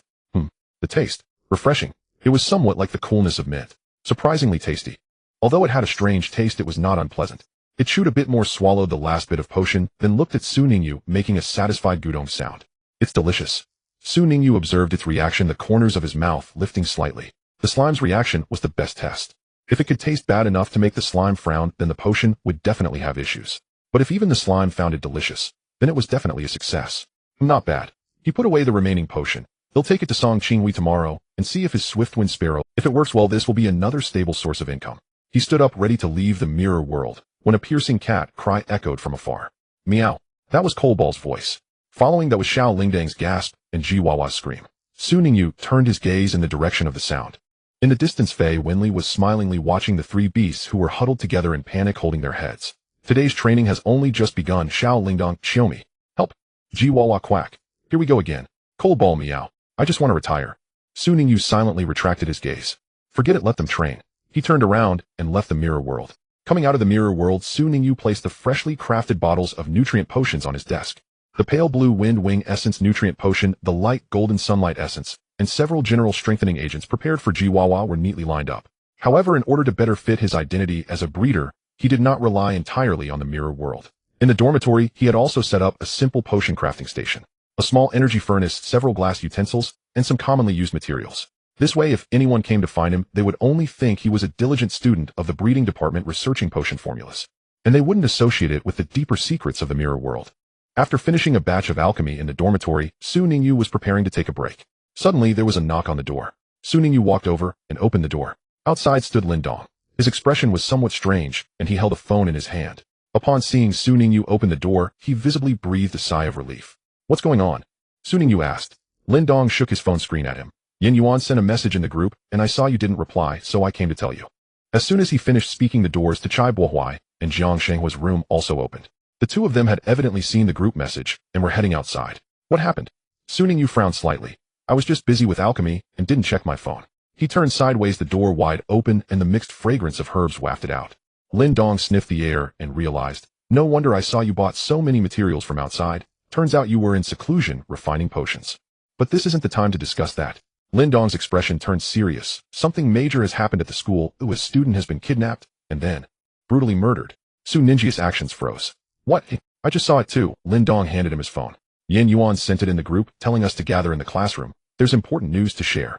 Su Ningyu quickly glanced at the group message. Yin Yuan's statement was brief and serious. Everyone, all members of the special warfare class, assemble in the classroom immediately. Important information to report. No absences, no tardiness. There was no explanation of what had specifically happened. But for the homeroom teacher to send such a message, it was definitely not a minor. Let's go. Su Ningyu put away his phone and grabbed his jacket. The four of them left the dormitory together and hurried toward the teaching building. On the way, Lindong poured out all the information he knew. I heard that the student who died was named Luo Jinsong. He was a senior in high school and also a member of the school team. Chai Bohuai frowned. Yes, it is said that he hasn't reported for a week since school started. The school team thought he was simply training outside and didn't pay much attention to it. After all, it was common for team members to do this, and starting school a few days late was normal. Lindong paused, lowering his voice. But a week has passed, and he still can't be contacted. The school team felt something was off and reported it to the police. And then, oi, Jiang Shanghua asked. Then, Lindong took a deep breath. The police found him. Not alive, but dead. Su Ningyi's brow furrowed tighter. And worse is that, Lindong's voice dropped lower. Before his death, Luo Jinsong showed clear signs of being tortured. It wasn't ordinary murder, but it was as if he had been treated as an experimental subject. An experiment? Yes. The autopsy report stated that before his death his talent was forcefully taken away. Hearing this, the others fell silent. Stealing talent. This was no ordinary crime. Talent is something innate to beast tamers, bound to their souls and connected to their bloodlines. Under normal circumstances, a person's talent cannot be acquired by others. But if certain extreme methods are used, several keywords flashed through Su Ningyi's mind. The Truth Society. Bloodied sublimation. When he fused the Black Cat's Eye of Insight, he used similar technology. Although it was obtained from someone on the brink of death, essentially, it was also stealing talent. And the source of this technology is the Truth Society. Stealing talent. He repeated softly, this is not good news. Chai Bohuai's expression was serious. To be able to commit such acts near Beichin and targeting school team members, it's either a madman or someone who feels untouchable. Jiang Shanghua said nothing, but something seemed to flicker in the depths of his calm eyes. Lindong shrank his neck, instinctively glancing around, as if worried that something might suddenly jump out of the darkness. Do you think this could be related to the previous batch of missing students? He asked quietly. Previously, 5 students were taken away by the Truth Society on the Xingqian ship and have been missing ever since. If this incident was also the work of the Truth Society, then it would mean that this evil cult had not left. They were still here. They might even be nearby. Su Ningyu did not respond. He simply quickened his pace toward the classroom. Regardless of whether it was the Truth Society or not, this matter deserved attention. Stealing talent. This was already a breach of the bottom line. Soon the 4 arrived at the classroom. Inside, more than a dozen people were already seated, and the atmosphere was so tense it was hard to breathe. No one spoke. Occasionally someone whispered a few words, only to fall silent again. Song Qingwei sat in the corner, looking very grim. Yuan Lily was also looking at her phone, seemingly gathering some information. Xiao Shui still had a cold demeanor, but her tightly clenched fingers revealed her inner unrest. Hualien sat by the window, staring outside, lost in thought. Yin Yuan stood at the podium, facing away from everyone, staring at the blackboard, silent. It was not until the last student took a seat that he turned around. There was no expression on his doll-like face at that moment. Everyone is here. His voice was low, carrying a suppressed anger. Without further ado, I called you here to inform you of one thing. His voice was deep, each word clear and powerful. Luo Jinsong, a member of the Beijing high school team, has been murdered. The classroom fell silent. Although they already knew this news, hearing their homeroom teacher say it out loud carried a different impact. This is not an ordinary murder. Yin Yuan continued. The killer's target was his talent. The autopsy results show that Luo Jinsong's talent was forcefully taken away. Someone gasped. Yin Yuan's gaze swept over the 20 people present. You are the special warfare class, the strongest 20 in this year's Beijing. The stronger your abilities and the better your talents, the more likely you are to become targets for those people. I didn't call you here to scare you, but to make you vigilant. From today onwards, no one is allowed to leave the school alone. Any outings must be reported, and it's best to go in pairs. If you notice any suspicious persons or incidents, report them immediately. He paused, his tone growing heavier. Additionally, there's one more thing. The students who went missing on the Xingqian ship have had no news since then. The police suspect that these two incidents may be related. A slight commotion arose in the classroom.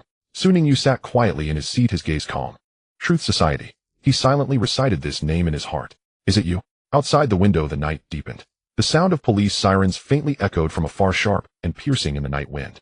The death of Luo Jinsong, a member of the senior high school team, revealed the cruel truth of talent being plundered like a boulder thrown into a calm lake, stirring up a huge wave at Beijing High School. The death of Luo Jinsong, a member of the senior high school team, revealed the cruel truth of talent being plundered like students gathered in small groups, whispering to one another, their gazes occasionally darting towards the school gate, as if something terrifying might emerge at any moment. However, Yin Yuan's warning had an effect. You are safe within the school. He had said at the time, the protection system at Beijing is no mere decoration. Those petty criminals do not have the courage to break in. But once you leave the school gate, you must be careful. On their way back, the four walked slowly down the dimly lit path of the campus. Lin Dong was still fuming. It must be the work of some evil organization. He clenched his fists, gritting his teeth. Recently, the news has been reporting on emerging cults like that organization involved in a crime before the Truth Society, the End Wings, each one more disgusting than the last. I truly wish my talent could be bestowed upon those people. Let them trip while walking, choke on water, or get hit by. Chai Bohuai suddenly pulled out an apple from somewhere.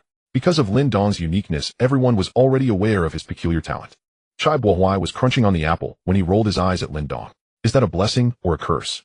It's definitely. The harsher the better. Alright. Chai Bohuai waved his hand. I don't think we need to worry too much. Beijing is, after all, one of the best beast-taming high schools in the East County. Its protection system is no joke. No idiot would dare to break into the school to kidnap students. He took a bite of the apple, the crunch echoing. If those cults had the guts, they would have targeted the school team long ago and wouldn't have waited until Luo Jinsong was alone. Lin Dong paused. Now that you mention it, it does make some sense. It's always made sense. Jiang Shanghua remained silent, merely nodding slightly in agreement. Su Ningyu did not join the discussion. He was silently calculating something in his mind. Talent plunder. Truth Society. The students who went missing on the starship. These clues seemed to be connecting bit by bit. As they reached the dormitory building, Su Ningyu suddenly remembered something. He took out his phone and sent a message to Song Qinghui. The nutritional potion has been refined. Come to my dorm to pick it up. Almost immediately a reply came. Song Qinghui. So fast. Song Qinghui, I'll be there right away. The three beside him saw his actions and leaned over to ask. Song Qinghui. Lin Dong raised an eyebrow. Yeah, it's the nutritional potion I helped him refine. Su Ningyu put away his phone. I promised him before. Oh, that makes sense. Lin Dong nodded, his expression revealing no wonder you went to buy materials right after. That guy Song Qinghui is quite fortunate. You know, those two flying-type beasts of his are notoriously picky eaters. If you can truly handle this, you'll be swimming in money from him in the future. You can tell them if you want to, I won't just make money from Song Qinghui. Chai Bohuai chuckled. As they spoke, they had already entered the dormitory building. Before long, Song Qinghui rushed in energetically. Where's the potion? Where's the potion? His eyes were shining brightly. Su Ningyu took out a bottle of light green wind wing essence from the room and handed it. Song Qinghui received it, cautiously opened the bottle cap and leaned in to sniff it. A refreshing and elegant fragrance wafted out, carrying a unique crispness and a hint of sweetness from the energy crystals. It smells amazing. His eyes sparkled even more. I'll go try it out right now. If my Gale Sparrow and Steel Raven like it, we can cooperate long term. With that, he dashed off in a flash. Lin Dong watched his retreating figure and clicked his tongue in wonder. This guy is truly dedicated to his beasts. On the other side of the city, hidden in the darkness, lay undisclosed secrets. In the basement of an abandoned factory, dim lights flickered uncertainly. Several figures surrounded a table, looking down at something. On the table lay a young boy. His eyes were wide open, staring blankly at the ceiling, devoid of life. Another one, a hoarse voice echoed, talent barely usable. Another voice asked, do we still need to kidnap more? The outside is tense, we should lay low for a while. What are you afraid of? Isn't Beichin already calm? Those students will do as they please and no one cares at all. Better safe than sorry. Let's wait for the storm to pass before we start again. For the past week, various missing person reports had been coming in from across the East County. Some were solitary beast tamers, some were students who wandered alone at night, and even a few young cultivators with a bit of fame. They all shared one common trait: extraordinary talent. The police were doing everything they could to investigate, but leads were scarce. Those who went missing seemed to have evaporated into thin air, leaving no trace behind. Only occasionally in the alleyways at midnight could one catch a faint whiff of blood. But before dawn that smell would complete, as if nothing had ever happened. A week had passed. No new incidents had occurred at Beichin High School, and the tense atmosphere gradually eased. Students once again began to gather in small groups to discuss their beasts, the battles, and where to go for fun over the weekend. Should it be safe now? It's definitely safe. Those cults aren't stupid enough to come to Beichin.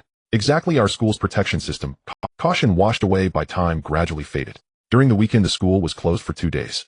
Early in the morning Song Qinghui was waiting at Su Ningyu's dormitory door. Su Ningyu, come home with me. His eyes sparkled. Just for 2 days. Come play at my house for 2 days. I'll have the chef prepare delicious food for you. You can stay in my room. My house even has a special training ground for beasts. Su Ningyu replied. Calm down. I can't calm down. You're amazing. Your nutritional potion is incredible. After my Gale Sparrow had it, it became full of energy, and even my second beast, the Steel Raven, was fighting to eat. Do you know what that means? It means I finally don't have to chase them around to feed them every day. Su Ningyu replied. So you see me as a beast feeder. Not going. He pulled back his arm. I have matters to attend to these 2 days. What matters? Song Qinghui persisted. Very important matters. Tell me, I'll help you. Once it's done you can come back with me. Xiao Shui, who had appeared behind Song Qinghui expressionless, reached out and grabbed his ear. Alright, enough of this nonsense. Her voice was cold and detached. Didn't you hear Su Ningyu say he has matters to attend to? Why are you still nagging? Ouch, ouch, ouch. Shui Shui, be gentle. Song Qinghui cried out in pain, covering his ear. Xiao Shui did not let go, but nodded at Su Ningyu. Then we'll take our leave. Contact us if needed. With that she dragged Song Qinghui away by his ear. Su Ningyu watched their figures, a slight smile forming at the corner of his mouth. 2 days of vacation. Su Ningyu had no intention of idling. The famous wild area in the East District of the Sunset Forest is home to various dangerous beasts.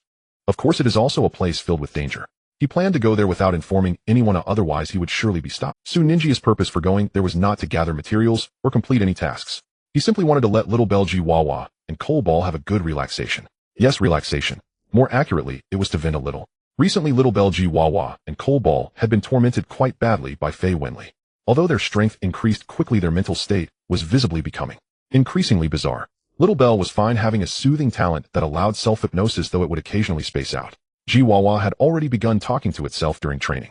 It occasionally let out a keek-keek laugh, seemingly infected. Coal Ball was even more outrageous. Due to the pressure, its dual soul talent was switching back and forth. A cunning disaster fox appeared. It could simultaneously display 2 expressions. When one tail was raised, it showed a cat's laziness. When the other tail was raised, it revealed a fox's cunning. Sometimes both tails would be raised, and the expression was beyond words. If they were not allowed to vent properly, they would surely become twisted. Su Ningyu felt it was time to take them out for a breath of fresh air. Work and rest must be balanced for the mind to remain. Fei Wenli listened and fell silent for 3 seconds. On the way to the Sunset Forest, Su Ningyu maintained a seemingly relaxed posture. His footsteps were neither hurried nor slow, his gaze casually sweeping over the scenery by the roadside, occasionally glancing at his phone. He looked like any ordinary student out for practice during a vacation. But his vigilance never waned. Until suddenly the talent Shen Yin was triggered. That familiar subtle disturbance, like ripples in water caused by a thrown stone, emerged from the depths of his consciousness. Someone was secretly observing him. Moreover, it was a malicious observation. Su Ninjia's brow furrowed slightly, almost imperceptibly. He quickly regained his composure. He didn't turn around, didn't quicken his pace, and had no unusual reactions. He simply continued walking towards the Sunset Forest, as if he had noticed nothing at all. In the shadows, 2 men dressed plainly, their faces hidden in the shade of the trees, were staring at the receding figure of Su Ningyu. Is this our target? One of them asked in a low voice. The other nodded, a smug smile creeping onto his lips. Of course. This student is exceptional. At his age, he can create a brand new evolution sequence for the bellflower. His intelligence is undoubtedly impressive. The boss said that if we are going to catch someone, it should be someone like him. Capturing him is worth more than catching 100 ordinary beast tamers. The tall, thin one licked his lips. How long have we been watching? Almost a week. The short, chubby one sighed. It's a pity this guy is a total recluse. Apart from classes, he just stays in his dorm, never leaving the school. We've been waiting for so long, without finding an opportunity. He paused, his smile becoming even more smug. Today we finally waited for it. This kid has finally gone out. The tall, thin one squinted. Where to? To the Sunset Forest. It seems like he's in the city. Taking action is risky. There are too many surveillance cameras, making it easy to expose ourselves. But we can do whatever we want. The 2 exchanged glances and silently laughed. Then they quietly followed him. Su Ningyu continued walking. He sensed those two malicious presences trailing behind him, neither too close nor too far, like hunters patiently waiting for their prey to get ensnared. Exactly. He also needed a more suitable place to entertain these two uninvited guests. It was indeed inconvenient to act in the city. Surveillance pedestrians and patrolling beast tamers that could appear at any moment. All were troublesome. But the Sunset Forest was different. It was sparsely populated, densely wooded, and finding a corner to resolve matters would go unnoticed. Thinking of this, a slight curve appeared at the corner of Su Ninjia's mouth. Come on, keep up, don't fall behind. The edge of the Sunset Forest soon came into view. Tall trees obscured the sky, and a faint mist lingered in the forest with the occasional roar of beasts echoing from within. The Sunset Forest spanned a larger area and was even more dangerous. There were even silver and golden level wild beasts lurking deeper within. However, the edge area was still relatively safe, often visited by students for practice and material gathering. As Su Ningyu was about to step into the forest to deal with those following him, an unexpected occurrence happened. Hey, that student acting alone. A clear voice came from behind. Su Ningyu halted and turned around. A boy and a girl, both around his age, were quickly approaching him. They were dressed in similar outdoor gear and carried backpacks. It was evident they were experienced in such places. Their appearances were the most striking. Their features were similar, clearly siblings. Leading the way was a girl with twin ponytails, her face adorned with a bright smile, exuding vitality. Excuse me, are you going into the Sunset Forest for practice alone? Su Ningyu didn't speak. She ran up to him, her eyes. We saw you acting alone, but it's quite dangerous. How about we go together? We can look out for each other and lend a hand if any trouble arises. She spoke quickly, but her tone was sincere, evoking no ill feelings. Su Ningyu did not respond immediately. His gaze passed over the girl and landed on the boy behind her. The boy was walking briskly, wearing an expression of helplessness and apology. Upon catching Su Ninjia's gaze, he smiled awkwardly and explained, Sister, you should introduce yourself first. It's quite impolite to suddenly run up and invite someone. After saying this, he nodded at Su Ningyu, his demeanor polite and sincere. Hello, my name is Liang Yu. This is my sister Liang Yun. We are also students here for practice in the Sunset Forest. Liang Yu added, if it's convenient, we can go together. Of course, if you prefer to go alone, we won't force it. Liang Yun nodded vigorously beside him, her twin ponytails bouncing like lively little rabbits. Su Ningyu looked at the pair of siblings, remaining silent for 2 seconds. In the shadows, the two malicious presences lingered. But in front of him, this pair of siblings. The Ling Mu quietly activated. In his vision, information about the two appeared. Beast Tamer, Liang Yun talent affinity. Easily gains the favor of wild beasts, reducing the likelihood of being attacked. Beast Tamer Liang Yu talent enhanced perception, sensitive to energy fluctuations, and hidden auras. After reviewing the data of the two individuals, Su Ningyu was certain that these siblings were not spying on him in secret. It was a genuine coincidence that they encountered each other, both being students out for training. Hearing Liang Yun's invitation, Su Ningyu withdrew his gaze, a subtle smile appearing on his face. Sure, my name is perfect, let's go together. Liang Yun's smile became even brighter. That's wonderful. Let's go. She grabbed Su Ningyu's arm and dragged him into the forest while Liang Yu shouted helplessly from behind, Sister, slow down. Don't pull him down. You're being too familiar. Liang Yu yelled at Su Ningyu. I'm sorry, my sister is like this. The three of them entered the setting sun forest together. Behind them, two shadowy figures quietly followed in. The tall, slender figure lowered his voice, focusing on the backs of the three ahead. The short, chubby figure squinted, a hint of disdainful laughter curling at the corners of his mouth. What can we do? Just 2 more test subjects. He licked his lips, a glimmer of greed flashing in his eyes. That girl looks pretty good, and the guy is young. The fact that they are here in the setting sun forest shows their talents shouldn't be lacking. Just right, let's capture them together. The boss will definitely be pleased. When should we strike? No rush, the chubby figure waved his hand. Let's wait until they go a bit deeper. They were still on the edge. If they encountered other training participants, it would be troublesome.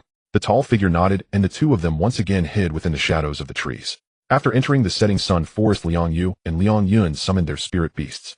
2 beams of light flashed. 2 butterflies of similar shape, but slightly different colors fluttered out. Their wings spanned about a meter, covered in intricate patterns. One leaned towards warm orange tones, while the other leaned towards pinkish purple, shimmering with a dreamlike glow in the sunlight. Insect Swarm Sequence Fuchsia Butterfly. One of the many evolutionary sequences of the silkworm. Su Ninjia's spirit eye quietly swept past Spirit Beast Fuchsia Butterfly. Strength, Bronze level 6, Bronze level 6. This was significantly higher than the current Bronze level 1 of Little Bell, but on par with the Bronze level 6 of Cobalt. However, Su Ninjia's gaze lingered on the 2 fuchsia butterflies for a moment. The greatest advantage of the fuchsia butterfly as a spirit beast is its beauty. Indeed, it is beautiful. In the Longting Federation, the fuchsia butterfly is one of the top choices for many female spirit beast masters. Though its combat power isn't top-notch, it excels in elegance and can learn some psychic abilities. It also performs impressively in practical combat. Of course, for spirit beast masters pursuing ultimate combat strength, this sequence seems somewhat weak. Su Ningyu did not summon Little Bell and Jiwa. Instead, with a single thought, Coal Ball appeared at his feet. The pitch-black cat marked with a red crescent on its forehead and heterochromatic eyes froze upon landing. It looked around, tall trees dappled sunlight, fresh air, and the distant chirping of birds. And then, meow. A heartfelt and excited cat's cry echoed through the forest. Coldball leaped up and dashed away. It ran wildly through the woods, jumping and rolling, expressing its excitement in various strange poses. At one moment it chased its own tail in circles. At another it pounced on an innocent butterfly that happened to pass by. The butterfly was so startled that it played dead. Then it bounded up a tree, jumping from one branch to another, happy as a 200-pound child. Su Ningyu. Liang Yun's eyes were wide in astonishment. Wow, what a handsome black cat, she exclaimed, her eyes sparkling. What spirit beast is this? I've never— Two tails. There's a crescent mark on its forehead. This color, this temperament, this gaze, so cool, she said as she tried to approach. Liang Yu pulled her back. Sister, can you please not be so dramatic? He sighed helplessly. There are so many spirit beasts in the world, can you recognize all of them? He let go, looking at his eternally childish sister, silently sighing inside. Without me as her brother, what would she do? Liang Yun, still not giving up, waved at Coldball. Little cat, come here. Coldball stopped its frantic running, glanced back at her. In its blue and yellow heterochromatic eyes there was a hint of, is this person a fool? Then it elegantly turned around, facing Liang Yun with its two tails, and walked back to Su Ningyu, crouching down by. That posture seemed to say this cat is not for just anyone to pet. Liang Yun clutched her chest, her expression one of being struck, so proud. I love it. Liang Yu covered his face. Su Ningyu twitched the corner of his mouth. Liang Yun's personality was indeed a bit too lively. The three officially began their training in the setting sun forest. Liang Yun and Liang Yu were clearly regulars here, very familiar with the terrain and the distribution of wild spirit beasts. As they walked they introduced various precautions to Su Ningyu. Where it is dangerous, where the water sources are, and what spirit beasts they might encounter at what times. Su Ningyu listened, nodding occasionally, but his attention was not entirely on them. His perception remained locked onto the two shadowy figures in the dark. Those two were still following. Moreover, they were almost there, Su Ningyu thought. Once we go a bit deeper, he'll find a suitable place for Coldball to deal with them. Just then a spirit beast appeared ahead. A pangolin beast. Brother, use our self-created fusion technique, butterfly dance. Liang Yun's voice suddenly rang out, interrupting Su Ninju's thoughts. He looked up and saw not far ahead a bronze level 2 pangolin beast warily staring at them. The creature was covered in hard scales with short and stout limbs, trying to burrow into a hole to escape. But Liang Yun and Liang Yu had already moved. The two fuchsia butterflies took to the air simultaneously upon their master's command. Their wings spread, leaving two magnificent trails of light in the sunlight. In the next instant, their forms suddenly split apart. 1 became 2, 2 became 4, 4 became 8. In the blink of an eye, dozens of fuchsia butterflies appeared in the air, each one vivid and lifelike. The wings shimmered with sharp brilliance, making it impossible to distinguish which was the real one and which were the illusions. Dozens of figures began to dance at the same time. Their movements were graceful, yet deadly, as the wings sliced through the air, creating transparent ripples. Those ripples wove into a net, overwhelming the pangolin beast. The pangolin beast wished to escape, but it could no longer distinguish which was the real one and which were the shadows. It could only curl up desperately, using its scales for protection. But it was futile. The psychic blade ignored physical defenses, directly piercing through the scales to attack its insides. Hiss! The pangolin beast let out a tragic cry, its body convulsed violently before collapsing softly to the ground. In just a moment the battle came to an end. Liang Yun jumped up in joy, her twin ponytails swinging happily in the air. We did it. We succeeded. She tugged at Liang Yun's sleeve, bouncing with excitement. How lucky we are. Our fusion technique didn't fail this time. The butterfly dance was executed perfectly. Liang Yun's face was also filled with exhilaration. However, he managed to maintain a semblance of calm. Taking a deep breath, he tried to appear more composed, but the slight tremor in his fingertips betrayed his inner excitement. Sister, we really succeeded. Yes, yes, yes. That's amazing. The two of them jumped up in excitement. Su Ningyu stood aside watching this scene, but his gaze was fixed on the two butterfly spirits. Fusion technique. It was a skill created by the Liang siblings to command their beasts. Moreover, it seemed quite powerful. The second-tier bronze-armored beast was defeated in one move. Ideas began to race through his mind. Fusion technique. This was not just a simple attack from two beasts together, it required a high level of mutual understanding and a special energy coordination method. It could merge two independent entities into a single whole, achieving an effect greater than the sum of its parts. This was the true trump card. Su Ningyu glanced at Xiao Lingdongji Wawa, and Meichio silently calculating in his heart. He would have to let them try it as well. If they could create their own fusion technique, it would undoubtedly be a trump card. A trump card he could never have enough of. Moreover, a fusion technique that required such coordinated synergy, once mastered, could often yield unexpected effects in real combat. After we return, I can discuss this with Fei Wenli and arrange some training for them. He quietly noted this idea down. Meow it. Meichio seemed to sense her master's gaze, lifting her head to meet his contemplative eyes. Suddenly she shuddered. That look. It was eerily similar to how the devil in the mirror world looked when it was about to start training. She quietly took a couple of steps back. In the distance, Liang Yun finally calmed down from her excitement and hopped over. How was it? Our fusion technique is impressive, right? Su Ningyu nodded, sincerely commenting, very good. Liang Yun's smile grew even brighter. In the shadows, two pairs of eyes continued to watch them closely. The low, deep voice of one of them curled into a cold smirk. Fusion technique. Not bad. He licked his lips. These two have decent talent and a clever mind that's good too. The fusion technique demonstrated by the Liang siblings truly caught Su Ningyi's interest. It wasn't that the technique itself was particularly powerful. The second-tier bronze armored beast could easily be defeated by the two sixth-tier butterfly spirits without the fusion technique. But that kind of synchronized cooperation between two people and two beasts, the fluidity of skill transitions, and the rhythm of instantaneous explosions. That was the essence of the fusion technique. How long have you been practicing this? Su Ningyu asked. Liang Yu scratched his head about half a year. At first we kept making mistakes. Either the skills didn't match or the coordination went awry. Only recently has it stabilized a bit. Liang Yu nodded vigorously beside him. Yes. My brother is so slow, but it took him forever to catch up to my rhythm. Liang Yu retorted. It's clearly because you are too erratic and it took me a long time to adapt to your pace. Okay. That's just making excuses. It's the truth. The two began their usual banter again. Su Ningyu didn't join in, only silently noting this down. Half a year. Two beast masters and two beasts cooperating for half a year to barely master a fusion technique. The difficulty of this is evident, but he wasn't anxious. With the foundation of cooperation between Xiao Lingdang and Ji Wawa and Fei Wenli's rigorous training, as long as the method was appropriate, it should shorten the time significantly. Are you practicing this to get into the school team? He asked. Liang Yu nodded yes. The school team selection at Xingyuan High School is about to start, and my sister and I want to use the fusion technique as our trump card. If we can execute it during the selection, it should score us quite a bit of points. The two were students of Xingyuan High School, which rivaled Beichen High School. Liang Yun clenched her small fist, her face full of determination. We must get into the school team together, then participate in the 100 Schools Alliance and bring glory to Xingyuan. Su Ningyu looked at the energetic siblings, his mouth slightly curving upwards. They had goals, motivations, and actions. Quite good. By the way, Liang Yun suddenly remembered something, leaned closer to Su Ningyu and whispered, You're a student from Beichen, right? That recent widely talked about incident. Is it about that senior from your school team? Sister. Liang Yu interrupted helplessly. Su's classmate is a year younger than us. Don't ask such sensitive questions. Liang Yun stuck her tongue out and retreated. I was just too curious. She mumbled. It feels like Dongjun has become so dangerous lately with kidnappings and disappearances, and that senior being killed. Sai, I hope we won't encounter any misfortunes like that. Su Ningyu fell silent for a second. He thought this is quite ironic. We have two right behind us right now. Of course he didn't say this out loud. He merely nodded slightly in agreement. Huh. Liang Yun suddenly started looking around. Where's your cat, Beast? Why isn't it here? Su Ningyu followed her gaze. The coal ball that had been squatting by his feet was nowhere to be seen. Oh, the coal ball, he said calmly. This little guy is quite lively and doesn't like to stay close. I let it roam around nearby. Oh, it will come back later. Actually, it was off doing something messy.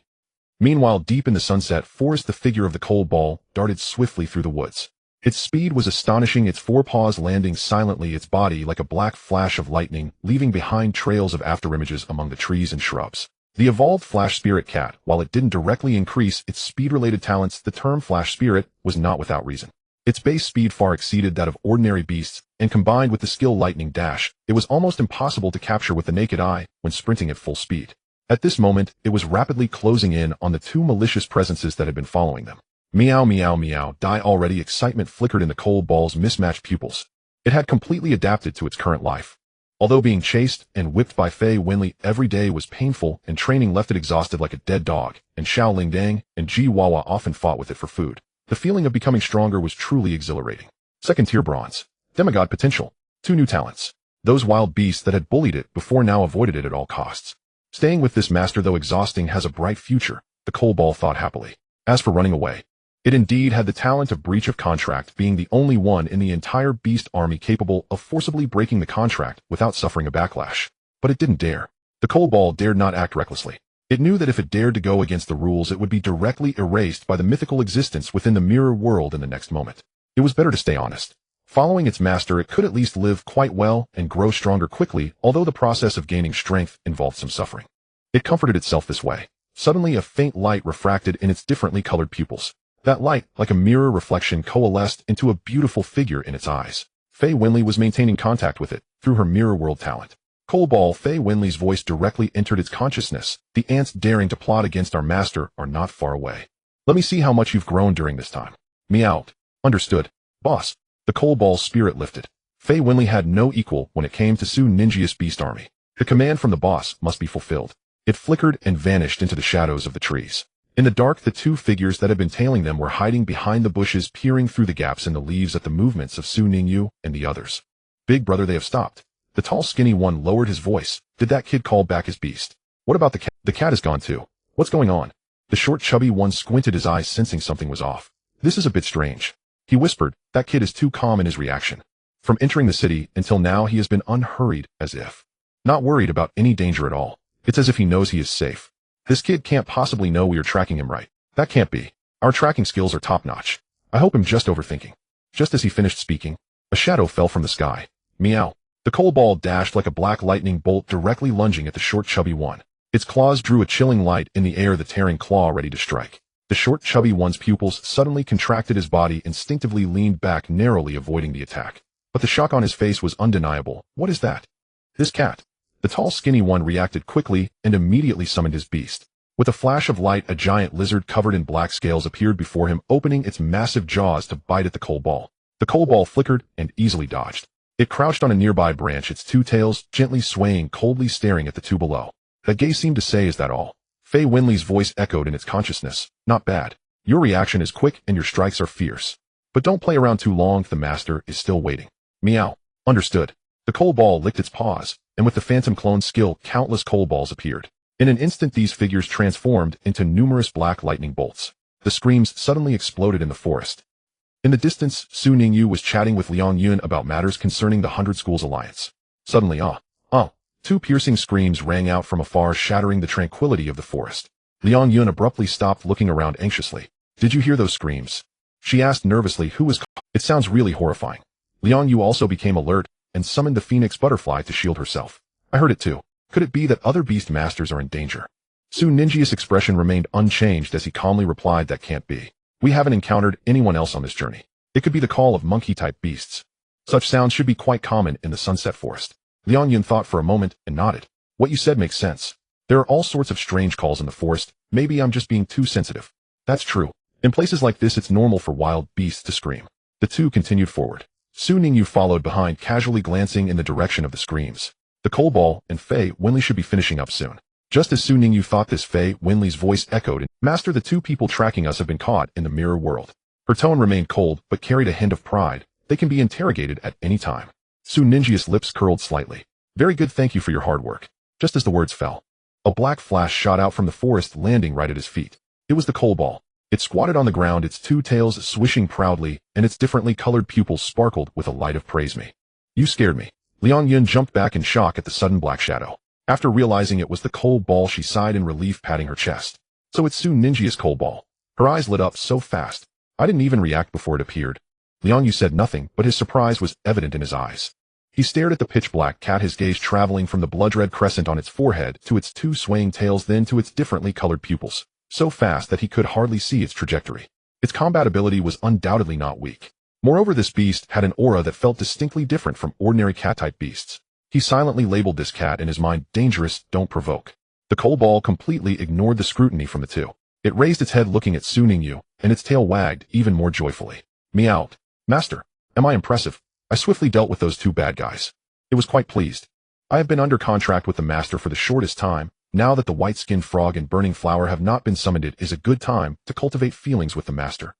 Master, look at me. It suddenly remembered something, and its eyes brightened. Meow, master, look at the charming skill I just comprehended. Su Ningyu looked at it expressionlessly. Charm, ineffective. The coal ball froze for a moment. It stubbornly Su Ningyu looked at it expressionlessly. Charm, ineffective. The coal ball froze for a moment. It stubbornly still ineffective. The coal ball. Why, I'm so cute. So handsome. Why doesn't the master? What it didn't know was that Su Ningyu had the contract enhancement from Fei Winley, giving him a high resistance to mental skills. A mere bronze-level charm couldn't affect him at all. However, the coal ball's charm was not entirely wasted. The two people beside it. Liang Yun's eyes instantly turned into heart shapes. Wow, what a cute cat.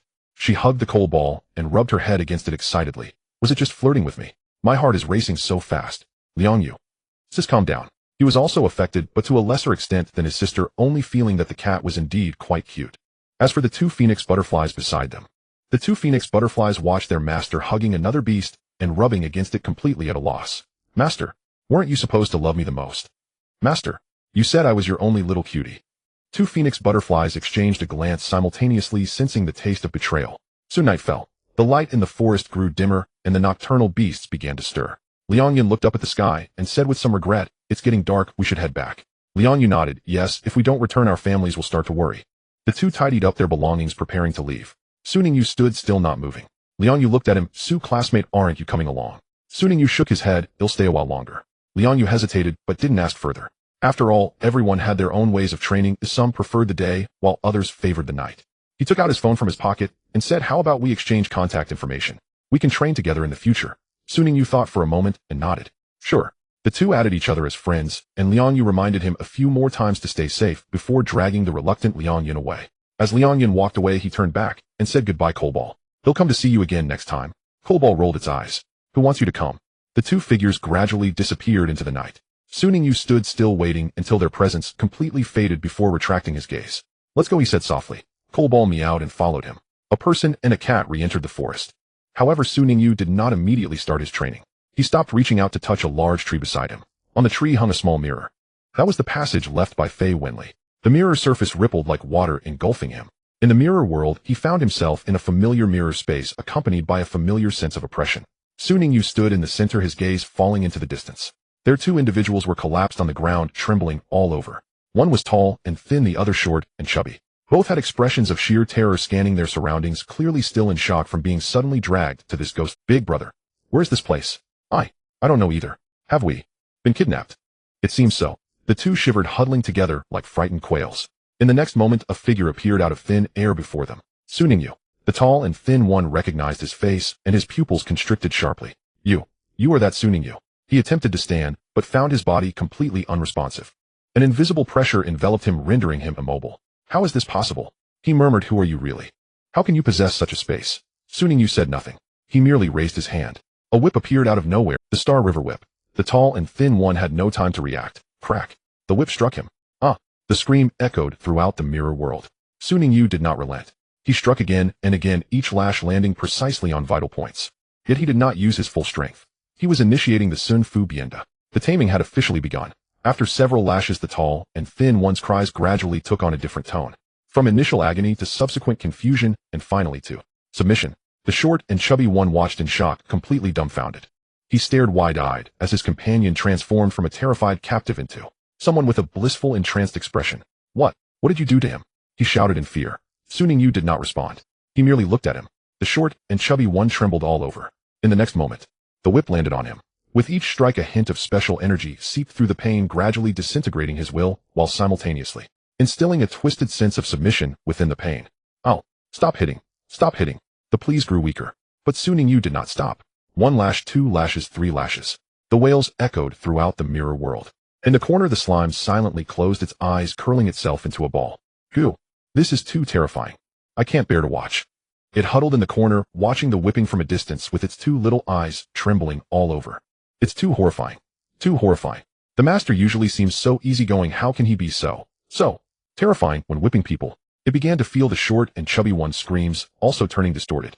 The slime silently turned away, facing the wall, deciding not to witness this horrifying scene any longer. It was unclear how much time passed. The sound of the whip ceased. Su Ningyu put away the whip, looking at the 2 individuals before him. The tall and thin one and the short and chubby one were now collapsed on the ground, their expressions dazed, with strange smiles at the corners of their mouths, as if they had just experienced something extraordinarily pleasurable. The look in their eyes when they gazed at Su Ningyu transformed from fear to desire. The effects of Sun Fu Bienda had fully taken hold. Now, when asked questions, they would not lie. Su Ningyu crouched down, looking at them. "Now answer my question. Are you both members of the Truth Society?" Su Ninjia's voice was calm, but his gaze was sharp as a knife. The tall and thin one paused for a moment, then a strange pride appeared on his face. "Truth Society? That kind of trash organization doesn't even deserve to be mentioned in the same breath as us." He raised his head, and even though he was covered in injuries, there was an inexplicable sense of superiority in his tone. "We are the Great Superbrain Organization." Su Ningyu frowned slightly. Superbrain. This name was completely in the Beast Taming Sequence game. He recalled many evil organizations. The Truth Society, the Purity Church, the Abyss Cultists, the Blood Moon Society. But he had never heard of the Superbrain Organization. But that was also normal. The world was vast, and there were so many hidden dark corners. Not every evil organization would appear in his memory. "Superbrain," he murmured, repeating the name. "So you are following me for what purpose?" The tall and thin one's eyes became fervent. Of course we have our eyes on your brain. He grinned widely, revealing uneven teeth. To become a nurturer at such a young age, and to have produced a new evolutionary sequence for the bellflower, you must have a brilliant mind. If our leader's beast were to consume your brain, its strength would definitely surge. At that point our leader would be so pleased he would surely reward both of us greatly. Su Ninjia's lips twitched slightly. To have an eye on my brain. He paused for a second. Is your leader's beast a zombie? Why is it so fond of eating brains? As soon as he finished speaking, Su Ninjia's body suddenly stiffened. A name flashed through his mind like lightning. Brain Eater. A notoriously infamous beast in the Abyss sequence. In the history of beast taming, the Brain Eater was truly a creature that everyone detested. The Federation harbors an intense aversion towards brain-eating beasts, not because of their formidable power, but due to their habits and reproductive methods that evoke humanity's deepest fears and disgust. These beasts revel in consuming human brains. The better and smarter the brains they devour, the stronger they become. Moreover, the brain-eating beasts possess a peculiar ability. They can absorb fragments of their host's memories and knowledge through the brains they consume. Furthermore, as their strength increases, their appearance tends to resemble that of humans. Perhaps this is the true reason the Super Brain organization targets intelligent individuals. Even more detestable is the reproductive method of the brain-eating beasts. Unlike normal beasts that lay eggs or give birth, they choose hosts for parasitism. Regardless of gender, anyone infested by the larva of a brain-eating beast will experience a gradual expansion of their belly akin to pregnancy. Months later, the larva will burst forth from the host, completing what they term birth. Men with their conspicuously large bellies are easily discovered, so brain-eating beasts predominantly target pregnant women. Thus, when the child is born, no one will know whether it is a human or a brain-eating beast disguised as a human. And those hosts who are parasitized have nearly no chance of survival. So, Su Ninjia's voice lowered. The ones following me are not from the Truth Society, but rather the so-called Super Brain. He asked a few more questions. The recent kidnapping cases in the Eastern County were orchestrated by you. The tall and thin individual had now been completely tamed, answering everything asked. Most of them were. Except for that student from Beichin, which was not our doing. He paused, a hint of disdain in his tone. Our leader's brain-eating beast is about to break through to the golden level and needs more intelligent brains. Those gifted students have high-quality brains, providing the best results when consumed. Recently, our organization has been moving around to collect premium ingredients. Su Ningyu fell silent for a long time after listening. The Truth Society would be blamed for this so-called super brain organization. However, they are not good people either. After interrogating them and learning everything he wanted to know, Su Ningyu stood up, looking at the two individuals collapsed on the ground. How to deal with them? Kill them outright. That would be too lenient. From their mouths, he learned that most of the missing students had already been devoured by brain-eating beasts. Those young lives, those youths who should have had a bright future, had become the so-called premium ingredients. Su Ninjia's gaze turned icy. He suddenly recalled some special formulas recorded in the Book of Dark Potions. Those that were marked as forbidden due to their excessive evil and cruelty. He usually wouldn't think of touching such things. But now, for instance, the sensory amplification agent, which increases the user's sensitivity to pain 100-fold, making even the slightest touch feel like 1,000 cuts. Or the conscious awareness agent, which keeps a person utterly awake, unable to faint regardless of the pain endured. And then, there's the memory regression agent, which forces one to relive their most terrifying memories repeatedly with no escape. Used individually, they may merely serve to torture. But combined together, Su Ninjia's lips slowly curled upwards, revealing a devilish smile. Perfect. The Book of Dark Potions has some wicked formulas that require live subjects for testing. He looked down at the two individuals. Let's use you to test the effects. Their faces instantly turned pale. No, please don't. We are members of the Super Brain organization. You cannot do this to us. Su Ningyu ignored their wails. He turned around and beckoned to the slime in the corner. Slime, come here. The slime trembled, suddenly waddling with its short legs step by step until it reached Su Ningyu. Goo, master, what are your orders? Although the slime had no contract, it already considered itself to be Su Ninjia's beast. An uncontracted beast. Su Ningyu patted its head. Keep an eye on these two for me. Once I prepare the potion. The slime paused for a moment, then its body began to tremble slightly. Not out of fear, but because excitement. It looked at the terrified expressions of the two individuals, a strange thrill surging in its heart. Goo, understood.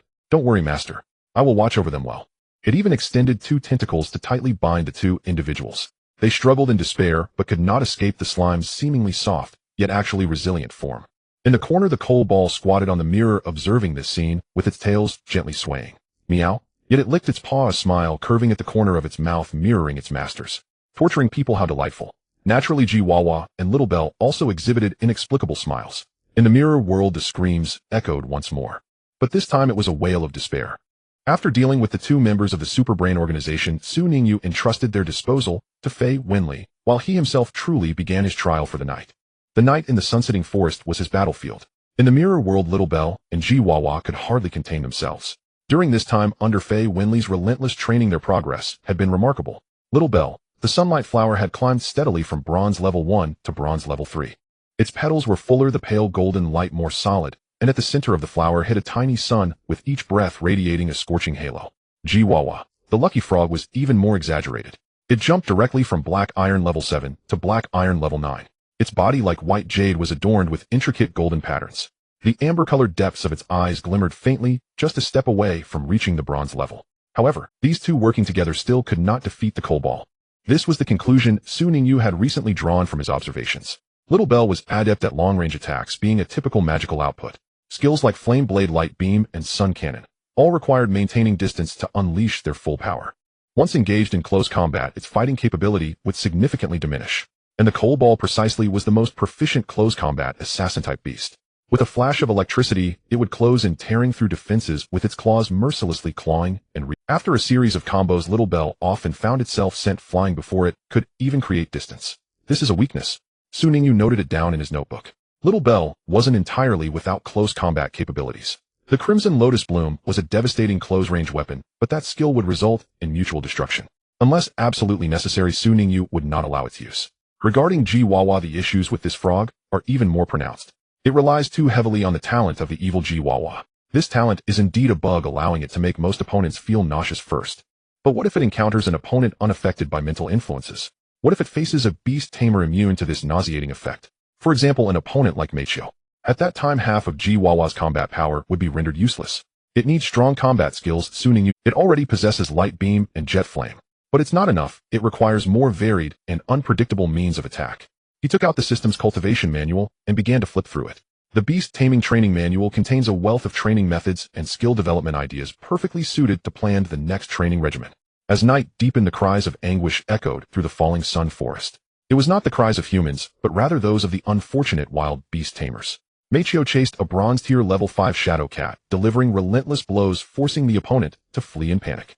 Xiaolingdang hovered in midair, using blazing flower blade to precisely cut down those vine-type beast tamers attempting to ambush. Chihuahua squatted on a rock, using the evil Chihuahua talent against a group of trembling ground rabbits below, laughing heartily as they collectively retched. 3 beast tamers, each displaying their unique abilities. Meanwhile, Ningyu observed from the side, contemplating the next training plan. The weekend night quickly passed. On the way back to school, Ningyu did not forget about those 2 individuals. He found a secluded corner, using the invisibility talent to conceal his form, and quietly placed the bodies of the 2 individuals along with the recorded interrogation at the entrance of the Dongjun official gate. Then he vanished, concealing his achievements and name. The next morning, the official gate erupted in chaos. What is this? A body? Whose body is it? There's also a recording device. Hurry and take it in for analysis. The officials were in disarray, initially thinking it was some villain provoking them. But when the recording finished playing, everyone fell silent. Brain-eating beast. A middle-aged officer's face turned ashen. Has someone started cultivating this forbidden beast again? The Super Brain Organization specializes in kidnapping intelligent people to feed brain beasts. Those missing students. Those ordinary people who were abducted. We must root out this organization. Otherwise, more people will suffer. The entire Dongjun official was put on high alert due to this brief recording.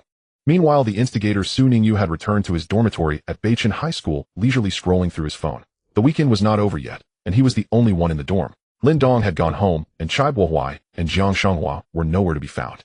With nothing to do, Ningyu opened the internal video library of Beichin High School, pulling up battle recordings from previous year's college alliances to study. On the screen, the representatives of 2 schools were engaged in fierce combat on the arena. A full team of bronze-level beast tamers. He squinted carefully, observing the strength of those beasts. There are also some silver-level ones.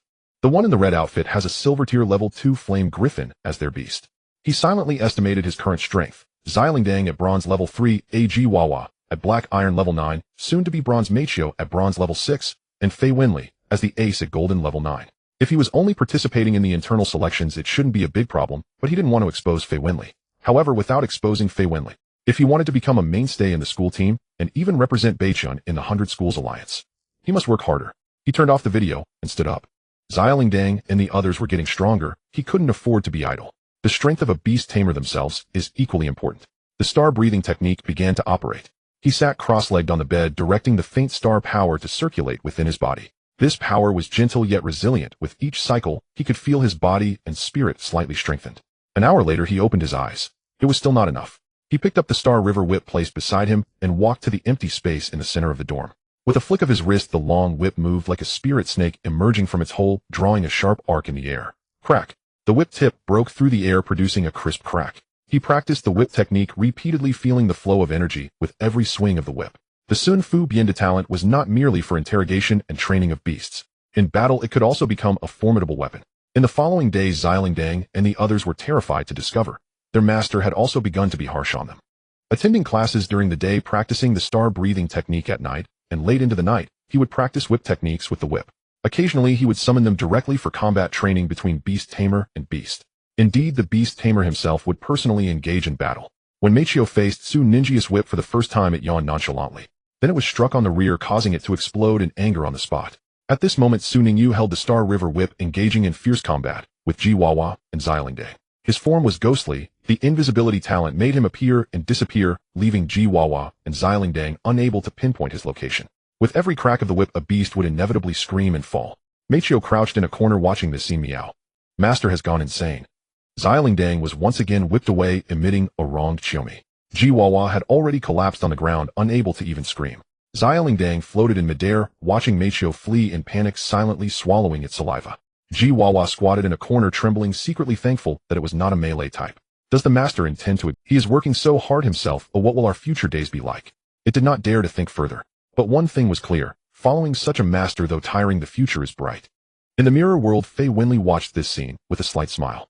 The master has finally begun to take things seriously. The invisibility talent truly gave Su Ninja's combat ability a qualitative leap. With just a thought, his body, aura, and energy fluctuations would vanish entirely from the world, as if erased like a pencil drawing. No footsteps, no breath, no trace of existence could be sensed. It was as if he had never been there. Moreover, with the talent of the spiritual eye, he could sense multiple points. At this moment, on the training ground of the mirror world, crack, Mikey's other side was struck again. It finally reacted, voicing its furious accusation to the air. Meow, meow, meow. Master, are you even human? It covered the spot that was whipped, its mismatched eyes filled with grievance. A faint voice from the void replied. Meichio continued to accuse. Meow, meow, meow, meow, meow. This is not a capability a human should have. It's like a human-shaped beast.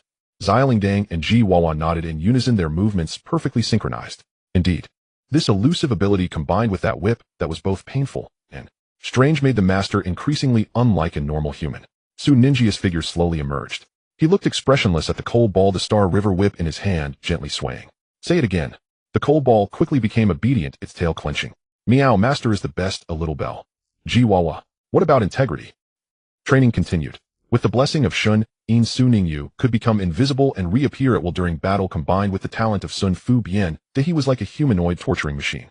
The coal ball was whipped into a frenzy. Little Bell floated in the air, trembling, while Jiwawa crouched in the corner, wishing it could bury itself in the ground. With the enhancement of the Sun Fu Bian talent, each strike carried a special power. A strange energy intertwined pain with stimulation of potential, causing the beast being whipped to scream while that feeling was indescribably exhilarating. Jiwawa rolled on the ground, crying out, quack, quack. But its eyes grew brighter. It felt its skill proficiency was improving. Little Bell trembled as it was whipped, its flames dimming, yet the energy within it flowed more smoothly. The coal ball tried to evade with speed, but Su Ningyu's invisibility made it impossible to find a target. With every crack of the whip, a part of it belonged to him. The three beasts cried out in distress. Yet their strength was genuinely increasing. When it was time to rest, Su Ninja's breath fluctuated slightly.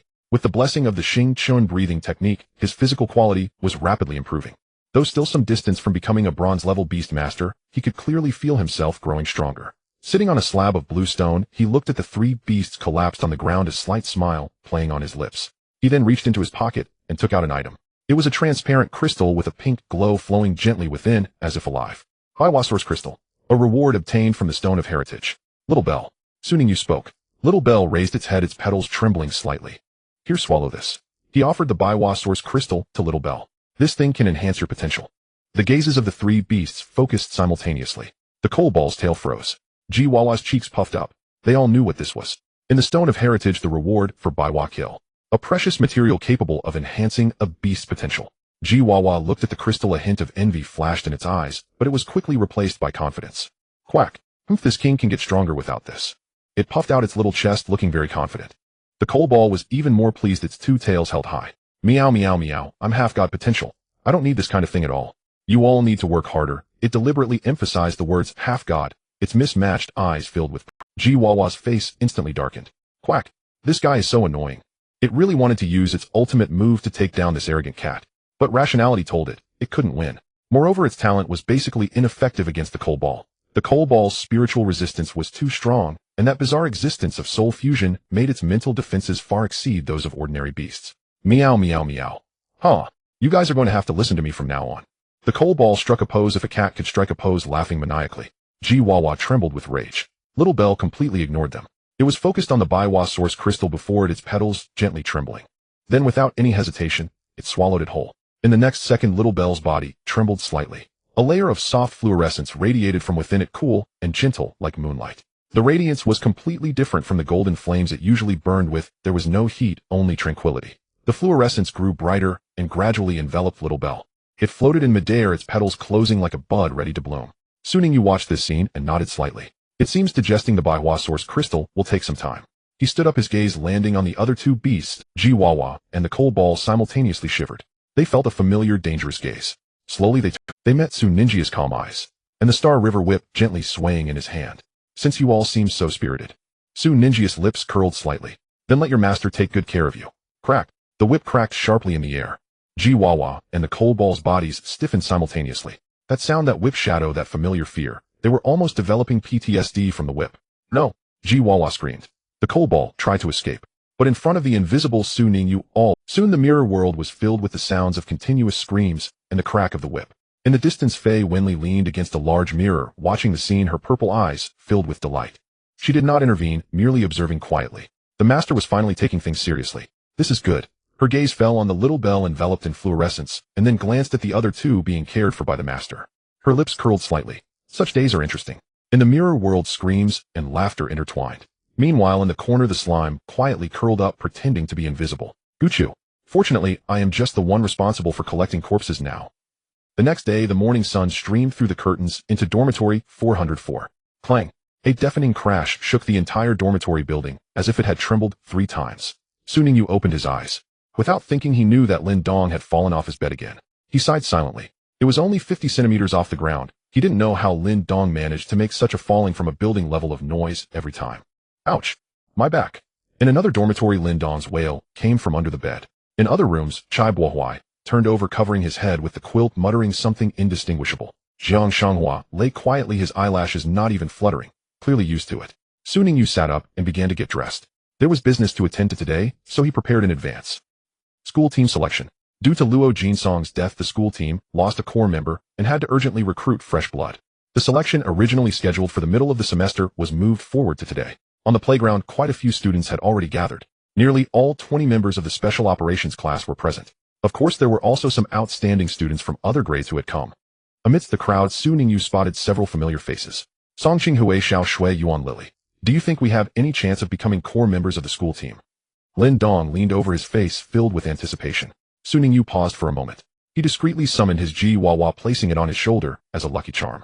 After observing for a while, he had figured out the pattern of Lin Dong's cursed with misfortune talent. As long as Lin Dong experienced bad luck at least once during the day, such as falling out of bed in the morning, cursed with misfortune would not affect him for the rest of the day. Instead, it would indiscriminately cause misfortunes to those around him.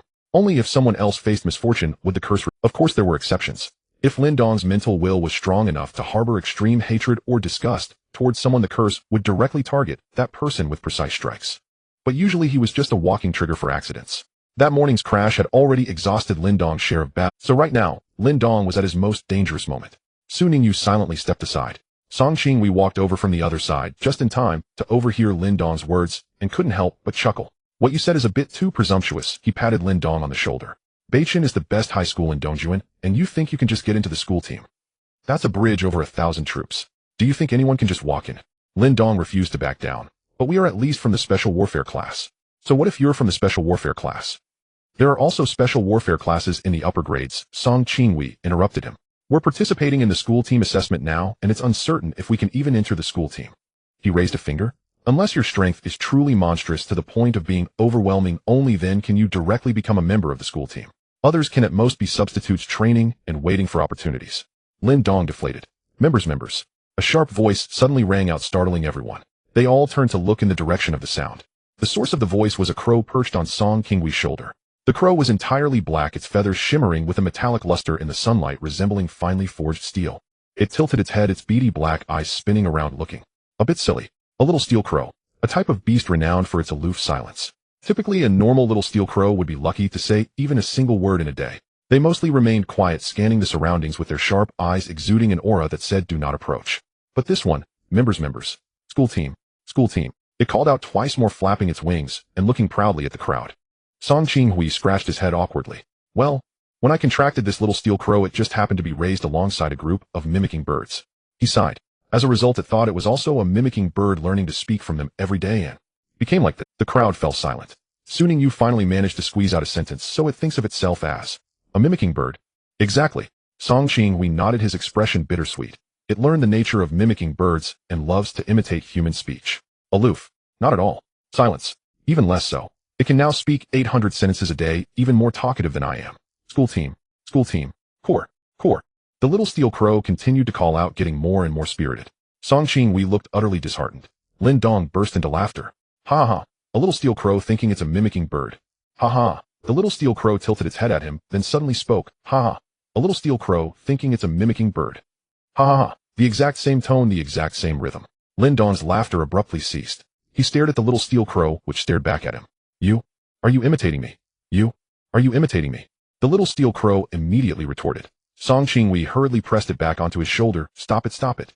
The little steel crow reluctantly closed its mouth, but its round little eyes were still sneakily glancing at Lin Dong, as if waiting for him to speak again. Lin Dong. Now I understand what it's easy to learn bad habits, hard to learn good ones means. Ningyu watched this scene, the corners of his mouth curving up slightly.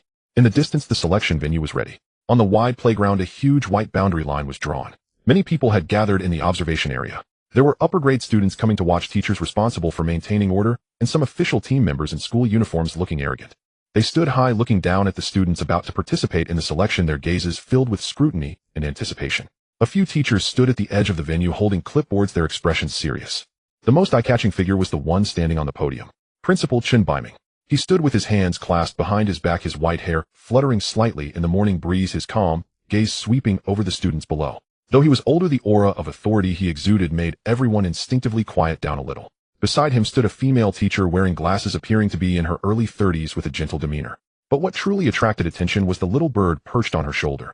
This bird was small in size, yet its feathers were exceptionally vibrant.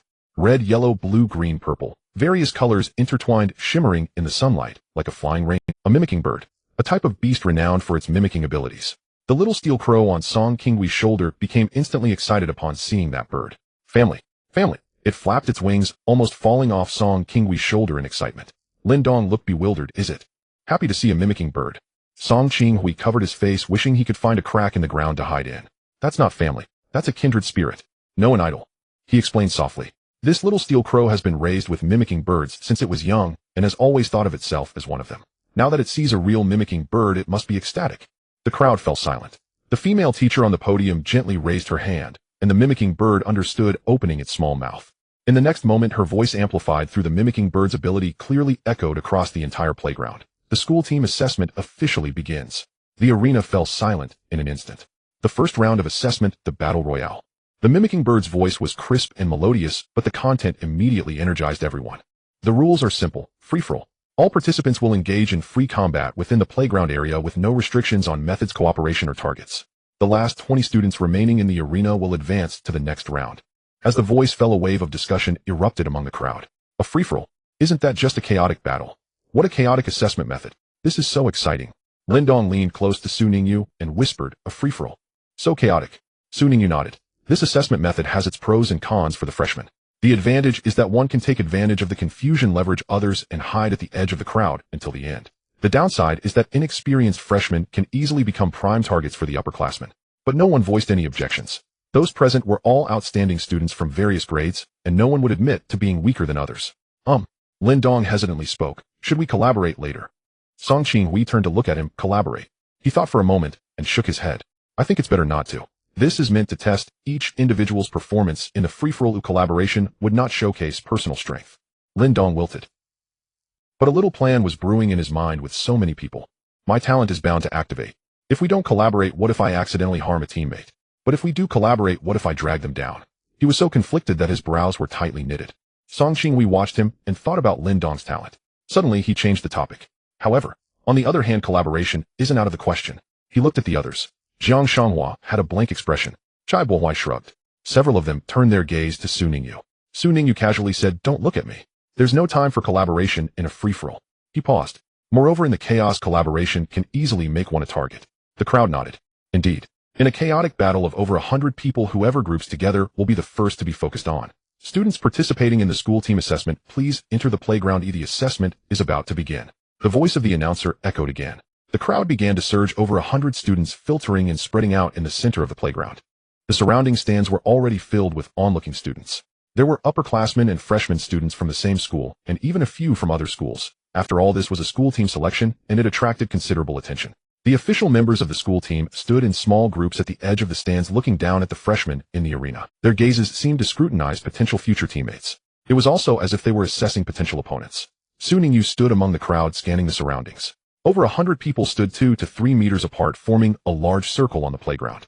Every face was marked with tension and excitement. Some had already begun to quietly call forth their beasts, some nervously swallowed, while others were confident smiles. The atmosphere was so tense it made one's blood boil. This feeling. Su Ningyu took a deep breath. It was quite exhilarating. Only one beast is allowed to be summoned for battle, and the free-for-all officially begins. The announcer's voice sounded like a horn, instantly igniting the entire scene. The next moment, over 100 beams of light burst forth simultaneously. The light of the beast summoning manual flickered and various beasts appeared from the void. There were majestic beast-type summons, graceful flying-type summons. There were element-type summons glowing all over, and massive defense-type summons. In an instant, the playground was filled with various beasts. The scene was breathtaking to the point of suffocation. Yet Su Ningyu did not summon Xiaoling, nor did he summon Jiwawa. He merely raised his hand and gently waved. The beast summoning manual glimmered. The next instant, a black flash shot out from the void. The coal ball landed on the playground, its 2 tails gently swaying behind it, and the red crescent mark on its forehead flickered with an eerie glow. Its mismatched eyes scanned the surroundings, exuding the unique laziness and danger of a feline. Meow. It let out a soft call. The sound was not loud, yet it caused several surrounding beasts to instinctively take a step back. The battle had officially begun. In the free-for-all, everyone except oneself is an enemy. This rule is simple yet brutal. Su Ningyu did not summon Jiwawa because he did not want to become famous. Or rather, he did not want to become famous in that way. Jiwawa's talent, Evil Chihuahua, is too terrifying.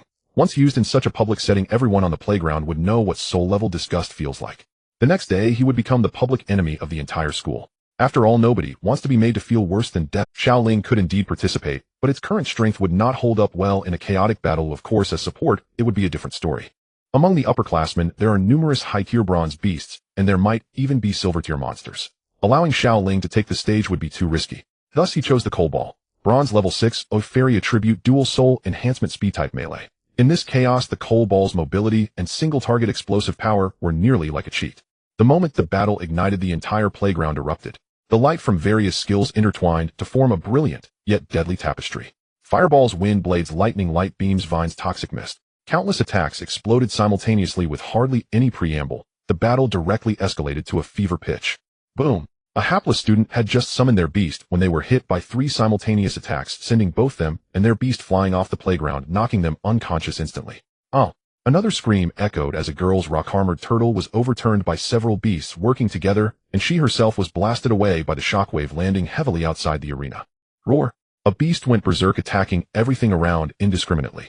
The playground was in complete chaos. Principal Chen Baiming stood calmly on the podium, seemingly having anticipated such a situation. He merely raised his hand slightly, signaling the medical team to enter. More than a dozen medical personnel swiftly arrived with healing beasts, carrying away those who had fainted for treatment. Their movements were so practiced that it was painful to watch. Clearly, this was not the first time such an event had occurred. The onlooking students in the stands gasped in shock. Wow, this is too violent. Who threw that fireball just now? It almost hit me. Is the school team selection always this crazy? Wei Lin squeezed to the front of the stands, desperately searching for that familiar figure. He quickly found it. After all, that figure was too recognizable. When his gaze fell on the beast beside Su Ningyu, what is that? It's not the evolution sequence Sun Gu created the sunflower. It's a completely black cat with 2 tails and a red crescent mark on its forehead. Wei Lin blinked, confirming that he wasn't mistaken. When did Sun Gu cultivate a new beast? On the battlefield, the cold ball moved. A flash of lightning skill activated. It charged at full speed. Its form became a black flash darting through. The speed was astonishing. Many people's gazes could not keep up with its movement trajectory. They could only see a black shadow flash followed by a scream. Oh! A student had yet to react when their beast was struck by the coal ball's right paw. Pole ball skill. Tearing claws, activate. The sharp claws slashed through, leaving 3 deep bloodstains. The student's beast was sent flying, knocking over several other beasts behind them. Cobalt did not pause. It continued to move like a black ghost, harvesting one opponent after another on the battlefield. Speedy, ferocious attacks, hit and run, never lingering in battle. Its appearance quickly drew attention. What beast is that black cat? So fast. Damn it, I just aimed at it, and it ran away. Block it. Don't let it run wild. But no one could. Cobalt's speed was nearly unbeatable at the bronze level. The class teacher Yin Yuan stood at the sidelines with his arms crossed, his gaze firmly locked on the black silhouette. That kid. He squinted. Another special beast cultivated. As the class teacher, he knew Su Ningyu had a sunflower and that strange frog, but had never seen this black cat. Yin Yuan wondered, do all cultivators have such good luck? He couldn't help mumbling as he noticed some people preparing to it. Cobalt Phantom Clone. Su Ninjia's command was clear and calm. Cobalt's form suddenly halted. In the next second, a shadow turned into 2-2, into 4-4, into 8. 8 identical black cats appeared simultaneously on the battlefield. They moved and attacked at the same time, making it impossible to tell which one was real and which was fake. The chaos on the battlefield instantly escalated another level. A white figure darted past Cobalt. That was Xiao Shue's Flash Fox. As a classmate, Xiao Shue had always been confident in her Flash Fox's speed. The bronze one-ear Flash Fox had no rivals among its peers. But in that fleeting moment, she clearly saw the black cat was faster than her Flash Fox. Not just a little faster, but significantly so. Xiao Shue's gaze landed on Su Ningyu, her expression becoming complex. This person. How many hidden cards does he have? Cobalt's activity quickly drew the attention of upperclassmen. Not far away on the playground stands, several students in team uniforms were observing the battlefield from above. One young man, lazily leaning against the railing with a lollipop in his mouth, kept his eyes on that black silhouette. Interesting. He licked his lollipop, a slight smile curling his lips. I remember this student named Su Ningyu. The one who suddenly became famous at the start of the school year, rumored to be a genius cultivator who developed a new evolution sequence for the bellflower. A nearby burly boy crossed his arms and snorted coldly at these words. Cultivator. The team selection is for the strong, not for cultivators. His methods may not work on the battlefield. The lollipop, you've chuckled. But look at that cat. Speed, attack, maneuverability. None of those are lacking. The burly boy remained silent, but his gaze also fell on Cobalt. Another tall and slender girl adjusted her glasses and calmly analyzed. He stands out too much. In a chaotic battle, the one who stands out is the easiest target. Next, someone will definitely team up to deal with him. Then let's see, the lollipop youth smiled, if he can withstand the siege. On the battlefield, Cobalt had already defeated over a dozen opponents. It had taken no damage itself, but its achievements were drawing more and more attention. That black cat is too arrogant, let's deal with it first. Team up. Let's work together. Yes, let's clear out that cat first, and then we can fight each other. Several upperclassmen quickly reached a consensus, simultaneously turning their focus to surround Cobalt. A bolt of lightning struck down. A blade of wind howled in. A vine erupted from the ground, attempting to ensnare Cobalt's feet. The siege began. Cobalt stopped and scanned the surroundings with its mismatched eyes. Left eye ice blue, right eye golden yellow. It did not show fear, instead. The corners of its mouth lifted slightly. Meow. Just this, eh? It flickered, transforming once again into black lightning. Siege. Non-existent. In the face of absolute speed, numbers held no significance. On the playground, the battle had entered a fever pitch. Song Qingwei dodged a wind blade coming at him, panting heavily, glancing at the distant black lightning with a complex expression as if he had swallowed a fly. Wait, isn't this wrong? He murmured. Why is Su Ningyu getting stronger again? Chai Bohuai, equally beleaguered from dodging an attack from a beast, leaned in beside him, sharing the same look of disbelief. Is that his third beast? How did he cultivate it? How long has it been since school started? The two exchanged a glance, both seeing confusion in each other's eyes. They believed their talents were not inferior, their family backgrounds were not lacking, their resources were ample, and they worked hard in their cultivation. But what about Su Ningyu? During the special exam, he used an unevolved bellflower. Later, the bellflower evolved into a sunflower. Then a white jade frog emerged, and until now they hadn't experienced this beast's abilities, but it seemed formidable. Now, a black cat emerged again, even stronger, faster than lightning, with astonishing efficiency in harvesting. This guy. Song Qingwei gritted his teeth. How many beasts has he contracted? How is he cultivating them? Chai Bohuai fell silent for 2 seconds and sighed. Perhaps this is the worth of a genius cultivator. The two exchanged glances again, then tacitly turned their eyes away, continuing to engage in battle. However, there were indeed true powerhouses among the upperclassmen. One in particular stood out. He-Jin, a senior in the 3rd year. His physique was robust, his expression stern, with a gaze that bore an intensity beyond his age. At this moment, he stood at the center of the battlefield, surrounded by a heavy sense of oppression. His beast was a gigantic rock giant. The giant stood 3 meters tall, composed entirely of gray-brown rock, and each movement caused the ground to tremble slightly. Its hollow eyes burned with a dim glow. Rock giant, bronze level 8. He-Jin had previously failed the team assessment due to his personality. It was said that his fighting style was too brutal, repeatedly injuring opponents' beasts during assessments. He had even injured a beast master by mistake, causing dissatisfaction from the school, and ultimately was cut from the team. But he did not give up. This time he would not let it slip away. Only I can be a member of the team. He stood behind the rock giant surveying the battlefield. He did not immediately attack those fellow third years. Heejin's strategy was simple. First, eliminate those lower grade, small fry. He refrained from attacking third-year classmates, not wanting to exhaust his strength. Once he cleared out these annoying juniors, his targets were those first and second-year students. Crushing them would not require. Afterwards, he would confront upperclassmen opponents. Moreover, he truly enjoyed this feeling. Heejin savored that feeling, watching the despair etched on the faces of those newcomers who believed themselves to be extraordinarily gifted.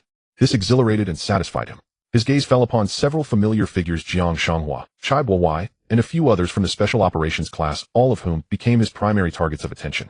Their beasts were indeed peculiar and their talents formidable. Yet in the face of absolute disparity in strength, all of this was rendered meaningless.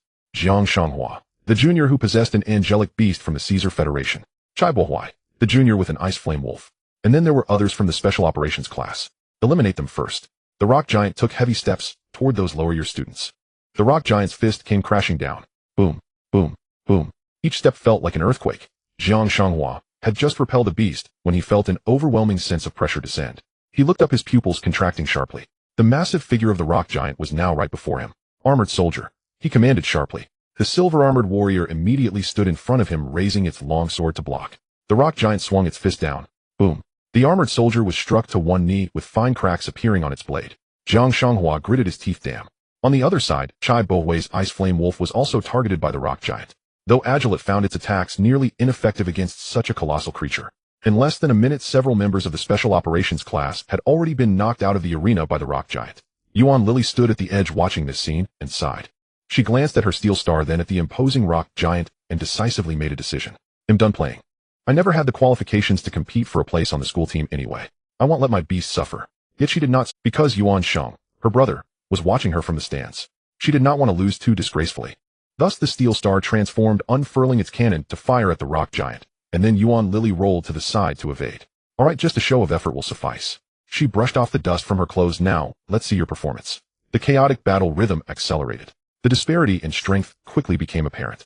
Out of 137 students, in just a few minutes, only over 50 remained. More than half had already been eliminated. The distinction between strong and weak became stark. The weak were eliminated. The strong remained. Those who performed too prominently became targets. For instance, Su Ninjia's coal ball. Several gazes fell upon the coal ball simultaneously. That cat is too arrogant. Let's deal with it first. Yes, it's too fast. We can't hit it without teaming up. Let's all go at once. Eliminate it first. Agreed. The senior students exchanged glances and silently nodded. Su Ningyu sensed their gaze. A slight smile curled at the corner of his mouth. Coal ball, be careful. He reminded, through their contract, you've become the center of attention. The coal ball darted across the battlefield, pausing to scan its surroundings with its mismatched eyes. It was not afraid. Instead, its lips curled into a slight smile. Meow, meow, meow. Master, this is all trivial. I haven't even used my full strength yet. It licked its paw. Meow. Watch me take them down. As soon as the words left its mouth, its form transformed into a black flash. The so-called encirclement around it was riddled with flaws in its eyes. It first charged at the weakest one on the left, striking out with a claw. Ah. The person's beast cried out in agony and was sent flying. Then it instantly turned and pounced on the one on the right who attempted a sneak attack. Another claw. Another scream echoed. The coal ball darted through the encirclement, playing with its prey systematically, taking down those who thought they could surround it. Su Ningyu stood not far away watching this scene and silently calculating. Standing out indeed made one a target. Yet he was not worried. He had many secrets that he could not expose, but the strength of his beast was something he could proudly display. Except demonstrating his strength was also an investment in himself. Because he had too many secrets and trump cards. Even if some were revealed, he could attribute them to his identity as a breeder. Yes, he was a breeder. It was quite normal for a breeder to raise powerful beasts, right? Anyway, in the eyes of others, he was just a genius breeder. As for whether the coal ball could withstand the siege, this was entirely not a problem. In the distance, Heejin's gaze also fell on the coal ball. A cruel smile curled at the corners of his mouth. Interesting. He patted the rock giant's shoulder. Go for it. The senior students saw Heejin actively approach Su Ningyu, and all paused to watch with interest. That guy Heejin is at it again. A short-haired boy scoffed, picking on the lower years without any shame. Let him be. The person next to him shrugged. After all, he can't win against us anyway, might as well let him bully the juniors to save us. Several people exchanged smiles, tacitly shifting their gaze away to find other opponents. On the playground, only Su Ningyu and Heejin faced each other. Heejin stood behind the rock giant, his gaze fixed on the coal ball, wearing a complex expression. 3 parts jealousy, 3 parts unwillingness, and 4 parts indignation, akin to why should it be so. Truly a formidable beast, Junior. He began, his tone dripping with sarcasm. To make it this far, you must have poured a lot of money into your beast, right? He paused, a forced smile twisting his lips. I truly envy your funding, Senior. Ningyu, hearing this, wore a puzzled expression. He looked Hijin up and down, confirming that the guy was not joking. So, what was he trying to say? Trying to imply that he relied on money? Trying to say he lacked real skill? Or simply Ningyu couldn't be bothered to guess. He replied blandly, oh so what? Hijin's expression momentarily stiffened. He had originally thought this junior would be modest, or offer an explanation, maybe even become furious. But the other party's indifferent, I don't care attitude made him feel as if he had punched a cotton ball, leaving him frustrated. A glint of coldness flashed in his eyes. Rock Giant. He suddenly raised his hand. Get rid of that dead cat. The rock giant let out a deep growl, its massive rocky fist clenched tightly, and it slammed down to the ground. Boom. The ground shook violently. In the next moment, countless sharp spikes erupted from the ground wildly. These spikes stood at least half a person high, their tips extremely sharp, resembling a forest of stone pillars rising from the ground, spreading out in all directions. The attack range of the spikes extended beyond just the cold ball. It covered the entire combat zone. The surrounding beast tamers and students scattered in panic, creating a scene of chaos. Damn, is that guy insane? An indiscriminate attack. Does he want to eliminate everyone? Get out of the way. Quickly get out of the way. Screams and curses erupted. Zhou Feng squinted his eyes, observing the turmoil in the arena. It's truly unreasonable that someone like Hijin hasn't been expelled from school, he said with a hint of disdain. I hope there won't be any bloodshed later. The person beside him nodded, their expression equally grim. The spikes continued to grow wildly. Ningyu furrowed his brows, his figure flickering as he deftly dodged a spike that suddenly shot up from beneath his feet. His movements were swift and decisive, showing no signs of hesitation, clearly indicating he had anticipated this. Hijin watched this scene, clicking his tongue in disapproval. Did he dodge it? But just because Ningyu dodged it didn't mean everyone else could. A familiar scream came from not far. Lin Dong's body stiffened, looking down at his thigh. A spike had precisely pierced through his leg. Blood gushed out instantly, staining his pant leg red. Lin Dong, exclaimed Song Qingwei beside him. Lin Dong's little phantom floated beside him, its ethereal claws desperately waving, trying to pull the spike out, but its body passed through the spike, unable to touch the solid object. As a ghost-type beast, the little phantom was nearly invincible in the early stages. Physical attacks were ineffective, energy attacks were halved, and coupled with its bizarre agility and skills, it had tricked many during this chaotic battle. But who would have thought that its own master would be accidentally harmed? Lin Dong's expression twisted, half in pain, half so unlucky. He squeezed out two words through clenched teeth. Hijin glanced at the screaming Lin Dong, and instead of stopping, a smirk crept onto his lips. Sorry about that, he said dismissively. That's just how battles go, swords have no eyes. Be more careful next time. Lin Dong's face turned ashen. Others began to look at Hijin with disgust. The way he spoke made it seem as if Lin Dong's injury was due to his own. Clearly, it was his indiscriminate attack that caused the injury. Su Ninjia's gaze also turned icy. He looked at Hijin's hypocritical face, then at Lin Dong, who was clutching his bleeding thigh, and the last shred of leniency in his heart dissipated. Cold Ball, he said calmly. Cold Ball was crouched atop a spike, its two tails gently swaying, its heterochromatic pupils glimmering with a dangerous light. Upon hearing Su Ninjia's voice, it turned its head. Meow. Master, stop playing around. Cold Ball's body stiffened slightly. Those three words were spoken in a calm tone, but it sensed the coldness within. Master is angry. It quickly looked towards Hijin. It gazed at the rock giant, still boasting its power. The next moment, the playful glimmer in its heterochromatic pupils vanished completely. In its place was a cold, murderous intent, as if viewing a lifeless object. Meow, meow, meow. Understood. Following Master's command. The moment Hijin met Cold Ball's gaze, an inexplicable shiver ran through his heart. But he quickly suppressed that feeling. Just a trick. Rock giant, crush it. The rock giant took huge strides towards Cold Ball. The black lightning surged once. Cold Ball did not move. It merely crouched there, its two tails gently swaying, coldly watching the approaching behemoth. 10 meters. 5 meters. 3 meters. The rock giant's fist was already raised high. The next moment, Cold Ball moved. Not quickly, but vanished. Truly vanished. The rock giant's fist fell crashing into the ground and creating a... But inside the pit, there was nothing. Hijin's pupils contracted sharply. What? Before he could finish, a black shadow had already appeared before him. Cold Ball. The heterochromatic eyes were mere inches away. Hijin's breath stopped instantly. He saw what lay within those eyes. That was death. Meow. Cold Ball let out a soft sound. The next second, its right claw swung towards Hijin's chest. Tearing claw. Of course, Su Ningyu wasn't insane enough to kill someone in front of the entire school. Killing in front of all the students and teachers was something only a fool would do. Just as Cold Ball was about to pounce on Hijin's throat, he gently stopped it through their contract. Cold Ball paused its movement, then let out a light laugh filled with mischief. That was a bad habit it had inherited from the disaster fox. Meow, scared you to death. It flickered, and its right tearing claw struck out fiercely. But it wasn't aimed at Hijin's body. Instead, it was directed at the ground beneath him.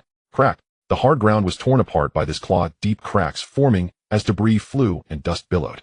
The claw marks traced a semicircle around Heejin's toes. The closest one was less than a centimeter from his shoe. Heejin looked down at the 3 claw marks that nearly grazed his toes, feeling the chilling murderous intent that brushed past him. His legs gave way, and he fell to the ground. His face turned as pale as paper, his lips trembling as he stared at the black cat squatting before him, its heterochromatic eyes fixed on him. That gaze was akin to looking at an ant. Meow Coalball squatted before him, its heterochromatic pupils filled with mockery. It licked its paw as if it had just performed an insignificant act. Ningyu walked up to Heejin, looking down at him from above. With a gentle smile on his face, he spoke in a warm and harmless tone, mimicking Heejin's earlier words. "Oh dear senior, are you all right?" he asked with concern. "You were so careless. What if?" Ningyu deliberately elongated his tone. Then his gaze fell on Heejin's pants. His words abruptly halted. The area around Heejin's crotch was wet, spreading at a visible rate. Ningyu. He opened his mouth, intending to mock him, just like Heejin had done. But seeing him like this, he momentarily didn't know what to say. His words stuck in his throat, unable to rise or fall. This. Michael Ball didn't even touch him, yet he scared himself to the point of peeing. He quietly glanced at Heejin's mortified face, then at his soaked pants, falling into a brief silence. Should he continue speaking? Or should he continue? He emitted a meaningless syllable. This left Ningyu speechless. Michael Ball didn't even attack him, it merely scratched the ground by his feet. And yet, he scared himself to pee. Just this. With such mental fortitude, he still thinks about making the school team. He still thinks about crushing geniuses. Ningyu silently withdrew his gaze from Heejin, lest he burst into laughter if he kept looking. Even injured Lin Dong accepted his misfortune with quiet resignation. Nearby, though blood still seeped from his thigh, he suddenly felt his plight wasn't quite so dire. After all, he'd merely been pierced through the thigh by an earth spike, not publicly humiliated. Unlucky, he murmured. Perhaps not so unlucky after all. A sharp whistle pierced the air at that delicate moment. Free-for-all combat concluded, the referee announced loudly. The 20 remaining students advanced to the next round of evaluation. That whistle shattered the frozen silence. Ningyu averted his eyes, unwilling even to glance at Heejin again. Turning, he strode toward Lin Dong.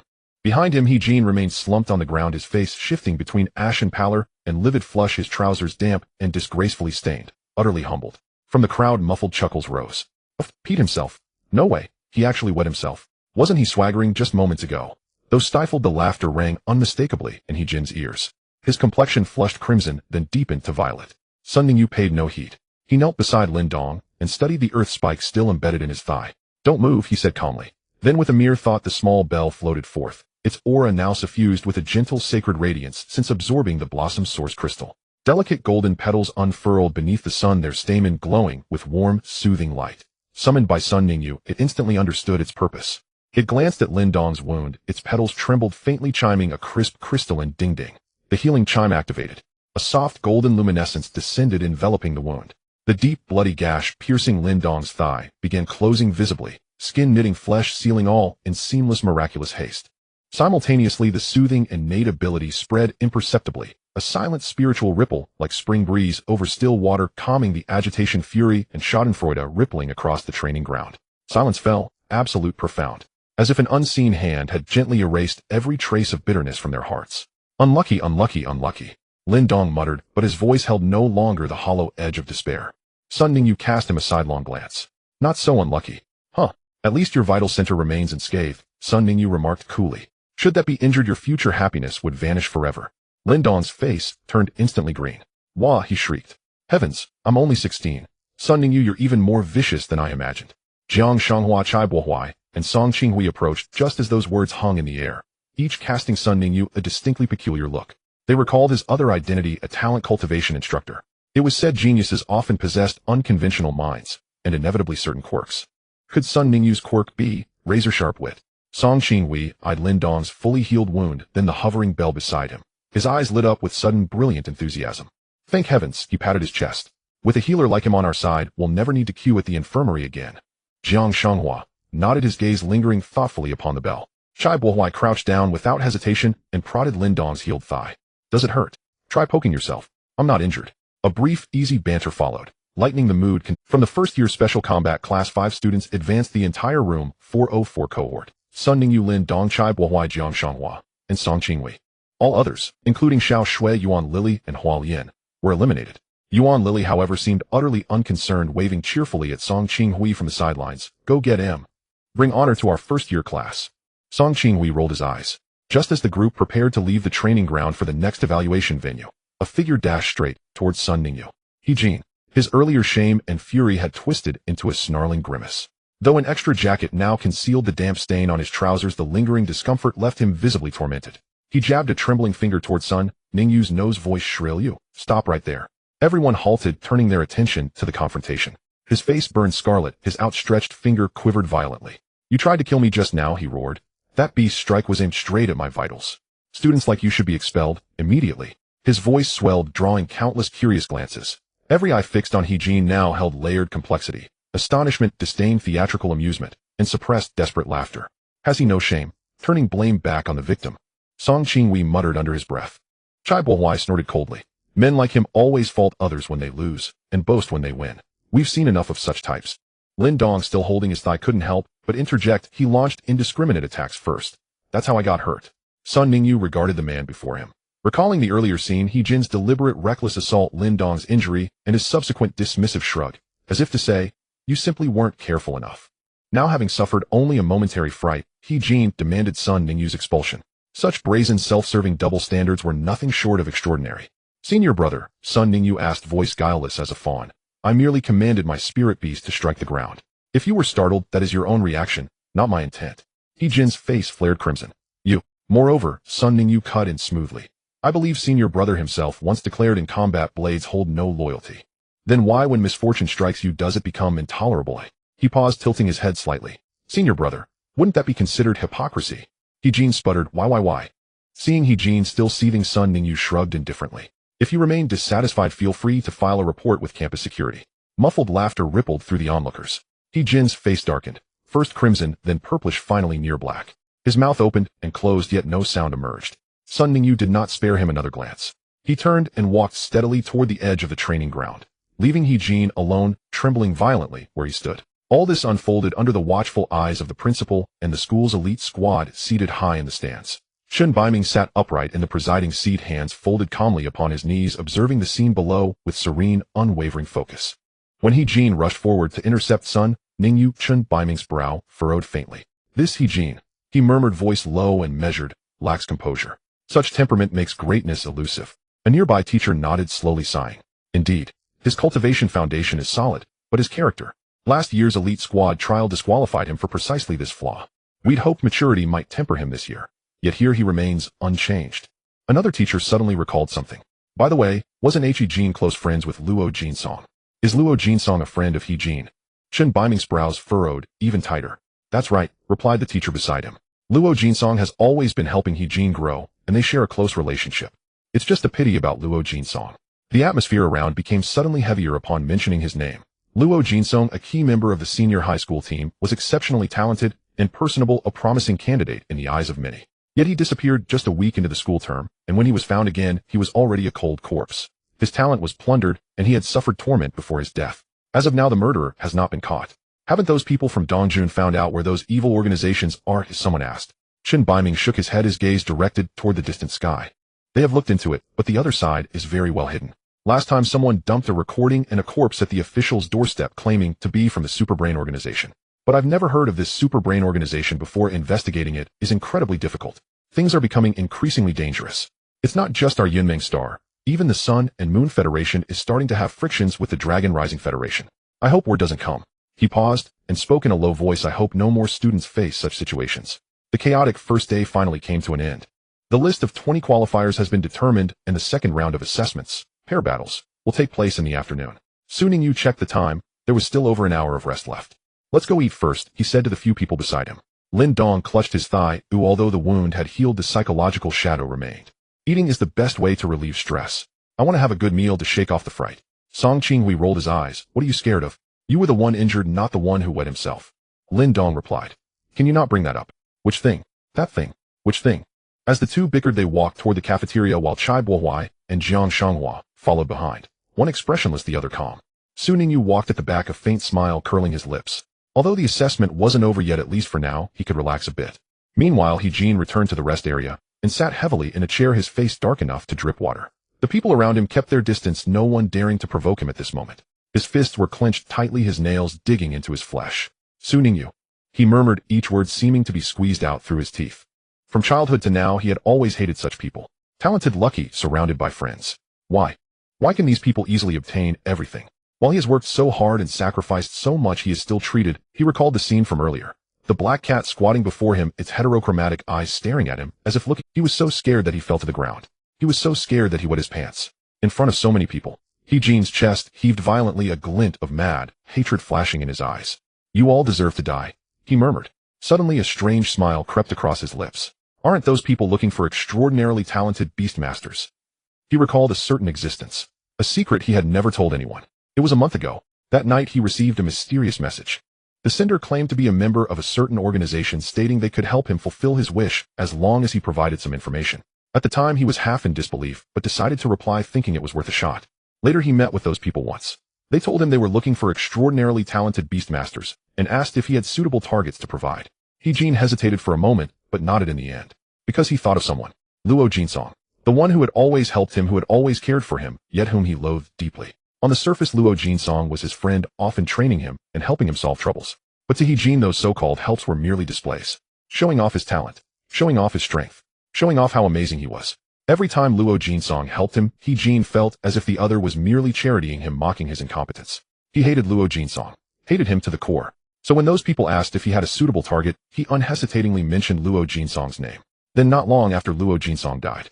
Disappeared, murdered, his talent plundered. When He-Jin heard this news, he felt no sorrow in his heart. Only a twisted sense of pleasure. Letting you show off, pretending to be a good person, now you're dead. And now, he thought of Su Ningyu again. That little brat who humiliated him in front of the whole school. That extraordinarily talented beastmaster prodigy. The smile on He-Jin's lips grew increasingly twisted. He took out his phone from his pocket and scrolled to a number without a note. That was the contact for those people. The last time he used this number, he sent Luo Jinsong away. This time, he opened the chat box and began to type. He-Jin, I have a new target. First-year Special Operations class, Su Ningyu. Very talented, and also a beastmaster. Do you want him? After sending the message, he put away his phone and leaned back in his chair. A crazy smile crept onto He-Jin's lips. Su Ningyu, just wait. Soon you will disappear from this world, just like Luo Jinsong. And I will watch you disappear. Just like watching Luo Jinsong disappear. Ha ha. He put away his phone and slowly stood up. The gloom on his face vanished, replaced by a kind of eerie calm. He walked out of the corner and headed toward the crowd as if nothing had ever happened. Su Ningyu was unaware that he had already made it on a certain people's kill list. At this moment, he was sitting in a corner of the cafeteria, in front of him a nutritious meal with a mix of meat and vegetables. He picked up a piece of braised pork with his chopsticks, enjoying the rare leisure with squinted eyes. The afternoon sun streamed through the glass window, casting mottled shadows on the dining table. There weren't many people in the cafeteria. Most students had returned to their dorms to rest and recharge for the afternoon assessment. But Song Qinghui was evidently not one to relax. He slammed a stack of materials onto the table, leaning over the edge, eyes sparkling as he looked at the other four. Come, let me show you something good. Lin Dong, who was drinking soup, nearly choked at his sudden outburst. Chai Bohuai lazily leaned back in his chair, not even bothering to lift his eyelids. Jiang Shanghua quietly continued, eating, not even glancing at him. Only Su Ningyu raised an eyebrow. What is it? The data on the team members. Song Qinghui lowered his voice, but his excitement was hard to hide. I managed to get this from a senior. Take a look. He spread the data out and began to explain the information on it. The original configuration of the team consists of 7 main members and 3 substitutes. Song Qinghui paused for a moment, his tone becoming complex. However, due to Luo Jinsong's death, we are down 1 main player. Moreover, it is said that for certain reasons the other 3 substitutes have also withdrawn. So the current situation of the school team is, he held up 4 fingers. We are short 4 people, 1 main player, and 3 substitutes. Lin Dong put down his bowl of soup, somewhat surprised. The substitutes have also withdrawn. Why? Song Qinghui shrugged. I heard rumors that they feel the atmosphere within the team is not good. I don't know the specific reason either. Chai Bohuai finally showed some interest and leaned over to look at the stack of materials. So our assessment this afternoon is to fill these 4 vacancies. Yes, Song Qinghui nodded, but the position of the main player is basically hopeless. Can we freshmen in our first year compete with the seniors? He paused, glancing at Su Ningyu. Unless someone is particularly abnormal. Su Ningyu. Chai Bohuai casually picked up a document and said while looking, Song Qinghui, you might have a gap with the upperclassmen, but among us there is indeed one abnormal person. He gestured towards Su Ningyu. You saw the chaotic battle just now. If the referee hadn't blown the whistle in time, Su Ningyi's black cat would definitely have taken He-Jin Hua and his rock giant away. Lin Dong and Jiang Shanghua simultaneously looked at Su Ningyu. Su Ningyu was picking up a piece of meat, and noticing the 4 gazes looked up in confusion. What's wrong? Chai Bohuai sighed, his tone filled with bitterness. How did you cultivate that beast of yours? You actually have such a powerful beast hidden away. Now you have 3 beasts, right? We are struggling to feed our 2, yet you have one stronger than the other. Song Qinghui nodded vigorously. Exactly. Your sunlight flower is already impressive enough, and although that frog hasn't fought with us, it's clearly not simple. Now another strong cat has appeared. How can anyone survive? Su Ningyu swallowed the meat in his mouth, looking innocent. I am a beast master. Isn't this a normal phenomenon? Chai Bo-wei's voice rose by 8 degrees. How is this even normal? Go see whose beast master has strength. Su Ningyu thought for a moment, and indeed he knew beast masters like Song Xinyu and Zhang Henyu. Once they reached university, they could only focus on cultivating one beast. Su Ningyu said seriously, maybe I am a genius. As soon as he said this, the dining table fell into silence. Then all four of them rolled their eyes simultaneously. Have some self-respect, Song Qinghui retorted. But seriously, Chai Bo-wei picked up another document, his expression becoming serious. The strength of these school team members is indeed terrifying. Su Ningyu put down his chopsticks, took the stack of materials, and began to browse. The information of 6 individuals appeared before him. The first one, main member senior year Zhao Tiexing, main beast steel armored Tyrannosaurus silver tier, 3 dragon steel dual attribute characteristics, extremely strong defense, terrifying attack power, known as a mobile fortress. Note, captain of the school team, stable personality, and the absolute core of the team. The second one, main member senior year Li Qingyao, main beast Skylark silver tier 2, flying type characteristics, extremely fast, invincible, in aerial combat, skilled in reconnaissance and harassment. Note, vice captain of the school team, calm personality, possesses strong tactical acumen. The third one, main member senior year Zhou Yuanba, main beast thunder giant ape silver tier, 1 lightning type characteristics, exceedingly high attack power and explosive strength, but easily loses control.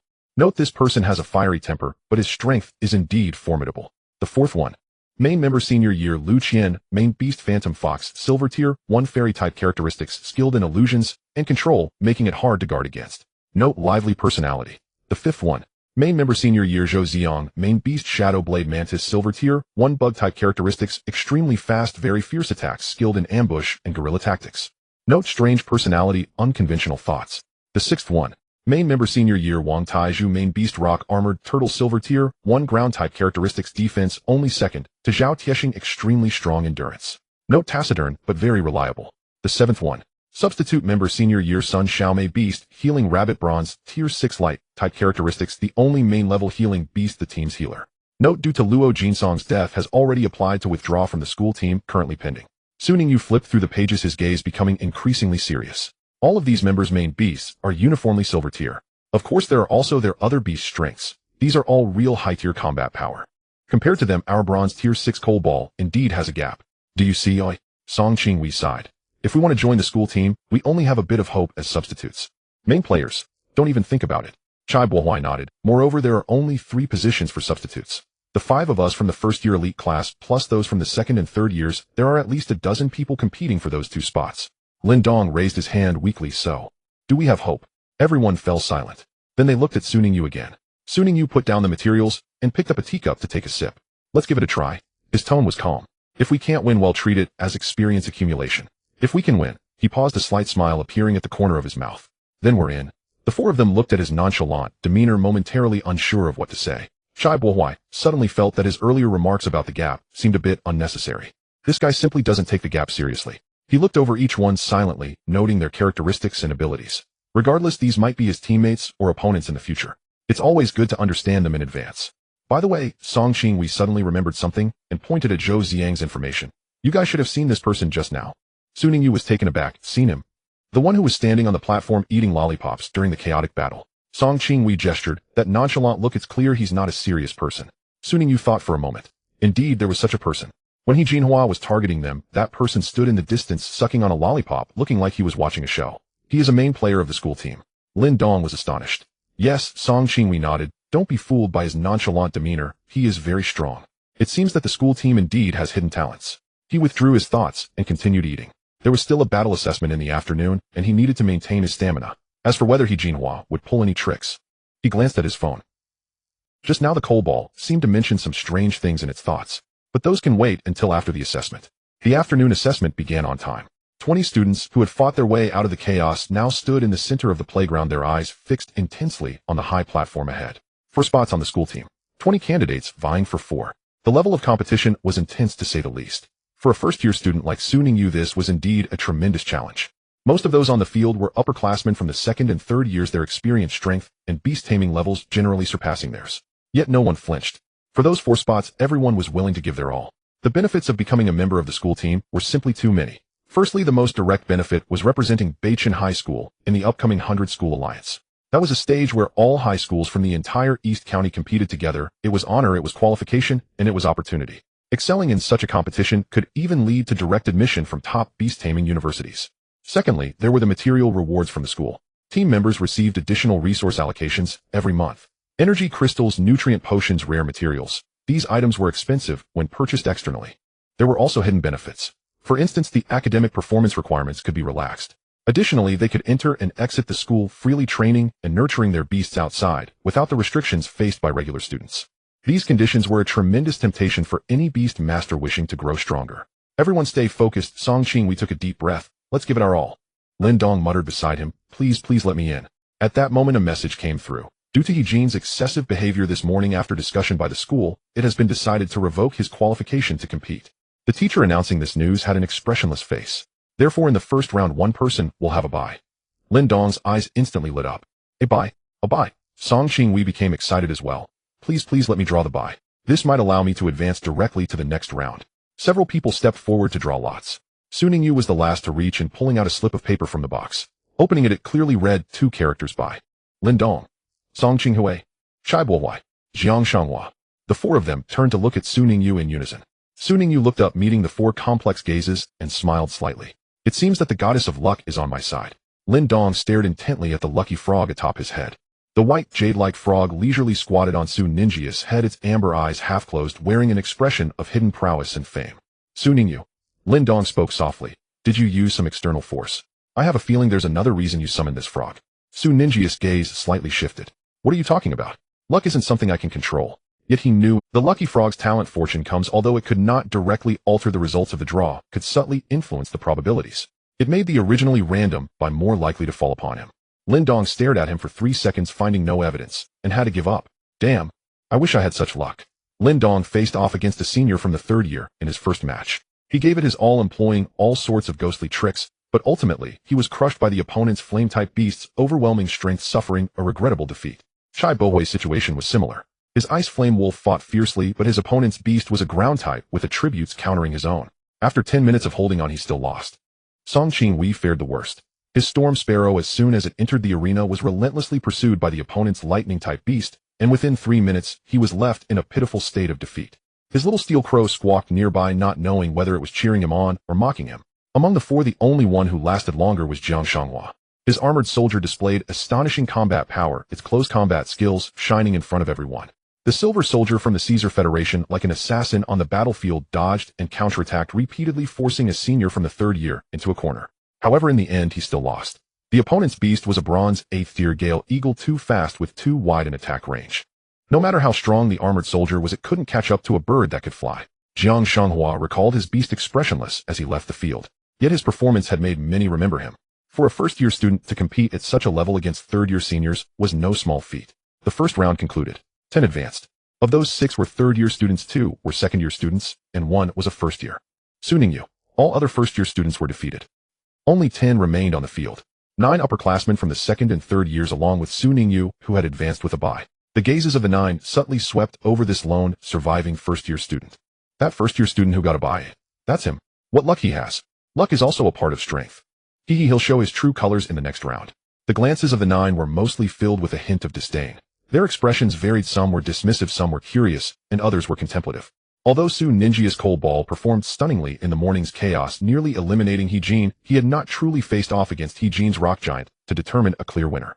In the eyes of these upperclassmen, this 1st-year student making it this far was mostly due to luck. Second round draw, the referee's voice rang out, 10-5, determining the top 5. The final 5 would then compete in a round robin to determine the final 4 substitute members. Su Ningyu stepped forward to draw lots. Opening it read, Su Ningyu versus Fang Ku. The crowd parted automatically. From among them, a short-haired girl stepped out. Her hair was cut very short to ear-length, neat and tidy. Her features were striking, and there was a sharp, spirited aura about her. Her movements were clean and decisive, her posture upright, and she exuded an air of confidence. Most striking were her eyes, sharp and focused like a hawk locking onto its prey. Fang Ku wore practical sports attire with faint muscle lines visible on her arms. She exuded a vibe of someone who could fight. Fang Ku, a student from the 3rd-year Special Operations class. Su Ningyu had heard about her beast-taming profile from Song Qingwei before. Fang Ku 3rd year, all beasts are of the fighting type. Main combat, beast boxing, kangaroo, bronze 7th tier. Skilled in close combat with both speed and strength. At this moment, she stood across from Su Ningyu, her gaze calmly assessing this first-year student. Su Ningyu also used his spiritual vision to observe her. Beastmaster Fang Ku. Talent Heart of Combat. In close combat, the reaction speed and attack power of the beast are increased by 15, and it is easier to comprehend fighting skills. Are you Su Ningyu? Indeed. Fang Ku nodded, a hint of a battle-ready smile curling at the corners of his mouth. I saw your black cat beast this morning. It was incredibly fast, and its attacks were fierce. She paused. However, my beast loves to fight against speedsters like that. Come on, let me see what a first-year junior like you is truly capable of. Are you really as strong as others say, or is it just— With that, the battle began. The fight was about to commence. The two stood on opposite sides of the battlefield, and the crowd dispersed, leaving ample space for the duel. Fang Ku flexed his wrist, his sharp eyes fixed intently on Su Ningyu. 1v1, is that alright? Su Ningyu. In the next moment, both raised their hands simultaneously. The Beastmaster's codex shimmered with light. In the glow of Fang Ku's summoning, a figure crashed to the ground. It was a kangaroo, muscular and powerful in build. Its strong hind legs and front paws clad in Halfinger boxing gloves, the most striking feature being its massive tail. As thick as a steel whip, it supported its body, allowing it to stand firmly. Boxing kangaroo. A combat-type beast excelling in close quarters.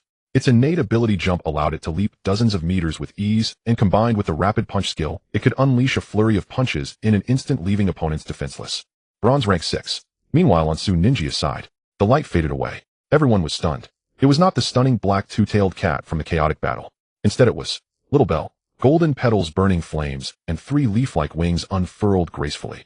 It hovered in midair, bathed in the afternoon sunlight, exuding a faint glow. As the sunlight shone upon it, a layer of soft luminescence enveloped its surface. The sunflower's innate ability, Sunshine, activated instantly. Under the sun, all attributes increased by 20. Sunflower. Bronze rank 3. Whispers erupted from the crowd. Su Ningyu actually didn't send out that black cat beast from this morning. Bronze rank 3. Up against a bronze rank 6 boxing kangaroo. How is this even a fair fight? There's a 3-rank difference. Is this freshman being too arrogant? Fang Ku was momentarily taken aback. She gazed at the sunflower floating in midair, her brow furrowed. Not the black cat from this morning. Her voice carried a hint of displeasure. Are you underestimating me? Su Ningyu shook his head. I do not underestimate. His tone was calm. I will not underestimate any opponent. Fang Ku fell silent for a second. Then she smiled. Clearly, she was amused by the anger. If you're not underestimating me, why not send out your strongest beast? Well, since you've sent out this beast, I will not hold back either. Battle begins. The referee's whistle blew. Fang Ku immediately ordered. Kangaroo use jump to approach the opponent and unleash rapid punch. The boxing kangaroo's hind legs exploded with power, its massive tail propelling it forward like a cannonball. In a single leap, it covered dozens of meters, instantly appearing before Little Bell. Its fists became a blur of shadows, wildly raining down punches on Little Bell. The speed was astonishing, each punch accompanied by a sound of slicing air pouring down like a torrential rain. Gasps arose from the onlookers. Too fast. It's over, that little flower is going to be finished. However, Su Ningyu remained unfazed by the scene. After digesting the overgrown flower crystal, although Little Bell didn't directly enhance its strength, its potential had elevated from silver rank to diamond rank. More importantly, during this time in the mirror world, under the guidance of Fei Wenli and her whip, and through repeated beatings by the coal ball, Little Bell learned one crucial lesson. How to dodge high-speed attacks. Phantom clone. Su Ningyu's voice was soft. Little Bell's figure suddenly blurred. In the next second, dozens of sunflowers appeared in the air simultaneously. They were identical, with the same glow and flames, making it impossible to distinguish which was real and which was fake. The boxing kangaroo's fist struck one of the Little Bells, shattering the figure instantly, but another appeared in a different light. It swung its fists wildly, shattering one illusion after another, but the true target always danced at the edge of its attack range. Fang Ku frowned. If that's the case, then smash every clone. Fang Ku was determined that Little Bell's illusions would not cease. The boxing kangaroo did not hesitate. It unleashed both fists, frantically attacking every flower around it. 1 punch, 10 punches, 50 punches. Countless illusions shattered beneath its blows. But with every illusion shattered, a new one appeared. It was never ending. At this moment, Flameblade, the Little Bell's true form hidden behind the illusions, suddenly launched an assault. Countless fiery petals rained down like a storm, wildly shooting towards the boxing kangaroo. These petals were beautiful, yet deadly, each carrying intense heat, leaving golden trails in the air. The boxing kangaroo had just shattered one illusion when it was engulfed by the fiery petals. Boom, boom, boom. Explosions rang out one after another. The boxing kangaroo's body was consumed by flames, letting out agonized howls. Although the attack power of a bronze rank 3 beast could not deliver a fatal blow to a bronze rank 6 boxing kangaroo, it was enough to inflict serious injuries. As the smoke cleared, the boxing kangaroo knelt on one knee, its body covered in charred wounds, gasping heavily. Fang Ku's pupils contracted. Such a fast attack. She looked at the sunflower still floating in the air, flames dancing around it, the first signs of seriousness appearing in her eyes. The crowd was in an uproar. Wow, A bronze rank 3 has dealt such damage to a bronze rank 6. What kind of attack speed is that? Is it too fast? I didn't even see it clearly how those petals just shot out. This first year Su Ningyu has something special about him. Song Qinghui and Chai Bohu stood together, both wearing complex expressions. Have you noticed? Song Qinghui murmured, it seems that Su Ningyu's little bell has gotten even stronger. Chai Bohu nodded, his tone heavy. Indeed. Moreover, the speed of improvement is abnormal. Lin Dong interjected helplessly, saying the problem is this guy eats, sleeps, and lives like us. Why does it feel like his beasts improve by leaps and bounds every time we see them? He paused, looking even more confused. Why does he treat battles at higher levels like a game? The three exchanged glances, seeing the same word in each other's eyes. Freak. On the podium, Principal Chen Baiming sat there, his gaze fixed on Su Ningyu. Watching the seamless coordination of Little Bell's phantom clones and flame blades, seeing it remain unfazed against an opponent 2 ranks higher, observing that calm boy standing there, so composed for a first year. A faint smile curled at the corner of Chen Baiming's lips. This Su Ningyu, he spoke slowly, is a potential asset. The nearby teacher nodded in agreement. Indeed. Not only does he possess talent in battle, but he is also an exceptional breeder. The Sunflower's evolutionary sequence was developed by him. Chen Baiming responded with an his attention still on the playground. If cultivated well, he might become a figurehead for Beichin in the future. The teacher chuckled. Principal, are you already considering him as a member of the school team? Chen Baiming did not respond, but the smile at the corner of his mouth deepened. On the playground the battle raged on. The boxing kangaroo gasped for breath, its wounds making it wary of attacking recklessly. The little bell floated in midair, bathed in sunlight, its petals gently swaying, still vibrant. Under the influence of the sun's blessing, its recovery speed increased by 20. The previous wave of exhaustion was. Fong Ke bit her lip, quickly calculating her next move. Su Ningyu stood quietly waiting for her next strike. Sunlight poured down. The battle had just begun. I won't lose to a junior just starting high school. Fong Ke gritted her teeth, her eyes filled with unwillingness.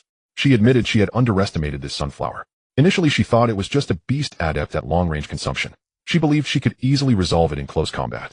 But now it seemed that this flower had terrifying battle experience. Its reaction speed and evasion awareness were entirely unlike that of a high school freshman's beast.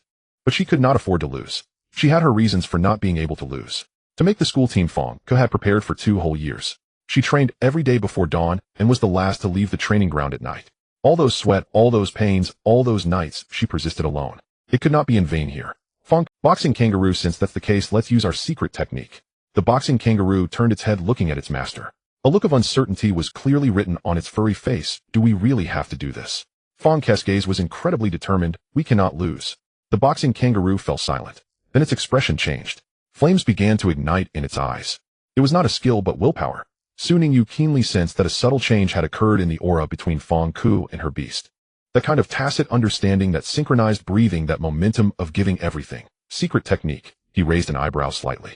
Fong Ke did not answer, but she provided an answer through action. She shouted, explosive blood. The boxing kangaroo moved. It began to leap.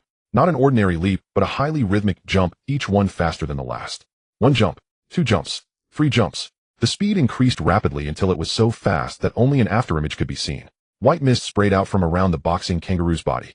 It was not steam, but mist formed from the evaporation of sweat due to high-speed movement. Its breathing became increasingly rapid and fierce, each gasp accompanied by a beast-like roar. Su Ningyu squinted. He possessed the star breathing technique, making him extremely sensitive to the rhythm of breathing. He could feel that the boxing kangaroo was using this rapid jumping combined with alterations in its breathing frequency to forcibly accelerate the flow of blood throughout its body. This was a method of strengthening itself through breathing. It was similar to how human beast masters used breathing techniques to enhance their physical qualities. However, it would place a considerable burden on the body. I wonder how it would work on a beast. So this is the opponent's secret technique. Explosive blood. The boxing kangaroo stopped its jumps. At this moment, it had completely transformed. The once welted muscles now bulged with grotesque veins. Those veins writhed beneath the skin like earthworms, seemingly ready to burst at any moment. The entire body began to emit steam due to boiling blood. The most frightening part was those eyes. The formerly gentle eyes of the kangaroo were now a fiery red filled with madness and bloodlust. It looked as if it had gone berserk. Fong Ke clenched her fists, her voice trembling yet resolute. Boxing kangaroo, let him witness our true power. Huh. The boxing kangaroo let out a beastly roar. In the next moment, its figure vanished instantly. It was not speed, it was true disappearance. Not even an afterimage was left behind. Su Ninjia's pupils constricted sharply. So fast. Before he could react, the boxing kangaroo had already appeared in front of the little bell. That massive fist carrying violent power came crashing down like raindrops. 1 punch, 2 punches, 3 punches, countless punches. The barrage of fists struck the little bell directly. This time the little bell had no chance to evade being smashed straight into the ground by this series of strikes. Boom! The ground cracked, dust billowing. A gasp erupted from the crowd of onlookers. Heavens! Did Fongkest's boxing kangaroo go berserk? It's terrifying. This is Fongkest's secret technique, explosive blood. I heard this skill harms the beast's body, as she usually is. Su Ningyu about to lose. I said he was too overconfident. Why didn't he summon that black cat? Lin Dong panicked, gripping the railing and shouting, Su Ningyu. He can't be losing, can he? He turned to his roommate, Jiang Shanghua, only to find him still calm. Why aren't you worried? Lin Dong shouted. Jiang Shanghua adjusted his windblown hair and replied lightly, stay calm. Look at Su Ninjia's expression, he's not worried. What's the use of you being anxious? Lin Dong was taken aback and hurriedly looked at Su Ningyu. Indeed, there was no trace of panic on his youthful face. Only calmness. In fact, there was even a hint of a smile. The dust gradually settled. On the ground, the little bell lay in the pit created by the impact, petals shattered, covered in wounds, looking rather pitiful. Fongke breathed a sigh of relief. She had won. Although she had used explosive blood, and although the boxing kangaroo might be weakened for several days afterward, winning was what mattered. The referee was about to announce the victory when suddenly, ding, a clear bell sound rang out. The sound was like a clear spring in the mountains, cleansing the heart. Fongkest's expression froze. She saw that the flower lying in the pit began to glow with a soft light. With the healing bell and photosynthesis skills, the little bell's healing ability was terrifying. Those shattered petals began to heal. Those grotesque wounds began to recover. The little bell floated up from the pit. It swayed its petals in midair, and its injuries were mostly healed. How is this possible? Fongkest's eyes widened. She had used all her strength in that series of strikes. The boxing kangaroo in explosive blood state had more than doubled its attack power. Even a beast of the same rank would be heavily injured by that combo. This flower was clearly only a bronze tier 3. How could it be? The little bell floated in midair, bathed in sunlight, its petals gently swaying. It looked at the boxing kangaroo and let out a soft, adorable sound. Show me. For someone with healing abilities like me, that was just a sprinkle of water. Your attack isn't even as painful as Lady Fai Wenla's whip. Of course, Fongke could not understand this. But the boxing kangaroo could sense the indifference from the other side. Is that all? The boxing kangaroo was stunned. It looked at its trembling fists, then at the flower floating in midair as if nothing had happened. The entire kangaroo felt disheartened. I went into explosive blood. I fought desperately. I unleashed my strongest combo. And then, the other side used a skill and healed everything. What was I even doing just now? The boxing kangaroo began to question life for the first time. Fongke was also bewildered. She stared at the flower, her lips trembled, yet she could not utter a word. Su Ningyu watched this scene, a slight smile curving at the corners of his mouth. In the mirror world, how many times had the little bell been tormented by the cold ball? How many times had it been whipped by Fei Wenli's whip? Those experiences of being beaten had long honed its resilience and recovery ability to an extraordinary level. Compared to those, the blood explosion from the punching kangaroo was truly insignificant. Su Ningyu raised his hand to make the final decision. Let's end the battle. Little bell. Xiaomi understood. The little bell's flower heart suddenly brightened. Light gathered. Compress. Spin. Ultimate move. Sunflower sunlight cannon. In the next second, a blazing beam shot forth. The punching kangaroo had just finished its blood explosion and was in a state of extreme weakness. It tried to dodge, but its body simply could not keep up with its consciousness. The beam engulfed its figure. Boom. When the light dissipated, the punching kangaroo lay on the ground, sprawled out, completely devoid of combat ability. It bore no fatal wounds, but the violent shock from the force had rendered it completely unconscious. Fongke stood dazedly in place. She lost. She lost. Exhausting all her strength and playing her trump card, she still lost. She looked at the golden red flower floating in midair, then at the boy who had hardly moved throughout. A surge of indescribable complex emotions welled up in her heart.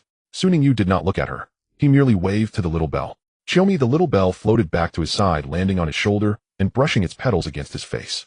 That appearance was so obedient, unlike the one just moments ago who had pummeled its opponent into doubt during battle. Su Ningyu patted it and turned to leave the arena. Behind him, the referee's voice rang out the victor, Su Ningyu. The audience fell silent. Then, wow, you won. What kind of monster is this new student? The two walked down the stage one after the other. Fongkest's steps were somewhat heavy, but her back remained straight. Losing was losing, and she could accept it. But that feeling of unwillingness in her heart made her unable to resist looking back at the boy behind her. Su Ningyu, you are strong. She spoke, her voice somewhat hoarse, but sincere. Since you've defeated me, you must become a member. Otherwise, she paused, biting her lip. Otherwise, I really won't be able to accept it. Su Ningyu looked at her. On that strikingly handsome face, there was a mix of unwillingness, disappointment, but more importantly, a kind of stubbornness. In his eyes, it was clear he was expressing the expectation of you carry on for me. He nodded. I will. Fongke glanced at him, said no more, and turned to leave. That figure remained straight. The next battles would determine 4 out of 5. The remaining 5, Su Ningyu and 4 upperclassmen from the 2nd and 3rd years, would take turns battling to decide the final 4 spots. Su Ningyu did not get complacent. The little bell and the cold ball alternated in their appearances, flexibly choosing based on the characteristics of their opponents. When facing long-range depletion types, out came the cold ball. When facing close combat types, in came the little bell. After 2 battles, 1 victory, and 1 draw, he secured a spot without a hitch. Ultimately, the 4 spots were settled. Su Ningyu, a first-year student, the only one selected for the school team. Although he was a substitute, this result was enough to astonish everyone. After all, he was only a first year. After all, his opponents were all upperclassmen from the 2nd and 3rd years. But he did it. Su Ningyu. As soon as he stepped out of the arena, Lin Dong rushed over, throwing his arm around his neck, grinning like a fool. Awesome. The only one from the 1st year. From now on, you'll be protecting us in the dorm. Chai Bohuai rarely smiled, indeed impressive. Jiang Shanghua stood nearby, his long black hair slightly swaying in the wind. He said nothing, but the slight upward curve of his lips spoke volumes. Song Qingwei was the most excited, jumping up and clapping his hands. Let's go, let's go. Let's celebrate. The school team assessment is over, and the school has given us a day off. Let's go out for a good meal. As he spoke, he started planning where to eat. I know a barbecue place that's really delicious. The owner is a friend of my dad, and we can get a discount. Lin Dong's eyes lit up. Barbecue. Sounds great. Chai Bohuai nodded as well. Jiang Shanghua did not object. All 4 of their gazes fell on Su Ningyu. Shook his head. Not going. Huh. Song Qingwei was stunned. Why not? I have some things to take care of. I need to keep an eye on my beast. It's about to break through. Ji Wawa was indeed about to break through. At the Black Iron 9th stage, it was just 1 step away from bronze. This step needed to be taken in a suitable place. Lin Dong's eyes widened. Why are you working so hard? Can't you take a— Chai Bohuai quietly remarked from the side. Now I understand why his beasts are always stronger each time we meet. Beast masters are so competitive. How could his beasts not grow stronger? Others looked at Su Ningyu with complex expressions. Their master was a true overachiever. If he didn't rest, how could his beasts rest? It's no wonder he's strong. Song Qingwei wanted to persuade him again, but seeing the calm and resolute look in Su Ningyu's eyes, he realized he couldn't sway him. All right. Then next time we must celebrate. Su Ningyu nodded. We'll talk about the celebration next time. He turned and walked toward the school gate. Behind him, the others watched his figure. Their expressions varied. This guy, Lin Dong murmured, is he not tired? Maybe he can concoct some special potions. I want to be a nurturing master too. I'm afraid the furnace would explode while you're concocting potions. Dormitory prohibits you from using explosives. Are you looking for death? The moment Su Ningyu left the campus, a cold gaze from a distance was fixed firmly on him. He hid behind a large tree, watching the distant figure walk away, a twisted and crazy smile slowly spreading across his face. He let you be happy for a while longer. He took out his phone and opened a conversation box with no notes. His fingers flew across the screen. Heejin target has left the campus, heading towards the setting sun forest. The message was sent, and a reply quickly followed. Other party received. You should come over too. We need to properly— Heejin's eyes lit up upon seeing this message. Thankful. Of course he had to go. He wanted to see with his own eyes how those people dealt with these so-called geniuses. Imagining Su Ninjia's calm face turning to terror, picturing him begging for mercy on his knees, he tucked his phone back into his pocket and quickly followed in that direction. Meanwhile, deep within the setting sun forest, in a secluded cave, several figures sat together. The dim firelight illuminated their faces. 4 men and 2 women of varying ages, but each pair of eyes carried a strange excitement. All right. The leader was a bald, middle-aged man with a deep voice. Once we finish this job, we'll leave Yunmeng Star. A few people began to discuss. The emaciated man licked his lips and said, the one named Su Ningyu is said to be a nurturing master, possibly possessing nurturing talents. Such abilities must be lacking in the organization. Indeed, another woman said, playing with the dagger in her hand, her tone flippant. Recently, the East County has been under strict scrutiny, rumored to be due to some insignificant super brain organization making noise. Let's finish this job and leave, letting them investigate at their own pace. Laughter erupted among them, echoing hauntingly in the dim cave. The bald man stood up, stretching his muscles. Get ready. The target has already set off.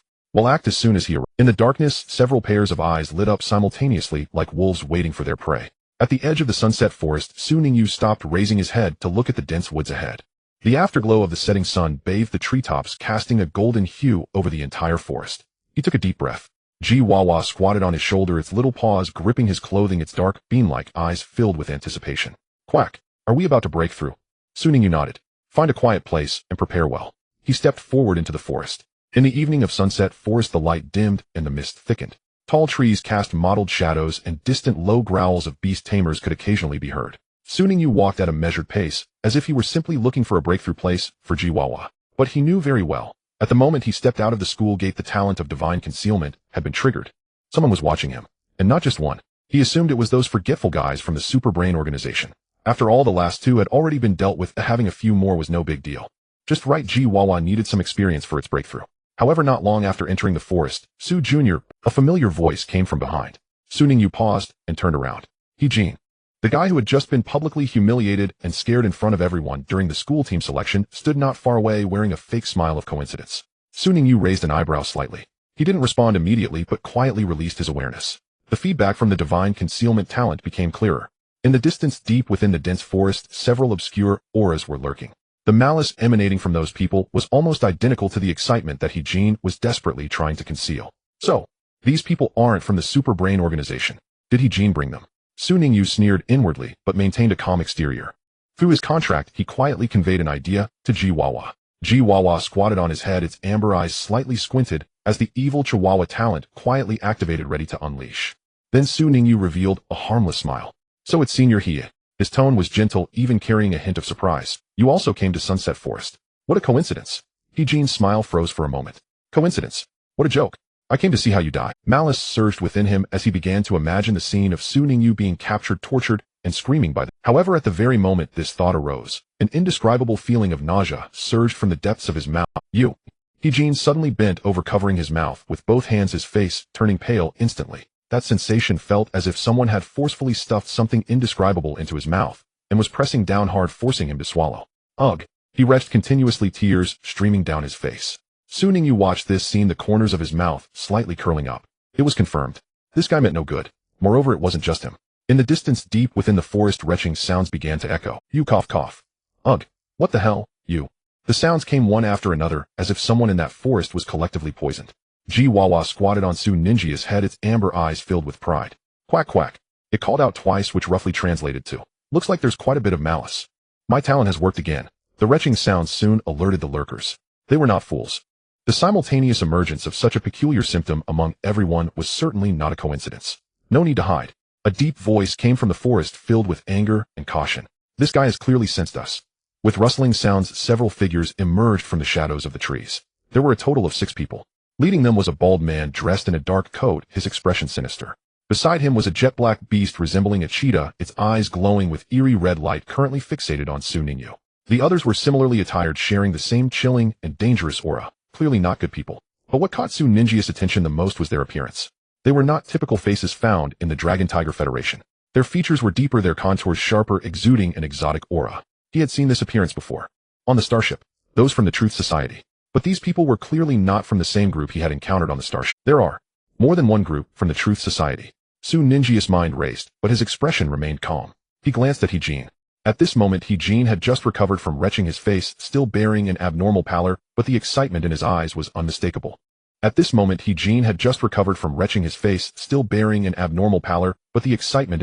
looked up, meeting his gaze. It was just that I won against you once, embarrassing you publicly.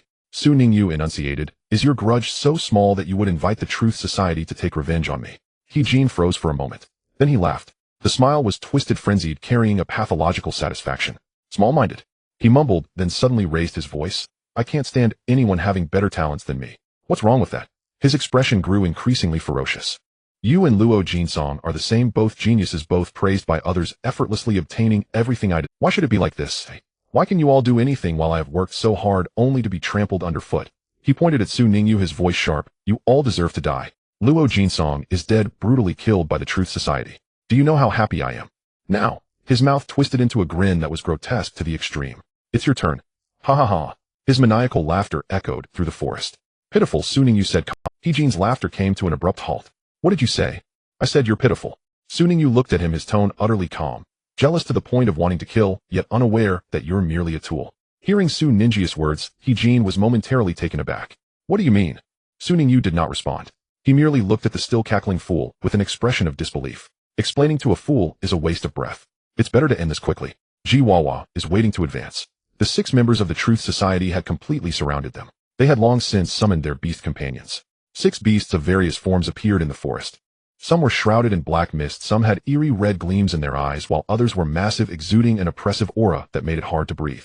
Without exception, they were all bloodthirsty and dangerous beings. The leading sinister man coldly spoke, eliminate them all. Leave none behind. As soon as the words were spoken, his beast companion, a shadow resembling a leopard, lunged at Hijin. Hijin's smile froze on his face. Seeing these people ready to attack him, Hijin couldn't believe it. Wait, he screamed in terror. What are you doing? I was the one who reported to you. I helped you find him. However, the sinister man didn't even raise an eyebrow at Hijin's word. I know. Then you, so what? The man interrupted him, his tone devoid of any emotion. You know our appearance, you know our actions, you are a lethal factor for us, therefore. He paused, a cruel smile curling at the corner of his mouth. Do you think we would let you live? Hijin's face turned pale instantly. He frantically retreated, wanting to escape, but the shadow beast was already within striking distance. No.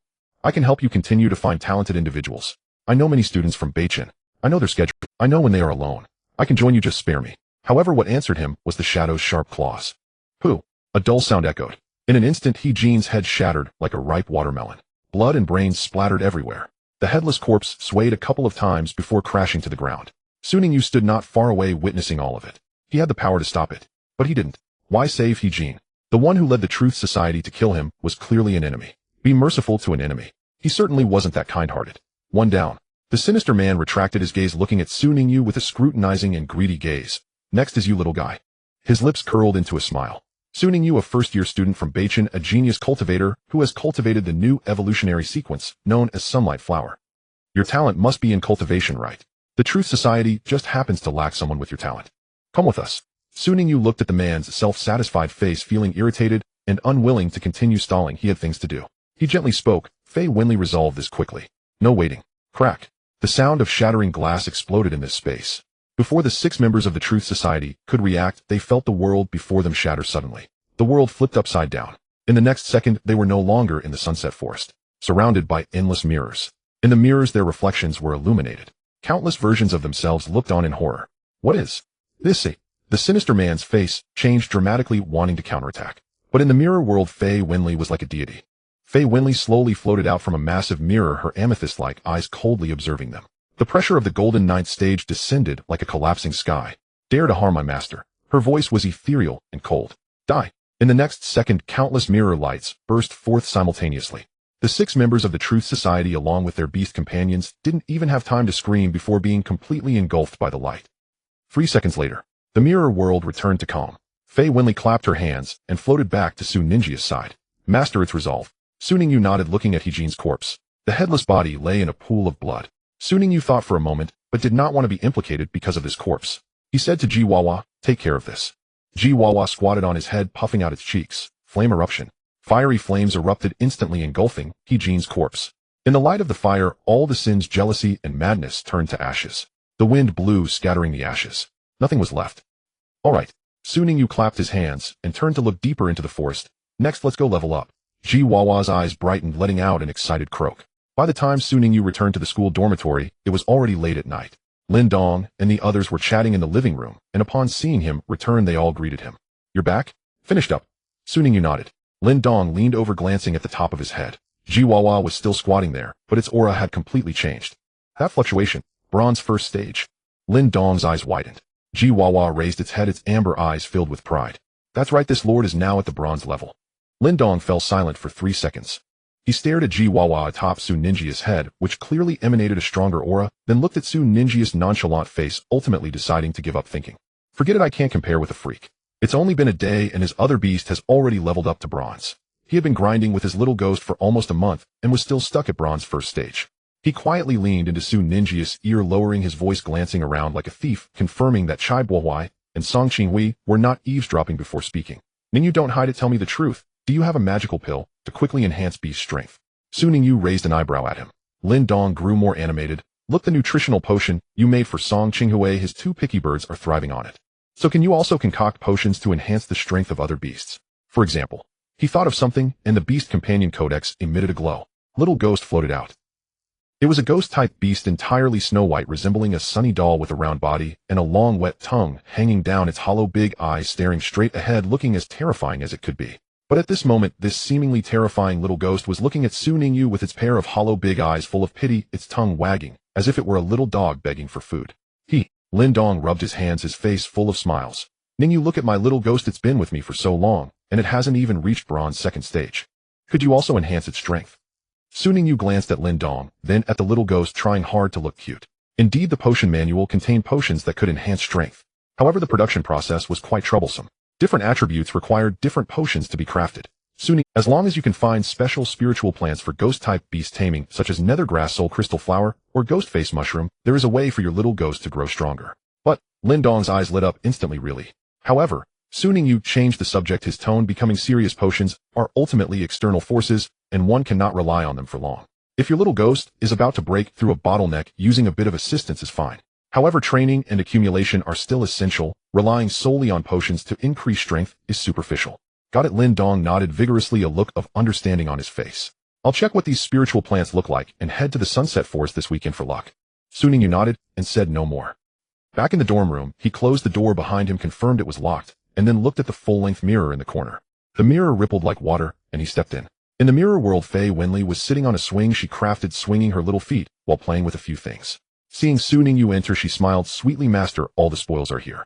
The bodies of the Truth Society members had long been dealt with, leaving only a few personal items. Among them lay a silver-white ring quietly resting in Fei Wenli's palm. A spatial ring. Su Ningyu picked it up and examined it carefully. The ring was entirely silver-white, with intricate patterns carved on its surface, faintly pulsating with energy. Such equipment was quite valuable on the market. Even a small space could be worth several years' savings for an ordinary beast tamer. However, to him this item was not particularly rare. He had Fei Wenli's mirror world, so space was not an issue, and he didn't need to wear it on his hand. This ring was at best a trophy for collection purposes. But what truly caught his attention was what was inside the ring. Fei Wenli, have you counted the things inside? Fei Wenli tilted her head. Not yet. I was going to let you see for yourself, master. Saying this, she floated down from the swing and gently pressed her little hand on the ring. Her amethyst-like eyes glowed. The patterns on the surface of the ring began to flow, and after a few seconds a soft click sounded as the spatial ring opened. Su Ningyu extended his divine sense into the ring. Then his brow furrowed slightly. The space inside the ring was not large, about the size of a small room. However, the contents made his expression gradually darken. Dozens of vials labeled talent extraction liquid contained murky energy residues. Next to them was a thick stack of notebooks. Su Ningyu took them out to browse. After reading, his face turned cold. The pages were densely filled with names, talent types, and extraction times. Several pages caught Su Ninja's close attention. They clearly read Luo Jinsung Steelbone talent, Li Baobao acceleration talent, Zhang Jianlin poison fong talent, Pei Yuntian dream entry talent. Seeing these talents, Su Ninja's fingers tightened slightly. He continued to flip through. Further back there were a dozen names, some marked as extracted while others were marked as He did not recognize those names, but from the records they were all beast tamers with decent talents. He closed the notebook and took a deep breath. Truth Society. They were not only active in the Eastern County, but also in other federations and galaxies doing the same thing. Plundering talents. These words crossed his mind, bringing a chill. The methods of the Truth Society were more insane than he had imagined. Each extracted talent essence behind it Thinking of this, Su Ninja's expression involuntarily darkened. The first to notice the change in their master's mood was the little bell. It floated to Su Ninja's shoulder, gently nuzzling his face with its petals, making a soft, sweet sound. Show me, master, we will strive to become stronger and won't let the bad guys target you. Jiwawa also jumped over, squatting at his feet, puffing up its cheeks, displaying a stance of anyone who dares come will be sprayed. Quack quack. Don't be afraid, master. If enemies come, they will only be filled with my ultimate move. Machio emerged from the shadows, its two tails gently swaying behind it. It did not make a sound, merely gazing at Su Ningyu with its mismatched eyes, then slowly extended its claw, drawing an arc in the air. Meow, I will tear them apart. Three beast companions, three different expressions, but conveying the same message. We will protect you. Su Ningyu looked at them, and a faint smile appeared on his previously gloomy face. He reached out to touch the petals of the little bell, then patted Jiwawa's head, and finally ruffled Maikia's head. However, you still need to continue to grow stronger. At your current level, it's not enough. The three beast companions nodded. In the corner, a blob of pale blue jelly silently observed everything. The slime nestled in the shadows watched the three beast companions fawn over their master, a surge of inexplicable emotions rising within. It also wanted to jump in front of its master and say, I will protect you. But it was just a slime. It gathered its courage and took a small step forward. Then another small step. Finally, it peeked half of its body out of the shadows and let out a voice as thin as a mosquito. Hold on. I will also digest them. Its voice was so soft that almost no one heard it. But soon he turned his head, looking at the pale blue jelly huddled in the corner. In recent days, the slime had consumed quite a few of the potions he refined. Those failed experiments, the excess scraps, and the nutrient solutions that the little bell didn't like, all had gone into the slime's belly. And it never complained or refused, silently consuming them and quietly growing stronger. Now its digestion ability had become astonishing. The bodies of those from the Truth Society were digested by it. Not a single speck was left. Su Ningyu looked at it. You are also quite impressive. Su Ningyu thought of finding an opportunity to contract the slime in the future. The slime's body trembled slightly. Its small eyes seemed to light up a bit. It shrank back into the shadows, but this time it no longer felt lonely. Su Ningyu withdrew his gaze and turned back to the ring. Those extracted talents were of no use to Su Ningyu. Bloodied sublimation could fuse talents, but it required two talents of the same origin. Just like his spiritual eye and the Black Cat's reconnaissance eye, they had to share the same origin to fuse. Even now, with these extracted talents, including one akin to Spirit Eye, Su Ningyu would not employ them lightly. Last time the Black Cat had been an enemy, using its ability carried no moral burden. But these talents were drawn from innocent victims. To strengthen himself with their very essence was something Su Ningyu could not bring himself to do. not least because his conscience would never allow it. Let's put them away for now. Su Ningyu secured the ring and prepared to conceal it somewhere. Perhaps it would prove useful. For now, however, he wished nothing to do with such artifacts. Returning from the mirror realm, he sat back at his desk and opened his notebook. Xiao Lingdang had just reached Bronze Tier 3. Jiwawa had also recently ascended to Bronze Tier. Yet Xiao Lingdang, Jiwawa, and Meiqiu all needed to begin preparations for their evolution into Silver Tier. Su Ningyu picked up his pen and began sketching on paper. Xiao Lingdang's evolutionary path was already clear, the solar flame sequence, with the next stage being the blazing sunflower. What conditions were required for the blazing sunflower's evolution? What materials? What timing? All must be arranged well in advance. As for Jiwawa's evolutionary lineage, the fortune-bringing golden toad, the prerequisites were extraordinarily specific. Reaching Silver Tier 1 was merely the baseline requirement. One must also independently comprehend at least one esoteric skill tied to fate or fortune. Additionally, one must acquire and integrate a rare spirit artifact embodying the concepts of coin wealth or good fortune. As for Meiqiu's evolutionary conditions, they were outright preposterous. Recalling the Bloodline Catalogue's analysis of the Flash Shadow Cat's evolutionary lineage, Su Ningyu stared blankly at the page, then shook his head in disbelief. The road ahead stretched long and arduous. Outside the window, night had deepened. Elsewhere on Yunmeng's star, however, unseen currents churned beneath the surface. Deep underground, within a sealed chamber shielded by layered energy barriers, several figures sat around a long table, the air thick with tension and grim silence. Team 6 in Dongjun Province has gone dark, rasped a hoarse voice in the dim room, heavy with gravity. The chamber was small, lit only by faint flickering light. Shadows pooled around the seated figures. Beyond the window, night lay dense and impenetrable, now and then pierced by a low, mournful sigh of wind. Gone dark, another voice replied, languid and detached. Were they exposed or eliminated? Unclear. The speaker shook his head. Their last transmission came 3 days ago, reporting surveillance on a target. After that, who was the target? A student from Beichin High School, Su Ningyu. A pause fell over the room. Su Ningyu. That name rings a bell. From the shadows, Scott's voice emerged, playful, almost amused. Wasn't he the student we failed to abduct aboard the stellar vessel? His talent is exceptional after all. Now Team 6 has fallen to him as well. A freshman, capable of this. We cannot confirm his involvement, but the timing is suspiciously precise. After several seconds, a lazy drawl broke the silence. If we lack certainty, let it go. It was a blond man, lounging back in his chair, legs crossed, idly unwrapping a lollipop and popping it into his mouth. We're leaving soon anyway. No need to dwell on it. Sasha, don't you agree? He said, glancing toward the red-haired woman across the table. She did not return his gaze. Her fingers tapped softly, rhythmically against the tabletop, as if weighing something profound. Only upon hearing Scott's words did she lift her head. Her eyes remained icy, yet deep within them flickered something complex, unreadable. The leader has issued a warning, she said, voice quiet but resonant, immediately shifting the atmosphere in the room. Rumors suggest the Solar Lunar Federation may soon declare war on the Dragon Rise Federation. Tensions along the interstellar border have escalated. War is imminent. She continued, Yunmeng star lies far from Dragon Rise core systems, but perilously close to Solar Lunar territory. Once hostilities commence, Solar Lunar's military will strike here without delay. Dragon Rise reinforcements, she paused, will arrive too late. Silence lingered for several seconds. Scott, lollipop still in mouth, mumbled. So this becomes the primary battlefield. Precisely, Sasha affirmed. Therefore our departure must be immediate. Scott shrugged indifferently, twirling the lollipop between his teeth. War isn't inconvenient. It's opportune. Chaos creates openings. When battle erupts across the stars, every corner will teem with beast tamers. We'll harvest talents freely without restraint. Sasha cast him a glance, cold as glacial ice. War, she repeated the word, her lips curling into a sardonic smile. Do you truly understand what war is? Scott shifted under her gaze, recalling the fate of her homeworld, and looked away. It's just fighting, isn't it? He muttered. Sasha did not pursue the matter further. She withdrew her gaze, voice regaining its calm composure. We have a higher priority. From within her coat, she produced a dossier and placed it upon the table. Its cover bore the emblem of the Truth Society. The girl we evacuated earlier. And Chingy, she said, opening the file. Inside lay photographs and dense pages of experimental data. Bearer of the Serpent Beauty talent. The experiment succeeded, and Chingy has fully integrated primordial blood. The photograph showed a serene young woman. Long hair cascaded over her shoulders, her features were pale and refined, her eyes distant, carrying an aura of unapproachable aloofness. This was in Chingy. Primordial blood. Scott set aside his lollipop, expression finally sharpening. Truly integrable. Yet, Sasha nodded, and its effects surpassed expectations. Her talent evolved, her latent potential vastly amplified. With proper cultivation going forward, she paused. She may well become the future of our organization. A slow, predatory smile spread across Scott's lips. His eyes gleamed with fervent excitement as he studied the photo of the tranquil girl. This trip to Yunmeng Star hasn't been in vain after all. Leaning back, he spoke with unmistakable pride. Should this pathway prove replicable, the Truth Society shall ascend as the supreme power in existence. Federations, empires, all will serve as stepping stones beneath our feet.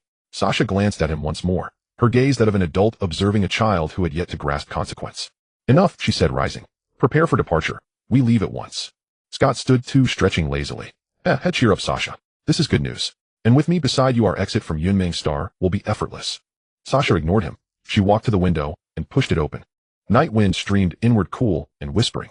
In the distance, the city glittered, countless lights shimmering like scattered stars, serene, placid, deceptively tranquil. I'm not worried about that, she murmured. Then what concerns you? War, she replied. I do not favor war. Hearing Shoshana's words, Scott was momentarily taken aback. He gazed at Shoshana's silhouette, suddenly recalling certain about her past, about why she joined the Truth Society, about those matters he had never asked and she had never brought up. He fell silent, merely putting the lollipop back into his mouth as he walked beside her, both gazing out the window together. In the night, the two of them stood side by side. One had fiery red hair, the other dazzling golden locks. One was silent, the other also said nothing. In the distance, the lights flickered, as if heralding the impending storm. Before long, Shoshana, Scott, and the members of the Truth Society, who were part of the Yunmeng Star main force, quietly departed, just as they had arrived, soundlessly, leaving no trace behind. The official forces of Dongjun were still searching everywhere for the so-called Superbrain organization, completely unaware of the Truth Society's departure. The stolen talents, the missing students, the shattered families, were all left behind on this land, becoming scars known only to themselves. Meanwhile, Su Ningyu also received the news about the school team assembly. The training hall, one of the core buildings of Beicha. The enormous round venue is located beside an artificial lake resembling an inverted shell, its silver-white metal exterior glinting coldly in the sunlight. It is said that the interior is well-equipped with advanced training facilities, a dedicated medical room, and a tactical analysis room. The four who passed the assessment, Su Ningyu, Chu Fan, Lu Lang, and Chao Sun, were currently standing at the entrance of the training hall, looking up at the tightly shut metal door. I heard. Chu Fan lowered his voice, his expression somewhat subtle. The atmosphere in the school team isn't very good. Chao Sun frowned. Is that true? It can't be that bad, right? Chu Fan shrugged. I'm just saying what I heard. The main members of the school team are all from the senior special combat class. As you know, those in the special combat class are all quite arrogant. He glanced at Lu Lang. By the way, Lu Lang, aren't you from the senior special combat class? You should know best, right? I heard the previous substitutes left because they were treated like errand runners. Lu Lang was silent for a few seconds. He neither denied nor confirmed, only calmly said, you will know once you go. Chao Sun's expression became somewhat subtle. No way. The atmosphere in the school team is that bad. Lu Lang finally spoke up. His voice was very calm, as if stating a fact unrelated to himself. I wouldn't say it's just errand running. The captain of the school team, Zhao Tiefeng, is the class monitor of our class. His temper is a bit strange. He paused, seemingly organizing his thoughts. He believes in strength above all, and everything speaks for itself based on strength. Therefore, he has set some rules. I don't know how it is in the school team, but in our senior special combat class, he glanced at the others. As long as you are strong enough, you can do as you please. Of course, the premise is that you do not violate morality and humanity. The others exchanged glances, their expressions varied. Chao Sun scratched his head. This rule is really strange. Su Ningyu remained silent, but his curiosity was indeed piqued. Strength above all, huh? Interesting. The metal door slowly opened. The four of them entered in single file. The interior of the training hall appeared even larger than it looked from outside. In the center was a standard battle arena surrounded by spectator seats with a massive energy screen hanging overhead, currently displaying some complex tactical data. At the edge of the arena stood several people. A few others were gathered together, seemingly debating something. A familiar voice rang out. How many times have I said this? The 100 School Alliance competition includes not only individual battles, but also team battles. What will you do if each of you refuse to cooperate in team battles and end up being targeted and eliminated one by one? He and Li Yao were the supervising teachers of the school team. At this moment, his anger was palpable. Across from him stood 6 individuals. 6 main members of the school team. 6 people, 6 different stances, but their eyes all shared the same thing, defiance. After Yuan Sheng finished yelling, a carefree young man in a leather jacket spoke up. The boy lazily leaned against the railing, a lollipop in his mouth, wearing an expression of indifference. Zhou Xiang, one of the main members, with a beast spirit shadowblade mantis. Beside him stood a stout boy, arms crossed, with a blank expression. Zhao Tiefeng, the captain of the school team, with a beast spirit steel armored tyrannosaurus. The others were also standing around, some listening, some looking at their phones, and others playing with their beast spirits. No one took Yuan Sheng's words seriously. Zhou Xiang licked his lollipop and slowly spoke. Instructor Yuan being. He smiled, his tone filled with confidence. As long as we are strong enough, nothing is a problem. Yuan Sheng was momentarily speechless, his face reddening, opening his mouth, but unsure of what to say. Indeed, each of these students had the merit to be proud. Their strength spoke for itself. But the 100 School Alliance was never a competition where one person could carry the entire team. Li Yao stood by, helplessly sighing, remaining silent. Outside the gym, Su Ningyu observed this scene, lost in thought. Chu Fan leaned over, whispering, "Did you see that? This is the school team." Strong as they are truly hard to manage. Chao Sun swallowed. If we go and we won't get targeted right. Lu Lang said nothing, merely pushing the door open. School team substitutes here to report. His voice was not loud. Inside the gym, all eyes turned in unison. Several pairs of eyes scrutinized, curious, and with a hint. At the edge of the arena, several main members noticed the four newcomers. Their gazes swept over, some curious, some scrutinizing, some indifferent, and one, particularly sharp. Zhao Taifeng turned his head, looking at Su Ningyu, and the others, his expression flat. Newcomers. His voice was deep, carrying an undeniable authority. Come here. Chu Fan and Chao Sun instinctively straightened their bodies. Lu Lang, however, remained calm, walking over and greeting him familiarly. Class monitor. Zhao Taifeng nodded, his gaze passing over him and landing on Su Ningyu. You are Su Ningyu. Su Ningyu nodded. Zhao Taifeng looked him up and down, saying nothing. Zhou Xiang leaned over, looking at Su Ningyu with interest. He had the lollipop in his mouth, tilting his head to glance. Oh, you are the one who scared He Jin into pissing himself. He laughed. Impressive. I have never scared my class. Not bad, I like it. Su Ningyu. Yuan Sheng finally regained his composure from his anger, seeing the four newcomers, took a deep breath and tried to calm himself. You four go stand over there for now. Today's school team training you will observe and learn first, and then integrate later. Upon hearing Yuan Sheng's instructions, the four of them obediently walked to the edge of the arena. Since it was an observation, they should carefully observe the members of the school team. Su Ningyu stood among the crowd, watching the main members in the center of the arena, who were still arguing, his gaze calm. The atmosphere of the school team was indeed not very good. However, he glanced at Lu Lang beside him, then at Zhou Xiang in the distance, who was sucking on a lollipop, and finally his gaze settled on Zhao Taifeng. Is strength all that matters? Then let strength speak for itself. The argument continued in the training hall. Yuan Sheng's voice, Zhou Xiang's laughter, and Zhao Taifeng's silence intertwined. And Su Ningyu simply watched quietly. His choice to become a member of the school team was never about proving how strong. He didn't actually care about the so-called 100 Schools Alliance or the honor of the school team. Even if he wanted to participate to earn honor for the school might not even allow a freshman to participate in this round. They were more likely to treat him as a seed player for the next. What Su Ningyu valued was the little bit of freedom that came with being a member of the school team. As long as his grades were not poor, he could freely engage in activities outside of school. The school would not manage to strictly, unlike ordinary students who were prohibited from staying on campus and lived a monotonous. Time was precisely what he lacked the most right now. The little bell needed to evolve, the Jiwawa needed to evolve, the coal ball needed to be nurtured, and all those magical formulas lying in the potion book needed him to find materials, requiring him to venture further. The school was good, but it didn't have those things. Therefore, Su Ningyu needed to go outside. The policies within the school team allowed him to make good use of that. In the battle arena, the members of the school team began to showcase their strengths. Perhaps intentionally, perhaps unintentionally, as Su Ningyu and the others stood at the edge of the arena, the formal members' battles became noticeably more vigorous. The brilliance of their skills became more dazzling, the intensity of their attacks more ferocious, and even the roars of their beasts became louder, as if to say, look, this is the strength of the school team. You are still far from it. Su Ningyu and the others understood that this was also a show of force. Chao Sun stood beside Su Ningyu, watching the dazzling battles in the arena, unable to suppress a gulp. No wonder the previous substitute members didn't want to continue. This pressure is too much, right? Chu Fan didn't speak, but his expression was clearly unnatural. Lu Lang remained calm. After all, he was from the senior special forces class, and had long since been accustomed to such sights. However, Su Ninjia's gaze fell upon the most imposing figure in the center of the arena. Zhao Taifeng, the captain of the school team. Spiritual sight activated.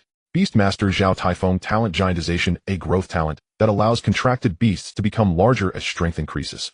Seeing this talent, Su Ningyu was quite surprised. No wonder Zhao Taifeng's beasts are larger than others of the same type, but it turns out to be because of this talent. Among them was Zhao Taifeng's main beast, a massive creature covered in dark silver metallic scales, currently standing in the center of the arena like a moving fortress. Steel-armored Tyrannosaurus Dragon Sequence, Dragon Mechanical Type. Silver rank. The Dragon Sequence is known as one of the strongest sequences, and this type of beast inherently possesses a unique racial advantage. With a powerful physique, terrifying strength, and extremely high defense coupled with the unique pressure of Dragon-type beasts, it is almost invincible among its peers. And Zhao Taifeng's beasts are not limited to just this one. Su Ninjia's gaze swept across the edge of the arena, where 3 other beasts were also standing. One was a blue giant python coiled on the ground, its scales shimmering with a ghostly blue sheen under the lights, surrounded by faint mist. Blue-scaled dragon python, water dragon type. An evolutionary variant of the blue-scaled water python. It evolved from the deep sea sequence to become part of the dragon sequence. The third beast was a giant bird perched on a horizontal bar. Its wings spread out to a width of 4 to 5 meters, its feathers as hard as iron, and its gaze sharp as a knife. Giant-winged terror bird, flying type. Although not part of the dragon sequence, it can learn many dragon-type skills. There was also a crocodile lying in the corner, covered in dark red scales, occasionally spitting out sparks. Fire spirit crocodile, fire type. Like the giant-winged terror bird, although not part of the dragon sequence, it can also learn many dragon-type techniques. Su Ningyu looked at these four beasts, a glimmer of interest flashing in his eyes. All of them were significantly larger than ordinary beasts. Clearly this was due to Zhao Taifeng's talent. As a nurturer, he could see more. Zhao Taifeng's giant winged terror bird and fire spirit crocodile were both at a critical period of evolution. On them there were already faint signs of dragon-type characteristics. The feathers of the giant winged terror bird were beginning to transform into scales, and the fire spirit crocodile was similarly undergoing changes, clearly having been fed special dragon attribute food. Their next goal might be to achieve cross-sequence evolution and become part of the dragon sequence. The blue-scaled dragon python was a successful precedent set by Zhao Taifeng. Su Ningyu withdrew his gaze, silently labeling Zhao Taifeng in his heart. This person is not simple. It's not just about being strong. The ability to nurture beasts to such a level indicates that his understanding of nurturing far exceeds that of ordinary beast masters. And those attempts at cross-sequence evolution, whether successful or not, it means a significant investment of resources and countless experiences of failure. No wonder he can be the captain, Su Ningyu said softly. Beside him, Xiao Sun was still shocked by Zhao Taifeng's steel-armored Tyrannosaurus and had completely missed his words. Xu Fan heard it, turned to glance at him, but said nothing. Lu Lang also looked at him, his gaze carrying a hint of something. In the arena, Zhao Taifeng seemed to sense something and glanced in Su Ninju's direction. The two of them briefly met each other's gaze in the air. Zhao Taifeng expressionlessly averted his gaze and continued commanding the steel-armored Tyrannosaurus in training. But Su Ningyu noticed that he had looked at him one more time. It wasn't the kind of gaze that conveyed, "You're strong, I'll remember you," nor was it mere curiosity of a newcomer. Rather, an evaluation, as if assessing a potential opponent. Interesting. The corners of Su Ninju's mouth slightly lifted. It seemed that life in the school team would not be too boring. Afterwards, there was no scene of upperclassmen looking down on underclassmen striking back hard. The old members of the school team trained as they should, rested when they needed, and no one specifically sought trouble with these newcomers. Everyone was doing their own thing. Zhao Taifeng remained taciturn, training his steel-armored Tyrannosaurus in the center of the arena, methodical and meticulous. Li Qingyao stood in the corner, directing her beasts to perform various high-difficulty aerial maneuvers without even glancing at the newcomers. Lu Qian's phantom fox was darting at the edge of the arena, leaving behind trails that made it difficult to distinguish which was real and which was illusion. Even Zhou Xiang, who seemed the most insufferable, he truly acted nonchalantly with a lollipop in his mouth, swaggering as he spoke in a sarcastic tone, clearly fitting the role of a spoiled rich kid who seeks trouble. But it was just a bit of a mouthy attitude. When Zhou Xiang truly began training, he transformed into a different person. After observing the training of these individuals and listening to instructor Yuan Sheng's explanation of the school team's daily arrangements and the inter-school alliance competition system, Su Ningyu gained a preliminary understanding of the school team. There was no scheming as imagined, nor any of the rumored exclusion, just a group of strong individuals, each with their own temperaments, all seriously striving to improve. However, the pressure of the atmosphere was intense, and those who couldn't bear it would naturally leave. Of course, there were still some jabs. Among you four, only one can become the main player. Zhou Xiang leaned against the railing, spinning a lollipop in his mouth, his tone teasing, "You all better work hard." Then he deliberately glanced at Lu Lang. "Lu Lang, you need to step it up. You can't let the junior surpass you. That would be so embarrassing." Lu Lang snorted coldly. "Of course he'll step it up. Don't get too pleased with yourself. Wait until the day I pull you down from the main position." Zhou Xiang smiled, pulled out another strawberry-flavored lollipop from his pocket, unwrapped it, and popped it into his mouth. "He'll be waiting." Su Ningyu stood beside them, watching the scene with a slight twitch at the corner of his mouth. "Do I really need to be involved in this? What did I do to deserve this?" Su Ningyu returned to the dormitory. He thought he could finally rest, but as soon as he opened his phone, a news notification left him stunned. Emergency: the Sun Moon Federation and the Dragon Ting Federation have officially gone to war. The border star systems have entered a state of war. Su Ninju's finger froze on the screen as he quickly clicked on the news. Lines of text jumped into view. In the early hours of today, the Sun Moon Federation launched a surprise attack on the border star systems of the Dragon Ting Federation, which has declared a state of war. Intense gunfire has erupted near the border with casualties currently unknown. The Federation Congress is urgently discussing countermeasures and is expected to reinforce the border. Su Ningyu put down his phone, his brow furrowed. In the background setting of the Beastmaster series game, the relationship between the Sun Moon Federation and the Dragon Ting Federation has never been good, and border friction has never ceased. However, it was only after a certain point that it escalated into a full-scale war. The problem was that he couldn't remember the exact timeline. In the game, Yunmeng Star has always been a quiet place with no major incidents. So he always thought that war was far from him. But now, oh my god, Su Ningyu murmured, is there really a war? He struggled to recall the plot in the game. It seemed that nothing major had happened on Yunmeng Star. It shouldn't be too greatly affected, right? But in the later era of Great Awakening, the various federations went absolutely mad fighting. That would be the real chaotic era, and in chaos talents emerged. Countless strong individuals rose from the battlefield, and countless legends were written amidst the smoke of war. Su Ningyu took a deep breath and threw his phone onto the bed. I need to step up. He must quickly enhance his strength. He needed to advance to the bronze-level Beast Master to summon the second mythical beast. In the distance, a few dull rumbles of thunder could be heard, as if heralding an impending storm. Ningyu stood up and walked to the window. Never mind, let's first get through the immediate matters. He clenched his fists. Becoming stronger is the only answer. As for the war, everyone merely expressed a few sentiments. After all, the word war sounded too far away, as distant as events from another world. In the school cafeteria, someone holding a food tray glanced at the news and shook his head, saying, "Why are the two federations fighting?" before continuing to eat. In the dormitory, someone was scrolling through their phone, sighing, "I hope it doesn't come this way," before turning off the screen and going about their business. No one truly believed that war would descend upon them, who thought war was so far away that shells couldn't possibly reach you. Yunming Star was not on the front lines. Ningyu thought the same. The memories from the Beastmaster series game told him that Yunming Star had never experienced any major events throughout the entire era of Great Awakening. It was like a forgotten corner of history, quiet, peaceful, and suitable for retirement. War? That was in other star systems on other planets, someone else's story. However, the news of the Sun Moon Federation and the Dragonting Federation going to war was indeed a significant event. Major media headlines were occupied by war news for several days. Experts analyzed the situation in live broadcasts. Retired military officers predicted outcomes on social media, and the comment sections were filled with noise. But as the noise continued, the heat gradually subsided. Because new news arrived. Dongjun had cracked a major case. That notorious Superbrain organization was completely taken down by the Dongjun authorities. It was said that the leader of the Superbrain organization resisted fiercely during the arrest and was dealt with on the spot. His beast, an intelligence-eating beast about to reach the golden level, was also eliminated amidst concentrated fire. On the day the news broke, all the schools in Dongjun let out a sigh of relief. Parents no longer had to worry about picking up their children with trepidation. Students no longer had to be repeatedly warned not to go out alone. Dongjun was finally safe. When Ningyu saw this news, he was having lunch in the cafeteria. He put down his phone, picked up a piece of braised pork, and thought to himself, finally it's resolved. Although that so-called Superbrain organization was just a small player in his eyes, a fly is still bothersome. Now that the fly was swatted, the world was quiet again. That day, it was once again the day of the Bachin holiday. Ningyu noticed that his training speed for the stellar breathing technique had slowed down recently. He sensed a stagnation at the bottleneck, a feeling of saturation. The energy within his body had accumulated to a certain critical point, like a cup of water that was about to overflow. Pouring more in would not change anything. He was just one step away from becoming a bronze-level Beastmaster. This final step was clearly impossible to achieve while remaining in school. He needed some opportunities, some kind of stimulation, or perhaps a truly exhilarating battle. It was not just his own growth. The little bell had steadily risen from bronze level 3 to bronze level 5. Its petals had grown larger, the flames brighter, and the power of the sunlight cannon even more fearsome. The coal ball had jumped from bronze level 1 to bronze level 2. Though it had only risen one level, Ningyu was already very satisfied. The coal ball was the most outrageous. Its demigod potential was indeed not to be underestimated. It had soared from bronze level 6 to bronze level 9, just a step away from entering the silver level.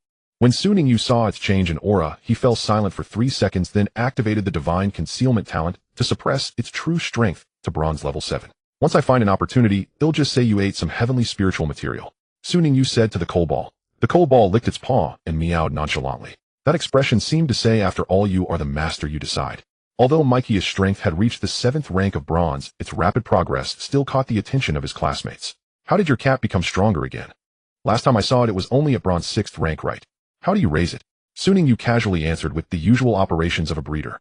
The classmates rolled their eyes, calling him abnormal on their lips while secretly wishing, "I also want a breeder roommate." During the holidays, Ningyu decided to take a stroll. Since arriving at Dongjun from Binjiang, he had only shuttled between Beichin High School and Luri Forest in a straight line. He had no idea what Dongjun looked like. What delicious food was there? He did not know. What fun places were there? He knew even less. Lin Dong was shocked when he heard Ningyu planned to go out. "You've been in Dongjun so long, and you haven't even explored." Ningyu nodded. Lin Dong looked at him as if he were a wild man just emerging from the deep mountains and forests. But then he thought perhaps Ningyu's intense dedication had its reasons. Ningyu ignored him. He changed into casual clothes, placed Jiwawa on his shoulder, elevated Meichio's strength to bronze 7th rank, and stored Xilingdang back into the Beast Taming Codex to rest. Then he stepped out of the school gates. The streets of Dongjun were much wider and filled with towering buildings compared to Binjiang. Unknown trees lined the roadside, their canopies intertwining overhead to form a verdant dome. Pedestrians hurried by, vehicles flowed endlessly, and various tamed beasts followed their owners, some obedient, some arrogant, some curiously glancing around. Ningyu wandered aimlessly. Passing by a commercial street, a waft of enticing aroma caught his attention. It was a barbecue restaurant with a long queue outside. He hesitated for a moment, but did not join the line.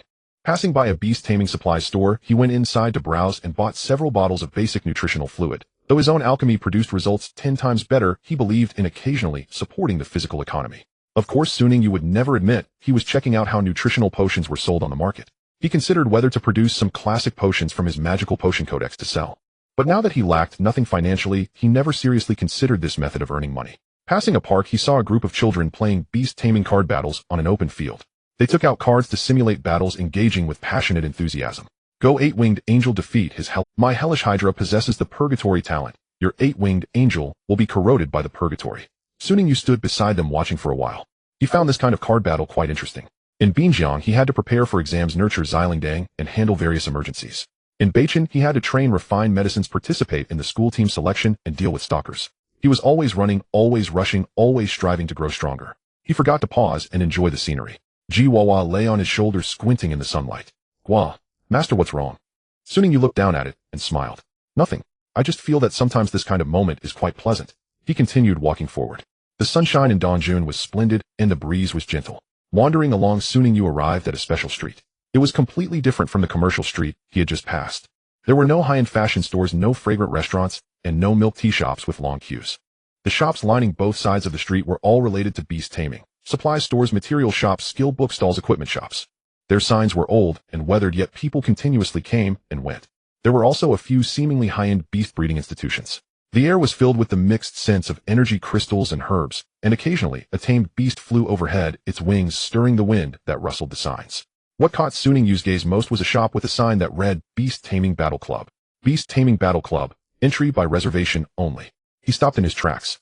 The club's door was half open, faint sounds of skill bursts and beast roars drifting out. Through the glass window, a standard small battle arena was visible where two individuals were commanding their beasts in fierce combat. Perhaps inside I can find the breakthrough opportunity to transcend the bronze beast tamer rank. Ningyu murmured to himself. He was now only one step away from becoming a bronze-ranked beast tamer. This step could not be achieved through mere breathing exercises. He needed combat pressure and some stimulus to shatter the critical point. And the battle club was precisely designed for people like him. He was about to push the door open. Hit him. Fangku. A rough voice exploded from the other end of the street. Let them see how powerful our martial arts hall's fighting techniques are. Throw the punches. Yes, that's it. Bend it all out.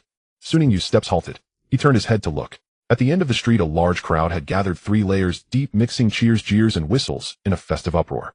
Pushing through the throng, he finally saw the scene clearly. This was not a beast taming duel. It was a contest between 2 beast tamers stood on a makeshift ring. No beasts involved, only fists and feet. Their blows landed solidly, echoing with thuds. They stood on a temporarily marked open ground with no beasts or skills, just the clash of fists and bodies. One wore dark training clothes, his hands wrapped in bandages, throwing punches with full force.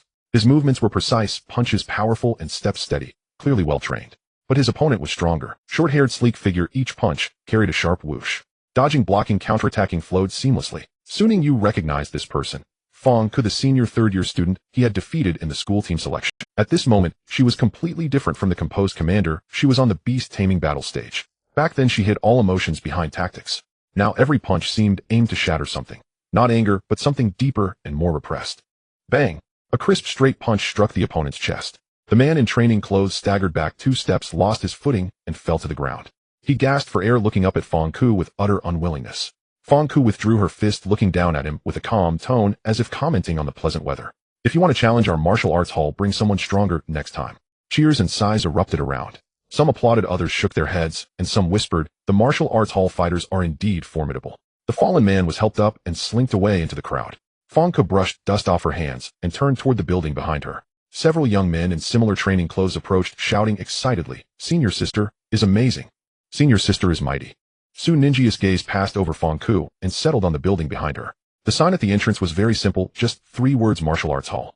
There were no extravagant decorations, no eye-catching slogans. It was just an old-fashioned 3-story building, its exterior coated in a deep gray paint with windows that were gleaming clean. Through the glass, various training equipment could be seen inside, along with some people practicing against sandbags.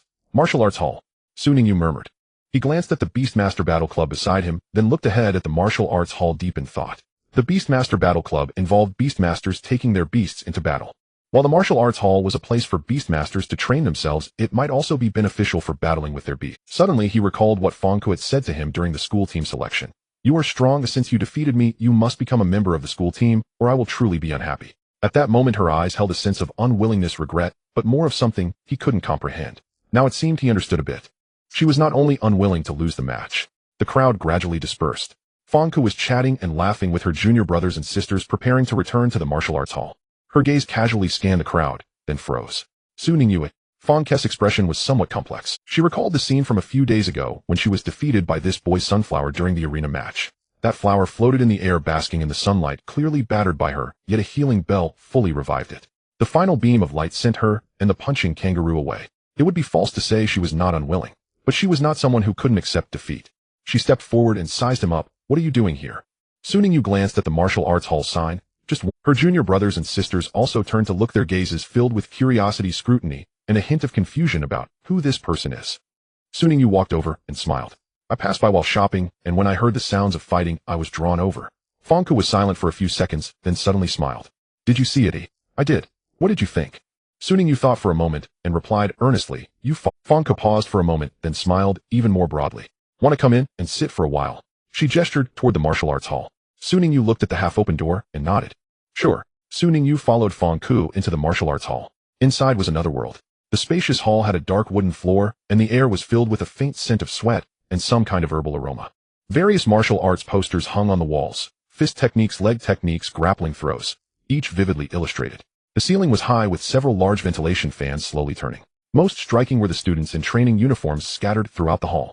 They were practicing in groups. Some were hitting sandbags with punches, each strike resonating with a dull thud. Some were sparring with each other, exchanging moves with clean and crisp actions.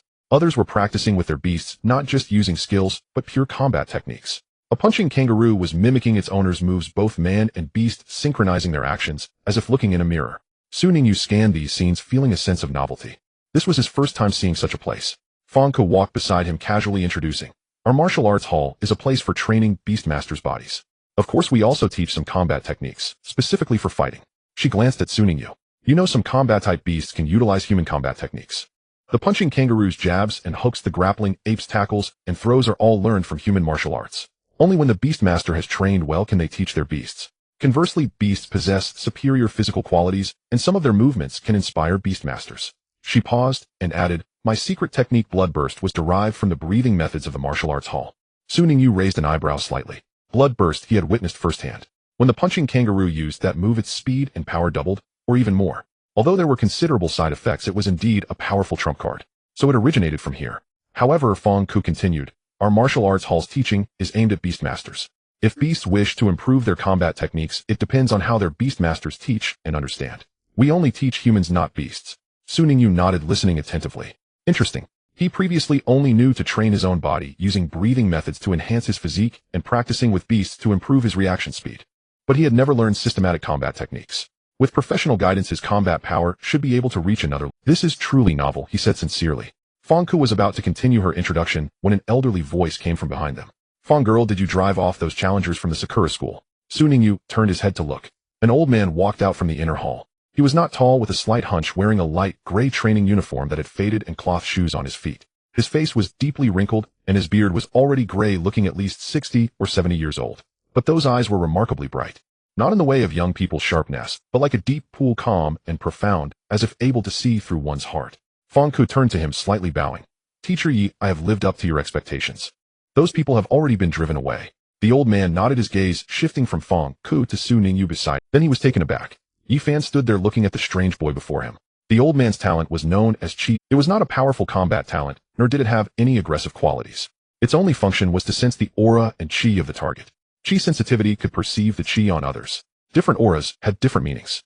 Some people have weak Qi indicating weakness or low strength. Some have strong Qi indicating they are at their peak and full of energy. Some people have turbid Qi indicating impurities within or deviations in their training.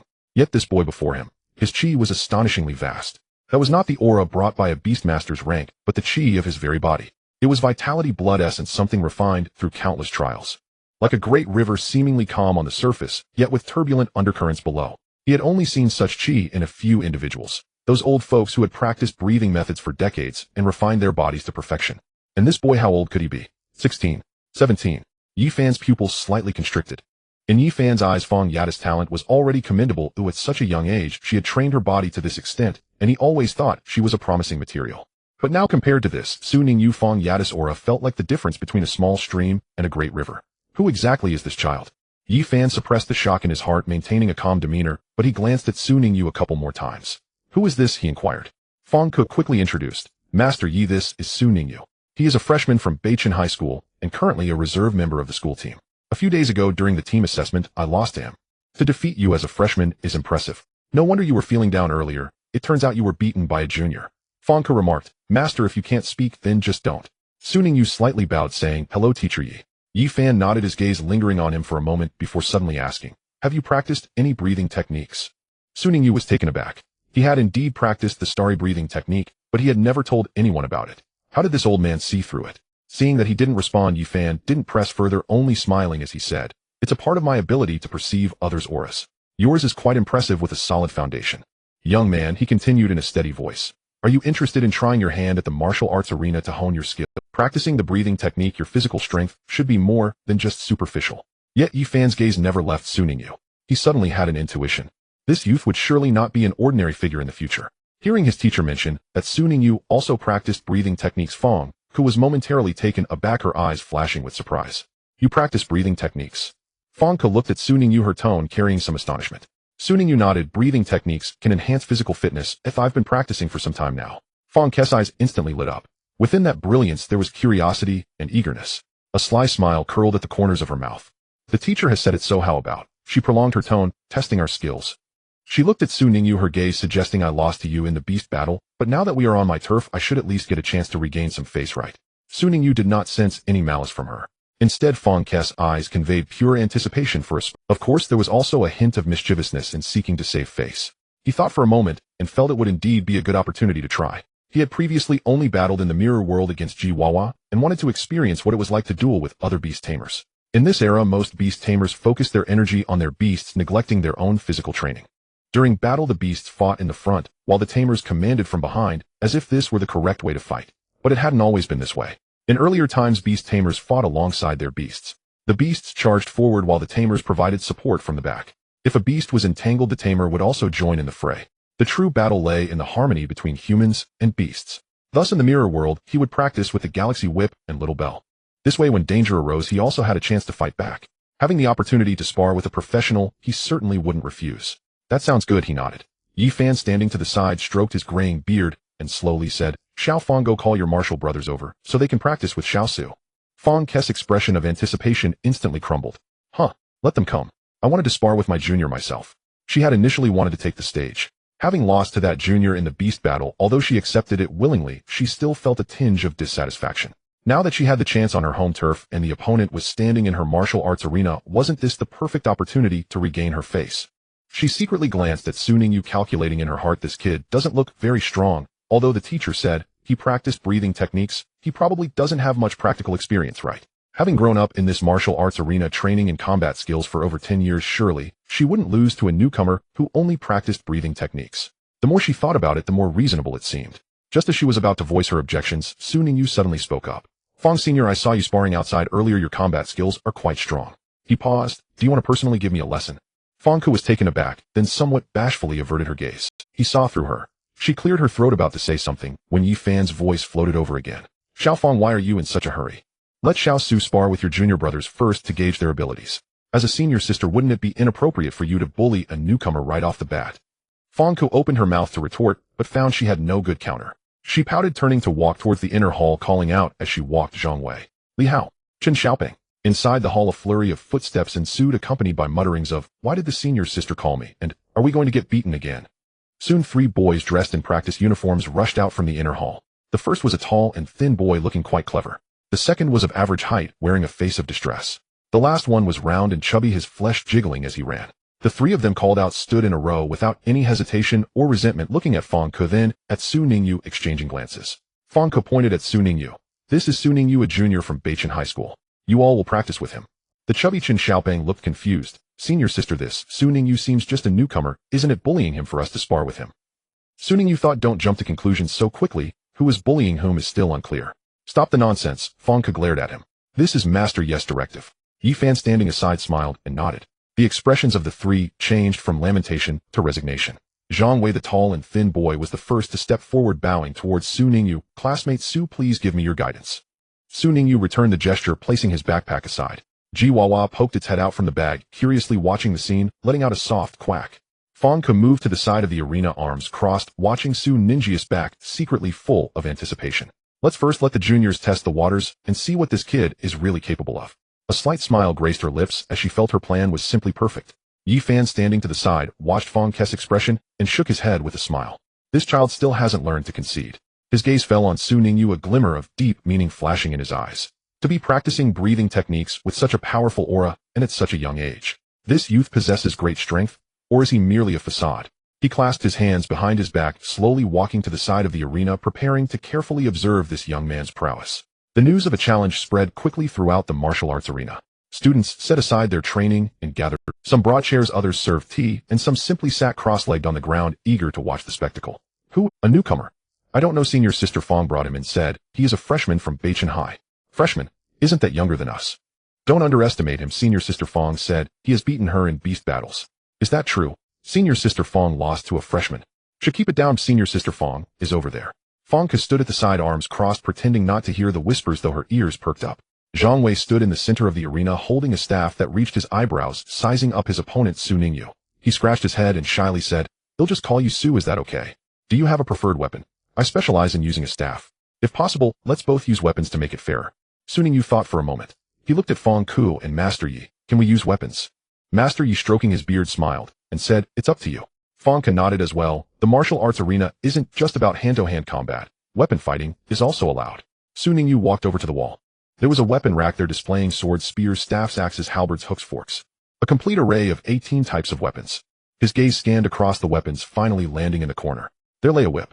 A brown leather whip about 2 meters long with a non-slip hemp rope wrapped around the handle, segmented along the length and tapered at the end. It looked a bit aged, covered in dust, indicating it hadn't been used in a long time. Su Ningyu reached out and took it down, using a whip. Fangke raised an eyebrow. This was an uncommon weapon, rarely used. It was not only difficult to master, but also easy to injure oneself. With so many weapons in the martial arts arena, why did Su Ningyu choose that one? Master Yi remained silent, simply watching as Su Ningyu picked up the whip. Then his pupils slightly contracted. The aura. At the moment Su Ningyu grasped the whip, his aura surged wild. It wasn't the previous calm and mighty flow, but a poised venomous snake, coiled and ready to strike at any moment. That sense of oppression made Master Yi's breath momentarily hitch. He looked at Su Ningyu in surprise. This boy had not chosen the weapon he was adept with, but rather the weapon that suited him best. The whip seemed tailor-made for him. When held, it harmonized perfectly with his aura. He had only seen such compatibility in those who had immersed themselves in weaponry for decades. And this boy? Master Yi took a deep breath, suppressing his astonishment, and continued to observe. By the side, Jiwawa lay on Su Ninjia's backpack, peeking out. Its little paws held a nut it had somehow obtained, nibbling on it little by little. It watched its master pick up the whip, then glanced at Zhang Wei, who was still twirling his staff, a complex expression surfacing in its black beam-like eyes. Jiwawa took a bite of the nut, chewing. It looked again at Zhang Wei, who held the staff with a serious expression, revealing a complicated emotion. Pity. Quack. Not sure what to say, just wishing for my master's opponent to succeed. To survive successfully. As long as my master doesn't whip his talent, his opponent shouldn't lose too embarrassingly. That should be the case. Zhang Wei had no idea what he was about to face. Seeing that Su Ningyu had chosen his weapon, he held his staff and bowed slightly, saying, "Student Su, please." Su Ningyu returned the bow. He unfurled the whip, letting it hang at his side, the tip lightly touching the ground. The casual movement surprisingly exuded an air of pressure. Su Ningyu gripped the whip and tested its feel. The whip was soft with a moderate weight, slightly lighter than the galaxy whip he usually used, but it was manageable. Good. The murmurs from the side gradually quieted down. The battle began. Zhang Wei took a deep breath and struck first the staff like a dragon, the tip slicing through the air, aiming directly for Su Ninjia's face. This strike was quick and precise, clearly not just for show. Su Ningyu did not take it heeded. He pivoted and dodged the tip, barely grazing his ear, creating a gust of wind. He activated his breathing technique.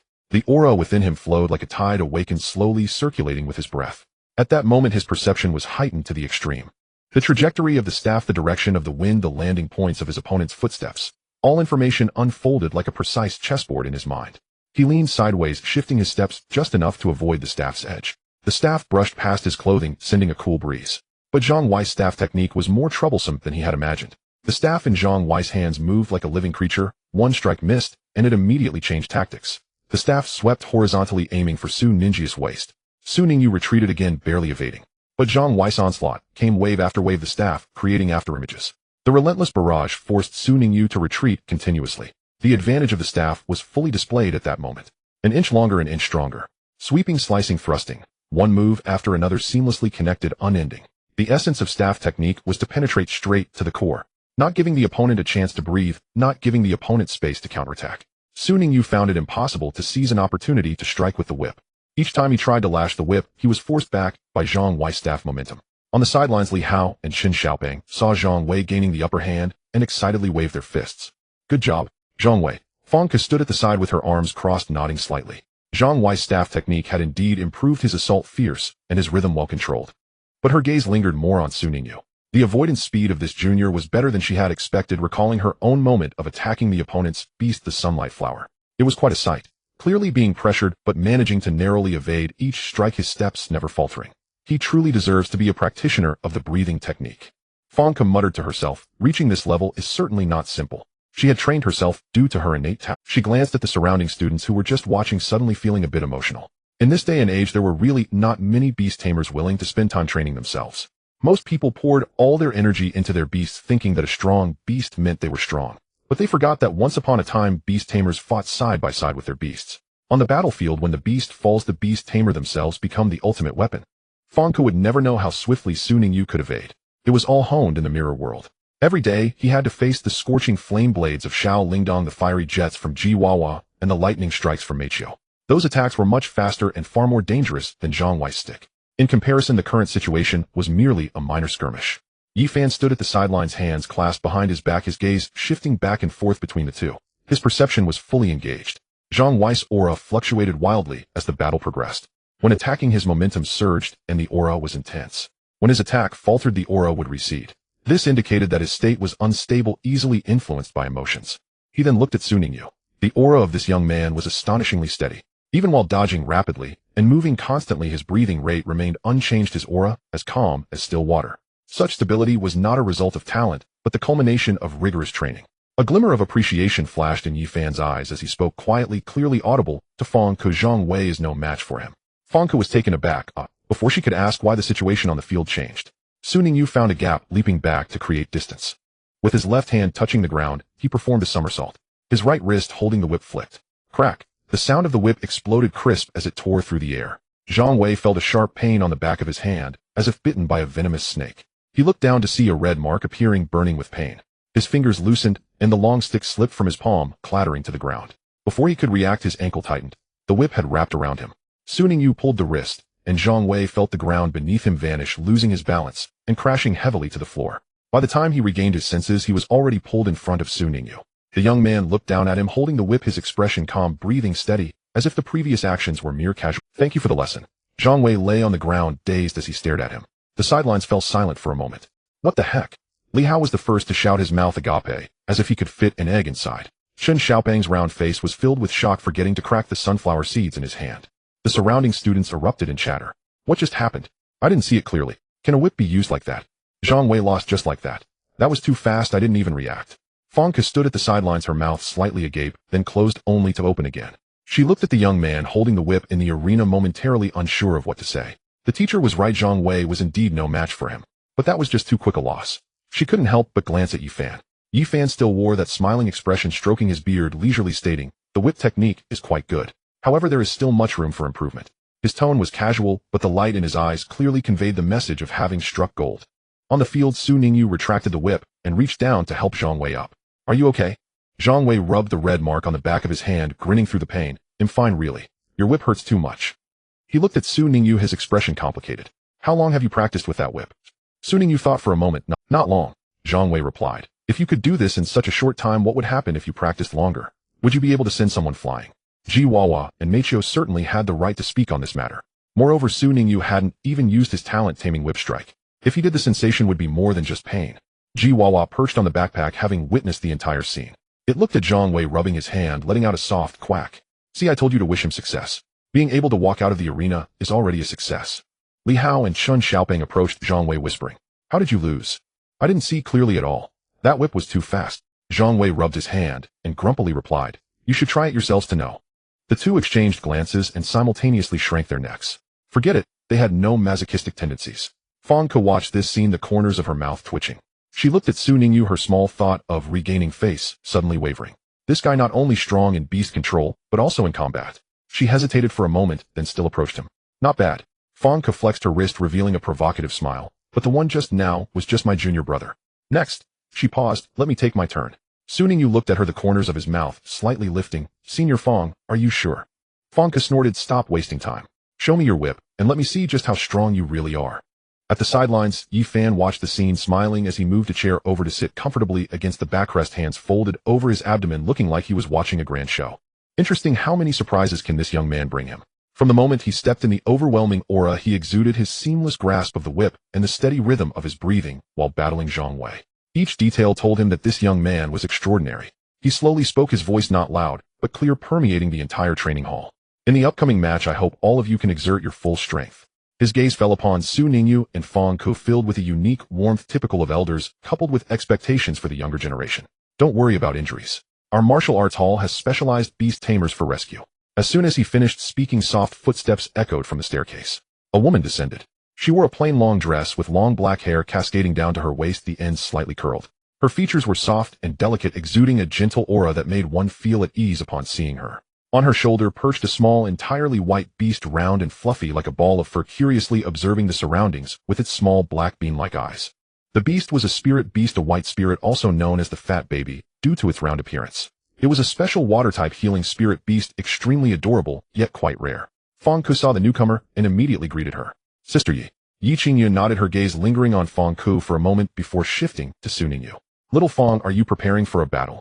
The old man called me over to stand by. Her voice was gentle, carrying a hint of helpless laughter. She looked at Su Ningyu, then at her elder, raising her brows.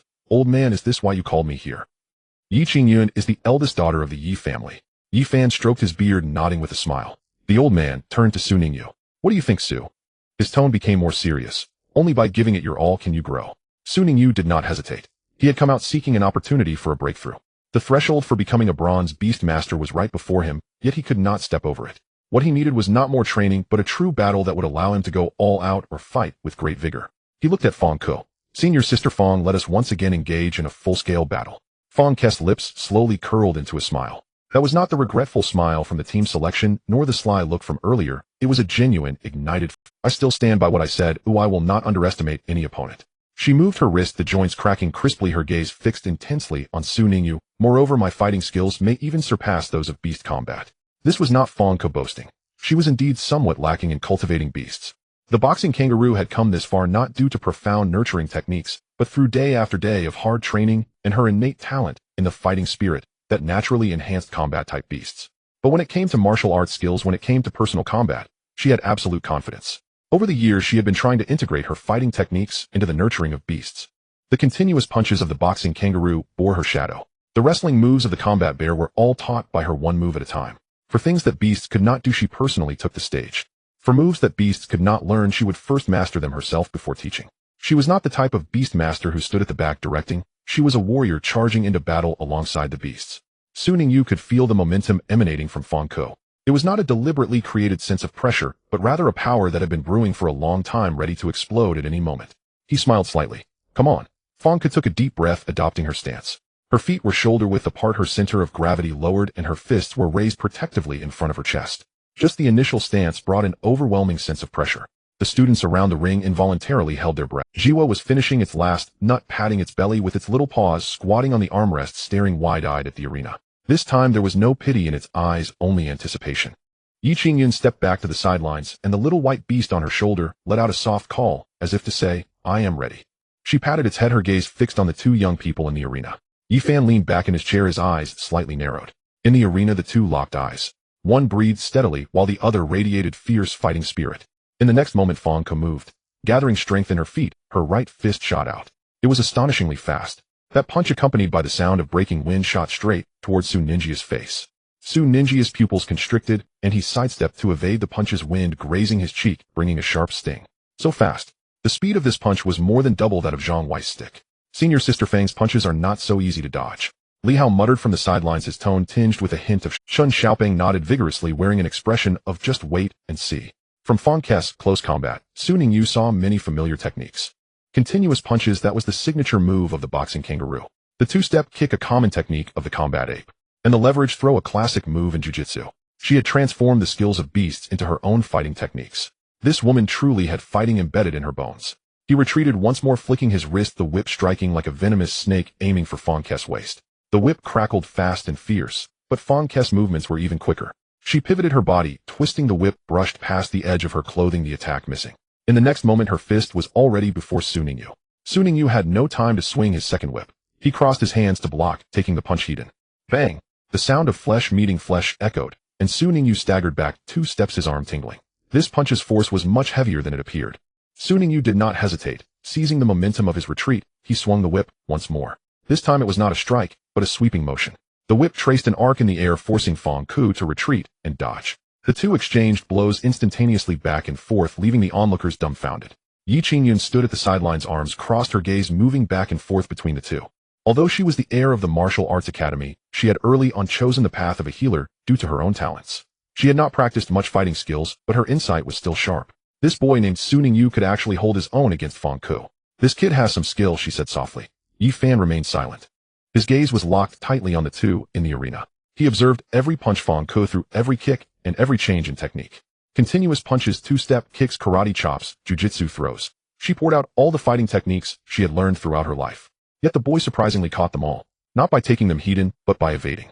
Each time Fong Kest's attack was about to connect, he could find the perfect angle to dodge or use the whip to drive her back. That kind of combat instinct could not be trained, it was honed in real battles. Fong Ku also realized this. As her punch missed, she stepped back slightly, a hint of surprise flashing in her eyes. You can actually dodge? Her tone held disbelief. Su Ningyu shook his numb arm, a slight smile on his lips. Senior sister Fong, I often train my body too. This statement seemed casual, but Fong Ku knew it was definitely not something achievable through mere occasional training. What has this guy been through? Jiwei Hehe, of course it's the result of us besieging him, though in the end, we were the ones who got her. Fong Ku had no time to think further and lunged forward once more. This time she used all her strength.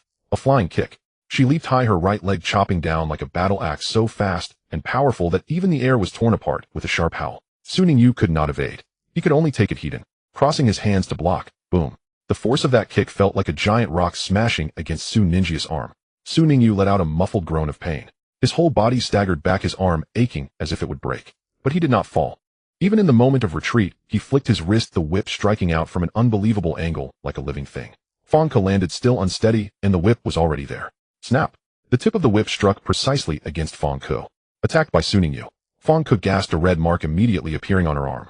It hurt. Not ordinary pain, but a deep, bone-deep ache. She took a few steps back, rubbing her arm and glaring at Su Ningyu. He also rubbed his arm, glaring back at her. The two locked eyes, seeing the same thing reflected in each other's gaze.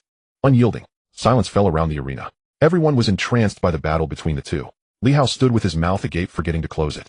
Chun Xiaobang's sunflower seeds scattered everywhere, oblivious to it. The other students held their breath, not daring to blink. Even Yi Qingyun widened his mouth slightly. Fong Kest's combat abilities were best understood by those in the martial arts hall. Growing up here with the talent of heart of combat, she had never encountered an opponent among her peers. But now a boy practicing breathing techniques was surprisingly matching her blow for blow. Yi Fan sat calmly in his chair, his hands still folded in front of his abdomen. Yet those eyes shone remarkably. In the arena, Fong Ku rubbed her red mark and suddenly smiled at Su Ningyu. There was no resentment or anger in that smile, only pure, exhilarating joy. Come again. Su Ningyu smiled back. Let's go. The two charged forward simultaneously. The whip crackled and the punches howled. The crowd erupted in cheers. The battle raged on for a long time. Fong Kest's breathing became increasingly hurried, beads of sweat forming on her forehead, each punch and kick slower than before. Her stamina was rapidly depleting, while the boy opposite her stood steady, breathing evenly, his footing unshaken. Fong Ku realized that continuing this way would be detrimental to her. She ceased her offensive, stepping back 2 paces, looking at Su Ningyu with a glint of determination in her eyes. Next I will unleash my final strike. Her voice was a bit hoarse, but her tone was resolute. If I can't defeat you, then I'll accept my defeat. All right, Su Ningyu nodded, gripping his whip. He knew she was about to use her trump card. During the school team assessment, Fong Kest's kangaroo punch was prepared as her last resort. And now she was going to go all out. Su Ningyu took a deep breath, tightening his nerves. He couldn't afford to stumble. He had to respond cautiously. His fingers tightened slightly, the talent of Sun Fu Bien De already primed for action. If he couldn't hold out, he would have to rely on this move. Fong Ku began to move. She quickly stepped in place, her rhythm increasing, growing more urgent. That tempo was identical to when she practiced the kangaroo punch. The breathing technique circulated wildly within her, blood flow quickening, body temperature soaring. Steam rose from her body. White mist emanated from her skin, enveloping her figure. Her skin began to flush, veins faintly visible beneath her aura surging dramatically. Blood burst. Su Ninja's pupils constricted. So it was indeed this technique. He hadn't expected Fong Ku to master it, and she executed it even more proficiently than with the kangaroo punch. Li Hao jumped up excitedly. Senior Fong has unleashed her ultimate secret technique. Even if Su Ningyu is strong, it should be the end for him. Chen Xiaoping nodded vigorously. Exactly, Senior Fang's blood burst has even been praised by the master. With this victory is surely Senior Fang's. The other students joined in the hype as if they had already seen the conclusion. Only Yi Fan remained seated, his gaze piercing. He observed the aura of the two in the arena. Fong Ke's aura, due to the blood burst, became extremely volatile. That energy surged like boiling water, bubbling over with destructive power. But Yi Fan knew this state wouldn't last long. Once the blood burst ended, Fong Ku would become weak for a significant period. Then he turned his gaze to Su Ningyu. The boy's aura remained stable. Even though he was being pressed and hit multiple times, his energy never faltered. That stability did not seem like mere endurance, it felt like a certain ease. Yi Fan's brow furrowed slightly. Something was amiss. If it was merely this, how could the boy contend with Fong Ku in her blood burst state? Just as he was puzzled, Su Ninjia's energy suddenly changed. The change came without warning, yet it was astonishingly fierce. The previously calm aura surged as if a slumbering dragon had awakened.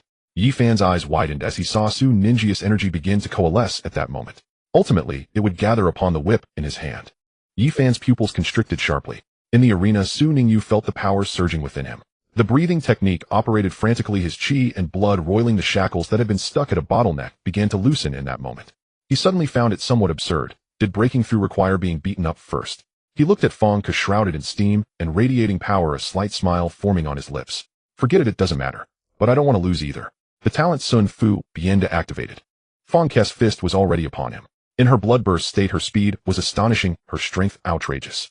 That punch landed squarely in Su Ninjia's abdomen, making him feel as if his dinner from the night before was about to be knocked out. But he did not fall. He gritted his teeth, swinging the whip in his hand despite the excruciating pain. Crack! The whip sounded sharp. The tip of the whip struck precisely on Fong Ke's shoulder. She shuddered. The pain from that strike was entirely different from what she had felt earlier. It wasn't a pain that tore the flesh, but a sensation that drilled deep through her skin, an indescribable feeling. It felt as if something had scratched at her heart. It made her spirit tremble. A strange urge to heed Su Ninjia's words arose in Fong Ke's mind. Fong Ku. The rush of blood and anger brought by the blood burst dissipated in that moment. Then Fong Ke couldn't help but let out a sound. That voice was completely different from her usual boldness. Soft, tender, carrying a hint of tremor and confusion, it was a sound that overflowed from the depths of her soul, indescribable in words. Filled with shame, panic, and a complex emotion that even Fong Ku herself could not understand. That sound made everyone present blush simultaneously. Su Ningyu froze. Yi Fan froze. Yi Qingyan froze. Zhang Wei froze. The entire arena froze. Su Ningyu had not expected that attacking a girl would result in this.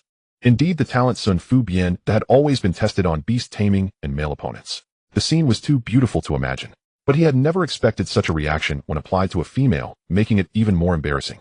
Fong Ke's face instantly flushed bright red. She covered her shoulder, glaring wide-eyed at Su Ningyu, opening her mouth to speak, but unable to utter a word. She couldn't believe she had made such a sound. She wanted to die. Then she hesitated no longer. Fong Ku turned and ran her speed like the wind, disappearing in the blink of an eye behind the curtain of the inner hall. The arena fell silent. Li Hao stood with his mouth wide open, forgetting to close it. Chen Xiaoping scattered more sunflower seeds. The other students exchanged glances, none daring to speak first. Yi Qingyun stood at the side, his mouth twitching, casting a complex glance at Su Ningyu. Yi Fan remained seated, expression calm, yet his hand stroking his beard paused noticeably. Ji Wawa lay on the backpack, witnessing the entire event. It let out a satisfied quack. Here it comes, the effect, thrilling. Su Ningyu held the whip, standing still with an expression that was difficult to describe. He looked in the direction where Fong Ke had disappeared, glanced at the whip in his hand, and silently returned it to the weapon rack. He began wanting to say something, but unsure what to say. Yi Fan stood up, patted his shoulder, and said meaningfully, "Young man, your whip technique is quite impressive." He brushed off the non-existent dust on his clothes, his tone calm, as if nothing had happened just now. "Today's training, Su Ningyu." I didn't mean it."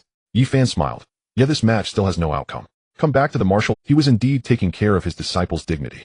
He walked away leisurely with his hands behind his back. Clearly Su Ningyu had won this battle. Yi Fan could also tell that Su Ningyu had not used all his strength.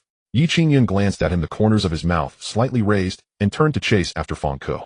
Li Hao and Chen Xiaoping huddled together, whispering something, occasionally stealing glances at Su Ningyu with complicated expressions. Is the whip really that powerful? To think it could produce such an effect, I want to learn it too. Who do you want to whip?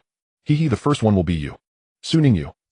Su Ningyu stood still, took a deep breath, and slowly exhaled. The breathing technique within him was still in operation, and the shackles had already loosened significantly. A breaking through was just a matter of time.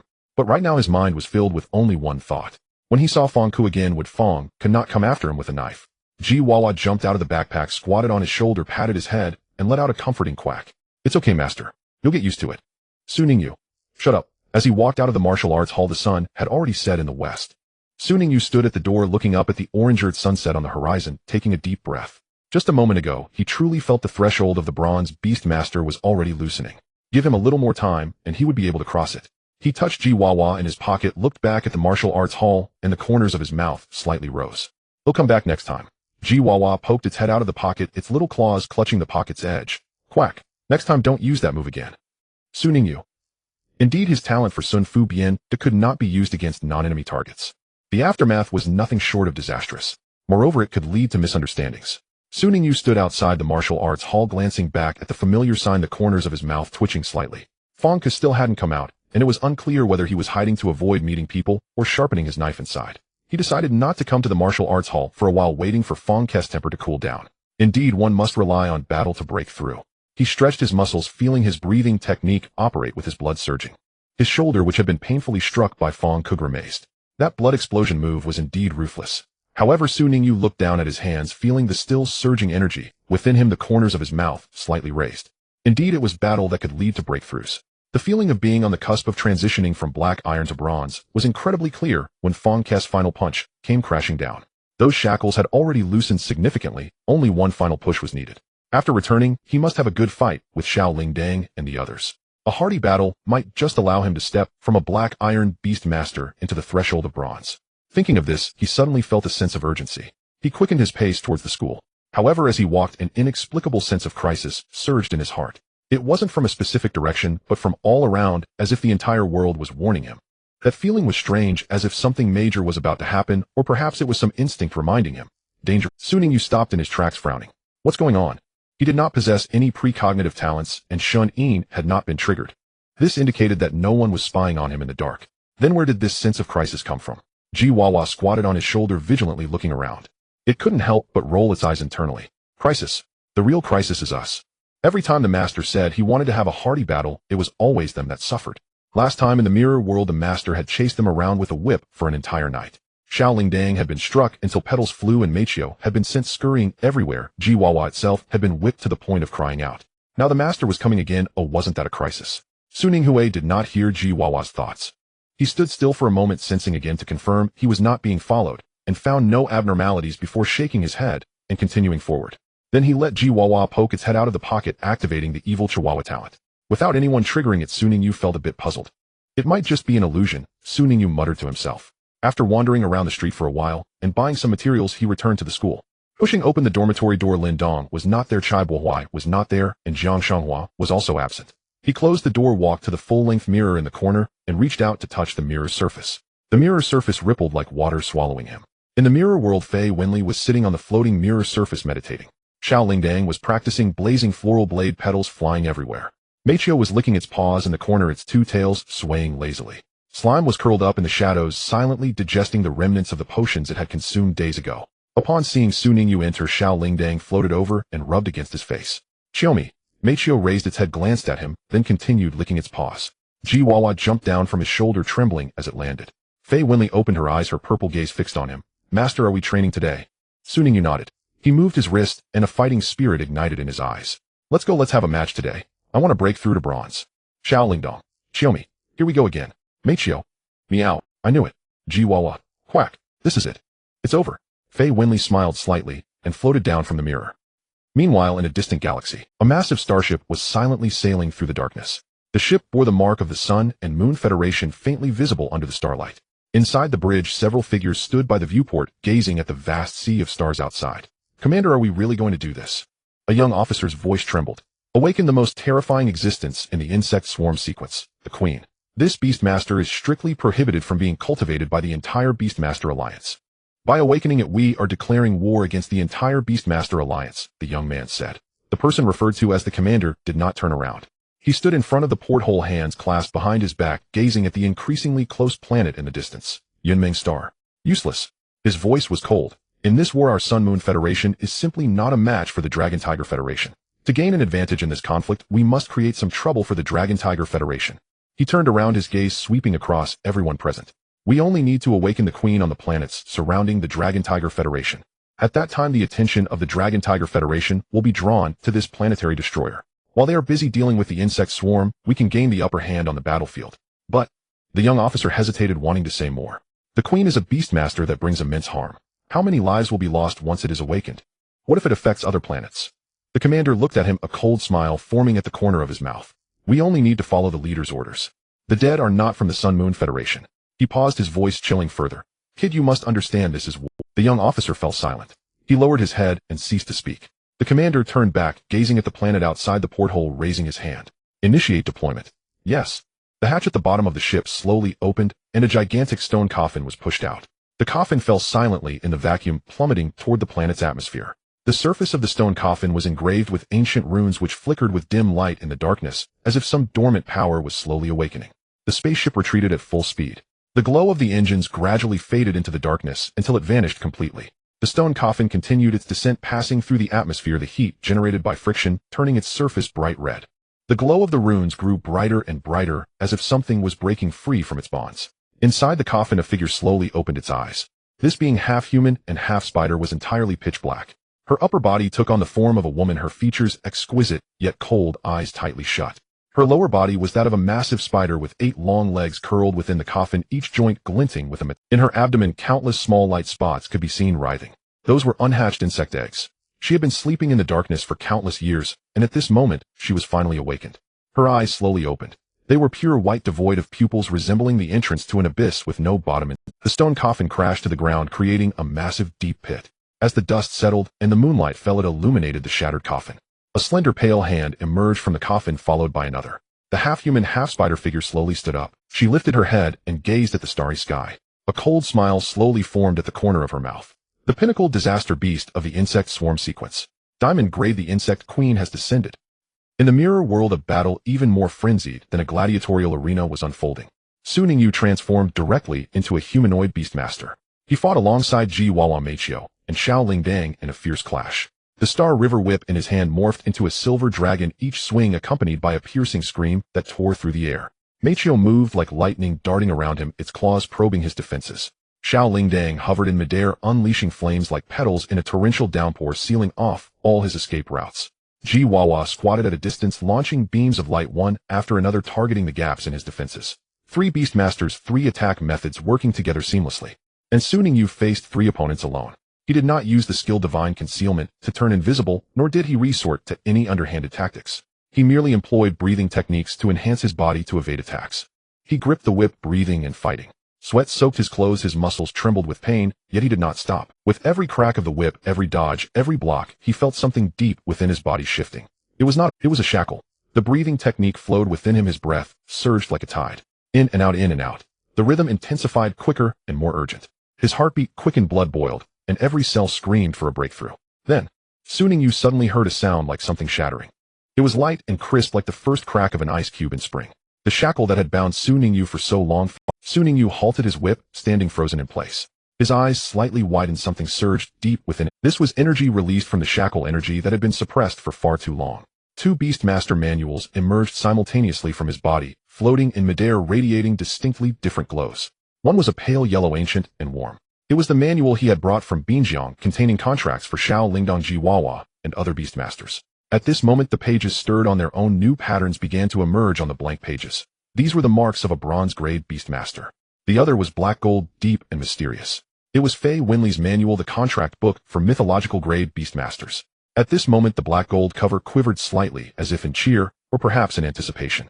The restrictions on the second mythological beast were being lifted.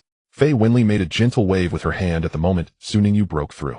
The attacking Machio, Jiwawa, and Xiao Lingdang were simultaneously pushed away by a gentle force, transported to the other side of the mirror world. The 3 Beastmasters tumbled into a heap. Before they could react to what had happened, Fei Winley's voice echoed in their minds. The master has broken through, be quiet. The 3 Beastmasters simultaneously fell silent, their eyes widened as they gazed at the figure in the distance. Xiao Lingdang's petals trembled gently. Xiaomi, has the master become even more powerful? Its voice brimmed with admiration. Jiwawa squatted on the ground, its cheeks puffed, and its black bean-like eyes were filled with complex emotions. Guagua, what if we can't even defeat a Beastmaster in the future? That would be too tragic. Machio lay on the ground, its 2 tails drooping, its heterochromatic pupils filled with doubt. Meow, meow, meow. It might just be that our master is not strong enough, or otherwise we could all collectively self-destruct. It looked at its claws, then at the figure of the human who had just broken through, sinking into deep self-doubt. In the distance, Ningyu closed his eyes, feeling the changes in his body. Bronze-grade Beastmaster. Finally, he had crossed this threshold. The strength of his body had significantly improved, muscles became firmer, bones more resilient, and even his reaction speed had elevated to a new level. Due to the enhancement of his strength, 2 pieces of information regarding talents surged in Ninju's mind. It was a reward following his breakthrough. The first was Sun Fu Bienda. In addition to its original effects, this talent gained a new characteristic: intimidation. Targets struck by the whip had a certain probability of falling into a brief state of rigidity. This rigidity was not physical, but an instinctual reaction at the level of the soul. The Ling Mu talent significantly enhanced his insight, allowing him a small chance to perceive extraordinary existences. As for Bloodline Catalogue and Divine Concealment, these 2 talents were already at the pinnacle level, and this breakthrough did not bring any changes to them. However, it didn't matter, they were already strong enough. Ningyu slowly opened his eyes, his gaze resting on the black and gold beast taming manual. He had broken through to become a bronze-level Beastmaster. This meant he could summon a second mythic beast. Ningyu had long anticipated this day. The page in the black and gold manual had been waiting for his breakthrough. Now the time had come. He extended his hand and turned to that page of the contract. On the page, lights swirled and ancient runes emerged and vanished. It seemed as if something was awakening from it. Fei Wenli stood not far away, a complex expression flashing in her violet eyes. Her brows slightly furrowed and her lips pressed into a line. It was a rarely seen expression on her face. She sensed the aura of a certain existence, one that made her feel very uncomfortable. I didn't expect. She spoke softly, her voice tinged with an emotion she couldn't quite articulate. The second companion to be unsealed is him. Ninju's finger touched the black and gold manual. The moment his fingertip made contact with the page, light erupted.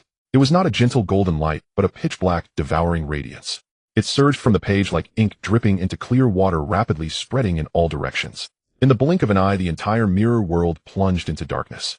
This darkness was not merely the absence of light, but a kind of void that seemed capable of swallowing everything. The flames burning on the little bell were engulfed by the darkness. The pair of heterochromatic pupils in the coal ball lost their luster in the darkness. Even Fei Wenli's eternally shining mirrors dimmed, resembling lifeless lakes. Ningyu stood still, feeling the pure darkness surrounding him. The sound of his heartbeat echoed in his chest rhythmically, clearly, like drums beating in his ears. He could hear his own breathing, feel the blood coursing through his veins, and sense that something was awakening in the darkness. "Let me see," he said softly, a slight smile on his lips. "Who is the second mythic beast to be summoned?" Jiwawa crouched in the darkness, feeling uncomfortable all over. As a light-type beast, it instinctively resisted this pure darkness. The dark energy made it feel uneasy, as if an invisible force had its grip on its throat. Quack. No way, no way. Is the master going to summon another elder? One Fei Wenli is already overwhelming. Can I survive tomorrow if another one comes? The little bell floated in midair, its petals trembling slightly. Its flames couldn't burn in the darkness and could only barely maintain a faint glow. Chiomi, I'm still too weak. The coal ball squatted in the corner, its 2 tails tightly pressed together, vigilance filling its heterochromatic pupils. Meow. Another big shot. Is it still possible for me to escape now, eh? The slime collapsed directly on the ground, its jelly-like body shaking like a sifter, unable to even make a sound. The darkness spread. Ningyu felt a strange palpitation emanating from deep within the darkness, not fear, but a sense of resonance. It was as if something was responding to his heartbeat in the darkness. From the void, a figure began to coalesce. First the silhouette, tall and upright, exuding an elegance not of this world. What first caught the eye was a pair of curved ram horns. No, they should be called devil horns. The pitch-black horns emerged from dark hair, their graceful, yet dangerous arc gleaming with a cold light in the darkness. Then there was that face, sharp-featured with deep-set features, dark hair cascading over his shoulders, making the face appear even paler. A pair of sunglasses rested on his nose, obscuring much of his face, yet failing to conceal the charm that seemed to emanate from his very bones. He wore an exquisitely tailored black suit, his long black hair falling over his shoulders, each strand seemingly stained by darkness. He wore sunglasses that obscured his gaze, but the faint smile at the corner of his mouth sent chills down people's spines. His wrists were adorned with ancient iron bracelets, and his nails were long and sharp like claws. The most striking feature was the slender tail behind him, black in color, arrow-shaped at the tip, swaying gently behind him like a venomous snake waiting for the right moment to strike. He stepped forward, walked in front of Ningyu, paused, and then knelt on one knee. The movement was as graceful as an ancient ritual. He lowered his head, his long hair falling to cover half his face. Then he took Ningju's hand and gently kissed the back of it. The action was devout and humble, like the most loyal servant presenting himself before his king. Your most obedient servant, the cursed magic dragon ballad, heeds your summons. His voice was deep and magnetic, imbued with a beguiling power. Fei Wenli stood not far away, arms crossed, watching the scene, with a slight curl of her lips. Humph. She snorted lightly, her voice soft, yet clear to everyone present. The companion Faye Winley least wanted to see had appeared, always showing off in front of the master. Ballot did not raise his head, but his tail swayed gently. That was a signal only Faye Winley could understand. Are you jealous? Jealous that I am the most important existence in the master's heart? Faye Winley's expression grew colder. Who is jealous? Just you. A black-skinned snake. Wawa and the others had completely lost interest in the spectacle at this moment.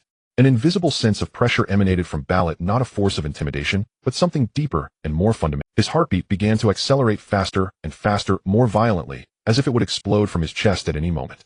Blood surged through his veins, as if something was tugging and controlling it. Wawa clutched its chest, its round eyes filled with terror. Quack! I can't take it anymore. My heart is— What is happening? The little bell's petals all curled up, the entire flower shrinking into a ball, trembling. Chiomi, my heart also feels so uncomfortable. The coal ball's tail erupted into two fluffy balls as it squatted in the corner, desperately suppressing the violent force within. Meow. What on earth is this guy? The slime collapsed in the distance, its jelly-like body twisting and contorting, emitting a mournful wail of gudon gudon, as if undergoing some inhuman torment. Ningyu heard the wails of his beasts and finally reacted. He looked at the man kneeling before him on one knee, a look of devotion on his face as his lips twitched slightly. Get up, Ballot. I'm glad to see you again. Ballot raised his head, his eyes behind the sunglasses gazing at him, a perfectly curved smile gracing his lips. Master. Right. Ningyu interrupted him. Put away your talents. Otherwise your juniors will be tortured. Ballot was momentarily taken aback. He turned his head to glance at the little creatures in the distance who were struggling in pain, then withdrew his gaze. A hint of barely noticeable boredom flashed in the eyes behind the sunglasses. Although I want to say his voice remained deep and magnetic, tinged with a hint of indifference. The death of these juniors is of no concern as they are too weak. He paused, then lowered his head, his tone becoming submissive. But I am your most obedient servant. I will follow all of your commands. As the flowers fell, darkness receded like a tide. The mirror world regained its light, and the dim mirrors lit up again, reflecting everything. The frog lay on the ground, gasping for breath. Quack! I survived. The petals of the little bell slowly unfurled weakly, letting out a sound like Chiomi. I almost thought I was dead. The coal ball's tail finally stopped bristling. It squatted in the corner, watching Ballot warily with its mismatched eyes. This guy is even more terrifying than Vivian. The slime slowly crawled up from the ground, its jelly-like body still trembling slightly. It shrank back into the farthest corner, deciding not to come out again today. Ballot stood up and brushed off non-existent dust from his knees. He stood beside Ningyu, his hands tucked into the pockets of his slacks, the long tail behind him, swaying gently. His eyes behind the sunglasses swept across the mirror world, scanning the trembling little creatures, finally landing on Vivian. He smiled slightly. Long time no see, Vivian. Vivian looked at him coldly. Long time no see, Ballot. The two exchanged glances, and something seemed to crackle in the air. Ningyu stood in the middle, glancing left and right, suddenly realizing that the days ahead might become quite lively. These two guys, one a mirror god, and the other a curse god, seemed to dislike each other. This was also due to historical reasons. Well, who doesn't have one or two relatives they don't get along with? It seems the mirror world will be staging celestial battles every day. Ningyu ignored the eye contact between the two, and with a thought summoned the black gold scripture before him. The pages opened automatically, revealing the page for Ballot. Golden text slowly emerged on the page, outlining Ballot's complete information. Beastmaster Curse God Ballot attributes: Ghost Dragon Strength, Mythical 9th Stage Source Sealed, Current Manifestation, Golden 9th Stage Peak Talent 1. Curse Enhancement, able to cast enhancement type curses on oneself or targets. Can enhance oneself positively or negatively, affect enemies, such as pain, enhancement, sensory deprivation, deepening, fatigue, etc. The effect depends on the depth of the curse. 2. Dark Curse, writing curses on the surface of the target or oneself with a sword as a pen. The written words will transform into reality, capable of offense and defense, assistance and control, with effects depending on the content of the curse and the will of the writer. 3. Demon Dragon Bloodline, passive effect. The effect of energy attacks received is halved, and it can actively devour external energy to restore itself. Whether from skill residuals or direct attacks, all can be converted into nourishment. 4.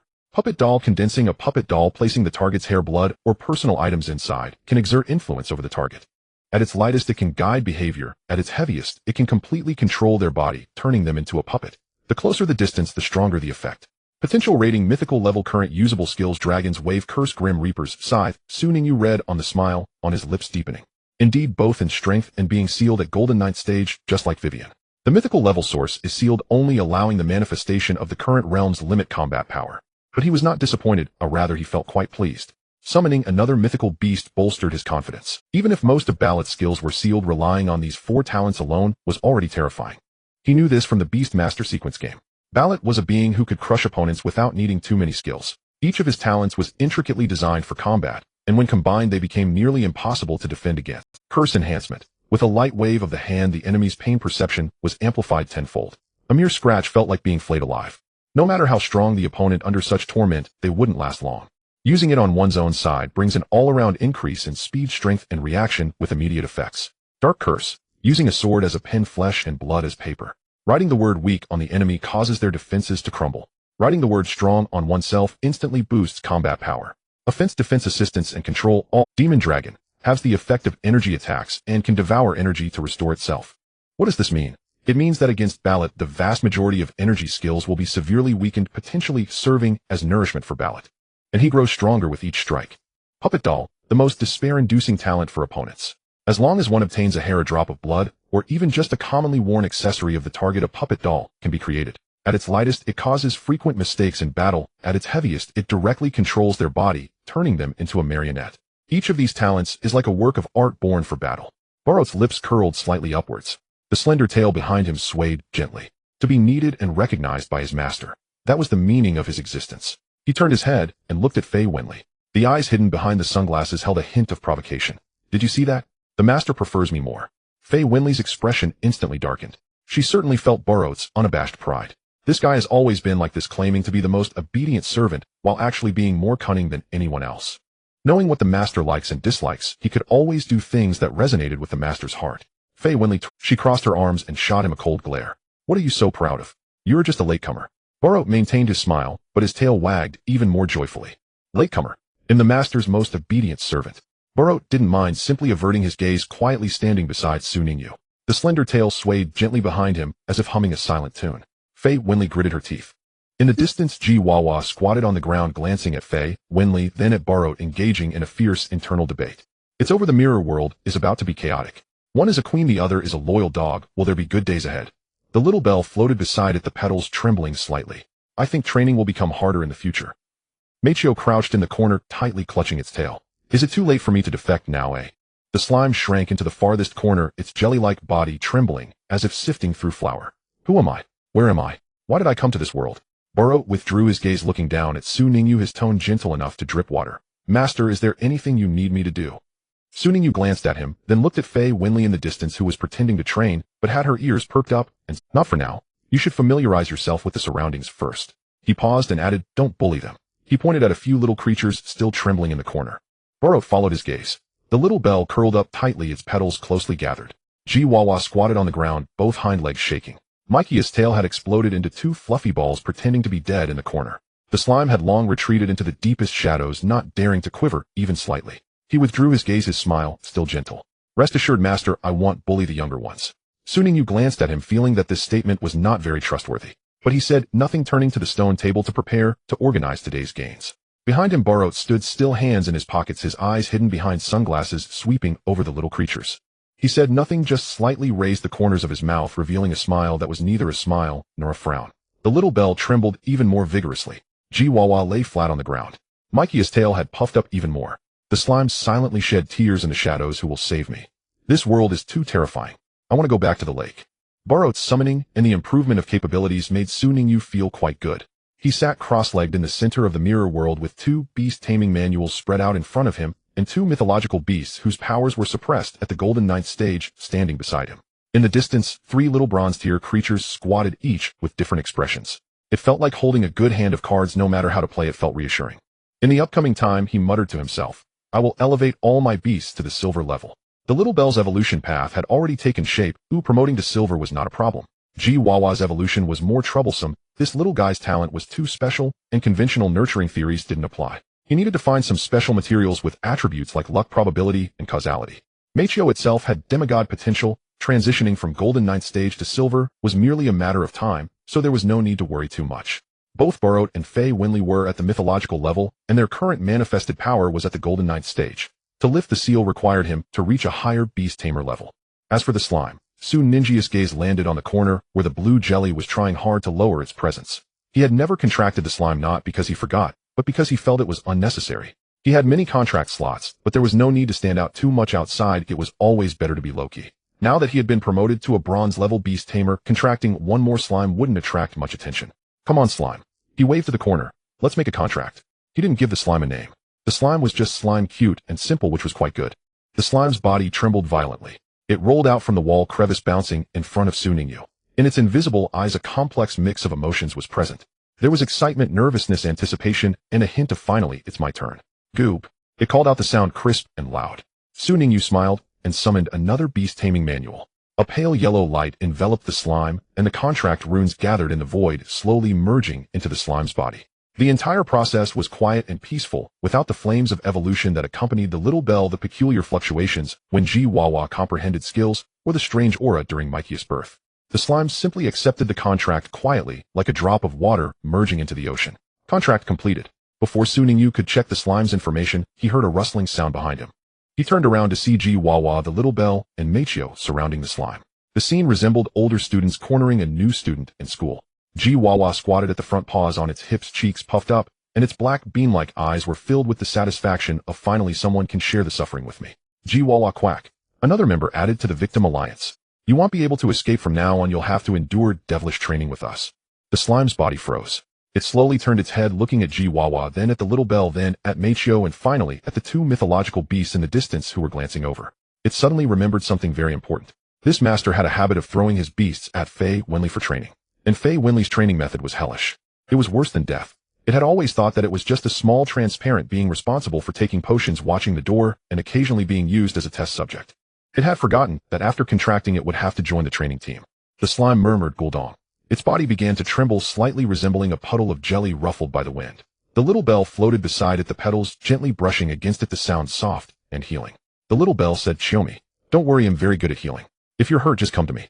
The slime trembled even more. Did that sound like it was saying, feel free to get hurt, after all I can heal you? This wasn't comfort, it was a prelude to announcing that it would soon be in for a beating. The coal ball lay nearby, its two tails gently swaying behind it, and its mismatched eyes were filled with the wisdom of experience. The coal ball meowed, meow. As long as you can endure the hard days, there will be even more exciting tough days waiting for you. It emphasized the word. The three beast tamers huddled together, beginning to whisper amongst themselves. Jiwawa imparted wisdom on how to survive under Fei Wenli's whip. The little bell shared insights. If you're hurt, seek it out immediately, don't tough it out. The coal ball offered advice. Don't think about running away, you can't escape. Training obediently is the right path. The slime curled up in the middle, trembling, already regretting why it had crawled out from the crevice in the wall. It suddenly felt that being a wild slime wasn't so bad after all. Free and unburdened, without the need to be whipped or trained by demons. But there is no remedy for regret in this world. Su Ningyu ignored the welcome activities of the beast tamers. He opened the Beast Tamer's manual and found the page for the slime. Beast Slime, attribute water strength, black iron, level 5 talent, water fusion, can merge into water, becoming invisible and concealing its presence. Potential silver. His gaze lingered on black iron level 5 for a moment. When he first captured it from the secret realm of Baishui Lake, it was only black iron level 1, pitifully weak, afraid of being blown away by the wind. How long has it been? Without much intentional training, having just tested it with some potions during alchemy, and occasionally feeding it leftover nutrients, it had surprisingly risen to black iron level 5. He continued to read. Skills: dissolve, can quickly dissolve swallowed objects. Proficiency: mastery, dissolving bubble, emits highly acidic bubbles, a mutated product of the bubble skill. Proficiency: beginner. Su Ningyu raised an eyebrow. The proficiency of the dissolve skill was actually mastery. Not beginner, not intermediate, but mastery. Su Ningyu pondered and suddenly understood. Those experimental agents, those nutrient solutions, all those random test items were all swallowed by the slime. To digest these things, it had to frequently use the dissolve skill. Once, twice, thrice. Day after day, week after week, this skill had unknowingly been practiced to the level of mastery. Inadvertently, it trained the skill. Su Ningyu nodded, a slight smile tugging at his lips, as expected at his eye. The slime, listening to the seniors imparting their experiences of enduring beatings, froze at those words. It slowly turned its head, looking at its master's expression of, "It's all my credit." A wave of indescribable sorrow surged within. The bitterness and hardship behind it were known only to itself. It recalled the taste of those agents. Some weren't even suitable for humans. No, not things a slime could eat. It remembered those days of being used as test subjects, recalling the helplessness of being forced to use the dissolve skill after swallowing unknown liquids. It thought those days were behind it, that after being contracted a new life would begin. But now it seemed that was merely the start of a nightmare. Slime and the other skill, dissolving bubble. Su Ningyu speculated that it was likely a mutated skill inadvertently comprehended while digesting certain special agents. A variant of the bubble, acidic with corrosive properties. Its power wasn't strong, proficiency only at beginner. Bubble skills aren't rare, but mutated dissolving bubbles are uncommon.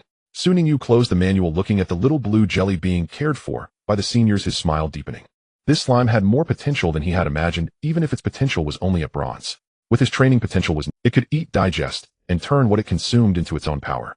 This talent may not sound impressive, but when put to use it was absolutely a formidable asset. Alright. He stood up, brushed off his clothes. It's time for training.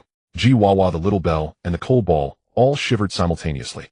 The slime, caught off guard, saw the three seniors instantly stand up straight, their expressions serious, as if they were going to their deaths. It looked around in confusion.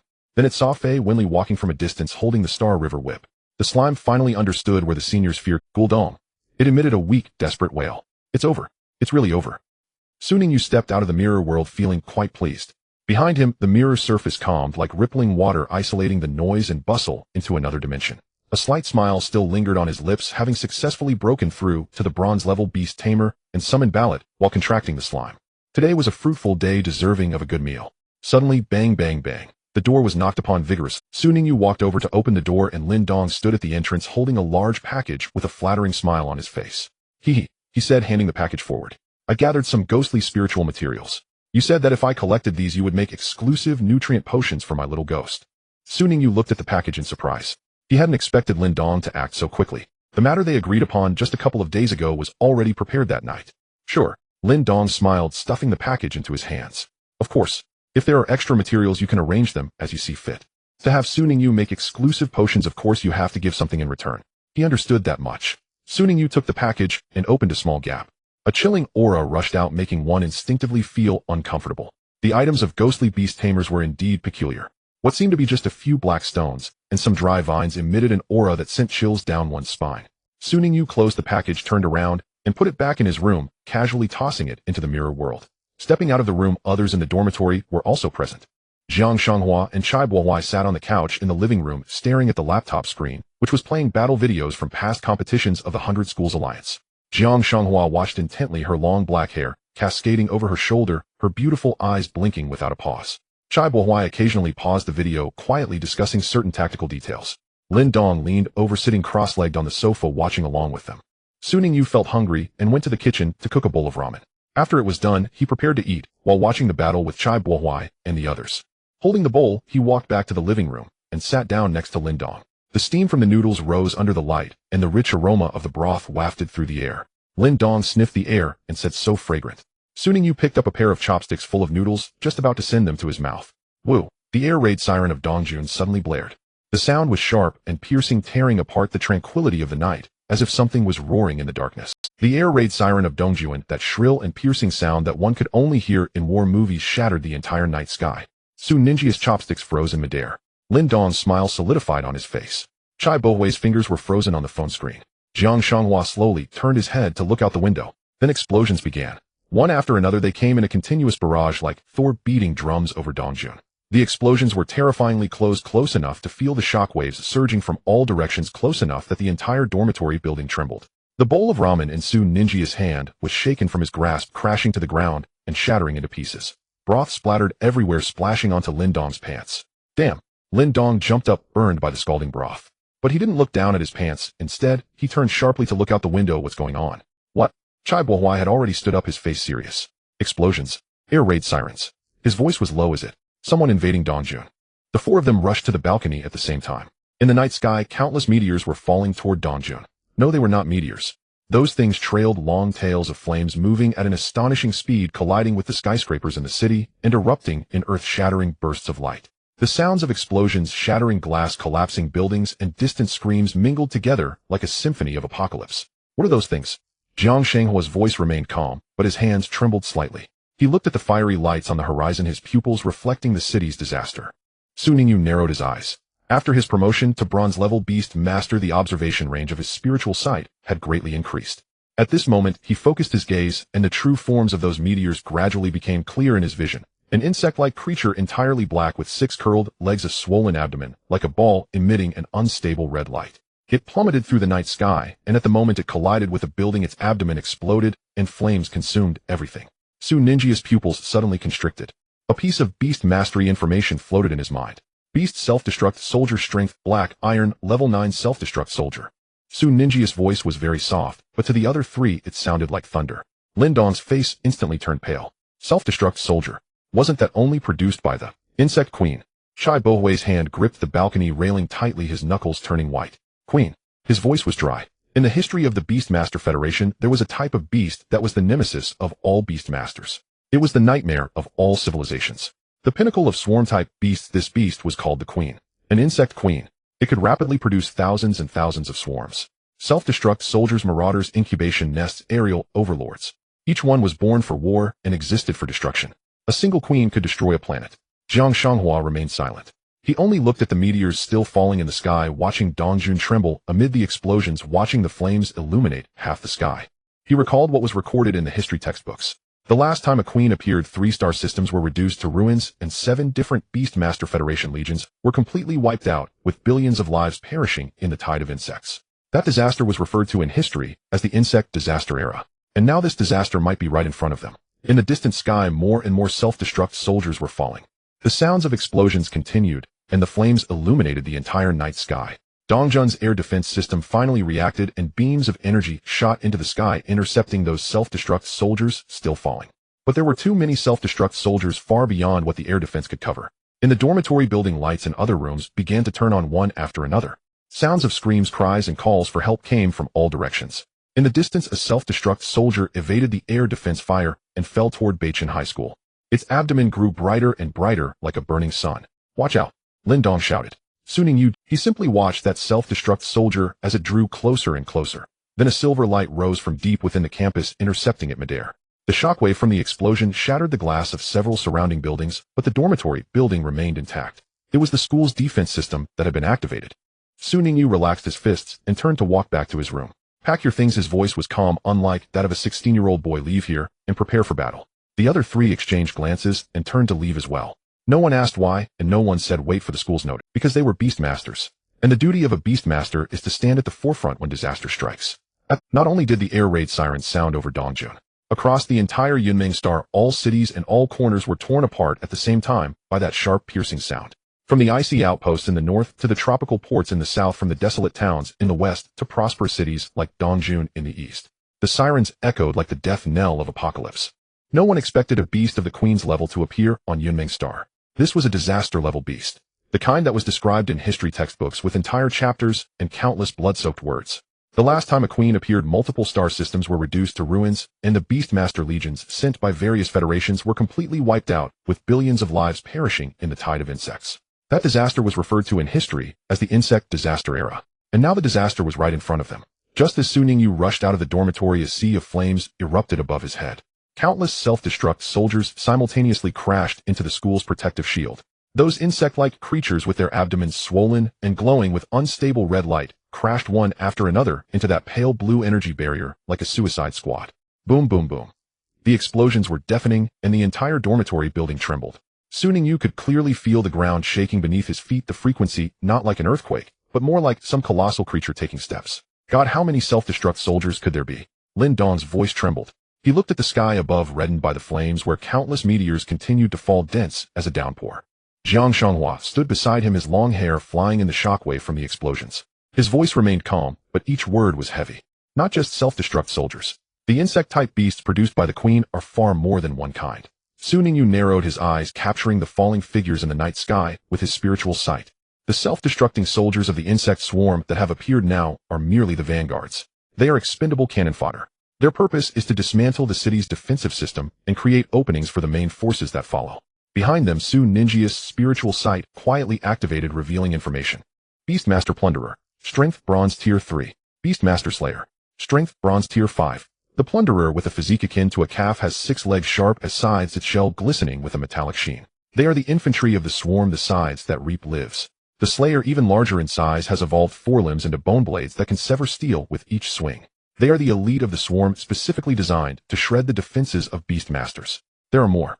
Lin Dong and Chai Bohuai recognized those insectoid forms marked as extremely dangerous in their history textbooks. They crash down on every city of Yunmeng Star like a torrential rain. Queen, the pinnacle of the insect swarm hierarchy, the only Beastmaster to ascend to divinity. Its terrifying aspect has never been its combat power, although it is already fearsome in itself. Legends say its size can overshadow entire cities, and its roar can send 1,000,000 insects into a frenzy simultaneously. But what truly makes it a calamity is its ability to command the swarm. The reason the swarm hierarchy is called swarm is because of this queen. Billions of insects exist under its will, acting as one entity. A tidal wave of insects obeys its every command: attack, retreat, self-destruct, ambush. The tactics of the swarm are more intricate than those of human armies, for all insects share the same consciousness. There is no fear, no hesitation, no mercy. Only hunger, only slaughter, only expansion. During the dark years of the Queen's ascension, it nearly obliterated countless star systems of the Beastmaster Federation. Those star systems are still referred to as dead zones today. The planets remain, but all the life upon them has been consumed. Because of that history, the Beastmaster Federation issued the highest level of extermination orders across all star systems. Encountering the Queen and her larvae is to be killed on sight. Whether the adult Queen or the newly hatched larvae, any discovery must be met with execution. Because all Beastmasters remember that history, they do not wish to witness another calamity, do not wish to see the swarm engulf star systems, and do not wish to see their children devoured by insects. What on earth is happening? Su Ningyu murmured. How could a Beastmaster like the Queen appear on Yunmeng's star? No one could answer him. But now is not the time for pondering. More insects are descending. The self-destructing soldiers are merely the advanced team. The plunderers and slayers are the real threat. The meteors trailing fiery tails in the sky are all insects. They crash down towards the ground, towards buildings, towards the screaming crowds that are running in panic. The air defense artillery of the Eastern County fired at full strength beams of energy, shooting into the night sky, intercepting the falling insects. But there are too many. So many that the air defense system cannot cover them all, so many that every moment some slip, through crashing into skyscrapers, into streets, and into civilians who have not had time to take shelter. Su Ningyu heard screams coming from afar. He heard the sounds of buildings collapsing. He heard the roars of the Beast Masters and the explosions of skills. The entire Eastern County has turned into a battlefield. Perhaps not just Eastern County, other parts of Yunmeng Star are undoubtedly facing the same crisis at this moment. The protective shield of Beichen High School is still struggling to hold. The teachers have already rushed out their Beast Masters, battling the invading insects in the night sky. Yuan Sheng's Fire Beast Master unleashed fire dragons, turning swathes of plunderers to ashes. Li Yao's Lightning Beast Master darted through the clouds, each bolt striking down multiple self-destructing soldiers. But there are too many insects. After finishing one wave, another comes. An endless stream, inexhaustible. And more terrifying still is the presence lurking in the shadows. The true calamity that is producing these insects. The Queen. In some corner of Yunmeng Star, it is feeding, growing, and producing more insects. With every passing minute, it grows stronger. With every hour, the number of insects it spawns increases. If it cannot be found and eliminated before it fully matures, Yunmeng Star will become the second dead zone. In the sky, another batch of self-destructing soldiers broke through the defenses, diving towards Beichen High School. The protective shield trembled violently under their suicidal impacts, cracks spreading like a spider's web. Su Ningyu took a deep breath and turned to the three behind him. Prepare for battle. Lin Dong summoned his little ghost, the white ghost-type Beast Master, drifting in the night sky, emitting a low, mournful wail. Chai Bohui's Ice Flame Wolf has entered combat mode, its blue-white flames flickering around it. Jiang Shenghua's armored soldier drew its short sword, its silver armor shining in the firelight. And Su Ningyu summoned the little bell. The golden sunlight flower bloomed in the night sky, its fiery petal edges resembling a small sun, illuminating everything around. It hovered beside Su Ningyu, its light wings unfurled, brimming with combat intent. In the distance, more insects were surging in. The night sky of Eastern County was completely lit up by the flames. Lin Dong's voice trembled. Can the school hold? Jiang Shenghua remained silent, staring intently at the sky. Chai Bohui pulled out his phone, quickly searching for something. The entire city has entered a state of war, he said in a low voice. Not just Eastern County. The whole Yunmeng Star, all cities are under attack. Su Ningyu looked up, gazing into the farther distance. In the night sky, the falling meteors were dense, covering the... This is not a small-scale invasion. This is a war. And Yunmeng Star was completely unprepared for it.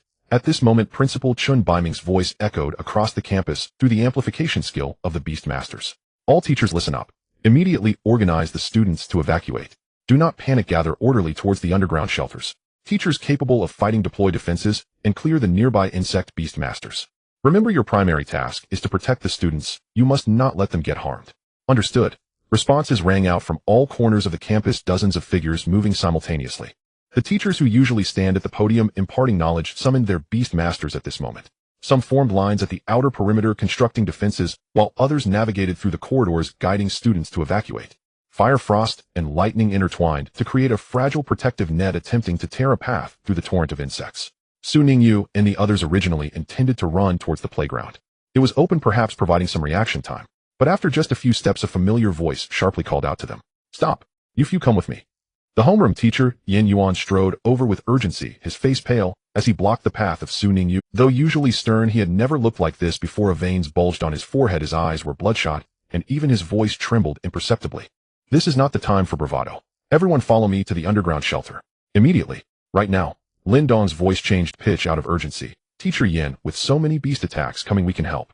Help it. Yin Yuan suddenly turned around, his gaze cutting like a knife. Do you think this is just a game like the usual combat classes? Those creatures outside, just one could turn you inexperienced beast masters into mere bones. His voice was almost a roar, spitting droplets that landed on Lin Dong's face. Lin Dong opened his mouth wanting to argue, but a hand firmly pressed down on his shoulder. Enough. Su Ninjia's voice was soft yet clear. Listen to the teacher. The teacher is worried about us. Lin Dong gritted his teeth, swallowing the words that almost escaped his lips. He understood it wasn't that they didn't want to help, but they were simply too weak. In the face of such a disaster, their meager skills were insufficient even to fill the gaps against the insectoid horde. Yin Yuan said nothing more and turned to leave. The group followed closely behind, passing through corridors and over the edge of the playground, where shattered glass, fallen lampposts, and fireballs continuously plummeting from the sky were scattered everywhere. The air was thick with the scent of burnt materials, and the ground trembled slightly. The entrance to the underground shelter was located behind the teaching building, where a heavy alloy door stood wide open. Yin Yuan ushered them inside, leaving behind a terse command: stay put and don't go anywhere. He then turned and dashed back to the surface. The shelter was already crowded with people. Su Ningyu glanced around, recognizing familiar faces. Students from the same grade huddled in small groups against the walls, some silently hugging their knees, others quietly sobbing, and many wore expressions of confusion and fear. The emergency lights cast a ghastly pallor on everyone's faces. In a corner, a small figure was curled up tightly. Wei Lin. Su Ningyu approached without hesitation. Wei Lin possessed the ability of danger foresight, and at moments like this his instincts were more reliable than any information. Wei Lin. Su Ningyu crouched down, lowering his voice. Do you think the school is safe? Wei Lin slowly. His face was as pale as paper. Cold sweat dripped from his forehead, and his hands clutched his head tightly, fingers digging into his scalp. His pupils were slightly unfocused, and after several attempts to speak, he managed to squeeze out a few words through clenched teeth. Su Ge, my head hurts. It hurts so much. His voice was hoarse, almost inaudible, and his body trembled slightly. Su Ningyu could see the veins on his temples throbbing. Perhaps his talent had been warning him all along. Everywhere is dangerous. Danger. Danger is everywhere. The last two words were almost shouted, echoing in the shelter and drawing terrified glances from those nearby. Su Ninjia's hand froze in midair. If he said everywhere was dangerous, that meant the entire school, even the whole city, had no safe corner left. The situation was far worse than they could see. And as the swarm of the Queen descended upon Yunmang's star, tearing apart the defenses of every city. Beyond the planet, in the dark starry void, several silvery gray interstellar airships floated quietly in orbit. Their hulls were emblazoned with the emblem of the Sun and Moon Federation. Every distress signal and communication wave sent out from Yunmang's star was accurately intercepted and consumed by these airships. The blue planet slowly rotated outside the porthole, and flames could be seen spreading across its surface. Inside the command cabin of the airship, cold light screens illuminated detached faces. A man resembling an officer stood at the control console, hands clasped behind his back, calmly watching the planet being devoured by the swarm. A slight smile curled at the corners of his mouth, as if he were admiring a finely crafted work of art. All signals have been cut off, reported a technician behind him in a low voice. The Longting Federation will receive nothing. The man nodded, his tone as indifferent as if discussing the weather for the next day. As long as we eliminate Yunmang's star. No, even if we just severely damage it. He slightly tilted his head, the firelight outside the porthole flickering in his pupils. The Longting Federation will be at war with us this time, and the losses on this single planet will be enough for them to drink a pot of tea. The cabin fell silent for a moment before several low chuckles broke out.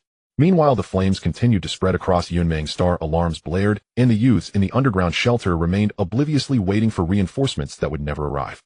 In the school's underground shelter, the emergency lights cast a pallid glow on everyone's faces. The alloy doors isolated them from the deafening explosions outside, but they could not block the tremors that came in waves from the ground. The overhead lights swayed gently with each tremor. Dust fell from the ceiling. Seems like the shelter could collapse at any moment. Students huddled together in small groups. Some curled up in corners, hugging their knees. Others pressed their hands tightly against their ears. Some stared blankly at the ground. Their eyes were hollow, as if their souls had been drawn out. In a corner, muffled sobs were heard, intermittent, like a string stretched to its limit, ready to snap. A young female teacher crouched among the students, trying to keep her voice steady. She patted a trembling girl's shoulder and forced a smile. Everyone, don't be afraid. We will definitely get rescued. The authorities of Yunmang's star will not abandon us. Just hold on a little longer, reinforcements will definitely come. But then a deep voice interrupted her comfort from the crowd. It was a senior boy, his face devoid of fear, replaced instead with a calm that bordered on despair. He lifted his head and looked directly at the teacher, speaking each word deliberately. The ones attacking us are the natural disaster beasts, the Queen. That is the mother of the insectoid army. As long as the Queen lives, the swarm will continue to be produced endlessly, an unending cycle of slaughter. And we, these people, are the Queen's favorite food. As long as the Queen is alive, this battle will never end. The shelter suddenly fell silent. All the sobbing, whispering, and comforting ceased at that moment.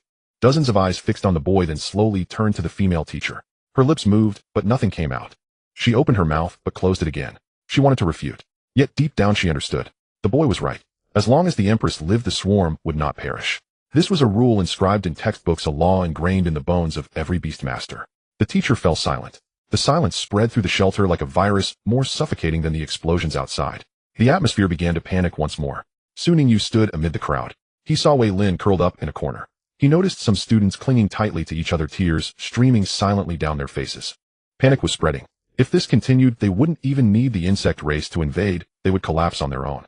Su Ningyu took a deep breath. He was aware that if he couldn't even stabilize his own mental state, any wrong judgment could cost everyone their lives. Without hesitation, Su Ningyu raised his hand to summon his beast. The little bell gracefully leaped from the Beastmaster's manual, floating in the air. As soon as it appeared, it sensed the incredibly oppressive atmosphere around. Its clear eyes narrowed slightly, emitting not a single superfluous sound. Little bell, Su Ninjia's voice was low yet firm. Activate the calming talent to stabilize everyone's. Little bell nodded gently, its body shivering slightly as ripples of pale golden light radiated from it. Immediately a crisp ringing echoed through the shelter. Ding ding ding ding ding ding. The sound was neither hurried nor slow, like the evening bells from an ancient temple deep in the mountains, or a lullaby hummed by a mother. The sound of the bells carried a gentle spiritual wave flowing like a trickle through every inch of air, penetrating into everyone's mind. The students began to lift their heads. Fear slowly began to dissolve. The taut string that had reached its limit gradually relaxed. Trembling shoulders calmed down, rapid breaths became steady, and dazed eyes refocused. The few younger students who had been weeping together found their tears had stopped at some point. The terror on their faces was replaced by a vague sense of calm. The stifled sobbing in the corner ceased. The entire shelter seemed to be gently awakened from a nightmare. Wei Lin suddenly shivered as if pulled out of deep water. He raised his head and saw Little Bell and Su Ningyu standing not far away. A glimmer of grateful relief flashed. He raised his head and saw Little Bell and Su Ningyu standing not far away, a glimmer of grateful relief flashing in his eyes. Brother Su. Thank you. His voice was still a bit hoarse, but at least it no longer trembled. Su Ningyu nodded at him, his gaze steadily sweeping over everyone present, his voice not loud, yet clear enough to reach every ear. I know we are in a crisis, but what everyone needs to do now is to calm down. Only by staying calm can we survive better. He paused, his tone devoid of any embellishment, calm, as if stating a fact. We can't save the world by going outside. So let's do what we can. Protect ourselves, and not hold back the teachers and others. This is what we should focus on right now. A few sentences, unembellished, unheroic. Yet they weighed more than any comfort. The students quietly listened to Su Ninjia's words, nodding in agreement. The teachers guarding the door let out a collective sigh of relief upon witnessing this scene. One older male teacher turned his head and whispered to his colleague, "This kid is remarkable." Before his words had faded, the alloy door of the shelter was suddenly pushed open from the outside. A wave of air, mixed with the smell of blood, surged in. All eyes were drawn to it. The captain of the school team, Zhao Tiefeng, and member, Zhou Yuanba, burst in one after the other. Both were in disarray, their uniforms covered in dust and unknown fluids. What was even more alarming was that Zhao Taifeng was carrying a bloodied person on his back. Where are the beastmasters with healing abilities? Hurry, come and help. Zhao Taifeng's voice was almost strained, his eyes bloodshot. Su Ninjia's pupils contracted sharply. He recognized the person being carried in. Wang Taizhu, a member of the school team, usually few words, yet as sturdy as a wall. Wang Taizhu's left arm had vanished from below the shoulder, the severed into a gruesome mess, with shattered bone fragments faintly visible. Below his right knee was also empty, the pants torn, revealing pale bone stubs and rolled up flesh. His face was smeared with blood and dirt, his lips a terrible grayish white, breathing faintly, but the slight rise and fall of his chest proved he was still alive. Clearly he had been affected by the self-detonation skills of a suicide bomber. That kind of close-range explosion was enough to tear a person apart. His survival until now was already a sign of resilience. The students in the shelter, who had just been calmed by Little Bell, felt their emotions surge violently again at the sight. Some screamed, others covered their mouths and turned to retch. A few girls collapsed on the ground, their faces as pale as most of them had only seen bloodshed on the training grounds, a mere scrape that caused a bit of bleeding. Yet now a living person had half his body blown off, blood and flesh laid bare before them. Those sheltered flowers, protected by the school teachers and various rules, were suddenly yanked into the harshest reality. Yin Yuan was right. The Empress invasion. This was not a trivial matter in school, nor a mere sparring session in combat. In a crisis, every second could lead to death. Each insect was there to harvest lives. A moment's inattention could leave no bones behind. This was not exaggeration, but a statement of fact. Zhao Taifeng carefully laid Wang Taizhu on the ground, while Zhou Yuanba squatted beside him, his hands trembling. Several students with healing abilities were frozen in place, their legs feeling as heavy as lead. Seeing this, Su Ningyu did not hesitate. Little Bell. Su Ninjia's voice suddenly rose, immediately commanding healing bell sound. Little Bell had already flown over, hovering above Wang Taizhu. It was evidently taken aback by the brutal injuries before it and immediately unleashed its talent. Circles of emerald green light spread from Little Bell, wrapping Wang Taiju entirely like rippling water. The healing bell sound rang out, resonating with a sharp and urgent tone, unlike the calm and distant sound during the calming session, akin to a race against time with death. The healing green light from the small bell seeped into Wang Taizu's wound. The bleeding finally began to slow down. The rolled-up flesh slowly closed in at a visibly rapid pace. A trace of extremely faint blood color returned to his grayish-white lips. However, his left arm and right leg, those parts that had already vanished, could never grow back. Although the healing bell skill could treat him, it could not regenerate the flesh. Su Ningyu squatted beside Wang Taiju, his brows furrowed. He quickly glanced at the stumps of his severed limbs and looked up at Zhao Taifeng. "Captain, what about his severed leg and arm? If they're still around, the healing from the small bell might have a chance to reattach them." Upon hearing this, Zhao Taifeng, known for his indifference, moved his lips a few times, his eyes reddening, fists clenched until the knuckles turned white. He said nothing, only slowly and heavily shook his head. "They have already turned to minced meat."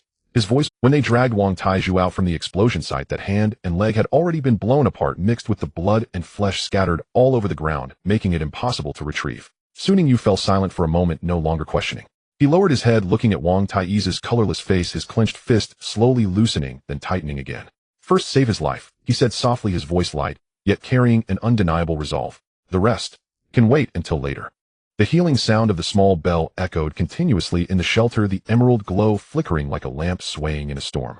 The other students finally understood what the world outside the shelter was like. With the powerful healing ability of the small bell, Wang Taizu's life-threatening injuries were also treated. The sounds of explosions outside never ceased.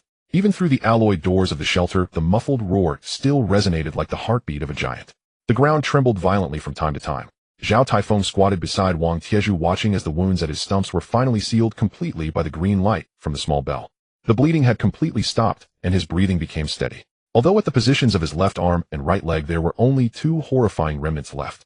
He let out a long breath, raised the back of his hand to wipe the dust-laden sweat from his forehead, and slowly stood up. He turned his head, his gaze landing on Su Ningyu. He stared at Su Ningyu for 2 seconds, as if weighing a life-and-death wager, then spoke, his voice hoarse and direct. "Su Ningyu, I want to ask you something." Su Ningyu raised his head, meeting his gaze.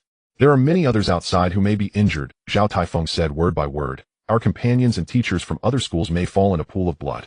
Your sunlight flower has strong healing abilities. I am now asking you to come out with me to fight and save people. Ooh, do you dare?" The shelter suddenly fell silent. Everyone turned to look at Su Ningyu. Those students who had just been soothed by the small bell now collectively held their breath. Several teachers standing at the door frowned, their lips moving, but they did not voice any objections. They knew that what Zhao Taifeng said was the truth. The battle outside needed healing even more, and Su Ningya's sunlight flower. Seeing the sunlight flower heal Wang Taiju, it was clear that this method of healing created by the talented Su Ningyu was indeed the strongest at the moment. Su Ningyu did not hesitate. He did not even lower his head to think, and said directly, "What is there to be afraid of?" The 4 words, though not heavy, resonated with certainty. Zhao Taifeng's lips curled slightly, not quite a smile, but more like a recognition of "I was right about you."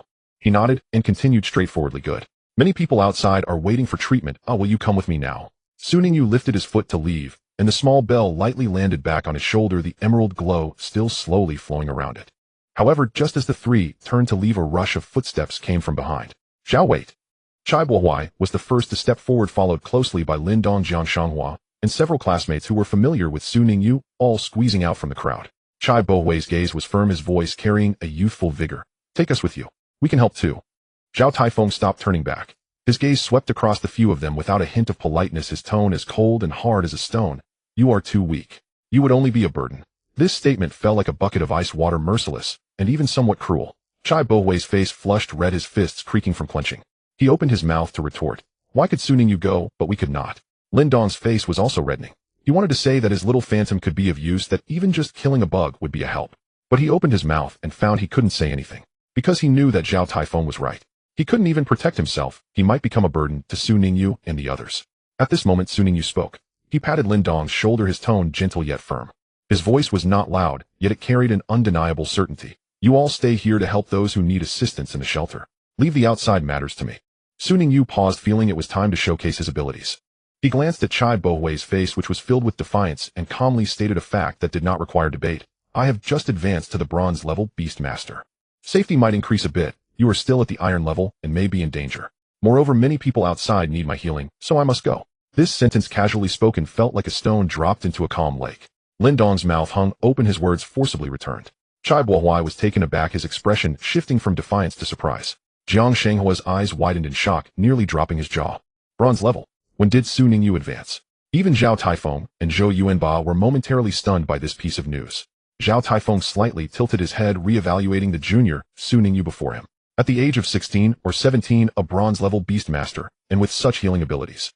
Of course, his strength was also quite good. He had become a substitute on the school team in his first year, surpassing many of his. Zhou Yuanba even gasped in surprise, muttering, "While this junior has some skills," his eyes wide like copper bells. A bronze-level beastmaster. In his first year, having just started school for less than 2 months, he was already at the bronze level. In their senior year's special combat class, only the school team members could reach that level. Yet this first-year junior Su Ningyu had already achieved bronze level. The older male teacher at the door originally wanted to intervene, but upon hearing the words, bronze level, his lips moved a few times, ultimately turning into a sigh as he waved his hand. "Go, but be sure to be careful."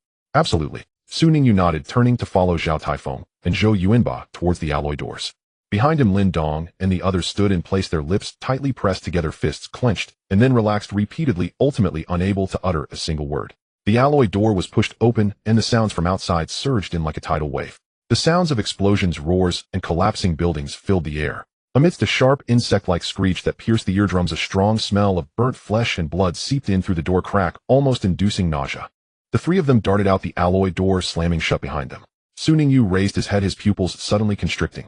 The school's protective shield had already been breached. The energy barrier that once enveloped the entire campus, shimmering with a faint blue glow, was now riddled with holes. In the sky, countless dark figures surged in through those gaps like a pack of sharks scenting blood. Self-destructing soldiers crashed to the ground, exploding into fireballs. Behind them, the slender and agile figures of the raiders swiftly darted between the buildings. Bone blades scraped against the walls, leaving deep gouges. Further away, even more bizarre insectoid beasts were descending. There were cutters with sickle-like forelimbs, armored assailants, and several enormous units, moving slowly, shaking the ground with each step. More and more insectoids poured into Dongjun. The situation in the school was terrifying. One could only imagine how the city was faring. There was no time to hesitate. Su Ningyu took a deep breath, waving his right hand as 2 beams of light illuminated simultaneously. "Jiwawa Meichio, come out."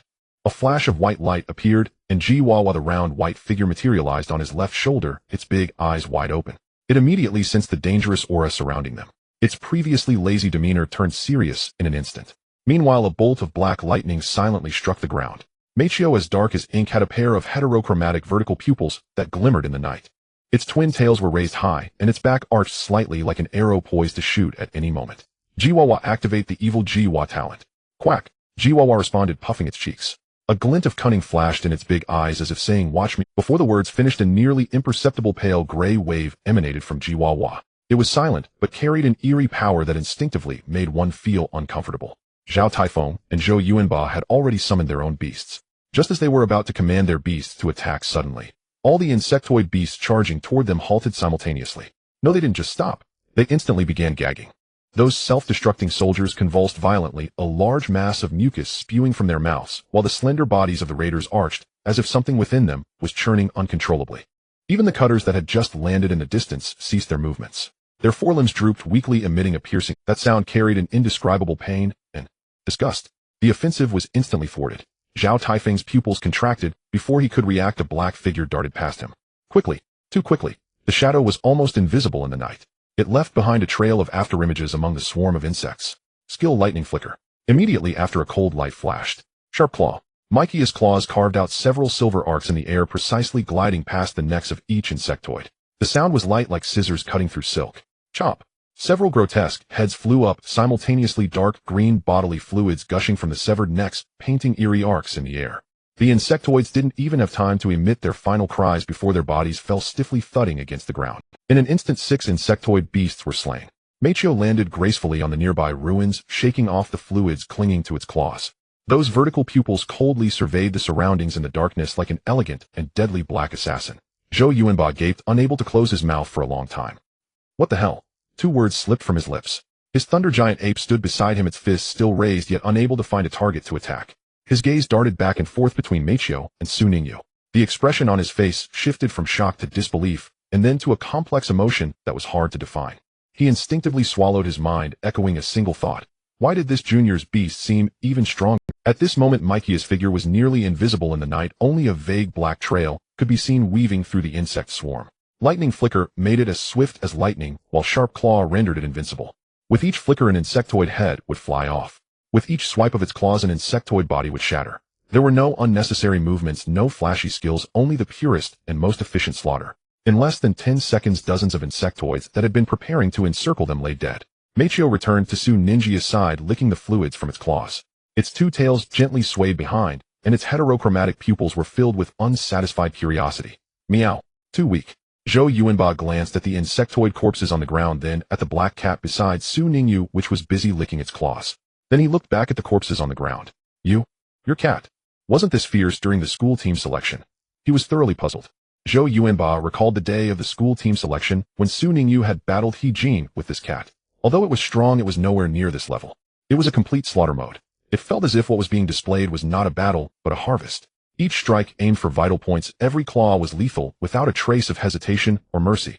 At this moment Su Ningyu appeared chillingly different, as if he had transformed into another person. Could it be?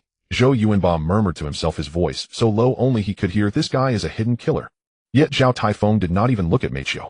His gaze was firmly locked onto the round white toad on Su Nin. Jiwawa with its big eyes wide open croaked innocently, as if the previous scene had nothing to do with it. But Zhao Taifeng's mind was racing. Those insectoids, a dozen of them scattered at different positions and distances, all experienced interference simultaneously. They all lost their combat ability in an instant, and their reactions. Gagging, convulsing, and suffering. The behavior of these insectoid beasts clearly indicates that they are being controlled by some power. A collective control. The range is so vast. The effect is so strong. Zhao Taifeng's eyelid twitched. He looked at Jiwawa with a completely different expression. The talent of that toad. His voice was barely above a whisper, almost as if he were talking to himself, yet questioning Zhou Yuanba beside him. What exactly is it? Zhou Yuanba finally snapped back to reality, scratching his head and looking at Jiwawa with a bewildered expression. The seemingly harmless little creature was squatting on Su Ninjia's shoulder, leisurely croaking. Then it yawned.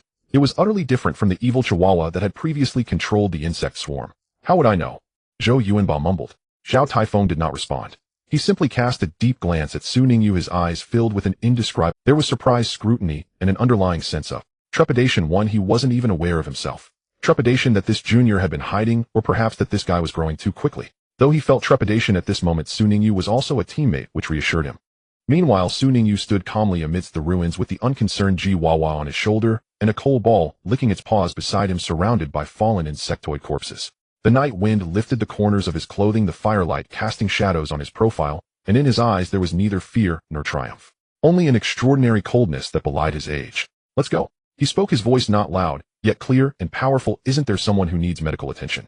Zhao Taifeng came to his senses, nodding vigorously and retracting his gaze. Follow me. Soon Su Ningyu followed Zhao Taifeng to one of the most intense areas of the battlefield. This could no longer be termed a campus. The originally orderly group of teaching buildings was now riddled with holes as several structures had collapsed significantly. Debris and concrete scattered across the ground, casting grotesque shadows in the firelight. The lawn was cratered and pockmarked with charred marks and dark green insectoid fluids everywhere. The air was thick with the acrid scent of gunpowder and blood mixed with a pungent sour stench that made it nearly impossible to keep one's eyes open. The sound of explosions was as dense as firecrackers during the new year, but each sound was 100 times more violent.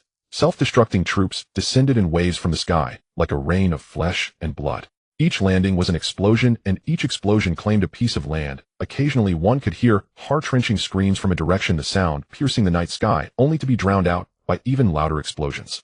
Su Ningyu looked up, and at the center of the battlefield a figure stood like an unyielding mountain, towering over the densest mass of insects. Principal Chen Baiming. His gray-white hair fluttered in the shockwaves of the explosions. Surrounding him were 4 imposing beasts, each emanating an oppressive aura that made the air itself feel heavy. That was the unique pressure of golden tier beasts. In the sky above, a giant eagle with a wingspan of over 10 meters circled. The silver-gray feathers of the Tsang Tian flying eagle reflected a cold metallic sheen in the firelight. With each flap of its wings, a fierce wind swept up a dozen self-destructing troops into the air. Then they detonated mid-flight. Those explosions blossomed into orange-eared flowers in the night, fleeting yet brilliant. On the ground, the flame demon wolf moved like a walking inferno, its body engulfed in orange flames, turning the ground beneath it into a glassy surface. It opened its massive jaws, unleashing a thick column of fire that reduced an entire squad of insectoids charging at it to ashes. The heat of the flames was so intense that even from dozens of meters away, Su Ningyu could feel a wave of scorching air rushing toward him.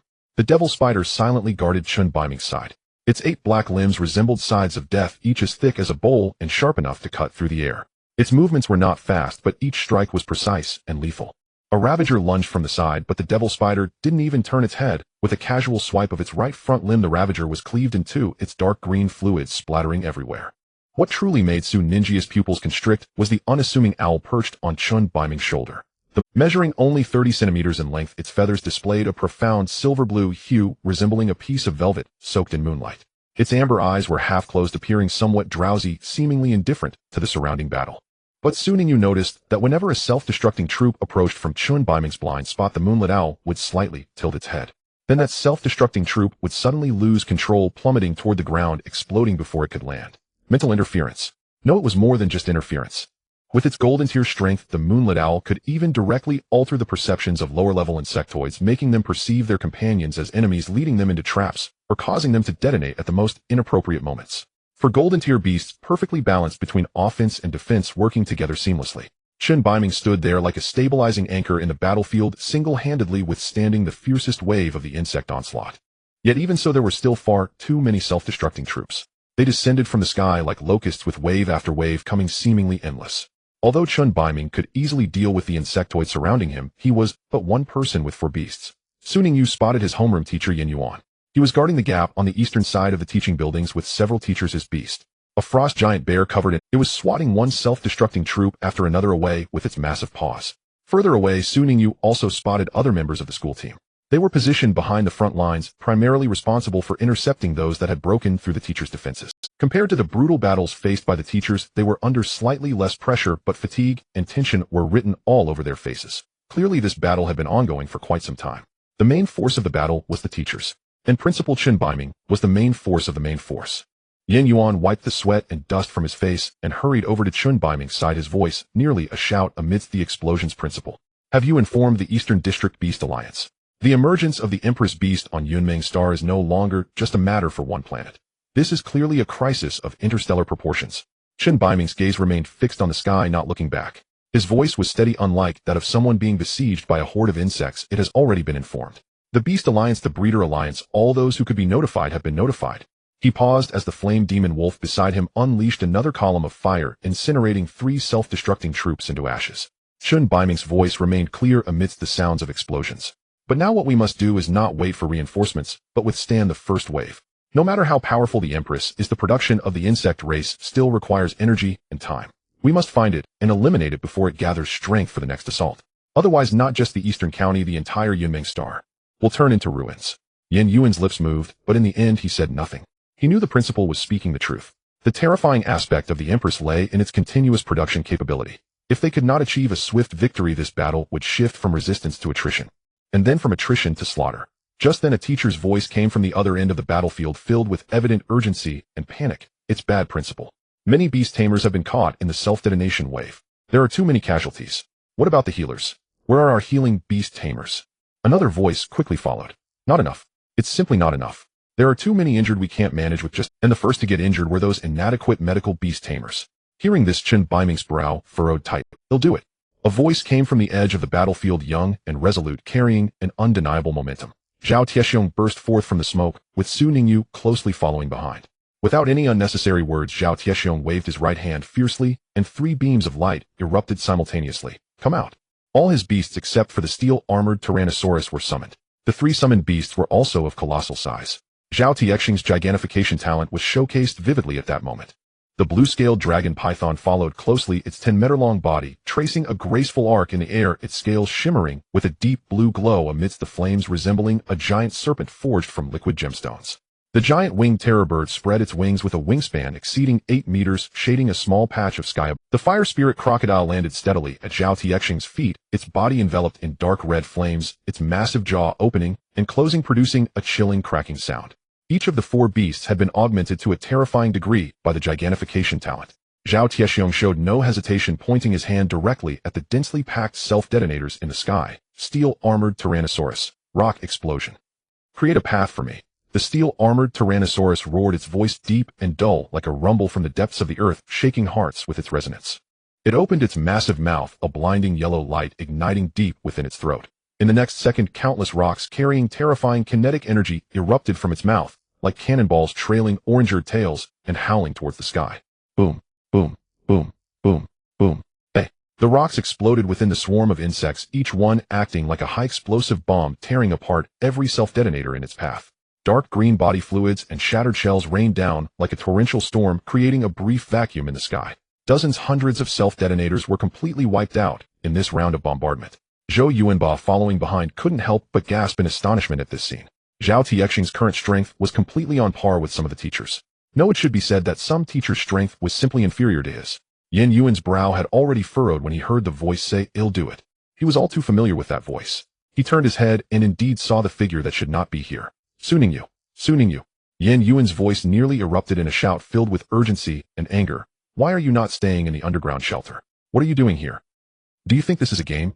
His voice was filled with fury, but Su Ningyu could hear the underlying worry that was tightly restrained beneath it. Su Ningyu did not argue or explain. "This place needs me." Before his words fell, he turned to Little Bell, his tone calm and decisive. "Little Bell, healing bell, cover everything. Not a single injured beast or person can be left out." Little Bell floated up like the sun rising at night. The light surged wildly around it. It knew now was not the time to conserve energy, and that every injured person was racing against death. Healing bell activate. Ding ding ding. The sound was lively and refreshing.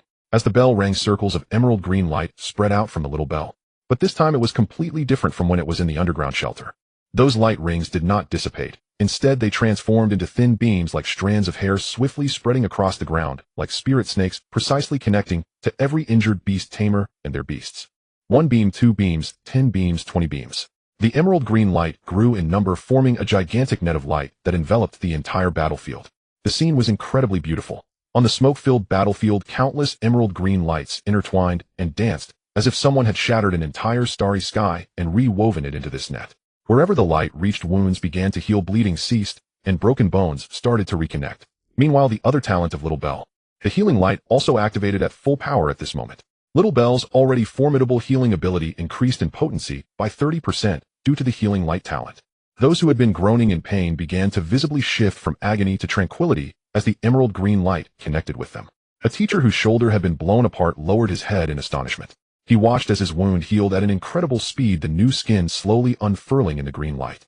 He could even feel the shredded muscle fibers regrowing one by one. Is this the healing effect of the sunlight flower beast that Su Ningyu cultivated? It's surprisingly powerful. At this moment, the teacher muttered to himself, his eyes filled with disbelief. A first-year student recently becoming a member of the school team had such a fierce healing effect. On the other side, a bloodied rock-armored rhinoceros. At the moment it was linked by the light, its painful low growl transformed into a comfortable purr, and the wounds on its body quickly scabbed and peeled away, revealing tender new skin underneath. The healing bell's light missed no injured individual. From the principal Chun Baiming at the front to the class teacher Yin Yuan on the flank to the members of the school team at the rear, even those who were already unconscious from severe injuries. Every beam of light accurately found its target, continuously delivering healing power. Of course, except for the enemy. Little Bell had nearly treated all allies in a large area within a specific range. Yin Yuan stood amidst the green light, feeling the wound on his arm rapidly healing. He opened his lips slightly. He glanced down at his arm. The wound, deep enough to see bone from the explosion of the self-destructing soldier, now left only a faint scar. He raised his head to look at Su Ningyu, and then at the sunflower, hovering in midair, continuously releasing healing. Is this the sunflower? The healing effect is terrifying. It seems that once this crisis passes, Su Ningyu and the sunflower he cultivated will gain further fame. In the future, many will seek to contract with the bellflower to tame beasts. Su Ningyu stood behind the little bell, his gaze swiftly scanning the entire battlefield. His expression was calm, but he was rapidly calculating the number of injured, the coverage of the healing bell, and the stamina consumption of the little bell. Everything was within tolerable limits.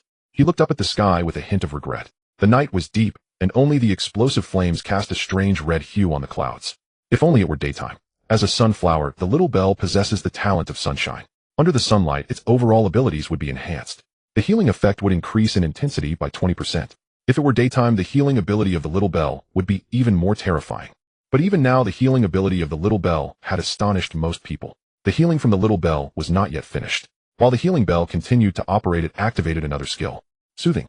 A wave of pale golden ripples spread from the little bell, silently sweeping across the entire. Those beast tamers, mentally strained and on the verge of collapse due to the battle, began to calm down as the golden ripples brushed over them. A young female teacher had been trembling, believing her beast was gravely injured from the explosion of the self-destructing soldier and was about to die. But at this moment, she watched as her beast slowly opened its eyes in the healing light. The golden, soothing ripples passed over her body, and she could no longer contain herself, covering her face and silently weeping. Healing. Soothing, linking, covering. The little bell was like an all-purpose auxiliary medical machine. One beast supported the logistical support of the entire front line. Yin Yuan stood in place for a long time. He finally understood why Su Ningyu dared to step out of the shelter, why Zhao Taifeng brought him to the battlefield, and why the young man had only said one sentence. This place needs me. Because he truly could heal. Moreover, he healed better than anyone else. Yin Yuan took a deep breath, swallowing back all the reproach at the corner of his mouth, leaving only a complex gaze directed at the young man standing amidst the smoke. The sunflower. The beast cultivated by Su Ningyu was truly formidable. He shook his head involuntarily, curling his lips into a slight arc. With a hint of pride. Then he turned around facing the continuously surging swarm and quietly said, "Beak." The voice was very soft, almost swallowed by the sounds of explosions. Su Ningyu nodded slightly, saying nothing, just extending the healing light of the little bell a few more meters to cover several injured who were still struggling. On the battlefield, the emerald green light continued to intertwine and weave like a rain of light blooming amidst the flames of war. And under this veil of light, the injured, exhausted, and near-collapse individuals were gradually rising once more. The little bell hovered in midair, its glow brighter than before. Its healing power was operating at full capacity, not daring to pause for a moment. With the continuous use of the healing bell skill, Su Ningyu felt the proficiency of this skill rapidly increasing. The non-existent experience points were 1/10. Appeared. Su Ningyu stood beside the little bell, his gaze never leaving his companion. He could sense a faint fluctuation in the little bell's spiritual output under the sustained high-intensity output, an indication of rapid stamina consumption. Little bell, he tilted his head slightly, his voice low yet filled with undeniable concern. Can you still hold on? The little bell turned its head, blinking its big, watery eyes, revealing an extremely human-like expression, even a bit. Show me. This is nothing. It even performed a flip in the air with the halo trailing behind it, as if proving its excellent condition through action. Su Ninjia's lips curled slightly, and he said nothing more. He had also prepared in advance, as he had restorative potions made from the magic spirit compendium. On the other side beside him, Ji Wawa and Meichio had already formed a seamless combat synergy. Ji Wawa's talent of evil poodle was quietly in operation. This was an invisible domain. Within this domain, any insect race that harbored murderous intent towards Su Ningyu would experience what it meant to wish they were dead the next moment. A self-destructing soldier stealthily approached from the side, its bloated body leaving a sticky trail on the ground with viscous liquid dripping from its mouth, corroding small pits that emitted white smoke. Its compound eyes locked onto Su Ninjia's back, 6 limbs simultaneously exerting force, preparing to pounce. Suddenly, its entire body began to convulse violently. Its mouth violently opened, a torrent of yellow-green viscous liquid erupting from within, splattering everywhere. Its 6 limbs went limp, and the previously fierce assault instantly transformed into a pitiful act of vomiting. Disgusting. Utterly nauseating. This attack caused no physical harm, yet it was far more unbearable than any physical damage. It was a visceral, instinctive reaction that struck at the soul, one that could not be resisted. Like forcing a human to consume the most repulsive substance, their stomach churning, their mind blank, unable to do anything but vomit. And just in those excruciatingly nauseating seconds, a shadowy figure descended silently. Meichio, the shadow cat, like a wisp of ink blown away by the wind, stealthily emerged from the shadows of the ruins. Its movement was soundless, its claws landing on the rubble without making a single noise, not even causing any disturbance in the air as it moved. As if it were part of the shadow itself, an extension of darkness. With a flash of lightning, Meichio's figure left a shadow in the night sky, moving so quickly that the human eye could hardly catch its trajectory. Sharp claws. Sizzle. A soft sound not much louder than the sound of scissors cutting paper. Due to the cutting of the cold ball, the head of the self-exploding soldier slowly slid off from the neck, the severed edge as smooth as if it had been cut by a laser. Dark green bodily fluid gushed out from the wound, but the cold ball was long gone. Its figure had already swept toward the next target, closing in on another approaching raider from a different direction. Equally nauseating, equally vomit-inducing. The outcome was as always. Chop, chop, chop. 3 heads flew up in succession, the time interval not exceeding half a second. The 3 raiders hadn't even had the chance to feel pain. Their consciousness was completely severed amidst nausea and the cold ball landed gracefully on a collapsed lamp post, shaking off the dark green bodily fluid from its claws, its amber vertical pupils coldly scanning the surroundings like a reaper elegantly dancing in the darkness.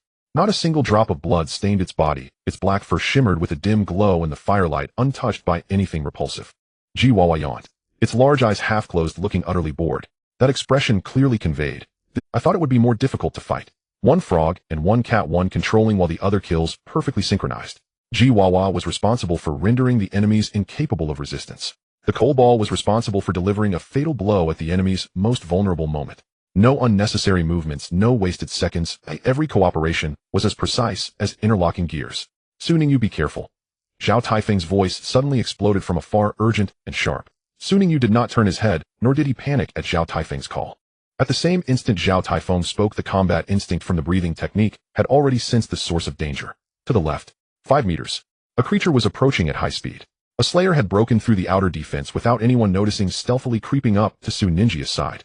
This slayer was evidently harder to be affected by Jiwawas, evil Jiwawa, than ordinary insectoids. Its compound eyes trembled incessantly, its 6 limbs slightly shaking, and yellow-green foam continuously bubbling from its mouth.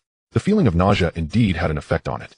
But unlike other insectoids, it did not completely lose its ability to move. Its willpower was stronger, or rather it had greater control over its instincts. It endured the overwhelming nausea, its bony forelimbs raised high as it viciously slashed down towards Su Ninja's neck. Zhao Taifeng and Zhou Yuanba expressions changed simultaneously, wanting to rescue, but it was too late. The slayer's bony blade had already descended the edge, tearing through the air. Then they witnessed a scene they would never forget for the rest of their lives. Su Ningyu moved.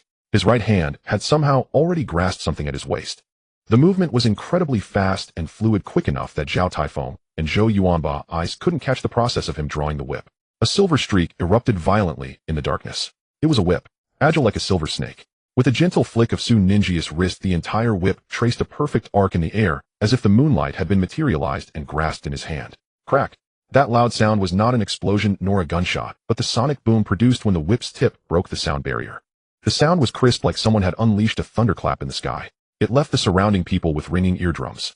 The silver whip left a dazzling afterimage in the night sky, striking precisely against the body of the slayer. At the moment the whip tip made contact with the shell, a terrifying force transmitted through the whip into the slayer's body. As it hit the target, Su Ninja's talent, Sun Fu Bienda, activated. The slayer's body instantly stiffened. All its limbs lost control simultaneously. Its body was like someone had pressed the pause button. It remained frozen in the posture of a pounce, motionless like a statue turned to stone. Stiffness. It did not last long. Perhaps only a second, or even less than a second. But for the coal ball, a second was more than enough. Black lightning descended from the sky. The coal ball silently pounced down from above. In its differently colored vertical pupils reflected the rigid form of the slayer, both claws glowing with a silvery cold light. Its body twisted in the air for 180 degrees, utilizing the dual acceleration of gravity and rotation to maximize the power of the sharp claws.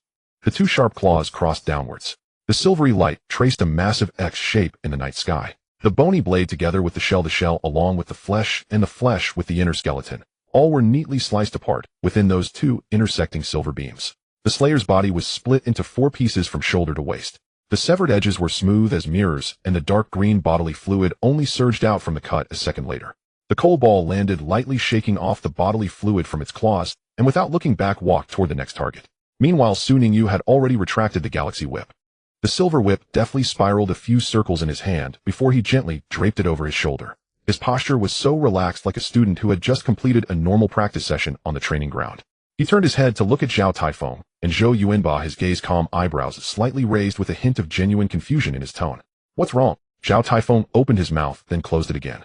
His expression shifted from shock to speechlessness to existential doubt and a sense of bewilderment, as if he were hallucinating. Zhou Yuanba's expression was even more delightful. His mouth formed a perfect O shape, his jaw almost dropping to the ground, thinking, wait, is this kid a human or a beast tamer? He froze for several seconds, finally regaining his voice. But the words that came out were still stuttered. "No. You brat. When did you learn to use a whip?" "Just now. That was a slayer." "You used a whip to strike a slayer?" Su Ningyu twirled the galaxy whip in his hand, the silver whip tracing a beautiful arc in the firelight before being securely gripped in his hand. He glanced at Zhou Yuanba, his tone as calm as if he were explaining what he had for lunch today. Beast tamers don't just stand behind their beasts shouting encouragement. My talent is very useful in this regard. As his words fell, he flicked his wrist, and the galaxy whip exploded with another crisp crack. The silver whip traced smooth arcs in the night sky, swirling around him like ribbons of solidified moonlight. He was dancing with the whip. It was not a casual swing, but a complete and fluid whip technique. The galaxy whip seemed to have come to life in his hand. At times it was like a spirit snake emerging from a hole, at times like a silver dragon turning the tide, at times like a waterfall hanging upside down, and at times like a shooting star chasing the moon. Every move was seamless and fluid, creating a web that was impenetrable.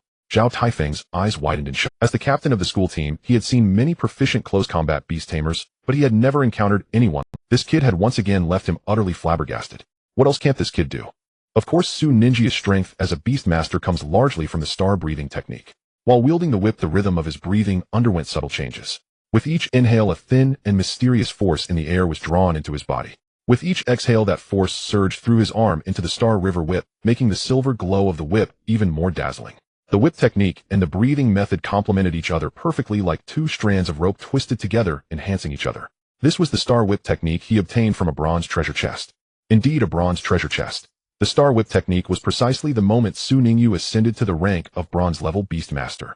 The long-lost system emerged again. Ding! Congratulations, player, for successfully advancing to bronze-level Beastmaster and receiving a bronze treasure chest. The chest contained only one item. 1. Special Beastmaster Combat Training Method, Star Whip Technique. Star Whip Technique can be used in conjunction with the Star Breathing Technique and the Star River Whip for combat, developing one's own attack moves. Su Ningyu was currently putting this whip technique into practice on the battlefield. The Star River Whip danced in his hands, drawing exquisite arcs. The sound of the whip slicing through the air was no longer a monotonous crack, but carried a certain rhythm like a battle song played with a whip. With his whip-wielding talent, the whip's attacking power became even more terrifying. Zhao Taifeng stared for a long moment before finally closing his mouth slowly. He turned his head to glance at Zhou Yuanba. Zhou Yuanba happened to turn his head to look at him. Their gazes met in the air, and they both saw the same thing in each other. A vague sense of defeat. This guy. Zhou Yuanba's voice was somewhat dry. What else is he hiding? Zhao Taifeng did not respond. He simply glanced at Su Ningyu again, then silently turned back to command the steel-armored Tyrannosaurus to continue bombarding the self-destructing soldiers in the sky. Yet in his mind the image of Su Ningyu wielding the whip was hard to shake off. The silver flowing light, the explosive sonic boom, the rigid slayer, and that casually uttered, "What's the matter?" The school's defenses under Chen Baiming's command resembled an unyielding iron wall. 4 golden-level beastmasters along with dozens of silver-level teachers working together finally stabilized the school's defenses after the initial chaos. The swarm's offensive began to weaken. No, not weaken. It was shifting. Those overwhelming self-destructing soldiers, raiders, and slayers, after repeatedly failing to breach the school's defenses, seemed to have received new orders from the mothership and began to change direction, heading towards the city.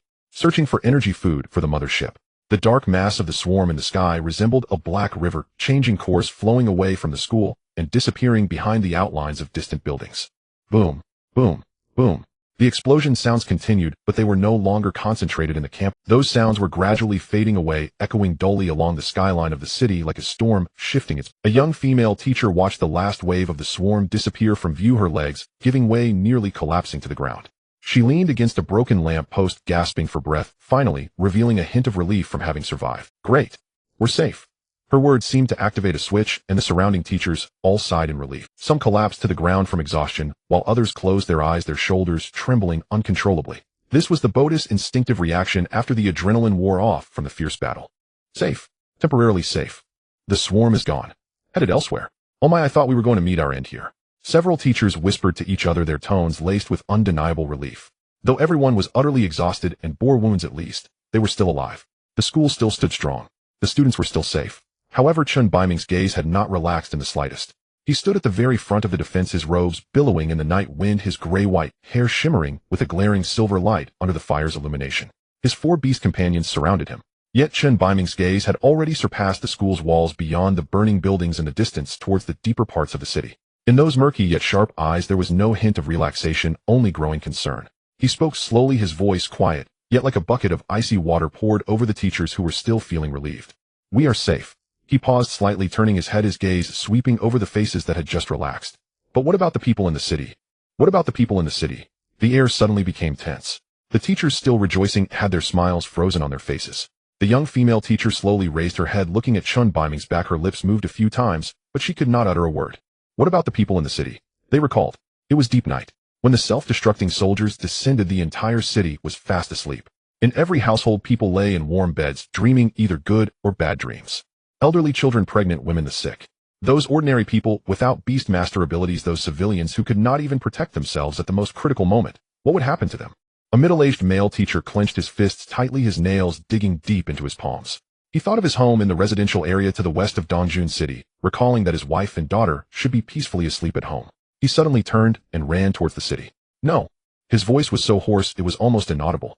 At this moment, just as Chen Baiming feared, a scene of unimaginable horror was playing out behind every city, every street, and every window in Yunmingxing, Dongjun, Xiling, Beidi, Nanyang. In the 4 major regions, dozens of cities and millions of households, death descended from the sky while they were asleep. At the moment the self-destructing soldiers arrived, the vast majority of people were still sleeping. When the first explosion sounded, many did not even have time to open their eyes.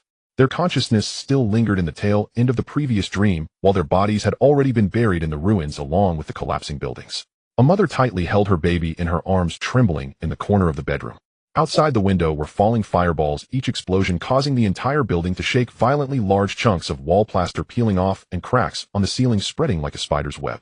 The baby cried loudly in the mother's arms, the cry sharp and desperate, but it quickly drowned in the continuous sound of explosions outside. A father shielded two young children with his body crouching next to the sturdiest load-bearing wall in the living room. His back was cut by flying shards of glass, blood streaming down his spine and pooling on the floor, forming a shocking red stain. But he dared not move, holding the two children tightly in his embrace, repeatedly murmuring, it's okay, Daddy. This is the natural disaster.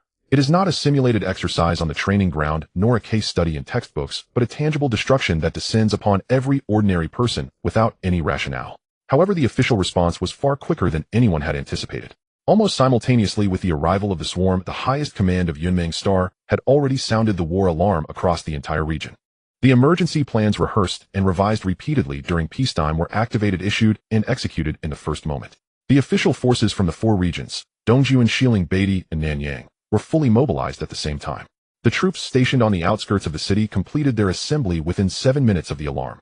The armored units advanced rapidly along the main roads, while the Beastmaster's legions took to the skies from various bases, encircling the areas most densely populated by the swarm. On the streets of Dongjuan, the military was engaged in urban warfare against the insect tribe. The artillery fire of the armored beasts darted back and forth between the buildings, reducing one self-destructive soldier after another to fragments. In the sky, the flying formations of Beastmasters engaged in fierce aerial battles with the raiders' flames and lightning weaving a deadly net across the night sky. On the defensive line of Xiling, a militia team composed of retired veterans spontaneously gathered on the outskirts of the residential area in the western part of the city, buying every second for the evacuation of the civilians. No one ordered them to do this, and no one even asked them to stay. Yet they stood there, not retreating an inch. Within 15 minutes of the swarm's arrival, all underground shelters in Beatty were opened. Police and community workers knocked on doors, waking, evacuating, and guiding those still asleep to the nearest safe points. An old policeman was torn to pieces by a raider that fell from the sky after he had evacuated the last building's resident. His colleagues did not even have time to grieve, as there were still more civilians waiting for them. The situation in Nanyang was the main force of the swarm seemed to be concentrated in this area, with self-destructive soldiers falling like rain, turning the southern half of the city into a sea of flames. Yet none of the stationed troops in Nanyang flinched. Their commander stood at the forefront holding a battle flag, his voice echoing through every trench via a loudspeaker. Behind us is our home. We cannot retreat. Above it all, inside the highest command of Yunmeng Star, the atmosphere had reached a peak of tension. A massive holographic star map hovered in the center of the command hall, the three-dimensional image of Yunmeng Star slowly rotating within the blue light curtain. The map was densely marked with red dots. Each dot represented a location where the insect tribe had descended. Those dots had already connected into clusters resembling rotting wounds on the surface of a planet. Report. A communications soldier suddenly stood up from his seat, his voice tinged with uncontainable urgency. General, all interstellar distress signals have been cut off. Every communication request we sent has vanished into the sea with no response, no confirmation, and we can't even lock onto the location of the interference source. Suddenly the command hall fell silent. Everyone stopped their work and turned to look at the middle-aged general standing at the control console. The general's surname was Gu, first name Jinshan, the highest military commander of Yunmeng Star. He stood there, hands resting on the edge of the control console, his broad shoulders resembling a mountain, yet at this moment the ridge of that mountain was slightly tense. Gu Zenshin's gaze fixed firmly on the holographic star map, remaining silent for 3 seconds. Then he slowly spoke, his voice quiet, yet it felt like a boulder crashing into a calm lake. This is not an accident. He turned around, his gaze sweeping over everyone present. In his eyes, which had witnessed countless interstellar wars, a near tangible fury burned bright. This is a premeditated attack. No one contradicted him, because everyone knew the commander was right. The Empress would not appear out of thin air on a planet. Interstellar communication would not just happen to be cut off at the same time as the swarm's arrival. The probability of these two events occurring simultaneously was negligible. This is not a natural disaster. This is man-made calamity. Gu Zenshan suddenly turned around, his voice rising sharply. Have we located the Empress' physical body? Report, General. A scout quickly pulled up a set of data, and the area above Dongjuan was zoomed in on the holographic. At an altitude of 3,000 meters above Dongjuan, an anomalously high energy fluctuation was detected. The energy signature closely matched the records of the Empress in the database. Preliminary assessment indicates that the Empress' physical body is in the high skies above Dongjuan. Gu Zenshin's pupils shrank suddenly. Dongjuan, right above us. He hesitated not at all, his right hand waving sharply, his voice like iron. Order the cavalry battalion to assemble immediately. Target, above Dongjuan, the Empress' physical body. Let Qinshe lead the charge, engage in combat at the fastest speed, and ensure that we resolve this natural disaster beast before dawn. Yes. The orderlies' voices echoed throughout the command hall. Gu Zinshan's orders came one after another, issued so quickly that the communication soldiers could barely keep up with. Since the Empress has appeared on Yunmeng Star, and interstellar communications have been cut off, the mastermind behind all this must be nearby, watching our misery and laughing. Search for me. Mobilize all reconnaissance forces, scan the star regions surrounding Yunmeng Star, and do not overlook any suspicious signals. I want to know who stabbed us in the back. Yes. Additionally, notify all city defenses to hold their positions and endure. As long as Yunmeng Star can withstand this day, the headquarters of the Longting Federation will realize we have lost contact with Emperor Source Star, and reinforcements will naturally arrive. Yes, General. Move. Yes. Everyone in the command hall responded in unison. Orders flew like snowflakes from the highest command to every corner of Yunmeng Star. The army began redeploying, the defenses were reinforced, reserves began moving forward, and the logistics supply lines started operating at full speed. The entire planet was recovering from the initial chaos at an astonishing speed, like a giant beast awakening beginning to reveal its fangs. Meanwhile, miles away at the school, Ningyu was completely unaware of all this. He stood at the rear of the battlefield with a small bell floating beside him, the green healing light continuously extending, connecting, and covering. Injured soldiers were brought over one after another, healed, and sent back to the front lines. His forehead was already beaded with fine sweat, and his breath was a bit more hurried than before. Continuous high-intensity healing, even for a gifted beastmaster like the small bell, began to feel strenuous. Yet Ningyu showed no signs of fatigue on his face. His gaze remained steady. Each command he gave to the small bell to adjust the healing direction was decisive and precise, with not a second of hesitation. However, while no one was paying attention, he made a small gesture. Ningyu slightly lowered his head, his gaze flickering in the battlefield's flames, the corner of his mouth curving up imperceptibly. The Empress. A disaster-level beastmaster. The pinnacle of the swarm sequence. Once a goddess-like empress, instilled fear throughout the entire Beastmaster Federation. Yet in Su Ninjia's mind, a completely different evaluation system emerged. This fellow is a treasure in the body of the insect queen. Every inch is top-tier Beastmaster material. Its shell can forge epic-grade armor, and its bodily fluids are catalysts for high-level beast evolution. Its nervous tissue is core material for crafting spiritual beast equipment. And its core energy crystal, that is a treasure that every breeder would covet. Not to mention the core of the nest that nurtures the swarm within the queen. If it could be completely extracted, Su Ninjia's breeder's spirit instinctively began to stir with excitement, only to be forcibly quelled. He discreetly glanced around. Everyone was focused on their battles. No one noticed him. The talent of concealment quietly activated.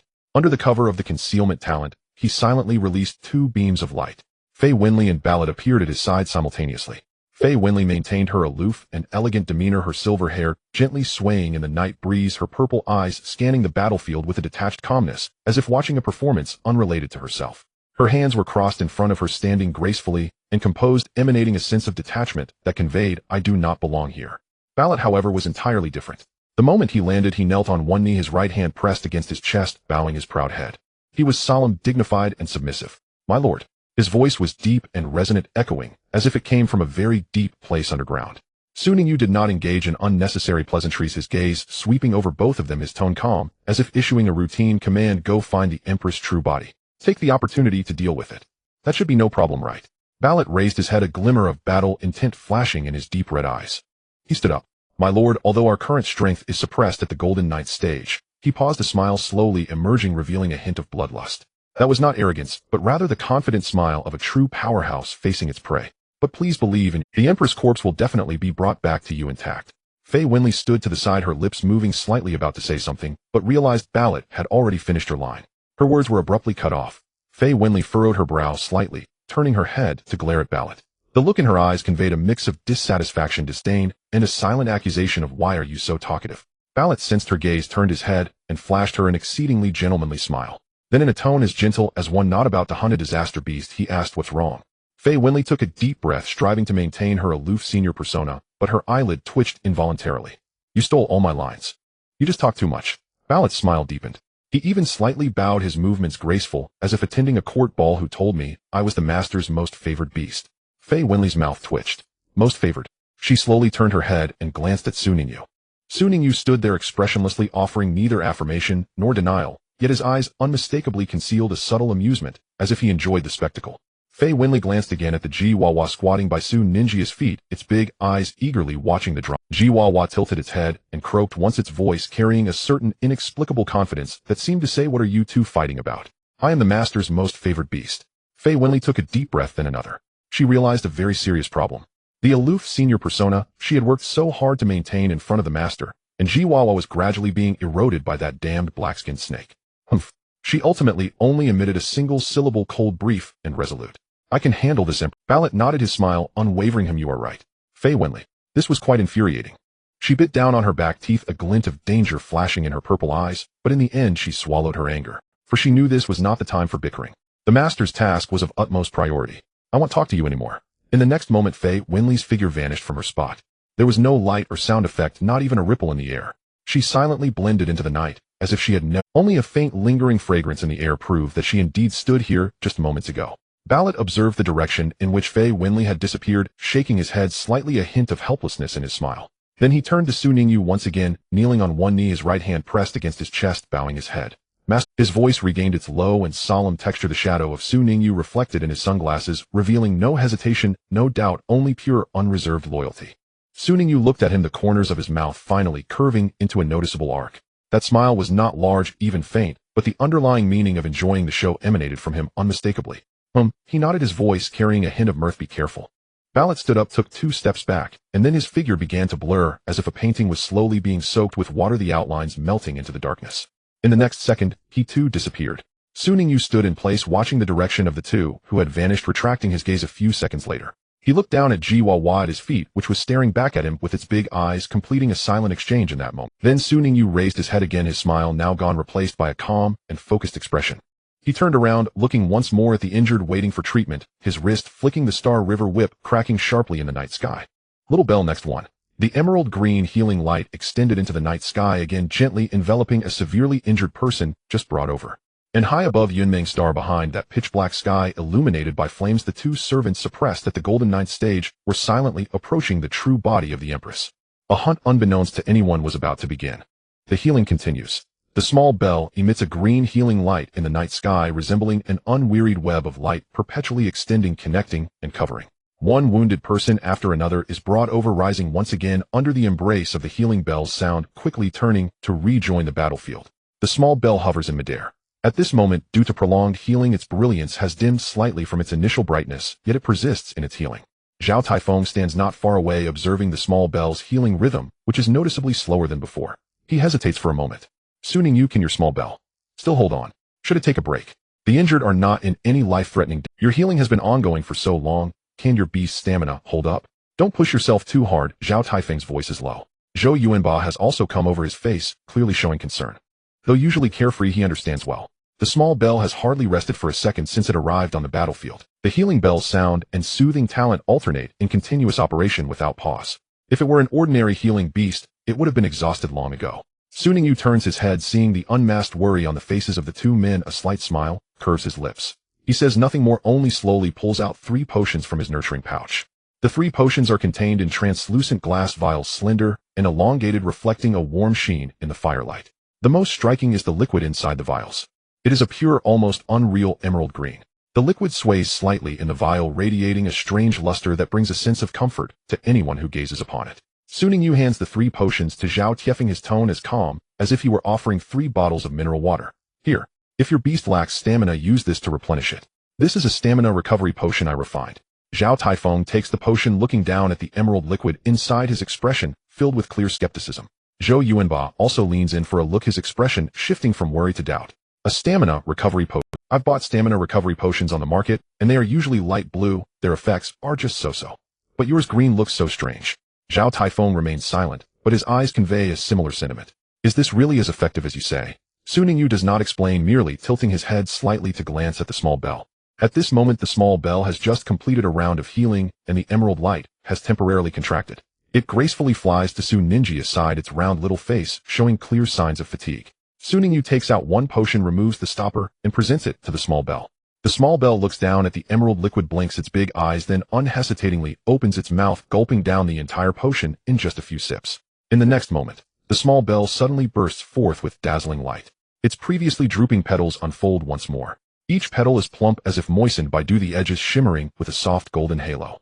Its eyes are wide open, bright colors dancing in its pupils, and its spirit shifts from running low to fully charged in an instant. Xiaomi. Fully revived, the small bell emits a crisp and melodious call, its voice brimming with vitality, as if to say, I can go again. No matter how many wounded come, it is unafraid. It even spins twice in the air before soaring back over the battlefield, the healing bell's sound ringing out once more. This time, the sound is clearer and stronger than before, the emerald light bursting forth in the night sky, like a peacock displaying its feathers. Zhao Taifeng and Zhou Yuanba are both stunned. Zhao Taifeng looks down at the remaining 2 potions in his hand, then up at the lively small bell. His lips move, and the skeptical expression on his face is visibly dissolving. The effect. Is this good? His voice carries a bewildered tone of, am I seeing things? Zhou Yuanba is more direct. He has already uncorked 1 potion and is handing it to his Thunder Giant's mouth. After nearly an hour of continuous battle, the Thunder Giant is now sprawled on the ground, panting heavily, its electrical sparks becoming sparse, showing signs of power depletion. Upon smelling the potion sent, the Thunder Giant's vertical pupils suddenly brighten, and with a flick of its large tongue, it swallows the entire potion. The effect is immediate. The once sparse electrical sparks become dense and wild again, crackling even louder than before. It throws back its head and lets out a low roar, feeling as if it has been fully recharged, brimming with energy and eager to charge back into the swarm. Wow. Zhou Yuanba, eyes wide and turning to look at Su Ningyu, his expression completely transformed. This effect is just too fierce, right? Where did you get this potion? Compared to those stamina recovery potions on the market, this is like plain water. Zhao Taifeng no longer hesitates, feeding the remaining potion to his steel-armored Tyrannosaurus. After drinking it, the steel-armored Tyrannosaurus lets out a deep roar from its throat, its previously dull metallic shell regaining a sharp luster, its limbs pushing off the ground, leaving deep footprints. It shakes its tail, raising its massive head high, its eyes, which were once weary, reigniting with the spirit of battle. Zhao Taifeng is silent for 2 seconds, then slowly nods, a new, indescribable emotion appearing in his gaze towards Su Ningyu. Surprise along with a hint of curiosity about how many more secrets this guy is hiding. Su Ningyu merely smiles, offering no explanation. He certainly will not explain, because this is not an ordinary stamina recovery potion. The formula for this potion comes from the Potion Compendium. Its original name is Stamina Elixir. Its effects are several times more potent than those mass-produced ordinary recovery potions on the market. Just as he prepares to put away the empty vial, a familiar, cold, emotionless mechanical voice suddenly sounds in his ears. Ding. Su Ninjia's action momentarily pauses. Congratulations, player. Your Beast, Sunlight Flower Small Bell, Skill Healing Bell has surpassed its limits, advancing to the Great Accomplishment realm. The system notification echoes in his mind, and Su Ninjia's pupils brighten slightly. He immediately looks up towards the small bell. Sure enough, the performance of the Skill Healing Bell is different now. At this moment, the healing light of the Skill Healing Bell is undergoing a transformation. The gentle green light reminiscent of the warm sun in spring. It has become more intense and profound, akin to a tender green sprout transforming into a deep green ancient tree. The frequency of the light's fluctuations has also changed. From a previously steady and rhythmic pulse, it has transformed into a more dense and prolonged rhythm akin to a deep soothing breath. The most intuitive change is in the light emitted by the healing bell. Previously, the healing light from the small bell was already astonishing. However, each beam of light required its focused attention to guide, resulting in a slower speed and a limited coverage area. But at this moment, with a gentle tremor of its petals, the instant the healing bell sounds, emerald light bursts forth like a flood breaching a dam. Instead of extending one by one, dozens of beams of light appeared simultaneously in an instant. These beams spread out rapidly in all directions, resembling spiritual serpents emerging from their dens or the wildly growing vines in spring. They accurately found every bleeding wounded soldier on the battlefield. Each beast, still groaning, was gently enveloped, continuously delivering healing power. The previous healing bell saved people one by one, while the current healing bell saves them in groups. After reaching the great achievement in skill proficiency, the maximum number of connections for the healing bell has more than doubled, and the healing efficiency has reached a level that left all the healing beast tamers present in shock. What the? Zhou Yuanba's mouth gaped open in an awe shape once again. He pointed at the small bell, his fingers trembling, and his voice changed pitch. Su Ningyu, has your sunflower skill broken through? Look at how many more beams of light there are compared to before. How many people can it heal at the same time now? This is absolutely ridiculous. He even began counting on his fingers, but gave up halfway as there were simply too many beams of light to count. Although Zhao Taifeng did not speak, his eyes betrayed the shock within. He watched the emerald web of light emanating from the small bell in midair, and then glanced at Su Ningyu, who stood calmly aside, as if nothing had happened, with only one thought in his mind. This junior is truly a jack of all trades. Powerful beasts, the healing ability of the sunflower like the black cat at this moment, and that toad, each one is extraordinarily strong. Of course, as a beast tamer, Su Ningyu is not lacking in combat skills. That galaxy whip is wielded with such mastery that one strike could take down a slayer. Additionally, as a nurturing master, the potions he casually produces are several times more effective than those on the market. Zhao Taifeng took a deep breath, realizing he needed to completely refresh his understanding of the term junior today. However, upon reflection, having such a junior among the team members feels quite good. Zhou Yuanba's thoughts were more straightforward. He felt that Su Ningyu was like an unfathomable treasure, and you never knew what bizarre thing he would pull out next. You might think he is just a support healer, but then he knocks a slayer away with a whip. You might think he is a warrior, but then he pulls out several bottles of miraculous potions. You might think that is all there is, but who knows what else he can produce. Roar. Suddenly a dragon's roar erupted from the distant horizon, shaking the surroundings, and jolting Zhou Yuanba's thoughts back to reality. That sound was not an ordinary beast's roar, but carried a soul-piercing power akin to the simultaneous beating of war drums by 1,000 troops. The sound traveled from far off in the sky, yet in an extremely short time it approached the battlefield, causing people's eardrums to buzz and their hearts to pound in rhythm. Everyone simultaneously looked up. What sound is that? A teacher looked uncertainly towards the sky. Is this a dragon's roar? Another teacher's eyes widened in disbelief, his voice filled with incredulous surprise. Zhao Taifeng's pupils suddenly contracted, then brightened. He almost blurted out, "It's the official forces. It's the cavalry. This dragon's roar. It's the neighing of the Longyun horse." Before his words fell, a patch of black and red clouds was moving at an astonishing speed towards the battlefield. That was not clouds. That was an army. A massive cavalry formation was galloping from the farthest edge of the horizon, their mounts a type of large Longyun horse. Longyun horse, a type of beast tamed by the Longting Federation, possesses the talents of cloud treading and pressure. Cloud treading, as the name suggests, allows them to walk on clouds and ascend to the heavens. At this moment one can see riders on these beasts directly trampling the swarms of insects in the air. The Longyun horse possesses both the fire and dragon attributes. Each Longyun horse is tall and mighty, standing over 2 meters at the shoulder, covered in black and red scales that reflect a cold and majestic sheen in the firelight. Their hooves tread upon the void as if stepping on solid ground. Each step creates visible ripples in the air. That is the power of the cloud treading talent, allowing them to ignore gravity and gallop freely in the sky.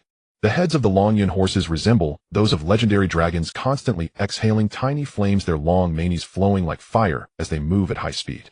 Their eyes are crimson, reflecting the burning earth, yet devoid of any fear, only a calmness forged by the fires of. On the back of each Longyun horse sits a fully armed cavalryman. They wear standardized armor. The black and red paint job bears the emblem of the Longting Federation on their chests, with pairs of steady and sharp eyes visible beneath their helmets. They wield specially designed beast-taming lances. The tips of their lances gather a certain energy glow, resembling hundreds of low-hanging stars in the night. As this cavalry formation trampled through the skies, their momentum was like a rainbow, unstoppable. They charged directly into the most densely packed area of the insect swarm. The Longyun horses opened their mouths and unleashed streams of blazing dragon flames. Golden red flames traced countless dazzling arcs in the night sky, engulfing all the self-exploding soldiers, raiders, and slayers in their path. The insect shells crumbled like paper in the face of dragon flames, igniting upon contact and turning to ash amidst piercing shrieks. Meanwhile, the lances in the hands of the cavalrymen were not idle either. They dove-stabbed and skewered, each movement clean and efficient with not a trace of excess. The sound of lance tips piercing through insect shells was dull and dense, like a rapid drumbeat. The struck insects didn't even have time to fall. They were torn to pieces in the air by the following cavalrymen. The hooves of the Longyun horses were among the deadliest weapons. They galloped through the air, their hooves crushing the bodies of the insects, producing the sound of cracking shells. In less than half a minute, the once densely packed insect swarm above Dongjun was forcefully torn open by this cavalry formation, creating a wide passage. Finally, a patch of night sky not obscured by the insect race emerged, with a few dim stars flickering in the aftermath of the smoke. It really is the Longyun horse. Zhou Yuanba gazed upward, his mouth agape, as if he could fit an egg inside, his eyes reflecting the one-sided massacre in the sky, his voice trembling with suppressed excitement. The official cavalry has intervened. This is great, we are saved. Several teachers around him also sighed in relief. A long-awaited smile appeared on his face. The students who had been tense finally relaxed their shoulders upon witnessing the unstoppable momentum of the Longyun horse. Some even sank down onto the ground, gasping for breath. But Zhao Taifeng remained silent. He stood among the crowd, looking up at the cavalry formation wreaking havoc in the sky, his expression not as relaxed as his brows furrowed slightly, and the light in his eyes was not one of excitement, but a deeper worry. Unless we deal with the Empress, he finally spoke, his voice barely above a whisper, yet it silenced several around him. This calamity will not end. Zhou Yuanba's smile froze on his face. The teachers who had just relaxed fell silent as well. They all knew Zhao Tai. No matter how strong the cavalry was, they were merely killing the subjects produced by the Empress. As long as the Empress' true form was alive and continually producing, hatching, and deploying, this battle would never end. Kill 100 and the Empress would produce 200 more. Kill 1,000 and she would produce 2,000. The swarm was like an insatiable bottomless pit, and those defending the city would eventually run out of ammunition. Unless someone could find the Empress' true form and eliminate it before she produced enough to engulf the entire planet. But where was the Empress? This question weighed heavily on the minds of every informed individual, as heavy as a sponge soaked with water. Qin Shi was also pondering this question. He rode the mightiest Longyun horse at the forefront, its black and red armor glimmering with a cold sheen in the firelight. His lance slightly lowered the energy at its tip, flickering unpredictably. As the commander of the cavalry, his task was not to eliminate the minor insectoids. That was the responsibility of the infantry and city defenses. His mission was singular. Find the Empress' true form located, and lead the cavalry in a desperate charge, erasing it from this planet before it could cause greater destruction. Qin Shi's gaze pierced through the smoke, through layers of insect swarms, and through the firelit clouds, directing towards the unfathomable darkness above Dongjun. Intelligence indicated that the Empress' true form resided high above Dongjun. But where exactly? How high? How many insectoids were guarding it? Were there traps? Were there ambushes? He did not know. Just as he was about to order the scouts to commence a search, a terrifying battle sound suddenly erupted high above Dongjun. That sound was neither an explosion nor thunder, but a roar generated by a force far beyond ordinary imagination, enough to make the very fabric of space tremble. The sound descended from an unknown height, yet it still rattled the eardrums of those on the ground, causing the windows of buildings to rattle and the air to tremble slightly. In that moment, everyone looked up at the firelit sky, yet no one could see what was truly occurring above. For that battlefield was simply too high. They could only see glimmers of light above the clouds. The colors of that light were complex. There were golden hues, dark purples, and a certain deep color that was hard to define lying somewhere between the two. They intertwined and collided, each flicker accompanied by a dull rumble that made those on the ground feel as though the entire sky was quaking. "What is that?" Zhou Yuanba's voice was somewhat hoarse. No one could answer him, but soon Ningyu knew. Deep within his perception, two familiar fluctuations were oscillating violently.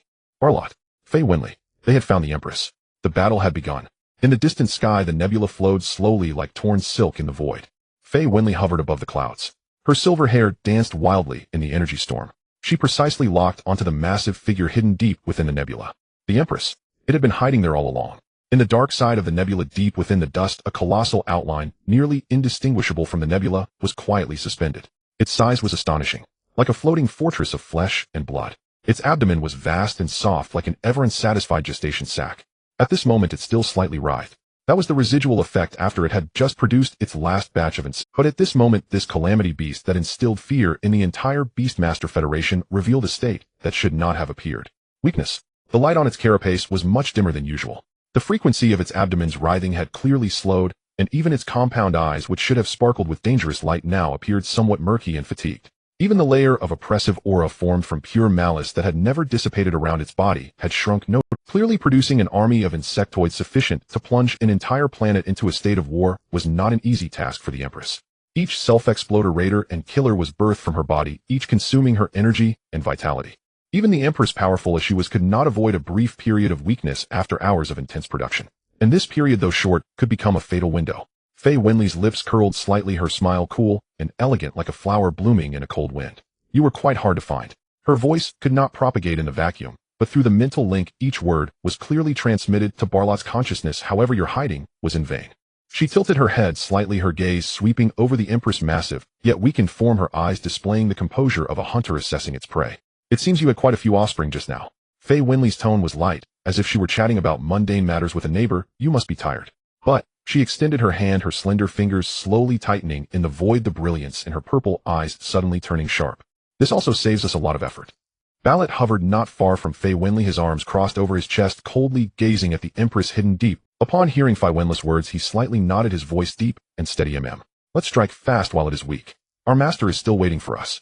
Fei Wenli did not turn back, but the curve of her lips widened slightly. "Let's go together." A rare seriousness tinged her voice. "I do not wish to disappoint our master." Ballot slowly lowered his hands from his chest, casually gripping the air with his right hand. A western sword materialized in his palm. The sword was entirely black, long and slender, like an elongated shadow. The blade had no reflections, as if it could swallow all the light around it. But what truly instilled fear was the black aura that swirled around the sword, barely visible. Those auras moved like living creatures, slowly drifting along the sword's body, sometimes coalescing into distorted faces, other times scattering into formless wisps from which emanated faint whispers and wails that seemed to arise from the abyss. Ballot tightened his grip on the hilt, the sword's tip angled down towards the Empress. The reflection of the colossal insectoid beast was visible in his glasses. "He'll go first." Before his words fell, his wrist flicked. A jet-black energy blade shot forth from the sword, moving so fast that it was imperceptible to the naked eye. Talent body enhancement, the energy blade sliced through the void like an invisible scythe of death, silently cleaving into the Empress' massive form. There was no explosion, no fire, not even a sound of impact. The energy blade seamlessly penetrated the Empress' carapace as quietly as water seeping into sand. Then, the Empress body suddenly froze. Its compound eyes widened in shock. Its mandibles opened to their fullest and 6 appendages convulsed wildly the entire massive body, trembling violently. That tremor did not arise from external strikes. It stemmed from the deepest, most essential layers of its body. Its nervous system was being forcibly activated, amplified, and distorted by a terrifying power. Why enhance the Empress? Has Balak gone mad? No, it was about imposing pain upon the opponent. A means for the enemy. Balak felt no mercy, no hesitation, only a cold, almost ritualistic focus. For the Empress, pain was not something it needed to worry about. But Balak's pain enhancement was something entirely different. It was not an attack. It was a rewriting. A forceful alteration of the Empress nervous system's functioning. All the pain receptors that had been blocked were fully opened, amplifying the originally weak pain signals by 100, 1,000, 10,000 times. Every scratch on the Empress carapace, every trace of fatigue on its abdomen, every slight wear on its limbs. All these minuscule discomforts that it would have normally ignored were now magnified into tortures that rendered it nearly. However, Balak was not finished yet. He raised the Western sword, using it as a pen to slowly inscribe 2 characters. The sword's tip traced the air, leaving behind 2 trails of burning black flame. Those trails did not dissipate, but solidified in the void, forming 2 ancient characters imbued with an ominous aura. Pain. These characters were not any form of human writing. They manifested the talent of dark incantation. Balak flicked the sword tip. The 2 characters aflame with black fire shot forth like arrows, howling towards the Empress, precisely embedding themselves into its head. This time the Empress' reaction was more intense than before tenfold. Its body arched violently, 6 appendages stretching towards the sky, mandibles opened wide, emitting a shriek so piercing it could shatter souls. That cry echoed on a spiritual level, reverberating across the starry sky, even reaching the people on the ground of Yunyuan Star, who could vaguely sense the purest agony emanating from the depths of the soul.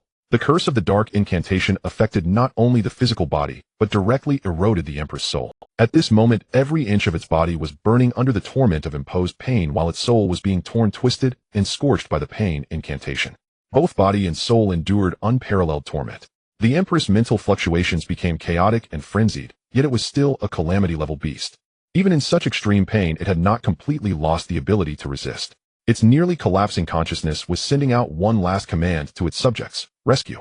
Save your Empress. From every corner of Yunyuan Star, from the ruins of cities, from the defenses of schools, from the encirclement of armies, countless insectoids received the Empress' call simultaneously. Those currently attacking the cities, engaging in firefights with the army, or being pursued by the Longjianma cavalry suddenly halted their actions, as if an invisible hand had pressed the pause button at once. Then they all turned, launching into the air, simultaneously flying towards the Empress high above. Tens of thousands of insectoids ascended from all directions of Yunyuan Star, like a storm of rain falling upwards. Their wings produced a dense, buzzing sound in the night sky, which converged into a cacophony that sent shivers down the spine, like the simultaneous flapping of millions of bees. On the ground, people stared in shock as the insectoids, previously in a frenzied assault, suddenly abandoned the battle and turned skyward. They retreated. Some could hardly believe their eyes. No, they're not retreating. They're flying back. What's happening? What has happened to the Empress? Meanwhile, high above, Fei Wenli watched the swarm of insects rushing in, her smile not only lingering, but becoming more pronounced. Calling for help, she said softly, a hint of mockery in her voice. Unfortunately, your helpers will soon become my helpers. Her figure began to flicker. Finally, Fei Wenli's body began to swell, twist, and transform. Her outline blurred, her silver-white hair vanished, her long limbs shortened and thickened, and dark purple carapace patterns emerged on her skin. In the blink of an eye, Fei Wenli was gone. In her place stood another Empress beast. Identical. Even the unique, instinctively terrifying aura was the same. All exactly alike, as if mirror copies, like the reflection of the Empress herself cast in a mirror. Mythical level talent, mirror replication. The moment the copying was completed, Fei Wenli possessed all of the Empress abilities, including its 2 most core and terrifying talents, swarm and hunger. The transformed Empress Fei Wenli slowly lifted her head. Her compound eyes reflected the countless swarms of insects surging towards her. Her mental fluctuations expanded outward at the unique frequency of an Empress. Silently, it covered the entire sky. Then she began to seize control. 2 powers of the insect swarm talent engaged in a struggle high above. The mental fluctuations of the Empress' true form resembled those of a wounded giant beast. Though weak, it remained fierce, stubbornly gripping the control over the insect swarm. In contrast, Fei Wenli's mental fluctuations were like an elegant, yet deadly venomous snake, precisely searching for every crack in the Empress' defenses. Then she began to seep, erode, and seize control little by little. The insect swarm in the sky was dumbfounded. How could there be 2 commands from the Empress both wanting to kill each other? Fei Wenli took over part of the control of the insect swarm. Without hesitation, she issued her first command: attack the mother body. A glimmer of disbelief flashed in the Empress' compound eyes. Her children, her subjects, her creations were attacking her. The Empress emitted an angry mental shriek, and in the sky the insect race began to gnaw at each other. Self-destructing soldiers embraced one another and exploded while plunderers became entangled with each other. Both sides used sharp blades to dismember each other's shells as the killers rampaged through the swarm, indiscriminately slaughtering friend and foe. The sounds of explosions, shrieks, and cracking shells intertwined in the sky to form a bizarre symphony. Countless insect carcasses fell from the sky like raindrops, tracing burning trails through the night sky. The people on the ground looked up at this incredible internal war of the insect race, dumbfounded. They are killing each other. Zhou Yuanba's voice was filled with disbelief. Zhao Taifeng furrowed his brow, staring fixedly at the insect carcasses continuously falling from the sky, his mind racing. He did not understand why this was happening, yet he vaguely sensed that something was occurring high in the sky. And it was something far beyond his comprehension. What truly shocked everyone was yet to come. Ballot had made his move. Darkness is terrifying. His voice was deep like thunder. But slaughter is exhilarating. He released his talent. Jet black energy surged from Ballot's body, spreading, expanding, and swelling like ink pouring into clear water in the void. His figure became blurred in the darkness, his outline twisting, stretching, and enlarging. A dragon's roar erupted from the void. The sound was deep and resonant like a volcano that had slept for millions of years, suddenly awakening. The dragon's roar propagated on both the spiritual and physical levels. It caused every beast's soul to tremble slightly. The low-level beasts collapsed to the ground, shivering. The silver and gold-level beasts instinctively bowed their heads, afraid to look directly at the sky, where a tremendous change was taking place. The darkness dissipated. A colossal azure dragon stretched across the starry sky. Ballot's true form, resembling a divine dragon from ancient mythology, was larger than the Empress by a whole circle, measuring over 400 meters in length. Its body was covered with scales as black as ink, reflecting a dim black diamond-like brilliance under the stars. Its eyes were deep red, resembling two burning stars, emitting a suffocating glow in the darkness. At the moment Ballot's true form fully manifested, the entire sky changed. The clouds were torn apart by its dragon might, and the starry sky appeared small and dim behind it, looking like insignificant dust in the shadow of this giant dragon. On the ground, everyone in the East County saw it. Just by looking up, everyone could see the gigantic black dragon stretching across the starry sky.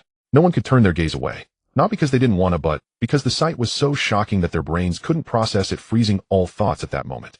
Some knelt down, some slumped to the ground. Some opened their mouths wide, but could not make a sound, while others instinctively covered their children's eyes. Not out of fear, but because the very existence surpassed the limits of what the word fear could convey. In the school, the healing light from the little bell suddenly paused. It lifted its head, gazing at the sky where the dragon obscured the sun. Its round big eyes widened, and its little mouth slightly opened, letting out an odd soft sound. Show me. Is this the predecessor? So powerful. The reaction of Jiwawa was entirely different. It squatted on a piece of broken brick, staring intently at the dragon in the sky with bulging eyes, its cheeks puffing as it emitted urgent quack, quack, quack sounds. There was no fear in that sound, no awe, only a raw, unabashed envy. So big, so majestic. I want to grow big too. It looked down at its round little body, then up at Ballot's mountain-like figure, and a flame of envy ignited in its big. It had even begun to envision itself transforming into a giant toad in its mind. Unfortunately, Jiwawa could never imagine that even if it evolved, its future body would not be very large. Meicho was crouched beside Su Ningyu, its tail held high, amber vertical pupils fixed on the black dragon in the sky. At this moment, all its fur stood on end. Not out of fear, but from an instinctual alertness. Meow, my goodness, this guy is even more formidable than Sister Fei Wenli. Am I going to have to serve two ancestors in this team from now on? Qin Che hovered in the air on his dragon cloud horse, gazing at the black divine dragon spanning the starry sky, his pupils trembling violently. He was the commander of the cavalry regiment, one of the most elite beast masters of Yunming Star. Having experienced countless interstellar wars, he had seen numerous powerful beasts that instilled despair. But he had never seen a beast like this. What kind of beast is this?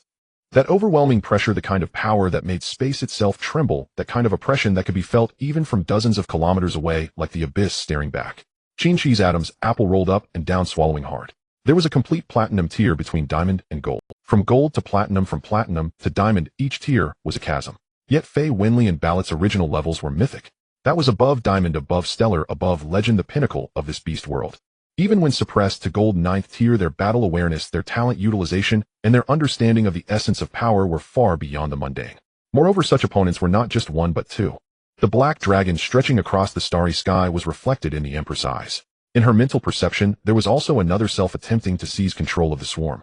Deep within her consciousness, tormented by pain and on the brink of collapse, a feeling emerged for the first time. An emotion she had never experienced before. Fear. It was not the instinctual fear of a formidable enemy, nor the reverence for a stronger being. Rather, it was a chilling, bone-deep terror that surged from the depths of her soul when confronted with an existence she could not comprehend or resist. This was also a tool suppressed by Bloodline. The Empress struggled madly, her 8 long legs thrashing in the air. The Empress, transformed from Fei Wenli, used her own talents to seize control over the swarm. The subjects summoned by the Empress for rescue under Fei Wenli's command turned against her and pounced towards their mother. Meanwhile, Ballot's death scythe never ceased. A torrent of energy swept over the Empress' body. Black arcs of light sliced through the night sky, each strike leaving an incurable wound on the Empress.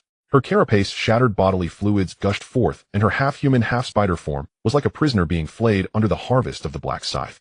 But the deepest pain for the Empress was not the wounds but Ballot's curse. The enhancement of pain and the curse of suffering made every wound scream, and each breath felt like a knife cutting through her. She wished she could explode on the spot, ending this endless agony. And then she really did explode. It was not a self-detonation, but a collapse explosion.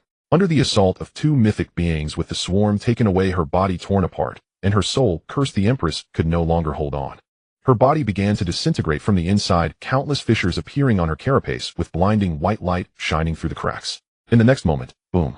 The Empress' body exploded, turning into countless fragments that shot out in all directions. Among those fragments were carapace's bodily fluids, swarm cores, and the core of the half-human, half-spider, an energy sphere radiating a dark glow. Ballot's true form opened its massive mouth. From the depths of the black dragon's throat came a terrifying suction. The flying fragments of the Empress carapace's bodily fluids, swarm cores, and energy spheres were all drawn towards the black dragon's mouth by that suction. Ballot did not forget the master's orders. The Empress was a treasure, every piece of carapace and every drop of blood could not be wasted. It swallowed them whole, consuming all remnants of the Empress. In the distance, Qin Che, riding on his dragon cloud horse, was frozen in shock. His mind went blank in that moment. He was the closest witness to the battlefield, his dragon cloud horse trembling under the black dragon's pressure, yet he did not flee.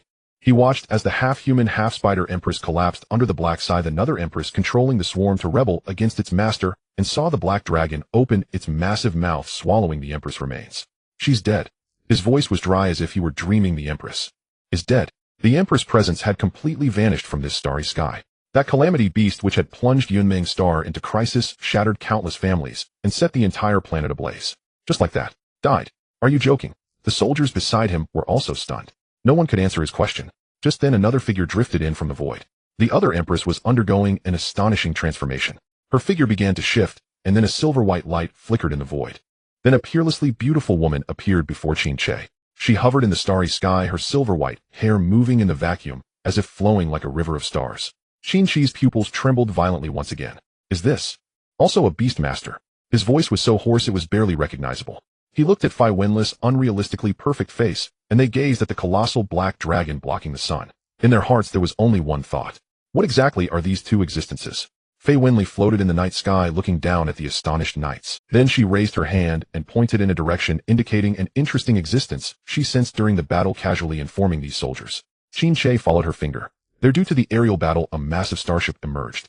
Its hull bore the insignia of the Sun and Moon Federation, clearly visible under the moonlight. The starship was attempting to retreat, its engines already ignited, leaving a long trail of light in the night sky. The Sun and Moon Federation. Qin Che's eyes turned red. Instantly his voice squeezed out between his teeth. At this moment he finally understood. The chaos of Yunmeng's star, the Empress' arrival, the swarm's attack, the disruption of interstellar communication. All of it was a plot by the Sun and Moon Federation. They released the Empress, allowing the calamity to consume Yunmeng, star attempting to use this method to restrain the forces of the Dragon-Riding Federation. He could not deal with the Empress, but he could stop these people. Qin Che suddenly turned his head, his gaze falling back on the escaping starships of the Sun and Moon Federation, his voice cold, as if dug out from the depths of a million-year glacier. Cavalry squad, listen up. Target changed. Pursue the starships of the Sun and Moon Federation. Not a single one is to escape. He paused, his voice suddenly rising like thunder in the night sky. Since you dare rampage on Yunmeng's star, then leave your lives behind. The knights responded in unison, the hooves of the dragon cloud horses crushing the clouds as they chased after the fleeing starship. In the night sky, a black torrent sliced through the horizon. On the ground, the sky over Dongjun finally quieted.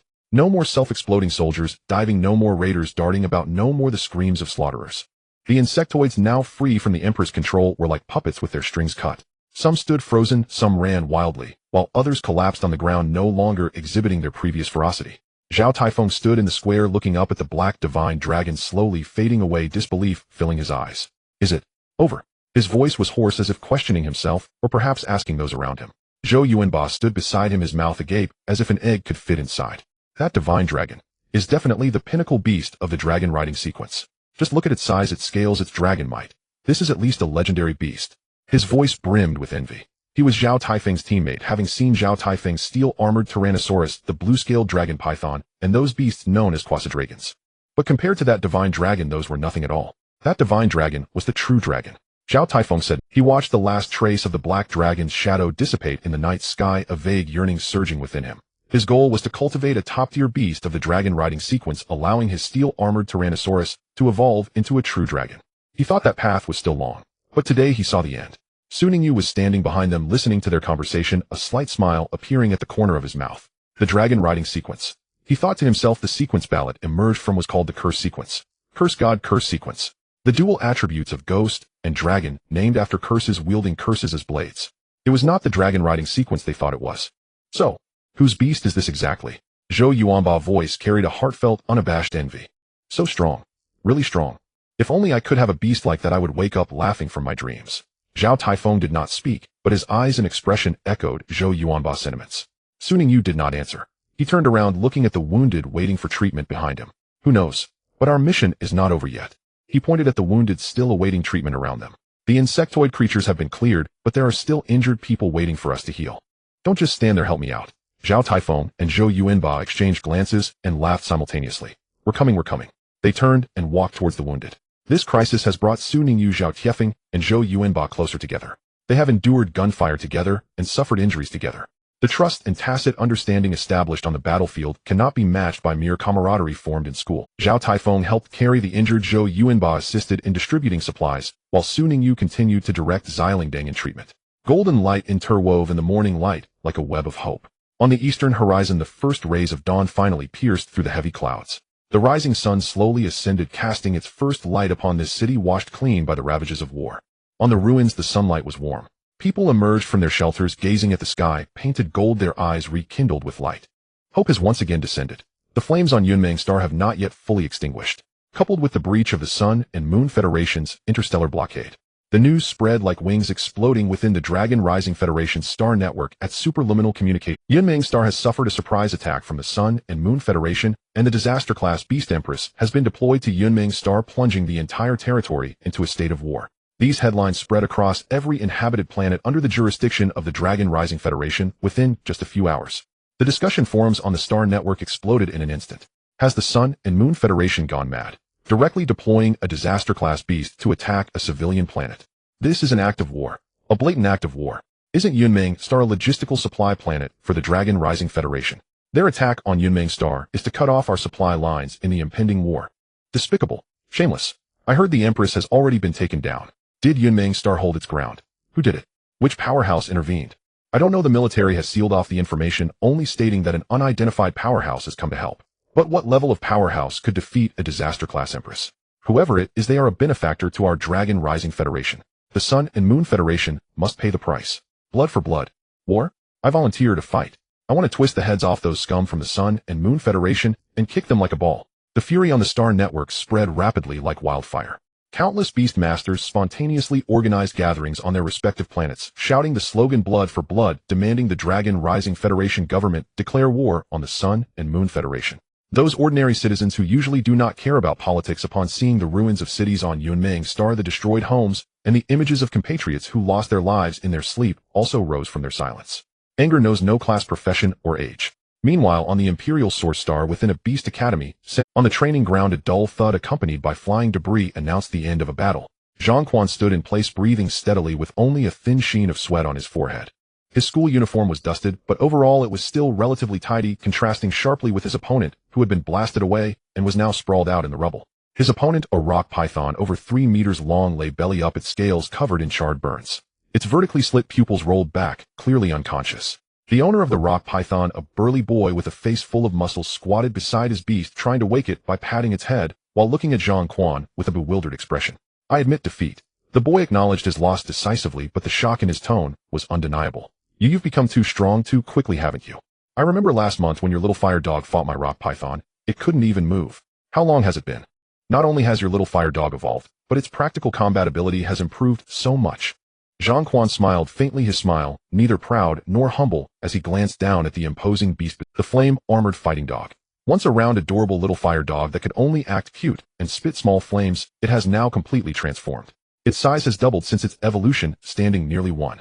2 meters tall, its body covered in a layer of dark red shell resembling lava armor. Flickers of orange-earth fire flowed through the gaps in the shell, as if magma flowed slowly through cracks in the earth's crust with each breath, causing the flames to flicker.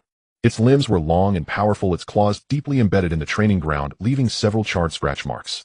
The little fire dog has evolved into the flame-armored fighting dog. The transformation from a pet to a combat beast is not just a change in appearance, but a leap in essence. In the little fire dog phase, its attack skills were merely child's play. Now the flame-armored fighting dog can utilize a series of combat skills, such as flame jet, double kick, and flame charge. When it unleashes its full power, its battle prowess is comparable to any combat-type beast of the same level. The previous battle was the best proof of this. The rock python, a ground-type beast, is huge and has scales as hard as stone, making it one of the most troublesome opponents for fire-type beasts. Due to the ground-type's restraint over fire-type, the inherent disadvantage almost guarantees that fire-type beasts will suffer greatly in battles against ground-types. Yet Zhang Quan and the flame-armored fighting dog managed to overcome this disadvantage through tactics and fighting techniques. The flame-armored fighting dog's double kick is not an ordinary kick. It is a high-speed series of kicks propelled forward. The first kick breached the defense, the second kick launched it into the air with less than 0.3 seconds between the two kicks, fast enough that the opponent had no time to react. In the moment the rock python was kicked into the air, its renowned ground defense became meaningless. In the air, it was simply a large living target with no leverage. The final strike, flame jet, was deliberately aimed at the soft spot on the rock python's abdomen that was not covered by scales, and the high-temperature flames directly pierced through its thin skin, causing the rock python to lose consciousness in excruciating pain. Attribute: restraint. That's merely an excuse for the weak. A true beast master uses tactics and teamwork to turn attribute disadvantages into stepping stones for victory. Zhang Quan gently patted the flame-armored fighting dog's head. The dog let out a low rumble from its throat, its tail wagging lightly, resembling a large dog that had just completed its owner's command and was waiting for praise. Just as Zhang Quan was about to say something, a sudden hurried sound of footsteps came from outside the training ground. A classmate rushed over, panting with a phone clutched in hand, his expression a mix of anxiety and shock. He ran up to Zhang Quan, shoving the phone screen in front of Zhang Quan's face. Zhang Quan, you came from Yunming's. There has been an incident back home. Zhang Quan's brow furrowed sharply as he took the phone, his gaze fixated on the screen. It was a news alert with a headline displayed in bold red letters. Breaking: Yunming star suffers a surprise attack from the Sun Moon Federation. Catastrophe level: Beast Empress descends. The entire region enters a state of war. Zhang Quan's pupils constricted suddenly. His fingers swiftly scrolled down the screen line by line. Each word in the news felt like a hammer striking against his heart. The 4 major regions of Yunming Star, East County, West Ridge, Northland, and South Yang, have all been attacked by the insect race. Self-destructing soldiers descended at 2:17 a.m. Most citizens perished in their sleep. Interstellar communications have been severed. Yunming Star has temporarily become a lone star. Military cavalry units have been urgently dispatched. The Empress has been killed by an unidentified powerhouse. Yunming Star has successfully been rescued. Zhang Quan's fingers froze on the last line of text, unmoving. His expression underwent a complex transformation in just a few seconds, shifting from frowning to shock, from shock to anger, and from anger to a desperate attempt to suppress it. He tightened his grip on the phone, his knuckles turning white, yet his facial expression became increasingly calm. The flame-armored fighting dog sensed the change in its owner's emotions, lifted its head, and nudged Zhang Quan's hand. Zhang Quan took a deep breath, his fingers gently brushing over the dog's head, as if using this action to calm himself. Zhang Quan's jaw tightened slightly, and then quickly relaxed. He did not show much emotional fluctuation in front of his classmate, only returning the phone to him, his voice unnaturally steady. Thanks, I understand. The classmate looked at Zhang Quan's unnaturally calm face, somewhat anxious. Aren't you going to contact your friends? What if something happens? I will. Zhang Quan did not say much, turning to walk towards the resting area bench by the training ground. The flame-armored fighting dog followed closely behind him, stepping steadily, its crimson vertical pupils scanning the surroundings vigilantly, as if standing guard for its master. Zhang Quan sat down and pulled out his own phone from his bag. At the moment the screen lit up, his fingers hovered over the contacts, pausing for a second. Then he quickly flipped to a name and pressed the dial button. Beep, beep, beep. The number you dialed is temporarily unavailable. Please try again later. Zhang Quan's brow furrowed even more. He dialed again, but it was still unreachable. A third, fourth, fifth time. Each time met with the same cold, mechanical female voice. He fell silent for 2 seconds, then switched to another name in the contacts. Wei Lin. This time the call connected. Zhang Quan. Wei Lin's voice came through the receiver, carrying a distinct fatigue and hoarseness, but at least she was alive. Zhang Quan's shoulders relaxed slightly. Wei Lin, something happened on Yunming Star. How are you over there? Still alive. Wei Lin's voice bore a hint of relief mixed with exhaustion. The school has held its ground, the principal and the teachers fought hard, and cavalry units came to assist. Anyway, we're all okay for now. Many people were injured, and a lot of people died. Zhang Quan fell silent for a second. What about Su Ningyu? I couldn't get through to his phone. There was a pause on the other end, then Wei Lin's voice became somewhat subtle. Brother Su. He's fine. Not only is he fine, but he has even gone to the battlefield to help with healing. You should have seen it, Brother Su. Sunlight Flower. That healing ability is simply outrageous. He can handle several people by himself. Zhang Quan's mouth twitched slightly. Indeed, this is very much like Su Ningyu. I can't reach him. Zhang Quan said. It's normal that you can't reach him. He'll pass on the message for you, and have him contact you later. Zhang Quan replied, then paused again. He isn't injured, right? Wei Lin's voice carried a hint of laughter. Zhang Quan, are you worried about Brother Su? Aren't you always discontented with Brother Su? Zhang Quan's face stiffened for a moment and his voice immediately turned cold. Who is worried about him? I'm just asking. People like him are disasters that last for 1,000 years. He definitely won't die. Laughter broke through from Wei Lin on the other end. All right, if you're not worried, I'll pass your exact words to Brother Su. Zhang Quan's mouth twitched again. Whatever. After hanging up the phone, Zhang Quan sat on the bench, lowering his head to stare at the phone screen, remaining motionless for a long time. The flame-armored fighting dog lay quietly at his feet, nudging his calf with its head, letting out soft purring sounds, as if trying to comfort him. Zhang Quan placed his hand on the flame-armored fighting dog's head, his gaze landing on the traces left by flames and claws on the training ground. Sun Moon Federation. His fingers slowly tightened into a fist. Not only the Emperor's origin star. Every planet under the jurisdiction of the Dragon Soaring Federation is currently shrouded in the same fury. At the Beastmaster Plaza of Beiluo Star, thousands of Beastmasters gathered spontaneously, holding up banners that read blood debts must be repaid in blood, and Sun Moon Federation, get out of our star field, demanding the federal government to declare war on the Sun Moon Federation immediately. The organizers of the gathering read aloud a declaration of war petition co-signed by dozens of senior Beastmasters, each sentence burning into the hearts of everyone present like a red-hot iron. Outside the headquarters building of the Beastmaster Association on Tianxian Star, countless Beastmasters and their contracted beasts sat in protest in the rain, demanding the association to open high-level combat missions, allowing them to go to the front lines to fight against the Sun Moon Federation as individuals. Under pressure, the head of the association had to step forward, personally promising to relay their demands to the Federal Supreme Council. Outside the military port of Kaiyang Star, thousands of retired soldiers spontaneously gathered, demanding to be re-enlisted. The Federal Supreme Council held an emergency, closed-door meeting, and after 6 hours of intense debate passed the proposal for military action against the Sun Moon Federation by an overwhelming majority. After the meeting, the Supreme Commander of the Federation delivered a nationwide speech with his voice transmitted through the Star Network to every planet of the Dragon Soaring Federation. The Sun Moon Federation's despicable attack on our Federation civilians is a declaration of war against the entire Dragon Soaring Federation.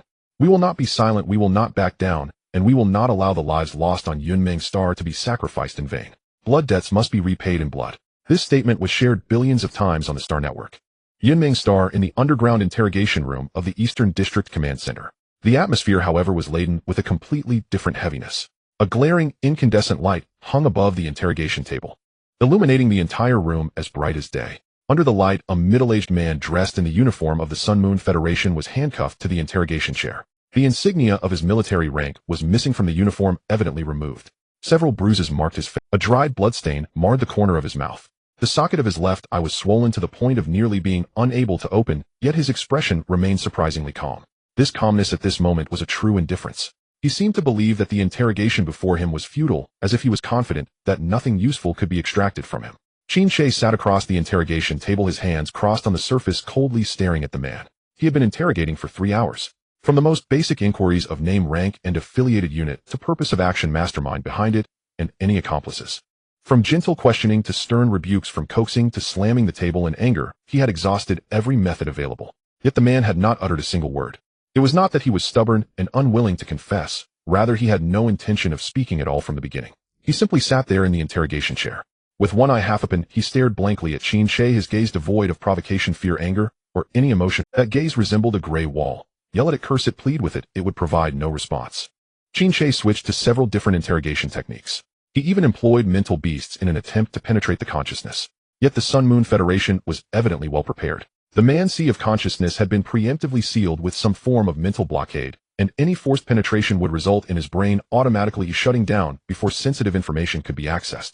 At that point, it would be questionable whether he could even keep his life, let alone conduct an interrogation. Qin Shi took a deep breath, stood up from the interrogation chair, and exited the room. In the corridor, Duan Xing was leaning against the wall waiting.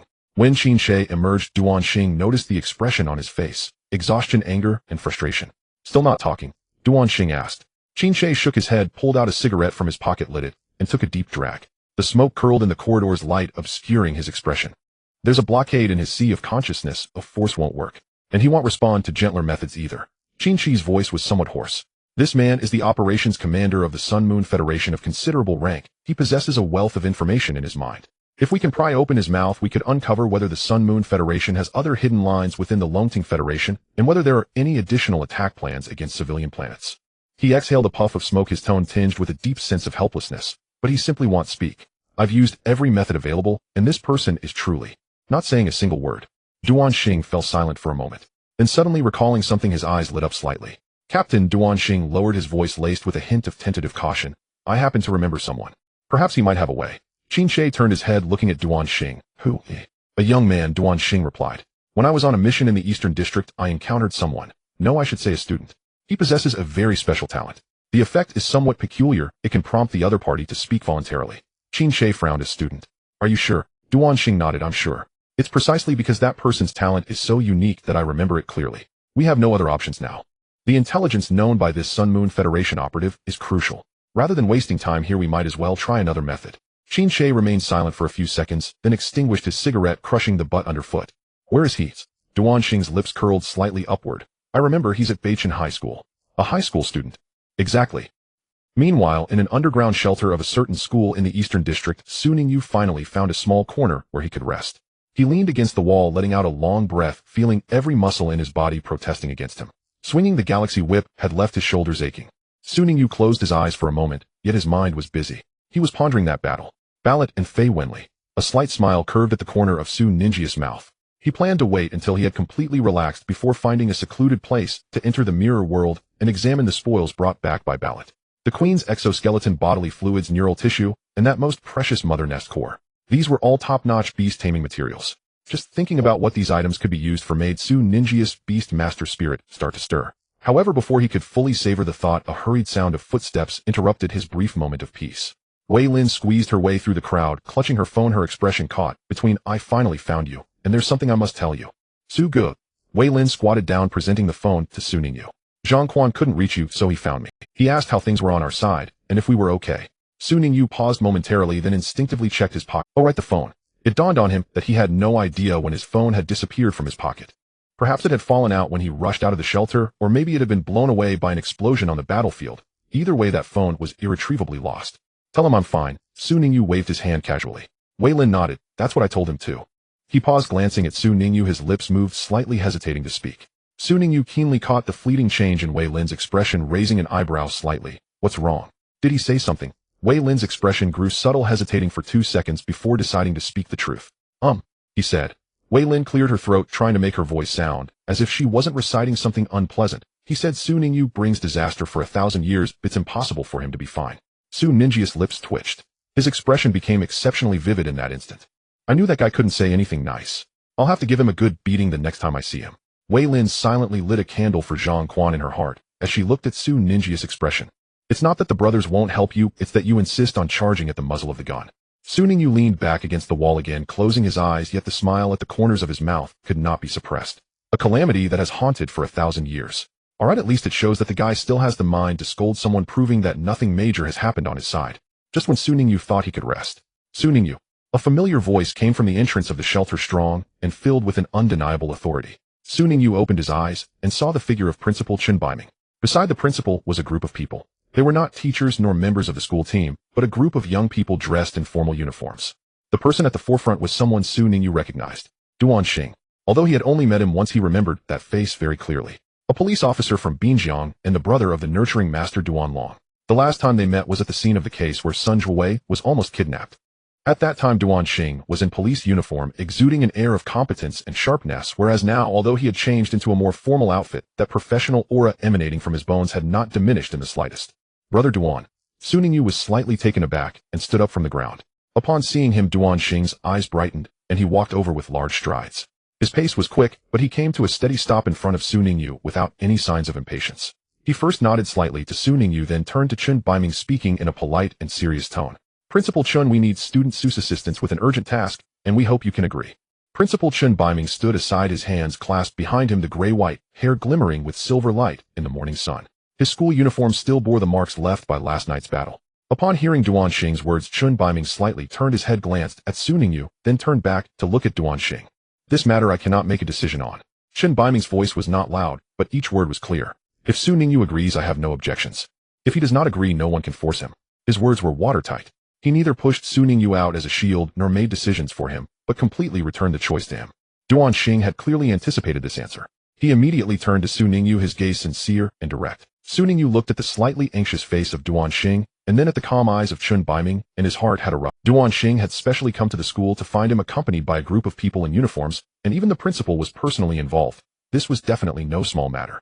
Brother Duan, what do you need me for? He asked straightforwardly. Duan Xing did not beat around the bush. We've captured a prisoner from the Sun and Moon Federation. A tough nut. We have used all possible methods, but we can't pry his mouth open. He paused, looking directly into Su Ninjia's eyes. Previously, during the kidnapping of Sun Zhuowei, I witnessed your talent. I want to ask you for a favor, to use your talent to extract some information from him. Su Ningyu fell silent for a second. A prisoner from the Sun and Moon Federation. A tough nut. Unable to open his mouth. He recalled the scene of Fei Wenli pointing at those airships in the sky, and Qin Shi leading the cavalry towards those airships. Those people, those who had plotted this disaster from behind, those who caused countless families in Yunmeng Star to lose loved ones in their dreams. One of them was now sitting in some interrogation room, handcuffed to a chair, keeping his mouth shut, refusing to say a word. All right. Su Ningyu did not hesitate, simply and decisively uttering one word. Let's go. Duan Xing's brow instantly relaxed, and his tense shoulders slightly eased. This way, the car is waiting outside. After bidding farewell to the principal, they quickly headed to the location. Through the car window, Su Ningyu saw traces of last night's battle scattered throughout the campus. The car drove out of the school gate and onto the main road of Dongjun. The urban landscape on both sides of the road made Su Ninjia's expression involuntarily grow serious. He had seen the distant flames and explosions on the battlefield last night, but that was from afar. Now, as they traveled closely through the city, he could truly see what kind of disaster this had brought to the city. Almost no building along the street was intact. The city of Dongjun had suffered severe damage. Su Ningyu silently observed all this, lightly tapping his fingers on his knee without saying anything. Duan Xing sat in the passenger seat, glanced at Su Ninjia's expression through the rearview mirror, and then spoke, breaking the silence in the car. Let me explain the situation to you. Duan Xing's voice was measured. This prisoner is from the intelligence department of the Sun and Moon Federation, with a significant rank, responsible for on-site command and signal jamming during this attack. When we captured him, he was attempting to destroy the data terminal he had with him. Su Ningyu nodded, remaining silent. His mouth is very tough. Duan Xing's tone carried a hint of helplessness. In his sea of consciousness, a mental blockade has been preemptively imposed, and forcing penetration will cause his brain to automatically shut down, meaning we cannot use superpowers to read his memories, nor can we use any coercive methods to breach his mental defenses. Once the blockade is triggered, the information in his mind will vanish along with him. Duan Xing turned his head, his gaze landing on Su Ninjia's face. So we can only use non-coercive methods. We need him to open his mouth voluntarily. This is why we need you. Su Ningyu understood. It was not about making him hit someone or torturing him, but about letting him use his talent.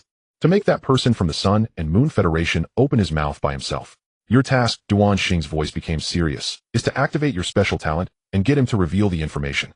No matter the method, as long as the content is true and the information is complete, the task will be considered accomplished. Su Ningyu leaned back in his seat, looking calmly at the city ruins passing by outside the window, a slight smile curving at the corner of his mouth. That smile was not large and could even be described as faint, but when Duan Xing saw that smile in the rearview mirror, he felt a slight chill run down his spine. All right, leave it to me. Su Ninjia's voice was neither hurried nor slow, as if he were speaking about something utterly commonplace. For an enemy like this, I will make sure he enjoys my whip. Duan Xing. He opened his mouth, wanting to say something, but did not know what to say. He recalled the last time he saw Su Ningyu, when the young man had slapped that kidnapper so hard that he nearly knelt down begging for mercy. Those two slaps were not ordinary slaps. Now this guy had a whip in hand. The car wove through the city for about 20 minutes before finally entering a controlled area. This place was completely a different world from the ruined city outside. Duan Xing showed his credentials, and after passing through 3 checkpoints, the car finally stopped in front of a gray-white. Su Ningyu got out of the car and followed Duan Xing into the building.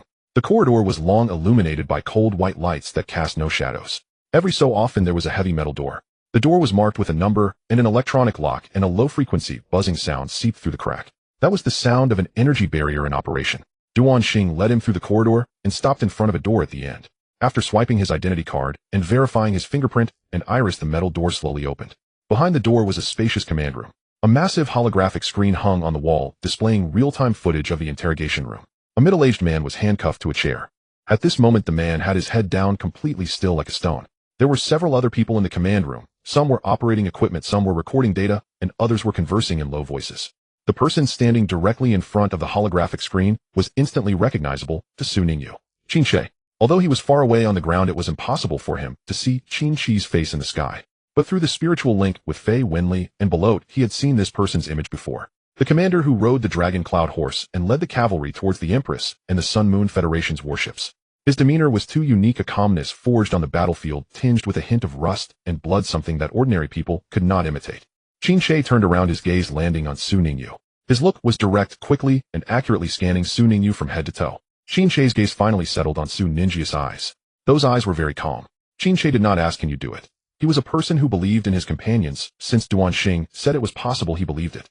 No more nonsense. Qin Shi's voice was deep and crisp, carrying a military-like brevity and force. Extract useful information as soon as possible. The longer we delay, the less control we have over the situation. Duan Xing nodded and turned to Su Ningyu. "Let's begin." The three of them passed through a small door on the side of the command room. Behind the door was the interrogation room. Su Ningyu's first feeling upon entering was one of oppression. The room was not large, about 20 square meters, with only one light fixture on the ceiling. It illuminated the entire room as bright as day, with no shadows in any corner. In the center of the room was a metal interrogation chair fixed to the ground, and a man was handcuffed to it. He was a middle-aged man of medium build, wearing a military uniform of the Sun-Moon Federation without any insignia.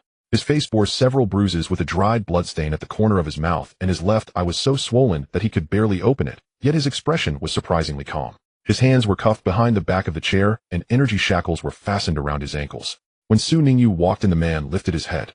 His one open eye slowly swept over Su Ninju's face, carrying a condescending gaze, as if he were examining. From his school uniform to his shoes, from age to demeanor, in less than 2 seconds he completed his judgment of this. Then he smiled. It was not a big smile, just a slight movement at the corner of his mouth. But the contempt and disdain emanating from him were more intense than any taunting words. "Are you out of ideas?" His voice was hoarse and low, bearing the dryness of long-term interrogation, yet his tone was as steady as reading a text aloud in class. "Are you really going to send a child in?" He tilted his head slightly, a cold glint flashing in his intact eye, and the smile at the corner of his mouth widened a bit. "I'll tell you it's useless. I have the protection of His Majesty the Emperor. No interrogation will work on me. You people from the Dragon-taking Federation will never understand what true loyalty is." Qin Shi's brows slightly furrowed, but he did not speak. Duan Xing's expression darkened, his lips pressed into a line, but he also did not explode. They had all heard enough of this man's rhetoric. "His Majesty the Emperor, protection, loyalty, you won't understand." It was the same few phrases repeated over and over like a stuck tape looping in the same spot. But Su Ningyu did not listen. He was not paying attention to the man's words. He was observing. His spiritual eye. In his vision, a line of information appeared above the man's head that only he could see. Beastmaster Yi Village Longi talent, mental resistance, possessing strong resistance to mental attacks, showing decent talent in the field of superpowers, able to resist most mental infiltration, consciousness reading, and mind control skills. So that's how it is. Su Ningyu looked at that line of information, and the last trace of doubt in his heart dissipated. No wonder the official interrogation was making no progress. No wonder Qin Shi and Duan Xing were at a loss against this man. It wasn't that their methods were not tough enough, but because this man's talent was inherently meant to counter mental interrogations. Mental resistance. This talent made Yi Village Longi's sea of consciousness like a fortress surrounded by high walls. Any mental attack launched from the outside would be blocked by that wall. If one were to forcefully break through, it would not trigger the collapse of the fortress, but rather its self-destruction. The restrictions within the sea of consciousness would automatically melt before his brain touched sensitive information, causing all data to vanish with him. If hard methods were ineffective, soft ones would be useless as well. This person was like a turtle retreating into its shell, with the shell coated in poison that deters any attacker. Su Ningyu suddenly smiled. The smile was light and faint, just a slight upward curve at the corners of his mouth. But there was no trace of mirth in his eyes. Those eyes were as calm as a stagnant pool beneath which lay an unseen coldness. Everyone present noticed this. Qin Shi's brows lifted slightly. Duan Xing felt an inexplicable chill run down his spine, and even the operator of the interrogation equipment instinctively looked up. They all failed to understand the meaning of this smile. A youth stood in a stifling interrogation room, facing a tough nut that even professional interrogators could not crack, yet why was he smiling? Yi Village Longi also saw that smile. His brow furrowed imperceptibly. Su Ningyu spoke. "I hope your body is as tough as your mouth." His voice was not loud. There was no tone of threat, but this extremely plain statement was even more chilling than any roar or shout. Then he turned his head to look at Qin Shi and Duan Xing. "Since this person is so eager for me to take action, then I shall begin." Qin Shi nodded. Duan Xing stepped back 2 paces, leaning against the wall with his arms crossed over his chest, his gaze firmly fixed on Su Ninju's back. He had seen this youth's abilities and knew what would happen next. But even so, he involuntarily held his breath. The air in the interrogation room seemed to solidify. Then both Qin Shi and Duan Xing felt it. The moment Su Ningyu made his move, his entire demeanor changed instantly. Qin Shi's eyes narrowed slightly. Su Ninjia's right hand slowly moved towards his waist. His long fingers brushed against the handle of the Xinghe whip. The silvery whip glimmered with a cold light under the bright lights. In the next moment, a silver flash suddenly exploded in the interrogation room. The Xinghe whip was drawn from his waist, producing a crisp sound. The sound was not loud, but Yi Tsuanlong instinctively flinched slightly. It was a bodily instinctive reaction to danger, one he could not control. Su Ningyu held the Xinghe whip, but did not strike immediately. He raised his other hand and summoned a beast taming manual, which then emitted a soft glow. In the next moment, a beast was summoned. The small bell was conjured into being. Little bell, Su Ningyu turned his head. Please help me heal properly later. Don't let this guy die easily. Since he allowed himself to be interrogated, Su Ningyu had no intention of letting the other person off easily. But using the technique felt like a reward for this person. Su Ningyu would never agree to reward him. He certainly intended to torment him thoroughly. Little Bell tilted its head, its emerald eyes blinking as it glanced at its master's calm, yet somewhat cold face, then at the man handcuffed to the interrogation chair. Then it understood. Show me, it called out cheerfully. Okay, no problem. The preparations for the healing bell were all. Little Bell's gaze fell on Yi Tsuanlong, carrying a subtle expression. You're in trouble. With me here, it won't be easy for you to die. Yi Tsuanlong looked at the harmless little beast, which was unlike any he had seen before. However, he knew he was not afraid of mental control abilities.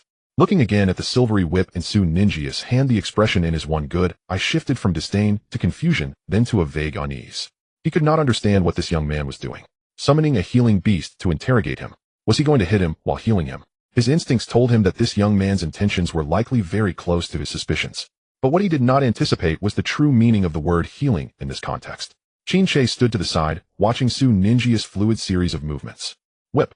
Summon. Command. With a frown, he turned his head and asked Duan Xing in a lowered voice, what is he? Duan Xing's expression was complex.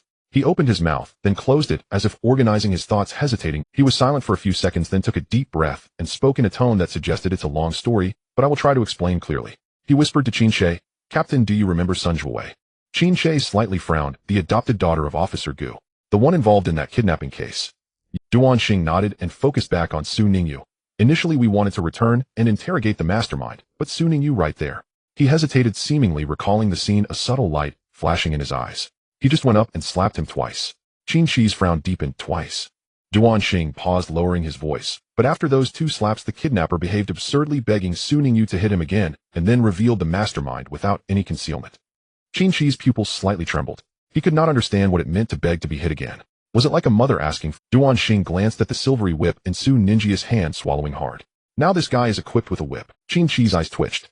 A scene suddenly popped into his mind. Those images secretly stored in videotapes, black leather mask whip candles. No, wait, what was he thinking? Qin Shi shook his head violently, casting aside this absurd association. Duan Xing noticed the fleeting change in Qin Shi's expression and looked at him with some confusion. Captain, are you okay? Your face looks a bit red. Qin Shi took a deep breath, turned his head expressionlessly, and spoke in a voice as cold as the winter north wind. It's nothing. Focus on the task. Duan Xing responded with an "oh" and redirected his gaze back to the interrogation room. But he felt a nagging suspicion that the captain must have thought of something inappropriate. On the interrogation chair, Yi Tsuanlong watched Su Ningyu step closer. Su Ningyu stood 2 steps away from Yi Tsuanlong, the lowered Xinghe whip glinting with a cold silver light under the. He did not rush to act. The talent of Shun Yin was activated. With the activation of Shun Yin, another force surged silently from within him, enhancing Yi Kunlong's pain perception. Yi Kunlong's body suddenly stiffened. There was no discomfort, nothing happened, but his body sensed that something had changed. Yi Tsuanlong instinctively swallowed. He did not understand what had happened.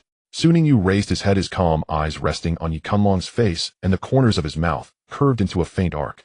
There was no malice in that smile. Now, Su Ningyu began, his voice low, his pace unhurried, each word articulate. In Yi Kunlong's ears it sounded like a devil's whisper. Even if you want to say something, I will not cease my interrogation of you. Yi Kunlong's pupils constricted sharply.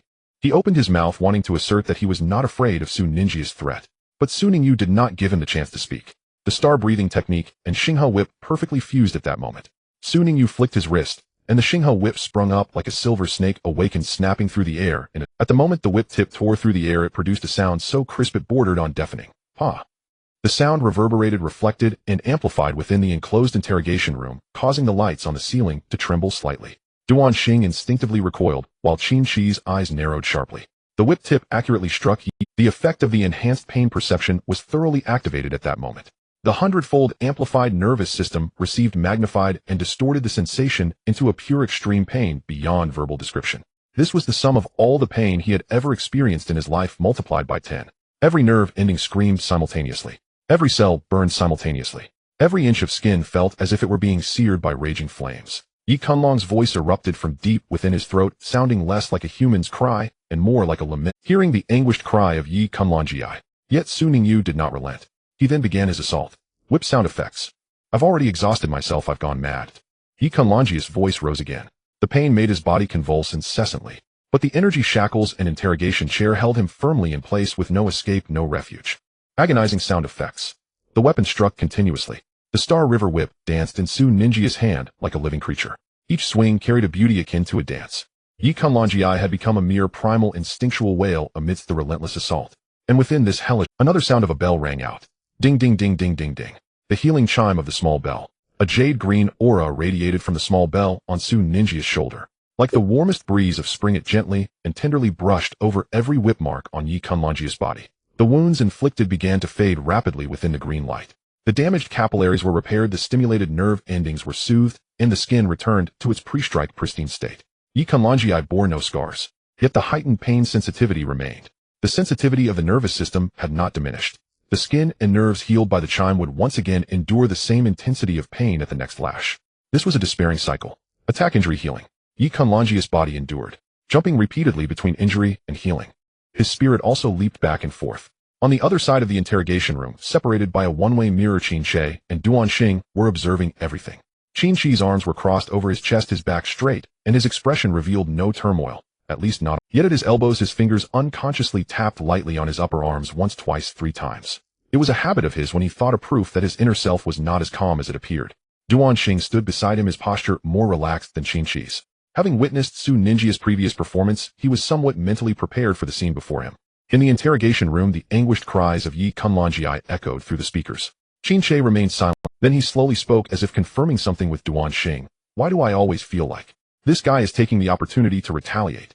Duan Xing turned to glance at Qin Shi, the corner of his mouth twitching slightly. What you said? Duan Xing's tone carried a hint of helplessness. When you were interrogating him earlier, you weren't thinking of making this guy suffer either. Qin Shi. What he said was true. He would certainly not show mercy to an enemy. Besides, Duan Xing's gaze returned to the youth wielding the whip in the interrogation room. Su Ningyu is still thinking of providing healing too. While attacking, he's also healing. After the attack, he heals, and once healed, he strikes again. Qin Shi responded with a hum. This serves as a reminder for me. In the future, when interrogating targets, I could learn from this. Torturing while healing, so I need not fear the target dying outright, and I can fully enjoy the pleasure of tormenting them. Duan Xing, are you a devil? Yet Duan Xing had no rebuttal to Su Ningya's current performance. Our homeland was ambushed by the Sun and Moon Federation, and the person who orchestrated all this now sits before him. Do you think he could not want a vent? Qin Shi remained silent for 2 seconds, then slowly nodded. The two fell silent once more. Su Ningyu continued in the interrogation room. Qin Shi's gaze landed on Su Ningyu. The sound of the whip, sound effects. The cries of anguish, sound effects. Qin Shi sensed something was amiss. As Su Ningyu attacked, he also began to activate his talent Sun Fu Bienda. At that moment, Qin Shi's ears picked up something that shouldn't have been present amidst Yi Kunlong's cries. The opponent's actions and sounds began to change. Yi Kunlong's wails were no longer merely extreme suffering. Beneath the surface of the pain, something else began to gradually surface. The tone was changing. Qin Shi furrowed his brow sharply. He suspected that his ears had malfunctioned. Then he looked at Yi Kunlong. At this moment there was pain. But beyond the pain, something else lingered. It was an existence that Qin Shi could not describe in words. It was a kind of enjoyment. Qin Shi. His pupils trembled violently in that instant, his mouth slightly opening and closing, his expression shifting from confusion to shock. From shock to disbelief, and from disbelief to a profound, inexpressible bewilderment. He suddenly turned his head to look at Duan Xing. Duan Xing had already covered his face. Inside he felt a sense of helplessness, thinking, I knew it would be like this. Duan Xing. Qin Shi's voice was as dry as sandpaper. What is happening? Duan Xing did not speak. In the interrogation room, Yi Kunlong's cries began to take on a different flavor. His body twisted in the chair. No longer merely struggling. Instead it resembled a seeking interrogation. His eyes had grown somewhat dazed. A completely different kind of plea began to emerge. A light that made Qin Shi hesitant to directly gaze upon. There was no fear in that light. No anger, no hatred. Only an almost devout submission and obedience. This left Qin Shi in disbelief. From extreme pain to extreme submission. For Yi Kunlong, Su Ningya's interrogation was a kind of reward. Yi Kunlong's once arrogant face seemed to be muttering something, almost calling out for something. He fixed his gaze. In his eyes there was no hatred, no anger, no resentment. Only an almost crazed obsession. At this very moment only one figure occupied Yi Village Ranji's mind. a young man standing under the light with a weapon resembling a deity descending from the heavens. Every movement he made, every attack, every breath was deeply imprinted in Yi Village Ranji's consciousness, like a red-hot branding iron, searing an indelible mark upon his soul. Yi Village Rongi was now infatuated with Su Ningyu, utterly devoted and lost in madness for him, with no room left in his mind for anything else. His thoughts about the Emperor. Who was that? He was now the most obedient little dog before the one standing in front of him. The Sun and Moon Federation. What was that? Loyalty. Mission. Task. These words had completely vanished from his awareness, as if an invisible hand had wiped away the chalk from a whiteboard, leaving no trace behind. He was now merely Su Ninjia's dog, devoid of thought, judgment, or hesitation. Whatever his master said was, whatever his master desired, he provided without question. If his master wanted to hit, he hit. If his master wanted to scold, he scolded. This feeling of complete submission was intoxicating. Suddenly the attacks in the interrogation room ceased. Yi Village Ranji's body stiffened, and he instinctively shouted, "Don't stop." Su Ningyu, Qin Shi, Duan Xing. Yi Village Rongi saw that the attacks had not resumed. He shouted again, his voice hoarse and trembling, laced with a timidness, as if afraid of rejection. "Master." When this word escaped Yi Village Ranji's lips, the air in the interrogation room seemed to freeze. Su Ningyu looked at Yi Village Ranji's flushed face, dripping with saliva, and fell silent for 2 seconds. The corners of his mouth twitched slightly before he swiftly regained his composure. A look of as if nothing had happened appeared on his face as he turned to gaze at Yi Village Rongi with a blank expression. "All right." His voice was not loud, but carried an undeniable commanding tone. "Speak. Tell me everything about your plan. If you speak well, perhaps I will continue." Yi Village Ranji's eyes suddenly shone brightly. "I will speak. I will tell you everything." Yi Village Rongi began to recount the entire plan. Qin Shi picked up the communicator and issued commands succinctly and powerfully. "Interrogation room documentation team, record all information, categorize and archive it, and report to the highest command immediately." In the interrogation room, Yi Village Rongi finally finished speaking. His mouth closed, but his eyes remained bright, like 2 illuminated stars fixed intently on Su Ningyu, filled with anticipation. The metallic door of the interrogation room opened, and 2 fully armed soldiers entered. They lifted Yi Village Rongi on either side, ready to drag him away from the interrogation chair. The moment Yi Village Ranji's body was hoisted, his eyes widened in shock. He desperately turned his head, peering over the shoulders of the 2 soldiers, fixating on Su Ninji's retreating figure, his voice piercingly sharp. "Master. Master, don't go. Master, you haven't hit me yet. Master." His cries echoed down the corridor as Duan Xing opened the door early. As Su Ningyu stepped out of the interrogation room, Qin Shi was waiting for him in the corridor. Qin Shi opened his mouth to say something, but his lips moved without sound. The events unfolding before him were too shocking. Yi Village Rongi, who had previously revealed nothing under his questioning, now seemed like the most loyal of servants in Su Ninjia's hands. Qin Shi's expression turned awkward. Yi Village Ranji's repeated calls of master echoed in his mind. Su Ningyu gazed at Qin Shi's face, which was torn between words. He raised his hand, scratching the back of his head, revealing a somewhat bashful and naive smile. At this moment, Su Ningyu was entirely different from the one who had just held the whip. His voice was softer than usual, as if he were discussing a matter he did not want too many people to know. "Generally, I do not use this talent on people." "Well, it's a different story for non-humans." Qin Shi's lips twitched slightly. "Non-humans." He probably understood what Su Ningyu was referring to. Qin Shi took a deep breath, suppressing the chaotic images and sounds in his mind, and regaining a soldier's composure and seriousness. He extended his hand solemnly and respectfully, shaking Su Ninjia's hand. "Thank you for your help. Afterward, we will deliver a formal reward to you. You can specify what you want, and we won't let your efforts go unrewarded." Qin Shi's tone held no politeness. Su Ningyu shook his head, his smile taking on a more serious note. "This is what He was not being polite. Not for rewards, not for fame, nor for any external validation. It was simply because he wanted to do it. Nothing more than that." Qin Shi nodded, choosing not to say anything further. Some words do not need to be spoken, and some gratitude does not require expression. He would repay this favor through action. Su Ningyu left the base. Behind him, the intelligence Yi Village Rongi provided was being transmitted to the higher command of the Yunming Star with the utmost priority. Tianxian Star, Beiluo Star, Kaiyang Star. Locations that were about to become the next targets of the Sun and Moon Federation had already received early warning signals from Yunming Star. Defensive forces began redeploying, and undercover lines were being investigated. An ambush that could have caused significant losses was morphing into a meticulously laid trap. Meanwhile, in more distant star regions, the war machine of the Longting Federation was operating at an unprecedented speed. The gears of war were slowly meshing together. But at this moment, all of that felt too far away. Right now, the situation on Yunming Star had not yet concluded. All regions entered a period of post-disaster relief. 1 month later, Su Ningyu sat by the window, his phone screen displaying a news alert that momentarily stunned him. The Sun and Moon Federation officially signs a ceasefire agreement, and the Longting Federation declares victory. A brief line of text belied a month of turmoil and unrest. He scrolled down more information flooding his eyes. The Sun and Moon Federation not only surrendered, but also suffered a painful war indemnity. Specific figures were not disclosed, but insiders revealed it would set back the national power of the Sun and Moon Federation for several years. The wrath of the Lone Ting was indeed no mere joke. Although Yunmeng Star had survived this ordeal, the cost was not small. Several regions suffered varying degrees of destruction, with cities on the Xiling border still undergoing post-war cleanup. Even Binhai City was affected. Su Ningyu remembered that a few days ago the news reported that 2 beast training centers in the urban area had been requisitioned as temporary shelters accommodating residents evacuated from the border. Su Ningyu put down his phone and gazed out the window. The sunlight was just right, and the street had returned to its usual tranquility. People went about their lives and journeys as always. As usual, they strolled through the park accompanied by their tamed beasts. The shadow of war seemed to have been left far behind. Yet Su Ningyu knew this was merely a facade. This war had altered many things, including his vacation. The school holidays were advanced. Something no one had. The first semester was only halfway through when, due to the war's impact and the preparation for the 100 Schools Alliance, the holiday was announced directly. After the new semester began, Yunmeng Star would witness a grand event, the 100 Schools Alliance tournament. It was a contest among the most prestigious tamed beast academies across Yunmeng Star. Beichen High School was naturally among them. Su Ningyu withdrew his thoughts, stood up, and walked toward the training chamber. There was only one thing he needed to do now: become stronger. Inside the battle chamber, Giant Winged Terror Bird Air Slash. Zhao Tiefeng's voice exploded through the chamber. His gigantic terror bird with a wingspan exceeding 5 meters suddenly flapped its wings. Countless visible wind blades poured down like a torrential storm. They tore the entire battlefield into 1,000 wounds. Each wind blade was sharp enough to cleave steel, and their density left nowhere to hide. Yet Su Ningyu did not even furrow his brow. Meicho evaded with lightning flash. His voice was calm. As his words fell, a black silhouette moved across the field like a phantom. That was Meicho. Its black fur shimmered with a faint azure glow under the lights. Twin tails fanned out behind it like a peacock's display.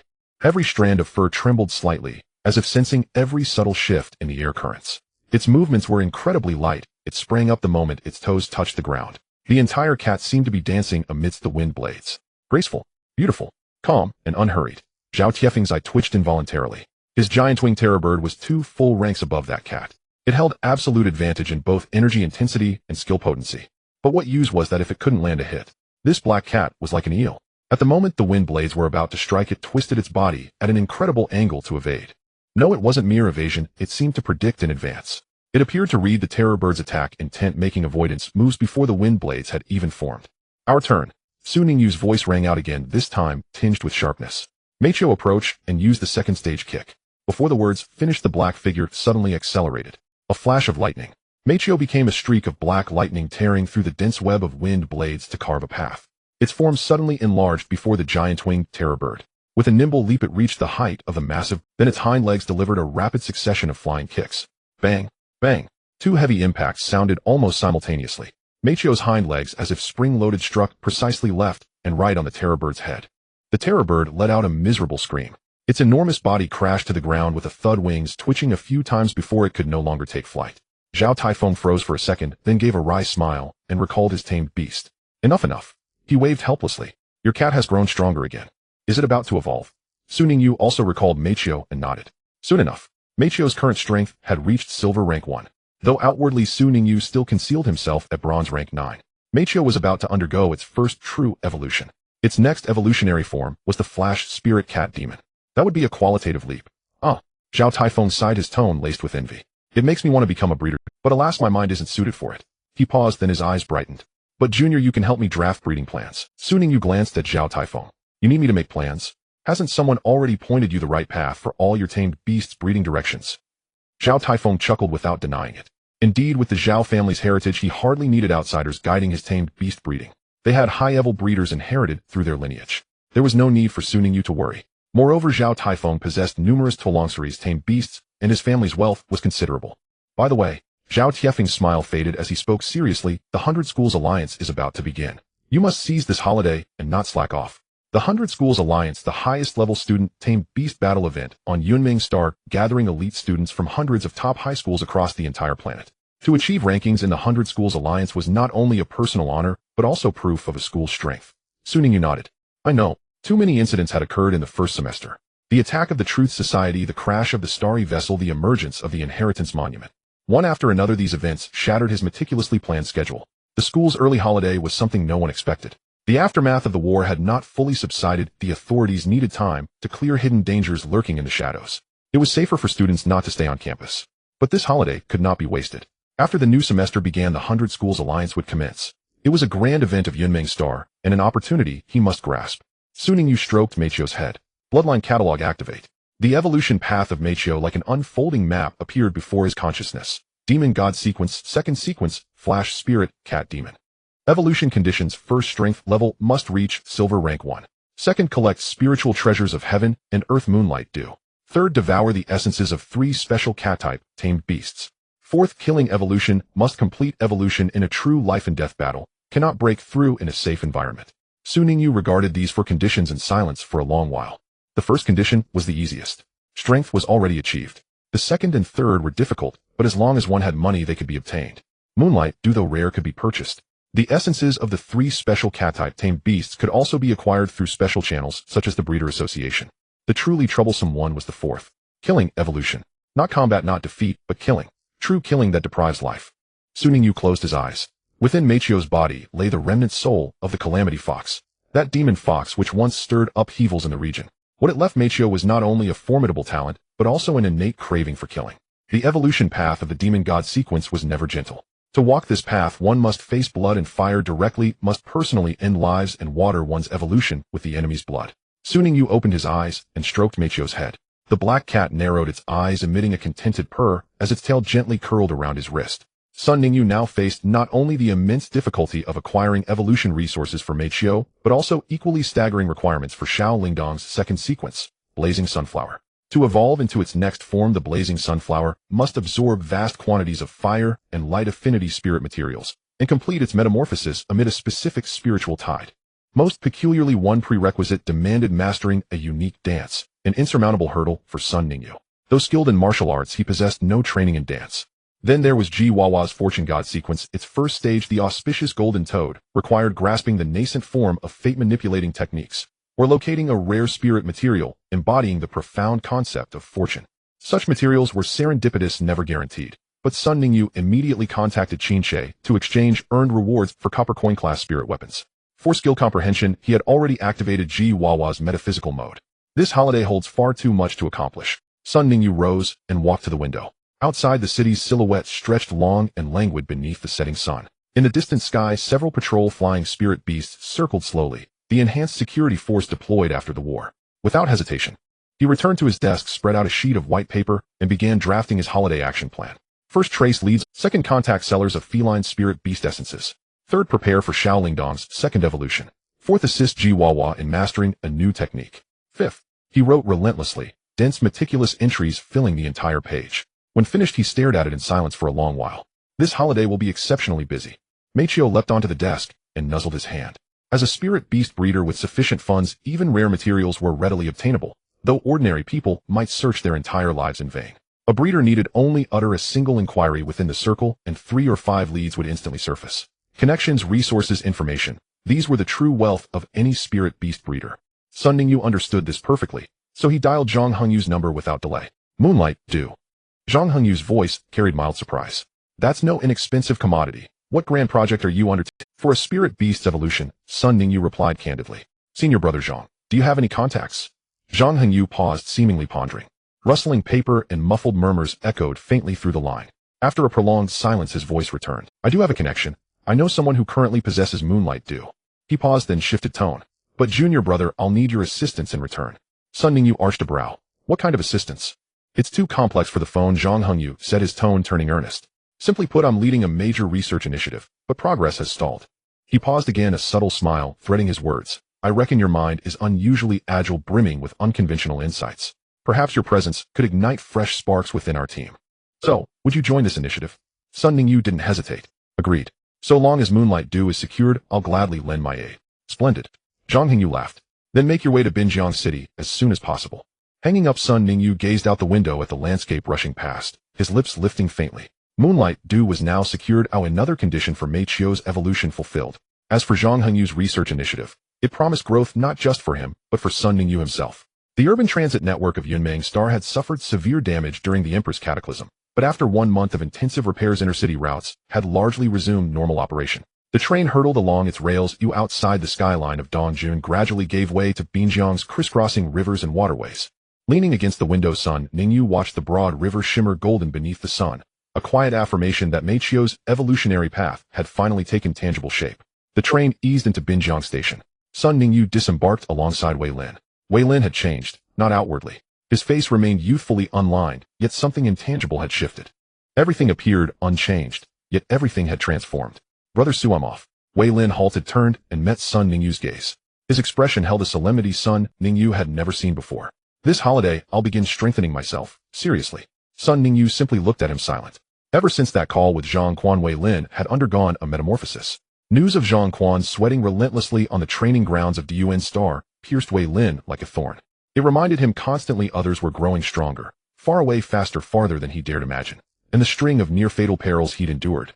The Emperor's cataclysm, the insectoid invasion, death looming unseen from shadows, had seared into him a stark truth. Possessing a talent like danger premonition was a profound waste if left undeveloped and unutilized. Seeing Zhang Quan push so hard, Wei Lin said, "If I stand still, I'll lose even the right to stand beside them." Brother Su, my bubble frog evolved. Wei Lin summoned his spirit beast, a frog twice its former size, its skin now deep emerald green. Its body bristled with tiny nodules, each exuding translucent mucus that carried a faint, unsettled. Sun Ningyu's spirit eye flickered. Spirit beast Puff Puff frog affinities, water poison, rank black iron tier 8, Puff Puff frog, water and poison affinities. Wei Lin stroked its head, his voice layered with complex emotion, tinged with surprise. After the Emperor's cataclysm, insectoid corpses littered Binjiang's outskirts. It accidentally ingested a toxic crystal core, nearly died, but somehow endured and evolved unexpectedly. Sun Ningyu nodded. Puff Puff frog, dual water and poison affinities, surpassed the original bubble frog by more than one tier. Moreover, poison affinity often yielded unforeseen tactical advantages in combat. Excellent, he said sincerely. Wei Lin grinned, then drew a deep breath, as if steeling himself. Brother Su, next time we meet, I won't hold you back. You're already no burden, Sun Ningyu replied. Wei Lin froze, then his eyes welled with tears. He nodded fiercely, then turned and vanished into the crowd. Sun Ningyu watched his friend's retreating figure fade beyond the exit, standing motionless for a long moment. He witnessed Wei Lin's transformation, growth inevitable when one endures true trials. Yet he also knew each person walked their own path. He neither could nor should interfere with Wei Lin's choices. All he could do was silently wish his friend steady steps, unwavering resolve, and safe arrival at whatever destination he sought. I hope our next meeting brings me a surprise, Sun Ningyu murmured softly, and turned toward another path. The building of the Breeder Association stood tall, as always, in the center of Binhai City. The gray-white exterior gleamed with a cold light under the sun. However, the entrance of the building was currently filled with flowers of various colors. White, yellow, and purple flowers piled upon one another, swaying gently in the breeze. Su Ninjia's footsteps paused.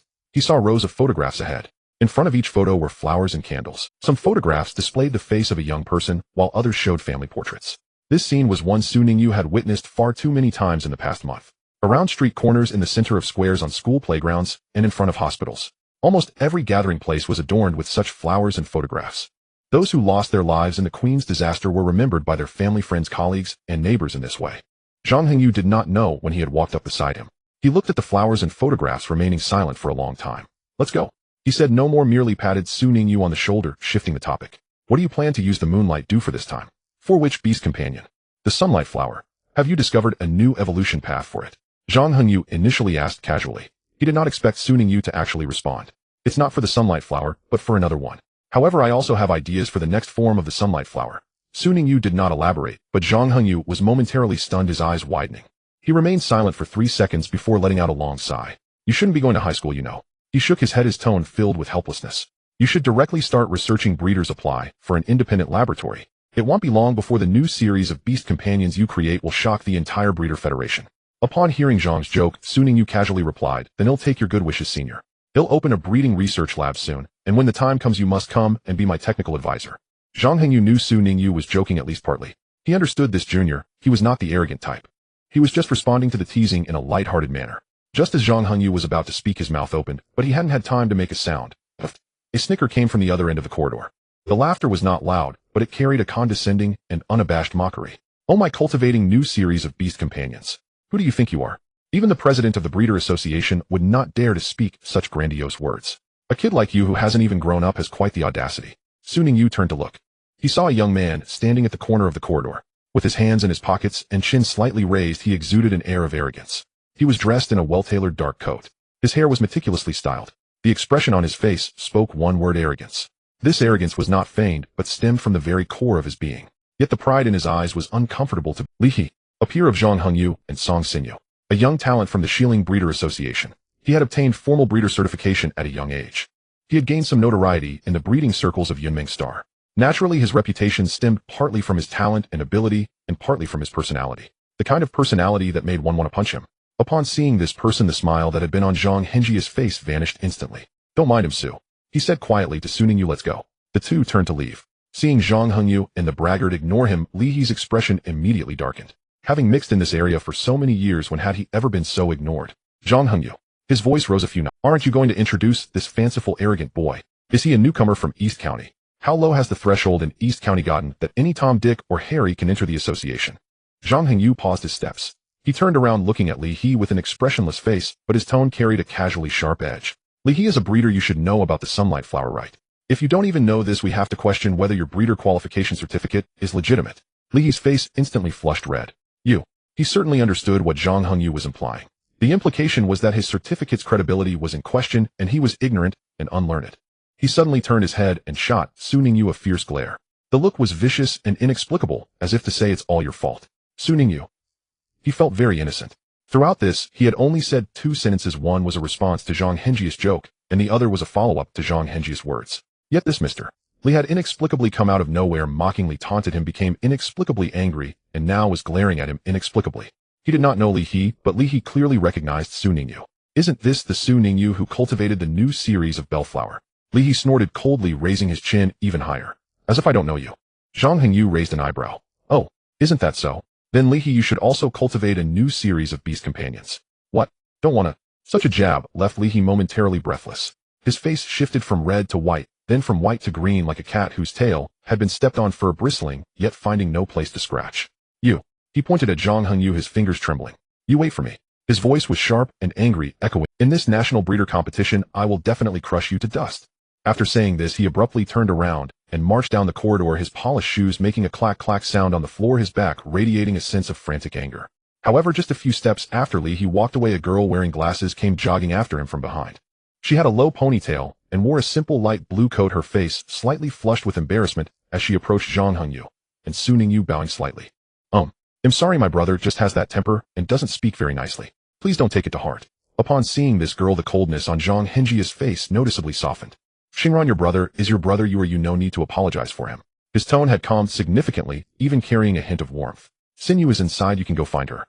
Upon hearing Zhang Hengji's words, Li Xingran nodded, adjusting her glasses, her gaze falling on Su Ningyu, as if she... At the end of the corridor, Li He's voice erupted once more.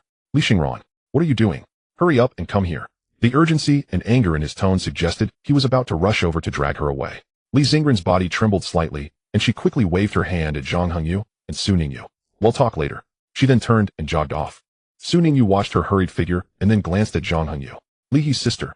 Zhang Hengyu sighed and... "Yes, both siblings are nurturers, but their personalities are worlds apart. Li He." Zhang Hengyu paused, seemingly searching for the right words. "Has high aspirations, but little ability. Relying on their family's foundation in the Shilin nurturing circle, he looks down on everyone. Li Xingran, on the other hand, is grounded, diligent in her work, and treats others kindly. Unfortunately, her family favors boys over girls, so even if she is capable, she will never overshadow her brother. Most of the time, she can only run behind him." Su Ningyu nodded, not asking further. "Let's go." Zhang Hengyu turned and walked deeper into the corridor, quickening his... "This is also one of the reasons I brought you here. You'll know what it is in a bit. Nurturers from various regions on Yunming Star have gathered, so let's take our seats quickly." Su Ningyu nodded and followed him. The two of them crossed the corridor and pushed open a heavy wooden door. Behind the door was a stepped hall. The space was vast enough to accommodate 200 to 300 people. Rows of seats extended downward in a fan shape, with a wide podium at the front upon which stood several large energy screens, displaying complex energy diagrams and data analyses. At this moment, the hall was already filled with people. Su Ningyu scanned the crowd. Most of those sitting in the front row were elderly nurturers with gray hair, wearing golden or silver badges on their chests, exuding a composed demeanor as they engaged in quiet conversations. The middle and back rows were mostly occupied by young people, some with serious expressions, others eager to try some, looking down at their materials, and others quickly jotting down notes in their notebooks. The air was thick with a tense and solemn atmosphere. Su Ningyu noticed that many wore badges from different regions, from the East County, Shilin, Nanyang, and Beatty. Representatives from almost all regions of Yunming Star's Nurturers Associations were present. What a grand affair. Su Ningyu whispered. Zhang Hengyu pulled him down to a seat in the back. You didn't know?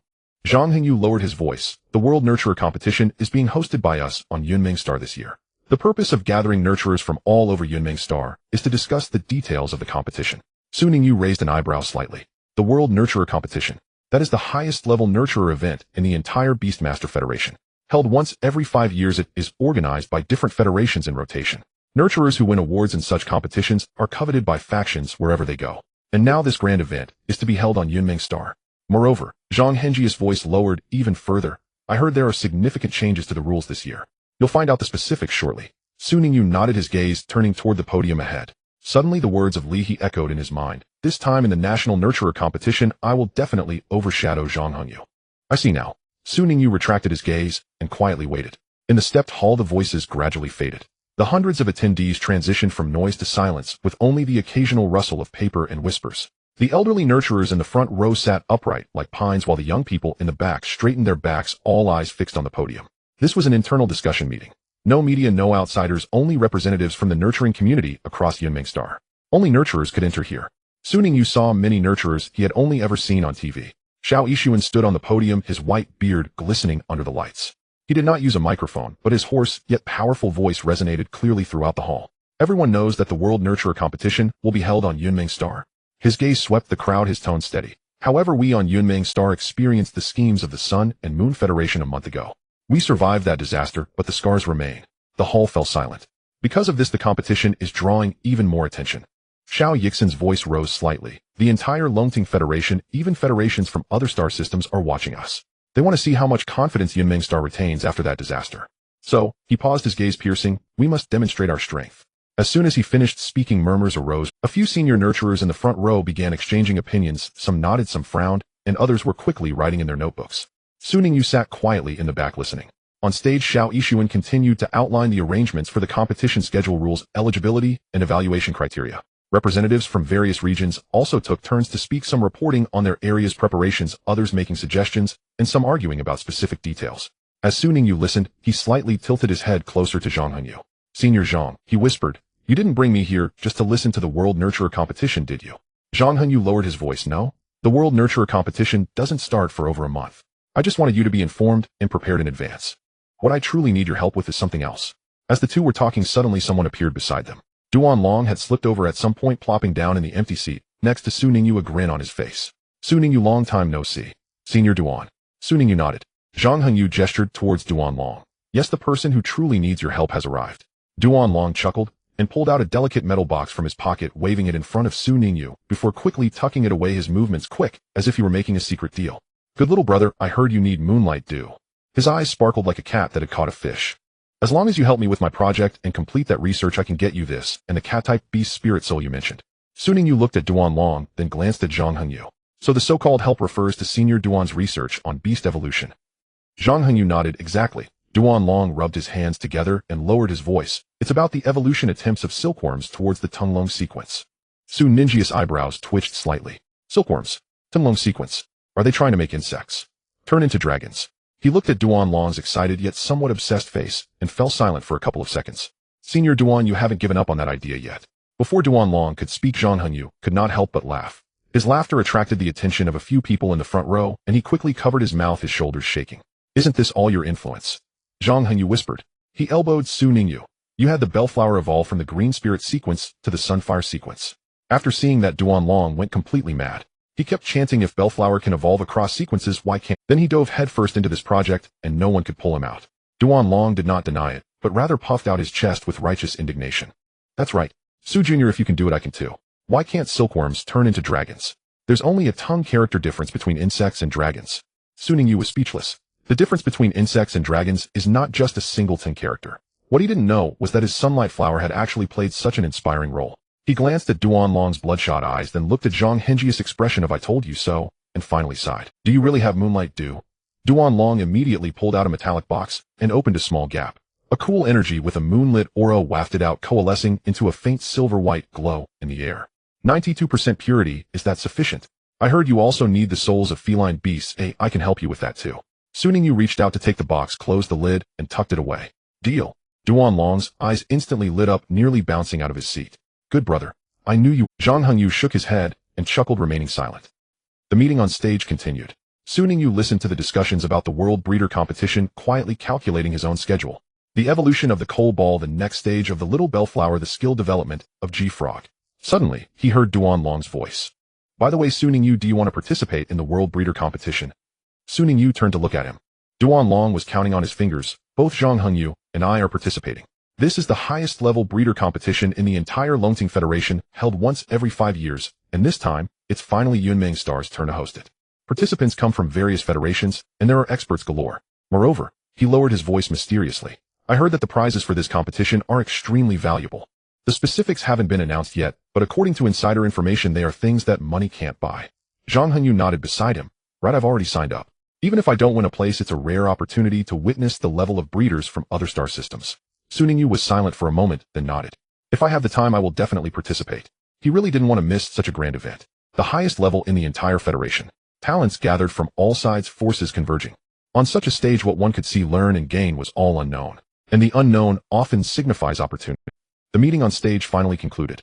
Xiao Yixuan announced the end of the session, and people in the hall began to leave one after another. The senior breeders in the front row left in small groups, while the young people in the back were much more lively, discussing the information they had just heard in groups of 3 or 5. Su Ningyu followed Zhang Hengyu and Duan Long out of the hall, passing through the corridor to the laboratory area of the Breeder Association.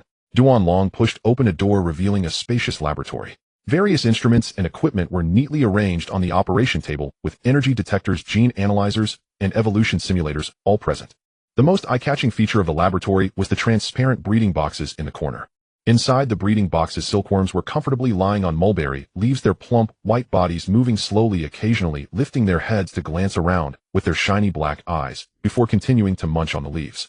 They were being raised very well. Too well. Su Ningyu looked at the silkworms and frowned slightly. This way, this way. Duan Long beckoned him. Su Jr., take a look at our progress first. He walked to a data screen displaying a series of complex energy graphs and gene sequence data. This is the current data of the silkworms. I got some inspiration from you before trying to have the silkworms learn dragon attribute skills before evolving, but it still didn't work. He pointed to a segment of the energy fluctuation curve on the graph, his tone carrying a clear sense of defeat. Look here, the dragon attribute energy cannot merge with the original energy of the silkworms at all. Every time I try to guide it in, it dissipates after a short, while even backfiring. So these silkworms cannot learn dragon-type skills at this stage. Zhang Hengyu tossed a fruit from the fruit plate to Su Ningyu, while taking one for himself and biting into it. That's why he's so anxious, looking for help everywhere. Su Ningyu took the fruit, bit into it, and walked over to the breeding box, crouching down to observe the silkworms close. Plump and wealth, they emitted an aura of comfort. Su Ningyu looked for a few seconds, then stood up and turned to Duan. Senior Duan, I have a question for you. Go ahead. You want the silkworms to become Tunglong sequence dragon-type beasts, so tell me, what does a dragon-type beast from the Tunglong sequence feel like to you? Duan Long was taken aback for a moment, then answered without hesitation, powerful, majestic, imposing. As he spoke, his eyes lit up as if he remembered something. By the way, have you heard about the rumor from a month ago? During the calamity of the insect queen, someone saw a black divine dragon that killed that queen insect with a single move. That divine dragon might be the pinnacle existence of the Tunglong sequence. Zhang Hengyu chimed in beside him. It's gone viral online. Many people are discussing it, saying that Yunmeng Star has been hiding a big shot with such a terrifying divine dragon. Sai, I really want to worship that big shot and see what a dragon-type beast of that level looks like. Su Ningyu took a bite of the fruit, the corners of his mouth slightly curving up. The netizens were not lying. The big shot is right beside you. Of course he couldn't say that. He swallowed the fruit, his tone casual. What good is it to just envy others? Why not cultivate your own? Upon hearing Su Ningyi's words about cultivating himself, Duan Long was momentarily taken aback, then let out a hearty laugh. Wow, Su Shuidi, you really have the audacity to say you can cultivate yourself? Su Ningyu also chuckled teasingly, saying, of course I am a genius. Zhang Hengyu rolled his eyes beside them, but the smile at the corners of his mouth could not be suppressed. Genius, can you first address the problem we are facing? He tossed the fruit pit into the trash can, crossing his arms. The silkworms have been stuck for quite some time, and we finally let you, the genius, take a look at them. Su Ningyu finished the last bite of fruit and clapped his hands. He stood up and walked towards the cultivation box. Let me tell you, as long as I touch them, transforming the worms into dragons will definitely not be a problem. Duan Long and Zhang Hengyu exchanged glances and laughed simultaneously. They regarded Su Ningyi's words. After all, the topic of transforming silkworms into dragons had been studied by numerous top breeders in the entire Longting Federation, yet none had produced a truly viable solution. A 16-year-old boy, even if exceptionally gifted, could not possibly solve it with just a touch. Yet the two of them. Duan Long hurriedly approached the cultivation box, carefully cradling the plumpest and whitest silkworm, hands reverently presenting it to Su Ningyu. Genius, please. Zhang Hengyu, suppressing his laughter, made a gesture of invitation. Su Ningyu looked at the chubby little creature slowly wriggling in his palm, a faint smile gracing his lips. He extended his hand, gently pressing it on the silkworm's head. The sensation in his palm was soft and warm, imbued with the harmless, languid vitality unique to silkworms. Talent Bloodline Directory, activate. The plump silkworm in Su Ninjia's hand wiggled leisurely a few times, seemingly indifferent to being cradled. Its small black eyes were half-closed, chewing on a piece of mulberry leaf, exuding a sense of ease, as if nothing in the world could concern it. Su Ningyu closed his eyes. The Bloodline Directory silently unfolded deep within his consciousness. The past and future of the silkworm, countless evolutionary sequences unfurled before him like a brilliant starry river. From the most ordinary worm sequence to rarer branch sequences, the evolutionary forms of the silkworm. From ice silkworm, spirit silkworm, mirage butterfly, to those special evolutionary forms that exist only in legends and require extremely stringent conditions to trigger. One by one they flowed before his eyes. Among the countless evolutionary sequences he filtered out the key term, Tunglong sequence. The image froze. The paths for the silkworm to evolve into the Tunglong sequence were far fewer than he had imagined. Yet they did exist. Su Ninjia's gaze fell upon the few clear evolutionary paths. The first path, Fire Dragon Worm. Attribute Fire Dragon. Evolution conditions: the silkworm must reach bronze level 1, possess 1 dragon scale, 1 fire source crystal, 1 bottle of dragon beast evolution liquid, and must learn the skill Fury. The evolved form would be a worm dragon, entirely bright red, clad in dragon scales, spewing flames. While not large in size, its ferocity far exceeded that of its peers. The second path, Fruit Munching Dragon. Attribute Grass Dragon. Evolution conditions: the silkworm must reach black iron level 5, possess 1 special spirit fruit, must be a mutated spirit fruit containing dragon energy, 1 grass energy core, 1 bottle of dragon beast evolution liquid, and must learn the skill Bite. The evolved form would be a dragon beast resembling a snail with a fruit shell on its back. While its attack power is not top tier, its defense and vitality are extraordinarily impressive, making it a typical meat shield type worm dragon. Su Ningyu glanced at the other evolutionary routes of the Tunglong sequence. Some required extremely rare materials, some had evolution conditions so stringent that they were nearly impossible to achieve at the current level, and others had unstable post-evolution forms that might degenerate at any moment. He did not continue to look further. What do you think? Duan Long leaned closer, his face full of pride. My silkworm has been cultivated quite well, right? He reached out to pat the silkworm's head, and the little creature squinted its eyes, making a satisfied sound of galoo galoo. Su Ningyu nodded, speaking earnestly. It has indeed been cultivated quite well. Senior Duan, I think you have quite the talent for specializing in cultivating insect-type beasts. This path suits you very well. His words were not flattery. Zhang Hengyu chuckled beside them, giving Duan Long a pat on the shoulder. Stop trying to persuade this guy. You have no idea how many times I and the teachers have tried to persuade him. He just says one thing: as long as I can cultivate an insect that transforms into a dragon, all my energy will be focused on insect types afterwards.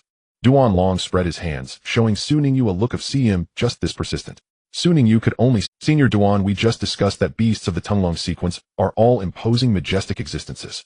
But look at your silkworms. He glanced down at the little guy still munching on the mulberry leaf in his palm. Your issue lies in their current appearance.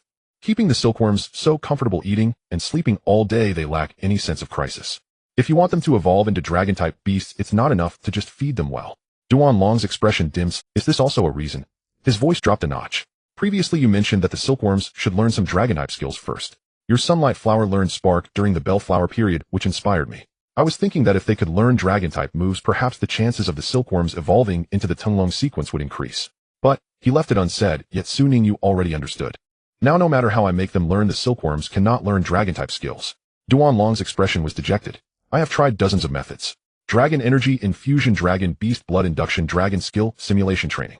All have been attempted. The silkworm's essence is insect-type, and the compatibility with dragon-type is too poor. Not to mention learning skills, even guiding dragon energy into their bodies, is impossible. Zhang Hengyu added from the side. Moreover, the genetic structure of the silkworm is very unstable. Once it reaches black iron level 5, it will evolve. Duan Long suppressing its evolution is also why the silkworm appears lazy, how it fears that it might evolve at any moment, if excited.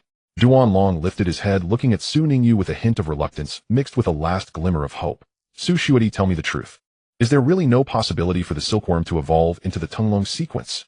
Su Ningyu fell silent. His fingers unconsciously stroked the silkworm's back, and the little creature made a comfortable humming sound, completely unaware of the discussion happening about it. In Su Ninjia's mind, several evolutionary paths of the soaring dragons were still circulating. The silkworm could transform into a dragon. The Bloodline Directory informed him that this could indeed be realized. The question is, should he tell Duan Long? Although the Moonlight Dew is precious, exchanging it for an entirely new and complete cross-sequence evolutionary path seems like a losing trade. If this level of cultivation achievement were presented at the World Breeder Competition, the resulting commotion and subsequent profits would far exceed that of a bottle of Moonlight Dew. Duan Long seemed to see his hesitation. He opened his mouth to say something, but swallowed it back. Zhang Hengyu, watching from the side, suddenly spoke up. "Su Ningyu, if you have a way, just say it." His tone was calm without urgency or pressure. "If you can truly help Duan Long solve this problem, neither of us will steal your thunder." He glanced at Duan Long, who nodded vigorously. "The first authorship is yours, and all the profits after the sequence is published will also belong to you." Duan Long's voice was sincere. "I only have one request. If the cultivation is successful, the first newly evolved beast must be given to me." Zhang Hengyu added from the side, "This guy is just like that. He won't force what he can't do on others, nor will he be jealous if someone else can accomplish it. He will only be happy that he has finally seen the possibility of a silkworm transforming into a dragon." Duan Long scratched his head and smiled a little embarrassed. "It sounds like I'm so great. I just really want to see the day when the silkworm transforms into a dragon. Whether it's one that I cultivate myself, or one that others cultivate, as long as I can see it, I'll be satisfied." He paused for a moment, spreading his hands, and showing Su Ningyu an open smile. "Now that you've said that, what can I do?" Su Ningyu looked at him for a few seconds. Then he smiled too. "I need to think this over carefully." He placed the silkworm back into the cultivation box, clapped his hands. "Experiments also require time. Results won't come in just a day or two." Duan Long's eyes brightened instantly. "Does that mean there's hope?" Su Ningyu neither nodded nor shook his head. He simply looked at the chubby, plump little creatures in the cultivation box, a subtle smile curving at the corners of his mouth. "They'll draft a plan first." Duan Long immediately pulled out a notebook, his eyes shining like two light bulbs. "You say it. They'll write it down." Zhang Hengyu, watching this scene, smiled and shook his head. He walked over to the operation table and began to organize the long-abandoned instruments. Su Ningyu did not immediately disclose the entire plan. That would be too shocking. A 16-year-old boy, just by touching the silkworm, could discern its unknown evolutionary sequence. Moreover, Su Ningyu had just completed the registration of the bellflower's cross-sequence evolution. Turning around to pull out a mature path for the silkworm to transform into a dragon, no matter how much of a genius he was, it would inevitably raise suspicion. Some things need to be approached gradually. To come out and assert something about a classic beast like the silkworm, which has been studied for centuries, and to say I know how to make it evolve into a dragon. Even if Duan Long and Zhang Hengyu trusted him, it would still attract a lot of trouble if it got out. Therefore, he chose a more prudent approach. In the following days, he stayed in the guest room of the Breeder Association, spending every day in the laboratory with Zhang Hengyu and Duan Long. On the surface, it was a joint research on the evolutionary possibilities of silkworms, but in reality, he was laying the groundwork to make the emergence of that plan seem natural rather than coming out of nowhere. This is the normal operation of a breeder. Observe, record, analyze, experiment step by step. No one could pick out a flaw. Of course, he wouldn't be polite about taking what he needed. "Moonlight Dew, here you go." Duan Long pushed the jade bottle towards Su Ningyu, looking pained. "This is my teacher's treasured item. I wouldn't even dare to ask for it if it weren't for the silkworm transforming into a dragon." Su Ningyu took the jade bottle, opened the cap, and took a look. The liquid inside was silvery white, shimmering with a faint moonlight under the light, cool to the touch, carrying a surge of clear energy fluctuations. Indeed, it was genuine Moonlight Dew. He nodded in satisfaction and tucked it into his pocket. "Thank you, Senior Duan." "Don't thank me, this is your reward." Duan Long waved his hand, then leaned closer and lowered his voice. "By the way, you still need the soul material of a feline beast. What are you planning to do with that? What kind of beast are you trying to cultivate that you even need soul materials?" Zhang Hengyu also leaned and looking very keen. Su Ningyu did not respond directly, merely summoning the coal ball. The flashing spirit cat reappeared on the experiment. Its two tails lazily swayed, glancing at Duan Long and Zhang Hengyu before continuing to lick its paws. Its demeanor was elegant, yet slightly disdainful, as if to say, "What are you looking at? Never seen a handsome guy before." Zhang Hengyu stared at the coal ball for a long time, shaking his head. "I really can't make sense of your beast. Bloodline attributes, evolution direction. I can't see any of it." Duan Long also shook his head, but his tone carried envy. "I can only say you are a born breeder. What we can't manage, you can easily accomplish." Su Ningyu smiled, putting the coal ball back into the beast manual. "I won't go into detail about the materials needed for the coal ball's evolution. When it really evolves successfully, you'll naturally know." He did not want the two to focus too much attention on his beast, so he shifted the topic. "Let's try that idea we discussed." Duan Long's eyes instantly lit up. "Let's get started." He rubbed his hands together, excited like a little child. "We've tried many skill learning plans before. The ones you mentioned last time, Rage Biting Flash. These are not dragon attribute skills, but I've made the silkworm learn them all. The results were quite good, at least it was much smoother than learning dragon skills." Su Ningyu nodded, walking to the experiment table. What he was going to do was to configure a special dragon attribute evolution fluid according to the evolution conditions. Different evolutionary paths required different formulas for the evolution fluid.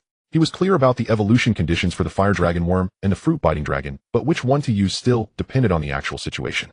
The experiment table was filled with various materials and instruments. Dragon scale fragments, fire source crystals, basic solvents for dragon beast evolution fluids, and several auxiliary stabilizers. Su Ningyu took them out one by one and arranged them in order. Then he began to take action. Duanlong and Zhang Hengyu stood by initially, just watching casually. After all, in their eyes, Su Ningyu was just a junior breeder.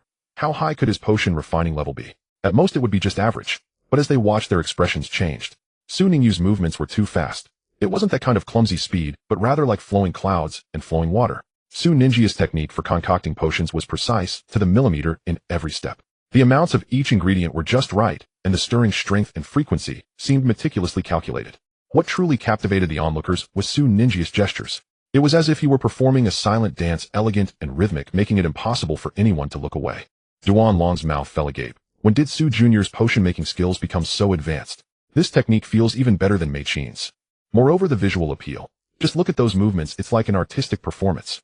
Zhang Hengyu was also mesmerized, taking a long time to find his voice again. He said he has been practicing and often concocts various potions for his classmates at school. But it's only been a few months. His progress is just absurd. What they didn't know was that Su Ninjia's true confidence came not from practice, but from the grimoire of alchemical potions. That mysterious tome obtained from the system contained not only formulas for various potions. It also included a complete set of refining techniques. How to control the temperature, how to stir, how to guide the fusion of energy. Each step was detailed with explanations and demonstrations. After a few months, his potion-making skills had reached an extraordinary level. Su Ningyu, I also have a system. The proficiency of beast-taming skills can be upgraded, so, as the master, I can too. Soon a bottle of potion was successfully concocted. The potion glowed with a fiery red color, resembling molten lava. Flames seemed to roll slowly within the bottle. The surface of the potion occasionally bubbled, emitting a wave of scorching energy. This energy felt less like a tranquil liquid, and more like a volcano under immense pressure, ready to erupt at any moment. Duanlong swallowed hard. Can this thing actually be consumed? The silkworm can drink it, Su Ningyu said, setting the potion aside and looking at Duanlong. Senior Duan, please bring me the silkworm that has learned the anger skill. Duanlong took a deep breath, walked over to the breeding area, and carefully picked up a silkworm. This silkworm was distinctly different from the others. It was larger, more agile, with a pair of shiny black eyes that seemed to be curious about everything around it. Unlike the other silkworms that lay lazily immobile, it continuously wriggled in Duanlong's hands, attempting to crawl out, as if brimming with energy. This one is the most spirited among our batch of silkworms. Duanlong stroked the silkworm's head. When learning the anger skill, while other silkworms took several days to master it, it only took half a day, and I could even feel the anger it projected. Its strength has also reached the first stage of bronze. Su Ningyu nodded in satisfaction. This silkworm was indeed the most suitable choice. Let's proceed. He picked up a dragon scale and gently pressed it against the silkworm's back, placing the flame source crystal beside it. The dragon scale began to glow slightly upon touching the silkworm's skin, seemingly establishing a connection. The flame source crystal also emitted a warm aura, drying the surrounding air. Su Ningyu held up the bottle of fiery red evolution liquid and brought it close to the silkworm's mouth. The silkworm seemed to catch a whiff of something, and its previous restlessness suddenly settled down. It lifted its head, its shiny black eyes fixated on the bottle, then opened its mouth of its own accord, drinking the potion sip by sip. Duanlong and Zhang Hengyu held their breath. Moments later, the silkworm's body began to glow. The light radiated from within, shimmering through its translucent skin and tinting the surroundings a warm red. Its body began to expand and contract, as if undergoing some intense internal transformation. Then its mouth opened, and it expelled the first strand of silk. "It's red," Duanlong exclaimed. The silk was no longer the ordinary white, but resembled the fiery hue of flames faintly glowing in the air. The silkworm's silk-spinning speed increased rapidly, and the red threads piled upon each other, soon enveloping it entirely, forming a massive cocoon that glowed with red light. Even more bizarrely, the cocoon was emitting smoke. Not the smoke of a fire, but a white vapor with a scorching essence continuously rising from the cocoon's surface. The entire cocoon felt like it was being roasted over a fire, the heat causing Duanlong and Zhang Hengyu to instinctively take a step back. "Is this okay?" Duanlong's voice trembled with anxiety. Su Ninjia's bloodline directory was continuously operating. He saw, inside the cocoon, that the silkworm's life energy had not diminished, but was instead rising at an astonishing rate. Evolution was proceeding smoothly. "No problem," he assured. "The results will be apparent soon." Time passed slowly. Duanlong and Zhang Hengyu stared unblinkingly at the red cocoon. The temperature of the cocoon rose, and the radiating red light brightened, dyeing the entire laboratory crimson. Suddenly, sighing, a unique hiss emerged from within the cocoon. The sound was not like that of an insect, but rather akin to a more advanced authoritative creature. With a metallic resonance filled with power, the cocoon ignited into a furious blaze. Flames surged from the cocoon's surface, but they were not destructive. Instead, they were gentle, vibrant, golden flames brimming with life. The flames enveloped the cocoon, burning for about 3 seconds before suddenly retracting inward, condensing. A brilliant light erupted. A wave of special energy surged from the cocoon's center, sweeping across the entire laboratory along with blinding red light. Duanlong and Zhang Hengyu instinctively shut their eyes. When the light faded, they opened their eyes. The cocoon had vanished. In its place was an entirely new, never-before-seen creature quietly hovering above the laboratory table. It was twice the size of the silkworm, its body covered in tiny crimson scales, each glimmering faintly like burn. On its back were a pair of small wings, their edges displaying a translucent orange-red hue resembling thin gauze scorched by flames. Its head was no longer the rounded shape of a silkworm, but bore distinct draconic features, though it still resembled an insect overall. A slightly protruding forehead, a pair of golden vertical pupils, and tiny fangs visible at the corners of its mouth. It opened its eyes, and its golden vertical pupils swept across the three present. Then it opened its mouth and emitted a brief fiery hiss. Sigh. Duanlong was utterly stunned. Did it succeed? He reached out, trembling, wanting to touch the crimson creature, yet hesitating. The creature seemed to sense his emotions, flying over to him and rubbing its head against his palm. The scales felt warm. Duanlong's eyes turned red. It succeeded, he murmured, his voice hoarse. Zhang Hengyu stood nearby, glancing at the crimson creature, then at Su Ningyu, opening his mouth, but unsure of what to say. Su Ningyu leaned against the lab table, a slight smile playing at the corners of his mouth. The fire dragon insect. Evolution successful. The silkworm baby has successfully evolved. Looking at the crimson little dragon before him. Well, one could call it a little dragon, right? Although its appearance is still like that of a large insect, at least it has acquired dragon attributes. Zhang Hengyu and Duanlong stared wide-eyed. Duanlong's mouth hung open, unable to close for a long time. Zhang Hengyu instinctively took 2 steps forward, then halted, fearing to disturb this newly born life. Did we succeed? Duanlong's voice floated, as if he were walking on clouds. Su Ningyu did not answer. Deep within his eyes, a faint purple glow quietly flowed. With the activation of his spiritual vision, he locked his gaze on the fire dragon insect. It had a half-meter-long body, its crimson scales slightly glowing, and its short wings fluttered from time to time, each flap sparking tiny embers. Beastmaster Fire Dragon Insect, Strength Bronze Tier 3, Bronze Tier 3. Before evolution, it was Bronze Tier 1, and after one evolution it directly jumped to Bronze Tier 3, firmly establishing itself. Such a leap in strength is quite remarkable in cross-tier evolution. Indeed, the evolutionary life level of dragon attribute Beastmasters also increases. We did it. Duanlong finally snapped out of his shock, letting out a nearly screeching cheer as he opened his arms and rushed toward the fire dragon insect. He wanted to hug his child. After all, Su Ningyu had promised. The credit belonged to Su Ningyu while the beast was his. He wanted to take a good look at this insectonedragon beast he had longed for. However, the golden vertical pupils of the fire dragon insect suddenly constricted. Its personality shifted dramatically post-evolution, staring at the bipedal creature rushing toward it. It only sensed a life form approaching at high speed. Instincts after evolution told it threat attack. Hiss. The fire dragon insect opened its mouth, a jet of crimson golden flame surged forth. Damn. Duanlong's pupils dilated, and his body instinctively dodged to the side. The flame grazed his ear, crashing into the experimental table behind him with a dull thud. The fireproof coating on the table surface sizzled, leaving a charred black mark. Duanlong touched his hair, relieved that it was still intact. He was almost left with a head full of burnt hair. This temper is too explosive, isn't it? Duanlong took 2 cautious steps back. The personality has changed after evolution. The fire dragon insect's temper is clearly bad. Su Ningyu glanced at the coal ball beside him, which was absorbing moonlight dew. Coal ball, make it quiet for a moment.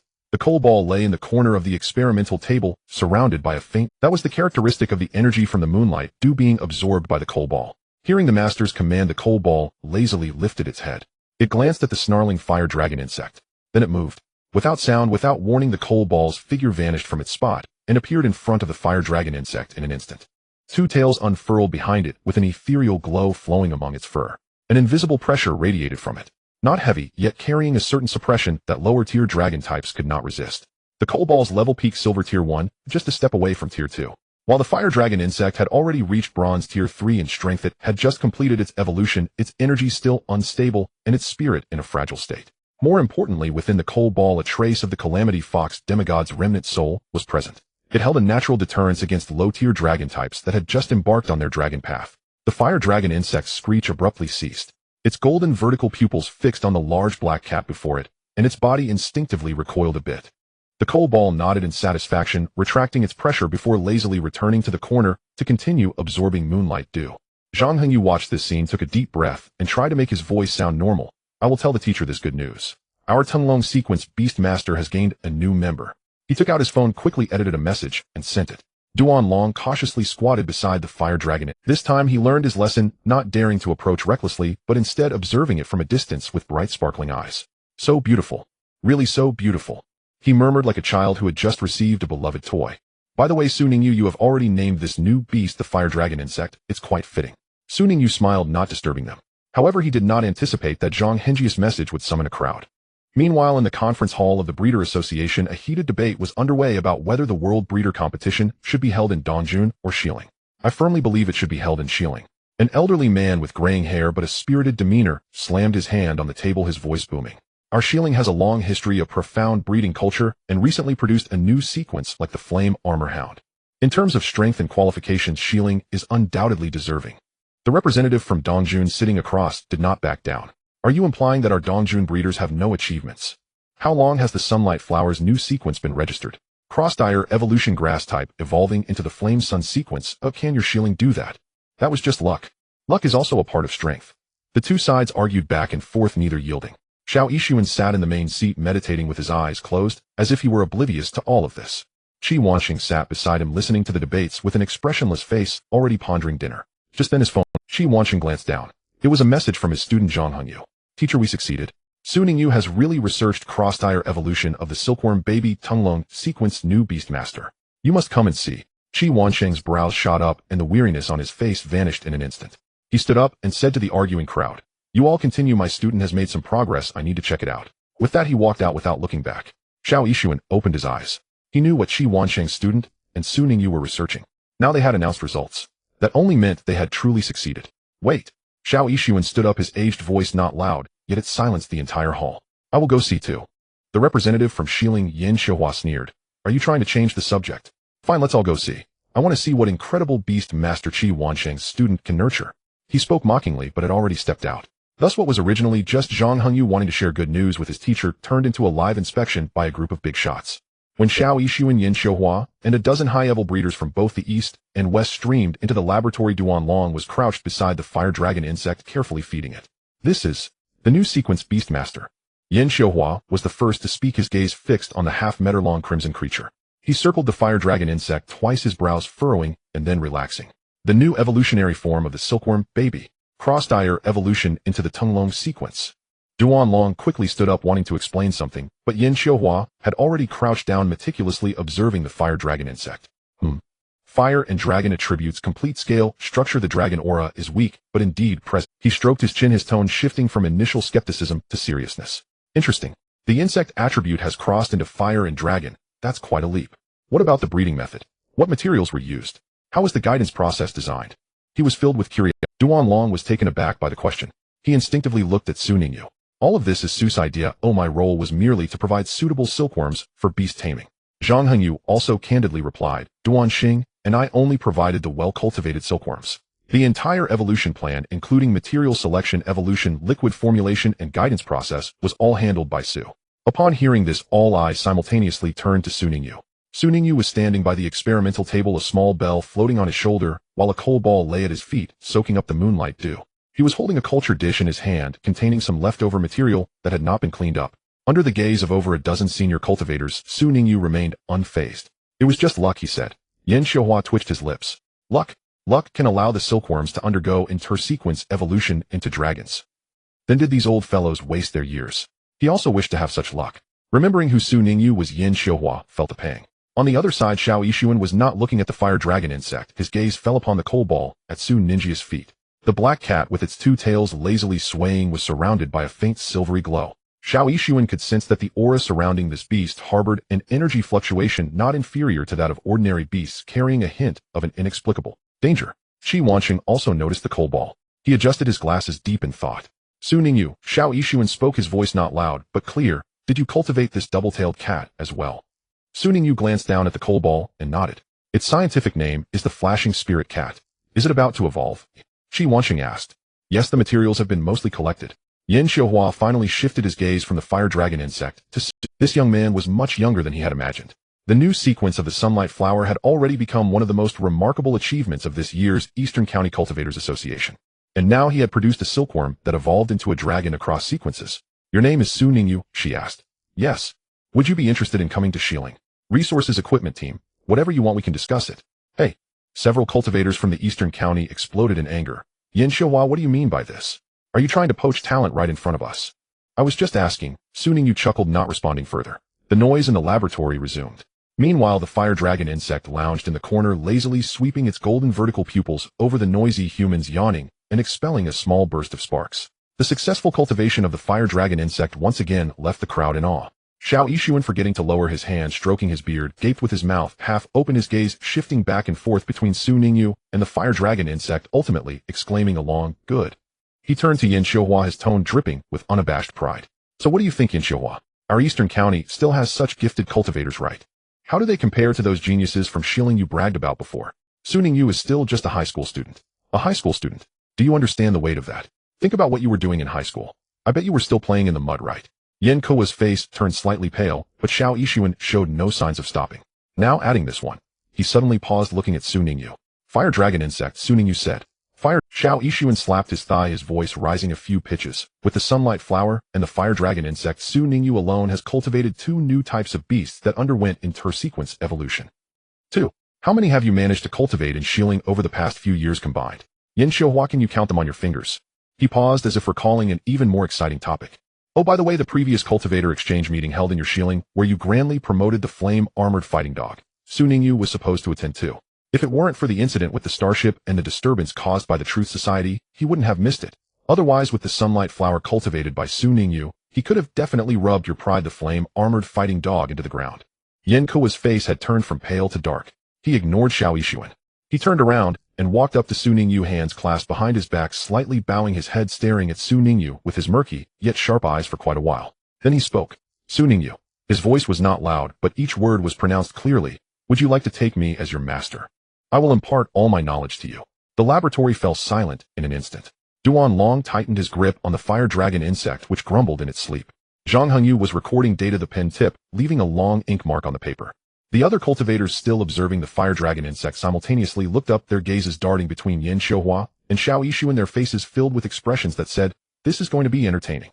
Xiao Yixuan's face turned completely dark. "You old scoundrel." He strode over, blocking Su Ningyu, his finger almost poking Yin Kuo's nose. "Are you trying to poach talent on our eastern county's territory? Am I giving you face? Poaching talent?" Yin Xiuhua snorted coldly, remaining still. "What do you mean poaching? I'm cherishing talent. You don't want to take on a disciple, yet you won't let others take him.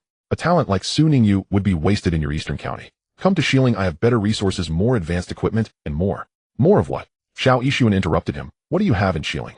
A few flying pigs. I'll tell you, I haven't even let little Su take a master. What gives you the face to ask him to take you as a master?" "That's because you're afraid." Yin Xiuhua raised his voice. "You're afraid you can't teach him and will delay his future. You let ahem." Qi Wanqing timely coughed. Xiao Yixuan swallowed the word that had reached his lips, but his face had turned the color of pig liver. The 2 old men, almost 200 years old combined, were now confronting each other like 2 fighting cocks, neither willing to back down. "You are shameless," Xiao Yixuan said. "I call this taking the initiative." Yin Xiuhua retorted. "You old scoundrel. You old stubborn one." Su Ningyu stood by, watching this scene, unsure of what to say. He recalled the first time he met Xiao Yixuan. The respected president of the Eastern County Cultivators Association sat upright, exuding an aura of calm, embodying a master's demeanor, as if facing a collapsing mountain, without changing his expression. At this moment, that master was rolling up his sleeves, preparing to engage in a friendly physical exchange with his counterparts from Shilling. He turned to look at Zhang Hengyu. Zhang Hengyu was focused on recording data, not lifting his head at all. He then looked at Duan Long, who was feeding the fire dragon insect. It was like a good baby eating its fill. He glanced at the other cultivators. Some were discussing the scale structure of the fire dragon insect, some analyzing its energy fluctuation characteristics, and others were already drawing evolution path diagrams in their notebooks. Not a single one of them tried to mediate. They were completely indifferent to the squabble between the 2 old kids. Su Ningyu, the other people completely ignored the quarrel between the 2 old men. Clearly they had witnessed such scenes far too many times before. 2 old children exchanging words without resorting to blows would argue, and then return to their homes, resuming their daily activities the next day. Su Ningyu silently took 2 steps back, leaving the battlefield to the 2 presidents. Over there, Xiao Yixuan and Yin Xiuhua were still engaging in friendly conversation. Meanwhile, the attention of the other breeders had returned to the fire dragon worm. "This is great," a middle-aged breeder wearing a baseball cap said, rubbing his hands together with bright eyes. "Now that this evolution sequence is out, the price of the silkworms from Yunmeng Star is likely to double. Just think about it, although there have been many evolutions of silkworms in the past, none have ever reached the Tunglong sequence. Now it's different. Silkworms can turn into dragons. Although they are merely called fire dragon worms, this is a groundbreaking transformation from nothing to something." A female breeder with a ponytail nodded in agreement. "Exactly. Haha, you are right. But I am also happy to be busy. Oh, I would feel the same if I were in your position." Su Ningyu listened to their discussions, a slight smile appearing at the corners of his mouth. He did not join the conversation, but quietly slipped away from the crowd. It wasn't that he didn't want to engage, but he had already been bombarded with questions to the point of being overwhelmed. How did you come up with the idea of letting the silkworm learn the anger skill? Can the evolution conditions of the fire dragon worm be disclosed? Have you considered letting the silkworm pursue other attributes in the Tunglong evolution? Questions bombarded him like a rapid-fire barrage. For every question he answered, 3 more emerged. In the end, he had no choice but to push Zhang Hengyu out. Zhang Yu participated in the experiment the entire time. You can answer them. You know everything. Zhang Hengyu was focused on recording data when he suddenly felt a tap on his shoulder. He looked up to meet dozens of eager eyes, his expression shifting from confusion to terror. Then finally, he glared at Su Ningyu, his eyes clearly saying, "Just you wait." Su Ningyu pretended not to see and turned to leave. This time the gains were substantial. Not only had he successfully bred the fire dragon worm, but he also had the contact information of more than 10 senior breeders in his phone.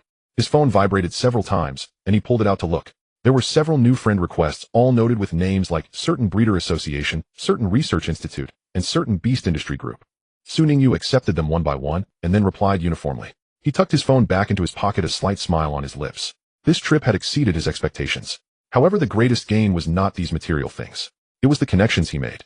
These people came from various regions of Yunmeng Star. Some were experts in insect-type beast taming, some were researchers focused on dragon-type evolution, and a few specialized in energy data analysis. In the future, if he needed any materials or technical support, he would at least know whom to approach. More importantly, he had collected the souls of 3 cat-type beasts needed for the Coal Ball's evolution from the Breeder Association. 3 sealed soul essences in specially made crystal bottles now quietly lay in the compartment of his backpack. Each essence emanated a different hue of ethereal light. They flowed slowly within their bottles, resembling living creatures. The souls of beast tamers were not particularly precious. What was truly valuable was how to collect them. After a regular beast dies, its soul quickly dissipates into the world, and capturing it requires specialized spiritual binding talents or abilities from ghost-type beasts. Such talents and abilities are not common within the breeder community. Fortunately, the Breeder Association was large enough and rich in resources, allowing him to gather all 3 types at once. The evolution conditions for the Coal Ball had now met 3 requirements. Strength level silver, rank 1. The Coal Ball had been absorbing moonlight dew for days and was on the verge of a breakthrough. Moonlight dew obtained. 3 types of cat-type beast souls obtained. Only the final requirement remains, the most difficult one: slaughter evolution. It must be completed in a genuine life-and-death struggle. Not a simulated battle, not a training ground, but a real fight where lives are at stake. This meant he had to take the Coal Ball to a sufficiently dangerous place to face real enemies. Su Ningyu contemplated several potential locations in his mind. The vast mountains of Xiling. Wild beasts roamed frequently, but silver-level wild beasts traveled in packs, making it too risky for a single person to enter. The Sunset Forest in Dongjun, an outdoor survival site for Beichin High School, which he had just visited. However, the wild beasts inside were generally of lower levels and did not reach the intensity required for life-and-death struggles. There were a few secret realms, but those places were either officially sealed off or required advance applications for permits, which involved tedious procedures. He needed to find a suitable location. Slaughter evolution is no trivial matter. Before leaving the Breeder Association, Su Ningyu had one more thing to do. He took out his phone and navigated to the conversation with Qin Shi. The reward he promised was also nearing its arrival when Qin Shi asked him what he wanted in return. Su Ningyu did not hesitate at the time. He wanted the materials needed for the evolution of the Chihuahua, ancient coins imbued with spiritual energy. This request left Qin Shi stunned for several seconds. Perhaps in her imagination, a 16-year-old boy would either ask for money, beast materials, or some kind of privilege. Instead, he asked for such an item. Although it was an ancient copper coin infused with spiritual energy, she did not ask further, merely nodding and saying, "I will keep an eye out for you." The message was sent out, and the reply came swiftly. Qin Shi, the items have arrived, and the reward is placed at the Binhai city government. Su Ningyu looked at that line of text, a slight smile appearing on his lips. The evolution materials for the Chihuahua were finally within reach. He put away his phone and stepped out of the Breeder Association's door. Night had fallen, and streetlights lit up one by one. The nights in Binhai City were quiet, occasionally interrupted by beasts swooping through the air, the wind from their wings rustling the treetops. Su Ningyu stood on the steps, gazing at the last rays of twilight on the distant horizon, taking a deep breath. Moonlight dew acquired.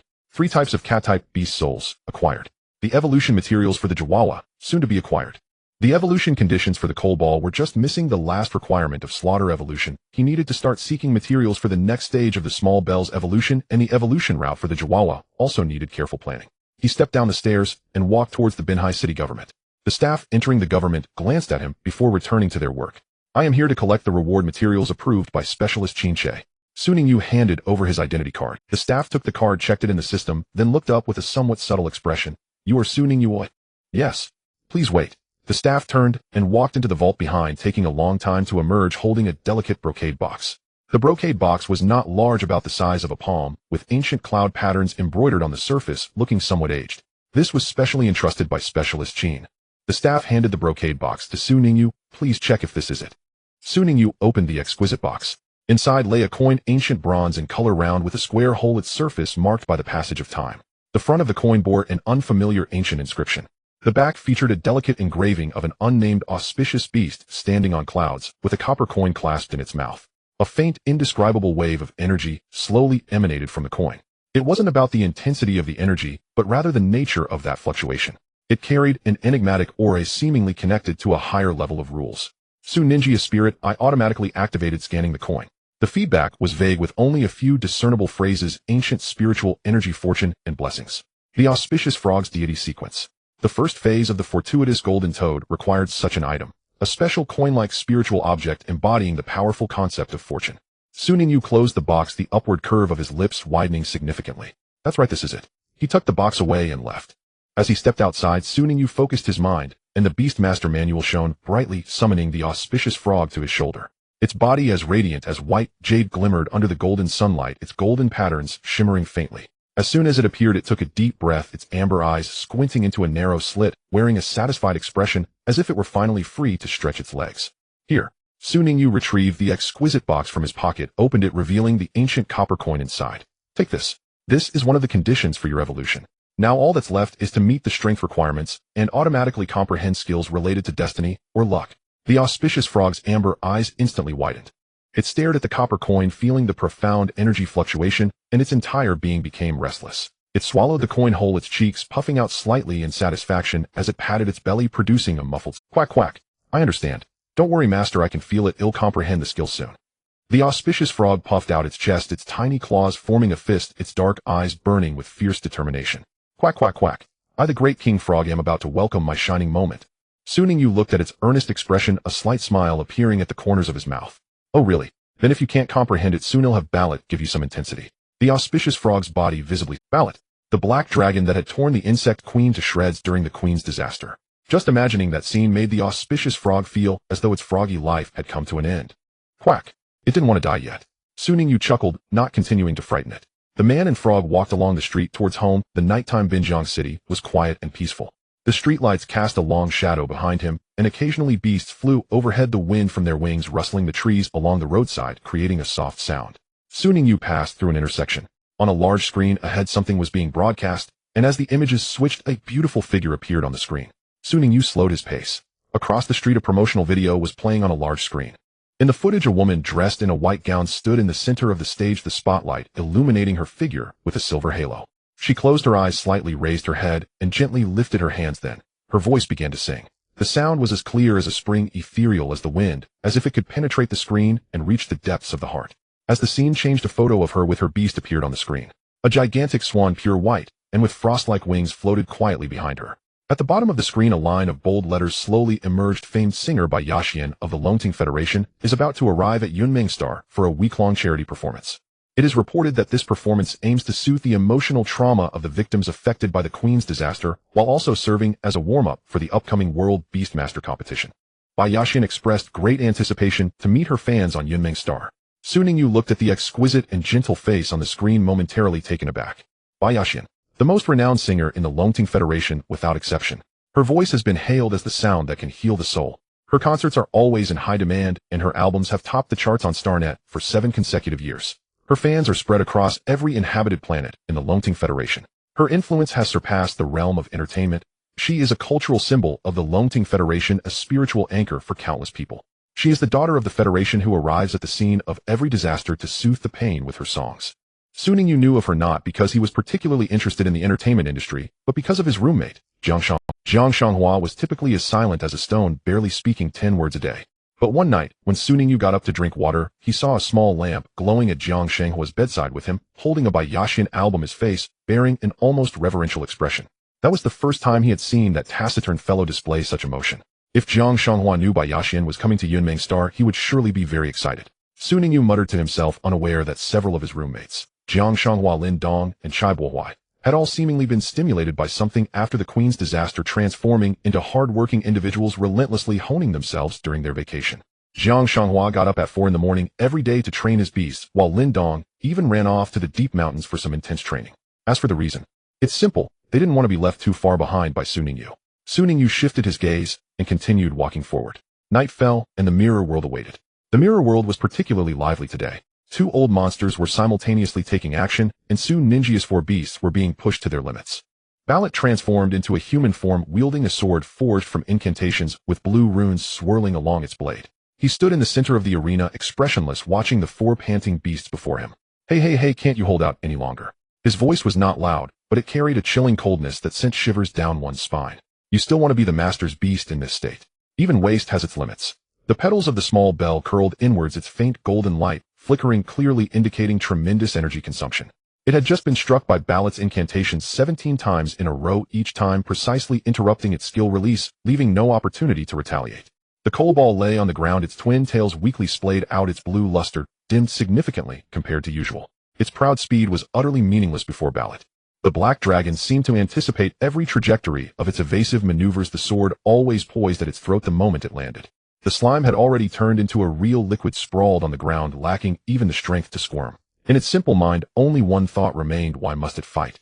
Why couldn't it quietly lie there like a puddle of jelly? The training continues. The condition of Jiwawa is not much better. It squats in the corner, gasping for breath, its white, jade-like body covered in sweat and dust. But it does not lie down, it is contemplating one thing. Why has its talent become ineffective? Fei Winley stands beside Ballot, holding the Star River whip. Today she has not transformed into Su Ninja's appearance, but has used her true form. Her amethyst eyes scan several beast companions, finally landing on Jiwawa. Jiwawa, you are truly useless. Her voice is youthful, yet cold like an icicle in winter. Right now you may be the most useless among these beast companions. Once your talent is restrained, you are just a worthless frog. Jiwawa opened its mouth to retort, but found no words. It felt it. Today Fei Winley replicated the Coal Ball's 9 Tails talent, gaining 1 Tails ability of unaffected by any. Its evil Jiwawa is completely ineffective against Fei Winley, like a fist hitting cotton, not even making a sound. Without that terrifying mental pollution, what does it have left? Flame breath. Light beams. Jiwawa's chaotic croaking. The angel's kiss must also attack the target to petrify it. For the first time, Jiwawa began to seriously think about this issue. What it had always been proud of was that talent that could make enemies nauseous to the point of vomiting. It thought that with this talent, it would be invincible. But now Fei Winley told it in the most direct way. As long as you eliminate this talent, you are nothing. Quack. Jiwawa lowered its head, a flicker of unprecedented emotion flashing in its amber eyes. Not fear, not grievance, but a kind of unwillingness. No, it cannot continue like this. If being restrained means becoming worthless, then what right does it have to stand beside its master? What right does it have to let Xiao Lingdang call it partner? What right does it have to make Coal Ball slime, and that terrifying Ballot regard it highly? Good luck, bring me good fortune. Jiwawa closed its eyes, pouring all its thoughts, all its desires, all its unwillingness into the ancient copper coin it had swallowed. It did not know if this would work, but it had to do something. It did not want to be called worthless frog anymore. Ding. On the other side, the crisp system notification echoed in Su Ninja's consciousness. At this moment, he was looking at the evolution conditions needed for Xiao Lingdang to evolve into the sunflower. Learning a dance, he selected videos of sunlight flowers dancing on his handheld device. He called up the system's Congratulations, player. Your beast companion Jiwawa has successfully comprehended a new skill, Fortuitous Insight, under the strong will for self-breakthrough. Fortuitous Insight, passive-active passive effect. When Jiwawa faces an attack, if it can clearly predict the trajectory of the attack, it has a chance to Fortuitous Insight, evading damage in an almost unbelievable way. Active effect consumes a large amount of mental energy to impose a fortune state on a designated target, providing a significant probability boost for its next critical action. Su Ningyu stared blankly at the skill panel for several seconds. He did not expect that the long-awaited special skill would truly be comprehended by this fellow. Su Ningyu raised his head, looking towards the training ground in the mirror world. There Jiwawa stood still, eyes closed, radiating a faint golden aura. That aura was different from Xiao Lingdang's healing light, and also different from the Coal Ball's eerie blue sheen, but rather a warm, gentle light, as if it could bring peace to the mind. Jiwawa opened its eyes, and deep within its amber pupils something seemed different. It looked down at its claws, and then suddenly raised its head, letting out a resonant croak towards Fei Winley. Quack. Here we go again. This time I won't be hit. Fei Winley raised an eyebrow, her Star River whip lifting. What's wrong? Do you think you're capable again just because you comprehended a new skill? Jiwawa did not retreat. It took a deep breath and then closed its eyes. Fei Winley's whip descended with a sharp whistling sound aimed directly at Jiwawa's head. Jiwawa did not dodge. It merely tilted its head slightly. The whip brushed past its ears, striking empty air. Fei Wenli's purple eyes narrowed slightly. She swung her whip again, this time faster and more viciously, sealing off all possible escape routes for Jiwawa. Jiwawa's body twisted at an incredible angle, as if gently nudged by an invisible hand. The whip again missed its target. Fei Wenli halted her movements, staring at Jiwawa for several seconds. Then the corner of her mouth lifted slightly, revealing a rare smile that carried a hint of approval. Interesting. It seems you are not completely worthless. Jiwawa opened its eyes and grinned. Quack. It is certainly not worthless. It is the king of Jiwawa. In the distance, Ballet glanced over, without saying a word, merely sheathing his sword. He looked at the faint golden aura surrounding Jiwawa, contemplative glint flashing in his eyes. Fei Wenli waved her hand. All right, today's training ends here. Jiwawa, stay and practice a while longer. Upon hearing this command, Jiwawa's smile froze on its face. Quack. Why? Because you just comprehended a new skill and need to consolidate it. Quack. Jiwawa knew that this old monster would not let it off easily. Xiao Lingdang floated over, gently tapping Jiwawa's head with petals, emitting a few crisp, Xiaomi sounds, as if to say, keep it up, you are the best. Then it turned and floated away, leaving in a brisk manner. Cold Ball yawned, swaying its tail, and headed towards the rest area, without looking back. Slime had long sneaked into a corner, shrinking into a nearly invisible puddle of transparent liquid. It did not want to be left behind for extra practice. Jiwawa watched its companions leave one by one, then looked at the slowly rotating Star River whip in Fei Wenli's hand, silently swallowing. Today it would probably be very late before it could sleep. Su Ningyu smiled. The sounds of screams, whip cracks, and Ballet's cold reprimands intertwined in the mirror world, faintly felt even through several layers of spatial barriers. Everyone is working hard. Strength does not lie. During this time, Jiwawa and Xiao Lingdang's strengths have both reached the Bronze 8 stage. The next evolution for each of them is approaching. Jiwawa needs to reach Silver 1st stage to evolve into the fortuitous Golden Toad. Xiao Lingdang needs to reach the peak of Bronze 9 stage plus that special dance to advance to the second sequence of the Sunflower. Speaking of that dance, Su Ningyu felt a headache coming on. One of the conditions for Xiao Lingdang's second evolution is to perform a special dance in an environment rich in fire elements. Not just any dance will do. It must be tailored to Xiao Lingdang's energy characteristics and form. The Beast Master Su Ningyu must create a unique dance for it. What on earth are these evolution conditions? It still needs the Beast Master to choreograph. This dance for the Little Bell's evolution had to be choreographed by Su Ningyu himself. A person with no dance background had to create a dance for a beast. Su Ningyu felt that this evolution requirement might be a joke from the heavens. But he had no other choice and could only brace himself. Recently, he would lock himself in his room every night, awkwardly twisting his body in front of the mirror, trying to find that feeling of dancing with flowers. The Little Bell floated nearby, tilting its flower bud to observe him occasionally, making a chomi sound, puzzled as to why he was dancing this way. Fortunately, Su Ninjia's physical fitness now far exceeded that of ordinary people. The refinement of the star-breathing technique had elevated his body's flexibility and coordination to a considerable height. Although his dance moves were not yet graceful, at least he could execute the actions correctly.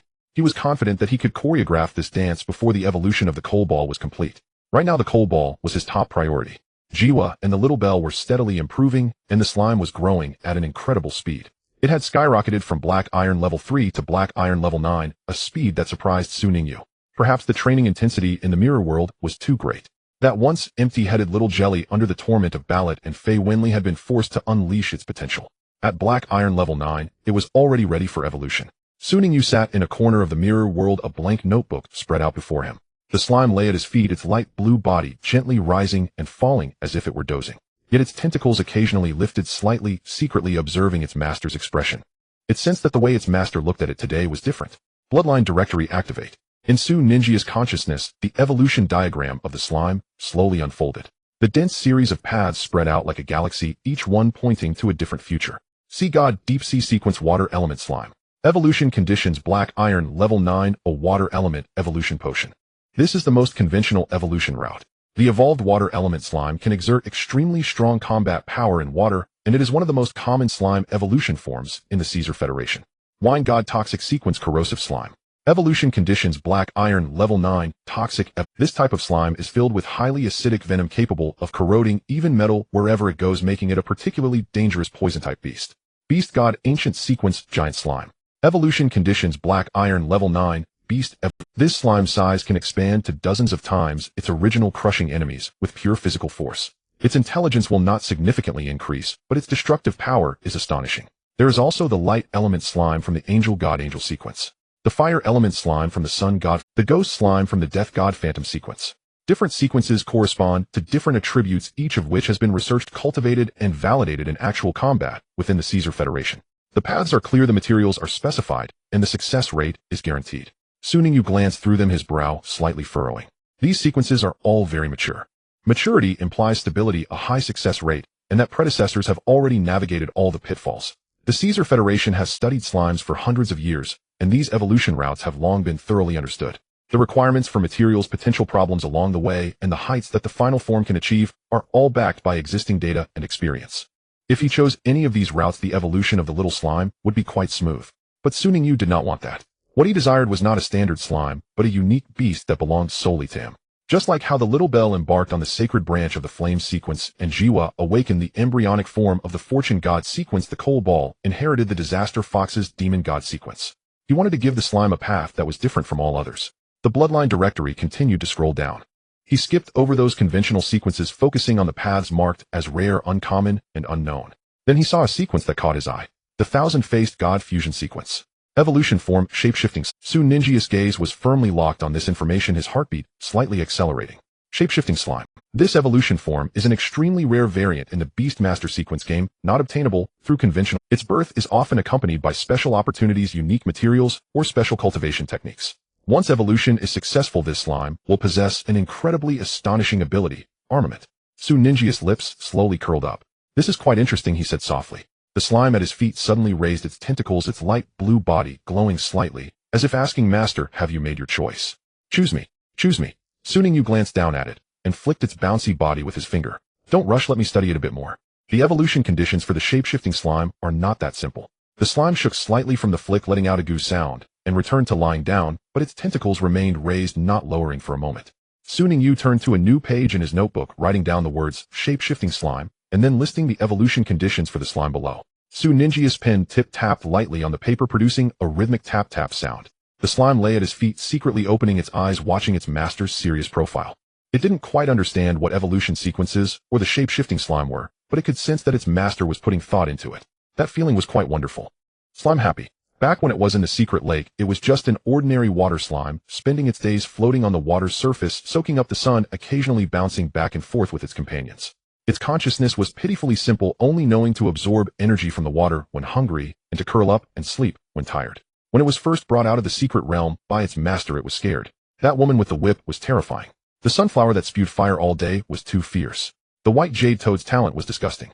It shivered daily in a corner, fearing it might not survive to see the next day. But gradually it began to notice some difference. Its master would prepare nutritional solutions for it. Although they didn't taste good, its body would feel warm after each drink.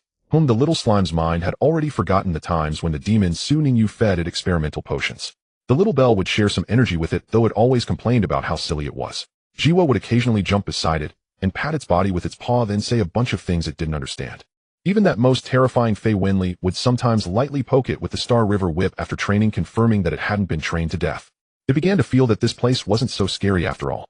Now its master was researching an evolution plan for it. Aware of the master's efforts to evolve for itself, the slime's body emitted a faint glow, letting out a soft, gentle. Su Ningyu glanced down at it, smiled, and continued writing something in his notebook, flipping through the previous pages to the one. He mentally traced the circle beneath the word slaughter evolution once more. It was time to make a decision. The options of the dark forest, lava canyon, thunderous heights, and the forgotten cave had laid in his notebook for too long. He could no longer delay.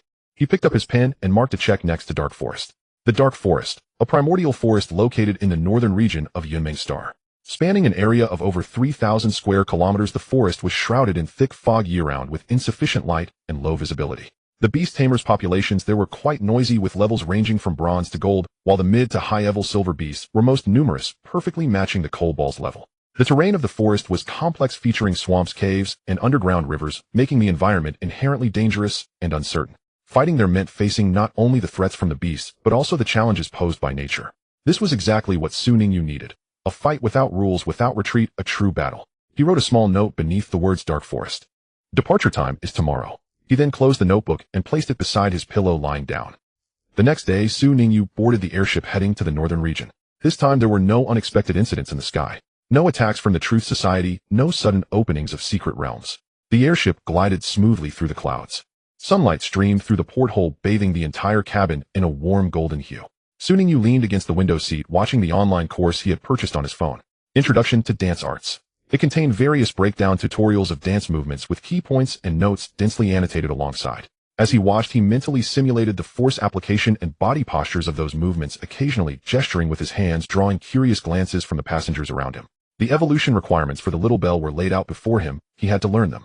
Fortunately, his current body flexibility and coordination far exceeded that of ordinary people.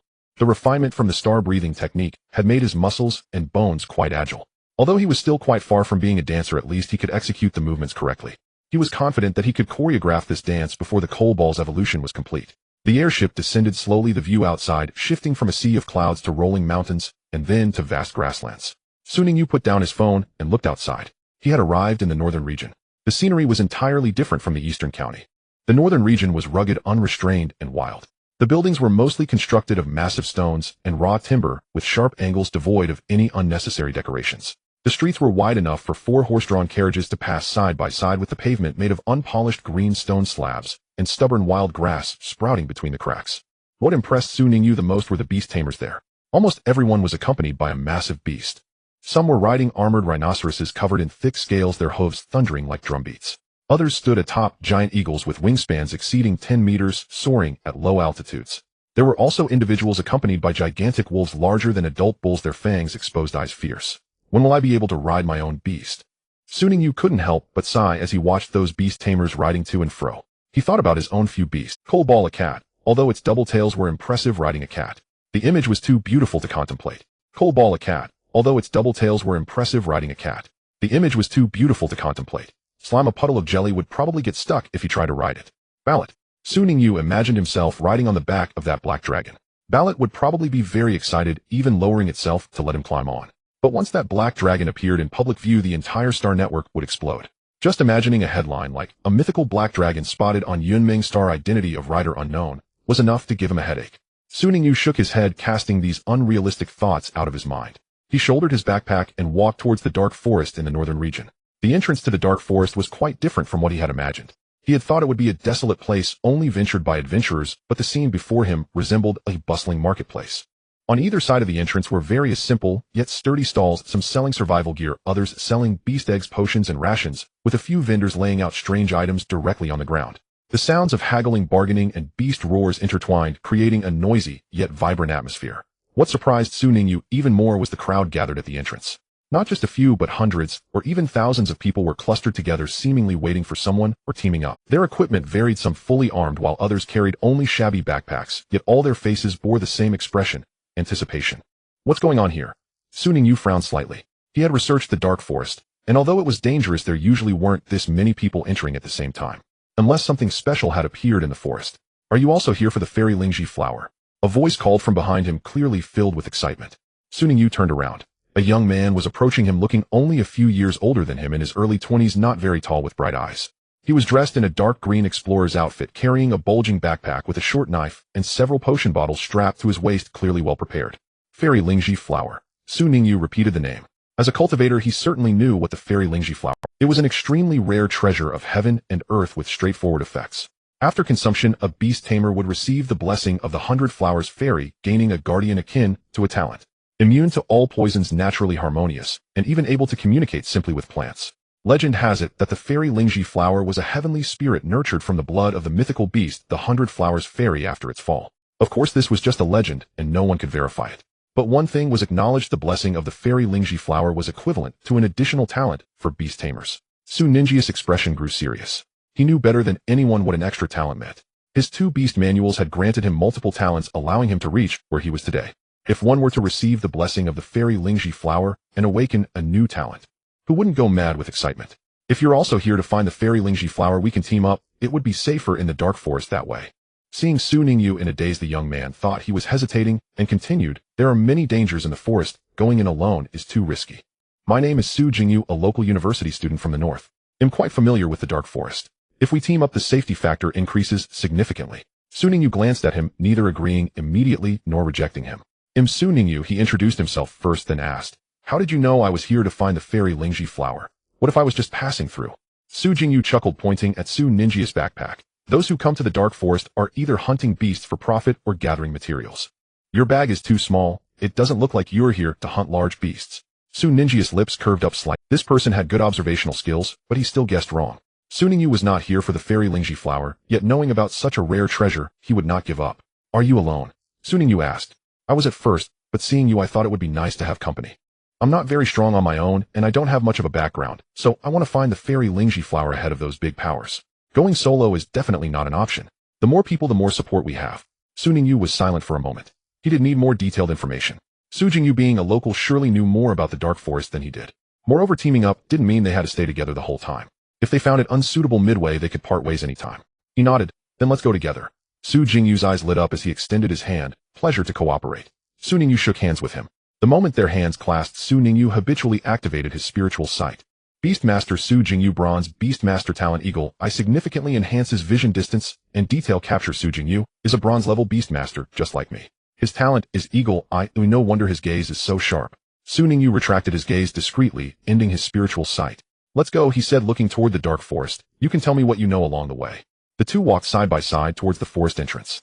The noise behind them gradually faded while the shadows of the trees ahead grew denser. The entrance to the dark forest looked like a gaping maw waiting for each person who dared to step inside. Su Ningyu and Su Jingyu walked side by side into the woods. Once inside, both released their beasts simultaneously. With a thought, Su Ningyu summoned Jiwawa and Meichio to his side. As soon as Jiwawa appeared, it hopped up to the top of Su Ninjia's head, settling into the most comfortable position, its amber eyes darting around, surveying the unfamiliar environment. Meichio quietly followed at his feet, its twin tails gently swaying behind. However, Su Jingyu's beast momentarily stunned Su Ningyu. In a flash of light, two beautifully winged peacocks appeared beside Su Jingyu. They were nearly twice the size of ordinary peacocks, and when they spread their tail feathers they measured over 2 meters wide, each feather displaying a gradient sheen. From deep blue to emerald green, from emerald green to golden yellow, layered and shimmering in the dark forest. They were stunning. They held their heads high, moving gracefully, yet their eyes were alert and sharp. It was clear they were not mere ornamental creatures. Dancing peacocks. And there were 2 of them, identical dancing peacocks. Su Ninjia's spiritual sight quietly activated, scanning over the 2 beautiful flying beasts. Beast Dancing Peacock level bronze 7 attribute, flying talent radiant feather, increases the power of light type skills by 50. Both are at the bronze 7 level. This level is already quite outstanding among peers. But what really caught Su Ninjia's attention was the talent of a radiant feather, increasing the power of light type skills by 50. This enhancement rate is already considered quite high among talents. So it's actually a dancing peacock. Su Ningyu looked at Su Jingyu with a hint of surprise in his tone. I remember this type of beast is quite rare. Su Jingyu smiled, a hint of bitterness in his expression. Rare it may be, but they are troublesome to raise. The talent is good, but the evolutionary path is too narrow. You know that the dancing peacock only has one evolutionary path, into the light peacock of the angel sequence. It sounds warm and beautiful, but that path. He paused. 90% of dancing peacocks will perish on the evolutionary path. He reached out to gently stroke the crown feathers of the left dancing peacock. His touch is gentle, as if he were handling fragile porcelain. My family has an obsession with the light peacock. Since my grandfather's generation, there has always been someone in the family raising dancing peacocks, passed down through generations, yet none have succeeded. In my case, my family hopes I can break this curse. Su Ningyu glanced at Su Jingyu's expression. When he said, my family hopes, his tone was calm, but there was an almost imperceptible fatigue in his eyes. Clearly this hope was more of a burden to him. So you came to the dark forest to find the fairy Lingji flower to ensure the evolution of the dancing peacock? Su Ningyu asked. Su Jingyu nodded. The blessing of the fairy Lingji flower can make beast masters impervious to toxins and in harmony with nature. I heard from the elders in my family that if a beast master possesses natural affinity, it can better soothe the emotions of the dancing peacocks during their evolution, reducing the risk of energy surges. Even if it can only reduce it a little, I'm willing to give it a try. Su Ningyu did not ask any further. Everyone has their own path to walk, their own obsessions to bear. Your beast is quite interesting too. Su Jingyu looked at Jiwawa on Su Ninjia's head and Meichio at his feet, his eyes filled with curiosity. His mouth opened slightly as if he wanted to ask something, but in the end, he just smiled and didn't pursue the matter. As the two entered the forest, there were still many people on the road at first. Adventurers, beast masters, and treasure seekers moved along the relatively wide forest path in small groups, maintaining polite distances from each other. Some were talking, some were arguing, and some were whispering about something. The topics all revolved around the same thing, the fairy. I heard the news of the blooming came from the North Adventurers Guild. Its authenticity is quite high. Really, the fairy Lingji flower only blooms once every few decades. I wasn't even born the last time it bloomed. If the news were false, would so many people come? Look over there, those wearing the uniforms of the Nanling Adventurer team. They aren't just here for a stroll. Enough arguing, whether we can find it is still up in the air. The dark forest is so vast, who knows where that thing is growing. Su Ningyu listened to these discussions.